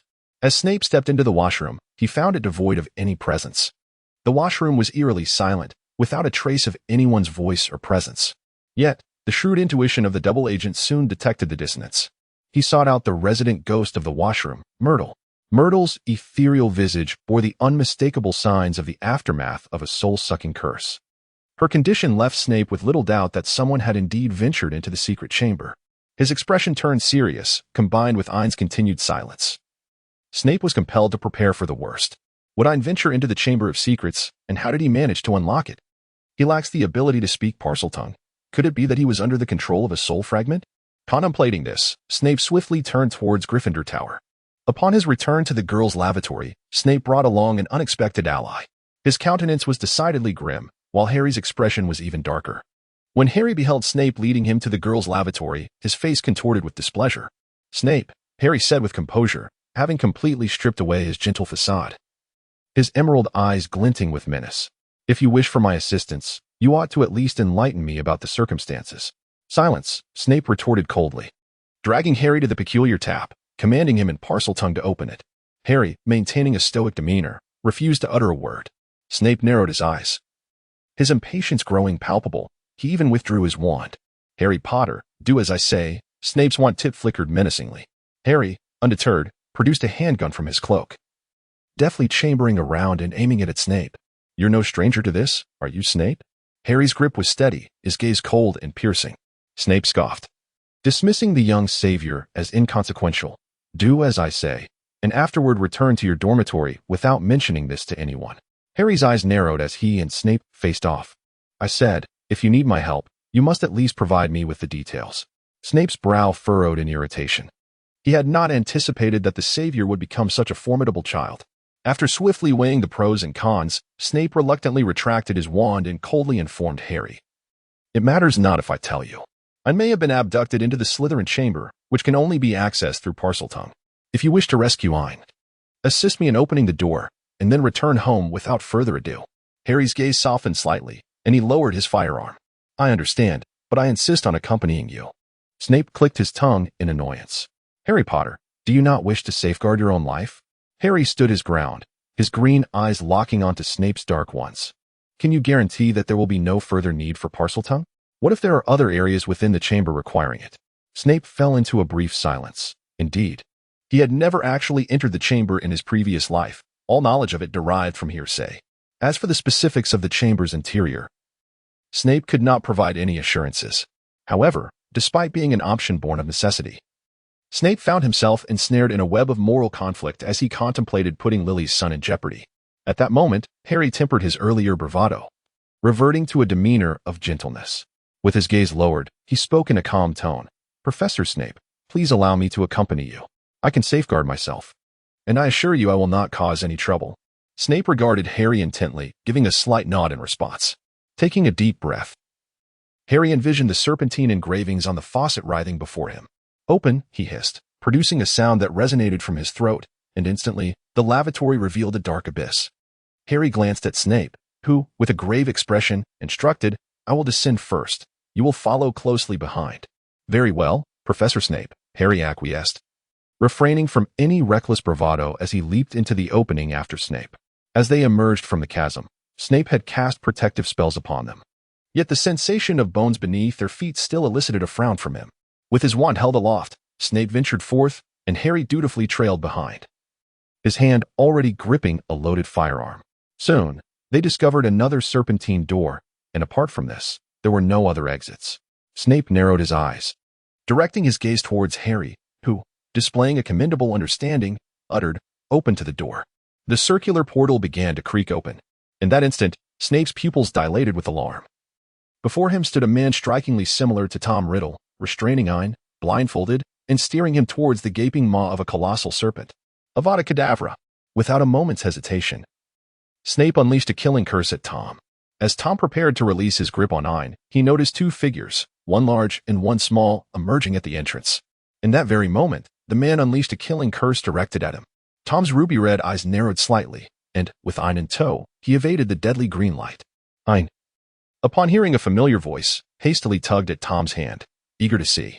Tom, let go, but Tom swiftly cast a silent, non-verbal binding curse, rendering Ain only capable of muffled sounds. Snape, witnessing the killing curse being evaded and recognizing that Ain was still restrained by Tom, dared not act hastily, leaving the two in a tense stalemate. Meanwhile, Harry remained composed, aiming a firearm at Tom. Despite her inability to speak, Ain persistently tugged until she finally managed to dislodge Tom's hand from her eyes. Gazing at the suddenly present Snape and Harry, Ain fearfully exclaimed, MMM, MMM, MMM. Ain grass. A type of plant. What is Dog Tom going to do? System, if you cannot speak, then simply watch the show quietly. Ain, I fear that Shifu may misunderstand the situation. System, what is there to fear? After all, he has already misconstrued it. Ain gazed despairingly at the confrontation between Snape and Tom, her eyes brimming with tears that silently accused Tom of silencing her. To Snape, this scene transformed into an image of Voldemort holding Ain captive, rendering her voiceless. In that moment, Ain could only plead with the instigator for her release. Snape's dark eyes were ablaze with barely contained fury. Observing Snape's demeanor, Tom merely scoffed and taunted, Severus Snape, is this how you treat your master? Snape's eyes remained shadowed and unyielding as he replied in his deep, measured voice, release the boy you have in your grasp. Tom cast a sidelong glance at Ain, meeting her pitiful, tear-filled azure eyes. He chuckled softly, are you making demands of your master, my dear potions master? What is it that you desire? Snape inhaled deeply, glanced at Ain, and lowered his wand to signify his harmlessness. Tom observed Snape's exasperated expression with keen interest, his spirits lifted, undeterred even by Ain's struggles. Isn't there a savior by your side? Offer the savior in exchange, Tom mused after a moment of contemplation, addressing Snape. Ain struggled to rise. MMM. System, translate this. Tom, are you out of your mind? Ain, grass. A group of plants. Snape immediately furrowed his brow and, without a moment's hesitation, flatly refused. This is impossible. Tom smirked, provocatively addressing Snape. Oh, is that so? Then does this little brat not matter at all? Tom lifted Ain by the collar as one would a small chick. Ain shot a fierce glare at Tom, who completely disregarded it. Except for Harry. Snape's dark eyes revealed a profound despair, his hands clenched tightly around his wand, the fingertips beginning to pale. A wave of compassion washed over me as I observed Ain. Ain began to struggle once more. Had a gaze the power to slay, Tom would have been subjected to countless torturous deaths by now. Tom furrowed his brow slightly and gently patted Ain's head, saying, "Be a good one, and refrain from moving about recklessly." Ain was engulfed in despair. Yet, Snape appeared to be mired in a profound desolation and silence. There was Lily's son, and there was Ain. He could not relinquish hope. Aside from him, apart from Potter, anything else could be forsaken. Snape's hollow gaze turned towards Tom, his voice low and hoarse. "I can, Professor." At that moment, Harry, standing beside Snape, suddenly spoke, his emerald eyes brimming with composure and resolve. "Let me take Ain's place." As Harry declared this, he holstered his wand and began to approach Tom. Tom regarded this savior with a hint of surprise, a fleeting glimmer of appreciation crossing his crimson gaze. However, the disdain in Tom's eyes as he looked at Snape deepened. "What is this? The very person involved has consented, and you still hesitate?" Tom scoffed at the silent Snape, a cold smirk curling his lips. "Ah, I nearly forgot. You sought my aid for that girl named Lily Potter, didn't you? What is the matter? Are you unable to act against her son? Could it be that after all these years, you still harbor feelings for that unattainable ideal?" Tom poked Ain's cheek, whispering in his ear, "Look at the one you admire. He still carries a cherished memory of a lost love, one that is irrevocably gone." Ain hung his head, unwilling to acknowledge Tom, enveloped in a palpable atmosphere of despondency. Harry had barely taken a couple of steps when Snape immobilized him with a spell. Tom narrowed his eyes. "It seems you have made your choice. Are you prepared to abandon this little fellow?" "No." Snape lifted his gaze, his cold black eyes devoid of emotion. "This is the final time." Tom squinted. "What do you mean?" Snape replied, "I brought Potter here, and I must, by all means, take him back." Tom let out a derisive laugh. "But this is the last time. After this, I shall perish, and under no circumstances shall I be able to prevent you from harming Harry Potter. Is this condition sufficient to exchange for Ain?" As Snape spoke, an unfathomable abyss resided within his dark eyes. "Humph, do you believe you can thwart me?" Tom arrogantly narrowed his gaze, yet there was a newfound seriousness in his look towards Snape. "Moreover, your life holds no significance to me. Beyond that, I can fulfill any of your desires." Snape's black eyes met Tom's red ones, cold and mechanical. Tom's crimson gaze flickered with intrigue before he spoke again. "Very well. Then I shall command you to kneel, crawl over, and kiss the tips of my shoes." "At your command." To Tom's astonishment, Snape exhibited not a hint of hesitation, bending his tall form in preparation to kneel. At that moment, a surge of immense magical power erupted, emanating from Ain as the core, liberating him from Tom's constraints. "Tom Riddle." Ain glared at Tom, his eyes ablaze with fury. Tom raised an eyebrow. "Oh, quite impressive. You managed to break free." Slap. Ain swiftly delivered a resounding slap across Tom's face, leaving him momentarily stunned, the unexpected pain rendering him incapable of immediate reaction. Upon concluding his encounter with Tom, Ain immediately approached Severus, tightly embracing the man who seemed on the brink of despair. "Severus, it's all right. Tom has sworn an unbreakable oath to me. He cannot harm me. Do not be deceived by him. I was the one who pieced together his body and soul," Ain reassured, tears brimming in his eyes. Severus remained silent, his dark gaze inscrutable. Meanwhile, Tom had also regained his composure, his ruby-red eyes narrowing dangerously, his anger matching Ain's intensity. "Ain Black, do you truly believe I would hesitate to kill you?" Tom hissed through clenched teeth. "Ain't Riddle, have I not emphasized Severus's significance to me? What on earth are you doing?" Ain glared fiercely at Tom, refusing to yield. Tom stared back, momentarily speechless. The burning sensation on his face a painful reminder of what he had just done, all for another man. His expression was more dismal than ever. At that moment, having grasped the unfolding events, Severus wrapped his arms around Ain, feeling the warmth of the boy. Only then did he exhale with relief. When Severus looked back at Tom, the previous despair had vanished, replaced by a penetrating scrutiny, as if his black eyes could see through the dark wizard before him. "Do you have feelings for Ain?" Severus suddenly inquired, his tone unambiguously assertive. Tom paused, then coldly scoffed. "Ridiculous. How could the Dark Lord be interested in a mere child?" As he spoke, Tom irritably flicked his wand, causing sparks to erupt from its tip. Severus observed the youthful Dark Lord thoughtfully, choosing not to respond. Ain, having heard Tom's words, scoffed dismissively. To be liked by such an arrogant and conceited person must be a true misfortune. Ain shot a glance at Tom, letting out a frustrated huff. Tom's wand flicking halted abruptly, plunging him into a deeper irritation. "Enough. Let us go retrieve the Horcrux. Are we leaving or not?" I hummed a couple of times in a somewhat awkward manner before gently turning to Snape, saying, Tom and I are going to collect a Horcrux. There will be no danger. You should return with the chosen one. I will accompany you, Snape interjected. However, I glanced at Harry, who promptly exclaimed, I want to go too. Snape furrowed his brow as he regarded Harry, and with a flick of his wand, he cast a sleeping charm. Following that, he performed a levitation charm. Just leave him by the door. It will suffice, Snape remarked nonchalantly as he followed Tom out. I glanced at Tom, then at Snape, and once more at the unconscious Harry, who was being forced to float. A sense of unease lingered in the air, as if something were amiss. Ain shook her head, temporarily setting aside her unsettling feelings, and hurried to catch up with Tom. Thus, the unfortunate Harry was left at the entrance of the girls' washroom.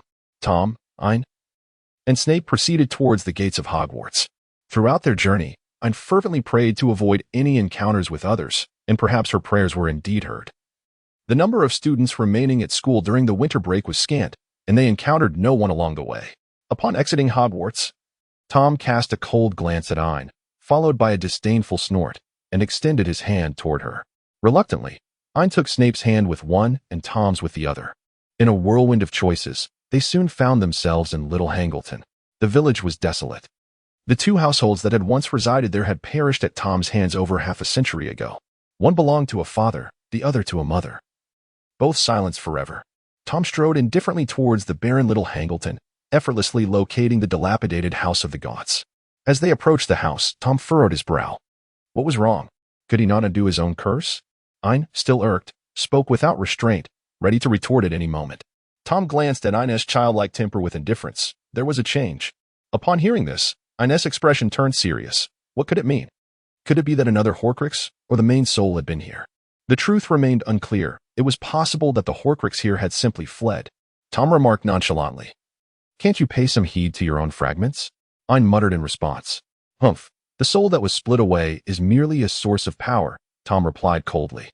As he stepped into the house first, Ain had intended to advance alongside, yet was shielded behind by Snape, who commanded, Stay behind me. Following Tom into the room, Ain paused momentarily, only to break into an exuberant smile, as if he had just tasted the sweetest confection, and joyfully skipped in after him. What is happening? Ain peered out from behind Snape, glancing at Tom. Is the Horcrux still present? It should still be here, Tom replied, brandishing his wand to unleash a mesmerizing array of spells that left Ain utterly astonished. Even Snape could not suppress a look of admiration as he observed the display. Such intricately crafted dark magic, he remarked, unable to contain his praise. Tom, slightly haughty, let out a soft scoff and raised his chin, exuding an air of superiority as if to say that mere mortals dared to speculate about his power. Ain nearly rolled his eyes at the display. At last, a ring materialized before the three of them. Ain was momentarily lost in thought, reaching out as if to touch the ring, only to have it firmly held by Snape in his embrace. Tom cast a glance at Snape and the entranced Ain, remaining silent. With a casual flick of his wrist, Tom summoned a small serpent, which slithered hissing towards the ring. Upon making contact with the ring, it transformed instantaneously into a piece of blackened charcoal. While the surrounding circle of dark mist dissipated, Ain's expression also regained its clarity. I had just seen Ain hesitate before speaking. Humph, too feeble. Tom shot a sidelong glance at Ain, finding it merely a trivial ploy, easily susceptible to manipulation. Understood. I will serve as your text editor, refining the provided content by 1. Comprehending the essence of the material. 2. Eliminating extraneous punctuation. 3. Removing promotional elements, recommendation requests, collection appeals, hidden URLs. 4. Preserving only narrative-relevant content. 5. Rendering an elevated English translation using sophisticated vocabulary and elegant phrasing. 6. Maintaining original meaning while enhancing literary quality. 7. Providing only the refined output without explanatory notes. Please provide the text you wish to have processed, and I shall deliver the polished English version accordingly. How can Tom be so infuriating?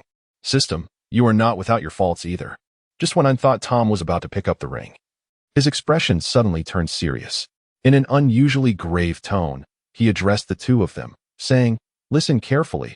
The soul fragment within this ring exhibits some peculiar abnormalities. At present, it remains unclear whether these anomalies stem from the soul fragment or the resurrection stone. However, it is undeniable that this fusion poses significant dangers. I need to merge the soul fragment at midnight. Tom spoke earnestly to them. Midnight?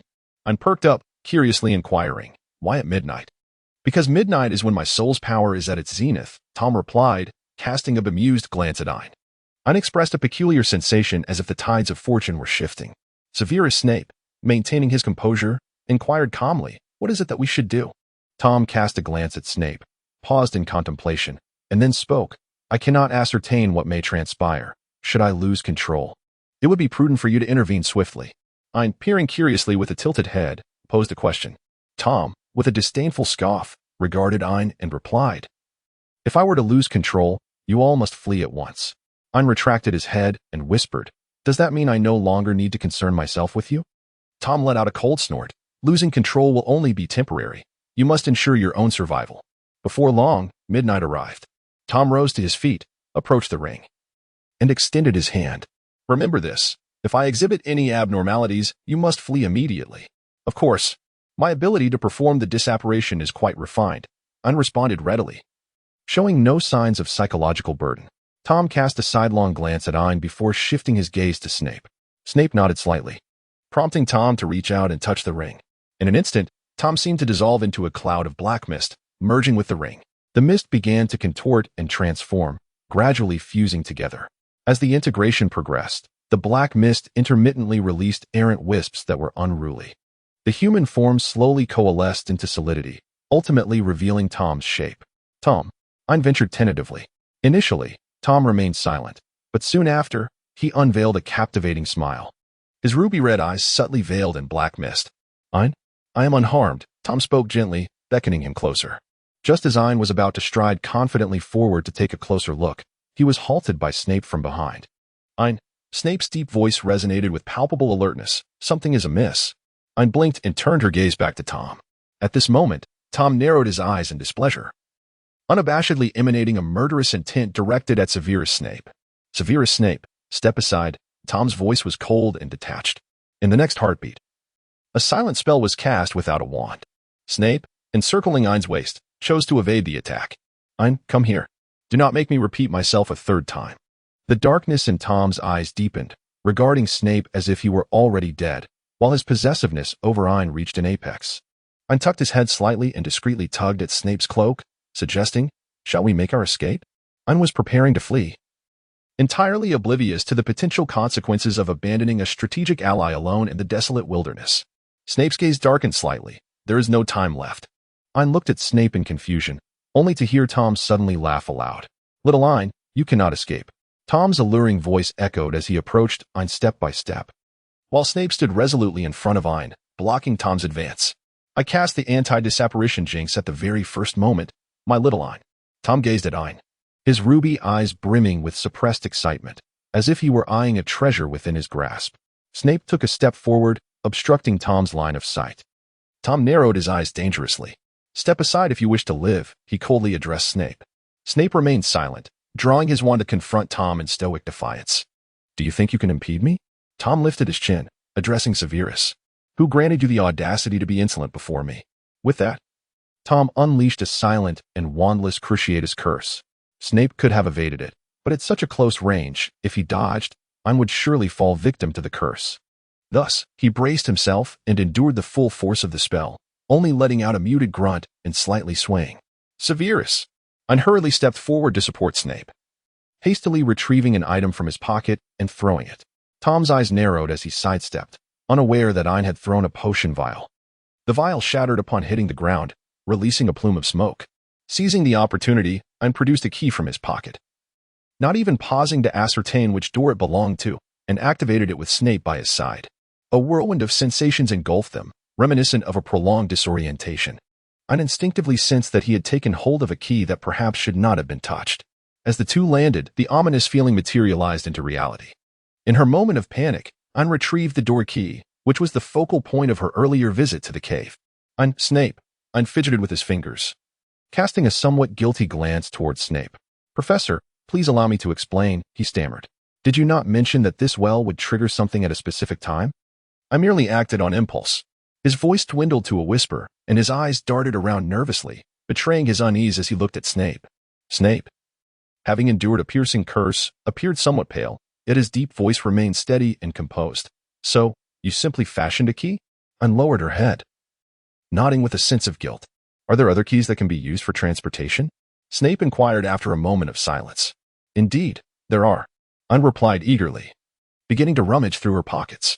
At that very moment, the moonlight from above the courtyard illuminated the well's openings, casting a celestial glow as if stars were scattered within the beams. Ain's movements abruptly halted as he gazed up at the courtyard.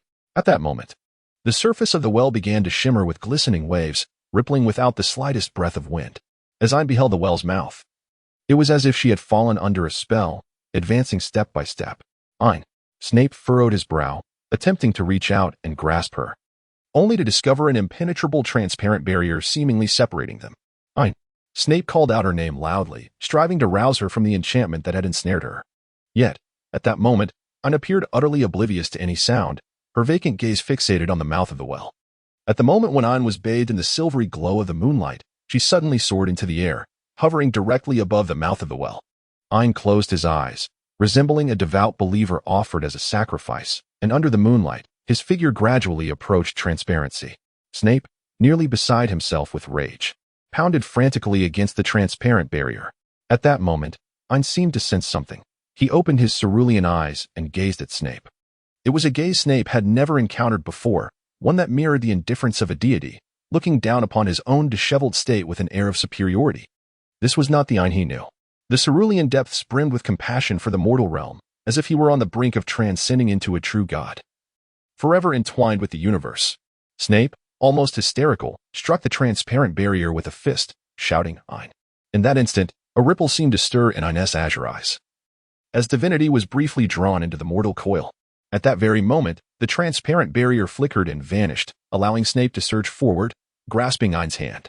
The moonlight grew increasingly brilliant, surpassing any luminosity the moon could possess, enveloping everything in a blinding white glow.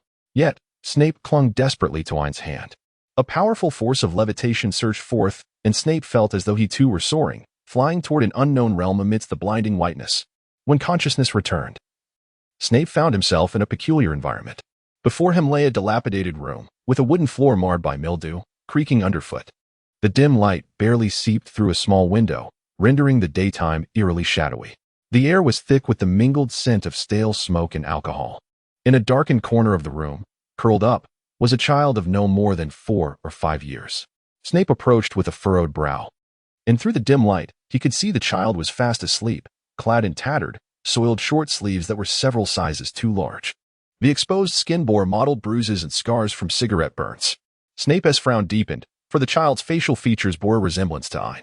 Hesitating for a moment, Snape stepped forward to awaken the child. Wake up!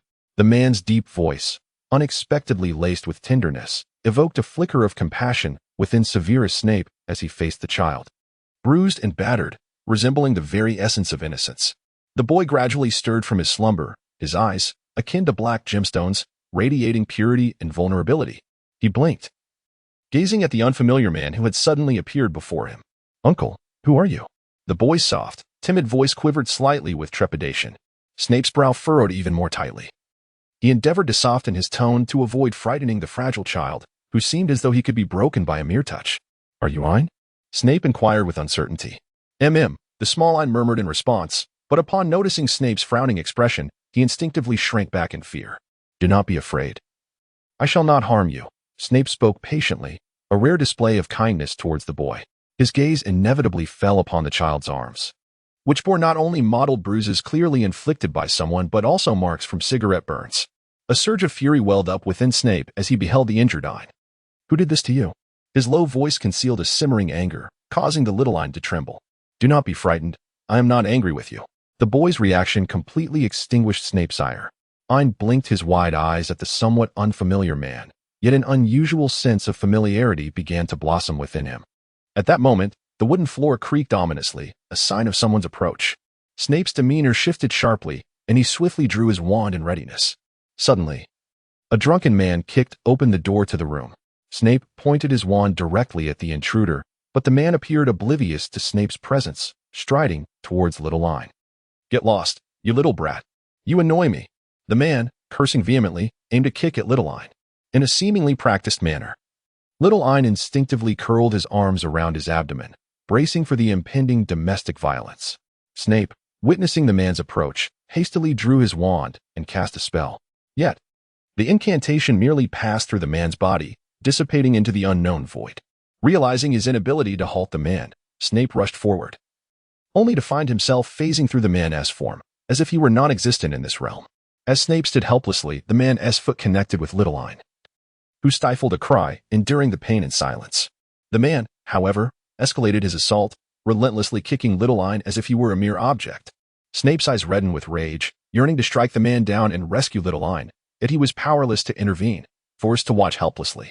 Amidst the onslaught, Little Ain struggled to suppress his cries, but ultimately faltered under a particularly forceful kick, letting out a muffled whimper. This sound only fueled the man's fury, who continued to batter the young child, hurling insults.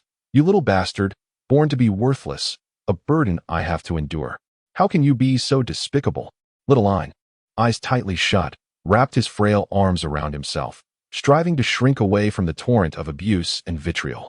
It was only after the man had sufficiently vented his rage that he stormed out, slamming the door behind him, restoring the room's oppressive gloom.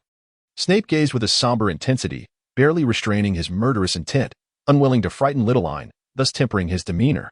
After a prolonged silence, Little Ain gradually regained composure, his clear eyes searching the room for the man only he seemed to perceive. He offered a gentle smile, reassuring, "It's all right, don't be sad." Instant in pain, Snape rushed forward, longing to embrace the boy, only to find his own body passing through Little Ain's. He realized, regardless of his efforts, he could not interact with anything in this world, forced to observe the horrific scene unfold. He watched as the boy endured the violence, bearing the pain with remarkable fortitude, even amidst his suffering, retaining his understanding demeanor. The ache in Snape's heart felt as if it were being tightly clenched. He regarded the boy with profound intensity, while Little Ain, in turn, gazed back with his clear eyes, attempting to reach out to the man. Yet, his hand merely passed through Snape's form. The boy paused slightly, blinking those innocent eyes, and asked, "Sir, are you the legendary immortal?" Little Ain revealed a faint smile, her large eyes sparkling with a unique brilliance. "I am not," Snape managed to utter, his voice hoarse. Oh, for a moment, Little Ain appeared slightly disappointed, yet she quickly composed herself, as if only Ain could see the professor. "Surely, he must have appeared for Ain's sake." Snape replied, and Little Ain smiled sweetly, her joy evident. "However, I cannot do anything for you." Snape's tone was deeply somber, laced with gravel. "That's all right," Little Ain replied cheerfully, her maturity beyond her years eliciting a pang of sorrow in Snape. "When my mother left, she said that heaven is a beautiful place. I want to go there too. If Ain goes to heaven, will anyone like her?" Little Ain tilted her head, her innocent eyes shimmering with curiosity. Snape moved his fingers, recalling his inability to touch Ain, and clenched his hand tightly. "There will be those who cherish Ain. No need to wait until you reach heaven." Snape spoke with great difficulty, utterly at a loss on how to confront this child. Ain blinked and suddenly burst into laughter. "Thank you, sir." In an instant, everything before him was enveloped in a veil of white mist. The figure of young Ain gradually became indistinct. Snape reached out, yearning to grasp him, but his hand fell into an abyss of nothingness. As the white mist dissipated, the scene transformed. Before him lay a place reminiscent of a Muggle primary school, where the time was just after school hours. Groups of children, aged around 7 or 8, gathered in clusters, chatting and laughing as they walked, while Snape instinctively searched for the figure that occupied his thoughts. After some time, Snape spotted the boy down a narrow path not far away. The boy's uniform was tattered and filthy, and at that moment, he was cornered by a group of slightly older boys in the alley. "Hey, you little bastard, do you have any money today?" The leader of the group sneered maliciously. "If you don't bring any, we might have a hard time explaining things to the others." Young Ain pressed his lips together, lowering his gaze in silence. "Are you mute? I'm talking to you." The leading boy, growing impatient, stepped forward and shoved Ain. "Speak up. Didn't your father call you a little bastard?" "What? He want to give you any money to spend?" Ain was pushed to the ground, yet the boy showed no sign of relenting and began to pummel him. Snape watched in agony, his eyes wide with fury, wanting to intervene, but realizing he remained powerless, forced to witness the unfolding horror. As Ain protected his head, through the gaps of fists and feet, he seemed to catch a glimpse of Snape. Suddenly, a light flickered in Ain's eyes, as if a child lost in darkness had found a glimmer of hope. Struggling, he managed to offer Snape a faint smile, mouthing, "I'm fine." Snape clenched his fists, But the mere presence of Snape seemed to bestow upon Ain a newfound courage to confront this world. At least it assured him that sunlight could indeed penetrate the shadows of his life. In the subsequent scenes, Snape bore witness to the boy's harrowing journey, enduring domestic abuse, facing the scorn of neighbors, and being bullied at school. Yet, the boy persevered with remarkable resilience. Gradually, he learned to defend himself, to resist, and to raise his voice against the injustices of the world. Most impressively, the boy excelled academically, demonstrating his intelligence. And in the face of prolonged bullying, he adeptly learned to leverage his strengths to navigate the treacherous waters of life. Moreover, after the youth has triumphed over bullying, he even extends a helping hand to fellow students who have faced similar adversity. Yet, regardless of whether the youth is the victim or displays remarkable resilience in his growth, Snape can only observe as a mere bystander. In another scene, a young man, now a university student, dons a pair of refined metal-framed glasses as he peruses books in the afternoon light of the library. Having matured into a young adult, Ain consistently embodies an air of elegant composure. He possesses the quintessential traits of a Slytherin, reserved, graceful, and astute, adept at navigating the complexities of life. Beneath this exterior, however, lies a fundamentally upright, kind-hearted, and courageous individual. Snape gradually approaches the young man engrossed in his reading. Ain adjusts his glasses, seemingly unperturbed by Snape's arrival. He gestures with a gentle smile, indicating the seat opposite him. Snape remains silent, moving closer to the chair. Yet his form passes through it as if it were an illusion. Ain was momentarily taken aback by the scene before her. But soon her lips curled into a wry smile. It seems that we are still unable to truly connect, my elusive dreamer. Ain tilted her head slightly, gazing at Snape with a gentle smile. Snape remained silent, his dark eyes fixed on Ain, imbued with profound depth. Though I remain unaware of the purpose behind your existence, I am truly grateful for it. Ain set down her book, cradling her chin in one hand as she looked at Snape. Perhaps you are unaware that often I feel as though I am ensnared in a quagmire, yet just as I am on the brink of succumbing, a ray of sunlight intermittently pulls me from the shadows. Without your words, it is uncertain whether I would still be here today. However, I find myself powerless, utterly incapable of assisting you. Snape's voice was somewhat husky, his tone chillingly low. Yet Ain merely smiled tenderly. No, you have already aided me immensely. Truly, a great deal. Snape remained silent, lost in thought. Ain continued, Sir, you are not a denizen of our world, are you? After a prolonged silence, Snape finally responded with a soft acknowledgement. If only it were possible, I would dearly love to visit your world. If only I could. The young man's voice gradually faded into the void, and everything before him transformed into a vast expanse of white. When Ain awakened once more, it felt as though she had traversed an extensive dream. Everything she had once experienced within that dream appeared vivid and authentic, yet this time, an additional presence lingered. Like a beacon of light amidst the darkness, it existed there. Intangible, yet eternally illuminating her path to self-awareness. Ain's body gradually transitioned from a weightless state to a burdensome heaviness. His eyelids fluttered slightly as he became acutely aware of his own weight. Vaguely, he sensed that he was reclining upon a soft bed, surrounded by the familiar scent of potions. Ain struggled to open his eyes. The familiar sight of the medical wing greeted him, yet as he attempted to sit up, he realized that his body felt utterly unresponsive, unnaturally rigid. Ain, is the system awakened? Ain, what is happening to me? System, can you guess how long you have been unconscious? Ain, 3 days. System, hee. Ain, hello, what is happening? System, 1 year. Ain, what on earth is this? System, a few days after your disappearance with Snape, Grindelwald suspected you might be at the ruins, and indeed, he found you both there. However, you were both unconscious, and subsequently you were transferred to St. Mungo's. Despite numerous consultations at St. Mungo's proving futile, Dumbledore ultimately decided to place you in the infirmary. Ain, is it really that thrilling? System, so what clandestine activities are the two of you engaged in? Smiley face. Ain blushed shyly. Ain, sigh, it's nothing much, just a brief encounter with the parents. System, strolling along. Ain, what shall I do about my tasks? Many of my plans have been disrupted. System, you might consider having a conversation with Dumbledore. There could be delightful surprises in store for you. Smiley face. Ain, old bee. What on earth? What could I possibly discuss with him? System, perhaps you might unexpectedly encounter dear Tom dancing cheek to cheek with the esteemed principal. Ain was suddenly covered in goosebumps. Ain, speak plainly if you have something to say. Don't be cryptic. It's rather unsettling. System, having gained a general understanding of the situation, Unacquainted himself with his somewhat stiff body and slowly sat up. However, he soon realized that Severus, who was supposed to be lying beside him as per the system's words, was no longer there. Ain felt a slight pang of disappointment, yet she swiftly cast it aside. Ain contemplated briefly before heading towards the Dark Arts Defense Office. Given the current circumstances, the most expedient course of action would likely be to inquire about Grindelwald's situation. As a formidable dark wizard of his time, he should possess insights regarding both Tom and Dumbledore.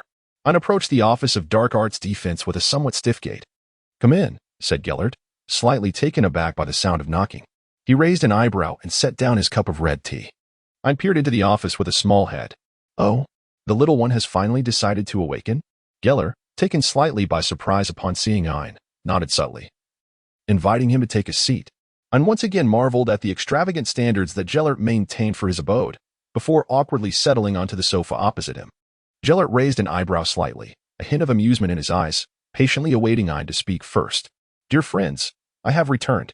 This past 6 months have been quite eventful, filled with various life experiences and some fluctuations in my career.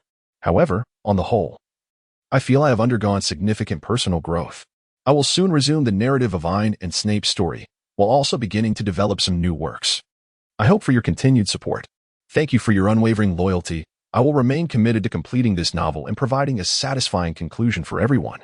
Ain furrowed her elegantly shaped brows slightly. A year spent in bed, devoid of sunlight, had added a touch of pallidness to her already ethereal beauty, enveloping her in an aura of fragility. Gellert scrutinized the individual before him, unable to deny the remarkable courage and capability that surpassed her tender years. It was no wonder that Albus felt compelled to. As Gellert pondered this, his fingertips lightly tapped against the armrest. Ain had been in a state of languor for a year, feeling utterly helpless in the face of the current situation, which inevitably stirred a sense of anxiety within him. With an air of urgency, he inquired, "Gellert, what is the state of affairs in the magical world?" With a graceful flick of his fingers, Gellert conjured a steaming cup of exquisite red tea, which materialized before Ain. The translucent crimson liquid resembled amber, imbued with a rich and fragrant aroma. "The present circumstances cannot be altered by your efforts alone in such a short span of time," Gellert replied languidly. "Take a moment to savor this tea. We shall converse at our leisure." Ain pursed his lips, contemplating how peculiar it was that old Beiji had not created anything anew. Nevertheless, he acquiesced to his desires and took a sip of the red tea. To his dismay, he promptly spat it out. Gellert raised an eyebrow, momentarily taken aback, only to quickly recall something. "My apologies. I forgot that you do not appreciate sugar in your red tea." Ain's large, expressive eyes brimmed with accusation. "Aside from your Albus, no one would dare sweeten their black tea." Galatea, momentarily elated by an unheard remark, waved his hand casually, replacing Ain's tea with a proper brew. Sipping contentedly, Ain narrowed his eyes, finding the flavor oddly familiar. Her delicate nose twitched slightly. For a fleeting moment, Galatea hesitated imperceptibly, then replied nonchalantly, "Perhaps it is tea you have savored before." Standing under Ain's astonished gaze, Galatea moved to the window, gazing out at the sunlit world beyond. Ain cast a glance at Galet's straight legs, then peered into the old man's eyes, which resembled the depths of the ocean. As an enormous question mark gradually emerged above his forehead.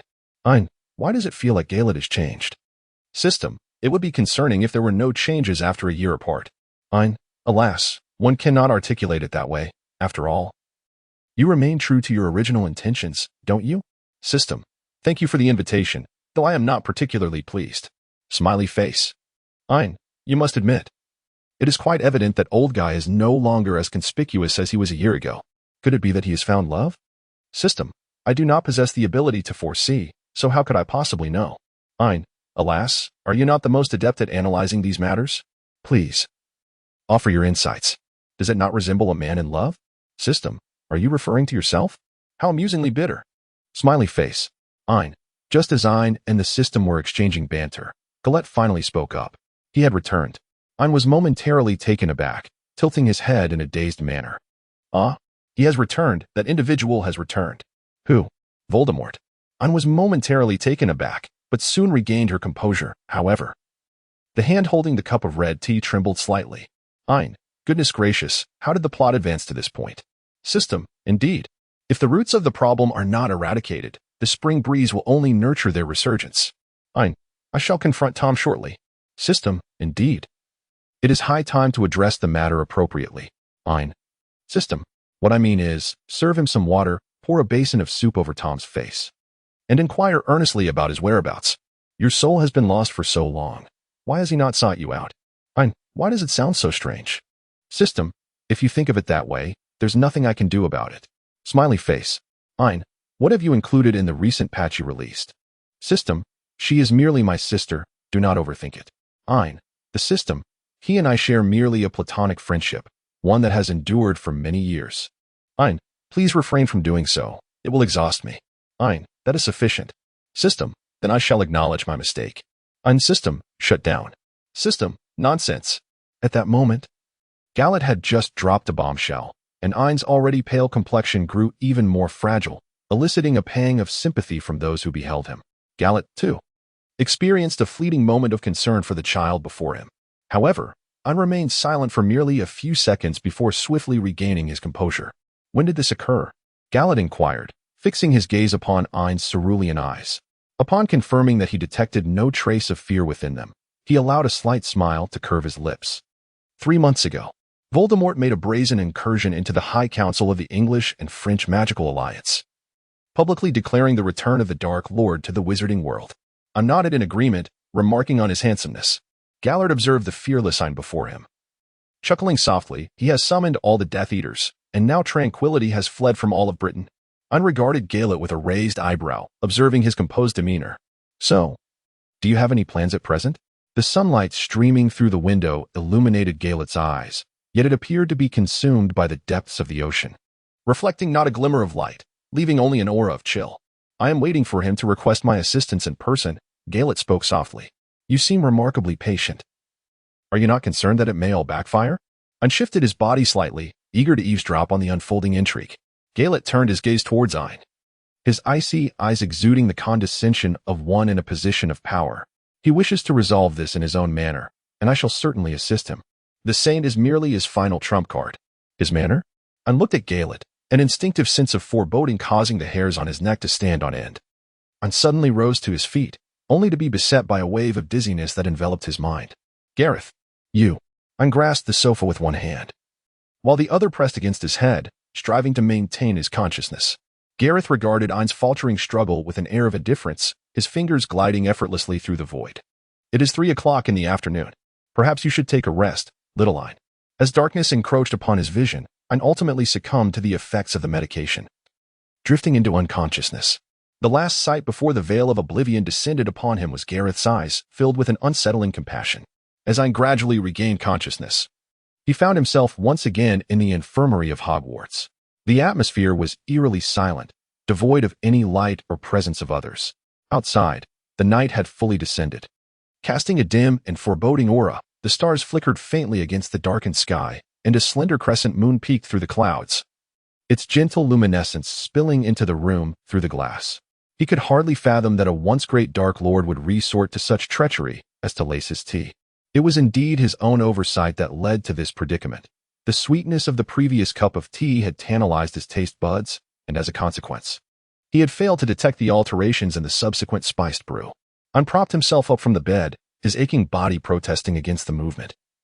As he reflected on every gesture and action of Gallet, the thought of Dumbledore resolving matters in his own manner echoed in his mind, suddenly engulfing him in an inexplicable wave of panic.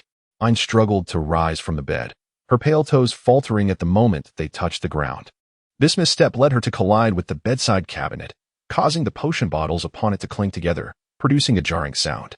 Little Ain, you must not get out of bed. Mrs. Pomfrey's voice echoed from afar. As expected, it wasn't long before Mrs. Pomfrey rushed into the infirmary, swiftly approaching Ain's side. Her brow furrowed and her gaze filled with disapproval. Dear child, you have just awakened from a faint.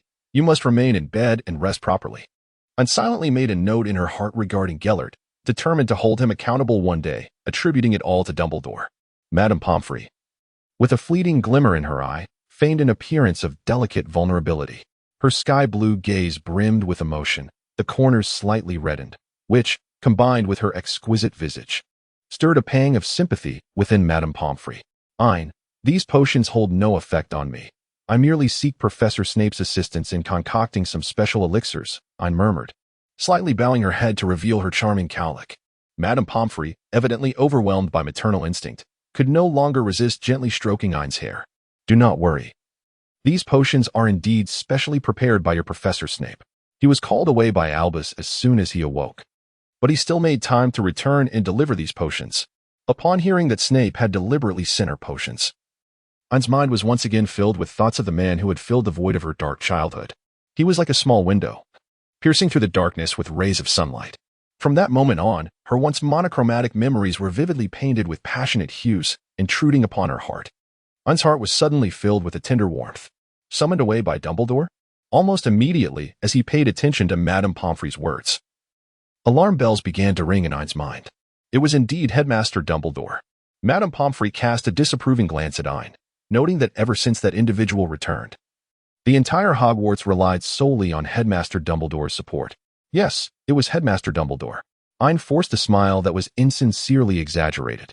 Did Madame Pomfrey know where he was seeking Professor Snape? I'm not entirely certain, she sighed. I had already reminded Albus that Severus's condition requires rest. They likely have some pressing matters to attend to. However, you need not concern yourself with those. Simply focus on your recovery here at Hogwarts, and all will be well. A flicker of shadow passed through Ain's eyes, but in the next moment, a charming smile graced her face as she looked up. Very well, Madame Pomfrey. I am certain that Hogwarts is indeed safe. Just as Madame Pomfrey turned away with satisfaction, a beam of light shone behind her. So, do take the time to rest well at Hogwarts. Within the vast halls of Hogwarts Castle, a series of hurried footsteps echoed, stretching all the way to the 8th floor. Ain, enveloped in a shroud of low pressure, made his way toward the room of requirement. Hey, look who I've stumbled upon. A Slytherin, wandering about in the night. At the bend of the staircase, a chilling sensation enveloped him entirely. It was Peeves, the mischievous poltergeist. Ain let out a cold chuckle, her steps unwavering as she pressed onward. I shall inform Dumbledore. He shall undoubtedly reprimand you soundly. Ha ha, you of Slytherin. Inform him of this. With a swift motion of her wand, Ain transformed the mischievous Pippi ghost into a sphere that rolled down the staircase. Just as the impudent spirit was about to utter a curse, Ain's azure eyes glimmered with an unmistakable malice. Let me ponder for a moment, Pippi ghost. A cruel smirk creased Ain's lips. She recalled having encountered certain tomes that spoke of the killing curse, said to obliterate a person's very soul. For the first time, the ghost felt a chill creeping from its feet to the roots of its hair. Curiosity piqued. It wondered how the killing curse would fare against a specter. Ain raised her wand, directing it at Pippi ghost. In an instant, the ghost let out a piercing scream. No, you cannot do this. Why ever not? Ain replied, tilting her head with a smile, as green sparks erupted from the tip of her wand. Avada! Suddenly, another voice resonated through the empty corridor, interrupting Ain's incantation. Ain turned around, observing a tall figure emerging from the shadows. The newcomer was clad in a black robe, intricately embroidered with silver threads that formed elaborate patterns. His eyes, resembling rubies, gleamed brilliantly in the darkness. Tom. Ain retracted his wand, a spark of recognition illuminating his expression. Tom approached Ain with an elegant yet inscrutable smile. I'm Black. He spoke, his voice low and resonant, instilling an inexplicable sense of danger within Ain. Ah, I was just about to seek you out, Ain remarked, scratching his head. His azure eyes darting about. Oh, you were looking for me? What merit do I possess that would compel Mr. Black to deign to seek me? Tom let out a cold scoff, gazing down at Ain with a disdainful air. Ain pouted, as Tom remained as haughty and pompous as ever. Just as Ain was about to voice her thoughts, Tom interrupted her. I know what you wish to inquire, but this is not the place for idle chatter. Follow me. Tom turned to face the corner where the terrified Pippi demon cowered. Before we proceed, we must first deal with a troublesome matter. In an instant, the Pippi demon attempted to flee in a frenzy, only to be struck down by Tom's spell, disintegrating into dust. Observe closely, next time. Refrain from engaging in frivolous dialogue with your foes. Tom sheathed his wand and took Ain's hand. After all, it is often the verbose villain who meets their demise. Ain stared blankly at Tom, still in a daze when he was led away by him. Riddle Manor. Ain, led by Tom, traversed the vanishing cabinet and arrived at a completely new estate. The layout of the manor exuded a dark elegance reminiscent of Slytherin. The entrance boasted a twisted serpentine lock, while the surrounding walls were adorned with lush green vines, intermittently blooming with deep crimson roses. The main structure of the estate was elegantly hued in silvery green, accentuated by intricate Slytherin motifs. The rooftops were crowned with Gothic spires, and before the grand hall's garden stood a colossal serpentine fountain, its eyes encrusted with two magnificent emeralds. Flanking the pathway were an array of unfamiliar flora, emanating an ethereal glow under the night sky. Bathed in moonlight, this new estate took on an eerie and sinister aura. Anne shivered slightly, rubbing her arms together. Tom, your taste is truly something else. Tom shot her a sidelong glance. What? As unique as ever. Anne promptly shifted her choice of words. Humph. Tom let out a soft grunt, yet gently removed his cloak and draped it over Ain. Such a delicate creature. I wonder where all those lessons I imparted to you have gone. Ain, in defiance, exclaimed, I am but a patient confined to my bed for an entire year. Do you comprehend the plight of a patient? Unfazed, Tom disregarded Ain's words and proceeded into the parlor of the manor. Ain pouted as she entered. With a grand gesture of his hand, Tom summoned a cup intricately carved and exquisitely crafted from pure gold, filled with steaming hot milk, which then appeared before Ain. Ain pouted her small face defiantly, declaring, I won't drink. Tom furrowed his brow and retorted, Little one, if you don't drink, you won't grow tall. Ain gritted his teeth as he picked up the cup, not for any particular reason, but simply because he felt that engaging with Tom could drive him to madness. How could it be that after a year apart, Tom's talent for provoking irritation had increased so remarkably? Tom gazed at Ain with satisfaction as he finished the hot milk, and promptly poured him another cup. Ain remained silent. Fortunately, Tom did not insist that Ain continue drinking. Otherwise, Ain might have staged a dramatic display, dousing Tom with milk like a scene from a wizarding duel. I know what you're eager to inquire, Tom interjected, steering the conversation back to the main topic. This year. Are you certain it's the main soul? Ain's expression grew serious. Absolutely. The main soul is accompanied by Nagini, and I have secured the golden cup, Tom stated, directing his gaze towards Ain. Is that true? Where's the golden cup? Ain's eyes sparkled with intrigue. Tom's gaze fell upon the golden milk cup in Ain's hands. Understood. I will serve as a refined literary editor, transforming the provided Chinese text into elegant English prose while preserving the original meaning. I shall 1. Comprehend the essence of the text 2. Remove extraneous punctuation 3. Eliminate promotional content, recommendation votes, collection requests, hidden URLs 4. Present the refined content in sophisticated English 5. Employ elevated vocabulary and graceful phrasing 6. Maintain the original narrative without interpretation 7. Provide only the polished translation without additional commentary. Please provide the text you wish to have refined, and I shall render it into proper English literature with appropriate stylistic enhancements. Ain, you. Tom chuckled softly, teasingly replying, How could I possibly use a soul vessel to store milk for you? Ain pondered, This is indeed something you are capable of. In other words, the main soul has returned, but from whence does it draw its body? Ain furrowed his brow. The bones of the father, the flesh of the servant, the blood of the enemy. Tom narrowed his crimson eyes slightly, filled with disdain. The main soul had fallen to such a lowly state. Ain blinked his eyes playfully. Tom cast a dangerous glance at Ain, warning him not to conflate him with that foolish thing. Oh, the Dark Lord has now summoned the Death Eaters, many of whom are quite deranged. Tom reclined elegantly on the sofa, his legs gracefully crossed, and suddenly clenched his fists. Which Death Eaters? Tom perceived Ain's underlying anxiety but deliberately shifted the topic. However, he himself was quite reluctant to risk his life, remaining hidden in the shadows, and thus far, I had not found the opportunity. Tom, Ain urged, his brow furrowed in distress. Tom turned his gaze towards Ain, his icy red eyes devoid of warmth. Ain black. Tom stated coldly, The one who forged a pact with me is you. The others are mere pawns, expendable at any moment. So? Ain's eyes widened, his azure gaze simmering with fury.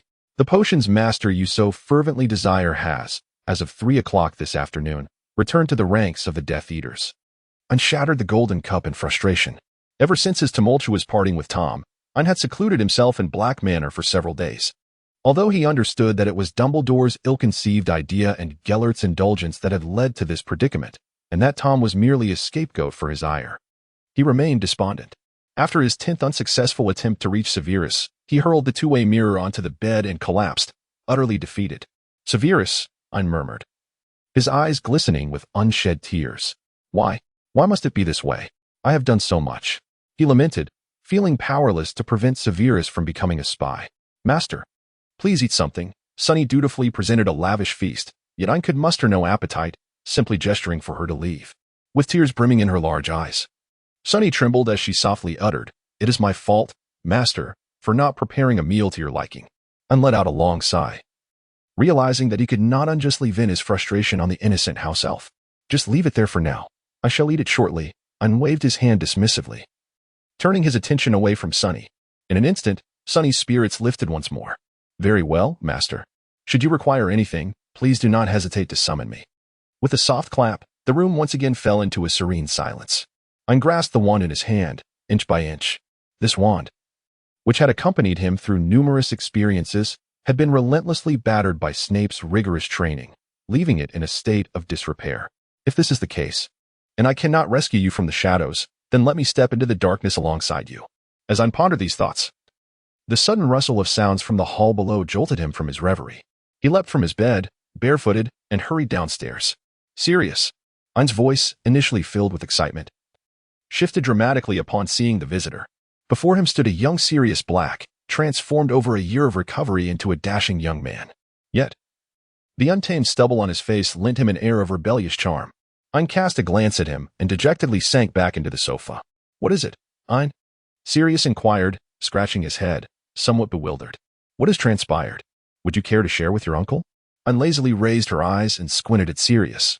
I presume you have something to convey to me. Sirius paused his scratching of the head, revealing a somewhat ingratiating smile. I heard you sneaked out of Hogwarts, and I immediately surmised you had returned to the manor, so I came to see you right away. Who did you hear that from? Ain lifted her eyelids, casting a languid glance at Sirius. However, Sirius found himself at a loss for words. Ain cast a skeptical glance at Sirius, and then, with a knowing smirk, remarked, Dumbledore? Ah, no. Sirius, flustered and desperate to clarify, only succeeded in affirming Ain's suspicions with his reaction. Ain chuckled coldly. The Order of the Phoenix? Sirius's eyes widened in astonishment. Ain, how could you possibly know so much? Not only am I aware that your Order of the Phoenix is up to no good, but I also know that you have sent my Severus to serve as a spy. Ain cast a sharp glance at Sirius, hurling a cushion in his direction. Ain, behave. Just stay at Hogwarts, all right? Sirius attempted to reach out and pat Ain's head, only to have his hand swatted away. If you have anything to say. Say it all at once, Ain stated, her gaze icy as she regarded Sirius. He furrowed his brow, seemingly at a loss for words. I trust you remember the unbreakable vow we made together. Ain rose, presenting her back to Sirius. As for Dumbledore, his trustworthiness, his past deeds, and what he may yet do, I believe you are not foolish. Many matters are not as simple as they appear on the surface. We must rely on Dumbledore's strength. Sirius, with a pitiful expression, clutched the hem of Ain's garment. Ain curled his lips into a cold smile. Sirius Black, it is I, Ain, though I vanished for a year. My black group remains steadfast, and now I have returned. I shall personally dismantle all that dares to encroach upon those I hold dear. Sirius stared blankly at the youth before him. Cloaked in a silver-white robe adorned with exquisite gems, his tousled hair bore an air of languid disarray, and his deep azure eyes were hauntingly profound. Ain Black, the heir of the illustrious Black family, is not merely a descendant but the very sovereign of his lineage, endowed with the means to manifest all that he proclaims. Having allied himself with the Order of the Phoenix, it is imperative to first secure Dumbledore's position. Ain withdrew the hem of his garment from Sirius's grasp, understanding well what should and should not be spoken, sparing the need for further elaboration. Should there be any significant developments on Dumbledore's front, do ensure to inform me promptly. Sirius, with a heavy heart, nodded, feeling a twinge of regret for his impulsive decision to join the Order. Ain disregarded the presumptuous Sirius and ascended to the second floor, and all flapped its wings, soaring from Ain's window into the vast unknown. Above the renowned slums of London, a full moon hung in the night sky, its nearly perfect roundness foreboding an unsettled night. Beneath the dim moonlight, the slums exuded an eerie and sinister aura, mingled with indescribable scents that fostered a breeding ground for sin. A man clad entirely in black wandered the streets, his dark cloak billowing slightly as he moved. He kept his head bowed, and his garments appeared somewhat faded from wear. Approaching him was a man, thoroughly intoxicated, staggering with unsteady steps. As they brushed past each other, the drunken man collided with him. Who the hell are you? Can't you watch where you're going? He slurred, his bleary eyes glaring at the figure in black. The black-clad man merely cast a glance at the drunken fellow before turning to depart. In that unobserved moment, he deftly lifted a wallet from the inebriated man's pocket, while the latter continued to mumble incoherently behind him. Just as the black-clad man rounded a corner, he encountered a richly dressed youth leaning nonchalantly against the wall. A wizard of such stature, reduced to thievery from a muggle. The boy's clear voice resonated sharply in the dim alley. The black-clad man paused, hoarsely inquiring, "Who are you?" The youth chuckled softly and approached the man with deliberate grace. His striking azure eyes sparkled in the moonlight, captivating and enchanting. "Who I am is of little importance. What matters," he purred, his tone laced with temptation, "is that I can provide you with what you desire." The black-clad man scoffed derisively, preparing to walk away. Yet the youth's voice continued to echo in the stillness. "Wealth, power, status, and the wolfsbane potion." The black-clad man halted in his tracks. Ain brought Lupin to a nearby muggle villa, a property under the ownership of the Black Group. "Make yourself comfortable. This is one of my estates." Ain casually strode into the living room and took a seat, snapping his fingers nonchalantly. Suddenly, the house elf, Sunny, appeared out of thin air. "Master, how may I serve you?" Sunny gazed at Ain with wide, sparkling eyes. "Prepare a meal for this gentleman, and also, procure a dose of the latest improved wolfsbane potion." Upon hearing the mention of the potion, Lupin's previously dull eyes flickered with a glimmer of hope, yet he seemed to recall something, plunging back into shadow. "What do you require of me?" Lupin rasped. "Since you are already aware of my identity, you must know that there are certain things I shall never do, no matter the circumstances." Ain let out a light chuckle, remarking, "It appears that quite a number of individuals have sought your company already."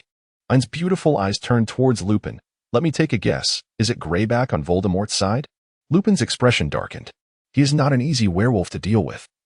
A creature that indulges its baser instincts is truly revolting. Ain did not conceal her disdain for werewolves. After all, Snape had nearly fallen victim to a werewolf bite during his time at Hogwarts, and the individual before her was the architect of that fate. Or perhaps Dumbledore has sought you out as well. Ain ventured tentatively, only to see Lupin's pupils contract. Observing his reaction, Ain understood all too well. Internally cursing the old bee, she regarded Lupin with a hint of surprise. "I'm rather curious about what led you to refuse Dumbledore." Lupin remained silent, enveloped in a state of heightened vigilance. Ain blinked and remarked, "Do not be anxious, Mr. Lupin. We are merely engaging in casual conversation. Given your prolonged presence in the Muggle world, you must have heard of the Black family." Lupin cast a skeptical glance at the young wizard before him and slowly nodded. "There is scarcely anyone in the Muggle realm who has not heard of the Black family. Therefore, you must also be aware of Sirius Black." Ain slightly tilted his head, keenly observing every subtle change in Lupin's expression. Indeed, Lupin's breath quickened, and his tone bore an unmistakable hint of urgency as he inquired, "What has become of Sirius?" Ain arched an eyebrow with a hint of a smile, playfully suggesting, "If you wish to acquire certain information, an equitable exchange is required." Lupin cast a penetrating glance at Ain, his voice laced with a tone of weariness as he slowly replied, "I am uncertain as to why you have sought me out. I possess nothing that could possibly be of assistance to you." Ain rose to his feet, intending to pat Lupin on the shoulder, but Lupin instinctively recoiled. Ain nonchalantly retracted his hand and spoke, "Then I shall not beat around the bush. Sirius is under my command." Lupin narrowed his eyes dangerously. Ain pondered for a moment, sensing an ambiguity in the statement. Clearing his throat, he elaborated. "What I mean is that Sirius and I have forged an unbreakable vow. He shall unwaveringly stand by my side for all eternity." Lupin contemplated for an extended period before finally speaking. "Approximately a year ago, Dumbledore approached me with an offer to teach at Hogwarts. The defense against the dark arts?" Ain raised an eyebrow. "Indeed. However, I declined. May I inquire as to your reasoning?" "I cannot neglect my responsibilities towards the children of Hogwarts. I am a werewolf." Lupin replied, momentarily closing his eyes in anguish. Ain raised an eyebrow slightly, coming to a tentative understanding of the situation. A year prior, both Snape and she had succumbed to unconsciousness. The once aspiring Lupin, who could have taken up a teaching position at Hogwarts, was forced to relinquish his ambitions due to the lack of a potions master to provide him with the wolfsbane potion. Thus, he had remained in this limbo until now. It seemed that the flutter of a butterfly's wings had set this chain of events into motion. Ain gently lowered her chin, contemplating for a moment before arriving at her decision. "Very well. In light of your honesty, I shall offer you a position." Lupin cast a wary glance at Ain. "I will not betray my friends." Ain scoffed coldly, "Do I truly need your assistance to deal with anyone?" Lupin hesitated and inquired, "Then what do you wish from me?" Ain blinked and revealed an official smile. "Allow me to reintroduce myself. I am Ain Black, the heir of the Black family." Remus Lupin murmured the name to himself. "Since you are familiar with the Muggle world, you can temporarily undertake some tasks for the Black group." With a casual gesture, Ain produced a contract. This is a labor contract in accordance with Muggle regulations. If there are no issues, please sign it. Remus, somewhat incredulous, accepted the sheets of paper. You are merely asking me to work in the Muggle world? What else could you possibly do? Ain scoffed dismissively. Although it was a favorable offer, this was the first time Remus had encountered someone so utterly ungracious. You can contact me anytime through John. As you are aware, the magical world has not been particularly stable of late. Ain paused. I do not require you to join my faction at this moment, but should you reconsider, we may have a discussion. Remus held the contract tightly, his gaze momentarily downcast. After a prolonged silence, he finally spoke. What about Sirius? Mr. Lupin, one cannot desire both loyalty and a glimpse of my oath-bearer, Ain replied, frowning.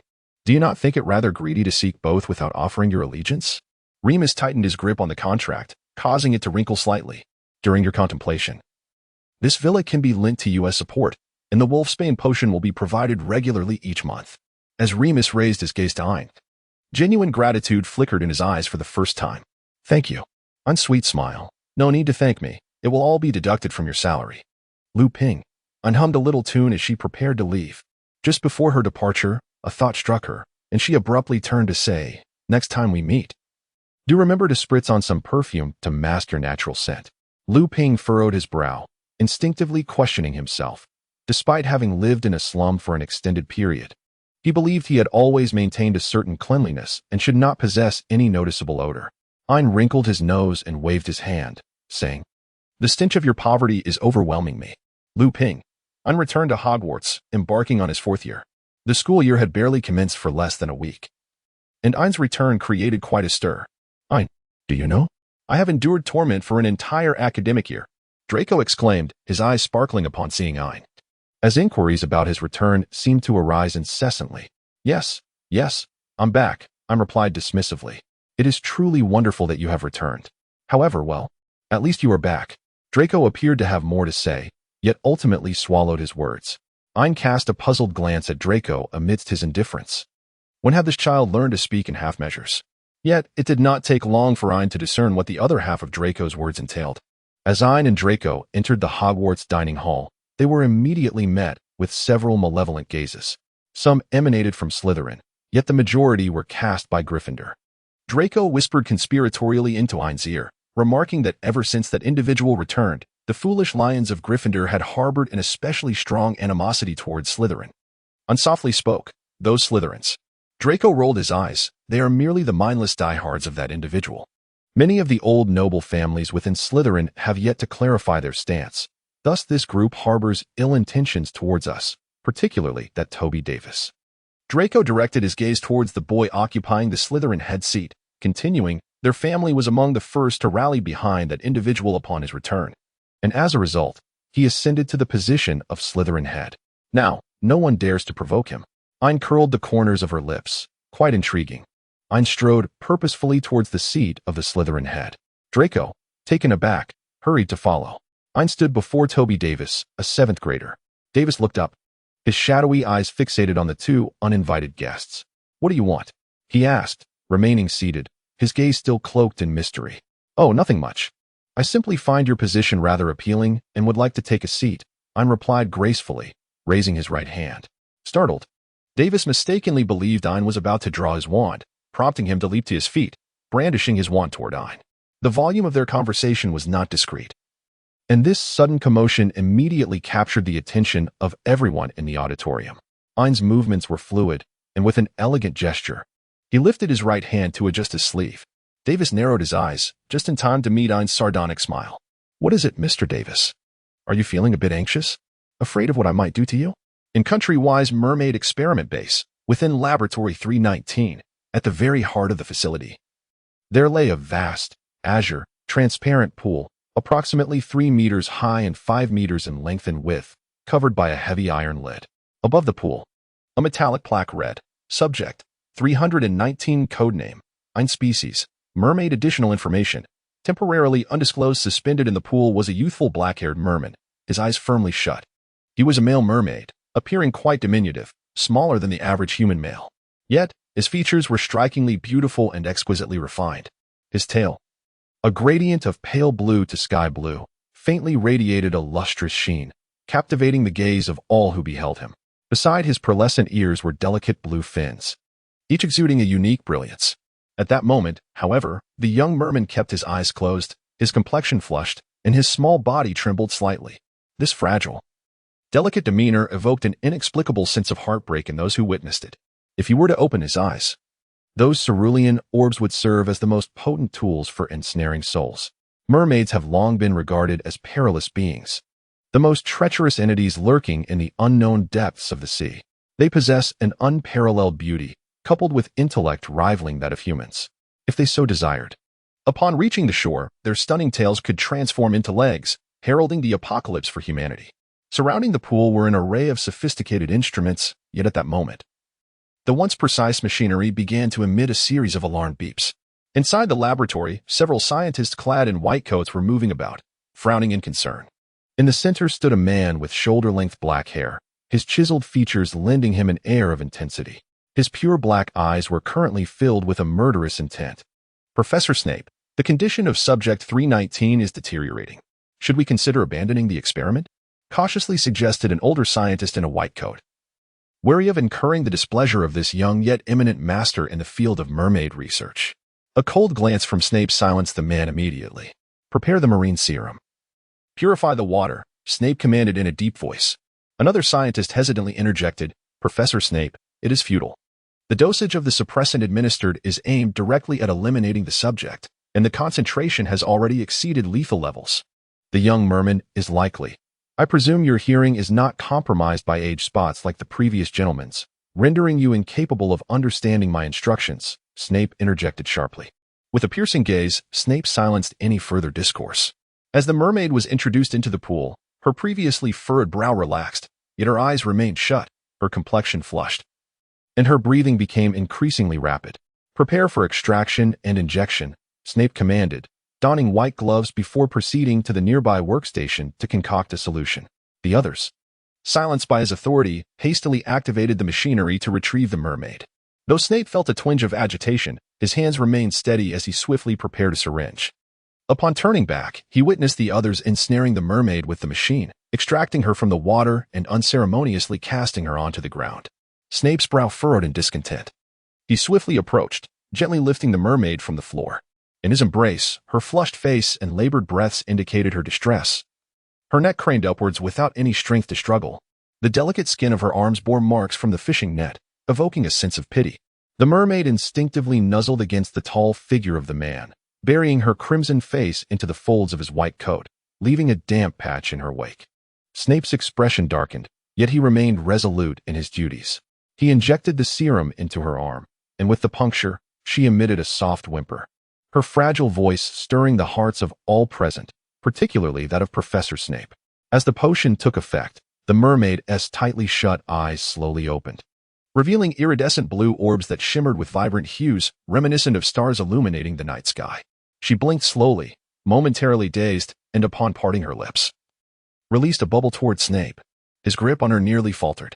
Though the mermaid could survive outside the water for a time, it was not without limits. Carefully, Snape ascended the staircase, ensuring he returned her to a clean source of water. Once back in her familiar surroundings, the mermaid swam a few circles before curling up tightly with her tail and drifting into slumber. Marvelous, Professor Snape, exclaimed a nearby lab coat, leaping with excitement. Subject 319 has been saved. We owe it all to you.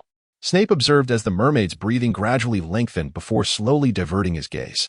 The moment his eyes left her, his previously gentle demeanor transformed into a frigid glare. I want a thorough investigation of everyone in this laboratory. Leave no stone unturned. Find out who is responsible. Severus Snape's voice resonated with a deep, restrained fury. As time passed, the laboratory lights gradually dimmed, leaving only a few small bulbs to illuminate the monitoring equipment. Within the monitoring room, the personnel occasionally glanced at the screens before them. The mermaid in the tank remained curled up, soundly asleep, clutching her tail. The attendant stifled a yawn and stretched lazily. Upon looking back at the screen, it was still the same scene of the mermaid sleeping, occasionally releasing a bubble. In the laboratory, the mermaid opened her eyes, her cerulean orbs shimmering with an enigmatic glint as they swiftly scanned the monitors. After surveying her surroundings, a cold smirk graced her lips, her enchanting visage appearing somewhat inscrutable in the dim light. With a swift motion, she flipped over and pushed open the lid above her. skillfully emerging from the water tank. The moment she touched the ground, her exquisite gradient blue tail transformed into a pair of fair, soft legs, and her beautiful scales seamlessly morphed into a lovely blue robe. The mermaid tiptoed to the laboratory table, her azure eyes swiftly surveying all the potions and ingredient descriptions, a slight smile playing on her lips. Imitating Snape's every step in potion making, she successfully concocted a new reagent, nodding in satisfaction. The dark potion she had previously concealed was casually discarded into the waste bin, nestled in the blind spot of the monitor. A sly smile curved the mermaid's lips. Investigate away, dear Professor Snape. Only when humanity begins to turn against itself can I achieve my goals, can I not? This is something you once taught me personally. My dear Professor. With her delicate jade feet bare, the mermaid strode towards the exit of the laboratory. In the depths of Davis's eyes flickered a glint of malice. I'm black? Are you provoking me? And curled her lips into a semblance of a smile as she regarded the individual before her. And what of it? Davis replied with a sinister grin. Rolling up his sleeves, a collective gasp resonated amongst the onlookers. The cause was unmistakable. Emblazoned upon Davis's arm was a stark black mark, a symbol of dark magic. You are provoking me, which is tantamount to challenging that esteemed individual, Davis said, narrowing his eyes slightly. Blake, your time is up. Ain nonchalantly pulled over the chief's chair and seated himself without hesitation. Who claimed that provoking you equated to challenging that esteemed individual? With a dismissive wave of his hand. I made the breakfast that Davis had yet to enjoy vanish into thin air. The surrounding onlookers gasped in shock. Nonverbal magic. It was indeed nonverbal magic. Such mastery requires absolute control over one's magical abilities. It is a skill reserved for those with profound magical power and unwavering command over it. Davis was equally taken aback. Yet, what Ain uttered next was even more astonishing. Only the most formidable individuals are worthy of following that esteemed individual. Ain spoke languidly, suppressing the murderous intent lurking in his eyes. Ain Blake, am the one worthy of following that esteemed individual. The great hall of Hogwarts fell into a profound silence. In a discreet corner unnoticed by others, Ain secretly gestured. Sonny, hidden beneath the table, quietly vanished from sight. Ain gradually rose to his feet, casting a disdainful glance that made Davis's muscles tense with apprehension. You may certainly return and file a complaint. I am eager to witness whether it is the Dark Duke who desires you, this worthless creature, or me. Ain's remarks at the Slytherin table swiftly circulated within the confines of the house and even permeated the other colleges. Consequently, the young serpents of Slytherin hastily inquired with their parents, beginning to observe Ain with a wary eye.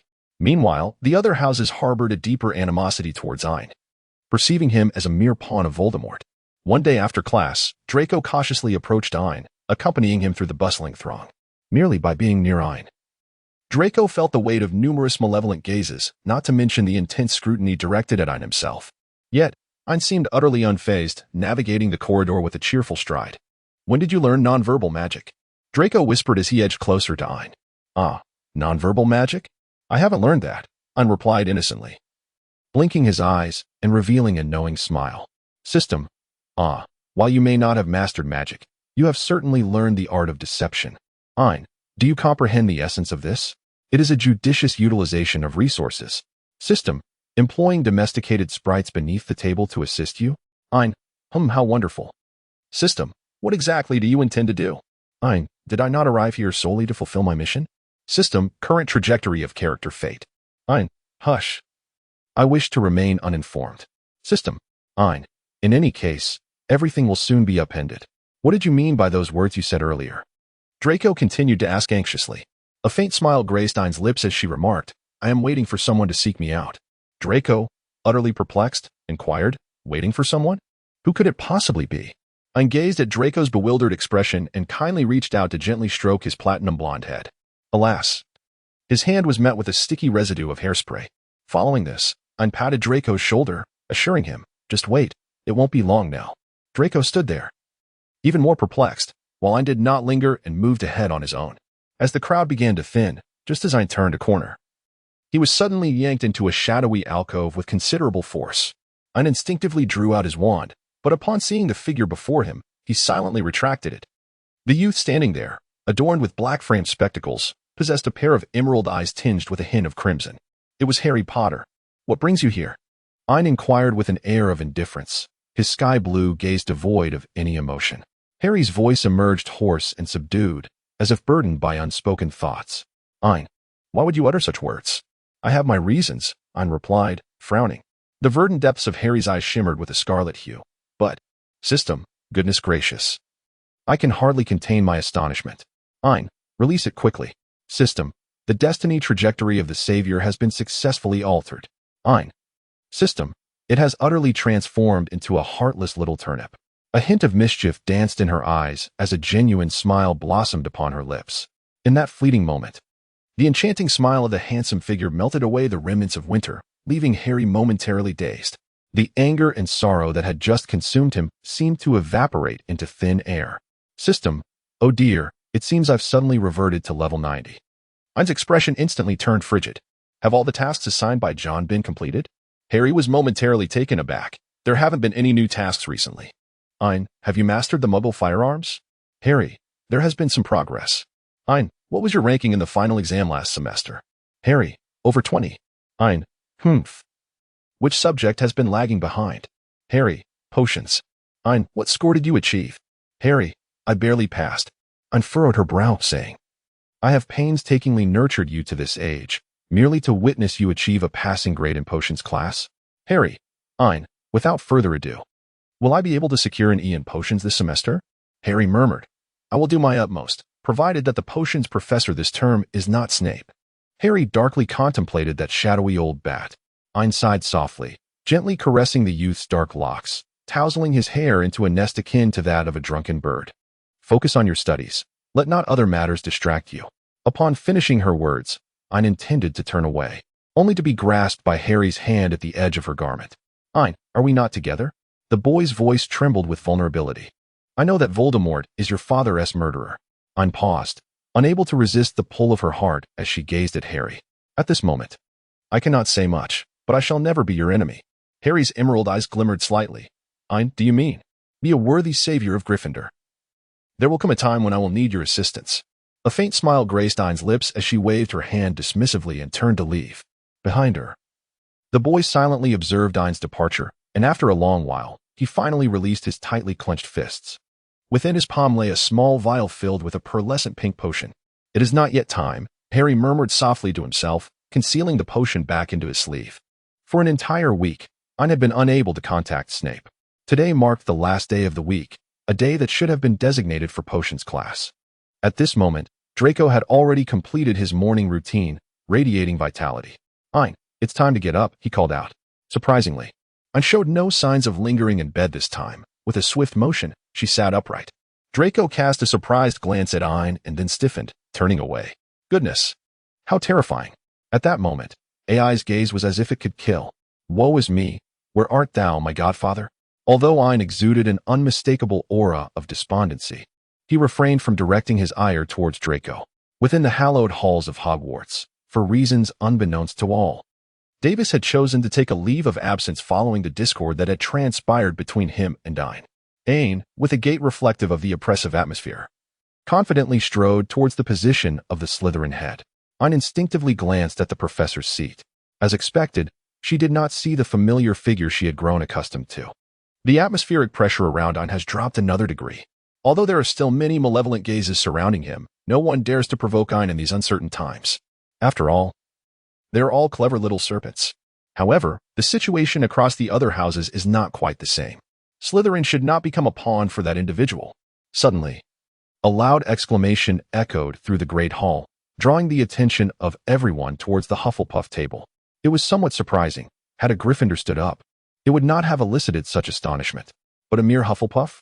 The young man who had risen was a 7th-year student, handsome and striking, exuding an air of righteousness.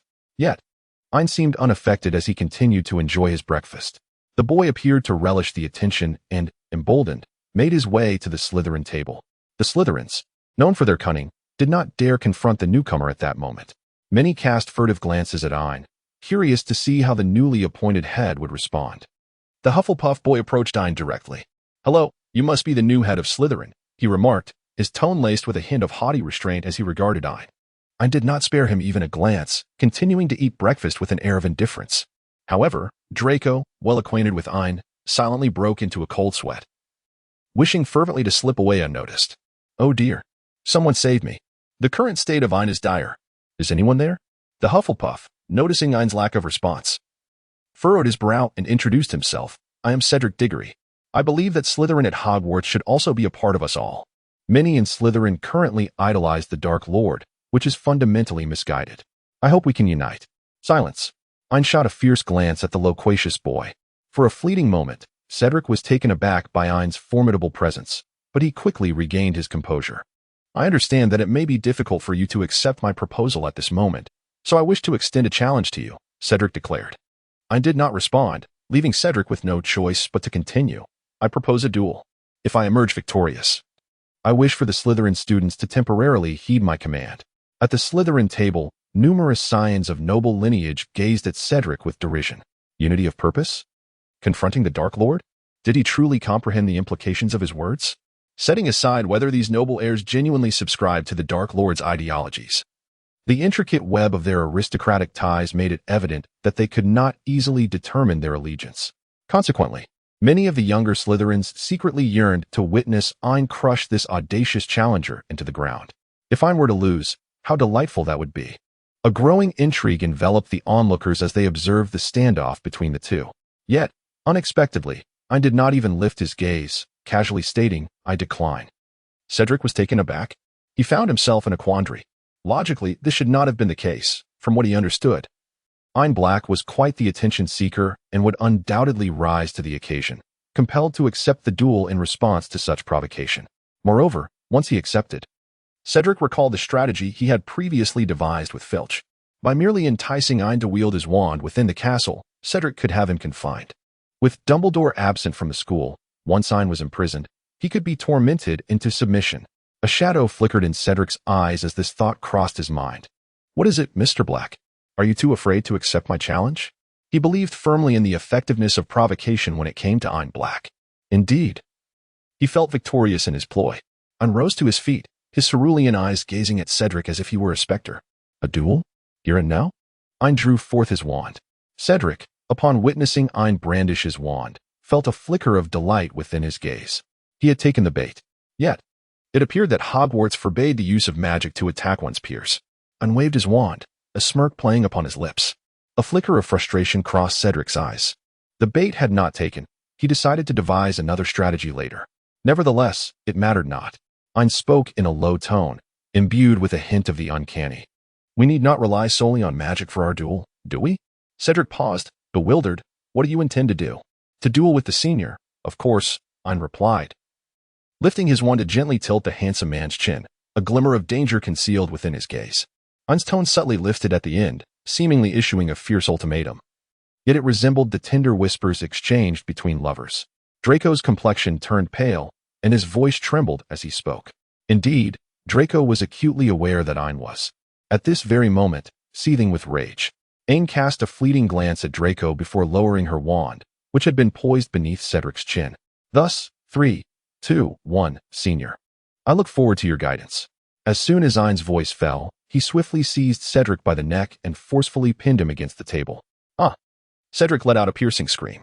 The table was cluttered with knives and forks, and the plates shattered upon impact, causing blood to stream down Cedric's handsome face. The other students from Gryffindor and Hufflepuff immediately became restless, drawing their wands in alarm. Blake, release the senior. What do you intend to do? They shouted, their wands all aimed at Ain.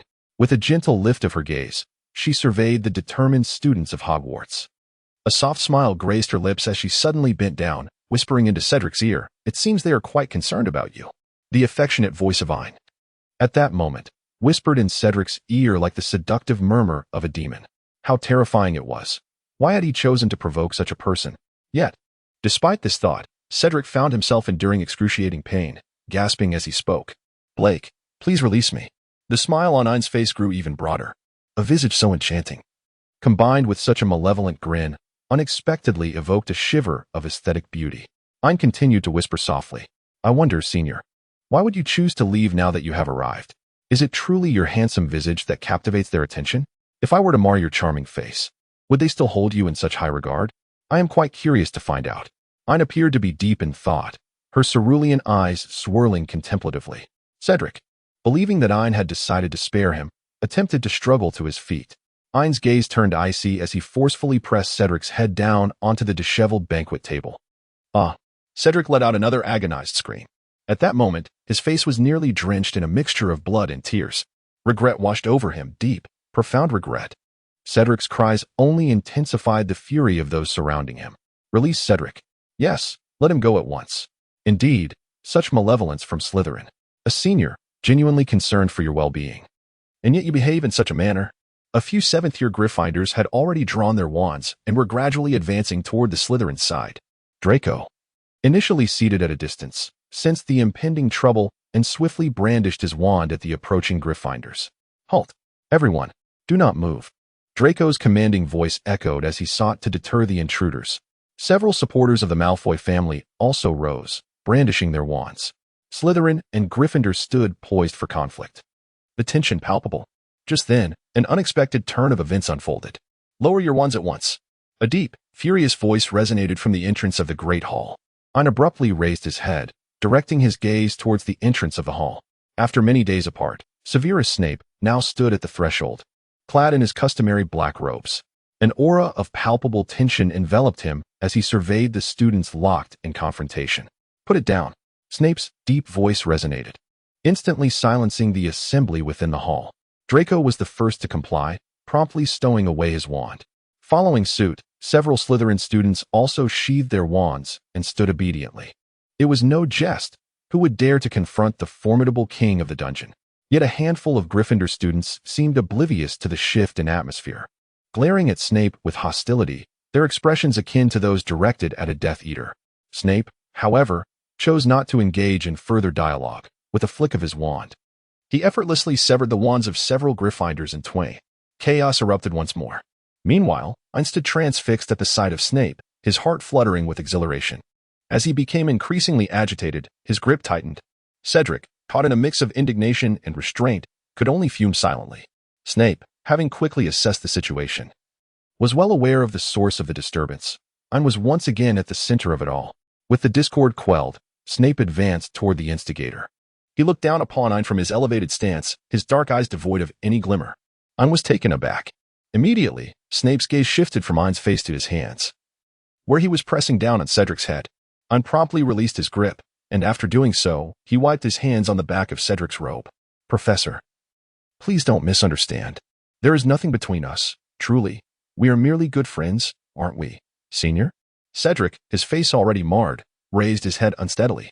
Snape's lips twitched slightly. He directed Draco, take him to the hospital wing. Of course, Professor, Draco replied obediently, turning away from Snape with a slight grimace. With a simple levitation charm, Cedric was elevated off the ground. As for you, Snape turned to Ain. The youth's sky-blue eyes seemed to contain a galaxy of stars, reflecting only his own image. In contrast, Snape felt that he was merely a shadow in the boy's beautiful gaze. A heaviness settled in Snape's chest. The boy deserved far better, especially at this moment. He was acutely aware that he could vanish forever at any day, let alone provide the boy with stability and happiness. Detention, 1 week. Snape's deep voice carried no hint of emotion. Upon hearing the word detention, Ain's eyes lit up, blinking in surprise. Go to Filch. Ain's joyful expression suddenly froze on his face. What? Snape disregarded Ain entirely and swept away with a flick of his robe. Draco gazed at the emotionless Ain beside him with a frown.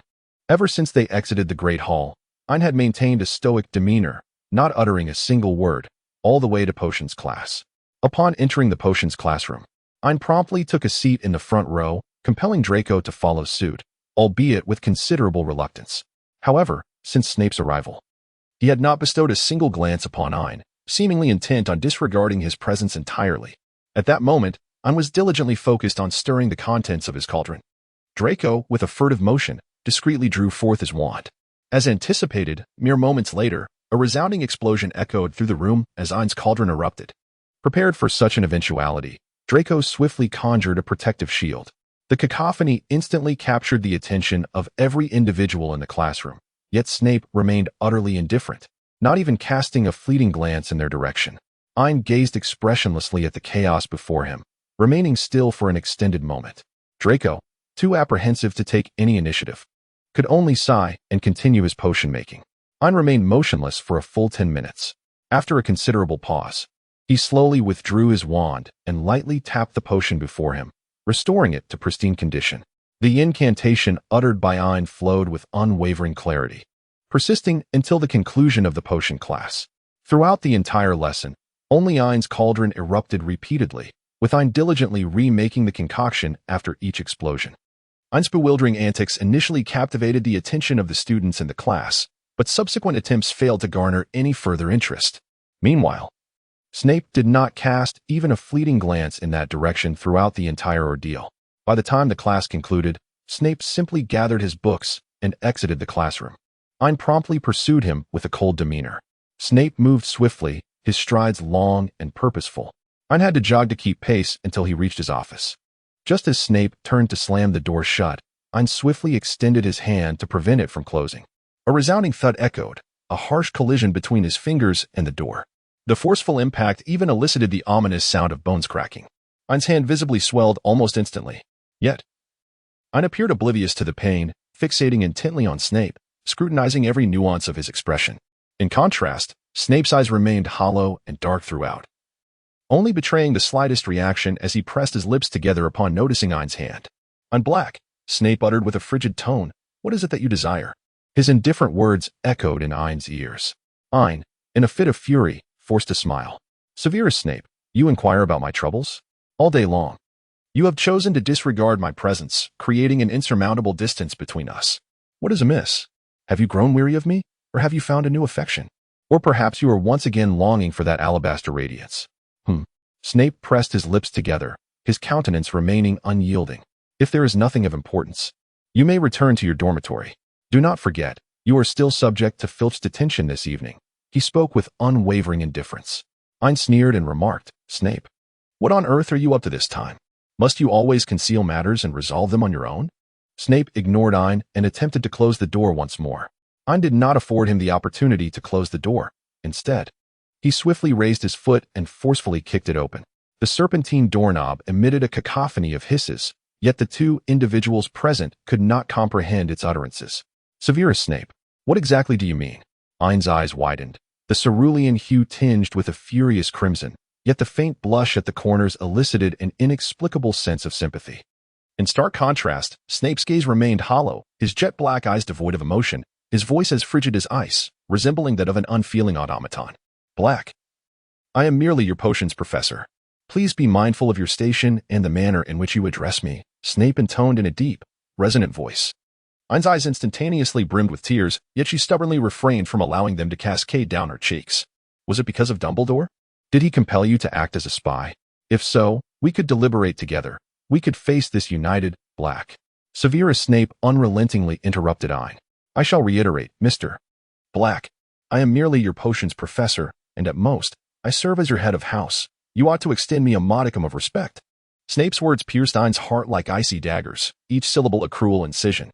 "Now, I kindly request that you, esteemed Mr. Black, move your feet and vacate my office." Ain could no longer contain her emotions, tears cascading down her cheeks. Yet, she stubbornly held her head high, unwilling to reveal her vulnerability. "Severus, have you forgotten the words you spoke to me beneath the fireworks on that fateful day? Was all your tenderness towards me merely an illusion?" Snape's hidden hand clenched into a tight fist, but his tone remained icily detached. "I have never made any promises to you, Mr. Black." Ain gazed incredulously, her eyes wide with disbelief. "You had explicitly claimed that I had triumphed, that I was your little trickster, a statement you had made." Snape averted his gaze and spoke stiffly. "Indeed, you have merely won. You have earned the recognition of one Slytherin by another. Nothing more." In a moment of utter despair, Ain surged forward, disregarding the excruciating pain of his already swollen hand, and seized Snape by the collar. "Snape, repeat that. I dare you to say it again." Snape offered no resistance. The pressure of Ain's grip drew blood from his palm. Yet, he remained unperturbed, coldly observing the frenzied youth before him. "It makes no difference how many times you ask, Black. Everything is merely a figment of your imagination. I have never made any promises to you. We have never shared any other relationship. Never." Ain's fist struck Snape's face with tremendous force. The blow sent Snape staggering momentarily, blood immediately trickling down his visage. Yet, despite this, Snape maintained a stoic expression, coldly observing the myriad emotions displayed by the individual before him. His sorrow, his grief, his anguish, his fury, and his disbelief. All of it stemmed from himself. Snape inwardly mocked his own predicament, a profound sense of unworthiness surging within him. It should not have been this way. From the very beginning, the youth ought not to have been drawn into the shadows. Had it not been so, he would not be enduring such torment. Snape firmly shut his eyes. Ain, having delivered a single punch, stood still, panting heavily. His breath came in quick gasps as he endeavored to regain his composure. System, post. Please calm down just a little. Ain, I am aware. I remain remarkably composed. System, your calmness is approaching a perilous brink. Ain, how could that be? I understand that Severus merely wishes to distance himself from me due to his role as a spy. System, it is reassuring to know that you have come to this realization. Ain, indeed, my thoughts are quite clear. As long as Snape is not a spy, these matters will cease to exist. System, why do I have an unsettling feeling about this? Ain, how about I go and slay Voldemort right now, or perhaps eliminate Dumbledore? System, did you not claim to be quite composed? Ain, indeed, the feasibility of these two matters is rather low. It would be more expedient to eliminate the savior. System, oh my goodness, the host has gone mad. What should I do? Seeking assistance online, Ain panted heavily, taking a considerable amount of time to regain a semblance of composure. He cast a frosty glance at the somewhat disheveled Snape, who still refused to meet his gaze. Ain's eyes gleamed with intensity as he gritted his teeth, fixating his gaze upon Snape. Severus, if this is your decision, I shall respect it. I honor all your choices. Henceforth, I hope you will likewise honor all of mine. Esteemed Professor Snape. Ain cast a lingering glance at Snape before turning away without a hint of regret. For a long while, Snape remained motionless, the desolate corridor facing the violently kicked open door. Within the threshold lay an empty office, inhabited solely by a solitary figure, who bore an equally vacant heart. Silence enveloped the space, as if nothing had transpired. The only indication of the recent turmoil was the searing pain etched across his face, a reminder of the harsh words he had just uttered. Snape's mind wandered back to that dimly lit chamber, the bright and clear eyes of a young boy, and that radiant smile akin to sunlight, an affirmation that he was unworthy, undeserving of it all. Meanwhile, Ain stormed back to the dormitory, seething with anger.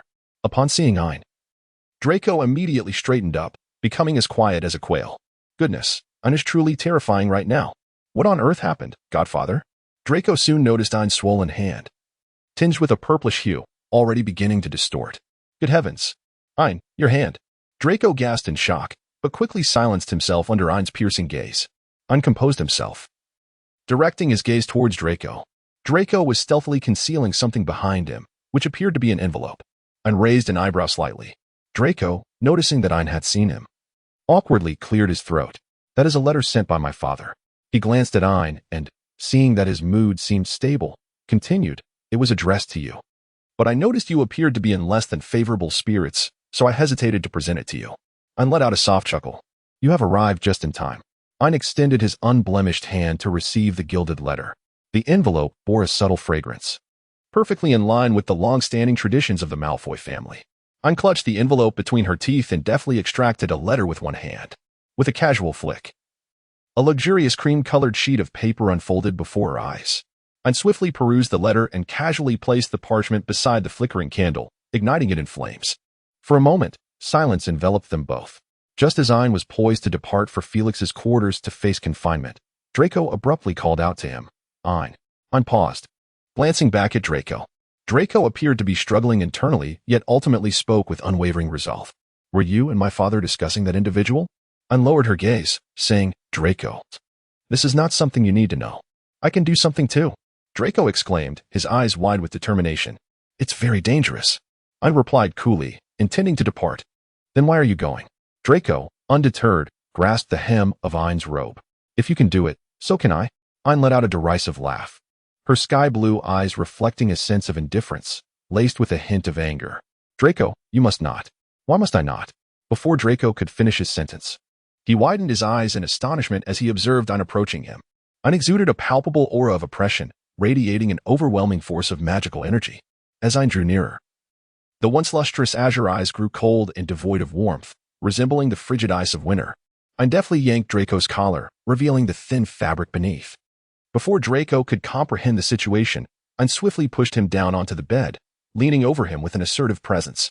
Ain pressed one hand against Draco's ear, supporting himself on the bed, his stunning face merely inches away from Draco's. His piercing blue eyes were filled with an aggressive intensity. Draco could even feel Ain's steady breathing. Trembling, Draco stammered, "Ain, what are you planning to do?" Ain bent down, her voice tender yet as cold as the icy winds of October. "Draco, I have made myself clear, you are not capable." The breath that brushed against his ear made Draco's cheeks flush instantly, a flicker of fear creeping in. Having spoken, Ain stood up, as if nothing had transpired, and turned to leave. Only Draco remained, dazed and lying on the bed, lost in thought for an extended period. Ain departed from the dormitory, not immediately seeking out Felch. Instead, she turned towards the room of requirement. The injury on her hand necessitated attention, given the circumstances. It was improbable for her to consult Snape. Thus, she was left with no option but to leverage the influence of the Black family to seek another potion master. Upon navigating through the dark, enigmatic vanishing cabinet, Ain discovered that this particular cabinet had been relocated by Tom to Riddle Manor. One could only wonder how Dumbledore would react upon learning that Hogwarts possessed a hidden passage directly leading to Voldemort's ancestral home. Ain pursed her lips. Almost within a minute of Ain's appearance, Tom burst into her presence with great urgency. I remarked that Tom's haughty voice had barely finished a sentence when he caught sight of Ain's willful hand. "Damn it! How did you manage to get yourself into this state again?" Tom's tone shifted dramatically, transforming from arrogance to one of frantic concern. Ain cast a nonchalant glance at her own swollen, purplish hands, resembling those of a pig, which had even taken on a somewhat distorted shape. After enduring the pain for so long, a sense of numbness had begun to set in. "Wait for me here." Tom glared fiercely at Ain before turning on his heel and dashing out. Within mere minutes, Tom returned in a whirlwind, clutching a vial of potion in his hand. "Come here," he said, furrowing his brow and beckoning to Ain. Ain turned her head and ignored him. Tom, infuriated, stomped over, yet gently grasped Ain's injured arm. The chilling potion made contact with her skin, and the pain was instantly alleviated. Ain spoke softly, "It is futile. My constitution requires a special formulation." As her words faded, the once chaotic condition of her hand began to visibly mend at an astonishing pace. Ain blinked her eyes playfully. Tom scoffed. "Do you think your potion master is the only one who can craft something special?" Ain raised her gaze to the man before her. His visage was that of a campus heartthrob, exuding an air of striking brilliance. His crimson eyes held a depth that emanated an intimidating aura. Ain let out a long sigh, pondering who might benefit from this in the future. Tom lazily lifted his eyelids to glance at Ain, choosing not to speak further. A prolonged silence enveloped them until the potion took full effect, restoring Ain's hand to its original state. "Now, speak your mind. What do you truly wish to accomplish?" Tom summoned a chair with a casual gesture, seating himself gracefully with his legs crossed. Yet, his crimson gaze remained sharply fixed on Ain. Ain feigned ignorance. Blinking innocently, "What do you want to do? Just attend school as usual?" Tom narrowed his eyes, his demeanor becoming increasingly formidable. "Ain Black. Do you truly believe you are addressing whom?" Ain approached with a playful grin, exclaiming, "Of course, it is an honor to converse with our esteemed Dark Lord. I have greatly benefited from this encounter." Tom, slightly satisfied, curled the corners of his lips, yet remained unfolded. "Do not stray from the topic. I am fully aware of your recent actions. I would certainly not doubt the information that Tom, as the Dark Lord, could amass. Nor would she question that Tom's intellect would enable him to foresee his own intentions. Ain harbored no desire to conceal the truth." He merely pressed his lips together and fell silent. Suddenly, Tom rose to his feet and approached Ain, towering over him. With a menacing glimmer in his crimson eyes, Tom gazed down at Ain. "No one comprehends that fellow better than I do. Your actions are tantamount to courting peril." Ain let out a soft snort, dismissively retorting, "Given your understanding of me, do you truly believe I would falter?" The youth's eyes sparkled with a captivating brilliance, drawing countless moths from the shadows, yearning to converge upon that singular beacon of light, born from darkness yet untouched by its taint. This radiance surpassed that of any light which had never known the depths of shadow. It was far more resplendent, more dazzling, and irresistibly alluring to the creatures of the night. Tom gazed at the youth's face, as enchanting as a celestial being, his own eyes swirling with tumultuous intrigue. "You shall not fail, for my presence stands beside you." Ain raised an eyebrow slightly, seemingly taken aback. However, his indomitable spirit soon compelled him to retort. Ain immediately spoke. "Without you, I shall not be defeated." Tom grasped Ain's chin, exuding an oppressive aura of dark magic. The direct pressure emanating from the Dark Lord inevitably weighed upon the young boy. causing a fine sheen of sweat to form on his forehead in a short span of time. Yet, the boy's eyes grew ever more luminous, resolutely refusing to yield. Tom compelled Ain to raise his gaze towards him. But do you comprehend what awaits you? Ain curled the corners of her lips, defiantly countering the oppressive force of the Dark Lord's magic with her own burgeoning power. What awaited her? Only time would reveal the answer. Sensing the youthful resistance emanating from the boy, Tom instinctively tempered his magical outpouring. For a fleeting moment, they stood in a stalemate, neither willing to concede defeat. As seconds ticked by, even though Tom had diminished his magical release, the Dark Lord's pressure continued to sap the boy's strength. Observing the discomfort etched on the youth's face, Tom's heart softened. Ultimately, it was Tom who relented. Then go ahead and give it a try, but do not return to me in tears. Ain huffed in frustration. I won't seek you out even if I cry. I will go find Sephir. Tom squinted his eyes, a mischievous smile curling at the corners of his lips. Your Sephir? Does he even pay you any attention these days? Ain, as if struck at a vulnerable point, angrily shook his robe. You need not concern yourself with it. Ain stormed away in a fit of anger. Tom gazed at the retreating figure of the youth, the shadows in his eyes no longer concealed. No one understands oneself better than he does. What consequences will this decision of the youth bring? The youth still underestimates the lethal allure that his clear soul holds for those ensnared in darkness. Ain returned to Hogwarts with a look of exasperation, having already missed curfew by more than half an hour. Ain pondered for a moment and ultimately resolved to ascertain what Filch truly intended. After all, that Hufflepuff fellow had consistently provoked him, and he was certain there would be a hidden agenda at play. Ain maliciously curled her lips, contemplating how to channel her pent-up frustration. Ain forcefully kicked open the door to Filch's chamber. At that moment, Filch was hunched over, diligently polishing the shackles on his hands. Upon witnessing Ain's sudden intrusion, he instinctively flinched, but soon a malevolent grin spread across his face. Let me see who it is, Black. Filch rose to his feet, his hoarse voice dripping with malice. Well, I have come to impose confinement. Ain cast a glance at the shackles in Filch's grasp, then shifted his gaze to the whip adorned with barbs hanging on the wall. Ain curled her lips in a slight smile. You wouldn't intend to entertain me with these, would you? Furchy sinisterly circled behind Ain, lowering his voice as he inquired, Are you afraid? Ain let out a cold chuckle. I shall cause harm. Before Ain could finish speaking, unexpectedly, Felsi made a sudden move, covering Ain's mouth and nose with a tattered cloth.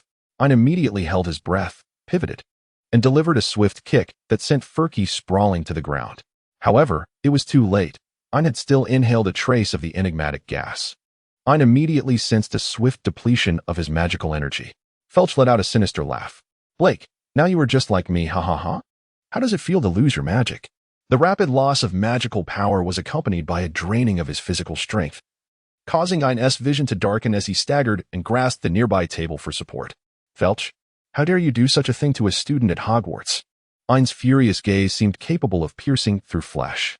And what of it? Filch replied darkly. Dumbledore is not at the school. I merely need to ensure that you do not perish. With a wizard's capacity for recovery, you will inevitably return. Filch paced over to Ain, forcefully fastening the shackles around his wrists. The other end of the shackles swiftly attached to a rack of torture devices. As long as I don't play you to death, no one can come after me, Filch remarked, picking up the whip that hung from the wall. How nostalgic. It has been decades since this whip was last used. Filch gazed at the whip with an almost obsessive fascination. In the next moment, his eyes, filled with malice and contempt, fell upon Ain. Such a beautiful little face. How enchanting it would be to hear it wail, Filch thought with excitement as he stared at Ain. You seem quite prepared. Ain struggled to maintain consciousness, desperately resisting the pull of oblivion, while his other hand stealthily retrieved a mirror from his pocket. In this moment, it was impossible to ascertain which mirror he had drawn forth, whether it was Sirius or Tom, or perhaps. Ain's gaze dimmed slightly. The probability of 1 in 3 was rather unlikely.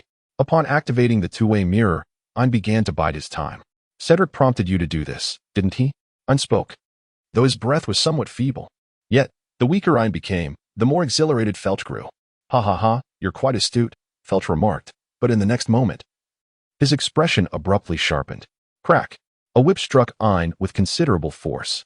Ain's pupils constricted sharply, suppressing any sound that threatened to escape. Yet, in the next moment, beads of sweat cascaded down. The area struck by the whip bore the marks of pain. The black uniform was torn, revealing pale skin that erupted with a crimson line. The barbed whip had cruelly stripped away a layer of flesh. Physiological tears instantly filled the cerulean eyes, casting the delicate mist over those exquisite orbs. How beautiful, Furchy thought, captivated by Ain's expression of enduring torment. Ain, nearly gritting his teeth, glared furiously at the person before him. Ain had never experienced such an intense murderous intent as at this very moment. Crack! Another lash fell.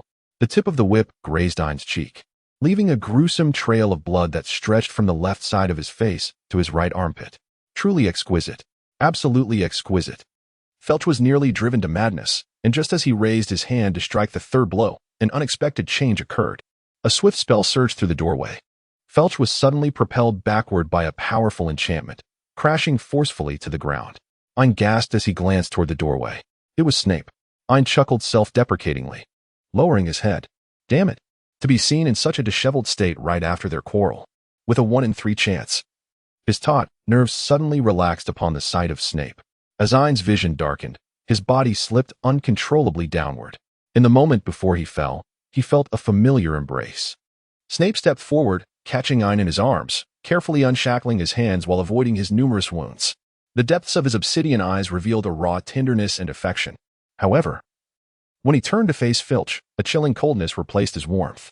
Snape's wand pointed menacingly at Filch, the icy intent of his wrath radiating unmistakably. Please, don't kill me. Filch trembled, sinking to his knees in a desperate attempt to plead for mercy. A green light flickered ominously from the tip of Snape's wand. I am one of Dumbledore's own. If you take my life, Dumbledore will not let this go unpunished. Filch's voice rose in panic. Snape remained unmoved. Dumbledore will not spare this boy either. Filch's frantic words spilled forth. Snape hesitated for a fleeting moment. Sensing his moment of weakness, Filch hurriedly continued. You know that if Dumbledore were aware of how crucial this boy is to you, he would ensure the boy remained under his control. Therefore, you cannot kill me. Snape closed his eyes for a brief respite. After what felt like an eternity, he lowered his voice and commanded, Leave. Depart from Hogwarts, and remember, from this day forth, Filch shall cease to exist. All right. I'll do as you say. I'll leave at once. Filch, having narrowly escaped death, fled without a backward glance. Snape gazed down at the youth in his arms, who had succumbed to unconsciousness, his brow furrowed in evident distress.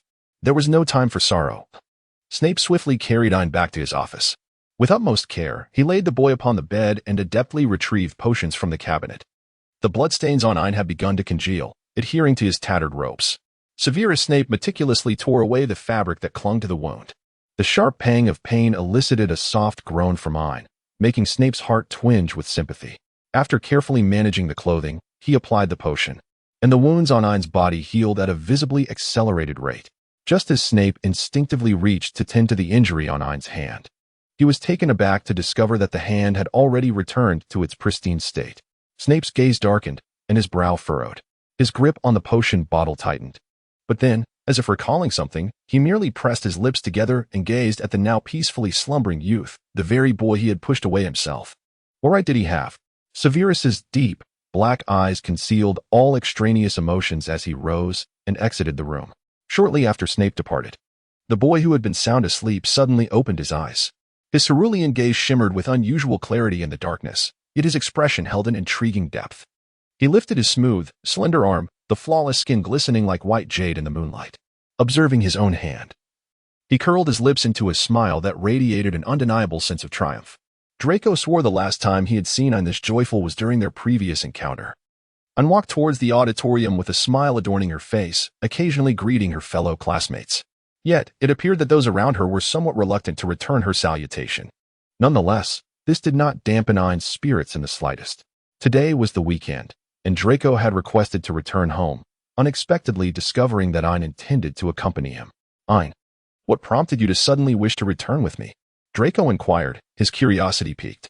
Ain raised an eyebrow and glanced at Draco. What is it? Are you curious? Draco nodded fervently. Ain smiled gently and patted Draco's head. Ask your father. Draco. Ain. Yet another day dedicated to amusing little creatures system. Truly a cause for celebration. Ain. Today is the weekend, so let's be a bit happier, shall we, Tungsy? System. All right, I am happy. Smiley face. Ain. Ha. You remain as humorous as ever. My dear System. System, you too are consistently unpredictable in your emotions. Ain let out a light, nonchalant laugh. Two magnificent white steeds drew an opulent carriage, which came to a halt before the gates of the Malfoy Manor. From the carriage emerged a young prince with striking platinum hair. Upon spotting a couple at the entrance, his eyes instantly brightened, and he rushed towards them. "Father, mother," Draco exclaimed eagerly. The Lucius couple responded with warm smiles, and Narcissa tenderly ruffled Draco's hair. "Draco, you've grown a bit taller again," she remarked. Shortly thereafter, the carriage curtain was lifted, revealing a pair of long, elegant legs stepping out. Following that, a remarkably handsome youth, resembling a celestial being, emerged from the carriage. With a cheerful demeanor, he spoke. He asked not the third prince. How could he have grown so suddenly? Perhaps Aunt Narcissa dotes on Draco a bit too much. Although the Lucius couple did not fully grasp the youth's reference, they immediately extended a polite welcome to him, and waved her hand dismissively, saying, "Uncle Lucius, Aunt Narcissa, there is no need for such formality between us." Lucius nodded with reserved acknowledgement. "It is indeed a blessing for Draco to have a friend like you." I nodded slightly, yet could not resist retorting with a teasing remark. "Do you truly wish for such fortune?" Lucius's composed smile lingered awkwardly at the corners of his mouth. I feigned disappointment, sighing, "It seems you are not particularly inclined." Lucius regarded Ain with a meaningful glance, responding ambiguously. If it were indeed a blessing, the Malfoy family would have no reason to decline. Ain lifted her gaze and met Lucius's eyes, enunciating her words deliberately. "I say it is, thus it shall be." Lucius regarded Ain for a prolonged moment, and after a while, a soft chuckle escaped his lips. "Very well, the Malfoy family shall accept this fortune." Ain raised an eyebrow. "Shall we discuss in detail?" Lucius gestured for her to proceed. In the reception room, Ain reclined comfortably on the sofa, casually lifting a cup of honeyed black tea. On the other side, Lucius maintained an air of noble restraint, sitting upright with elegant poise. Ain took a sip of red tea, comfortably narrowing her eyes in bliss. "Lucius, Voldemort has sought you out on numerous occasions, has he not?" Upon hearing that name, Lucius involuntarily shuddered. Subsequently, he tapped the serpent-headed wand against the ground, signifying his acknowledgement. "Collaborate with me. This is your sole option."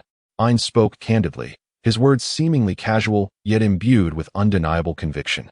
Lucius narrowed his eyes, replying, "Young Mr. Black, as the head of the Malfoy family, I must bear the weight of my decisions." This was a subtle probe into Ain's underlying intentions. Ain let out a light scoff and casually tossed a double-sided mirror. "I borrowed your notebook last time, and this time I have come to return it to you." Ain curled her lips, her azure eyes fixed intently on Lucius, eagerly anticipating the spectacle of his changing expression. Lucius, filled with uncertainty, picked up the two-sided mirror. The moment he glimpsed the crimson eyes reflected within, his complexion shifted dramatically, nearly causing him to drop the mirror in fright. "Lucius, have you forgotten your master?" The languid voice of Tom emerged from the mirror, yet the slight inflection in his tone hinted at his current displeasure. Lucius was drenched in cold sweat. How could you? Tom, in that moment, was far from jovial. He had hoped that the ungrateful one would finally reach out to him, only to realize that he was merely being used to intimidate Lucius. Ungrateful little wretch, Tom fumed, and fortuitously, Lucius stood before him as an outlet for his frustration. "Lucius, it has been quite a while. How fares the Malfoy family?" This seemingly simple greeting transformed into a veiled threat in Lucius's ears, a fact Tom was undoubtedly aware of. He squinted his crimson eyes, a semblance of a smile playing upon his lips as he regarded Lucius. "My lord, the Malfoy family shall forever remain loyal to you." Lucius hastily pledged his allegiance, fearing that a moment's delay might allow the omnipotent Dark Lord to burst through the mirror and into his home. What a jest!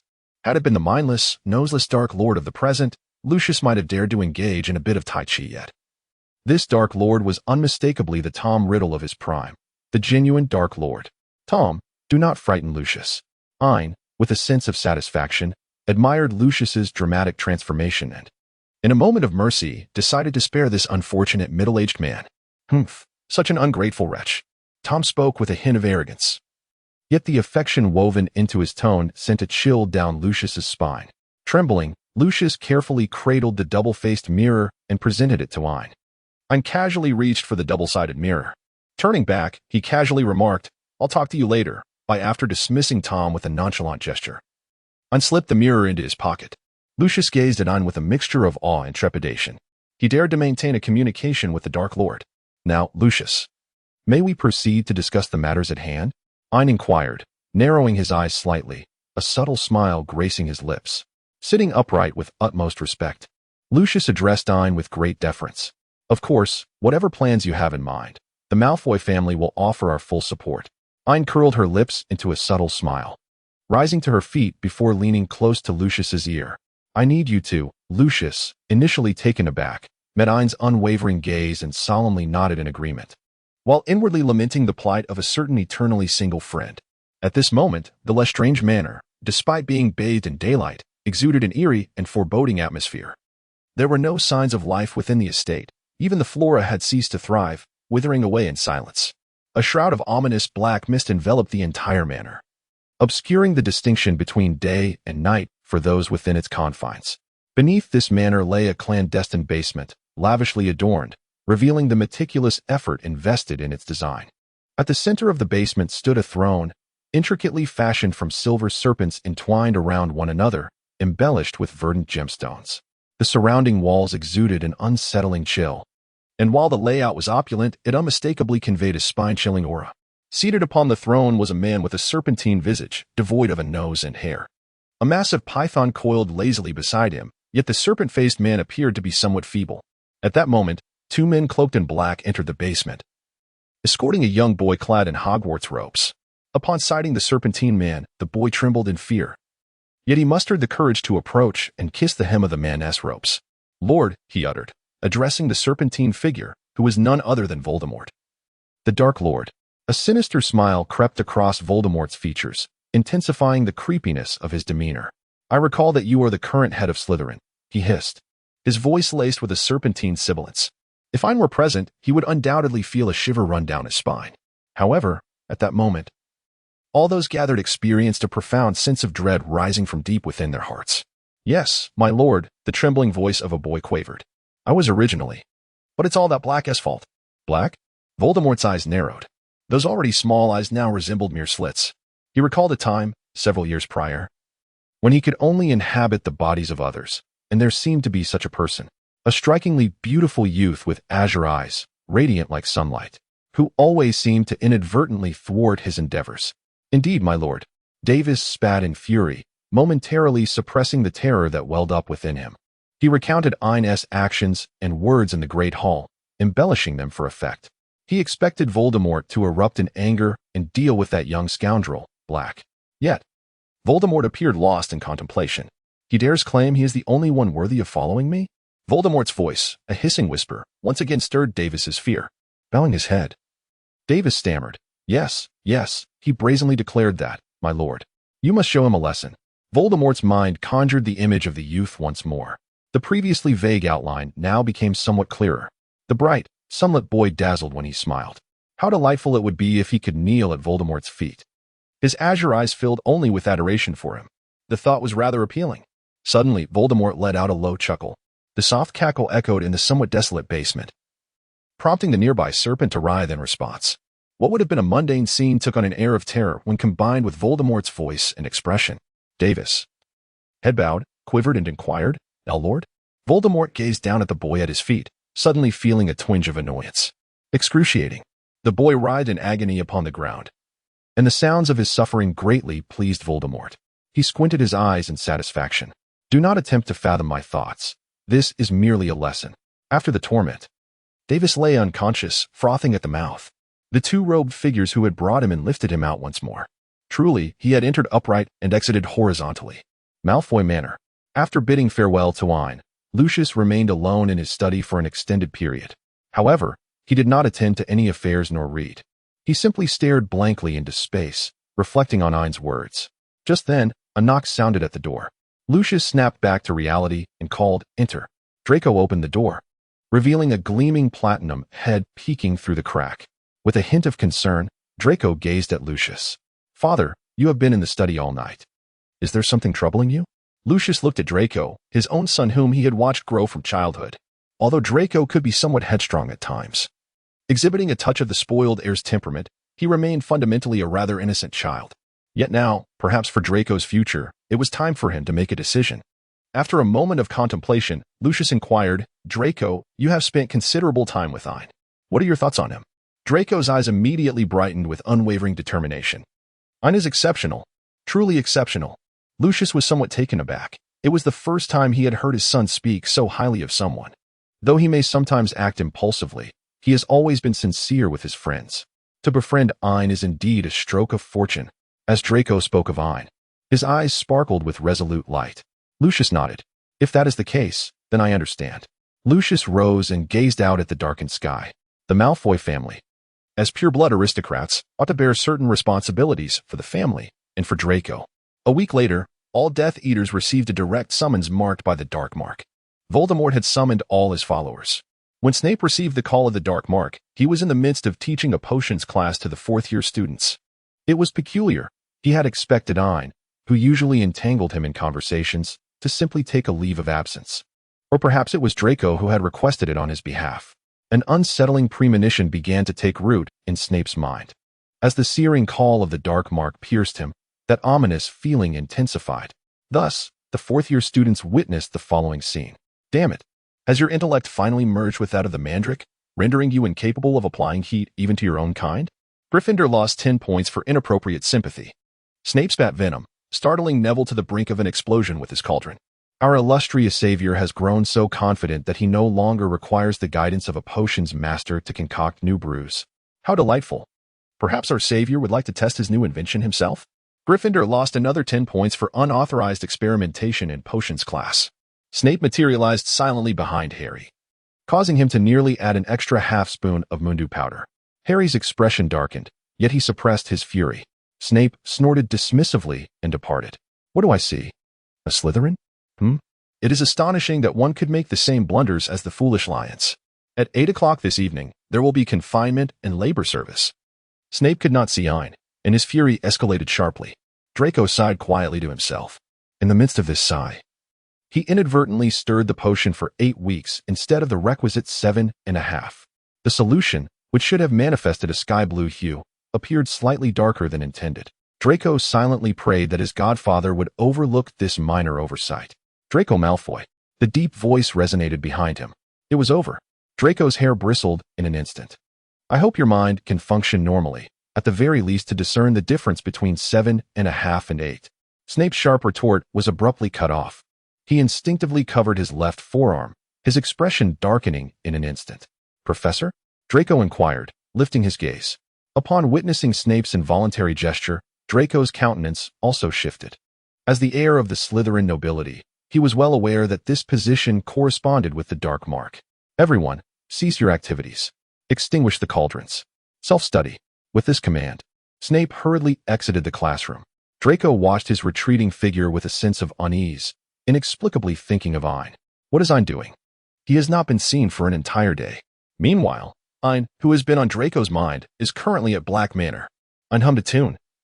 Enveloped from head to toe in a pure black robe, which at first glance might lead one to believe he resembled a Death Eater, Ain approached the floor-length mirror.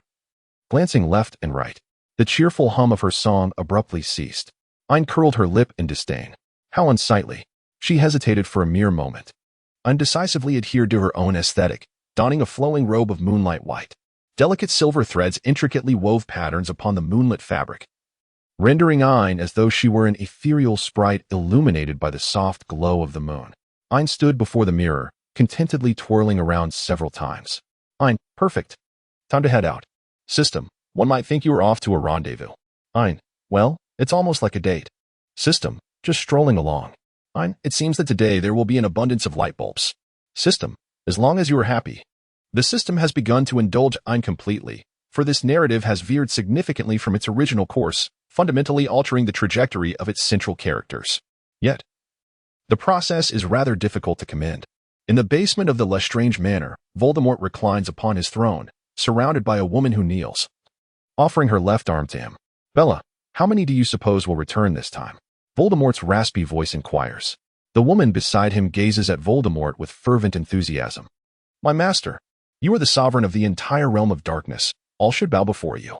Voldemort squints his eyes in satisfaction. You speak rightly, Bella. Yet, there will always be those who fail to recognize reality. A fierce glint flashes in Bellatrix's eyes. I shall teach those disobedient ones a lesson on behalf of my master. Voldemort lets out a sinister chuckle. Bella, my dear Bella, what if it were your sister and brother-in-law who defy you? Bellatrix immediately pledges her loyalty. As long as my master requires, I shall personally deal with them. Very well, my dear Bella, Voldemort replies with a satisfied smile.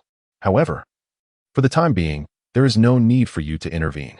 Your sister and brother-in-law have finally come to their senses a few days ago.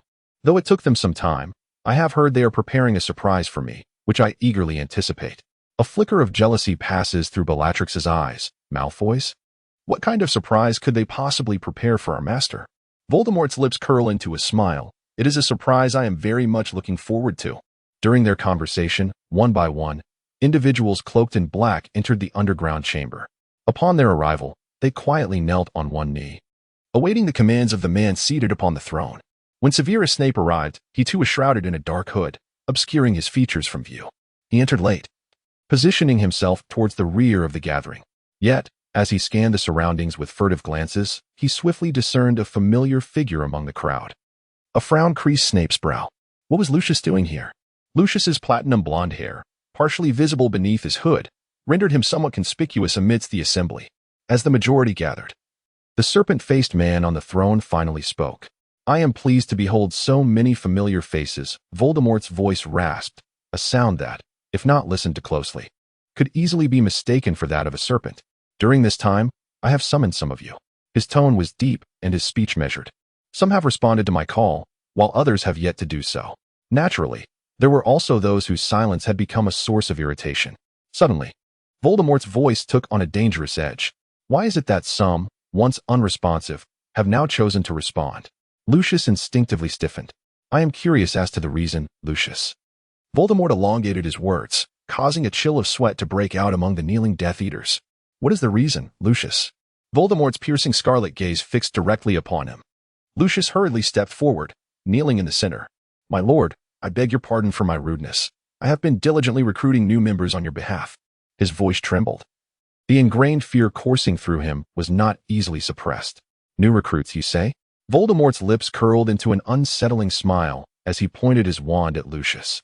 Fear rendered Lucius immobile, beads of cold sweat cascading down his brow. Let me see whether the newcomers you present will earn you a reward or lead you directly to an Avada Kedavra. Voldemort did not rush to punish Lucius, granting him a momentary reprieve. My lord, you shall surely be satisfied, Lucius implored, signaling to those behind him as the doors of the basement creaked open once more. A ray of twilight illuminated the chamber as a youth stepped into the darkness, a silhouette against the fading light, clad in a flowing robe of moonlit white. The boy bore a faint smile, his azure eyes shimmering with mirth, an incongruous sight amidst the surrounding gloom. It was Ain. Upon seeing the newcomer, Snape's heart felt as though it had ceased to beat. How dare he? How dare he? In an instant, Snape was poised to rush forth and pull the boy from the shadows, yet reason restrained his actions. To act impulsively now would only place the boy in greater peril. Damn it! How could he dare? The fury in Snape's dark eyes threatened to incinerate the boy before him. Ain casually scanned the crowd. Although Snape's attire allowed him to blend seamlessly among the Death Eaters, Ain recognized him immediately. After all, the fury directed at him was impossible to overlook. The corners of the boy's mouth curled into an even wider arc. Ain cast a calm glance at Snape, a hint of a smile gracing his lips as he approached the man seated upon the throne. Upon catching sight of the man atop the throne, Ain's smile blossomed even brighter, resembling an angel who had inadvertently wandered into darkness. Instantly, he captured the attention of the man seated in majesty. The reason behind Ain's radiant smile was, Ain, oh my goodness, oh my goodness, oh my goodness. It's over, it's over. Quickly, Emperor, pinch me. I can barely contain myself. System, remain calm. You must absolutely stay composed. If you laugh now, it will be the end. Ain, but he truly has no nose. Haha. This is utterly hilarious. System, hold on. You must resist. Ain stifled a laugh, his face slightly flushed. The smile he struggled to suppress, however, appeared to Voldemort as the exuberance of a youth witnessing something profoundly thrilling. Come here, good boy, Voldemort intoned in a deep voice, addressing Ain. Ain forcefully subdued his aunt, feigning a slight hesitation. What is the matter? Voldemort narrowed his eyes slightly, his tone laced with displeasure. I have a fear of snakes. Could you perhaps have the serpent behind you conceal itself for a moment? As soon as Ain's voice fell, the entire assembly of Death Eaters was plunged into a silence as profound as death itself. Each Death Eater appeared composed, yet internally, they were on the brink of screaming. How could he presume to speak to someone in such a manner? How dare he claim to fear snakes? Was he courting death? Meanwhile, Severus Snape had begun to tense, preparing to retaliate at the very moment Voldemort might strike at Ain. He found himself regretting not having arrived sooner, which would have allowed him to position himself closer to safeguard the boy. Yet, Voldemort merely suppressed his smile, narrowing his crimson gaze as he fixed it upon Ain. Ain felt an intense sensation of being scrutinized penetrate her mind. Ain swiftly seized various videos depicting venomous bites and giant pythons consuming their prey, attempting to distract Voldemort. After a while, this intense curiosity began to wane. Fearful, Voldemort slowly began to speak. Ain nodded obediently, her eyes glistening with tears, wearing an expression that evoked deep sympathy. My lord, your wisdom and might are akin to that of a deity in my heart. Yet, I harbor a profound fear of snakes, primarily due to their repulsiveness. Especially that serpentine visage of yours. A mere glance could churn my stomach and compel me to expel my last meal. Ain blinked rapidly, silently adding to his thoughts. Since fear had taken hold, Voldemort's words hung in the air, the latter half unspoken, as the Death Eaters began to indulge in wild imaginations. What? Would simply being swallowed by him alleviate your fears? Would a swift Avada Kedavra illuminate the true horrors? Would a piercing agony cure all varieties of trepidation? The Death Eaters malevolently pondered, as if the next moment would reveal the image of the young man meeting his demise within the serpent's belly. However, the chilling hisses of snake language escaped Voldemort's lips, causing an involuntary shiver to run through everyone present, save for Ain, who felt goosebumps rise on his skin. The giant serpent regarded the youth for a moment before twisting its body and departing. The Death Eaters exchanged bewildered glances. How did this diverge from our expectations? It left? The capricious lord had banished Nagini, who was never far from his side, simply because of a boy's fear? Many Death Eaters even rubbed their eyes, attempting to ascertain whether their vision had deceived them.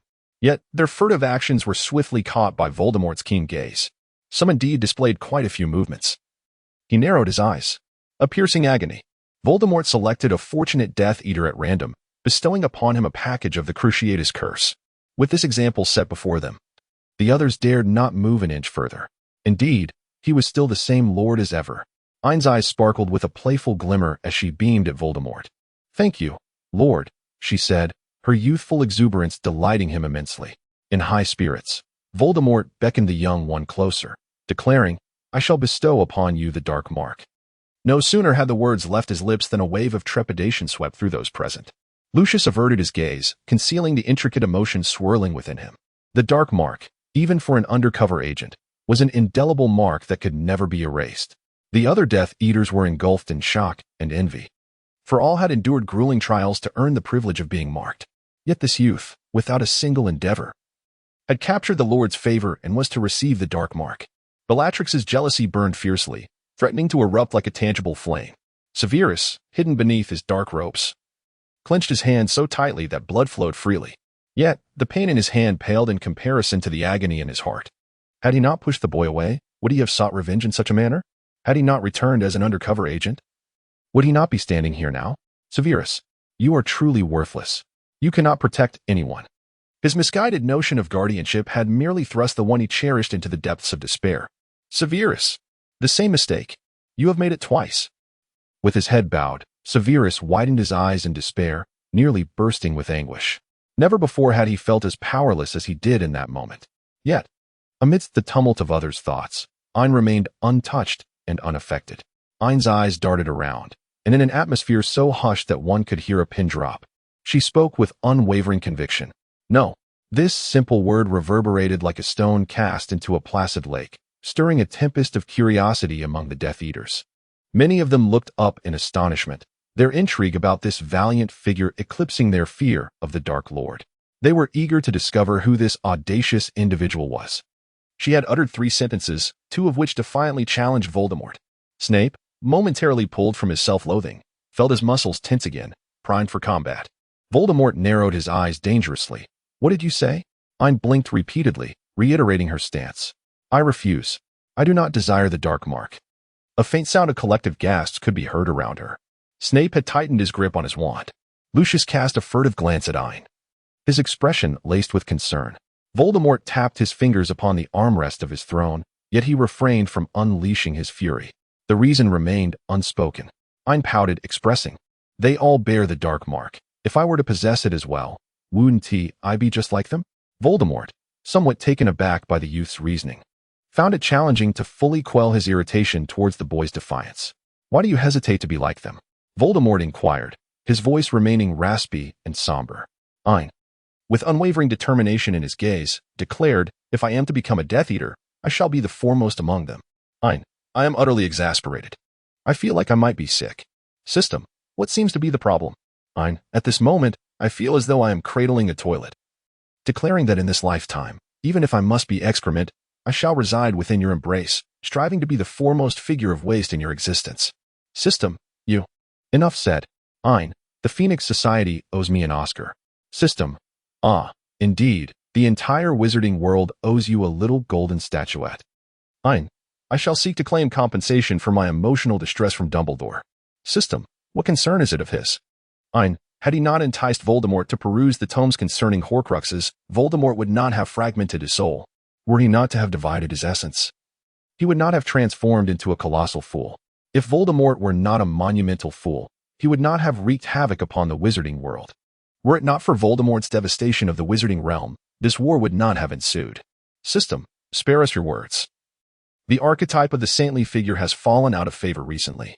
Ain, had it not been for this war, the Old Bee would not have engaged in combat with Voldemort. If the Old Bee had not clashed with Voldemort, Severus would not have become a double agent. If Severus had not taken on the role of a double agent, he would not have ignored me. Were it not for Severus's neglect, I would not be incensed with him. If I were not incensed with him, I would not have to express my loyalty before a countenance capable of inducing my utmost vexation. Ain, the system, you truly are remarkable. Voldemort cast another glance at the youth before him. Initially drawn by his striking appearance, he pondered that having such a companion by his side would be rather delightful. However, upon closer inspection, this little companion proved to be quite intriguing. Voldemort let out a low chuckle.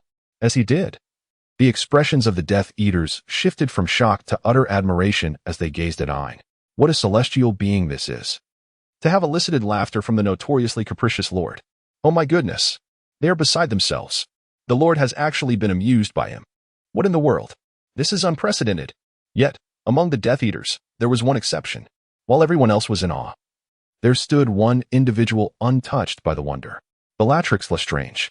Jealous flames flickered in her eyes, nearly taking on a tangible form. Yet I did not spare her even a glance. What a farce. Portraying Voldemort was already exhausting. How could he possibly muster the energy to play another role? And without any additional compensation. Ain rolled her eyes inwardly, yet her exterior remained composed, her gaze unwavering as she met Voldemort's stare. After Voldemort finished his laughter, a hint of indulgence flickered in his eyes as he regarded Ain, a sentiment that perhaps only he was aware of. After all, discerning affection from a pair of narrowed eyes was somewhat of a tall order. Do you wish to be the foremost Death Eater? Voldemort inquired softly. Indeed, Ain responded earnestly, nodding her head with conviction. Almost immediately, a thought seemed to strike her, and she pouted slightly, murmuring under her breath, "Moreover, the dark mark is simply hideous. Having it imprinted on my arm would be utterly unsightly." Ain's voice, though soft, resonated perfectly with everyone present. In an instant, the entire basement was enveloped in an eerie silence. The Death Eaters found themselves at a loss for words to convey the shock they experienced today. A true warrior. The so-called savior pales in comparison. Meanwhile, Voldemort, upon hearing Ain's words, surprisingly did not erupt in fury. Instead, a faint smile curled at the corners of his lips. Do you find the dark mark unsightly? Ain discreetly cast a glance at Voldemort's expression, then, feeling somewhat guilty, lowered his head and murmured a response.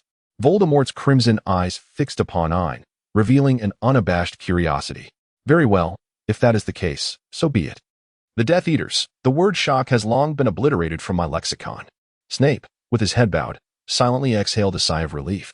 However, Voldemort's tone shifted abruptly. The moment Snape had relaxed, his heart once again tightened with apprehension. Aspiring to be the foremost among the Death Eaters is no simple feat. Voldemort reclined slowly against his throne. Good boy, come here, he rasped, addressing Ain. Master. Bellatrix, who had been half kneeling at Voldemort's feet, suddenly interjected. This black, seemingly emboldened, exclaimed, Master, do not allow him to approach you. Voldemort turned his gaze towards Bella, narrowing his eyes in displeasure. Bella, recognize your place. Should there be a next time? You shall know the consequences. In an instant, the fire of jealousy that had consumed Bella chilled her to the bone. and cold sweat trickled down her brow as she hastily lowered her head. "Forgive me, master, I have overstepped my bounds." Ain, though filled with 100 reluctant sentiments, nevertheless moved closer to Voldemort. As he came to a halt, Ain playfully made a face at Bella, a mocking gesture that suggested, "How absurd." Bella felt her temper rising to a boiling point. Were her master not present, she would certainly teach this audacious brat a lesson he would not soon forget. Ain, disregarding the opinions of her nominal aunt, boldly approached the throne of Voldemort. After a moment's hesitation, she chose to kneel on one knee. Voldemort leaned forward, gripping Ain's chin with an iron grasp. "Good child, tell me, what can you do for me?" His crimson eyes shimmered with an unwavering determination, radiating an undeniable allure. "So beautiful," he mused, yet rather disobedient. Nevertheless, a dash of vitality is not entirely unwelcome. Ain paid no heed to the colorful detritus that filled Voldemort's mind. With a sly smile, he turned his gaze, revealing a mischievous glimmer. "I have an idea that could lead the savior into a trap." "Oh? Pray, share your thoughts." Voldemort inquired with keen interest. Yet, rather than desiring the savior to walk willingly into a snare, Voldemort found himself wishing that the young lad before him would instead embrace him willingly. Voldemort's narrow eyes narrowed further as he regarded Ain, who was now recounting his plan. Ain pretended to discreetly rub his knee. Voldemort let out a soft chuckle. How could he possibly be unaware of the boy's subtle intentions? "If you are weary from kneeling, rise. In my presence, there is no need for such servility. What harm is there in indulging him a little?" Ain, ever adaptable, rose without a moment's hesitation and began to expound upon his grand scheme. "We could revive the triumvirate championship and orchestrate the outcome to ensure that the savior emerges victorious. The trophy could be fashioned into a key, enabling direct transport to our stronghold." As Ain spoke, her eyes sparkled with anticipation. Please agree. Please agree. This narrative must be adjusted somewhat." Voldemort appeared to ponder for a few seconds before responding. "This matter requires someone to operate within Hogwarts." Upon finishing his statement, his gaze began to drift among the Death Eaters seated around him. The moment Voldemort's eyes landed on Snape, Ain immediately interjected, "Rest assured, I shall handle it, my lord." The word lord nearly caused Ain to bite her own tongue. Ugh, to address such a being as lord. Good heavens, I must return and vent my frustrations on Tom. Voldemort raised an eyebrow, glancing at Ain, non-committal in his response. Ain, perceiving the inadequacy of his firepower, hastily continued, "My lord, I vow to become your most formidable Death Eater. Grant me the opportunity to prove myself." Voldemort fixed his gaze upon Ain for several moments, to which Ain unwaveringly returned the stare. Voldemort then chuckled, "Very well, I shall entrust this task to you. However, should you fail, it is of no consequence. You shall have other opportunities to demonstrate your worth." Voldemort's hoarse voice lingered on the final syllable. Ain was once again covered in goosebumps. The gathering of the Death Eaters had finally concluded. Ain swiftly returned to Hogwarts, making his way back to his own dormitory. Ain buried herself under the covers, casting a dozen spells of neglect and invisibility upon herself. Draco, who was originally applying a facial mask, halted his actions, staring blankly. The side of his face half covered in the mask appeared particularly ludicrous. Suddenly, Ain recalled something and emerged from beneath the covers to address Draco. "If anyone inquires about me, just inform them that I am not here." With that, Ain retreated back under the blankets. Draco was left in a state of confusion, his mind filled with questions. However, a short while later, after applying the remaining half of his face mask, Draco paused once more, gazing at the ominous presence of the looming figure before him. He swallowed hard. "Ain said he is not here," Draco began, but before he could finish, Snape brandished his wand and dispelled the array of spells Ain had conjured. Approaching Ain's bedside, Snape abruptly yanked the covers aside. Ain Black, the timid turtle, gazed innocently with wide, blinking eyes at Snape. "Ain Black." Snape gritted his teeth and forced the words through clenched jaws. "Come out at once." Ain Black continued to blink his large eyes innocently, without uttering a word. Snape seized Ain's arm and dragged him off the bed. He pulled him all the way to his office, then slammed the door shut with force. "Ain Black." Snape glared at the young man before him, his teeth nearly clenched in frustration. Ain gazed innocently with her beautiful eyes, tilting her head as she looked at Snape, blinking playfully. "Do you know what you're doing?" Snape's deep voice concealed a torrent of fury. Heaven knows, when he witnessed Ain appearing before Voldemort, his heart nearly leapt uncontrollably from his chest. How dare she? "Oh, I did nothing much, merely playing the role of a spy." Ain gazed innocently at Snape, wearing an expression that conveyed her naivety and her lack of understanding of his words. Once again, This same routine every time a mistake was made. Snape's fury escalated to new heights. Do you comprehend the consequences of your actions? Snape approached Ain, his formidable presence bearing down upon her with palpable intensity. Ain did not retreat. She merely gazed upwards at the towering figure before her. One must tread carefully, exercising utmost caution, yet even then, death may lurk around any corner. The capricious Dark Lord could inflict upon you an agonizing torment, a piercing pain that rends both flesh and spirit. Snape's voice, deep and resonant like that of a cello, broke the silence. Furthermore, one must confront the skepticism of all, whether it arises from allies or adversaries. No one will comprehend your plight. Each individual harbors disdain and animosity towards you. Ain reined in her smile, gazing earnestly at Snape. So, all along, have you borne the weight of these burdens?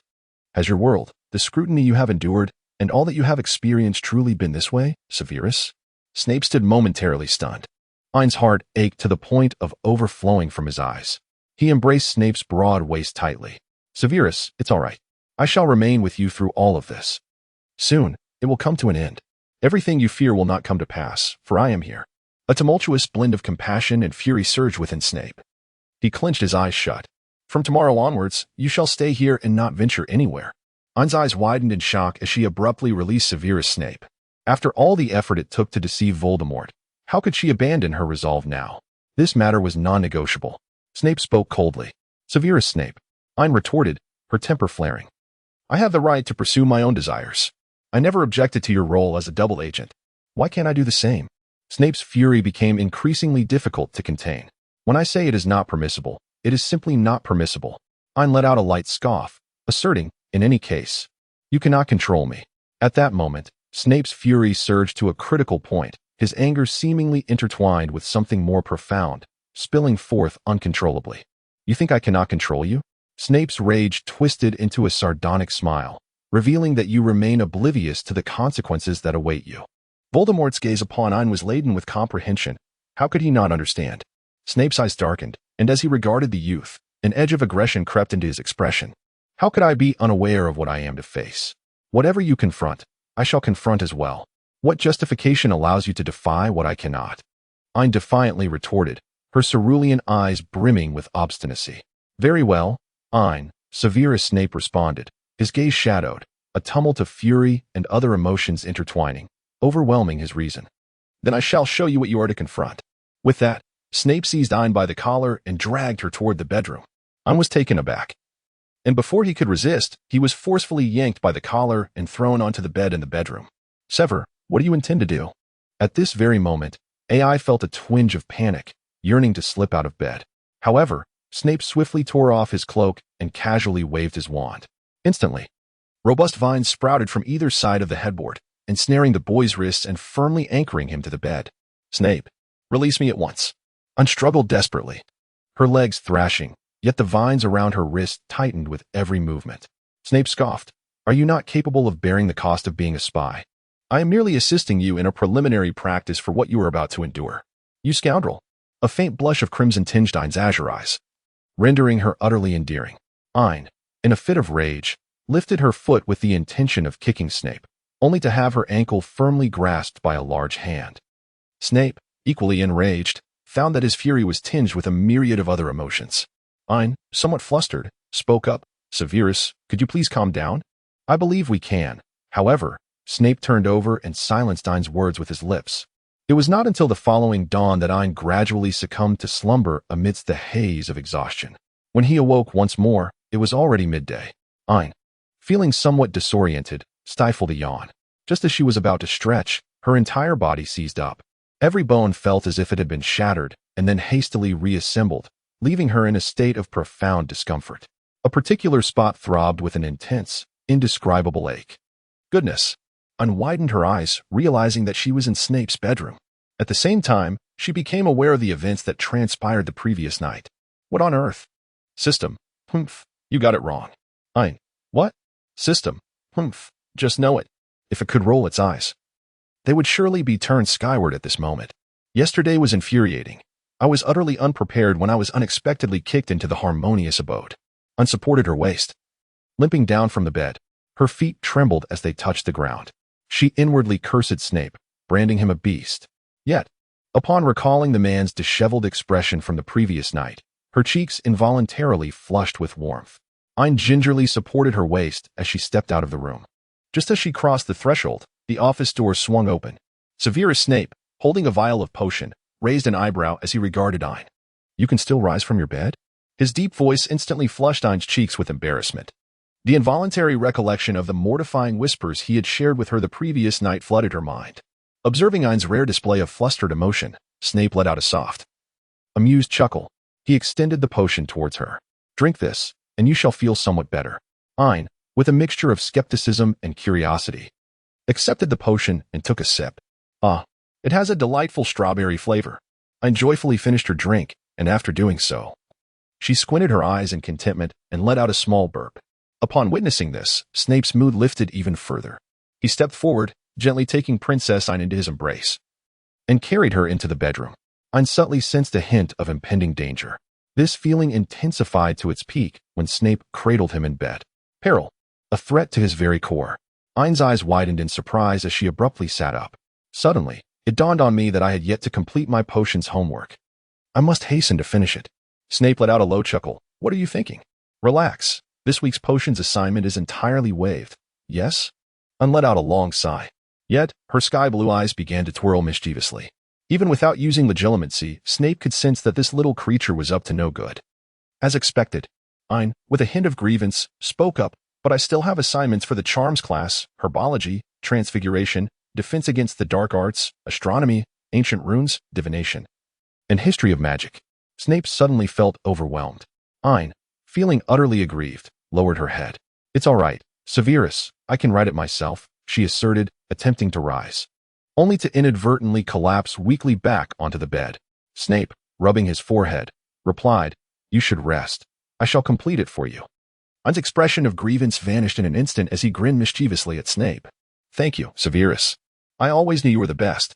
Thus, the following day at Hogwarts bore witness to a remarkable phenomenon.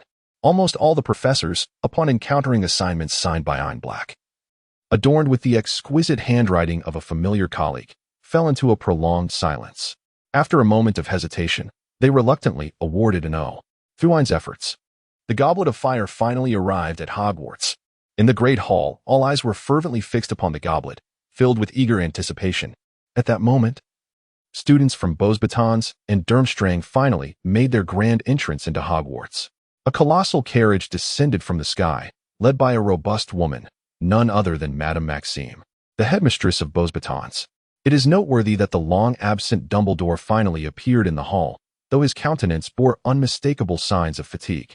Ain raised an eyebrow slightly, glancing towards the professor's seat where Gellert sat, seemingly preoccupied as he absently toyed with an object in his hand. Meanwhile, Dumbledore greeted Madame Maxime with his signature businesslike smile, graciously bestowing upon her a kiss upon her hand. Ain cast a glance at Gellert, whose fingers seemed to have crushed whatever object he had been toying with. Ain beheld the sight she longed for, her heart swelling with satisfaction. With joy, she raised the honeyed water to her lips and took a hearty gulp. Before long, a grand black vessel emerged from the depths of the dark lake, eliciting gasps of astonishment from the students of Hogwarts. The first to leap from the boat was Karkaroff, striding with an air of arrogance, his head held high.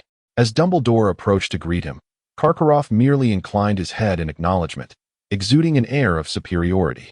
Yet, as Karkaroff neared the professor's table, his pupils suddenly dilated in surprise.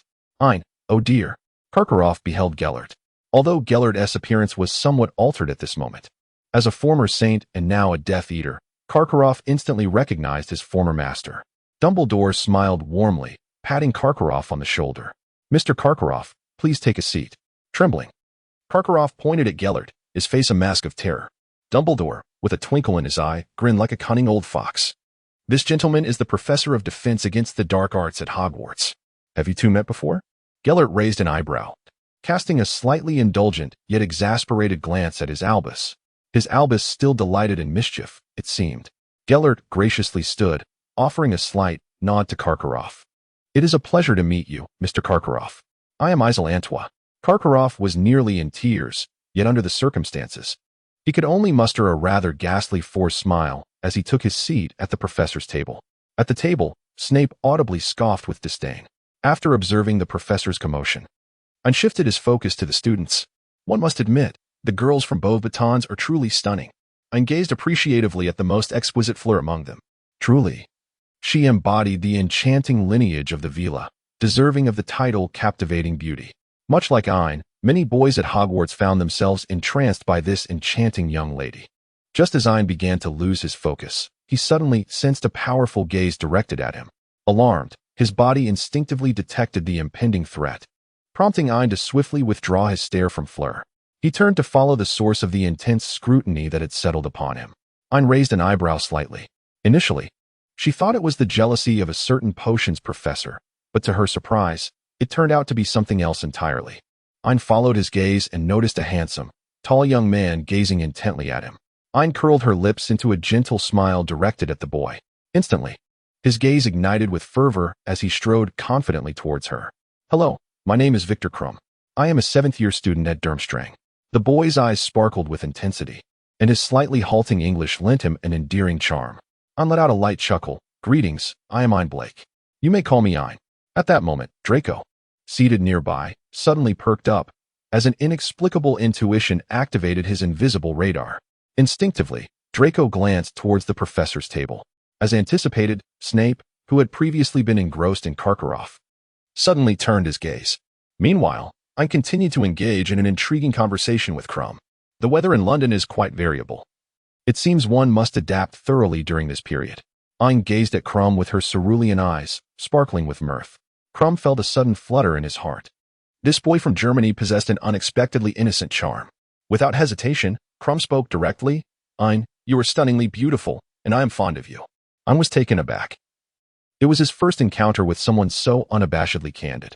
However, he soon shook his head. "I'm sorry, Krum." Ein looked up at Krum. "I already have someone I admire." Krum's invisible dog ears instantly drooped, presenting a picture of dejection. "Nevertheless, as a friend, I hold great affection for you as well." Ein blinked her eyes coyly, causing Krum's heart to flutter once more, even prompting a blush to grace his cheeks. This is disastrous. Draco's invisible radar was beeping incessantly, signaling impending trouble. Stealing another glance at the professor's seat, Draco noticed that the atmospheric pressure surrounding a certain man had plummeted to a terrifying level. Draco discreetly nudged Ein. Ein raised an eyebrow, inquiring, "What troubles you, Draco?" Draco responded with exaggerated facial expressions, conveying his hints with fervor. Ein tilted her head in confusion and inquired, "Draco, are you unwell?" Draco replied, "It's over." The system interjected, "Click, click," reminding you to observe Severus Snape. Ein, what is the dynamic of ACD? System, click, click, to be prepared in case I end up in the little black room again. I have procured a new bag of sunflower seeds. Ein, system, this time it is caramel flavored. Ein, system, would you like something? Ein, the sunflower seeds from the system are certainly unattainable for Ein. Yet the crab legs in Krum's possession have indeed found their way to Ein. It is uncertain when Krum took his seat beside Ein, but he effortlessly cracked open a crab and offered the most succulent crab leg to Ein. Ein joyfully accepted, relishing the delectable flavor of crab vinegar. Meanwhile, Draco felt a sudden darkness envelop him. The low pressure emanating from the professor's table had become palpable enough for Gellert to notice. Curiously, Gellert glanced at Snape, following the direction of his gaze, and observed a mischievous little imp engaged in lively conversation with another. Gellert raised an eyebrow, instantly understanding. Krum's fervent and candid affection was indeed a novelty for Ein. In both his past life in Hogwarts and his present existence in London, everyone had been reserved and reticent. The ways of expressing affection were invariably indirect, with a certain potions master serving as a prime example. Krum, however, made Ein feel invigorated. It was refreshing to realize that one could profess their feelings for someone so openly. Ein instinctively glanced at Snape, only to find him fixated intently on both herself and Krum. "Oh, this is intriguing." Ein gently patted Krum's shoulder and said, "In the future, should you encounter any matters at Hogwarts, you may invoke my name. It will be of assistance." Krum's eyes sparkled with excitement. "Is that truly so?" Ein nodded emphatically. "Of course, it will make the punishment all the more severe when you are struck." Krum chuckled. "Ah, Ein, you are quite humorous." Draco, on the side, watched with such intensity that he nearly wore a hole into the floor of Malfoy Manor. At that moment, Dumbledore finally revealed the centerpiece of the evening, the Goblet of Fire. "Tonight, I have an important announcement to make." Dumbledore rose. his long white beard forming several whimsical bows upon his starry, moonlit robe. Forgive Ain's judgment. He had always believed it to be merely a nightgown. Dumbledore began to speak. I trust you have all noticed the presence of students from 2 other schools, as we are to host the Triwizard Tournament this year. A sudden cheer erupted from the audience. Some students, even those already privy to the secret, could hardly contain their excitement. The rules for registration are as follows. Any student aged 17 or older may sign up. The deadline is midnight tomorrow. Write your name down and place it into the Goblet of Fire. It will select 3 champions for us. A chorus of lamentations arose from those young wizards who had yet to reach the age of 17. Ain shrugged nonchalantly. It mattered little, whether he turned 17 or not. The outcome remained unchanged. After midnight on the following night, during curfew, the castle corridors echoed with Ain's solitary footsteps. Following the unforeseen disappearance of Papigi, all the spirits began to inexplicably circle around Ain. This phenomenon only served to facilitate Ain's endeavors further. Ain swaggered into the room adorned with the Chalice of Flames. At this moment, nearly all students who met the age requirements had already inscribed their names within. The flame cup was in close proximity to Ain. The flames within the cup flickered feebly, and upon sensing Ain's arrival, they even swayed with an air of arrogance. Ain curled her lips, extending her magical claws towards the Goblet of Fire. Oh, Goblet of Fire, surely you possess a modicum of intelligence, do you not? Ain grasped the Goblet of Fire with a single hand. The flames flickered momentarily. Perfect, quickly, reveal all the names to me. The flames of the goblet seemed to surge for an instant, nearly scorching Ain. The smile at the corner of Ain's mouth widened. Clang, clang, clang. Ain seized the Chalice of Flames and struck it forcefully against the table. It is no wonder that mischievous children can find such joy each day. It is indeed quite exhilarating. The Chalice of Flames endured numerous blows, its flickering flame dimming significantly. Hurry, spit it out. The chalice steadfastly maintained its duty, disregarding Ain's words.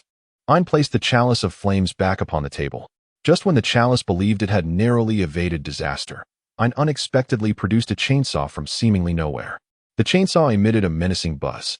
I was just about to witness the inner workings of the chalice. Ain wielded the chainsaw towards the Goblet of Fire. The flames flickered momentarily, yet Ain remained undeterred. At last, when the chainsaw was a mere centimeter away from the goblet, it submissively revealed a note. Ain reclaimed the Chalice of Flames. Would it not have been better to do so earlier? The chalice resignedly continued to emit notes, which gradually accumulated upon the table until the last slip was exhausted. Is there anything left? Ain inquired, lifting the chalice and shaking it upside down. The small flames flickered, seemingly conveying that there were none remaining. Ain contentedly placed the flame cup back down. At this moment, the flame had dwindled to an almost imperceptible flicker. Subdued after having been thoroughly chastised for its earlier arrogance, Ain then retrieved 4 slips of paper and tucked them back into the Goblet of Fire. Tomorrow, these 4 will be revealed. Do you understand? The flames of the goblet flickered momentarily. Ain departed with a sense of satisfaction. The following evening, Dumbledore once again produced the Goblet of Fire. Tonight, we shall unveil the names of the champions who will participate in the Triwizard Tournament. Everyone eagerly turned their gaze towards the goblet. The flames flickering within appeared noticeably dimmer than in the previous days. Dumbledore, with a playful touch to his nose, chuckled.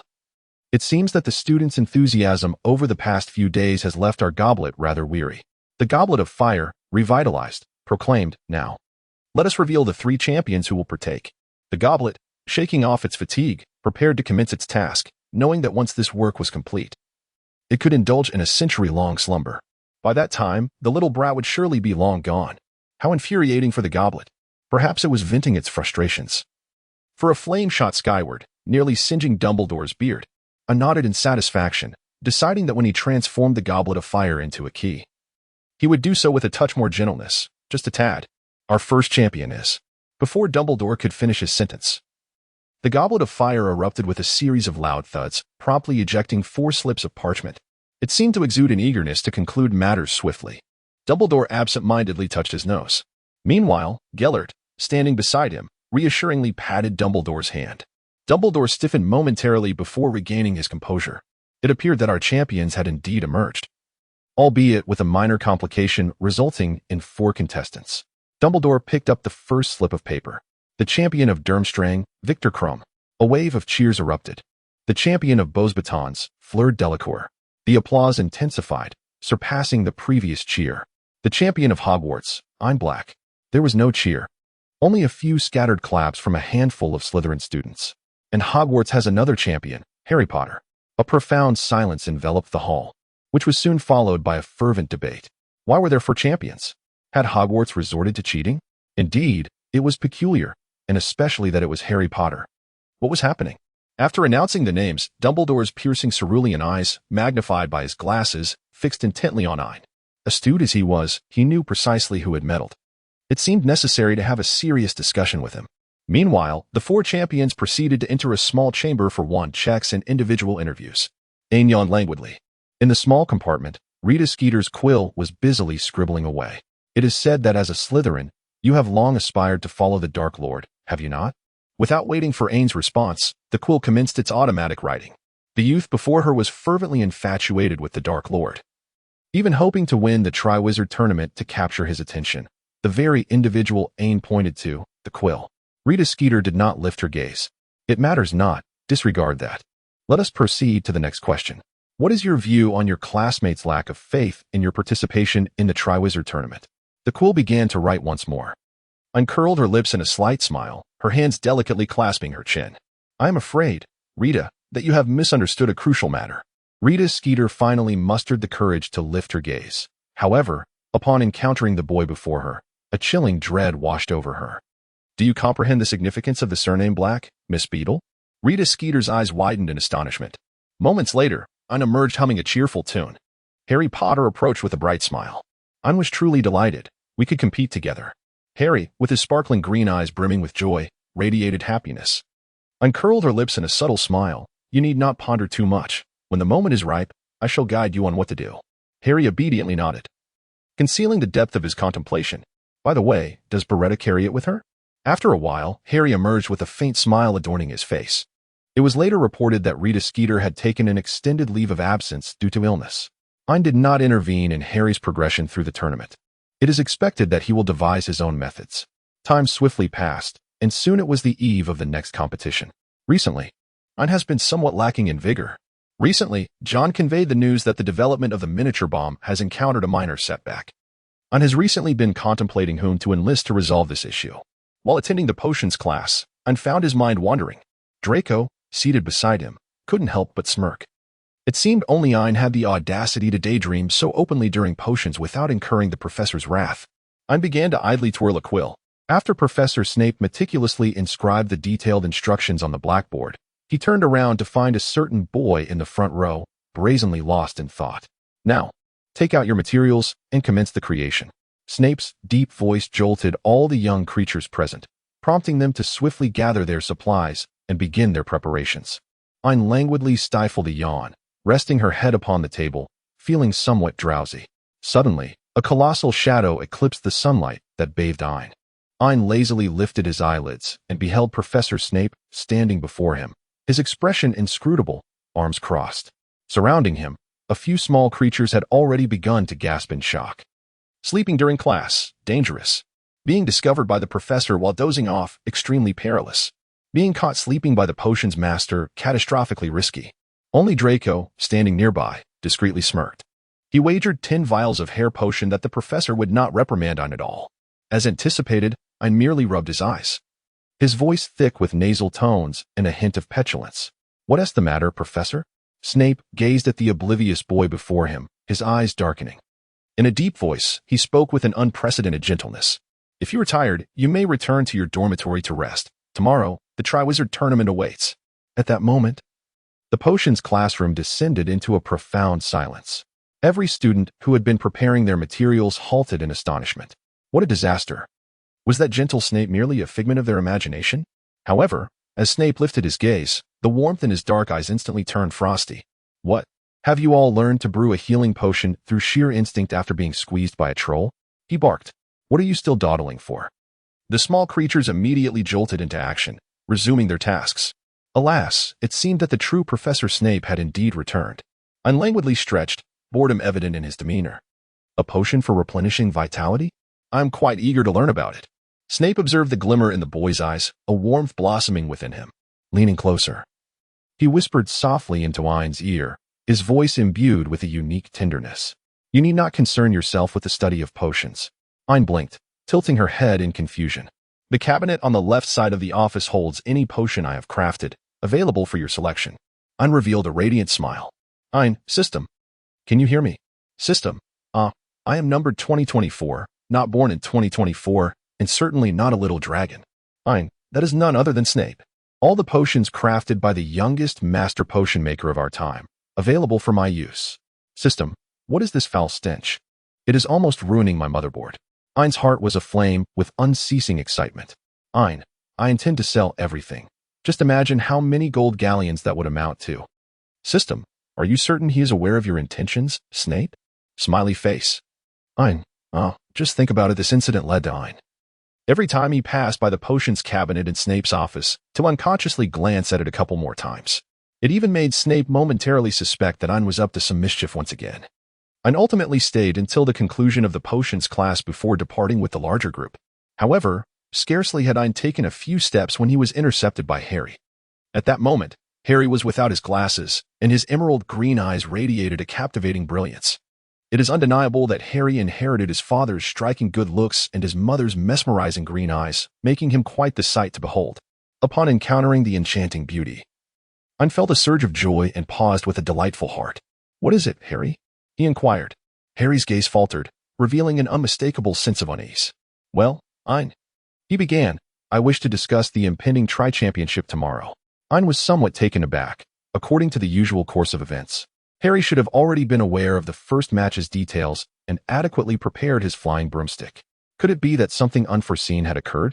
Though Ain was puzzled, she had no intention of neglecting the matter. Thus, she merely gestured to Draco before following Harry out. At the entrance of the Gryffindor common room, many Gryffindors coming and going cast glances at Ain, their eyes betraying unmasked hostility. Nevertheless, no one truly dared to confront Ain and prevent her from entering the common room. After all, while it was rare for Slytherins to visit the Gryffindor common room, there was no explicit prohibition against Gryffindors inviting Slytherins into their sanctuary. Ain is truly a werewolf who is utterly indifferent to the opinions of others. Harry swiftly guided Ain through the common room to his own dormitory. At that moment, the four-person dormitory was completely empty. The emerald hue of Harry's eyes appeared somewhat eerie in the dimly lit room. Ain surveyed the surroundings, noting the garish red and gold hues, and wrinkled her brow in disdain. Harry chuckled nonchalantly, unperturbed by her reaction. Such was the characteristic style of Gryffindor. Please, take a seat. Allow me to pour you a drink. Ain casually settled at a desk and cast a fleeting glance at its surface. The bright crimson ink was so intense that it nearly tore through the paper. Upon examining the title, he exclaimed, the 10 efficacies of moonlight grass. Among the various benefits attributed to this herb, one must ponder why we refer to it as merely one of its virtues. How many efficacies does moonlight grass truly possess? This remains a matter of debate among us all. However, when discussing one of its notable properties, we must inevitably consider the inherent qualities of moonlight grass itself, as these characteristics dictate its myriad benefits. So what exactly are the efficacies of moonlight grass? Signed, Ron Weasley. Ain glanced at the text and let out a cold scoff. Even Ain, who frequently dozed off during potions class, was aware that one of the effects of moonlight grass was its ability to reduce potion tolerance, thereby enhancing the efficacy of potions. Subsequently, Ain turned to admire the sharpness of his professor's penmanship. The vivid crimson letter P was imbued with vigor and brilliance, a testament to the prowess of his esteemed instructor. At that moment, Harry approached, holding a cup of a pale pink beverage. This was a trendy new drink from the Muggle world, flavored with white peach. Recently, I had been contemplating recommending it to John for mass production. Why not give it a taste? Ain raised her interest slightly and took a sip. Rather delightful. Ain comfortably squinted his eyes and took a few more sips. Harry gazed intently at Ain, but Ain merely set down his cup and looked back at Harry. What do you wish to convey to me? Harry cast a deep glance at Ain, and after a prolonged silence, he slowly began to speak. The first match is likely to involve a dragon. As far as I know, it may require retrieving something from the creature's vicinity. I nodded slightly, and then inquired, what next? Harry was not at all surprised by Ain's lack of reaction. After all, given Ain's prowess, it was reasonable to assume that he would be aware of the information available. What I am contemplating now is to utilize a flying broom to capture the dragon's attention, seizing the opportunity to stealthily acquire the dragon's egg. Ain furrowed her brow. Her sky-blue eyes filled with disapproval. This is unacceptable, Harry. Harry hesitated for a moment before tentatively inquiring, is there a problem, Ain? To his surprise, Ain seemed to be jolted by his question, rising anxiously to her feet. Worry etched across her face as she gazed at him. Flying broomsticks are so perilous. How can you even consider such a thing? Harry's emerald eyes flickered as he turned his gaze towards the half-consumed cup of white peach juice. A subtle smile playing at the corners of his lips. It's all right, Ain. I am quite capable, he reassured her, softening his tone as he gently rested his hand on her shoulder. Ain exhibited no resistance whatsoever. Harry felt a surge of joy within. Following that, he cautiously wrapped his arms around Ain's waist, gently soothing her. Truly, trust in my abilities, would you? The final phrase, with a teasing lilt, was almost whispered against Ain's ear. Ain's face flushed suddenly, and she shyly fidgeted for a moment. Nevertheless, you need not worry. I possess a method to ensure your safe acquisition of the dragon egg. Ain fixed a determined gaze upon Harry before preparing to dash out of the dormitory. However, at the threshold, she hesitated, casting a lingering glance back at him. Harry remained, as ever, with a gentle smile gracing his features. Ain has departed. Within the dimly lit confines of the Gryffindor dormitory, shadows danced upon emerald eyes, flickering between light and darkness. After a considerable time, Harry raised his hand to stifle the uncontrollable mirth tugging at the corners of his lips. In the vast emptiness of the dormitory, Harry's laughter erupted, resonating through the stillness. After what felt like an eternity, he finally collapsed onto his bed, utterly spent. His vibrant green eyes were tinged with crimson, reflecting an uncontainable madness within. As Ain burst forth from the dormitory, he raced towards Snape's office with the swiftness of the wind. At that moment, Snape was engrossed in grading assignments. When suddenly Ain stormed in without even knocking, Snape raised an eyebrow in mild surprise, preparing to greet the young lad, only to find that Ain completely disregarded him, heading straight for the potions cabinet. This one won't do, nor will this one. This one is not it either. Where could it be? Ain's frantic rummaging grew increasingly urgent, and her anxiety deepened. Observing this, Snape hurried over. What are you searching for? I shall assist you. A sleeping potion. One potent enough to incapacitate a dragon. Ain grasped Snape's robes with urgency, her cerulean eyes betraying her anxiety. Without a moment's hesitation, Snape rummaged through the cabinet and produced a vial of deep blue potion. Handing it to Ain. Exercise caution, he advised, for these potions are infused with moonlight herb powder, which may have a significant effect on you. Ain did not even allow Snape to finish his words before storming out in a flurry. Ain strode briskly into the Room of Wishes, directly entering the vanishing cabinet. On the other side of the cabinet, sensing Ain's arrival, Tom hurried over clad in a loosely fitting burgundy bathrobe, having just emerged from a shower. Droplets of water cascaded down his dark hair, falling delicately onto his collarbone. The bathrobe hung slightly open, revealing his tall frame and well-defined chest muscles. The burgundy robe barely concealed half of his thighs, accentuating the elongated lines of his muscular legs. Is there something you need? He inquired, his voice deep with a hint of curiosity, the tone rising slightly at the end. He gently swirled the stemmed glass of red wine in his hand. Under the dim light, the chiseled contours of his handsome face were strikingly pronounced. At that moment, his elegantly arched brows lifted slightly, and a faint, enigmatic smile danced at the corners of his lips. Ain was momentarily entranced by the beauty before him, but in the next heartbeat, he urgently inquired, Where is John? I need to speak with him. Tom, too, adopted a serious demeanor, setting down his glass of red wine. What has happened? What do you need him for? Ain paced back and forth anxiously, and Tom, who had rarely witnessed such a state of distress in a youth, furrowed his attractive brows in response. Do not fret. Please elaborate, he urged. I need to seek out John for the latest development in large-scale aerosol weaponry. Tom's brows knitted together even more tightly. Why the sudden urgency? Ain wore a serious expression, yet he was notably anxious. The triumvirate championship was upon them, with the first round demanding the theft of a dragon's egg. Tom gazed at Ain in astonishment. It was merely a dragon. Did it truly warrant such elaborate preparations? Ain's sky-blue eyes shimmered with a flicker of concern. It's Harry. I fear he may encounter misfortune tomorrow. I must ensure that everything is prepared for him. As Ain finished speaking, anxiety took hold of him, prompting him to pace restlessly. This simply wouldn't suffice. He needed to prepare an array of advanced protective gear, a protective necklace, protective rings, and protective cuffs. All of these items were imperative. As he pondered further, Tom stared at Ain in bewilderment, momentarily struck dumb by the revelation. Indeed, I must hasten to find John.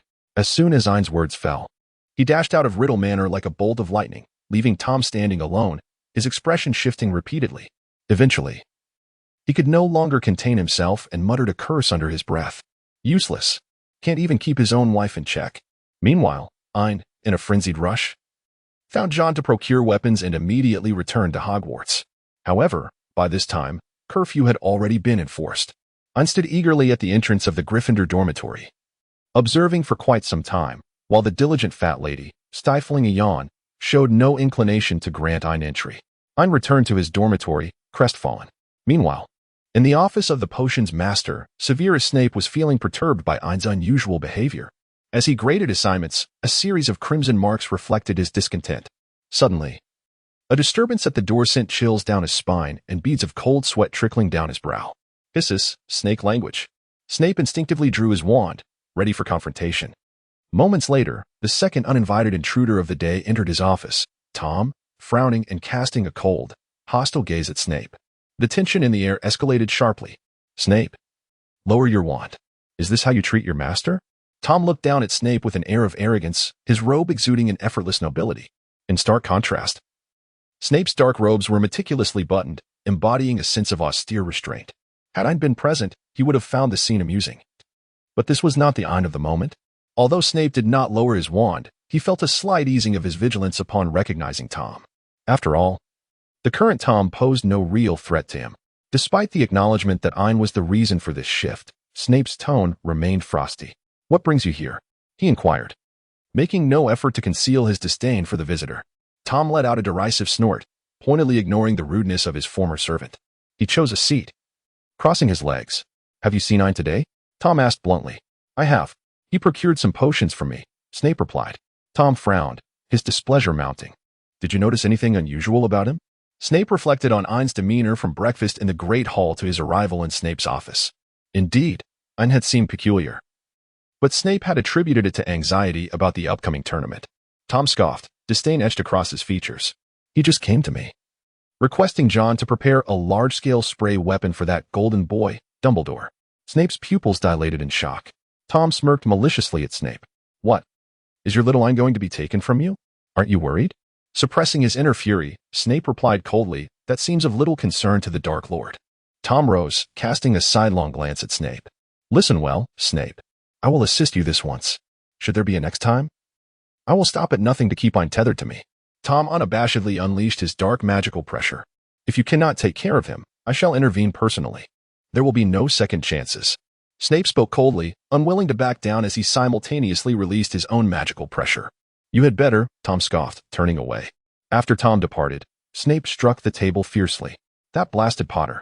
Snape muttered through clenched teeth, bitterness lacing his words. He raised his hand, causing several assignments emblazoned with capital P's to flutter to the ground. Stepping over the scattered parchment, Snape descended into the basement to prepare a potion. In the potion's chamber, a cauldron bubbled with a pink concoction, gurgling as it boiled. Snape executed the intricate process almost mechanically, adding the necessary ingredients at the most opportune moments. Yet, his expression was a stormy visage of despair. By the time he completed the potion, the clock had struck midnight. He suppressed the urge to storm into Ain's dormitory and force the potion down his throat, instead carefully bottling the elixir. After a moment's hesitation, he adjusted the flavor in the final step. The following morning, Ain awoke abruptly, sitting upright in bed. At that moment, Draco, who was usually an early riser, was still in a state of drowsiness. Ain, why are you up so early? Draco mumbled, rubbing his eyes and stifling a yawn. Ain gazed at Draco with her sparkling blue eyes, shimmering with excitement. Today, they were to engage in a duel with a dragon. Draco was momentarily taken aback. Suddenly half awake. What? Duel me? Ain disregarded Draco and stormed into the washroom. With a resounding clap, Ain closed the door to the washroom, leaving Draco, who was still half reclined on his bed, momentarily stunned, sensing an unmistakable discord. No, it was not just an inconsistency. Everything felt profoundly amiss. Draco, on high alert, swiftly rolled out of bed. At that moment, Ain's voice echoed from the washroom. Draco, may I borrow your hair potion, smoothing potion, beauty potion, widening potion, lifting potion, acne potion, dark circle potion, and radiant glow potion? Draco's mind raced with alarm. This was not right. This was exceedingly wrong. He silently shouted, Godfather, Ain seems to be coming out. No, wait. He had already come out. It appeared he was contemplating infidelity. Draco hastily donned his clothing, intending to seek out Snape. However, before departing, he cast a glance in the mirror.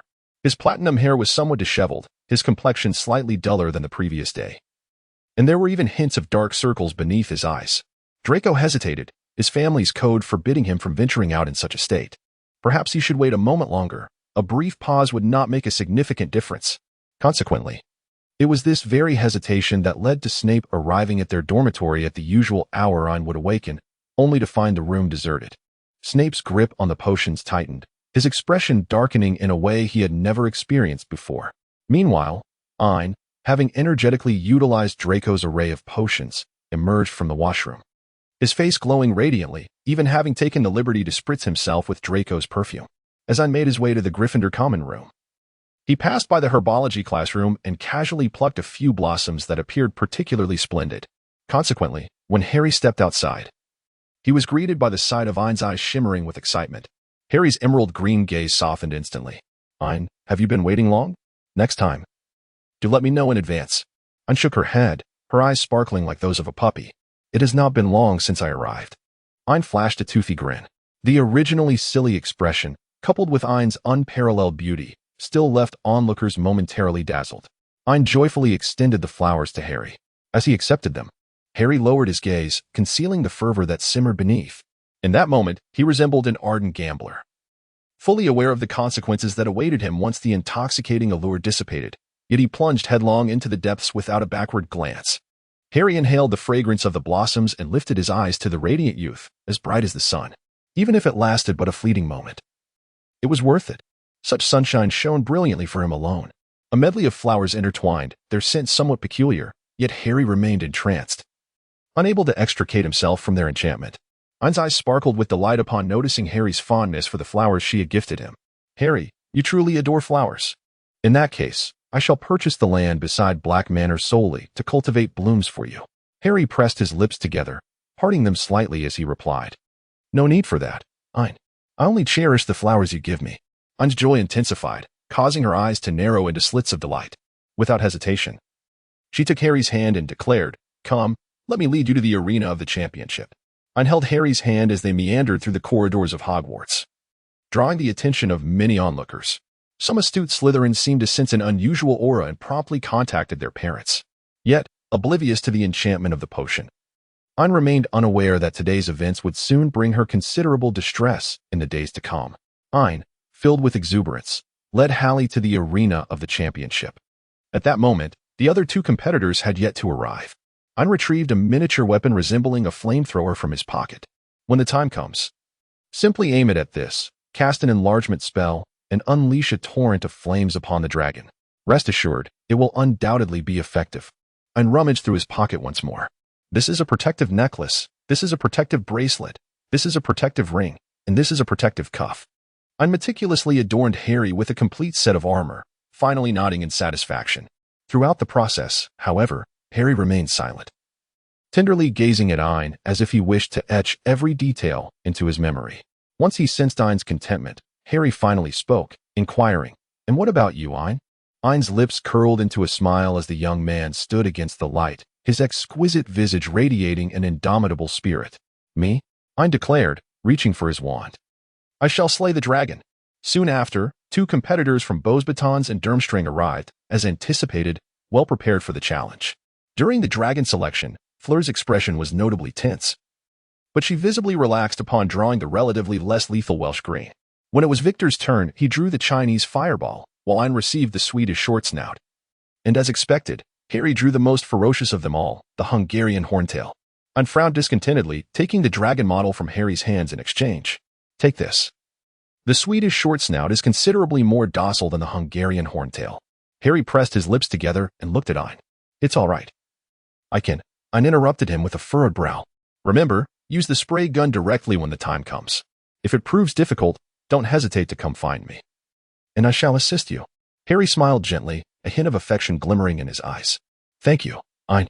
With wide, shimmering eyes, Ain enthusiastically encouraged Harry. Harry, you can do it.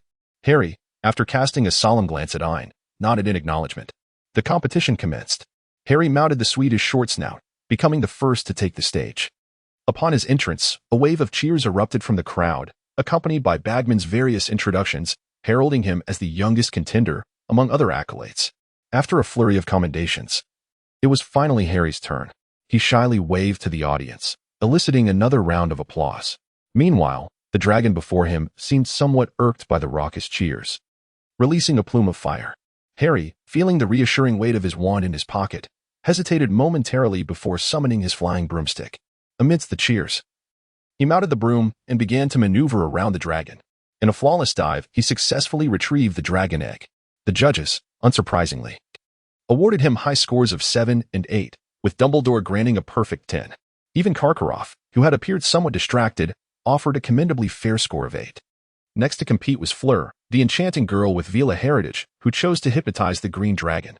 She faced a minor mishap while attempting to secure the egg, singeing the hem of her dress. The judges unanimously scored her in the range of 7 to 8. Following her was Victor, who launched a spell at the dragon's eyes. Becoming the first to adopt an offensive strategy, although the outcome was rather unfortunate, the dragon egg was crushed. Nonetheless, he received scores of 5 and 6, with Karkaroff surprisingly awarding him a 10. Finally, it was Ain's turn to take the stage. When I made his entrance, the cheers from the crowd rivaled those for Furong, for his beauty surpassed even that of the enchantingly alluring Furong, who possessed the blood of a Vila. Meanwhile, on the stands, Snape tightened his grip on his wand. To be candid, under normal circumstances, I would have had the confidence to effortlessly seize that wretched dragon egg. Yet, at this moment, with his mind clouded by the effects of the love potion, it was impossible to predict what astonishingly reckless actions he might undertake. I did not engage in any overt actions, he merely drew forth his wand. In the background, Bagman's loudspeaker had commenced its commentary. At this juncture, we witnessed the final warrior, Ain Black from Hogwarts. What marvel shall he unveil for us? Oh, look, he has drawn his wand. Is he planning to attack the dragons like the valiant Crumb? Indeed, it is well known that the eye is the most vulnerable part of a dragon, and targeting it is undeniably a stroke of brilliance. Good heavens, what has he done? Bagman's exclamations over the microphone incited gasps from everyone present. With a mere flick of his wand, Ain soared into the air. A flying spell. He is using such an advanced flight charm. At this moment, Ain hovered in midair, his exquisite visage illuminated by the sun, resembling an angel inadvertently descended to the mortal realm, his sky-blue eyes reflecting a detached compassion. Subsequently, Ain waved his wand, encircling the entire area, including the dragon, within a transparent barrier. This was a protective spell, conjuring a shield. What could he be intending? Bagman's voice trembled with barely concealed excitement, as the attention of all present was riveted upon Ain. Even Dumbledore and Grindelwald regarded the figure in the arena with a hint of surprise. Oh, let us venture a guess. Perhaps the valiant Black is concerned that the dragon's fiery breath may endanger those nearby. What a considerate darling he is. Bagman's exuberant tone was unable to contain itself. Yet at that moment, Ain did indeed curl the corners of his lips slightly, ascending even higher. Ain parted his thin lips slightly, employing an amplification spell to ensure that his voice resonated with all present. The protective barrier was erected not only to prevent the dragon from fleeing, but also to shield my performance from any disturbances. His tone exuded a casual arrogance. Now, I invite you all to relish the spectacle of dragon slaying. As Ain's words echoed in the air, a profound silence enveloped the gathering. All eyes were fixated on the radiant youth at the center of the arena. After a lengthy pause, Bagman gradually regained his composure and began to speak. Oh. He seems to have claimed that he intends to slay a dragon. While the competition does not explicitly prohibit such a declaration, we must remember, it is a dragon we are discussing, a creature that even a dozen seasoned wizards can scarcely manage. His voice trembled with excitement, yet was laced with skepticism. Can he truly comprehend the gravity of his statement? How could a fourth-year wizard audaciously assert that he will vanquish a dragon? It must be mere bravado. Although the audience shared a sense of disbelief, the atmosphere began to shift, growing increasingly fervent, with some even emitting derisive hisses. Ain paid no heed, a subtle smile gracing her lips. Now, I invite everyone to fully appreciate my forthcoming performance. Do not blink, please, as Ain's voice fell. His previously indifferent gaze instantaneously transformed into one of piercing intensity. He aimed his wand directly at the somewhat agitated dragon. The stunning spell. Ain unleashed a powerful strike infused with formidable magic, which struck the dragon's scales. The once impenetrable scales, capable of withstanding enchantments, were ruthlessly sliced open, creating a massive gash. The dragon let out a mournful roar, and the splattered blood ignited the fervor of everyone present. He had truly wounded the dragon. He had even severed its scales. All eyes were fervently fixed on the young boy, suspended in midair. His youthful visage was now splattered with vivid crimson, lending him an air of enchanting eeriness. The smile at the corners of Ain's mouth widened as the wailing dragon before her thrashed its tail in a frenzy, utterly incensed, unleashing torrents of flames in its rage. Ain extended his tongue, delicately licking the blood that had splattered at the corners of his lips. This was merely the beginning. Almost immediately, the attention of all spectators converged entirely upon the young boy, such a visual feast that they could scarcely bear to blink. The boy deftly evaded the dragon's onslaught in midair, unleashing a barrage of vibrant spells that struck the dragon mercilessly. With each incantation, the creature's anguished wails grew more pronounced. The blood splattered upon the boy increased, transforming him into a figure reminiscent of a demon emerging from the depths of hell, drenched in crimson. Each futile attempt at resistance from the dragon only provoked the boy's more relentless onslaught. As the dragon's strength gradually waned, its blood loss rendered it unable to retaliate. The boy, somewhat disenchanted, flicked his wand with a dismissive gesture. Is this all that it amounts to? Truly, the dragon proves to be quite useless. Very well. I shall grant you a swift end. The wand of Ain points directly at the dragon's eye. Ain's lips curled into a smirk, his eyes radiating a chilling malice. Fortunately, he was aware that he was under the watchful gaze of the crowd. Ultimately, a curse of Avada was reluctantly swallowed. Immediately thereafter, a crimson spell shot straight towards the dragon's eye. The colossal beast let out a mournful wail, slowly collapsing to the ground. The onlookers were left in stunned silence, their expressions frozen in disbelief. Even Bagman, who was providing commentary, found himself momentarily speechless, at a loss for words. The young boy descended gracefully, his toes barely brushing the earth. His black wizarding boots were stained with blood. At that moment, he appeared as a blood-soaked demon, emerging from the depths of hell. The audience remained silent, entranced by the boy's movements. He approached the fallen dragon, which had already ceased to breathe, and reached for the remnants of its eggshells. Ain curled her lips, casually waving her wand to dispel the barrier. At the moment the barrier vanished, it seemed as though everyone in the room had finally regained their breath. Bagman attempted to utter something, opening his mouth to produce a sound, only to realize that his voice had taken on a peculiar pitch. Ahem. Bagman cleared his throat with considerable effort. It appeared that the dragon slayer had successfully evaded the dragon egg, though his voice was somewhat wavering. However, it seemed that the dragon egg had shattered during the earlier skirmish. Now, let us invite the judges to cast their scores. The panel of judges, seasoned individuals accustomed to grand spectacles, hesitated momentarily. Only Dumbledore cast a meaningful glance at Ain and decisively awarded 8 points. The other judges took their time before gradually revealing their scores, which predominantly fell between 6 and 7. After all, the core objective of locating the dragon egg had failed, as it lay in ruins. Yet, at this juncture, the crowd was no longer concerned with the scores. They respectfully watched as the dragon-slaying hero stepped into the small chamber. As Ain stepped into the small room, his eyes brightened, and he made his way towards Harry, scarcely noticing the others present.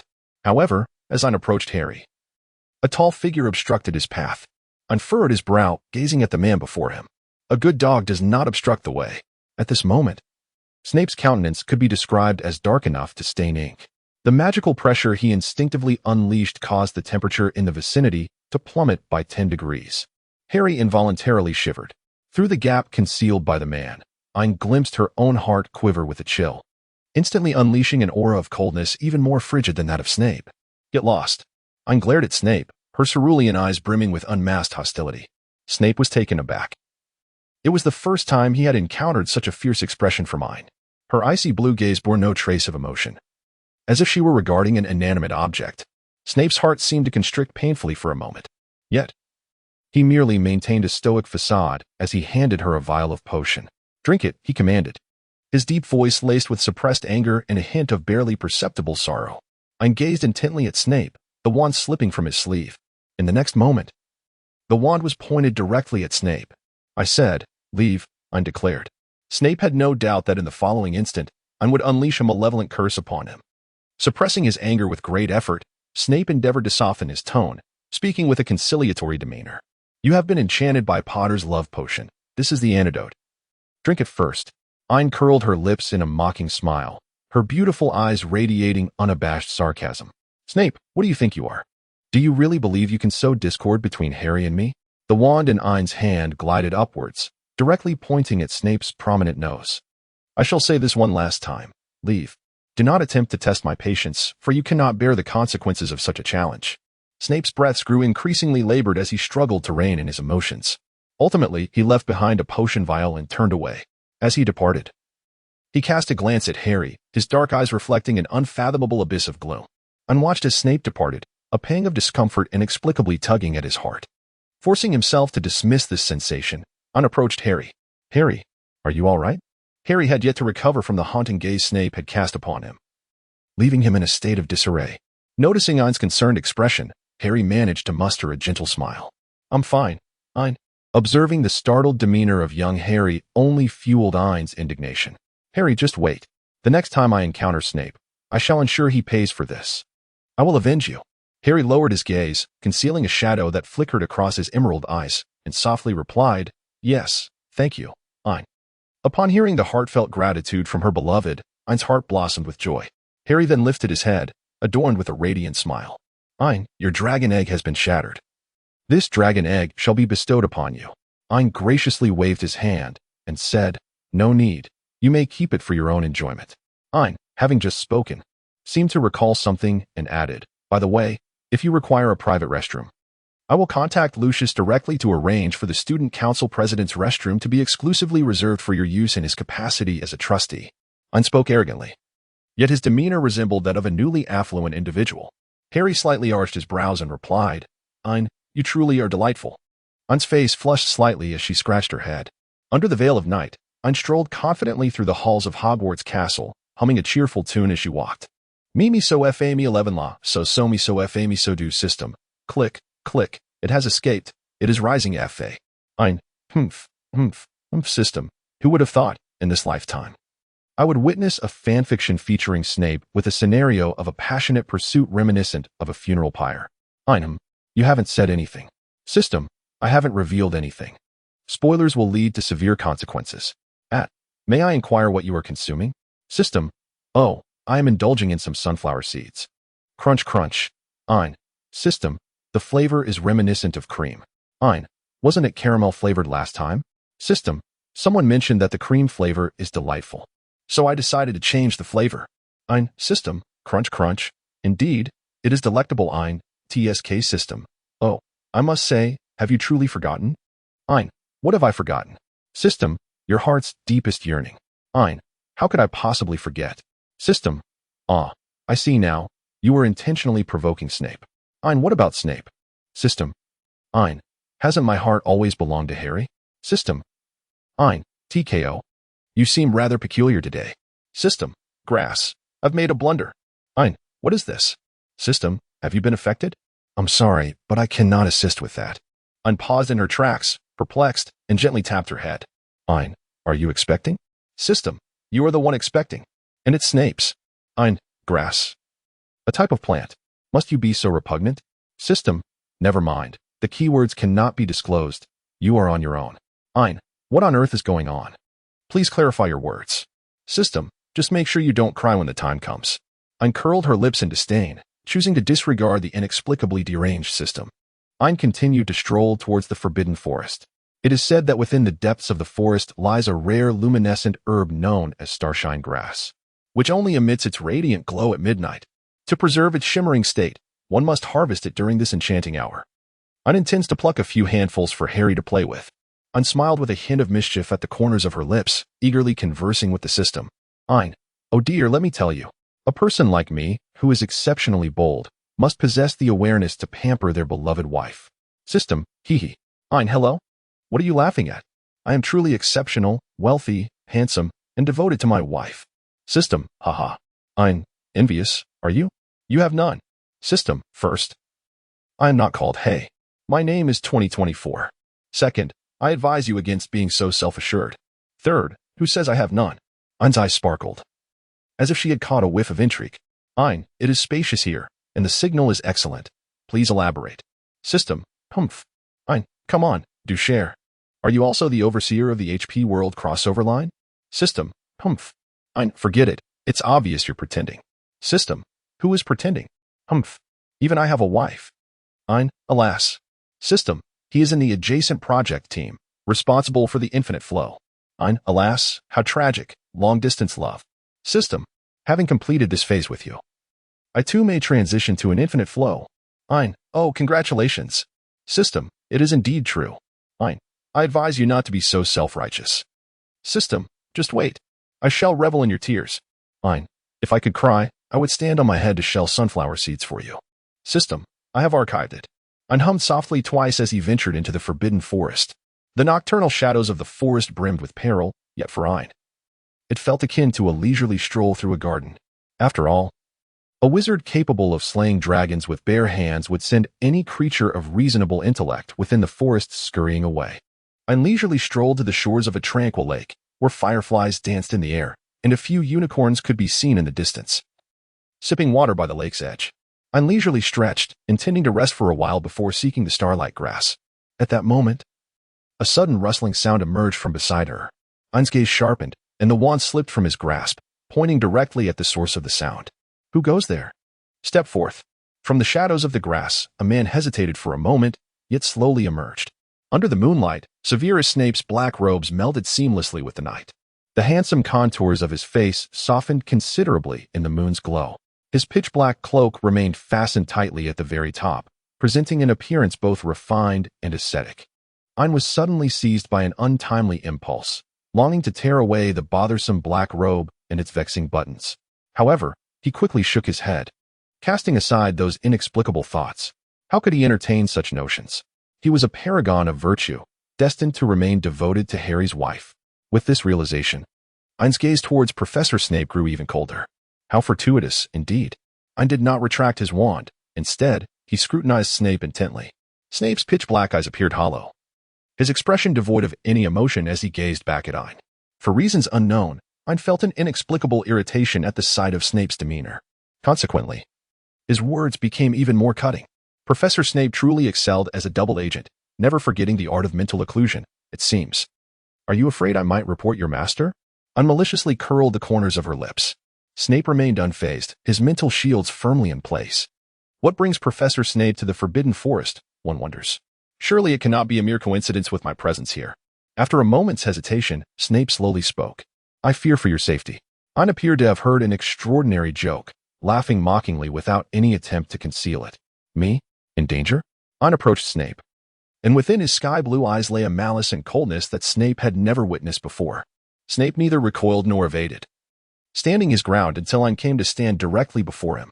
Ain delicately lifted Snape's chin with the tip of her wand, presenting a seemingly frivolous demeanor. Yet her sky-blue eyes betrayed not a hint of emotion. Ain maliciously curled her lips, whispering beside Severus Snape. Professor Snape, your persistent pursuit of me might lead me to mistakenly believe that you harbor feelings for me. Snape's body stiffened, and he instinctively clenched his fist. Ain let out a derisive hum, seemingly anticipating Snape's reaction. A double agent, ridiculed in such a manner by oneself, would surely be driven to madness. Well, it could also serve as a form of retribution for Harry, who was often penalized. Just as Ain intended to gracefully withdraw, stowing away his wand, he was met with the man's deep, resonant voice. Yes, I harbor feelings for you. Ain's pupils suddenly dilated. For a fleeting moment, Ain thought he had misheard. To his astonishment, Snape repeated himself. His voice was deep yet remarkably clear. Ain, I am fond of you. In an instant, a wave of intense panic surged from the depths of Ain's heart. He felt an overwhelming urge to flee, but quickly reminded himself that he must not lose his composure at this moment, so he steadied himself. The tip of his wand firmly pressed against Snape's chin. What intentions do you harbor, Snape? The hollow black eyes remained fixed on Ain, unwavering and devoid of any evasion. Such dark eyes only intensified Ain's unease. His sky-blue eyes, once filled with malice and mockery, now hesitated to meet that piercing gaze. Ain was suddenly struck by an overwhelming intuition, so intense that it could not be disregarded. It seemed he might have perhaps made a grave mistake. Yet, in the blink of an eye, anger reclaimed dominion over his thoughts. Snape, do not presume for a moment that I am oblivious to your intentions. Ain gazed at Snape with her captivating eyes. You harbor feelings for Harry's mother. You seek to approach Harry through me. Snape, you truly disgust me. Snape's pupils constricted, the youth's words piercing his heart like a dagger. The softest part of his innermost being was left in tatters.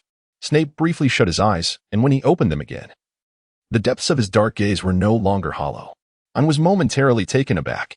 The dark eyes before him resembled an abyss of unfathomable depth, harboring a weight he could scarcely bear.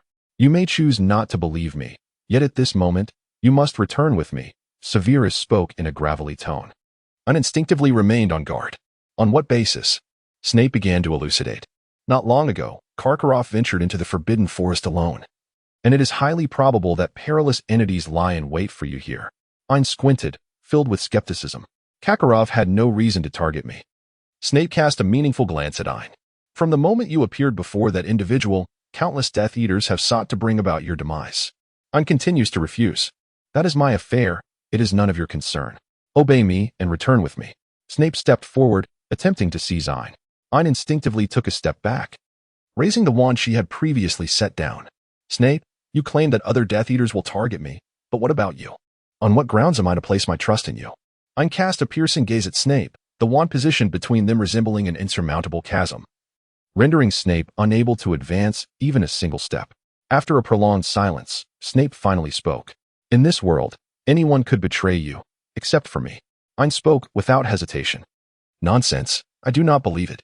In the memories altered by the aphrodisiac, most of the time, all I saw was Snape's indifferent demeanor towards me. A person like him claims that he alone would never harm himself. Who would believe such a thing? Come back with me. Snape circumvented Ain's wand, attempting to grasp the fabric of Ain's robe. Ain instinctively retaliated, a searing pain piercing through the very core of his being. The crimson light struck Snape in an instant, causing a jolt of intense agony that momentarily halted his steps. Yet, Snape persevered, refusing to retreat. Obey and return with me, his voice, strained by pain, resonated with an unwavering resolve as he extended his hand towards Ain. Ain was taken aback, stepping back in surprise, exclaiming, "Are you out of your mind? Why don't you evade?" That recent strike bore no excessive magical force. The speed of such a spell was one that Snape could have easily dodged or countered. Yet, Snape did neither. He showed no intention of evading at all, fixated solely on the desire to bring Ain back to the castle. Ain's heart was in turmoil, a profound sense of unease enveloping him as if events were spiraling beyond his control. Something was amiss. Why was Snape behaving in this manner? He should not be like this. Ain continued to retreat, while Snape advanced relentlessly. Stay back. Get away. Just leave.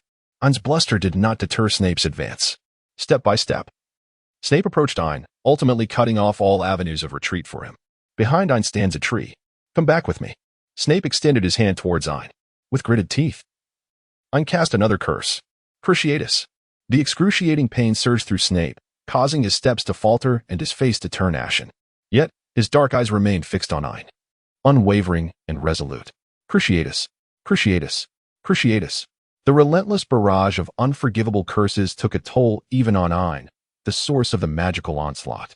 Nevertheless, Snape endured the torment, uttering not a single sound. Darkness swirled before his eyes, and the boy he had long cherished stood before him, his face contorted with fury, brandishing his wand, unleashing the Cruciatus upon him. Ultimately, the cumulative agony rendered Snape's consciousness into oblivion, and he collapsed onto the ground. Ain leaned against the grand tree, panting heavily as she gazed upon the man sprawled on the ground before her. Her heart ached with intermittent pangs of anguish. The hand that clutched her wand trembled uncontrollably. What had transpired? What was truly happening to her? It was so peculiar, indeed remarkably strange. Ain, in a state of utter panic, desperately wished to flee. Yet his feet felt as though they were rooted to the ground, rendering him immobile. After what seemed like an eternity, he finally managed to calm himself. He gazed at the man who lay unconscious on the ground and, trembling, approached him. Suddenly, an overwhelming wave of terror washed over him, a haunting fear that something was about to vanish. Ain reached out to feel Snape's breath. Fortunately, he had merely fainted. However, instead of feeling relieved, Ain was engulfed by a profound unease. An overwhelming sense of anxiety washed over him like a relentless tide. The events that had just transpired replayed in Ain's mind. The tall man's obsidian eyes, as unfathomable as a swirling abyss, lingered in his thoughts. And then there was his declaration of affection. Ain reached out to her heart, feeling a profound emptiness, as if she had lost something of great significance. Ain once again recalled everything Snape had previously mentioned. The love potion. Harry. Could it be that Harry would truly administer a love potion to himself? Yet, he was undeniably just a charming young boy, a boy whom she herself harbored affection for. But wait, how had she come to like Harry in the first place? Ain endeavored to recall the myriad moments shared with Harry. Their initial encounter transpired on Privet Drive, where the 11-year-old Harry was being tormented by his cousin Dudley. It seemed that she had spoken to him, imparting the wisdom that if one could not prevail in a fight, one should flee. If escape was impossible, one should deceive, and if deception failed, one should resort to trickery. After that, it appeared she had taken her leave. But why had she departed? It seemed someone had instructed her to return home by 6 o'clock. Who was that mysterious figure? Anne was suddenly beset by a piercing headache. As if a pivotal point had surfaced in her mind, yet the memories associated with it remained shrouded in obscurity. Her second encounter with Harry seemed to take place in Diagon Alley. At that time, she appeared to have also crossed paths with Draco. The three of them had ventured together to shop in Diagon Alley. As her recollections gradually sharpened, I sensed that something crucial was still amiss. It felt as though an important detail or individual had slipped through the cracks of her memory. Following that, she found herself at Hogwarts, where she subsequently encountered Harry numerous times. Then there was the moment she encouraged Harry to join the Black Group. No, that was incorrect. If she truly harbored feelings for Harry, how could she have invited him into the Black Group? She would undoubtedly cherish him, protecting him from any semblance of danger. Ain continued to strive in recalling, yet found herself utterly unable to remember when her affection for Harry had first blossomed. Her feelings for him seemed to have materialized out of thin air. Upon this realization, Ain's expression suddenly darkened. Ain intended to immediately reach out to John in order to consult the most esteemed physician to ascertain the nature of his ailment. However, just as he was about to leave, he suddenly recalled the potion's professor who had collapsed on the ground. Ain gazed at the unconscious Snape with a complex expression. If everything Snape had uttered was indeed true, to what extent had their relationship progressed? He had confessed his affection for Ain. Perhaps Ain had yet to reciprocate. Nevertheless, the manner in which he treated someone who genuinely cared for him led Ain to ponder whether he had been excessively harsh. However, this moment of self-reflection lasted only a fleeting second before he swiftly came to terms with it. Ain, given my striking appearance, it is only natural that I attract a multitude of admirers. System, indeed, there are quite a few. Ain, although I cannot recall, where does Snape rank among my suitors? System, that depends on how you choose to rank them. Ain, it's merely a reflection of my fondness for him. System, hee. Ain, hey, what expression is that on your face? System, click, click, the expression of someone waiting for the funeral pyre of a pursuing spouse. Ain, what nonsense is this? As Ain silently berated herself, she levitated Snape with a floating spell. After all, leaving an unconscious human in the Forbidden Forest posed certain dangers. However, as she lifted Snape, a vial of pink potion unexpectedly tumbled from his grasp. Ain hesitated for a moment, then tucked the potion bottle into her bosom. Ain, he has affection for me. Is it unreasonable for me to take a vial of his elixir? System, hee. Ain, how is it possible? Was Snape truly so miserly that he couldn't even spare a single vial of potion in his pursuit of me? System, haha. Ain, could you perhaps express yourself in more human terms? System, I have mentioned this before. It presents quite the challenge. Smiley face. Ain, then do answer me. System, there is no need to mention potions. If you are willing, he would gladly offer you his very life. Ain, what are you joking about? How could that possibly be? Ain found it utterly implausible, yet today, Snape's actions cast a shadow of doubt upon his convictions. Ain, oh my. Could it be that Snape is a potential romantic at heart? System, it seems you've caught that from me. Ain, is that truly the extent of your capabilities? Great one. System, huh? Ain, however, if I were to truly acquiesce to Snape, it would be inconceivable. It must surely be a one-sided affection from him. System, hee. Ain, after all, love between the 11 yields no outcome. System, hee. Ain, with a heart full of apprehension, cautiously led Snape out of the Forbidden Forest. In his unconscious state, Snape suddenly stirred, his brow furrowing in response. Ain, startled, trembled, causing Snape to fall to the ground. Snape remained unconscious, still in a state of oblivion, and let out a sigh of relief, confirming that there appeared to be no imminent danger in the vicinity, and swiftly slipped away, leaving no trace. System, how remarkably fast. Ain, I am certainly not feeling guilty. System, I never claimed that. It was your own admission, you know. Ain, damn it. He must unravel the truth of the matter. Ain rushed into the room of requirement, having left Hogwarts without a second thought. The vast emptiness of Riddle Manor suddenly echoed with Ain's cry. Tom, Daddy's big boy, come out quickly. Tom, who had barely just fallen asleep, entered the room with a scowl. The man was clad in a black silk robe, the front left wide open. His muscular chest momentarily dazzled Ain's eyes. Put on your clothes. You look utterly ridiculous like this. Tom's lips curled into a smirk, his crimson eyes glinting with an alluring smile. What is this? Do you have feelings for me? Ain rolled his eyes. Are we not father and son? Do you intend to disregard the moral fabric of our relationship? Tom's expression darkened as he glared fiercely at Ain. I'm black.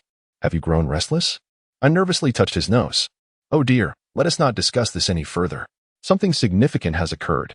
Tom casually took a seat, seemingly unconcerned. What is this momentous event? Has the main spirit perished?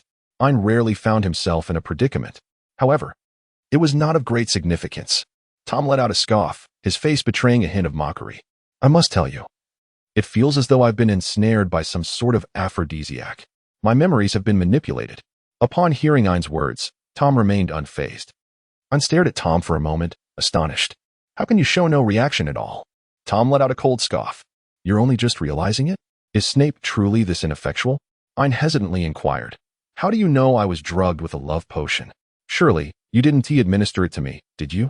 Tom's crimson eyes grew cold as he cast a frigid glance at Ain. I would never resort to such despicable tactics. Ain swallowed hard. All right. I know you certainly won't. So am I truly under the influence of an aphrodisiac? Tom cast a glance at Ain. To be honest, at that moment, he was quite tempted to play a trick on Snape. However, upon witnessing the genuine anxiety reflected in Ain's eyes, he ultimately found himself unable to proceed. Well, Tom succinctly conceded. Ain fell into a brief silence. Was it the work of Harry Potter? Tom coldly curled the corners of his lips. It was evident. Ain succumbed to a prolonged silence. Tom, growing somewhat impatient, tapped his fingers on the table. When, pray tell, will you consume the antidote? I have truly had my fill of your foolish demeanor. Ain hesitated for a moment before retrieving a vial of pink potion from his pocket, which had fallen from Snape's possession. Tom impatiently snatched it from him, uncapped the bottle and inhaled its fragrance, before returning it. It was an antidote. Drink it. Ain held the potion in his hand, remaining motionless for an extended period. Why are you dawdling? Drink it, Tom said, glancing at Ain in astonishment. However, he soon noticed that the boy wore a countenance akin to that of someone on the verge of tears. What troubles you? Tom inquired, his brow furrowing with concern. At that moment, Ai's expression was more sorrowful than tears. Her hand trembled uncontrollably as she clutched the potion vial. Tom raised an eyebrow, inquiring, so, have you finally come to realize the absurdity of your taste? Ain shook his head and lowered it once more, his voice subdued. Today, I scolded him and even struck him. Tom smirked. If he cannot even be managed by his wife, he deserves it. Ain shook his head again. On the verge of tears, I scolded him, expressing my disgust. I used the piercing curse to strike him. Tom, Ain looked up, tears welling in her eyes. I have used 4. Tom, 6. At that moment, Ain felt as though the potion bottle in his hand weighed 1,000 pounds. He dared not drink it, fearing the consequences that might follow after consuming the antidote. Tom observed Ain's trembling hands and pale visage, growing increasingly displeased. With an air of impatience, Tom rapped his fingers on the table. Hurry up, drink it and be gone. Ain trembled, his hands unsteady, hesitant to drink. Tom, showing no leniency, stepped forward and seized the potion bottle. In the next moment, Tom grasped Ain's chin firmly, forcing the vial directly into his mouth. Ain instinctively struggled, yet found herself unable to escape Tom's grasp. In her frantic attempts, a few drops of the potion spilled, but most of it was still forced into her mouth. As the vial of potion ran dry, Tom flicked his wrist, discarding the empty bottle. With his other hand finally releasing her, Ain was granted the weighty gift of freedom, only to erupt into a fit of coughing. In that moment, a torrent of forgotten memories surged forth, flooding her mind with the force of an explosion. The spider-infested alley, the chocolate she had personally handed to Snape, the 3-headed dog attack where Snape had shielded her with his own body, the chamber where Snape had knelt before Tom for her sake, memories of her childhood where Snape had repeatedly sought to protect her. And that radiant display of fireworks, you have triumphed, little deceiver. And finally, the recent encounter in the Forbidden Forest, I cherish you, Ain. Ain's mind exploded with a deafening buzz. What had he done? The overwhelming surge of emotions caused his brain to spiral into darkness. Ultimately, he succumbed to unconsciousness. Tom's pupils contracted, without a moment's hesitation. His body instinctively teleported to Ain's side, catching the suddenly fainting youth. The boy lay unconscious, his complexion pale, yet his brow furrowed tightly. Tom suddenly felt a pang of regret. A chaotic torrent of thoughts spread through his mind like a damp cloth soaked by relentless rain, gradually saturating everything in its path, dark, moist, and viscous. When Ain awoke once more, He found himself lying in the dormitory of Hogwarts. Ain opened her eyes, lying feebly in bed, utterly disinclined to move. She ought to seek out Snape to offer her apologies. Ain sighed, her heavy head feeling as though it were burdened by a great stone. Yet, she had no inkling of what expression she ought to wear in the presence of Snape. Fortunately, at that moment, the door to the dormitory swung open. Ain felt a sudden wave of anxiety. However, upon catching sight of Draco's golden, gleaming little head, she let out a sigh of relief. Yet, deep within her, there lingered a faint sense of disappointment. Draco, noticing that Ain had awakened, brightened with excitement. "At last, you are awake, Ain," he exclaimed, eagerly presenting her with a letter. "You have been asleep for nearly 3 days." Following this, Draco hesitated momentarily, as if grappling with unspoken thoughts. About Harry and the professor. Ain, the perceptive Slytherin, swiftly comprehended the situation. It appears that normalcy has been restored. It is indeed a relief that everything has returned to order. As for the matter concerning the godfather, well, what couple doesn't have their quarrels? Often, the more they argue, the stronger their bond becomes. Ain took Draco's letter and, as expected, it conveyed that Voldemort was up to mischief once again. Upon checking the time, she realized it was for tonight. Goodness. She had awakened at just the right moment. Ain tidied herself up before preparing to attend the gathering with the Death Eaters at the Lestrange Manor. She couldn't shake the feeling, perhaps it was merely an illusion, that this estate seemed to exude a touch more vitality than during her previous visit. A section of land had been specially designated by the fountain, adorned with a vibrant array of flowers and plants. While visually appealing, they served no practical purpose. Ain curled her lips in disdain, much like Voldemort, possessing an alluring appearance yet proving utterly ineffectual. Ain donned a simple school robe today, which, though lacking the enchanting charm of the last occasion, exuded an air of youthful innocence. Just as Ain was about to descend into the basement, an unexpected visitor halted her steps. Ain Blake, the newcomer, was Bella. Her long, dark curls betrayed an air of audacity, and her expression bore an unmistakable malice. "What do you want?" Ain replied, lazily lifting her eyelids. "Thanks for the invitation, but being dragged in for overtime on a night like this is already quite displeasing. I have no desire to socialize with my numerous scheming colleagues." Bella smirked. "The Dark Lord is awaiting you in the study. He hopes you will make the trip alone." The grin on her face seemed to scream that she was setting a trap for Ain. Ainley paid her no heed and made his way directly to the basement, where Snape was also present. Ain's footsteps shifted direction. Ain gazed coldly at Bella, her expression inscrutable. In contrast, Bella's laughter grew more unrestrained and flamboyant, concealing a palpable jealousy that twisted within her eyes. She reached out, using her height to grip Ain's chin firmly. Ain instinctively wished to cast a malevolent curse, yet caught a glimpse of the study on the second floor, compelling her to suppress the urge. The balding man was indeed in the study, and he was peering in secretly. Ain lowered her gaze, and in the next moment, a heart-wrenching expression of sorrow adorned her lovely face. "And Bella, have I done something wrong to earn your disdain?" Bella was momentarily taken aback. In an instant, as if she had touched something repugnant, she hastily released her grip and shook her hand. "What are you pretending for?" Bella stormed away in a huff, and rubbed her eyes and ascended to the second floor of the villa. As she turned the corner, the tearful visage of the young boy was suddenly shrouded in shadows. "Voldemort, you had better not provoke me." Thud, thud, thud. Ain gently knocked on the door. As it swung open, he adjusted his expression. Voldemort reclined in his study's armchair, his crimson eyes fixated on the young boy standing at the threshold. The boy's azure eyes were slightly reddened, as if he had recently wept. Yet, he wore a smile that concealed his sorrow, portraying an image of both vulnerability and resilience. Voldemort narrowed his crimson gaze.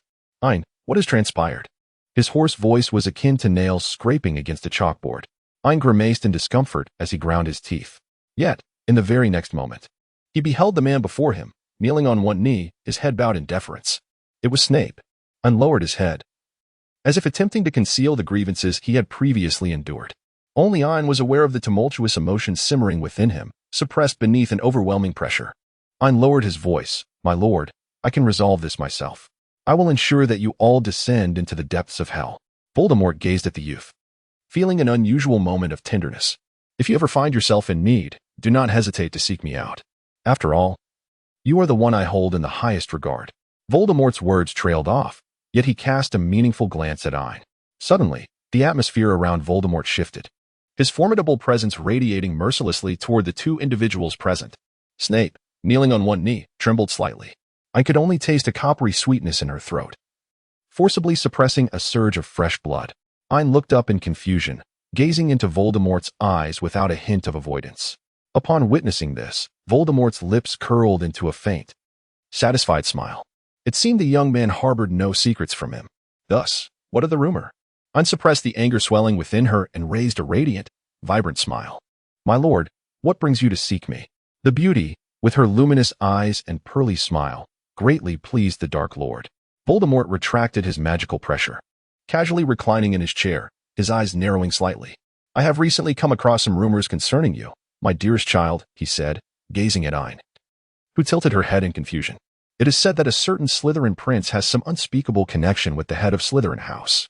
Voldemort's voice turned hoarse as he glanced at Severus Snape, who was kneeling with his head bowed. Severus, can you enlighten me on this matter? Snape, already with his head lowered, inclined it even further, responding in a deep, unwavering tone, I am sorry, my lord, I am unaware of this matter. Voldemort narrowed his eyes, his crimson gaze flashing with danger. Unaware, you say? How excruciating. A sudden flash of red light struck Snape without warning, causing the kneeling man to sway slightly, stifling a grunt of pain. Very well, Severus, it seems you have learned to feign ignorance with your master, have you? Voldemort leaned forward, casting an irritable glare at Snape. I do not dare, my lord, Snape replied, still dignified, though his voice bore a hint of weakness. Even as Voldemort's gaze remained fixed on the kneeling Snape, his peripheral vision was attuned to the movements of another young man in the room. When the red light struck Snape, the youth visibly froze for a moment, only to then forcibly suppress the impulse to annihilate the bald-headed man before him. How dare he? How dare he? The young man's hand, concealed beneath his robe, clenched into a fist, while his eyes remained cast down, betraying not a hint of emotion. To display concern now would likely ensure that neither he nor Snape would leave this room alive. Voldemort observed the young man's indifference with keen interest, finding satisfaction in it, a rare smile of contentment gracing his features. It appears these are merely rumors after all, he mused, his gaze fixed on Ain. Good child, come forth. Ain lifted his head, his bright blue eyes adorned with a gentle smile. Yet, the smile did not reach the depths of his eyes. Just when Voldemort and Snape believed that the young boy would inevitably obey Voldemort's command, he suddenly spoke. I shall not, my lord. Voldemort narrowed his eyes dangerously, his crimson gaze piercing through the azure depths of Ain's eyes. Once again, it was the Cruciatus curse. Ain deliberately amassed a collection of inconsequential memories, obscuring the truth from Voldemort.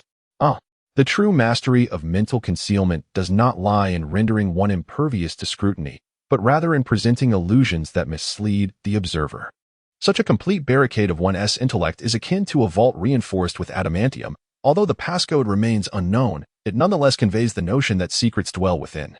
Voldemort, failing to unearth the information he so desperately sought, felt a twinge of displeasure. Consequently, his tone grew frigid. I'm black, have I been overly indulgent, leading you to believe that you can defy me? Ain shook her head. Ain, which of his organs perceives that he is indulging me? I laughed and embraced it. System, perhaps it is his hair that feels this way. Ain, or perhaps his nose. Ain lifted her head, blinking her eyes. My lord, I did not intend to defy you. I am simply feeling particularly unhappy at the moment. Upon hearing this, Voldemort slightly raised his brow. Ain pouted her lips, feigning an air of indignation that bore a hint of youthful petulance. She had initially approached with joy to meet Lord, only to be unexpectedly summoned by Bella along the way. Bella had taunted her, proclaiming that today was the day of reckoning for her, and that she should wait and see. How dare she attempt to covet Lord? Lord belonged solely to her. Ain, while speaking, mimicked Bella's expression, extending her finger to point and gesticulate, her voice piercingly sharp. As anticipated, Voldemort's displeasure was immediate. On one hand, Bella had the audacity to insult his most cherished child by calling them a mere little brat, and on the other, the ruler detests being reduced to an inanimate object. Bella's remark struck both chords. Voldemort had indeed harbored doubts about the veracity of Ain's words, for they could very well have been fabricated. Nonetheless, Bella's habitual arrogance and overbearing nature had allowed her to escape scrutiny in the past, as he often turned a blind eye due to her unwavering loyalty. However, this time, her affront towards Ain warranted a stern reprimand. As Voldemort's thoughts swirled, he regarded Ain with a newfound tenderness. Ain was instantly covered in goosebumps. Voldemort deliberately lowered his voice, striving to appear gentle. However, to Ain, It felt as though he was grappling with some inner weakness. Good child, don't be angry. I have summoned Bella to let you vent your frustrations. Is that agreeable? The tone Voldemort adopted, reminiscent of a lover attempting to soothe, instinctively repulsed Ain. Nevertheless, he feigned a cheerful demeanor. Oh yes, yes, Lord, you are the best. Ain, it would be most preferable to perish on the spot. System, Severus, come forth. Voldemort gazed down at Snape, issuing his command. Snape advanced a few steps, kneeling partially at Voldemort's side, extending his left arm. A dark and grotesque dark mark was emblazoned upon it. Ain clenched his fist once more. Voldemort pressed his hand against the dark mark, and shortly thereafter, Bella appeared at the door. My lord, have you summoned me? Bella inquired, bowing respectfully, her gaze towards Voldemort brimming with unrestrained fervor. Bella, you have been rather audacious of late. Bella raised her head, her beautiful eyes filled with disbelief. Immediately, she caught sight of Ain's triumphant expression nearby and quickly grasped the situation. My lord, it must be that little wretch who has said something to you. Bella exclaimed in anger, pointing accusingly at Ain. Ain stood with her hands on her hips, embellishing her words with a sneer. Ah, indeed, it was all my doing. Lord, do you possess no discernment in your gaze? How dare you, a mere Bellatrix, conspire against me? Witness how I shall deal with you. Bella was instantly incensed, drawing forth her wand. Yet, swifter than her was Voldemort. A heart-piercing torment. Bella collapsed to the ground, writhing in agony. Her previous arrogance utterly vanished. Ain furrowed his brow and extracted 2 cotton balls to plug his ears. After a while, Bella finally regained her composure. Her entire being drenched in perspiration and weakly half-kneeling on the ground, too fearful to leap again. Voldemort, witnessing this, felt a modicum of satisfaction. He then addressed Ain, stating, Since Bella has displeased you, I shall leave her in your hands. You may employ any means you desire here. Bella gazed at Voldemort in disbelief, yet he did not spare her even a glance. Any means? Ain extracted his wand, idly toying with it in his hand, while his mind was engulfed in a whirlwind of thoughts. At this moment, Voldemort seemed more like a probing entity. But what, exactly, was he attempting to ascertain? Ain cast a sidelong glance at Snape, who had been keeping his head lowered. From the very beginning, he had been probing the nature of his relationship with Snape. What exactly were Voldemort's intentions? Did he wish to prevent his 2 subordinates from forging a closer bond, thereby escaping his dominion? Or was it something else entirely? Ain's eyes narrowed slightly. It seemed that Voldemort had taken an interest in her. At this moment, punishing Bella was also a means to observe her reaction to the competition for affection.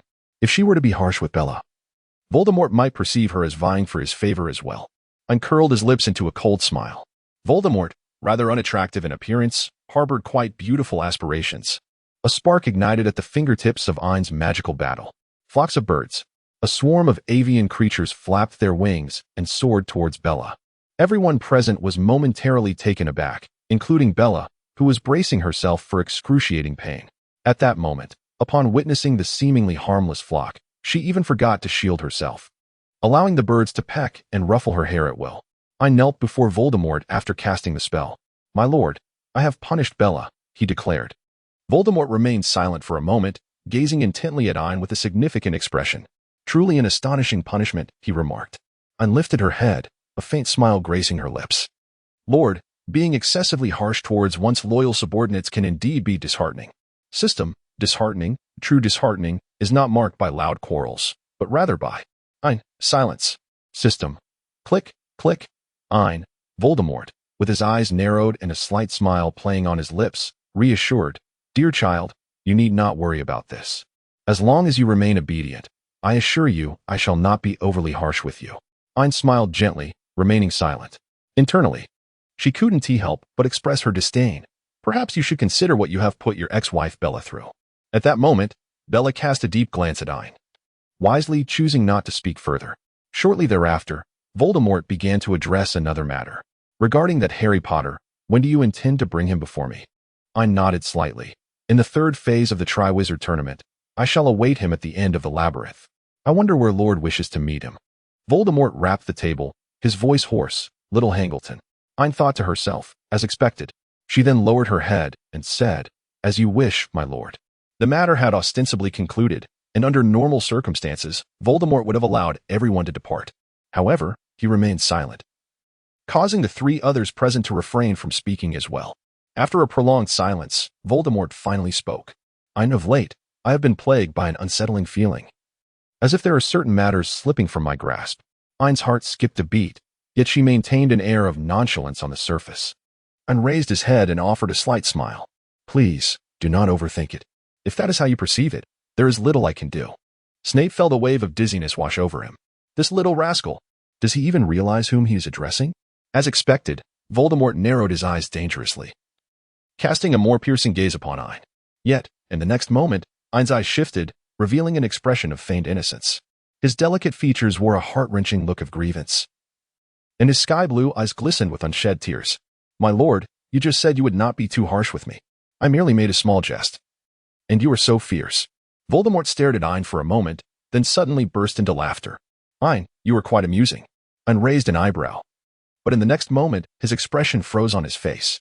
He believed that Voldemort had uttered a phrase that rendered Ain motionless. It also plunged Snape into a state of icy despair. Voldemort spoke. Ain, you shall remain here tonight. The boy's cerulean eyes widened in disbelief as he gazed at Voldemort. My lord? Are you quite well? Voldemort arched a brow, looking down upon Ain with an air of superiority. You ought to feel honored. Ain, I am honored to be part of your family. System, woohoo lake, things have gone awry. Ain, silence. You wretched system. Ain pondered for a moment before speaking. My lord, may I inquire why you have chosen to keep me here? Voldemort cast a significant glance at Ain, a smile playing upon his lips. Stay and amuse me. Ain responded with unwavering composure. I regret that I cannot comply. In an instant, Voldemort's gaze turned perilous. Why? Do you already have someone you cherish?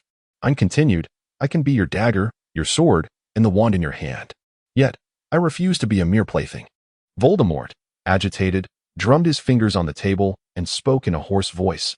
I am not in need of those who pledge their loyalty to me. You should be aware of how to best please me. I nearly spat out a mouthful of blood, forcing down the urge to confront Voldemort with his wand drawn. Ain continued, in the distant ancient lands of the East, there exists a saying, those who are enamored by beauty will find their love waning as their allure fades.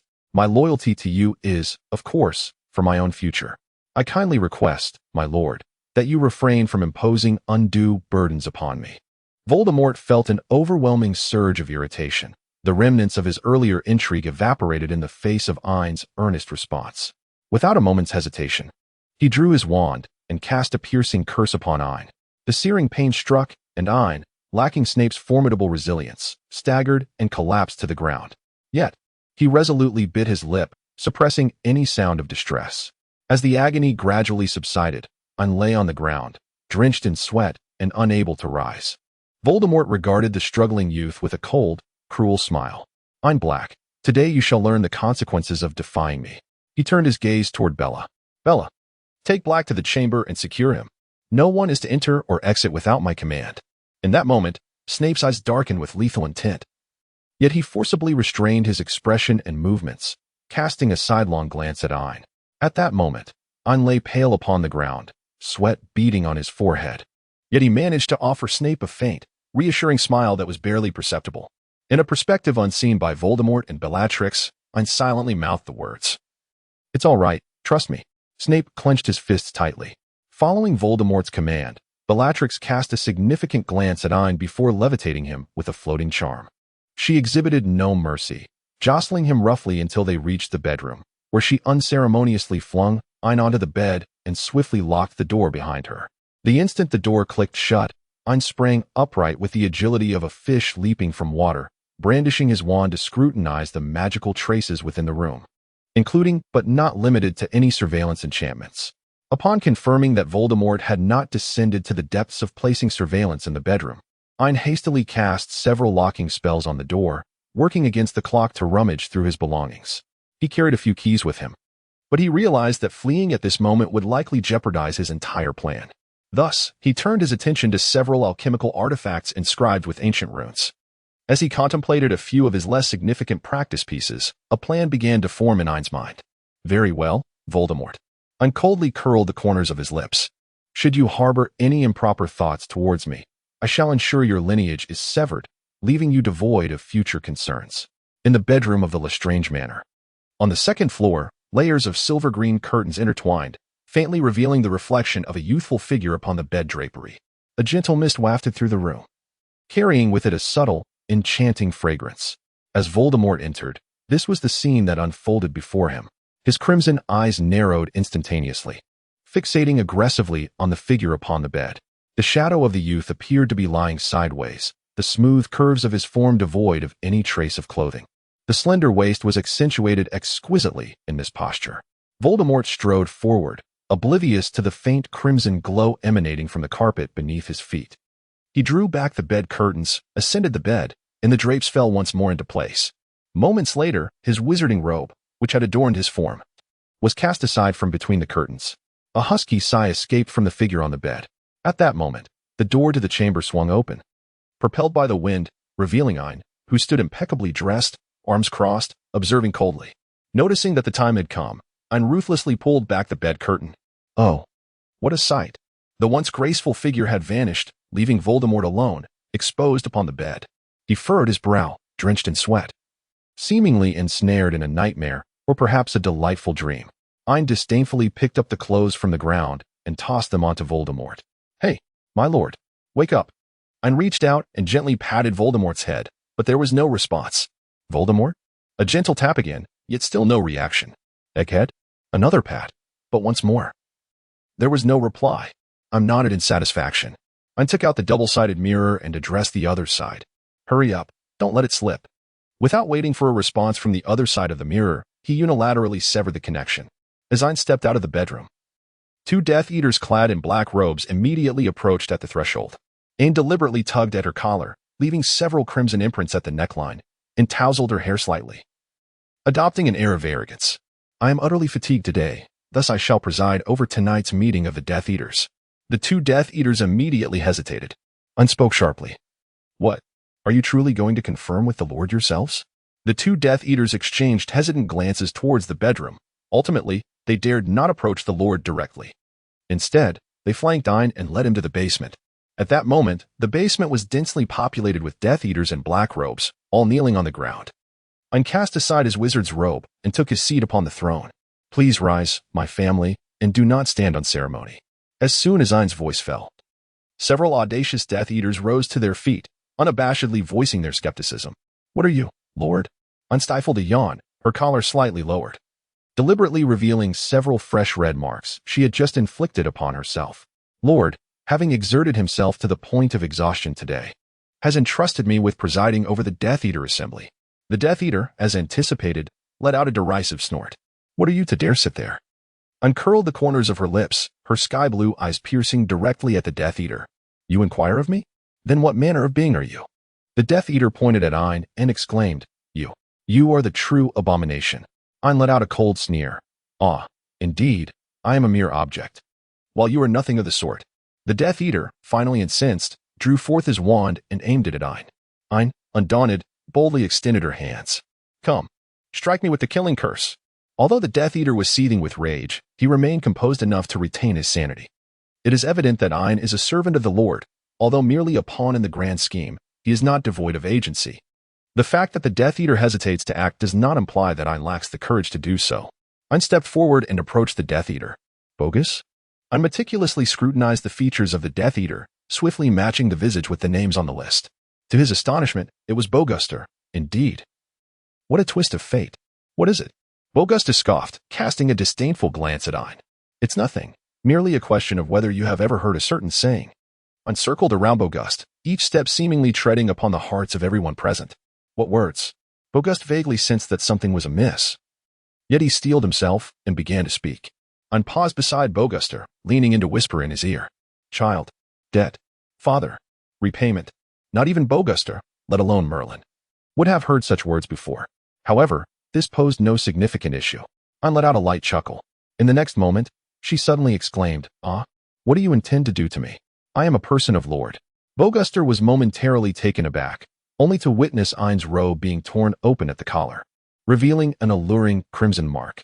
Instantly, Ain collapsed to the ground, her eyes reddened, embodying a pitiable and tearful visage. Boguster, you possess such audacity. A hoarse voice hissed, reminiscent of a serpent's forked tongue. The utterance sent a shiver down the spine of every Death Eater present. A formidable magical pressure abruptly descended upon all attendees. At the center of this oppressive force, Boguster could scarcely endure, collapsing to one knee and spewing forth a mouthful of blood. Ain disdainfully scooted back a couple of steps.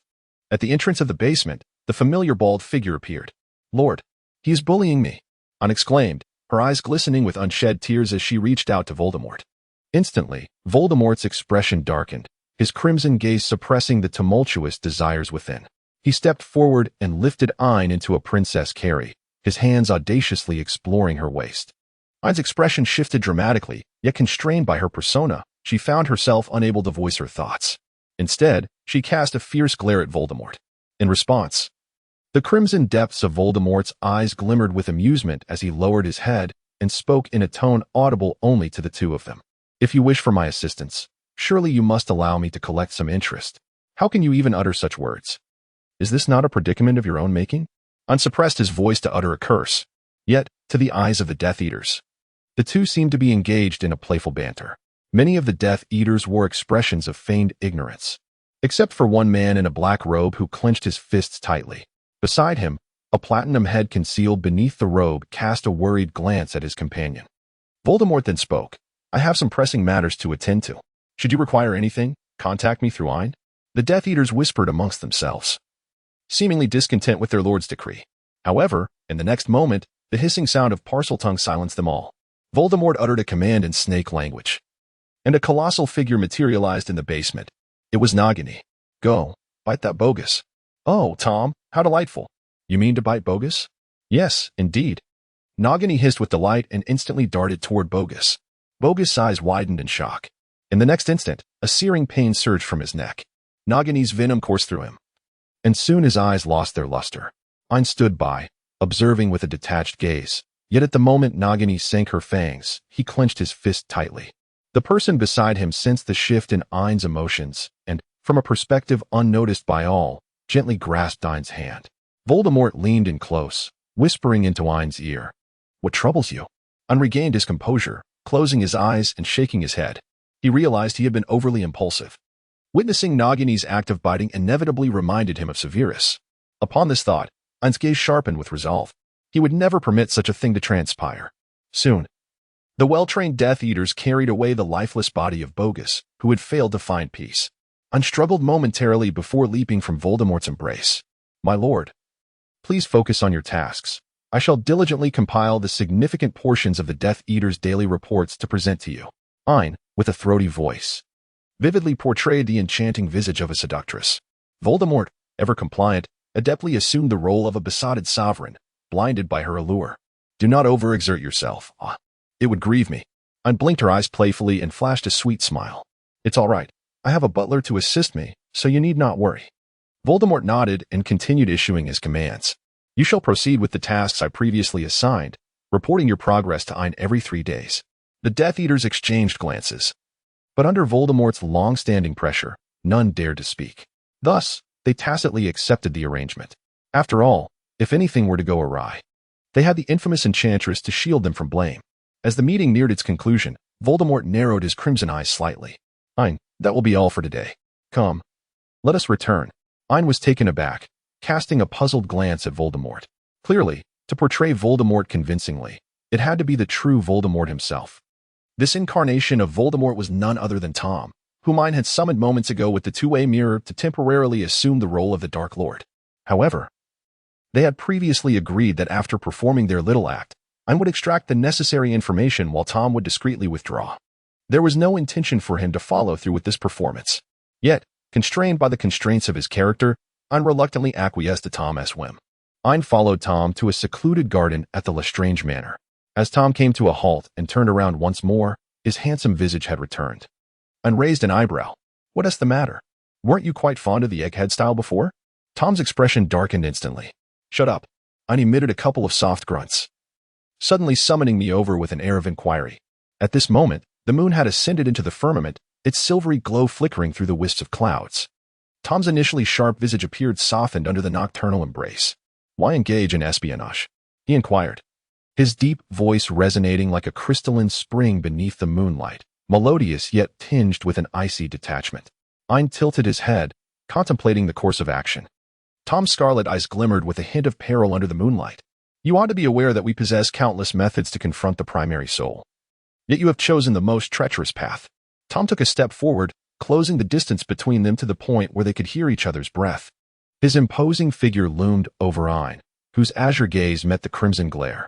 It was akin to a blue-eyed rabbit inadvertently straying into a serpent's den. I had once cautioned you, Tom's deep voice whispered, sending a shiver coursing through Ain's body.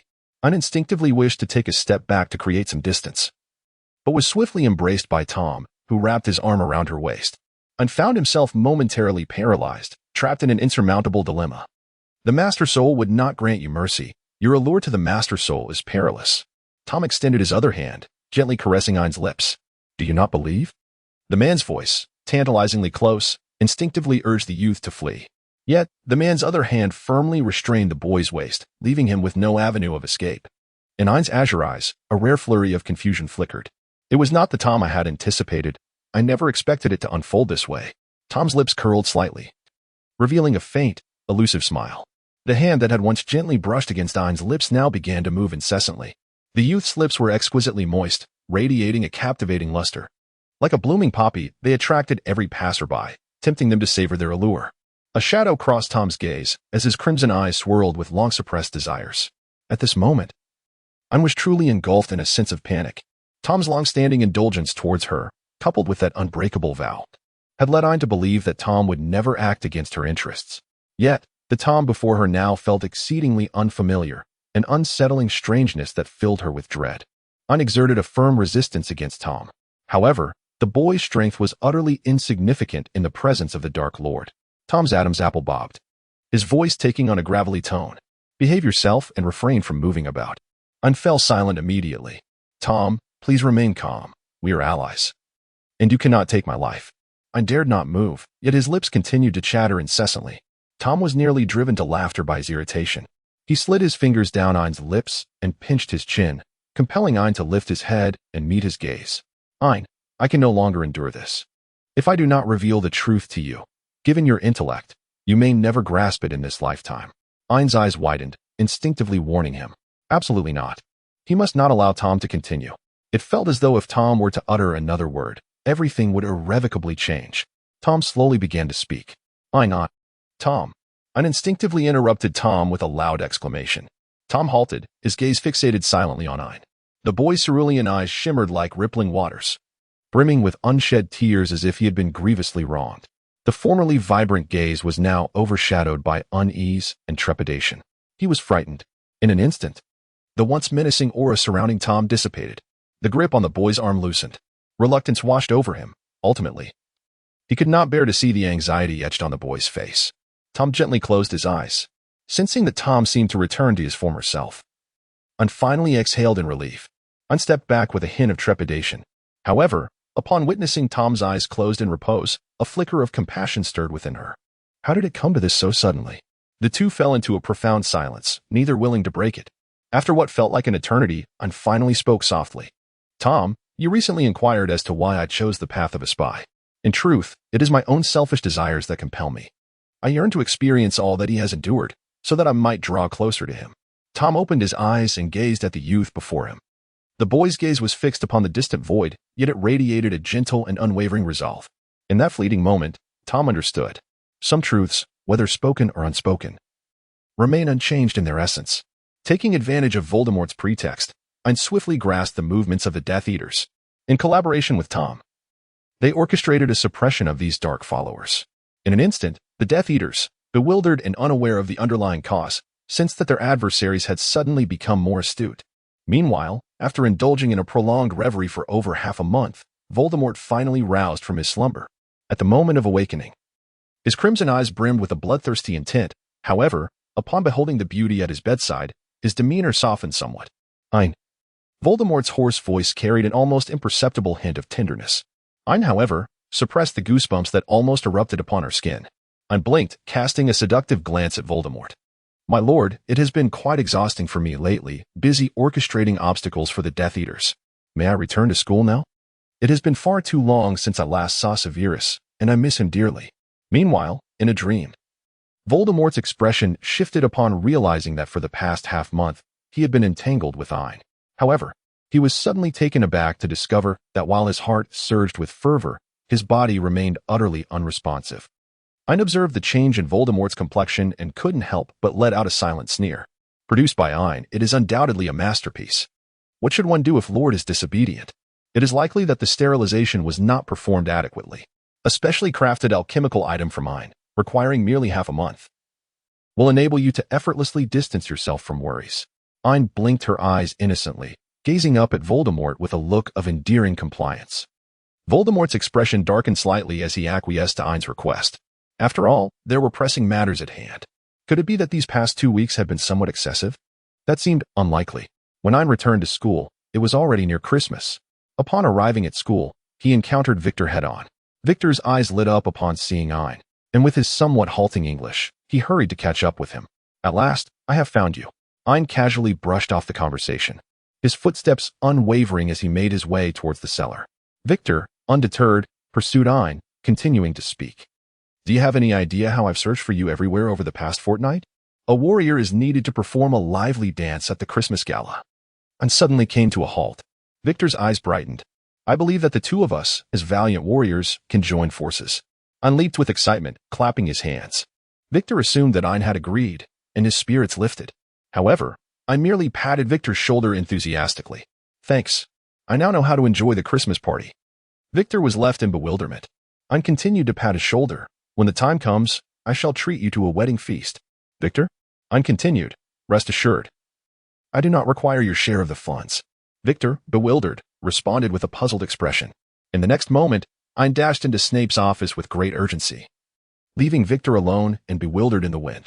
Inside the office, Snape furrowed his brow, pressing down hard on a piece of parchment as he scrawled a large P, so forcefully that he nearly tore through the paper.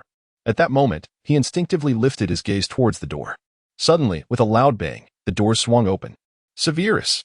Ein exclaimed as she leaped into Snape's embrace. Seated in his chair, Snape found himself unexpectedly jolted backward as Ein landed on his lap. Despite the sudden impact, he remarkably refrained from unleashing his usual venomous retorts. The familiar warmth of the person in his arms instantly soothed Snape, who had been troubled for a fortnight. With a gentle sigh, he tenderly caressed Ein's back, finding solace in her presence. Ein inhaled the familiar fragrance of herbs, a wave of emotion washing over him. I'm sorry, came the boy's voice, tinged with a hint of tears. Snape momentarily paused in his comforting gesture. The boy whimpered softly, then reached back to grasp Snape's hand. I still want more. Snape let out a gentle laugh and continued to softly stroke the boy's back. It was only when Ein's emotions had settled that he lifted his head. His sky-blue eyes, stained with tears, shimmered with a faint crimson hue, and his nose was flushed, as if he had endured a profound injustice.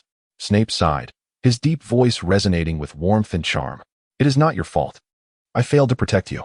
Ein listened, her nose nearly tinged with the sting of tears, on the verge of weeping. Yet, I truly have committed many outrageous acts. Ein reminisced about the man's eyes in the forbidden forest, filled with both affection and despair. She also recalled her own heart-wrenching experiences, each more piercing than the last. Ein truly wished to rush back to the past and end her own life. Snape's voice was low and somber, yet his dark eyes no longer appeared hollow. Do not weep, do not cry here. Ein blinked in confusion, gazing at Snape.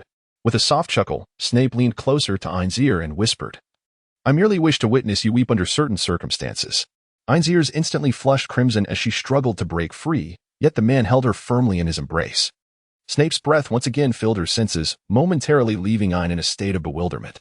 Do not depart. Allow me to hold you a while longer. I yearn for you. The man's voice, laced with seduction, rendered Ein utterly powerless. When Ein awoke once more, she found herself reclining on the sofa in the office of the potions professor. Ein sat up, yet her expression was peculiar. As she attempted to rise, a wave of soreness coursed through her lower back. Ein muttered a curse under her breath, referring to the old beast. Struggling to rise with the support of her waist, she was suddenly confronted by Sonny's unexpected appearance. Master, you need to drink some potion. Ain raised an eyebrow slightly. It was a request from Master Snape, instructing you to come and partake in the potion as soon as you awaken. Sonny obediently took out a vial of potion. Without a moment's hesitation, Ein drank it all in one gulp. Ah, the taste of strawberries. Immediately, Ein recalled the plans for his Christmas gathering. He took up his quill and penned a letter, which his owl fluttered off into the distance to deliver. The howling cold wind swirled with snowflakes, which descended in a flurry upon the snow-capped mountains. The entire world seemed enveloped in a blanket of white. Amidst this desolate snow-covered landscape, 2 solitary footprints marked the ground. The snow continued to fall, and soon the freshly made prints were concealed beneath a new layer of white. At the end of the footprints, 2 figures pressed onward. The pair moved with a lightness that suggested they were unfazed by the harsh weather. The man in front was tall and imposing, clad in a dark cloak adorned with a white fur collar and intricate dark thread embroidery. Resembling a nobleman stepped out from an ancient painting. His handsome face bore a prominent nose, and his deep brown eyes gazed unwaveringly ahead, occasionally catching snowflakes on his long lashes. Following closely behind was a youthful figure, draped in a cloak as white as the surrounding snow, blending almost seamlessly into the scenery, save for his flowing black hair that stood out with an enchanting grace. The boy possessed a cherubic visage, complemented by almond-shaped eyes, and his lips glistened with a radiant sheen, revealing no signs of weariness from their journey. A hint of a smile lingered in his expression. "Master," the boy called out in a clear voice, intentionally elongating his tone with a playful lilt. "How much longer until we arrive?" He tugged gently at the hem of the man's garment. Yet, the man did not pause, nor did he glance back. He merely replied in a cold tone. "The formation of the Kunlun Forbidden Land has been triggered, indicating an intruder." The boy halted his steps, stretching lazily. Haven't those ancient relics from nearby sects been dormant for years? Where could an outsider possibly come from? The man continued forward without waiting for the boy, simply responding. "In this world, aside from the various sects of Huaxia, there are also sorcerers from the distant west. Do not underestimate them." The youth, displeased, pouted as he observed the man's retreating figure. Suddenly, a wicked grin spread across his face as he brandished a dagger. Narrowing his eyes, he aimed the blade at the man's heart from behind. With a playful sound effect, he managed to capture the man's attention. The man halted, turning to regard the boy wielding the dagger, his expression revealing no surprise, merely urging the boy into silence with his stillness. The boy, unimpressed, shrugged and sheathed the dagger, hastening to catch up. Before long, the two easily arrived at their destination. The reason was simple. In the vast snowy expanse, it was nearly impossible to overlook a large area charred to the likeness of coal, especially with a deep, dark hole at its center. The boy leaned cautiously towards the hole's edge, contemplating its depth. It must be at least several dozen meters deep. If an ordinary person fell in, they would surely meet their end. The man paid the boy no mind, instead retrieving a yellow talisman from his pocket. With a flick of his finger, the paper illuminated with intricate, glowing inscriptions. In the next moment, the man levitated effortlessly, floating above the black hole. Observing this, the boy shouted, "Hey, master, take me with you." "Hey." The man, however, ignored him, guiding himself gracefully toward the depths of the hole. Left behind, the boy clicked his tongue in annoyance. In an instant, he leaped into the abyss after the man. They nearly landed simultaneously, with the man casually pulling out several talismans. The papers flew around them, illuminating the vast circular chamber below. The walls bore ancient runes, and the ground was strewn with numerous corpses. The boy began to count, 1, 2, 3, and 3 still alive. Then, feeling a sense of disdain, he flipped over one corpse. Well, isn't this the group that came to our home a few days ago? What a fortunate demise." The man disregarded the boy's commentary, sketching symbols in the air. The scattered bodies vanished, leaving only 3 individuals, distinctly dressed differently from the deceased, yet clearly injured and unconscious. The boy bounded over to 2 of them, one a man and the other a youth. The man had long, dark hair cascading to his shoulders, still cradling the boy in his arms, even in unconsciousness. "Oh dear, how unfortunate," the boy chuckled, ready to prod the unconscious youth, only to have his hand caught abruptly. As he focused, he found himself staring into a pair of piercing blue eyes. In the dimness of the cave, the originally sky-blue irises reflected an eerie and dangerous glint. "Who are you?" inquired the blue-eyed boy, his voice tinged with a distinct London accent. Due to his severe injury, his breath was exceedingly unsteady. The youth with azure eyes was none other than Ain. "Oh, still a foreigner," he remarked with a languid smile, effortlessly shaking off Ain's grasp. Once he had regained a semblance of composure, Ain promptly began to assess Snape's condition, discovering that he had merely succumbed to unconsciousness from the blast shockwave, which brought a sigh of relief from Ain. At that moment, AI began to search for the presence of another individual, only to catch sight of the man on the opposite side. The figure clad in a dark cloak approached a distant corner, just as he intended to reach out and ascertain the identity of the newcomer. Suddenly, the man who had fallen to the ground sprang up with unexpected ferocity. His crimson eyes gleamed with unmasked murderous intent, and the tip of his wand flickered ominously with a scarlet glow. In that critical instant, the tension was palpable. Ain summoned the strength to rise, his wand's tip aimed directly at the man with crimson eyes. "Tom, do not compel me to take action." Ain's voice carried a hint of hoarseness, tinged with a sense of fatigue. The once menacing crimson gaze softened somewhat upon meeting Ain's eyes. "Leave," Tom commanded, his low and raspy tone revealing his current poor condition. The man stood before the Dark Lord, yet not a trace of fear crossed his demeanor. He continued to speak in his cool, detached voice. "You need to seek treatment, or you shall perish."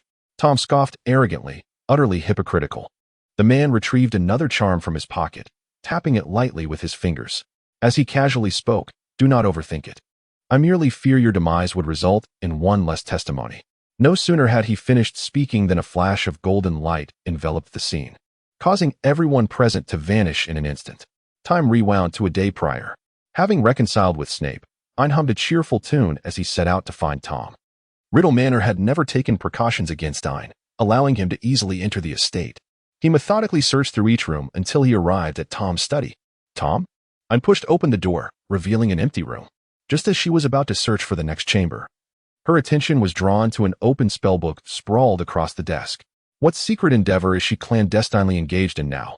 Ain picked up the spellbook, and with just a glance, her previously radiant expression instantly turned grave. An overview of the soul convergence method. Damn it. In an instant, Ain surmised that there must have been some issue during the fusion of the soul artifact. Ain swiftly retrieved the two-way mirror, intent on contacting Tom. However, at the moment of connection, all that flashed on the other side was Tom's crimson gaze, which disappeared in an instant. The next moment, Tom deliberately severed the link. Yet, Ain, well prepared, had already conjured a locating spell within mere seconds. With a flourish of his black robe, he strode towards the fireplace. In the Muggle world, at the Black headquarters, John, now past 50, relished the London afternoon. Despite the capricious and damp weather, the uppermost floor of Black Tower always offered a unique ambience. At this moment, John cradled a cup of freshly brewed Ethiopian coffee, delivered by an aide. The nostalgic melody emanating from a vintage record player glided over the grooves of a vinyl record. The enchanting and melodic tunes, the rich yet slightly bitter coffee, combined with London's rare sunny day, created a truly delightful afternoon. However, this serene moment was abruptly shattered by the sudden appearance of green flames in the fireplace. John, who had been savoring his afternoon, was taken aback as he witnessed the flames in his office transform into an eerie green hue. His expression shifted dramatically. The seasoned gentleman swiftly harnessed his physical prowess, rushing to the door to lock it securely, and drawing the curtains of the floor-to-ceiling windows. Having taken these precautions, John barely had a moment to exhale when out of the fireplace leapt Ain, his complexion as dark as the ashes. "Sir, what is it?" John began, but was swiftly interrupted by Ain. "John, prepare the plane for me." Taken aback for a moment, John quickly responded, "Certainly, sir. Where shall I prepare to take you?" Ain gritted his teeth and forced out a name from between his lips. "Huaxia, Kunlun Mountain." After sending the little ancestor off on the plane, John finally breathed a sigh of relief. He raised his coffee cup once more. Fortunately, it had cooled slightly, though this cooler brew carried a hint of acidity. Well, it was still drinkable. Just as the cup approached his lips, the flames in the fireplace flared green once again. Indeed, it was Snape. 10 minutes prior, he had been instructing a group of first-year trolls in potions class, dousing one little troll with venom, a Hufflepuff student. Attempting to add hedgehog quills to a cauldron that had yet to cool, was on the verge of tears. Suddenly, as if sensing something, Snape halted the venom spray. His expression darkened as he brandished his wand, conjuring an image that resembled a map in the air. A certain red dot was racing away from the map at an astonishing speed. Snape's black robes billowed as he declared, "Class dismissed," leaving a group of bewildered trolls behind. After a brief silence, the entire classroom erupted into jubilant celebration. With a stern countenance, Snape inquired, "I presume the illustrious Mr. John would not mind answering a trivial question from a humble junior. Where is he?" A bead of cold sweat trickled down John's forehead. "Mr. Snape, would you care for a cup of coffee?" John offered his office chair with near reverence. However, Snape showed no appreciation, merely snorting dismissively. "Mr. John, you should be well aware that a certain young lad often places himself in peril, and as a sufficiently mature and rational individual, it is your responsibility to intervene at the appropriate moments." Snape deliberately emphasized the phrase "sufficiently mature." Clearly, John's age and behavior were sources of great dissatisfaction for Snape. Wiping the cold sweat from his brow, John thought to himself that he lacked the audacity to stop that young master. Yet, the young master's beloved was not someone he could afford to offend either. John could only nod in agreement, promising to be more cautious next time. Snape, not wishing to waste any more time, directly inquired, "Where has he gone?" "Huaxia, Kunlun Mountain." Moments later, another aircraft departed from London, heading eastward. In the land of Huaxia, amidst the majestic Kunlun Mountains, a biting and frigid wind swept through, enveloping the snowflakes and once again blanketing the long-accumulated snow with fresh imprints. Near the summit of one of the mountain ranges stood a man clad in a black robe, accompanied by a group of individuals with their eyes closed, rooted in place. A closer inspection revealed that these seemingly entranced figures were under the thrall of magic, unwittingly following the man's lead. This man was none other than Tom. His crimson eyes, cold and detached, surveyed the offerings around him without a hint of emotion. With a gentle tap of his wand, a glowing red array gradually emerged from beneath the snow. At that moment, Tom sliced open his palm, blood flowing down his wand. As it made contact with the pristine snow, it began to course along the red array. The controlled offerings stood at various points of the array, and as the blood traversed their positions, it seemed to be instantly drained from their bodies, collapsing to the ground and becoming one with the array. This forbidden magic evidently demanded an immense amount of Tom's power, and with the considerable loss of blood, even the Dark Lord Tom appeared somewhat pallid. Just as the array was on the verge of completion, an unforeseen disruption occurred. "Tom, what are you doing?" A youthful, melodious voice pierced through the roar of the helicopter's rotors. Tom lifted his gaze towards the source of the sound, his pupils contracting in shock. A young figure, clad in a fitted black robe, stood defiantly at the helicopter's door, braving the biting cold winds from a height of 6 or 7 stories above the ground, seemingly poised to leap without a parachute.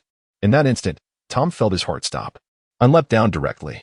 Tom instinctively halted the ongoing spell, raising his wand to cast a multitude of levitation charms upon the boy. As the enchantment ceased abruptly, a tremendous backlash surged through Tom, leaving a metallic taste of blood in his throat. He swallowed the crimson tide that threatened to escape. "What brings you here?" Tom inquired, his voice steady, with his elegantly arched brows furrowing slightly. Upon landing, Ain immediately stormed over to Tom, her anger palpable. "How dare you? Just look at what you are doing now." Ain pointed at the scattered offerings, disbelief and fury swirling in his eyes. "Do you comprehend the gravity of your actions, Tom Riddle? Those are lives. Living, breathing human lives." The boy's questioning tone irked Tom immensely, who had no desire to elucidate anything to him. For instance, these individuals had already fallen prey to a profound curse long before their paths crossed, destined not to survive the year. To be chosen as offerings for his own ritual was, in fact, a privilege bestowed upon them. Tom narrowed his crimson eyes slightly, his piercing gaze fixed intently on Ain. "Ain, you have overstepped your bounds." Ain was utterly infuriated, a smile of indignation creeping across his face. "Oh, so I have overstepped? Tom Riddle, do you not recall your unbreakable vow?" Tom gazed at the youth before him. His striking azure eyes, alight with fury, bore a faint crimson hue at the corners. His delicate brows were furrowed, rendering his expressive eyes even more animated. A tousled mane of raven hair, disheveled by the fierce wind, crowned his head. Yet it did not detract from his beauty. Rather, it added an air of wild defiance. However, as the direct target of the boy's ire, Tom found himself increasingly agitated. Coupled with the backlash from the interrupted spell, Tom was acutely aware that his magical energy teetered on the brink of chaos. "This is none of your concern. Leave at once." Tom's voice was low and menacing as he raised his hand, intending to forcibly remove the boy. Ain, grasping the sleeve that Tom had seized, swiftly batted his hand away. The pallor of Tom's already sickly hand was marked by a bright red imprint. This provocation incensed Tom Riddle beyond measure. A swirling mass of dark energy began to gather around him, heralding the onset of a magical tempest. Tom's gaze was icy as he addressed Ain Black. "I will notify you one final time. This is not your affair. Depart immediately, without delay." Ain, filled with rage yet smiling mockingly, crossed his arms and curled his lips. The Dark Lord truly lived up to his title, exuding an extraordinary presence. "Today, I shall observe what the Dark Lord intends to accomplish." Under Ain's relentless provocation, the magical pressure surrounding Tom finally erupted. A powerful surge of magical energy radiated from Tom's very core. Just as Ain drew his wand in preparation to respond, he suddenly found himself confronted by a towering dark figure before him. Ain's previously taut emotions suddenly relaxed upon inhaling the familiar scent of herbs. Severus? Yes, it is I. The well-known voice, the familiar aroma, the comforting warmth constructed an impenetrable fortress around Ain. Following a tempest, Tom struggled to suppress the nearly unleashed surge of dark magic. Meanwhile, Severus stood resolutely between the two, adopting a protective stance that shielded Ain entirely behind him. The glaring scene before Tom once again stirred a palpable tension in the air. Severus, do you dare to present yourself before me, fully prepared to bear the consequences? Tom's voice was hoarse yet imbued with the undeniable authority of the Dark Lord. Severus, standing tall, completely sheltered Ain behind him. I shall not err a second time. Tom smirked derisively. Err? That was not your error. It was your incompetence. Severus's expression remained impassive, though the veins in his hand gripping the wand subtly pronounced the tension. In the past, you could not protect the beloved Lily. Now, you are unworthy. As Tom's words fell, he raised his wand with intent. Severus immediately transitioned into a combat stance, his wand aimed directly at Tom. Tom's wand erupted with visible black whirlwinds, and the previously halted magical array reignited, causing the ground to tremble. Severus wrapped one arm around Ain while firmly holding his wand with the other. Tom, gritting his teeth, glared at Ain, his crimson eyes ablaze with fury. Black, come here. Ain, who had been nestled in Severus's embrace, lifted his gaze towards Tom. Not a chance, not at all. The boy's words seemingly shattered Tom's last remnant of hesitation, prompting the array to activate and the ground to begin cracking. I shall repeat myself. Come here. Tom raised his other hand, unleashing nonverbal magic that instantly drew Ain towards him with overwhelming force. Just as Ain reached for his wand to resist, Severus cast a spell directly at Tom. The two formidable magical forces collided, and the array began to morph instantaneously. From the ground, a powerful shockwave clashed with the spells in the air, creating a new confrontation. In that moment, a colossal explosion resonated throughout the Kunlun Mountains. Time now returned to the present, within a solitary villa at the foot of Kunlun Mountain. Ain cradled a warm cup of tea, sitting obediently upon the sofa. Opposite her sat the man clad in a dark cloak. Upon returning to the villa, he shed his outer garment, revealing a meticulously tailored bespoke suit beneath. The crisp white shirt paired elegantly with tailored trousers, complemented by a pair of metallic glasses, presenting an unmistakable visage of refined sophistication tinged with a hint of debauchery. Ain tapped his lips thoughtfully. This tea is remarkably delicious. I had never tasted anything like it before in Britain. The man adjusted his glasses and replied in a cool, detached tone, Kunlun Snow Chrysanthemum, produced and sold exclusively. With no export trade. Ain's cerulean eyes sparkled with curiosity as she contemplated shifting the conversation when she was abruptly interrupted by the man. Allow me to introduce myself. I am Chu Tianli, the heir of the Kunlun sect of Huaxia. He gestured towards the kitchen, where a youthful boy with a cherubic face, donned in a petite apron, hummed merrily while joyfully slicing fruits. That over there is Chuya. The bright blue eyes of Ain gleamed. Wow, what a beautiful name. Chu Tianli. Ain, is the pretense too exaggerated? Chu Tianli remained silent for a moment before inquiring. Pray tell, who are you and what is your purpose in coming to my Kunlun? Ain's gaze wandered aimlessly. I suppose we must wait for Tom to awaken before we can ascertain the truth, he chuckled heartily. Chu Tianya's expression remained utterly unchanged, yet his words were chillingly severe. I possess unwavering confidence in my talismans. Should you fail to provide a satisfactory answer, I can assure you, these two will never awaken. Ain's expression suddenly turned icy. Ain gently set down the teacup in her hand, producing a crisp sound as it met the surface of the table. Moments later, she rose to her feet. Her raven locks cascaded across her forehead, while her cerulean eyes sparkled with a hint of a smile that seemed just shy of reaching their depths. Her strikingly exquisite visage radiated a breathtaking smile that could not help but draw attention. Yet, to the man seated opposite her, it appeared as though none of this registered. His expression remained unchanged, and his gaze upon Ain was devoid of any discernible emotion. Ain paid little heed to these trivial details and simply retrieved a wand from his pocket. Having heard much about the extraordinary talents of the Huaxia nation, he pondered who might possess greater strength, magic, or otherwise. The wand of Ain pointed directly at Chu Tianli, who remained seated on the sofa, an embodiment of calm. His posture exuded a youthful arrogance, tinged with the simmering ire of provocation. Yet, Chu Tianli made no move, his voice cold and devoid of any emotion. I do not strike children. Ain's expression momentarily turned blank, as if a particular nerve had been misfired. After a few seconds of bewilderment, he unexpectedly declared, "I am now an adult." Oh, that was not apparent. An inexplicable tension abruptly ceased in an equally bewildering manner. Just then, a noise from the kitchen shattered the silence between the two. "Master, I've cut the fruit. I'm bringing it over."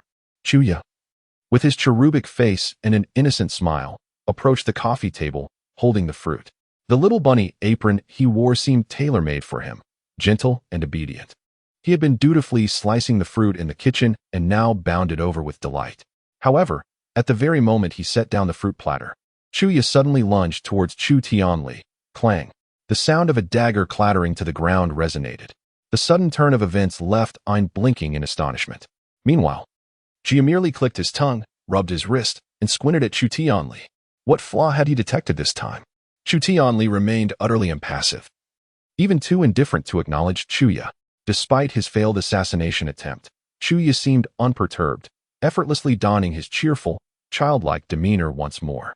He casually flopped to the side, lazily leaning against the sofa, as if everything that had just transpired was merely a figment of imagination.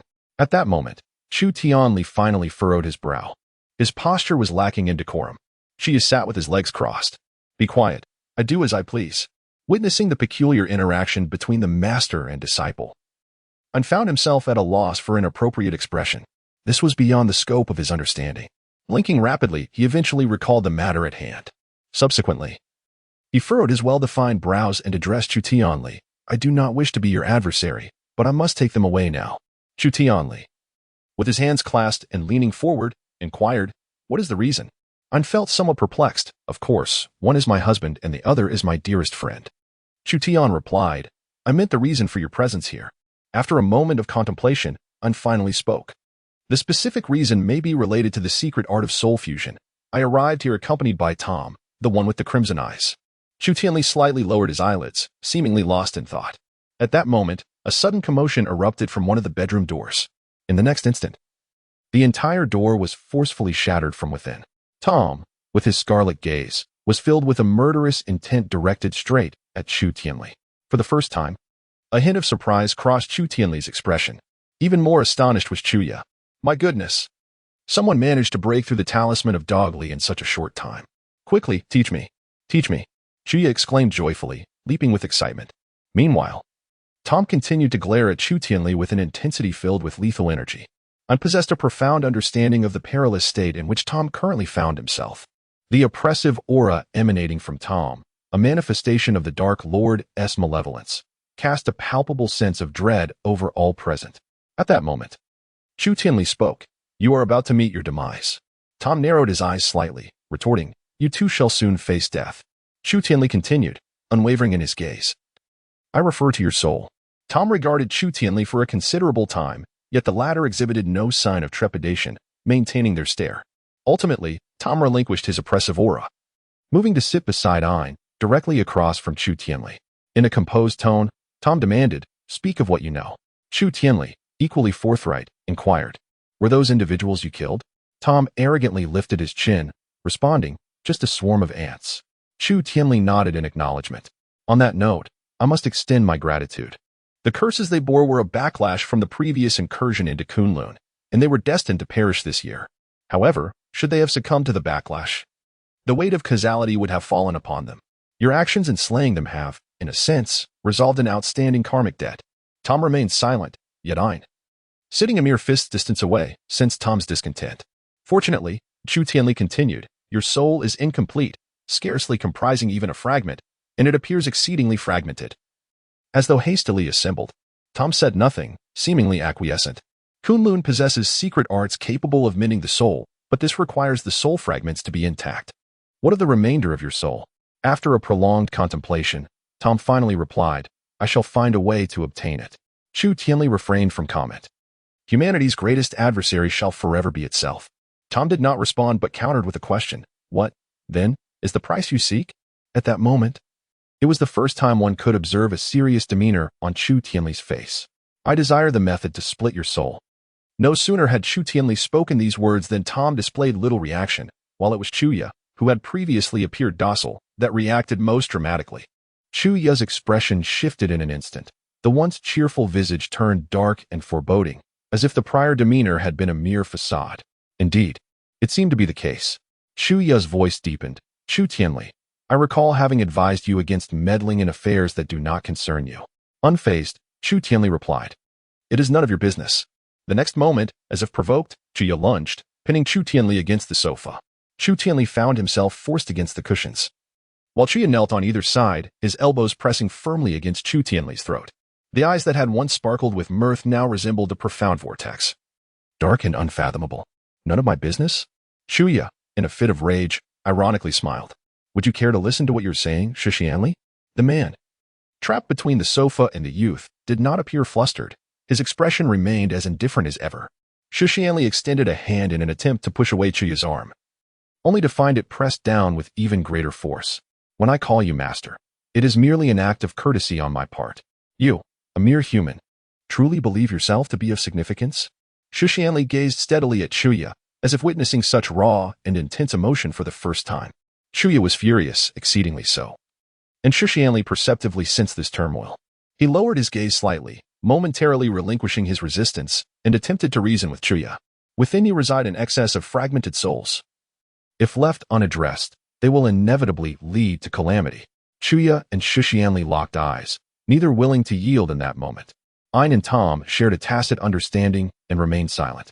Indeed, the enjoyment of fruit is a universal human instinct. However, after merely exchanging a glance, Chu Ya suddenly burst into laughter. His laughter was so hearty that it bent him at the waist. One hand clutched his belly while the other supported him against the back of the sofa, and tears of mirth glistened at the corners of his eyes. Yet, Chu Tianli showed no change in his expression. When Chu Ya's laughter finally subsided, a lingering smile graced his lips. In a tone tinged with a hint of intimacy, he uttered a rather indifferent phrase. Chu Tianli, have you forgotten who I am? Chu Tianli slightly narrowed his eyes and replied, no. Chu Ya leaned closer to his ear, his crimson lips nearly brushing against the man's earlobe, and his breath enveloped him in an ambiguous whisper. Then you should know the consequences if I grow stronger and break free from your constraints. Chu Tianli lowered his gaze, remaining silent for a while.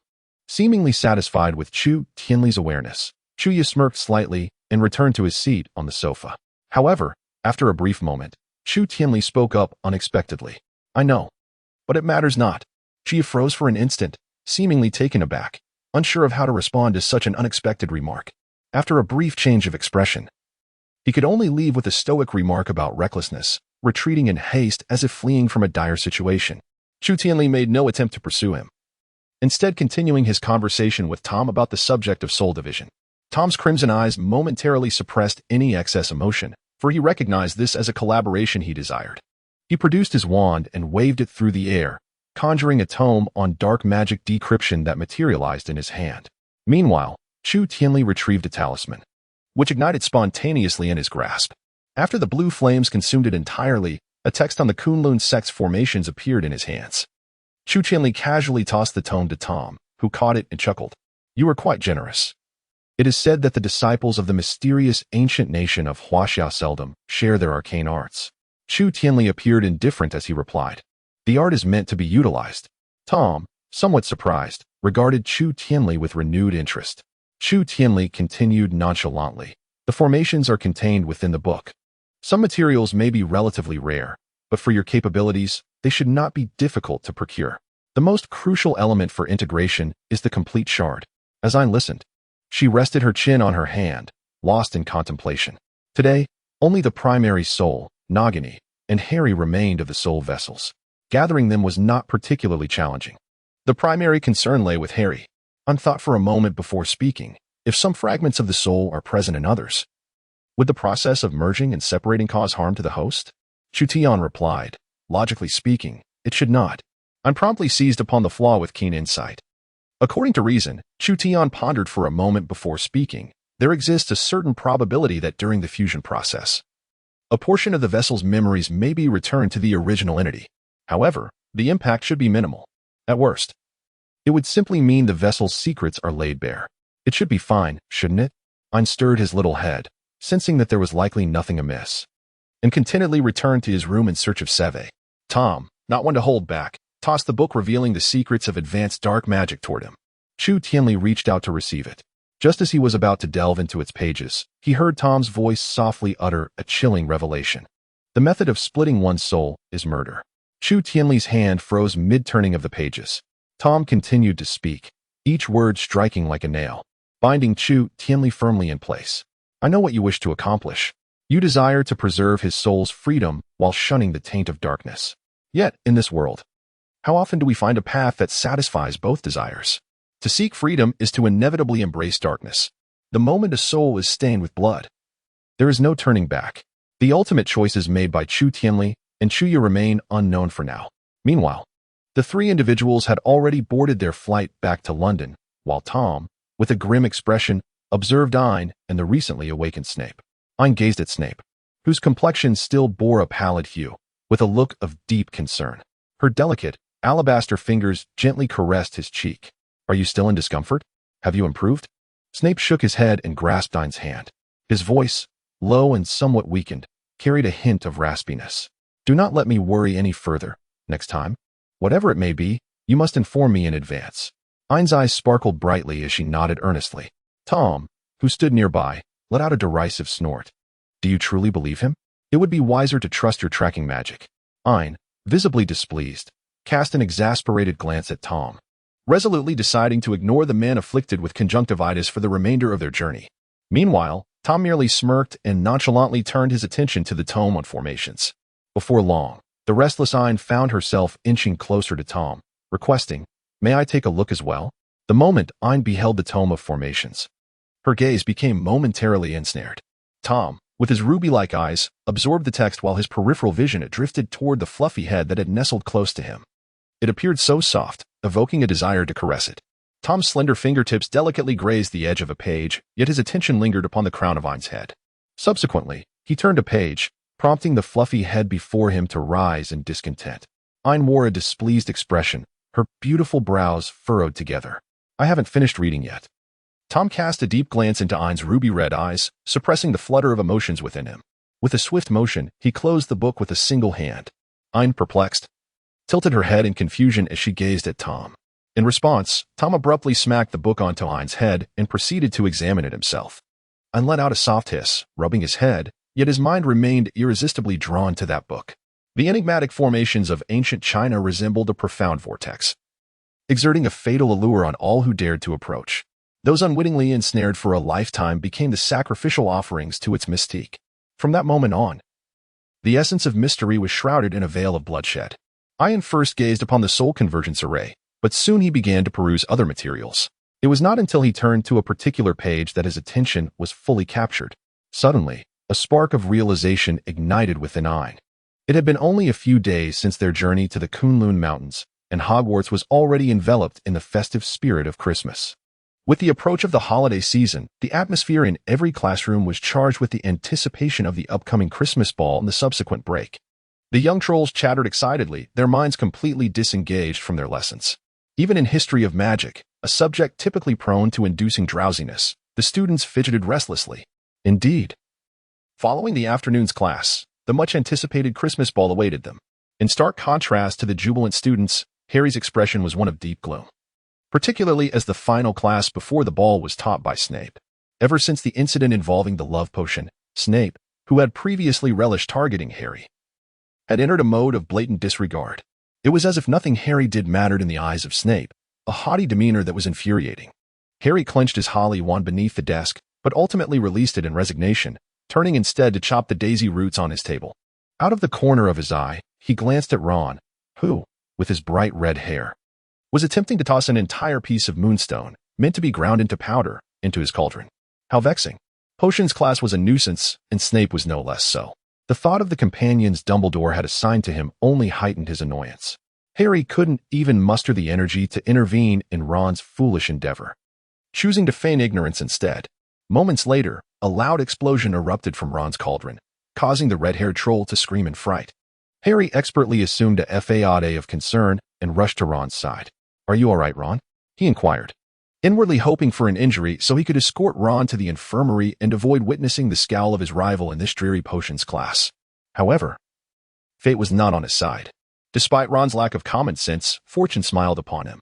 With a silly grin and a scratch of his head, Ron admitted he had forgotten to grind the moonstone into powder, relieved that nothing serious had occurred, only his potion was ruined. Don't worry, Ron, Harry quickly reassured him. There's still enough time to do it again.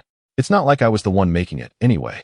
After calming Ron, Snape, drawn by the commotion, swiftly arrived. Did you mistakenly grind your brain into powder while preparing your potion? How else could it explode like this, His deep voice slithered like a demon's whisper. Harry continued to chop the daisy roots forcefully. Mr. Weasley, Gryffindor will lose 10 points due to your foolishness. Snape then turned his derisive gaze towards Harry, a mocking smile playing on his lips. It seems our potion master savior is unwilling to assist his fellow classmates. Harry remained silent, continuing his task, as points were deducted from Gryffindor for his refusal to help appear. Severus Snape extended his elongated tone and continued. 10 points deducted from Gryffindor for your utter lack of respect towards a professor. Harry slammed his silver dagger onto the table, producing a sharp, crisp sound. Snape narrowed his eyes, surveying Harry from his lofty position. In response, Harry forced a strained smile, saying, I harbor no disrespect towards you, Professor Snape. Snape let out a slight snort, replying, You would do well to remember that. With a flick of his robe, Snape turned and departed. Harry clenched his wand tightly, then relaxed his grip. Meanwhile, his other hand discreetly brushed against his pocket, discarding a vial that had spilled over half its contents. He cast a cold gaze at Snape's retreating figure. Very well, Snape. You had better pray that you have not received an invitation to tonight's Christmas ball. Yet. It was evident that 3 hours later, Harry's hopes would be dashed.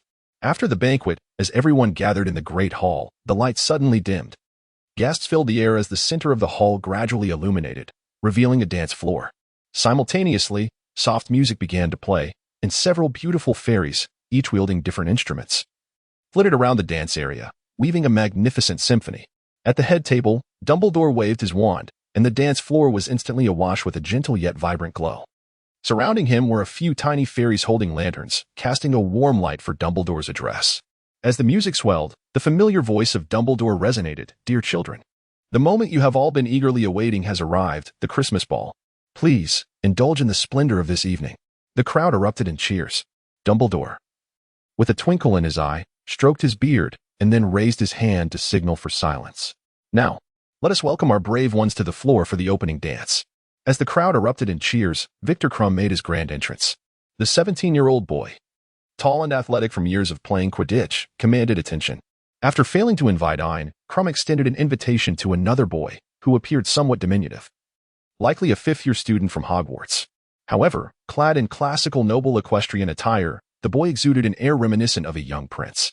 Upon catching a glimpse of Crumb, he instantly flushed and averted his gaze. In contrast, Crumb, with a rather boorish demeanor, could hardly restrain his eyes from darting toward Ain, even as he made his entrance. Their arrival was met with resounding applause. Following them were Fleur and Harry. It was uncertain what tactics Harry employed, but seemingly adopting a if I cannot have it, then so be it attitude, he boldly sought another champion. Fleur, notably taller than Harry, rendered their pairing unexpectedly amusing as the statuesque girl led the small boy, who had only just reached her chest, into the spotlight. The onlookers shot fiery glares at Harry in response. At that moment, the final pair made their entrance. This duo was both familiar and unfamiliar to the audience. They were well known by name to nearly every student at Hogwarts, yet their appearance was a revelation. Severus Snape, for the first time, had shed his heavy black robes in favor of a deep brown classical suit, adorned with intricate golden fabric patterns and silver embellishments, lending an air of mystery and nobility to his ensemble. The tailored cut accentuated his physique, suggesting a protective embrace for his dance partner. In stark contrast stood Ain, adorned in a gradient Lolita dress. The cascading layers of his skirt transitioned from pale pink to deep violet, each tier embellished with exquisite, heavy lace trim, while the fitted bodice accentuated his delicate waist. His slender hands were adorned with white lace gloves, complementing the puffed sleeves of his gown. Today, Ain sported twin ponytails, his golden curls swaying gently with each step, topped with a charming little hat perched atop his head. Ain possessed a pair of cerulean eyes that sparkled with joy, complemented by cascading waves of golden hair, reminiscent of a living doll emerging from the pages of an enchanting tale. Snape's gaze darkened. The beauty and purity of such an entity invariably stirred within him an insatiable desire for destruction. He envisioned binding the delicate, alabaster wrists and ankles with heavy iron chains, confining him within the solitude of his own chamber, allowing none but himself to witness this exquisite being. Even more, he yearned to bring forth tears, to witness the corners of those azure eyes glisten with crimson as they pleaded for mercy. Yet, such thoughts remained unthinkable, and should not be confined to a darkened room. His brilliance ought to illuminate the magical realm. The two danced gracefully upon the dance floor, the once greasy old bat transformed into a half-blood prince, while Hogwarts' most handsome lad instantaneously became the belle of the ball, capturing the attention of all in attendance. Ain also employed a subtle stratagem.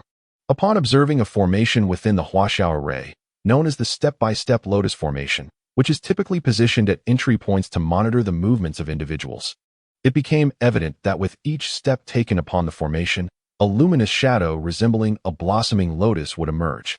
Ain has refined the formation, transforming it into an exclusive arrangement for himself and Snape. As the two twirl gracefully on the dance floor, each step they take blossoms into a radiant lotus of light. In that fleeting moment, they captivated the attention of everyone present. Ain's eyes sparkled as she danced, glancing at Snape. "Are you satisfied with all these arrangements, sir?" The slight lilt in her voice carried a hint of allure. The term sir inevitably evoked memories of a young boy newly introduced to the world of magic, pretending to be obedient while actually quite cunning, much like a little fox. With a swift motion, Snape lifted the girl high into the air before catching her once more. She gasped in surprise, instinctively grasping the man's arm upon landing. Her sky-blue eyes shone brightly, seemingly unfazed by the sudden turn of events, revealing a glimmer of mischief instead. Ain curled her lips into a mischievous smile. Deliberately leaning closer to Snape's ear with the grace of her dance, her breath fragrant as orchids. "Sir?" Snape's dark eyes glinted with a shadowy intensity, his deep voice laced with a hint of rasp. "Do not provoke." Ain suddenly burst into laughter, culminating the opening dance with a graceful 360-degree spin. As Ain lifted her skirt in a splendid bow, an unexpected turn of events unfolded. Suddenly, the flickering candles that hovered in the air were extinguished, followed by the magical effects that upheld the grandeur of the Hogwarts Hall, one by one dimming into oblivion. The once resplendent and dazzling hall of Hogwarts was plunged into utter darkness in an instant. "What is happening? What is going on?" The crowd began to stir, buzzing with confusion and rising to a cacophony of noise. Ain was momentarily taken aback, but soon her expression transformed into one of frigid coldness. Her icy blue eyes gradually became tinged with an unsettling malice. Very well. It appeared that someone was destined to have an unpeaceful Christmas Eve. Ain withdrew a wand that clung closely to her skin from her long stockings, poised to raise it, when a warm hand enveloped her other wrist. The deep timbre of a voice, accompanied by the familiar bittersweet aroma of herbs, resonated distinctly amidst the darkness. "It is all right, Ain. We shall have many more peaceful nights and countless Christmases." Snape's voice fell like a pebble into a tranquil lake, dispelling the coldness from Ain's gaze. Ain subtly curved her lips and grasped the hand in hers. With a playful flick of her pinky, she mischievously brushed against Snape's palm. Noticing the deep breath of the person beside her, Ain blinked and addressed him. "However, each Christmas is truly singular. Rest assured, I harbor no anger. It is merely that someone must pay the price for this." At that moment, a foul stench wafted through the grand hall, permeating the entire space. Almost immediately, an icy chill and a sense of despair followed. Snape squinted slightly, while Ain coldly curled her lips in disdain. "How unoriginal," she remarked, once again. "It's trolls and dementors." Just then, a voice, weary yet resonant, emerged from the podium. "Children, do not be alarmed." Dumbledore rose slowly, retrieving his elder wand. With a grand flourish, green flames erupted, illuminating the hall once more. All the students turned to Dumbledore as if he were their anchor. Yet, only Snape's expression hardened, taking a half-step back with Ain. As anticipated, in the next moment, Dumbledore's voice transformed. The once solemn, yet powerful tone became a sinister hiss. "Ha ha ha, after all, your anxiety serves no purpose. The Dark Lord has returned today." Under the eerie green light, Dumbledore's face contorted, morphing into that of a noseless, bald figure, Voldemort. Voldemort reveled in the terror of the young ones, and the hall erupted with gasps and shouts. Simultaneously, trolls and dementors breached the grand doors, encircling the hall. Amidst the chaos, Snape held Ain protectively in his arms. Meanwhile, the valiant Harry and Krim, who had been at the edge of the dance floor, instinctively rushed towards Ain. This scene naturally captured Voldemort's attention. His scarlet eyes narrowed, and upon seeing the golden-haired, blue-eyed maiden in the center of the dance floor, a greedy light sparked within them. With a flick of his wand, silence fell over the assembly, as if the very air had been muted. The vast hall echoed only with the sound of the trolls' breaths. Voldemort's raspy voice resonated with chilling clarity. "I'm black, come forth, come to my side." The hissing words seemed to etch themselves into the hearts of all present, instilling fear and an involuntary urge to submit. Snape held Ain tightly against him. Voldemort's crimson gaze narrowed further, and he repeated, this time infused with a hint of dark magic. "I'm black. Do not compel me to repeat myself a third time. This is your final opportunity. Now, at once, come here, and I shall overlook your previous transgressions." The auditorium was enveloped in a silence that stretched for a full minute. Just as Voldemort's patience was on the verge of waning, Ain suddenly erupted into laughter. The boy's melodious voice, incongruous in such an atmosphere, resembled a flickering candle flame igniting within the darkness, dispelling a hint of the chilling gloom. Ain cast a soothing glance at Snape, signaling him to release his hold. Snape regarded Ain with profound understanding, honoring the wishes of his beloved. He had always known that his partner was never a fragile bloom in need of his protection. Ain gazed at Voldemort, a faint smile gradually gracing her lips. In that fleeting moment, her exquisite visage resembled a resplendent flower blooming in the depths of hell, captivatingly radiant. Yet, her words emerged like the whispers of a demon. "What is it, Voldemort? Are you now capable once more?" Ain took a few steps forward, the uncomfortable sensation of her high heels causing her to frown slightly. Resolutely, she removed her shoes, allowing her porcelain-like feet to touch the red carpet of the hall directly. Ain let out a light snort, casting a sidelong glance at Voldemort. "I thought my potion would render you incapable of rising for the rest of your life." The once terrifying atmosphere of the hall inexplicably took on a farcical tone due to Ain's remark. It wasn't long before the first person in the crowd could no longer contain a chuckle. Soon, several more laughter rippled through the assembly. Voldemort, consumed by fury, bellowed, "I'm black. You seek death." The newly acquired Elder Wand in his grasp flared with ominous light, its tip menacingly directed at Ain. Ain blinked her eyes in feigned surprise. "Oh my, you have actually obtained the Elder Wand." Voldemort let out a cold chuckle. "Since you are aware that this is the Elder Wand, you must also understand that everyone who opposes it shall meet their demise." Ain nodded in sudden realization. It is said that the Elder Wand can never be defeated, and the sole means of possessing it is to vanquish its previous master. Voldemort scoffed, acknowledging the truth of the matter. Ain maliciously evoked a smile. "It leaves me puzzled. Since the old wand can never be defeated, how has it consistently changed its masters?" Ain blinked. Harry blinked. Everyone present who had heard of the Deathly Hallows blinked as well. Indeed, if one could never lose, how could the ownership change from generation to generation? Voldemort narrowed his eyes dangerously. "Ain, I do admire your mischievousness, but not at this moment. You ought to exhibit a bit more decorum." Ain simultaneously raised her wand, its tip emanating a sinister green glow. "How fortuitous, you harbor feelings for me while I despise you. We are truly a match made in heaven." No sooner had the words left her lips than a beam of light shot forth from Ain's wand, targeting Voldemort.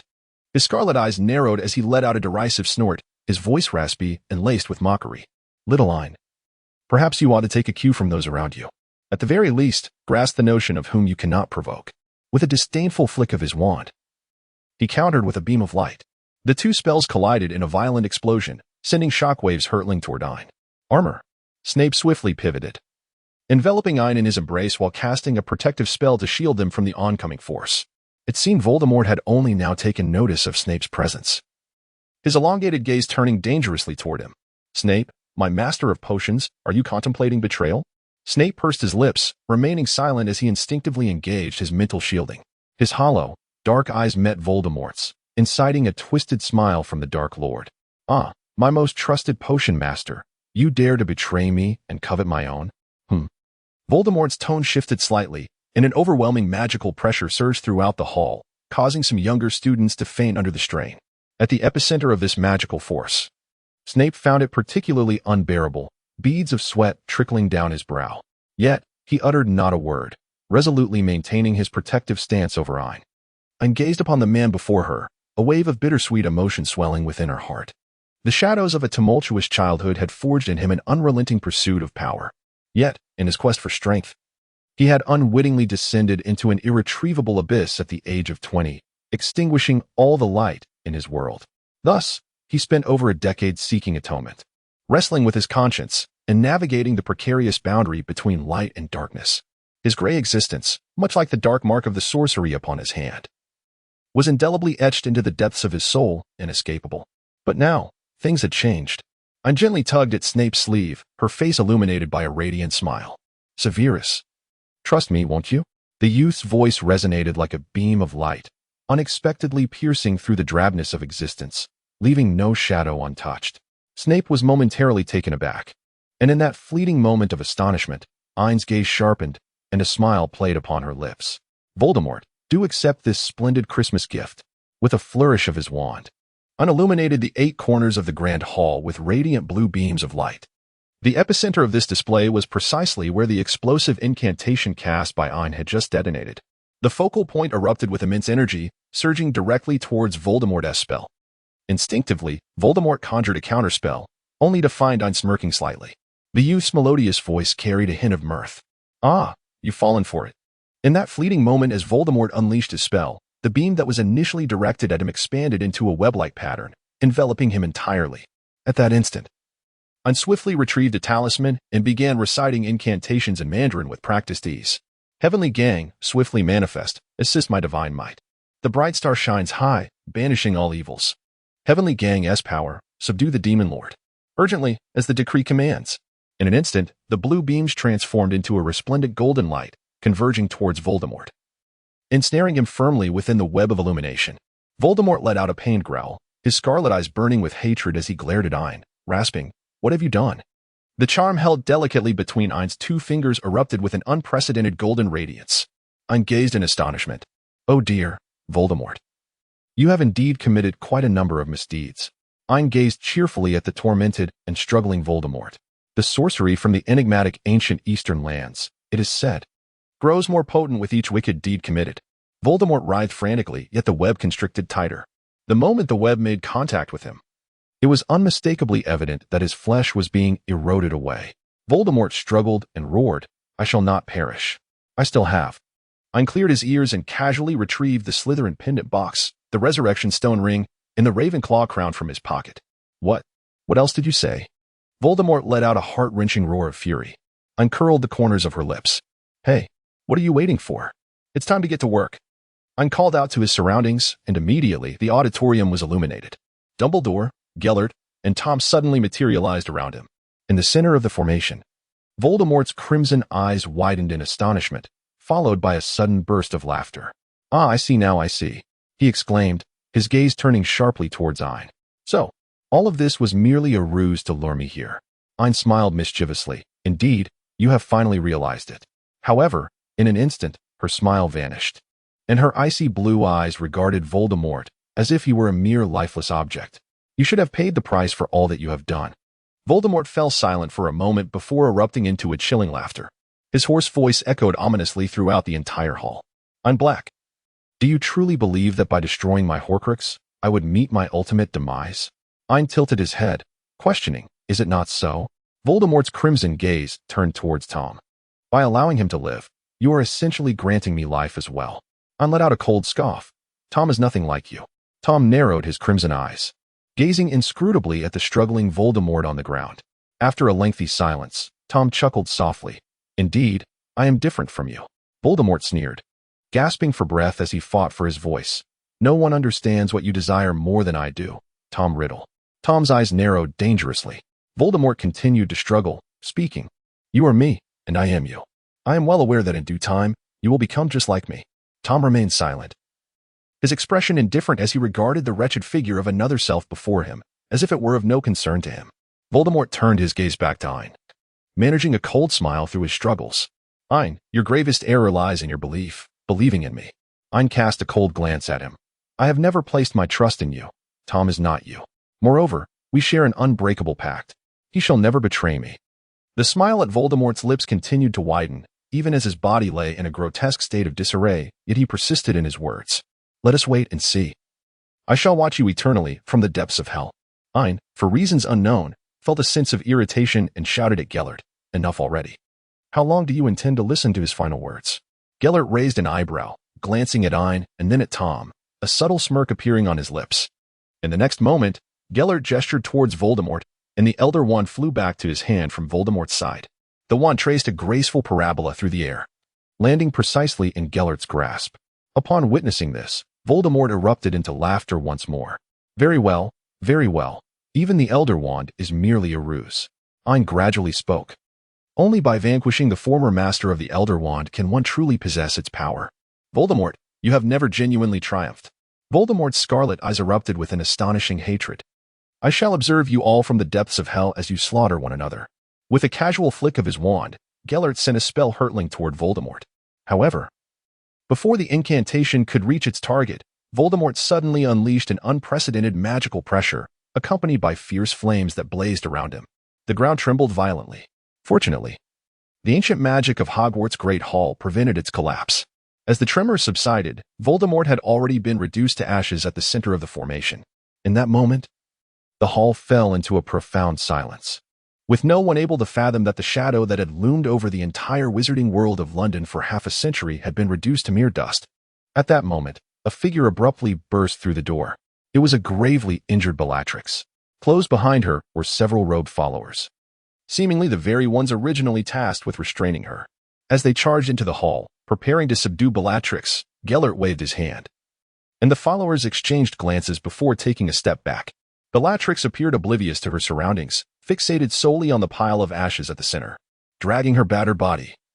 Each step left a trail of blood, yet she paid no heed, resolutely advancing toward the center. Eventually, she reached the edge of the ashes, and unable to withstand any longer, she collapsed beside them. Bellatrix murmured, "My lord, I apologize for my tardiness." In a sudden frenzy, she grasped at the ashes on the ground, uttering, "It's all right, my lord. We can rise again once we return. My lord, let us go home," she cried, clutching at the ashes, which slipped through her fingers no matter how desperately she tried to hold on, until, at last, she could bear it no longer. Spitting out blood that mingled with the ashes before her, Bellatrix fell to the ground, yet suddenly smiled. Trembling, she extended her hand and grasped the ashes that were now intertwined with her blood. "This is for the best," she whispered, slowly closing her eyes. "Then let us journey to hell together, my lord." Until Bellatrix breathed her last, not a sound escaped the lips of those present. Silence enveloped the hall until the sound of footsteps shattered it. It was Tom. He strolled slowly, step by step, to the center, looking down at the breathless Bellatrix. There was not a trace of compassion in his eyes. With a flick of his wand, he carelessly discarded her as one would refuse. Tom tapped the pile of ashes with his wand, and from within emerged a swirling blue mist. In the next moment, the mist began to merge with Tom.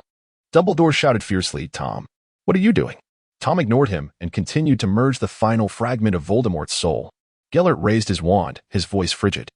It was evident he sought to amalgamate Voldemort's primary essence. Had the wolf's ambition finally been revealed? Unfurrowed her brow slightly and turned to Tom, tentatively speaking. "Tom?" Tom gazed at Ain, his crimson eyes brimming with tenderness. "Ain, all I desire is a complete soul. Will you trust me?" Ain hesitated for a moment. However, at that moment, Gellert had already begun to chant the incantation. Ain instinctively shifted, positioning himself beside Tom, shielding him from Gellert. Gellert merely narrowed his eyes, yet did not cease his incantation, the tip of his wand aimed at both Ain and Tom. Dumbledore hesitated for a fleeting moment before slowly raising his hand to restrain Gellert, who then lowered his wand. Dumbledore's cerulean gaze rested upon Ain. "My child, I understand your willingness to place your trust in him, yet this is also to prevent Tom from becoming the next Voldemort. I hope you can comprehend this." At that very moment, Tom, standing beside Ain, spoke up, his tone gentle and earnest. "Ain, you know I would never betray you, nor could I. What I desire is a complete soul, and that has been my singular wish all along." Ain glanced back at Tom. His ruby-like eyes, paired with a handsome visage, tenderly conveyed his singular desire to Ain. Ain nodded gently. "Tom, I have faith in you." A faint smile graced Tom's lips. "Your belief is more than sufficient." In the next moment, a brilliant blue light surged around Tom, enveloping the very heart of the auditorium. Instantly, a magical pressure, rivaling even that of Voldemort, swept across all of Hogwarts, perhaps surpassing it entirely. Ain turned around in shock, gazing incredulously at Tom. There he stood, still bearing that gentle smile. Yet, it became the final image Ain beheld before losing consciousness. The oppressive magic surged violently. In a heartbeat, Dumbledore, Grindelwald, and Snape unleashed spells toward the center of the magical pressure.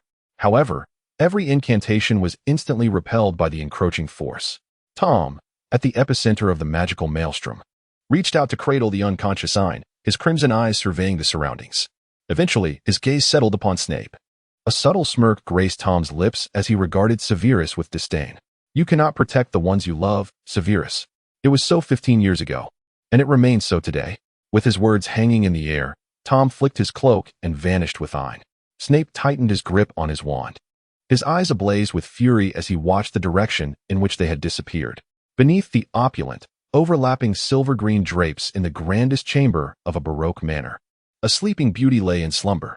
Moonlight cascaded through the diamond-shaped window, spilling freely around the bed, while the silver-green canopy softened the luminescence further.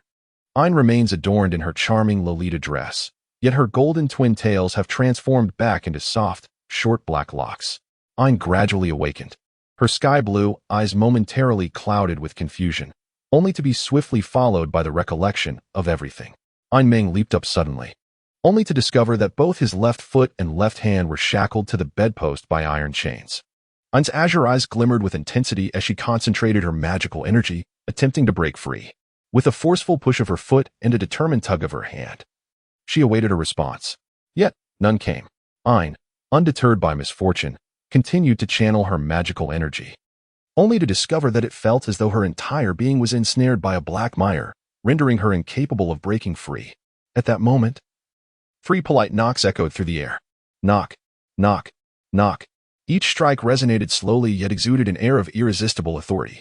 Ain immediately turned her attention to the entrance, where she beheld a figure, a man named Tom. Clad in a flowing silver-black robe, the garment was slightly ajar at the chest, revealing a hint of well-defined pectoral and abdominal muscles. In days gone by, I would have admired such a sight. Yet, in the present moment, her gaze was filled with ire directed at Tom. Tom, do you even comprehend what you are doing? His ruby-red eyes appeared somewhat enigmatic beneath the moonlight. Tom, undeterred by Ain's demeanor, leisurely wheeled in a small cart laden with her favorite delicacies. In his deep, measured voice, he spoke. Do try the butler's newly crafted red wine steak. I believe it will delight your palate. Ain, filled with indignation, attempted to rise, only to be yanked back to the bed by the iron chains. Tom gently sighed, setting the food cart aside before taking a seat at the edge of the bed. He followed the chain to grasp Ain's ankle. Ain, be cautious. You are injured, and it pains my heart. Ain's porcelain-like left foot was bound by the black iron chain, and her ankle, having been rubbed raw from her earlier struggles, was slightly swollen and reddened. With a flick of his fingers, Tom conjured his magic, and in an instant, Ain's ankle was restored. Ain, however, showed no gratitude and kicked out with disdain. Tom effortlessly evaded the blow and lowered Ain's foot. Such insincerity is truly repugnant. Ain glared at Tom with disdain. However, Tom remained utterly unfazed as he retrieved a plate of dessert from the cart. If you have no desire for the main course, how about a cheese blueberry CRME? I recall that you have a fondness for this particular dish. Ain turned her head away, ignoring Tom. Tom raised an eyebrow slightly, saying, I had thought you were not the type of child to indulge in a hunger strike. Ain let out a cold laugh. Who knows if you might poison me from within? Tom's crimson eyes shimmered with intensity. You are aware that we share an unbreakable vow. I would never harm you. At the mention of this, Ain's fury ignited. You still remember? Do you wish for death, Tom? You have betrayed me. Are you not afraid of the curse rebounding upon you? Tom chuckled softly. Shall I interpret that as your concern for my well-being? Ain fixed her gaze intently on Tom, declaring, the sole regret I harbor now is placing my trust in you. Tom narrowed his crimson eyes slightly and replied, Ain, I advise you to behave yourself. Ain, in a fit of rage, forced a smile. What? Can't keep up the facade any longer? Suddenly, Tom leaned in closer. His strikingly handsome face magnified in proximity, causing Ain's pupils to dilate in surprise before she instinctively turned her head away in disgust. Tom's deep voice resonated in Ain's ear. It is not merely a matter of compliance. If you behave, you could become the other master of the entire magical realm. However, should you choose to defy me? Tom's fingers glided along the exquisite contours of Ain's face, trailing from the corner of her eye to her chin. I possess countless methods to ensure your obedience. Ain suddenly surged forth, executing a swift turn with his left hand. His body twisted as he deftly ensnared Tom's neck with the iron chain of his left hand, pinning him beneath his weight. Oh, much like I am doing now? The sound of Ain's gritted teeth echoed in Tom's ear. Yet, Tom remained unfazed, even bursting into laughter. Ha ha ha. Ain, you never fail to surprise me. With a calm demeanor, Tom grasped the iron chain coiled around his neck, and with a surge of magic, their positions were instantaneously reversed. However, there remained an element of naivety. Ain shot back a defiant glare. Tom flicked the iron chain on the bed, causing the previously loose links to tighten abruptly. The chain connected to Ain's arm tugged painfully, causing her face to pale in response. Tom, in a surprisingly jovial mood, rose to his feet. A minor reprimand, he mused, and I hope that by our next encounter, you will ponder your choices more carefully. With that, Tom exited the room.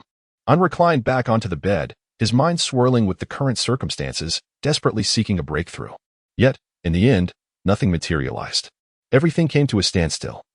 Trapped in a state of complete confinement, utterly severed from the outside world, and even unable to wield any magic. Knock!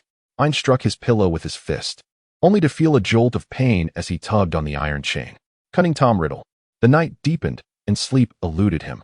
Yet, Ain was not the only one troubled by insomnia. At Black Manor, the spacious parlor was filled with the core members of the Order of the Phoenix and the Saints, including Old John, Sirius, and Snape. However, the room was enveloped in profound silence, with not a single voice to break the stillness. It was Sirius who first shattered the quiet. He slammed his fist onto the table. Damn it! Is there no way out? After a lengthy pause, Dumbledore finally spoke.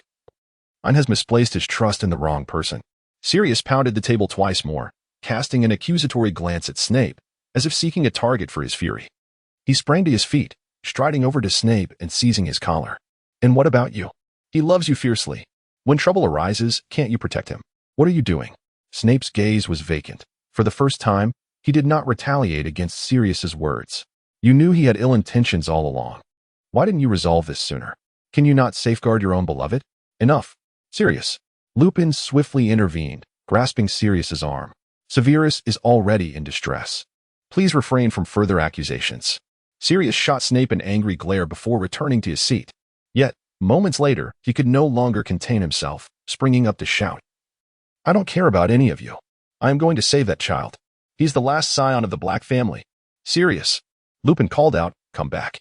This time, it was Gellert who spoke. Calm yourself, Sirius. Ultimately, it was Dumbledore who managed to quell Sirius's fury. We must devise a preliminary plan, he mused aloud. Just then, a commotion erupted at the manor's entrance, interrupting the gathering. The noise at the door prompted everyone inside to immediately grasp their wands and stand alert. Footsteps echoed as a group of Death Eaters in dark robes approached. At that tense standoff, Tom, clad in a dark golden robe with his chest slightly exposed, strolled in leisurely. A trace of an elusive smile played upon his lips as his crimson eyes casually surveyed all present. The first to lose composure was Sirius. The tip of his wand flickered with sparks. Voldemort, where have you taken Ain? Return him immediately. Tom smirked disdainfully. Sirius Black, you remain as foolish as ever. Enraged, Sirius retaliated, unleashing a curse that shot forth in a flash of red light. Tom did not budge, merely waving his sleeve, and the spell was instantly rebounded. Sirius. As Remus's pupils constricted, he instinctively shielded Sirius with his body. A spell struck Remus, causing him to falter, blood blossoming on his chest, while crimson trickled from the corner of his mouth. Sirius hastily supported Remus. Are you all right, Remus? What happened? Tom's mocking crimson gaze shifted towards Sirius, his voice a deep and elegant whisper reminiscent of a demon's murmur. You? What about you? That foolish, arrogant self of yours? Always inflicting harm upon your own kind? Unable to protect anyone? Tom sneered. If I were you, I'd remain obediently in Azkaban. At least that way, fewer lives would be sacrificed because of you. Wouldn't you agree? Sirius's complexion turned ashen, anguish etched across his face. Remus gently pressed Sirius's hand, offering a pale smile in an attempt to comfort him. Though it seemed to have little effect, Tom continued to arrogantly survey his surroundings, his gaze landing on a figure clad in black robes in the corner. His red eyes narrowed slightly, the previous nonchalance gradually replaced by an aura of danger, as he almost spat the name through clenched teeth, Severus Snape. Snape stood motionless in the shadows, like a coiled serpent poised to strike, fixated on his prey, awaiting the perfect moment. Tom's mention did not disturb Snape in the slightest. Snape's wand remained steadily pointed at Tom. Tom inhaled deeply, suppressing an inexplicable surge of anger, and spoke coldly to Snape. Just a traitor, daring to covet the Dark Lord's treasures. Snape remained unmoved, his gaze unwavering, as he slowly replied in a low voice, Mine. Tom's eyes narrowed dangerously. What do you mean, yours? Snape's tone was unyielding. The treasure, mine. In a fit of rage, Tom swept his arm, sending a powerful shockwave toward Snape. Unfazed, Snape stood his ground. Just as the tension reached a critical point, Dumbledore sighed, and the shockwave was instantly rendered intangible. Dumbledore's blue eyes glimmered with a hint of compassion. Tom, you have ultimately betrayed Ain's trust. Tom coldly replied, Dumbledore, you are the last person qualified to utter such words. Dumbledore regarded Tom in silence. Tom's expression softened slightly. I did not come here to eradicate you rabble today. Though it would be quite simple, I do not wish to displease Ain. After a brief pause, Tom continued, hand over that house elf, Sonny, to me. In an instant, the crowd fell into a silence, immobilized. Just as Tom's patience was about to wane, a sudden crack signaled the appearance of a house elf. Sonny, trembling under Tom's magical pressure, stammered, I am Sonny. Tom, with a miserly glance, coldly commanded, Ain refuses to eat. You shall accompany me to tend to him. If he continues to resist nourishment, I shall dismantle your bones, one by one. Sonny trembled even more violently but resolutely replied, Sonny is willing to care for the young master. A satisfied smile crept onto Tom's lips as he turned his attention to the others. Do not attempt to provoke me. Though I seldom harm those dear to Ain, should any of you dare to interfere, I would not hesitate to prolong my efforts to soothe him. With that, Tom departed, taking Sonny with him. After Tom's swift exit, a profound silence enveloped the group. Sirius, unable to contain himself, shattered the quiet. What do we do now? Are we to simply watch as Ain is? Remus reassured him, at least Voldemort does not appear to wish him harm. Sirius protested loudly. But we cannot just let Voldemort be. He is Voldemort. Yet, to everyone's surprise, Dumbledore revealed a relaxed smile. Sirius, I believe we need not be overly concerned. Sirius, astonished, retorted, Albus, have you consumed so much honey that it has clouded your judgment? Gellert's oppressive gaze swept over Sirius, successfully silencing him. Dumbledore exchanged a brief glance with Snape, who imperceptibly nodded. The crescent-shaped lenses of Dumbledore's glasses glimmered as he stated, now, all we need to do is wait. Meanwhile, at Riddle Manor, or more accurately, Riddle Castle. As Ain felt as though he had been locked away to the point of decay, Tom, gripping Sonny, coerced Ain into consuming his meal. Tom continued to visit Ain daily. Yet witnessing the boy, who resembled a mere shell of his former self, eating, sleeping, and staring vacantly, he ultimately could not bring himself to escalate the situation further. Thus, half a month passed. On a certain delightful morning, a piercing scream erupted from Riddle Manor, shattering the tranquility. Tom nearly teleported to Ain's room. There, he found the once listless boy now pale, eyes tightly shut, appearing as if he might depart this world at any moment. Tom's heart twisted painfully. He swiftly cast a sharp glance at Sonny, who had let out the scream. The formidable magical pressure, laced with a deadly intent, constricted around Sonny's throat, rendering her momentarily breathless. Yet, this magical force tenderly avoided encircling Ain's frail form. Speak. What has transpired? Tom's fury erupted, unabashedly directed at Sonny. With effort, Sonny managed to utter these few words, her breath coming in ragged gasps, her large, expressive eyes filled with despair and terror. Observing her plight, Tom slightly eased his grip, realizing he could not extinguish the sole being who might possess the truth. Sonny seized the opportunity to breathe. The house elf shook her head frantically, tears brimming in her eyes. It was Sonny's fault. It was all Sonny's fault. She had harmed her young master. Tom, his crimson gaze simmering with repressed fury, spoke with an edge. Do not compel me to inquire a third time. Speak swiftly. Reveal all that transpired, every detail. Through sobs, Sonny began to explain. Originally, it was arranged by Lord Dumbledore and Master Snape for Sonny to bring potions to the young master, to establish contact and, if the chance arose, to have him administer the potion to you. But Tom's red eyes narrowed, thoughts swirling about a detestable old man with a white beard and the treacherous dark figure. A violent urge to kill almost overwhelming him. And then what? He demanded dangerously. Sonny, in despair, shook her head and cried out. But the young master did not administer the potion to you. Instead, he drank it himself. The immense pressure of magic surged uncontrollably, unleashing a fierce tempest that ravaged the room. Sonny's screams echoed as the entire decor was obliterated by Tom's wrath, save for the bed upon which the boy lay, untouched. With a dismissive wave of his hand, Tom bellowed at Sonny, return to your den. Do not let me see you again. Sonny's eyes widened in terror, her instinct to flee battling her concern for the boy on the bed. But the young master, Tom, unwilling to endure any further prattle from the elf, waved his hand once more, and she vanished from sight. In the midst of the ruins, the opulent bed curtains appeared as a misplaced entity. While the pallid boy lay weak and unconscious, devoid of color, Tom approached the boy, instinctively softening his steps. as if fearing to disturb the slumbering youth.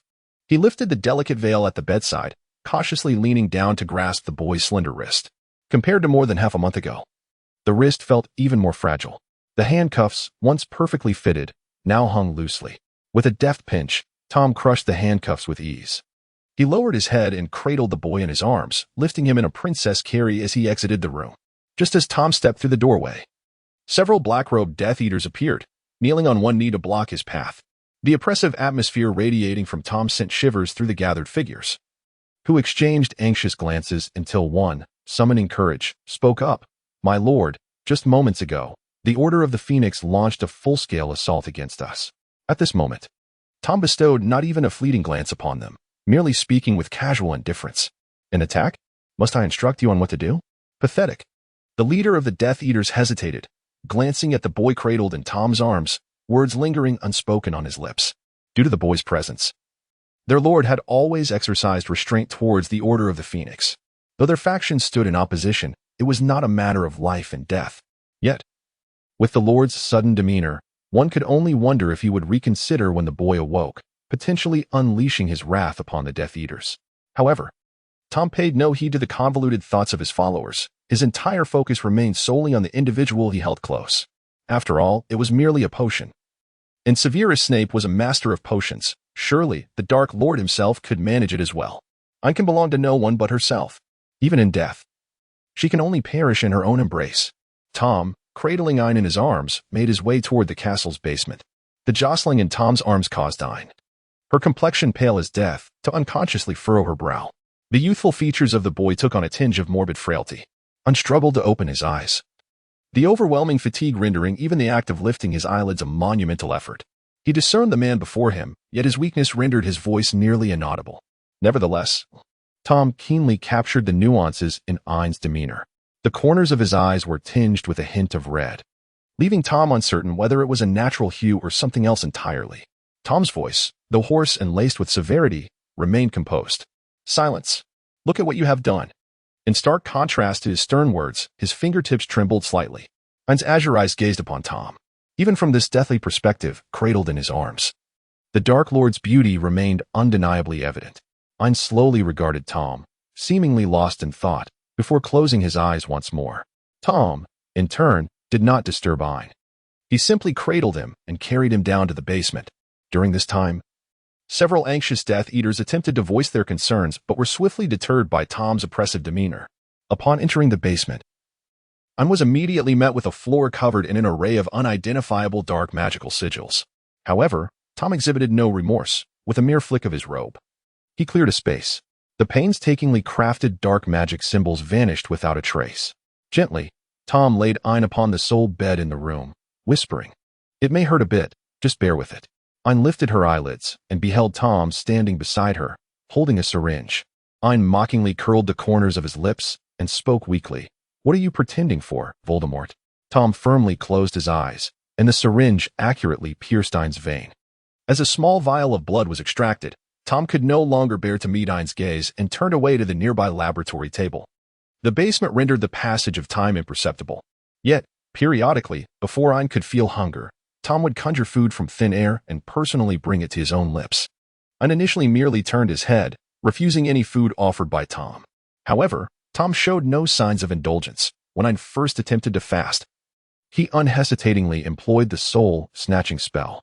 Under the dominion of this enchantment, Ain obediently consumed every morsel of food that Tom presented to him. Once the effects of the soul-snatching spell completely dissipated and Ain regained his consciousness, his complexion resembled that of a wilted vegetable. How novel it was. The soul-snatching spell employed to compel someone to eat. Ain firmly closed her eyes, resolutely deciding to disregard Tom. Nevertheless, she refrained from granting him another opportunity to cast his soul-binding spell and dutifully began to eat.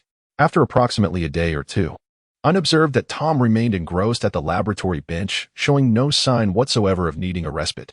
Ain could not help but speak up. "Hey." Tom's actions paused for a brief moment, but he soon resumed, showing no intention of acknowledging Ain. Ain, somewhat irked, raised her voice. "Hey," I exclaimed. Yet, Tom continued his actions without a moment's pause, effortlessly disregarding Ain. Ain was infuriated and resolved never to engage with Tom again. After all, It was he who had acted excessively, forcibly dragging her over at the last moment and confining her to the bed for more than half a month. Ain, increasingly agitated, shut her eyes in frustration. However, having already slept for a full day and night, she found herself utterly devoid of sleepiness. The desolate basement echoed only with the sounds emitted from Tom's experiment. Yet, after a mere 10 minutes of this eerie silence, Ain began to feel profoundly uneasy. The stillness was oppressive. There was no one to converse with. At least before, she had Sunny to engage in conversation. Ain rolled her eyes several times, but ultimately could no longer contain herself. I uttered the name Voldemort, and instantly, a suspicious crack appeared in the glass vial held by Tom. However, Tom merely nonchalantly replaced it with a new glass vial.